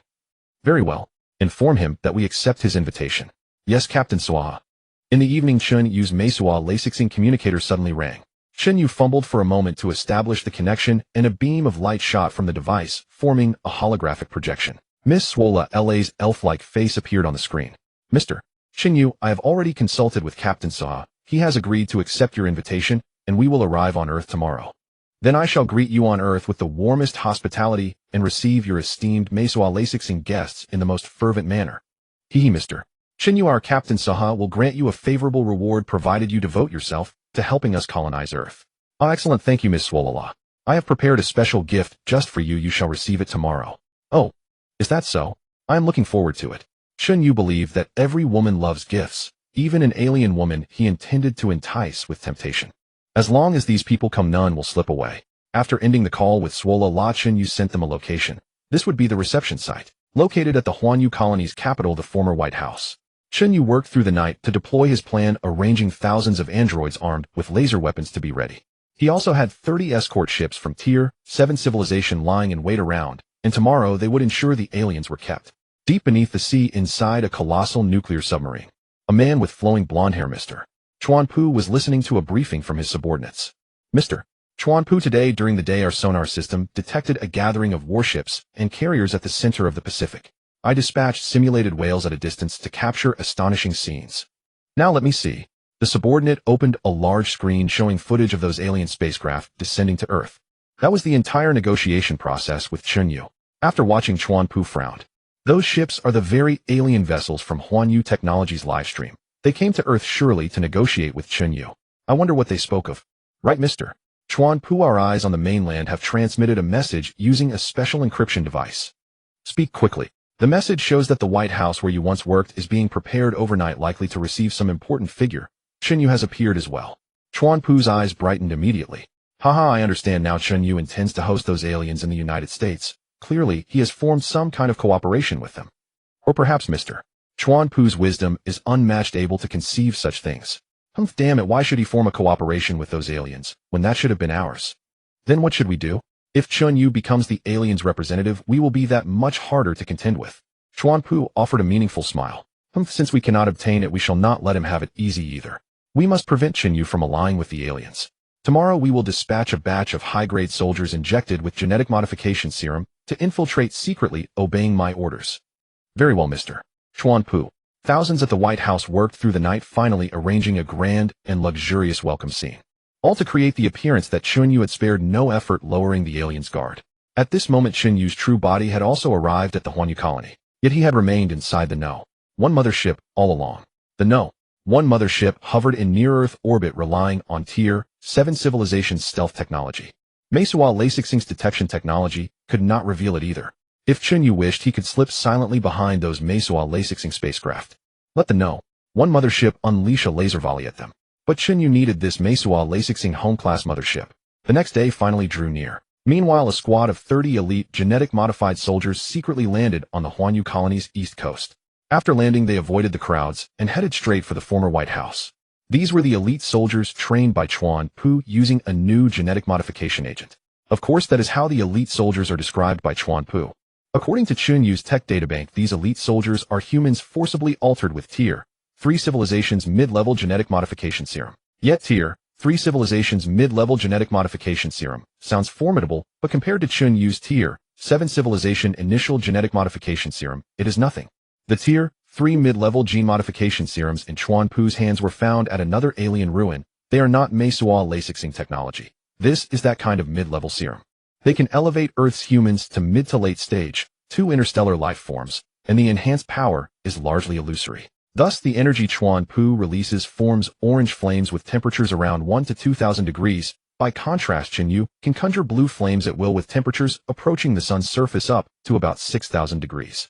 The energy fireballs can instantly burn humans to particles. These elite soldiers of Chuanpu can only ignite people. When the appointed time arrives, the Mesua Lasixing descend upon Earth's Yu colony aboard 10 landing ships. Of course, the Mesua Lasixing who came are only a few. Most remain aboard their home-class motherships and destroyer-class starships. But Chen Yu only needed their supreme commander to arrive. 10 Mesua Lasixing landing ships slowly paused near the White House.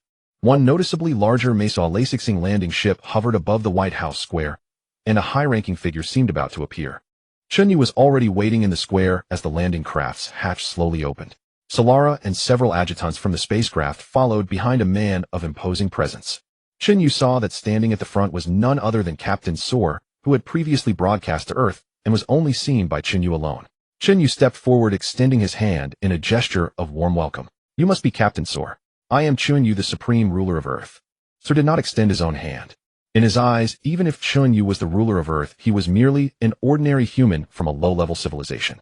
Shaking hands with him would be beneath his dignity. Chen Yu was not qualified for that.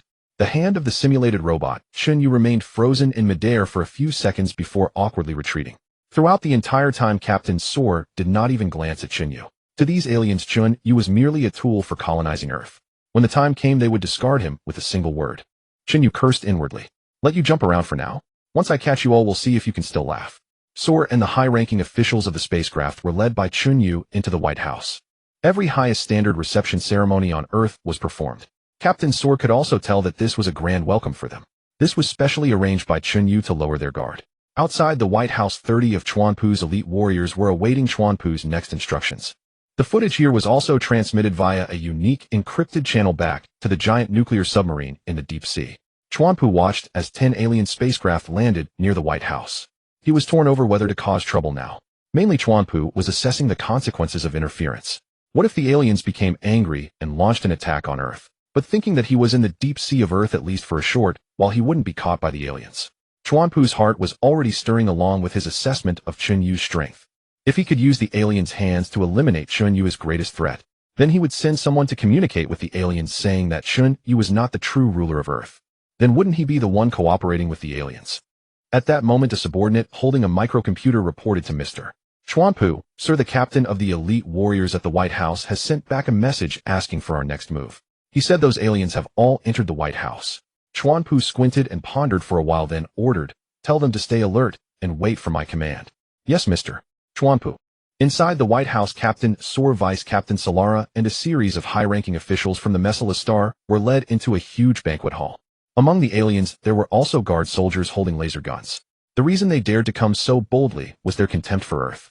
A mere 0.68-level civilization. Their portable thermal weapons probably couldn't even penetrate the golden combat suits on their own bodies. Moreover, the combat power of these Messala Star people was not something that Earth's primitive humans could match. Most of them were high-level life forms of star level 1 and 2, of course high relative to Earthlings. Chen Yu's true self was sitting inside the invisible mothership No. 1 hovering above the White House. On his retina was the scene seen by the simulated Chen Yu, while in his hand floated a ball of fire, gradually turning purple. Over the past few months, Chen Yu had been continuously striving to absorb cosmic luminous energy and strengthen his brain development. Currently, he had just stepped into the star level 3 life form. He had become an early-stage star level 3 life, with brain development reaching 898. According to the intelligent computer's definition of star life forms, having reached star level 3, Chen Yu's body had undergone another sublimation. He was approaching an intermediate cosmic star life form, already possessing the ability to survive in space. That is to say, Chen Yu could now breathe without needing air.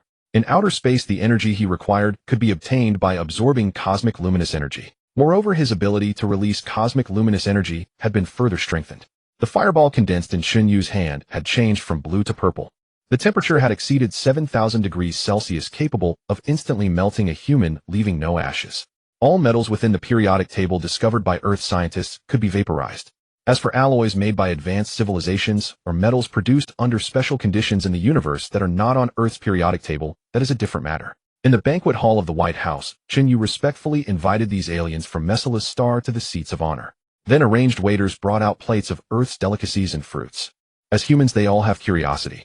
The Messala's star people were no exception. They all looked at the dishes being served.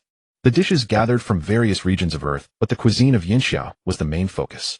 Chen Yu introduced each one to the Messala's star people. "Captain Sor, Vice Captain Solara, the first dish you see is Yuxiang Rosi, fish fragrant shredded pork from my hometown Yinxia." Yes, it was just Yuxiang Rosi. Oh, anyway, these aliens wouldn't understand, so he used the most ordinary homestyle dish to fool them. But it was precisely these everyday dishes that tested the chef's skill. Yuxiang Rosi, does that mean it is made from the flesh and blood of an animal on your Earth? Sor spoke for the first time, indicating that he seemed quite interested in Earth's cuisine. Chen Yu smiled and explained, "Captain Sor, you are correct.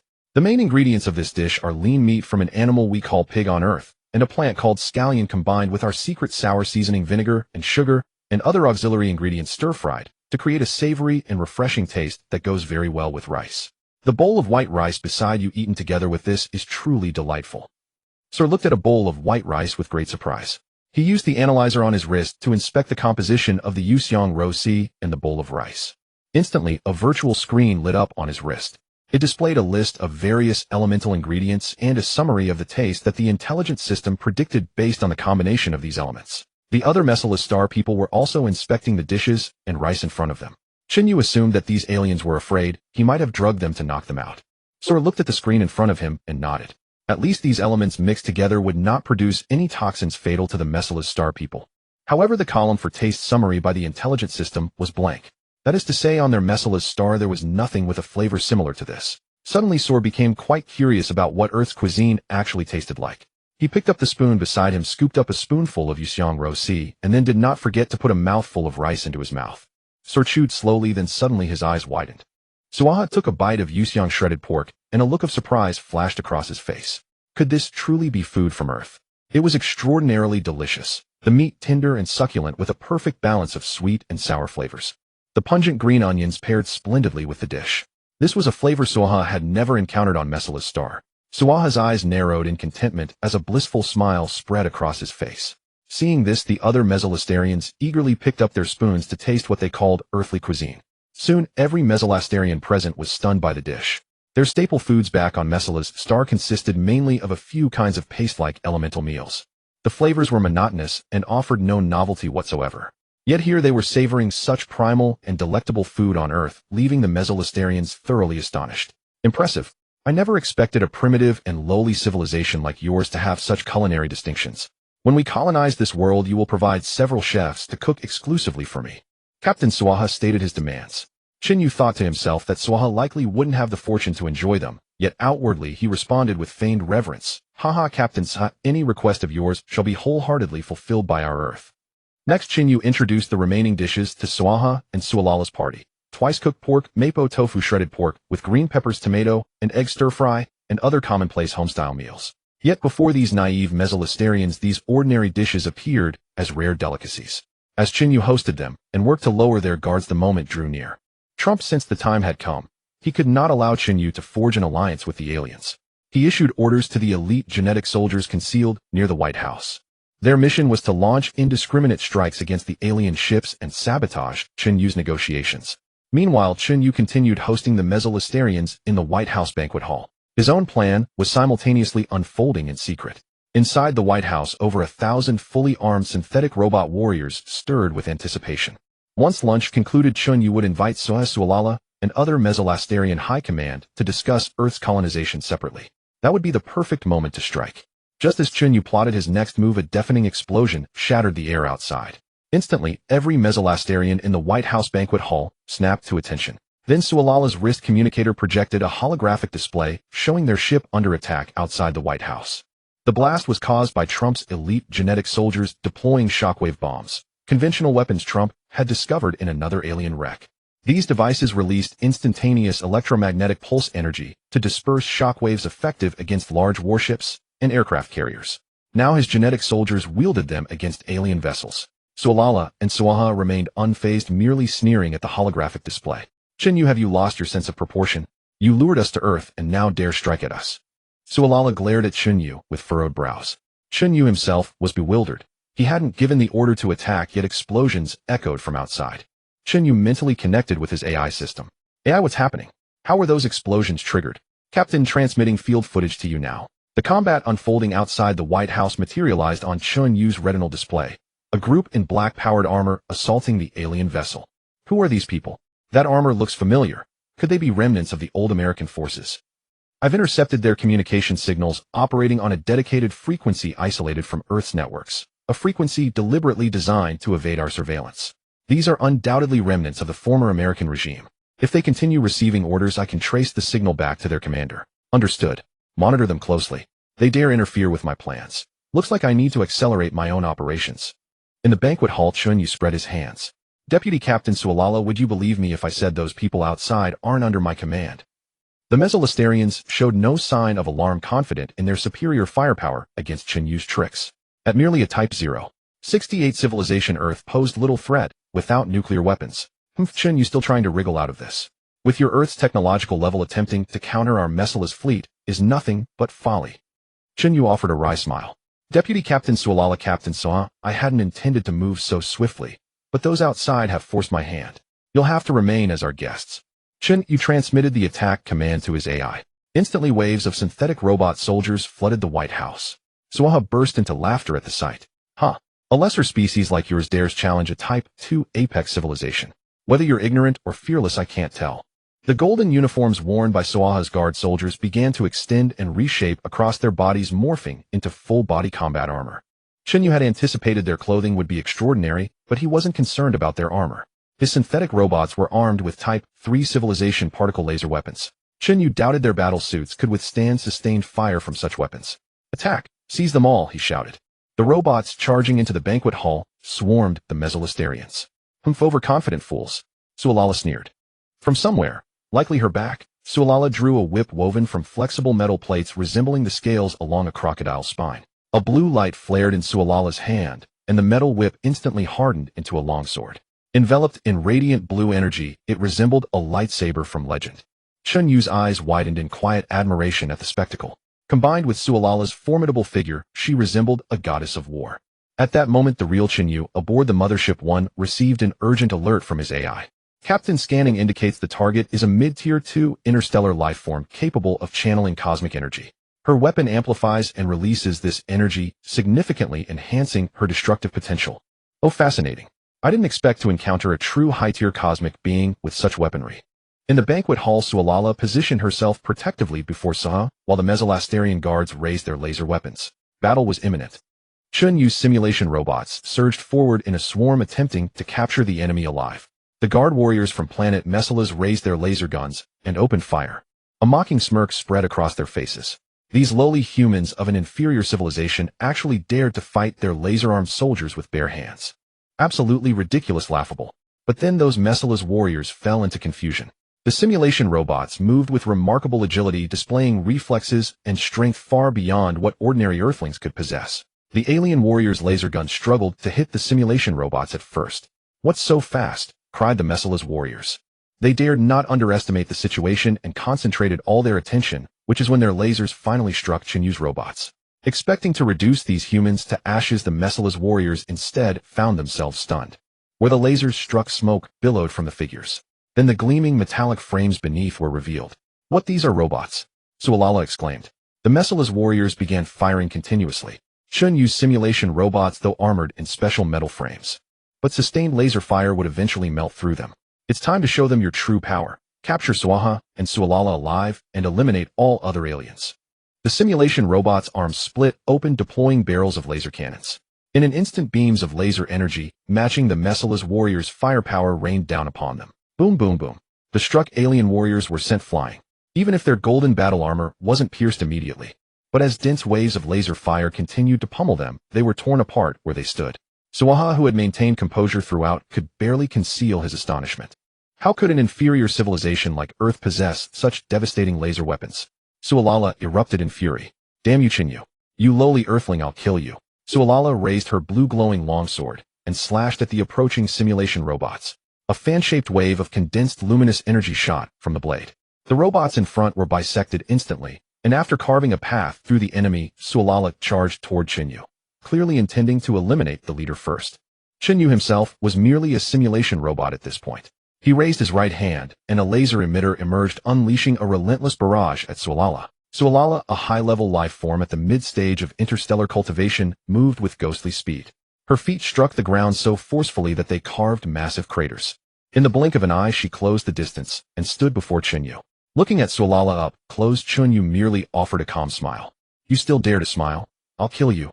Sualala brought her sword down, cleaving the simulated Chen Yu in two. Staring at the sparking wreckage, Sualala frowned. She instinctively sensed this wasn't the real Chen Yu. Her suspicion proved correct. From a nearby simulation robot, Chen Yu's voice echoed. "Miss Sualala, let's see if you can destroy all my robots." This came from Chen Yu controlling the nearest robot as he taunted her. Enraged, Sualala struck down the speaking robot with another swing. Almost immediately, Chen Yu's mocking voice rang out from the closest available robot. Chen Yu, I'll capture you and turn you into feed." Sualala fought furiously against the swarming robots. Suaha's guard warriors had mostly fallen. Just then a blue glow illuminated Suaha's body. He was also an interstellar second-rank life form at the late stage. His power surpassed Sualala's. His melee weapon was a pair of golden gauntlets that amplified his luminous energy output by 50%. Suaha moved through the robot swarm, each punch unleashing a shockwave. A single strike reduced a robot to scattered parts. They fought like gods of death, decimating Chen Yu's forces. Inside Mothership 1, Chen Yu watched in astonishment. "Damn, they're this strong. Let's see if I can't wipe you out with all my robots. Deploy them all." Within the white chamber, more robots poured in, leaving only Saha and Sualala standing. I never expected to face such humiliation on an inferior civilization planet. Fine, I'll make every soul here pay with their lives. Command room of the Mesalas, this is Saha. Launch immediate strikes on Earth's major cities. I want them dead. His orders reached the Mesalas' homeworld flagship. Dozens of Mesalas warships then surged toward Earth. At this moment, Chen Yu stopped holding back. His strike had been ordered long before. 300 attack vessels positioned on the far side of the moon hurtled toward Earth and had already reached orbit. Without hesitation, Chen Yu's ships opened fire on the Mesalas fleet. Boom, crash, rumble. Massive laser cannons unleashing tremendous energy blasts hammered into the Messala's warships in space. Inside the White Chamber, Saha and Sualala, still engaged in combat, received reports from space through their earpieces. Captain Saha, we're under attack by a massive fleet of interstellar warships. Their numbers are overwhelming, and their laser weapons match ours in power. Suaha's expression turned incredulous. How could this be? Wasn't this merely an inferior civilization planet that hadn't even reached first-rank status? How could they possibly possess interstellar warships rivaling their own fleet's capabilities? Suaha and Sualala were faring no better as Chen Yu's simulation robots numbered overwhelmingly. Not only were there countless robots, but each possessed immense strength. Once engaged in close combat, even a second-rank interstellar life form could be completely overwhelmed. Thus, Saha and Sualala grew exhausted from constant fighting. Their stamina was finite, and after destroying hundreds of simulation robots, they ultimately depleted their energy reserves and were captured alive. Meanwhile, the space battle raged on. People on Earth could witness the explosive flashes illuminating the heavens above. Countless debris rained down upon the planet. The AI brain's live broadcast to Earth continued uninterrupted, allowing people worldwide to witness the fierce confrontation. Near the Pacific's center, Li Guoxiong, aboard the Liaoning aircraft carrier, watched the broadcast before turning his gaze toward the western horizon sky. Great flames from space were visible even during broad daylight. Mr. Chen is truly humanity's savior. I previously suggested he might align with aliens. How shameful of me. Rulers across the globe watched the broadcast in astonishment. None could have imagined Chen Yu commanding such an extensive fleet of interstellar warships. Their strength rivaled the aliens, revealing Earth's hidden might. With Chen Yu Huanyu technology and the people of Yinxia standing together, humanity need no longer fear extraterrestrial threats. So the true powers were humanity itself, all along. Inside Mothership 1, Chen Yu smiled as he watched footage showing Suha and Sualala in captivity. AI brain, let's land. I want to meet the girl Sualala who tried to kill me myself. Roger that, Captain. Chen Yu's no. One mothership slowly descended above the White House. The 10 Messala's star landing ships that had followed Captain Suha here earlier had already returned to space, engaging in a fierce battle with Chen Yu's 300 attack ships. Now captured and escorted to the lawn in front of the White House, Suahi and Sualala appeared exceptionally disheveled. Their golden battle suits were riddled with holes from particle laser guns. In the command room of the No. 1 mothership, Chen Yu ordered the AI, deactivate the stealth system. I want them to see my true strength. Deactivating the No. 1 mothership's stealth system successful. Suddenly, a colossal warship over a kilometer long materialized in the sky above the White House. Blocking out most of the light, the entire area turned from day to dusk. Suahi and Sualala couldn't help but look up, and when they saw the No. 1 mothership gradually appearing in the sky, their eyes widened in disbelief as they stared at the massive mothership before them. Having come from a Tier 2 peak civilization, Suahi and Sualala had seen quite a bit of the world. One glance at the No. 1 mothership told them this vessel was extraordinary. The pitch-black hull alone suggested that ordinary weapons could not even scratch its surface. Then, under the stunned gaze of Suahi and Sualala, the lower hatch of the No. 1 mothership slowly opened, and a beam of intense light shot down to the ground. Chen Yu himself appeared in the pillar of light, stepping out and heading straight towards Sahi and Sualala. The two, already stupefied by shock, watched Chen Yu emerge from the light, especially Sualala, whose eyes blazed with resentment. Chen Yu, you despicable coward. I'll kill you. She struggled violently, nearly breaking free from the grip of the several humanoid robots behind her. Chen Yu approached them with a mocking smile. Sualala looked him up and down, her eyes lighting up. Yes, it's you. This time it's your real body. With her last ounce of strength, Sualala broke free from the robots behind her and dashed toward Chen Yu like an arrow. Chen Yu narrowed his eyes. Good heavens, you still have the strength to fight. You fiery little alien vixen, I like that. Sualala was puzzled. How could an ordinary earthling like Chen Yu not be afraid of her? Fine, since you're not afraid, I'll kill you. Just then Suahi's voice rang out from behind. Sualala, spare his life for now. Capture him alive. I need to know why there are so many warships in space that match our own in power. Sualala's expression wavered, but she had to obey Suahi's order. Chen Yu curled his lips. Overreaching. A Tier 2 interstellar life form. Today I'll show you what a Tier 3 interstellar life form can do. In an instant, a ball of purple energy gathered in Chen Yu's hand, and his entire body glowed with a violet light. Chen Yu's body slowly floated into the air. Sualala's entire frame seemed to freeze mid-air, involuntarily pushed back by the energy radiating from Chen Yu. Why you? You. Sualala stared at Chen Yu in shock. Suahi was completely dumbfounded, muttering unconsciously. A high-tier interstellar life form. How is that possible? And purple energy. Legend says only the high-level beings of Tier 5 civilizations can condense it. What's going on? Chen Yu had no idea that the gene modification fluid he had injected was a Tier 7 civilization's basic formula, far more effective than the mid to high-grade fluids of Tier 2 or Tier 3 civilizations. Thus, at every star tier, Chen Yu's capabilities vastly surpassed those of equivalent life forms from lower civilizations. In other words, Chen Yu could even fight above his grade against humans from these low-tier civilizations. Chen Yu drifted higher and higher into the air. Over the past few months, he had been diligently absorbing cosmic luminous energy every day, expanding his brain domain. Finally, he had recently broken through to the early stage of Tier 3 interstellar life form. After the breakthrough, Chen Yu could sense the energy matter that existed everywhere in the outside world. He made a startling discovery: he could harness this energy matter to achieve flight. Moreover, he could now survive in the vacuum of space, exchanging the energy needed by his body. He could even absorb the omnipresent cosmic luminous energy directly from space. He could fly from Earth to the moon without a spaceship. This was practically a humanoid space vessel. Hovering midair, Chen Yu casually waved his hand, sending a blast of purple energy straight towards Sualala. Sualala, frozen in terror, had no defense. The purple energy struck her chest, and her already damaged golden battle suit disintegrated on her body, revealing a tight-fitting suit similar to yoga, which accentuated her voluptuous figure. Sualala collapsed to the ground, coughing up blood. This time she was completely incapacitated. Having made his grand display, Chen Yu slowly descended to the ground, the purple glow fading from his body. He walked over to Sualala and crouched beside her, mockingly appraising her curvaceous figure. Not bad. An alien chick with a great body, of face like an elf? I think I'll keep you. Chen Yu's words made Sualala spit out another mouthful of blood and rage. Chen Yu, who are you really? You're not an aboriginal of Earth, are you? Are you from a higher civilization? Sualala glared at him with hatred. Chen Yu reached out towards Sualala. She instinctively flinched and resisted, but Chen Yu grabbed her wrists with his other hand, immobilizing her. Then he pinched her cheek. Wow, this is my first time touching an alien. I'm the first Earthling to do this. Another giant leap for mankind. At that moment, Chen Yu's actions were broadcast live to 8 billion people across the globe.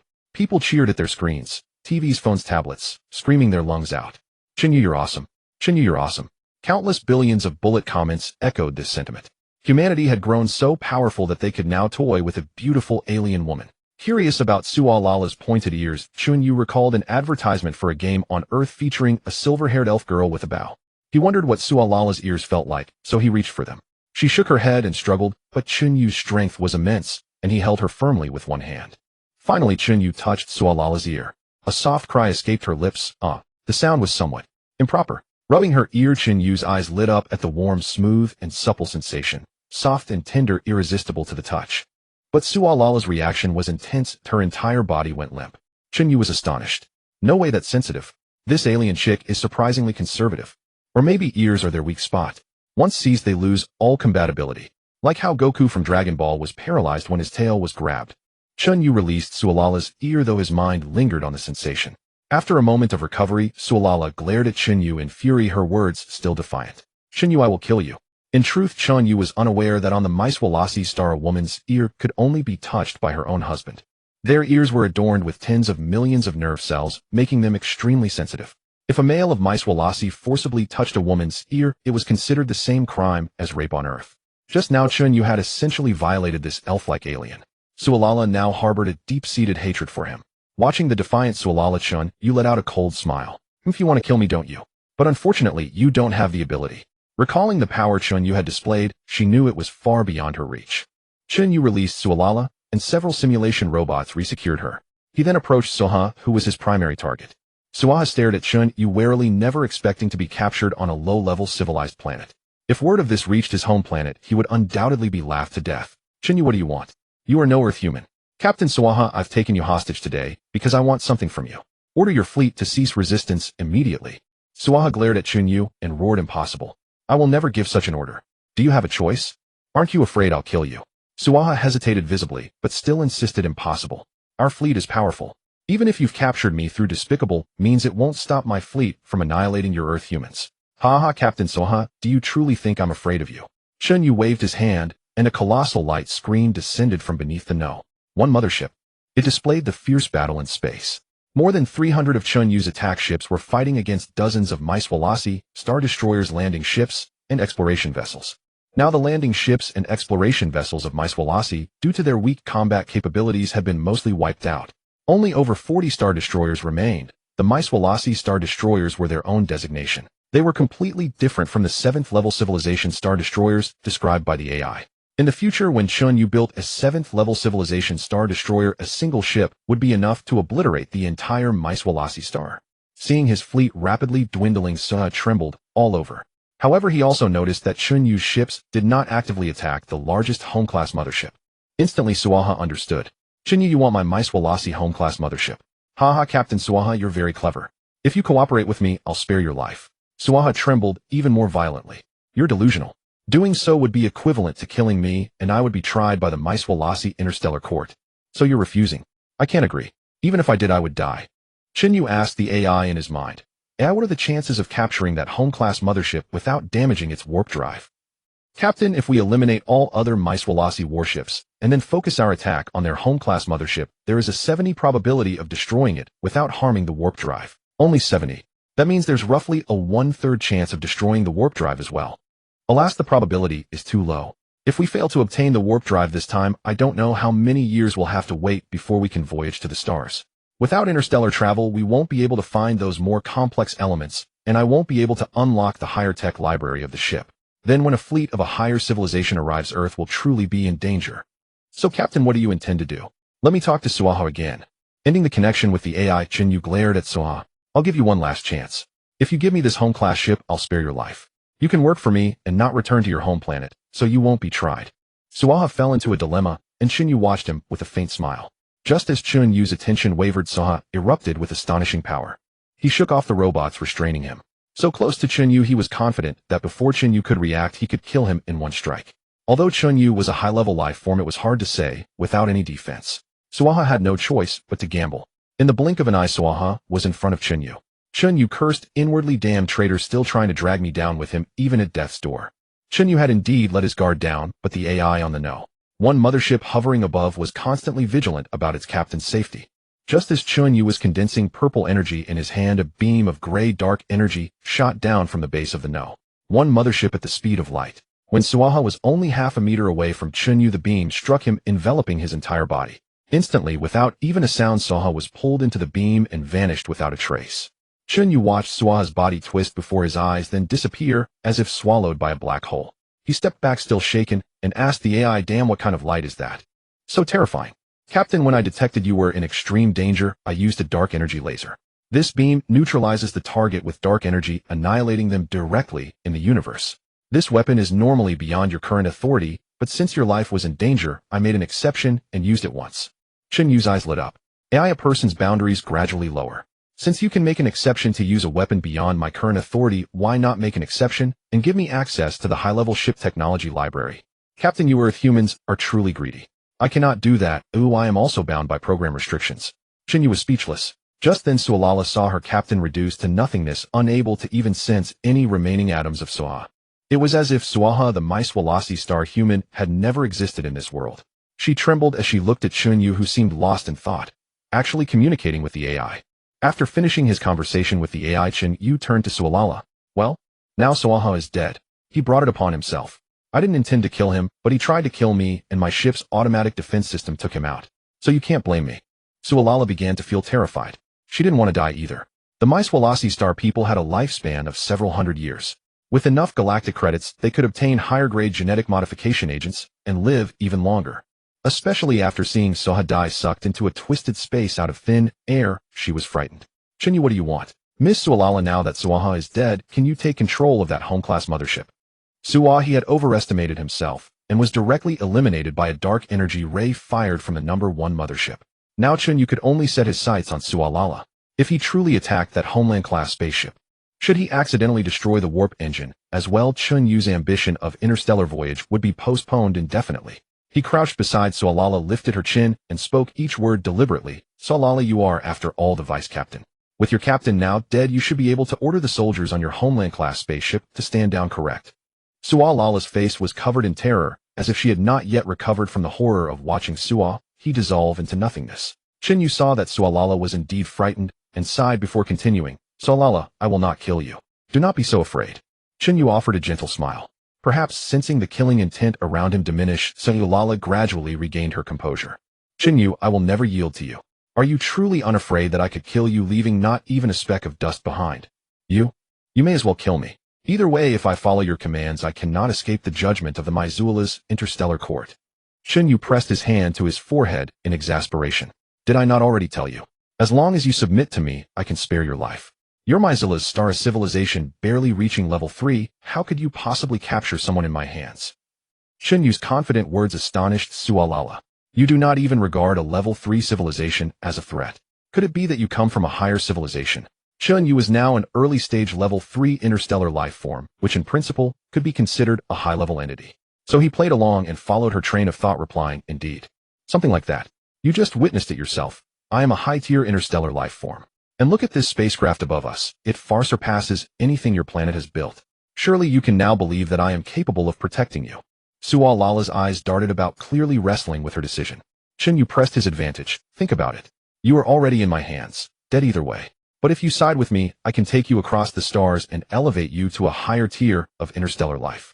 Your homeworld is merely an ordinary sub-level 3 planet, utterly insignificant compared to the destiny I envision. Would you rather spend your entire life as a lowly member of an inferior civilization or become the sovereign who commands countless star domains in the future? Chen Yu had deployed the same motivational rhetoric as Earth's pyramid sales schemes, and to his surprise a glimmer of light rose in Sualala's eyes. As though she had made a decision, Sualala tilted her head upward to look at Chen Yu's resolute expression. Very well, I will help you, but you must agree to 2 conditions. Oh, very good. As long as they are not too unreasonable, you may ask. Sualala pursed her lips and said, the first condition. I will order them to cease their attack, but you must spare the lives of my people. Chen Yu patted his chest and assured her, granted. I have use for them anyway. What is your second condition? Sualala's eyes grew conflicted, her expression deeply shy. After a long struggle, she stammered, You have already done that to me. I am already yours. Therefore you must marry me. Chen Yu scratched his ear, verifying that the voice emanating from the translation device in Sualala's throat was indeed something he could understand. What? Hey, Miss Alien, do you have any idea what you're saying? I merely pinched your face and ears, and now you expect me to marry you. Do you understand that marriage is a momentous affair on my Earth? Sualala's expression turned resolute. You have already treated me thus, you have touched my ears, and yet you refuse to take responsibility. If that is how you feel, I would rather die. Chen Yu keenly perceived the meaning behind Sualala's words, and asked, You mean that because I rubbed your ears I must take responsibility for you? Can you explain why? Why what? The ears of the Maizula's people contain tens of millions of neural cells capable of profound soul communication with one's beloved. You are the first man to have touched my ears, so I can only marry you. Chen Yu's eyes widened in shock. He never expected that a moment of casual impulse would compromise the purity of an alien beauty. What a dreadful mistake. An embarrassed expression crossed Chen Yu's face. It seemed that in the future, when encountering other aliens, he must not casually touch their organs. Otherwise, how could he ever extricate himself from such entanglements? With an awkward expression, Chen Yu asked, Miss Sualala, on your planet, how many women is a man permitted to marry? Sualala answered without hesitation, Of course it is monogamy. Once a civilization reaches a certain level, men and women are equal. It is impossible for your kind to marry multiple wives. Chen Yu nearly choked, but after a moment's thought his eyes lit up with inspiration. Sualala, since you wish for me to marry you, we must follow the customs of my Earth. On Earth, polygamy is permissible. Therefore I can marry you, but I may also marry other women from my Earth. Do you understand? After all, there are countries on Earth with polygamous systems. Chen Yu figured he could simply go to one of those places to get married. He marveled at his own brilliance, thinking it was the perfect solution. If that didn't work, as the chief of Earth, he could just enact a law permitting multiple wives. He chortled with wicked glee. Solara's face flushed crimson, her chest heaving. Truly a primitive and barbaric civilization allowing polygamy. Ignorant and foolish.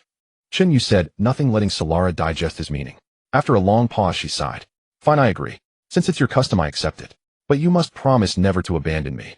Chen Yu stepped forward and took her hands, his expression earnest. I promise.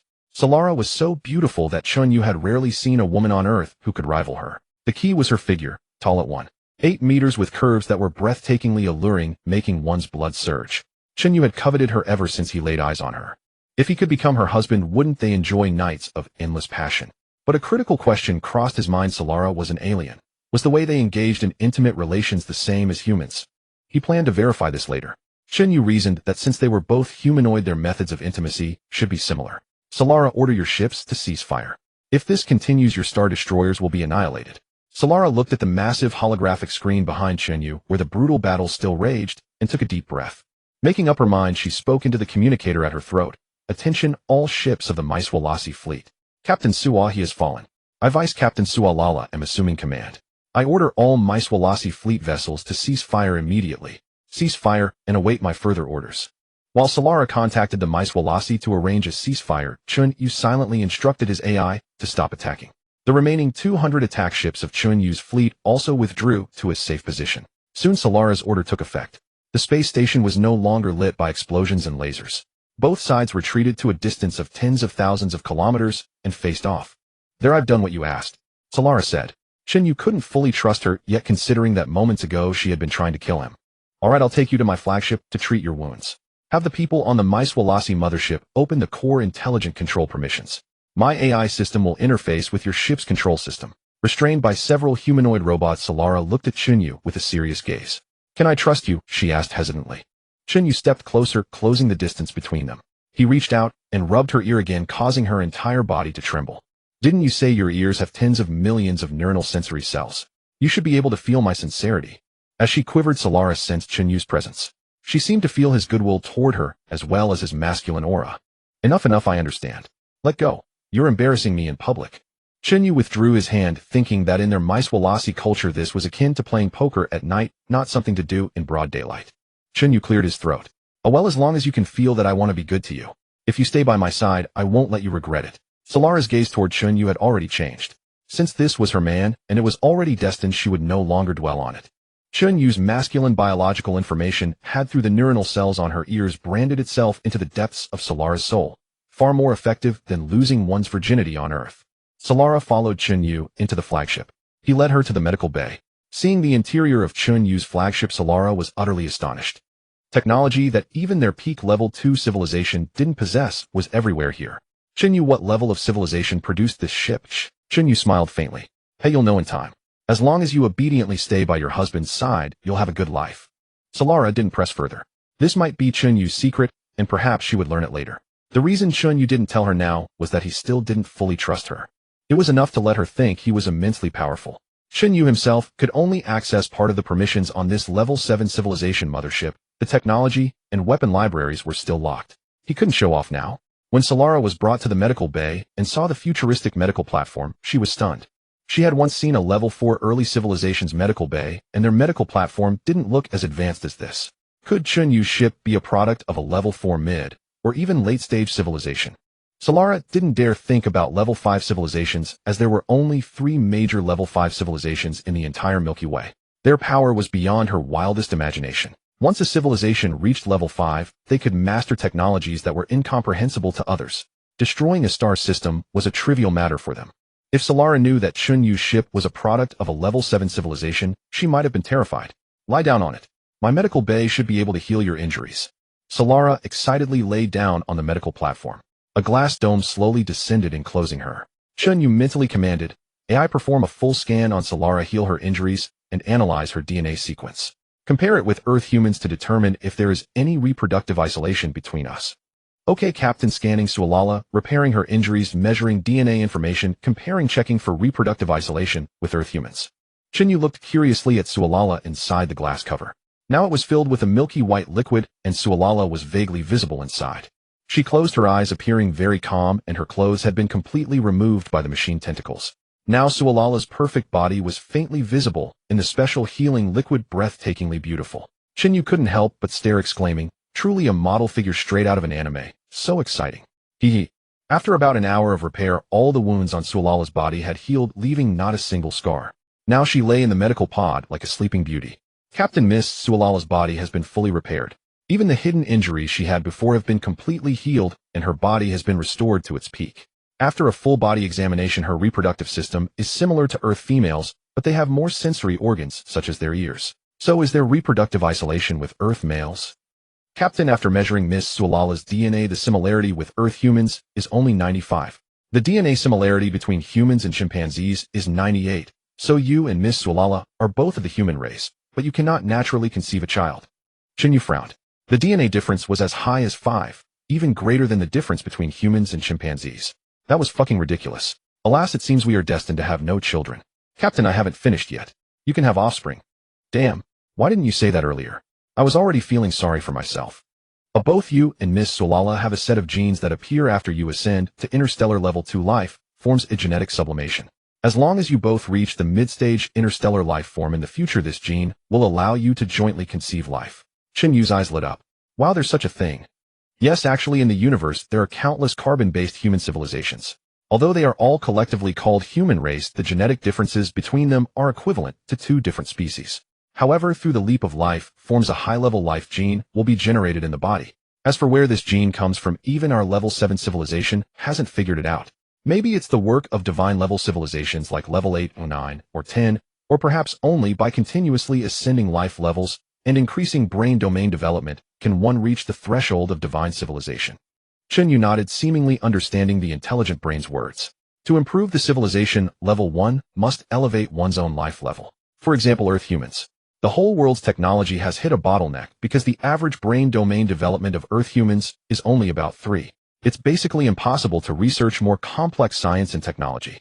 Only high-level life forms with both brain domain and personal strength improved and lifespan greatly extended can possibly develop more powerful technology. Chen Yu's current brain domain expansion has reached 9. 38 and 10 is just around the corner. His brain now equals a high-end computer. Those age-old problems on Earth can be easily calculated in Chen Yu's mind. The milky white nutrient fluid in the medical pod slowly flowed back into the holes at the bottom. It revealed Sualala's perfect body, but what surprised Chen Yu even more was that her skin tone had become fair and translucent. Intelligent brain, wasn't Sualala's skin a bit green before? How come it's now similar to Earth women and so translucent? Captain, I just made a small modification to her genes. Besides, their original skin was actually this color. It's just that the sun of their manhwaedit star is an aged red dwarf, and their planet is relatively close to the red dwarf, which releases more X-rays. So on their planet, slightly green skin is more resistant to the sun. Now it's unnecessary, and I've corrected her genes. It can also become the skin color you like. Hehehe. Intelligent brain, you really understand me.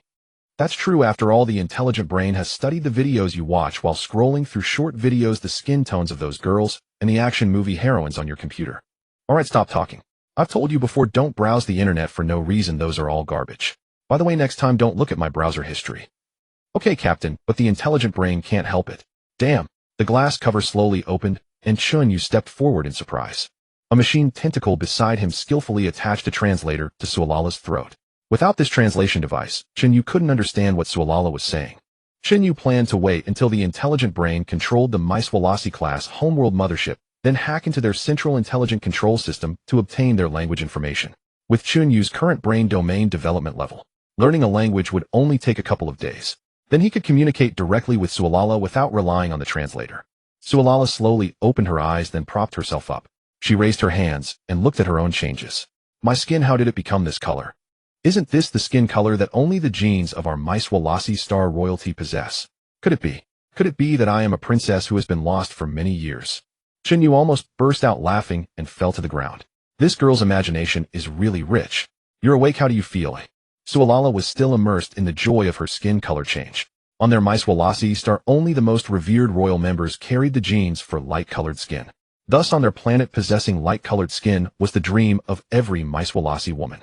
And every woman with light-colored skin held an incomparably noble status. Now, gazing at her own fair and translucent skin, Sualala cast aside all thoughts of being Chen Yu's captive. Nearby, Chen Yu's eyes sparkled as he beheld her flawless form. Realizing she was his wife, Chen Yu's heart surged with extraordinary excitement. It was as if he had gained a perfect woman who had stepped out of a 3D anime model. What man wouldn't be moved? Sensing a pair of burning eyes fixed upon her, Sualala suddenly realized she wasn't wearing any clothes. Her entire face flushed crimson instantly. Instinctively, she hugged her chest, but it was essentially self-deception.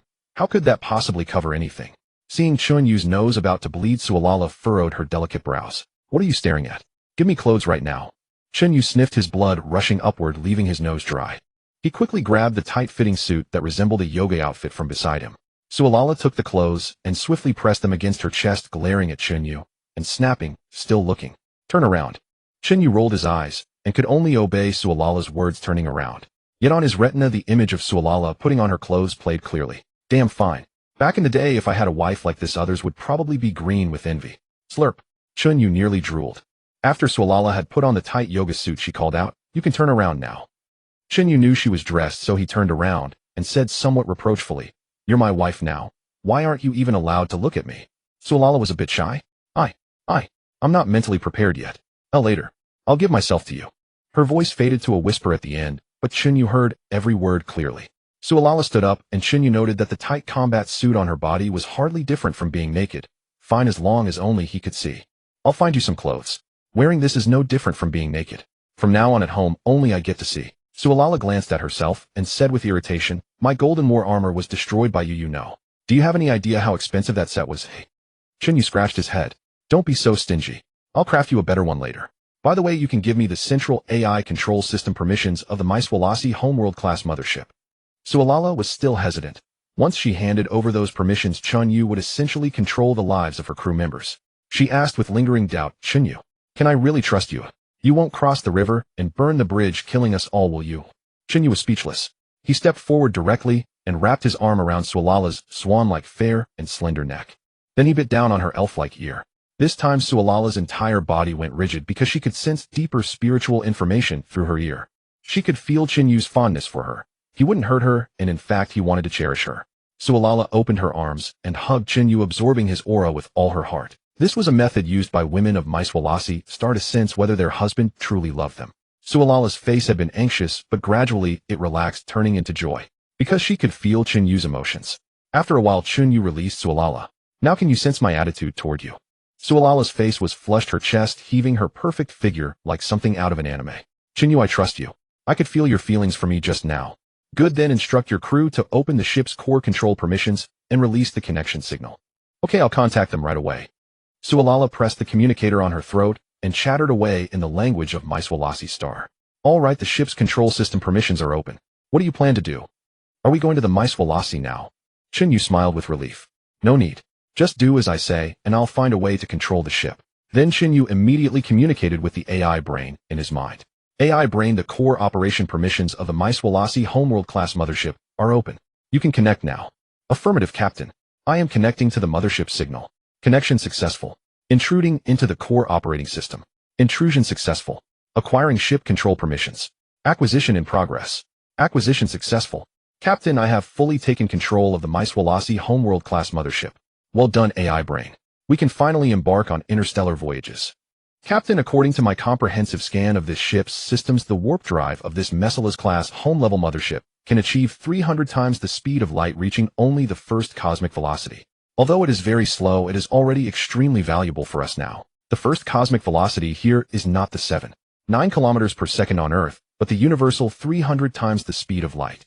By the way, intelligent brain, do you think we can use the raw materials from the warp drive of this Messilas mothership to repair the engine of our one mothership?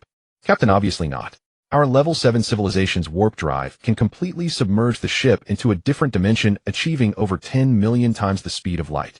However, this Messilas's warp drive can only make the ship fluctuate at the edge of the alternate dimension, realizing only a few hundred times the speed of light. The power difference is enormous, mainly because the low-level civilization's warp drive contains too little strange energy matter from black holes, not even enough to start our level 7 warp drive once. Chen Yu understood. He could liken the strange energy matter from the black hole's edge to the fuel of the warp drive. The Messilas's warp drive had too little fuel, only able to maintain a 300 times light speed travel. To drive the warp drive of the one mothership, more of this strange energy matter was needed. I see, intelligent brain. It seems we must go to the edge of a black hole to collect enough raw materials. Fortunately, according to the latest data from the intelligent brain's gravitational wave detector, the nearest black hole to Earth is only 200 light years away. Next, take control of this home-level mothership. Then they could go to the edge of that black hole to collect the strange energy. Sualala watched Chen Yu standing there in a daze, so she stepped forward and took his hand. Chen Yu, what are you thinking about? Only then did Chen Yu stop his communication with the intelligent brain. Nothing, I have already taken control of your home-level mothership. Sualala was astonished. What did you say? You have already taken control of our Messilas home-level mothership. Yes, I used the ship's intelligent operating program to infiltrate your Messilas. Now everything about it is under my control. Sualala couldn't believe it. How did you do it? You actually managed to infiltrate a ship's intelligent control terminal. It's all thanks to you. Without you releasing the ship's control authority, even if I were a god, I couldn't have infiltrated it out of thin air. Obviously, this had exceeded the cognitive limits of Sualala, a member of the peak level 2 civilization human race. Chen Yu possessed a level 7 civilization's intelligent brain system capable of infiltrating the intelligent control systems of all ships below level 7 civilization. But it also required the ship to open its permissions. It was like a computer or a mobile phone if it was not connected to the network or broadcasting Wi-Fi to the outside. Other devices could not establish a connection with it out of thin air, and thus could not control it. Next, Chen Yu took Sualala and returned to the Huanyu Science and Technology Park on a landing craft. He found a suitable outfit for Sualala as she couldn't walk around in a full-body tight yoga suit. Is this your home? No, this is my science and technology park where I build spaceships. These robots of yours are not something a planet like Earth, which hasn't even reached a level 1 civilization, could possess. You have many things hidden from me, don't you? Chen Yu took Sualala's little hand and said gently, don't worry, you will understand slowly in the future. Sualala stopped pressing Chen Yu. The two agreed to rest on Earth for a day before heading to space to board the Messala's home-level mothership. At that moment, deep in the Pacific Ocean floor, Mr.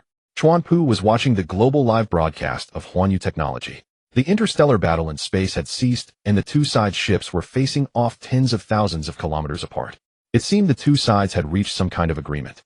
Then a man in a black suit came to Chuanpu's side, bent down, and reported, Mr. Chuanpu, the advanced gene warriors we sent to cause trouble at the White House have been completely annihilated. Chuanpu frowned and said, wiped out completely.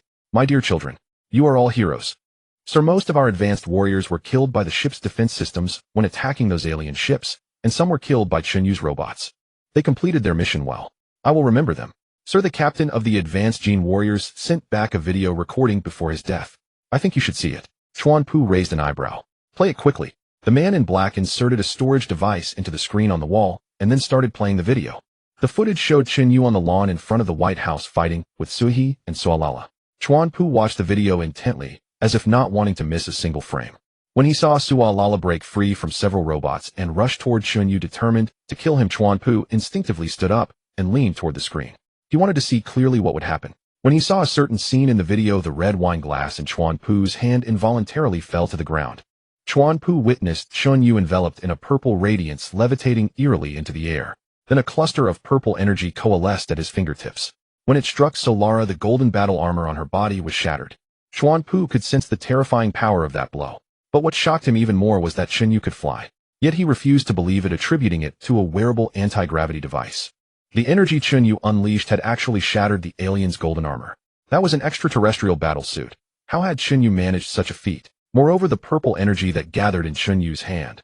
Was he also genetically enhanced? Why purple? And that power was undoubtedly far stronger than the orange energy he himself could conjure. Chen Yu, you're truly fortunate.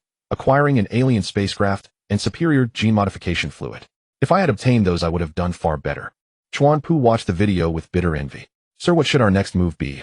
Immediately shield all signals from our giant submarine, then full speed ahead to leave this area. Since this video reached us, Chen Yu may have detected it, and he will surely trace this signal to find us. Understood, Mr. Chuanpu. I'll order an immediate departure from these waters, diving into the deeper seabed cliffs. Good, you may go. After the man in the black suit left, Chuanpu squinted, and an orange flame flickered in his hand. Chen Yu, why are you so strong? Could there be a higher tier of genetic enhancement? If I must obtain it. A day later, Chen Yu brought Solara on a tour of the factories at Huanyu Technology Park, including the underground shelter base. When Solara learned that Earth's star, the sun, was becoming volatile, she couldn't help but worry about Earth's future. Fortunately, she saw Chen Yu's underground refuge. It was nearly indistinguishable from the surface, even more advanced. Solara finally breathed a sigh of relief. She didn't want to have just found a husband only to lose her home. At the appointed time, Chen Yu and Solara boarded a landing craft and headed toward the Messala's, a home-class mothership. As Chen Yu's landing craft approached the Messala's inside the command center, several high-ranking officials on the Messala's watched the screen as a small spaceship drew near. Normally, the mothership's automatic defense system would have destroyed it, but the ship showed no response. Even manual operations in the command center failed. Then Solara's voice echoed through the mothership speakers. Attention, all crew of the Messala's, open the hangar bay doors. Everyone assemble there. The Earth spacecraft I am aboard will enter the base shortly. The senior officers in the command center dared not defy Solara's orders. With Sword dead, she was now the commander. All except the 300-plus Mesolasians who had died in the space battle with Earth's fleet. The remaining 110 crew members gathered in the vast hangar bay, the area of the Messala's home-class mothership where small vessels docked. The enormous hangar door slowly opened, revealing Chen Yu's landing craft waiting at the entrance. Once fully opened, the landing craft glided in. Compared to the colossal home-class vessel, Chen Yu's landing craft was like a mosquito entering the ship. Inside, the mothership had an artificial gravity system. The landing craft descended onto the largest flat area surrounded by a crowd of Mesolasians. The landing craft's hatch opened, and Solara stepped out first. When the 1,000 Mesolasians saw her, their eyes widened in astonishment. Solara's skin was now fair, translucent, and smooth as polished jade, a living work of art. Immediately murmurs spread through the crowd. One of Solara's adjutants stepped forward in shock. Captain Solara, your skin. What happened to it? Solara smiled confidently. She addressed all the crew of the Messilas loudly. As you can see, my skin is now light. This signifies that I carry the royal genes of Messilas, marking my identity as noble and inviolable. I hereby declare that we will cooperate with Earth. Do you have any objections? Several adjutants stepped forward, puzzled and demanding. Deputy Captain Solara, we came to colonize Earth. How has it turned into cooperation? Yes, Deputy Captain Solara. Earth's fleet destroyed dozens of our warships. Our enmity with Earth is irreconcilable. We absolutely cannot cooperate with Earth. We are a near, level 3 advanced civilization. Compromising with a 0.68 level civilization like Earth is a joke. Solara fixed her gaze on the senior adjutants who had spoken. Humfsor is dead now, and I am the captain. Yet you still call me deputy captain. Do you not recognize my authority? Moreover, I now possess royal genes, making me superior to all of you. If anyone disagrees, step forward. The adjutants exchanged glances, caught in a dilemma. Solara continued, can't you see that Earth is not what you imagined? They have a formidable space fleet. If I had not reached an agreement with Earth's ruler, you would all be annihilated. Humfai refused to believe we would lose to such a low-level civilization. One adjutant insisted through gritted teeth. Solara glared at him. At that moment, the defense laser in the hangar bay swiveled and aimed directly at the speaking adjutant. A high-caliber laser beam shot out. In an instant, the adjutant who had contradicted Solara was reduced to a charred lump. All the crew stared at their own defense laser in shock. They couldn't understand why their own ship's laser would fire on one of them. Of course, this was Chen Yu's doing. The entire Messila's home-class mothership was now under his control. He could kill whomever he wished. Solara glanced back, frowning slightly. Then Chen Yu stepped out of the landing craft. What Solara didn't know was that this Chen Yu was merely a humanoid robot. Chen Yu would not be foolish enough to send his real body into an enemy ship. Even though the vessel was under his control, there were still over 1,000 aliens on board. If they rioted and started firing laser guns at him, Chen Yu couldn't guarantee he would escape unscathed. The simulated Chen Yu walked to Solara's side. Solara addressed all the Mesolasians. This is Mr. Chen Yu. He possesses a space fleet that surpasses a level 3 civilization. We are no match for him. Therefore, for everyone's survival, I have made a deal with Mr. Chen. From now on, we will all work for him. He guarantees that the Messila's star will not trouble us. When Sarala spoke thus, everyone basically understood. Wasn't this tantamount to surrender and even becoming their lackey? Instantly, some Mesorathians began to stir restlessly. Then the defensive lasers above precisely targeted those who harbored discontent and sought to resist. They were engulfed by thick beams of light, leaving nothing but piles of charred remains. After killing dozens in succession, all the Mesorathians dared not move. Sarala pursed her lips and let out a sigh. Listen carefully, everyone. We have no choice now. Even if we don't compromise with Mr. Chen, our ships will be destroyed by them. The remaining Mesorathians fell silent. They were no fools. Earth now had over 200 interstellar warships, while their own dreadnoughts were few. Once all their dreadnoughts were destroyed, the remaining homeworld-class motherships would be little more than sitting ducks. They found it hard to believe. Wasn't Earth a planet that hadn't even reached a Type 1 civilization? How could it possess space warships comparable to theirs? Had the signal they sent to the Mesorathian star been deliberately orchestrated by Earth? Then Earth must have concealed its true strength. Now that Sarala had decided to submit, they had effectively saved their own lives. Seeing that no one resisted further, Sarala smoothly took command of the Mizora's homeworld-class mothership. Chen Yu followed Sarala into the mothership's command center. Chen Yu, I want to ask you, why do you want our homeworld-class mothership? With the technology you possess, you should be able to build a better ship than ours. To be honest, my ship's warp drive is broken. It can't achieve faster than light travel. Sarala instantly understood why Chen Yu wanted this mothership. Only this vessel possessed a warp drive. What will you do next? I need to repair the warp drive of my primary mothership, so I must venture into the vast interstellar void to find raw materials. Then I'll come with you. Good, of course you must come with me. Chen Yu had no intention of leaving such a perfect woman far from his side. After resolving the matter of the Mizoras, Chen Yu brought Sarala back to the Huanyu Technology Park. As for the more than 1100 crew members aboard the Mizoras, Chen Yu used landing craft to transport them to Earth in batches. Leaving these people on the mothership was a risk. If someone incited rebellion, Chen Yu couldn't stop them in time. Only by bringing them to Earth could he rest assured. As for the numerous Mesorathians, each was a humanoid from a higher civilization. In terms of knowledge reserves and technological skills, they far surpassed Earthlings. Chen Yu simply assigned them to the Huanyu colony. Underground shelters were being built there, and they could join the construction. They would be called upon when needed. In the newly constructed Huanyu Technology Building, Chen Yu was conversing with the AI. Have you found the people who attacked the Mesorathian ship outside the White House? Captain, those individuals were all annihilated.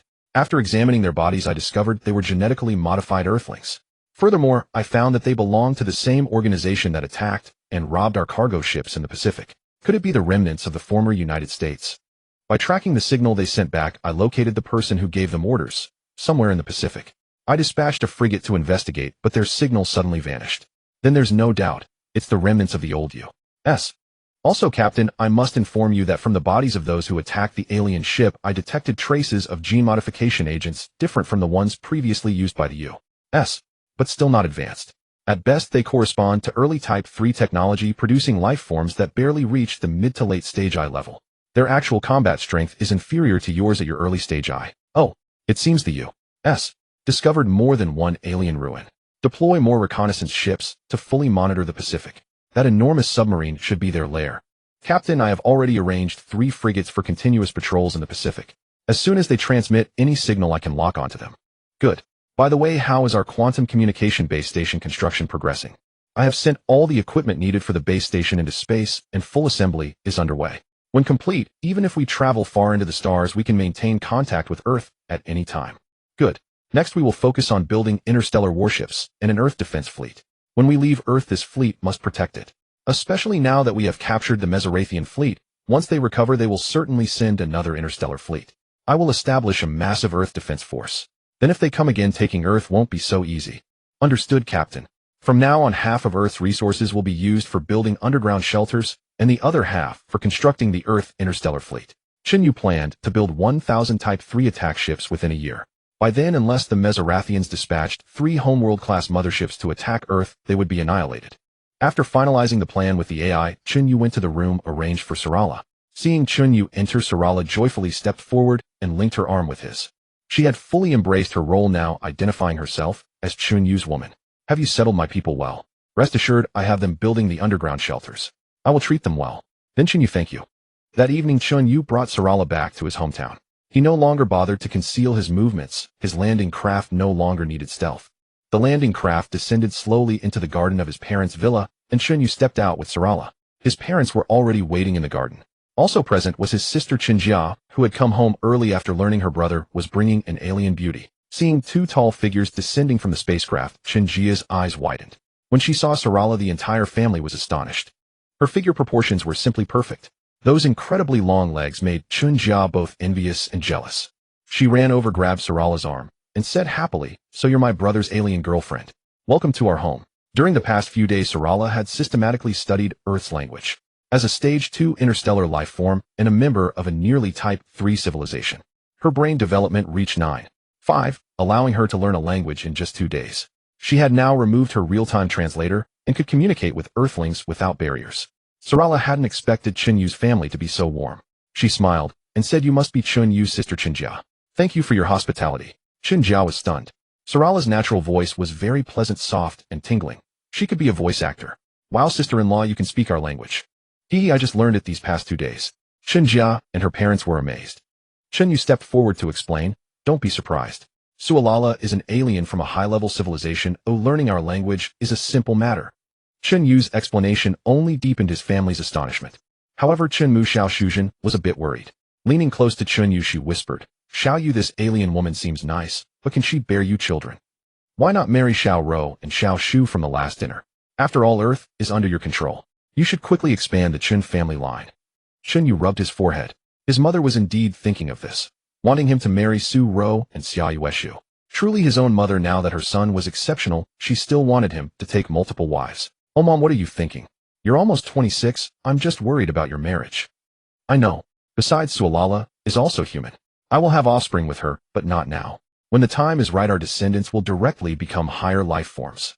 Xiao Shuzhen didn't understand what Chen Yu meant by higher life forms. She only grasped one thing: this alien woman could bear children. After sending his mother away, Chen Yu approached Sualala and said awkwardly, "You must have heard everything right. I didn't hear your conversation with your mother. Don't mind my mother's words. That's just how she is. On Earth 26 is the age to start a family, so she's anxious. Don't you have 2 Earth women, Xiao Ro and Xiao Shu? Let them have children first." "You said you didn't hear?" "As I thought, with your ability as an interstellar level 2 life form, you could hear mother and me even if we whispered." "If I didn't?" Chen Yu wore a knowing expression. "Women, whether from Earth or other planets, all say one thing, and mean another. Alright, let's go inside. Today I'll let you taste my cooking. I'll personally prepare a feast for you. That evening Chen Yu cooked personally, and Sualala was curious. She wondered how the delicious food she had eaten at the White House banquet hall was made. But this time Chen Yu prepared lobster abalone and all kinds of delicacies. They were completely different from the yuxiang rosi and twice-cooked pork he had served them before. Chen Yu, are you sure this creature with disgusting claws on its head is really edible? On our planet, similar creatures are just nasty bugs. Chen Yu looked at the hairy crab Sualala was pointing at, wearing a disdainful expression. Sis, this is the most authentic Yanqing Lake hairy crab on our planet. Its flavor is so delicious, it's irresistible, and you call it a bug. But it's completely different from the food you served us last time. Chen Yu was speechless and could only explain helplessly. Ahihi Lala, let me tell you something. Don't be angry when you hear it. Sualala frowned. Speak. The dishes I served you last time were all the most ordinary home-cooked meals on earth. Compared to these delicacies, they are nothing. I was just fooling you back then. Sualala's beautiful eyes widened in shock. What? You mean the food you treated us to last time was the most ordinary food on earth? Pretty much. But with good cooking skills, these ordinary dishes are also delicious. Don't think I was slighting you. Unexpectedly, Sualala was not angry. Instead, she was even more astonished. I didn't expect Earth, so backward in other aspects, to be so far ahead of our Maizula's star in cuisine. Even the most ordinary food here surpasses the most delicious ingredients on our planet. Chen Yu was dumbfounded. He had thought Sualala would hold a grudge, but she actually thought this way. Indeed. Earth is a planet that values food. No matter what creature is placed before us, our first thought is whether it is edible. Chen Yu's explanation only made Sualala more eager to taste the creature with claws on its head. After 2 hours of Chen Yu's hard work, a table full of delicacies was served. Lobster abalone, sea cucumber, crab, tuna, all kinds of land and sea creatures. Of course, there were also famous dishes from various regions of Yinxia filling the table. Sualala was stunned but felt a little disappointed. Why wasn't there that dish called yuxiang rosi from last time? Sister-in-law, my brother personally made a table full of dishes for us. Why do you look unhappy? Sualala forced a smile and said, why isn't there yuxiang rosi? That was the most delicious food I've ever eaten.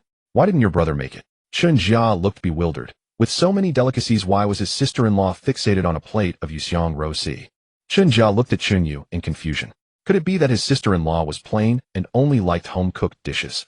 Chen Yu explained, your sister-in-law hasn't seen much of the world. Before, when I entertained people from her planet, I made some ordinary home-cooked dishes, and they found them delicious, so they left a deep impression. Chen Jia finally understood. Sister-in-law, let me put it this way, these dishes are far more delicious than the yuxiang rosi you've been longing for. Try them and see. Only then did Sualala with Chen Yu's help pick up a hairy crab and a king crab. Chen Yu broke them apart, and she tasted the crab meat and roe. Sualala was instantly amazed. Chen Yu and the Chen family were right. Compared to these delicacies, the food she had eaten before was merely average. In the end, Sualala tasted every dish, and she was so astonished that she couldn't stop eating. Indeed, an alien's appetite was extraordinary. She even devoured a whole giant prawn. Unexpectedly, this disgusting creature from Earth turned out to be such a delicacy when cooked. It completely overturned Sualala's understanding. The family finished dinner in joyful harmony. Time passed quickly. Half a year went by. Chen Yu's Earth defense fleet, under the full effort of the shipbuilding factory, had already constructed 500 ships. The quantum base station in space was also built. Chen Yu also constructed a backup quantum communication base station in a hidden crater on the far side of the moon. 2 sets of real-time communication devices ensured that Chen Yu could still control the situation on Earth after leaving. Because during these 6 months, that huge submarine hidden deep in the Pacific Ocean had still not surfaced. This was the only hidden danger before Chen Yu left Earth. As for the Maizula's star sending another fleet, he was not worried at all. According to Sualala, Maizula's star currently had a total of 5 home-class motherships. One of them was already captured by Chen Yu, so Maizula's star could not send the remaining 4 to attack Earth simultaneously. Therefore, Chen Yu only needed to build 100 level 3 civilian attack ships to leave behind and protect Earth. At least it could withstand a colonial attack from an early level 3 civilization planet.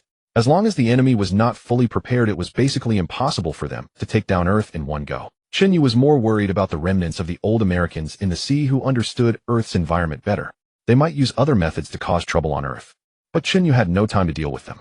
In another half a year after he finished building 100 attack ships, he would have to venture into deep space for exploration. To collect materials for the warp engine of Mothership No. 1 at the edge of a black hole. Another half a year later.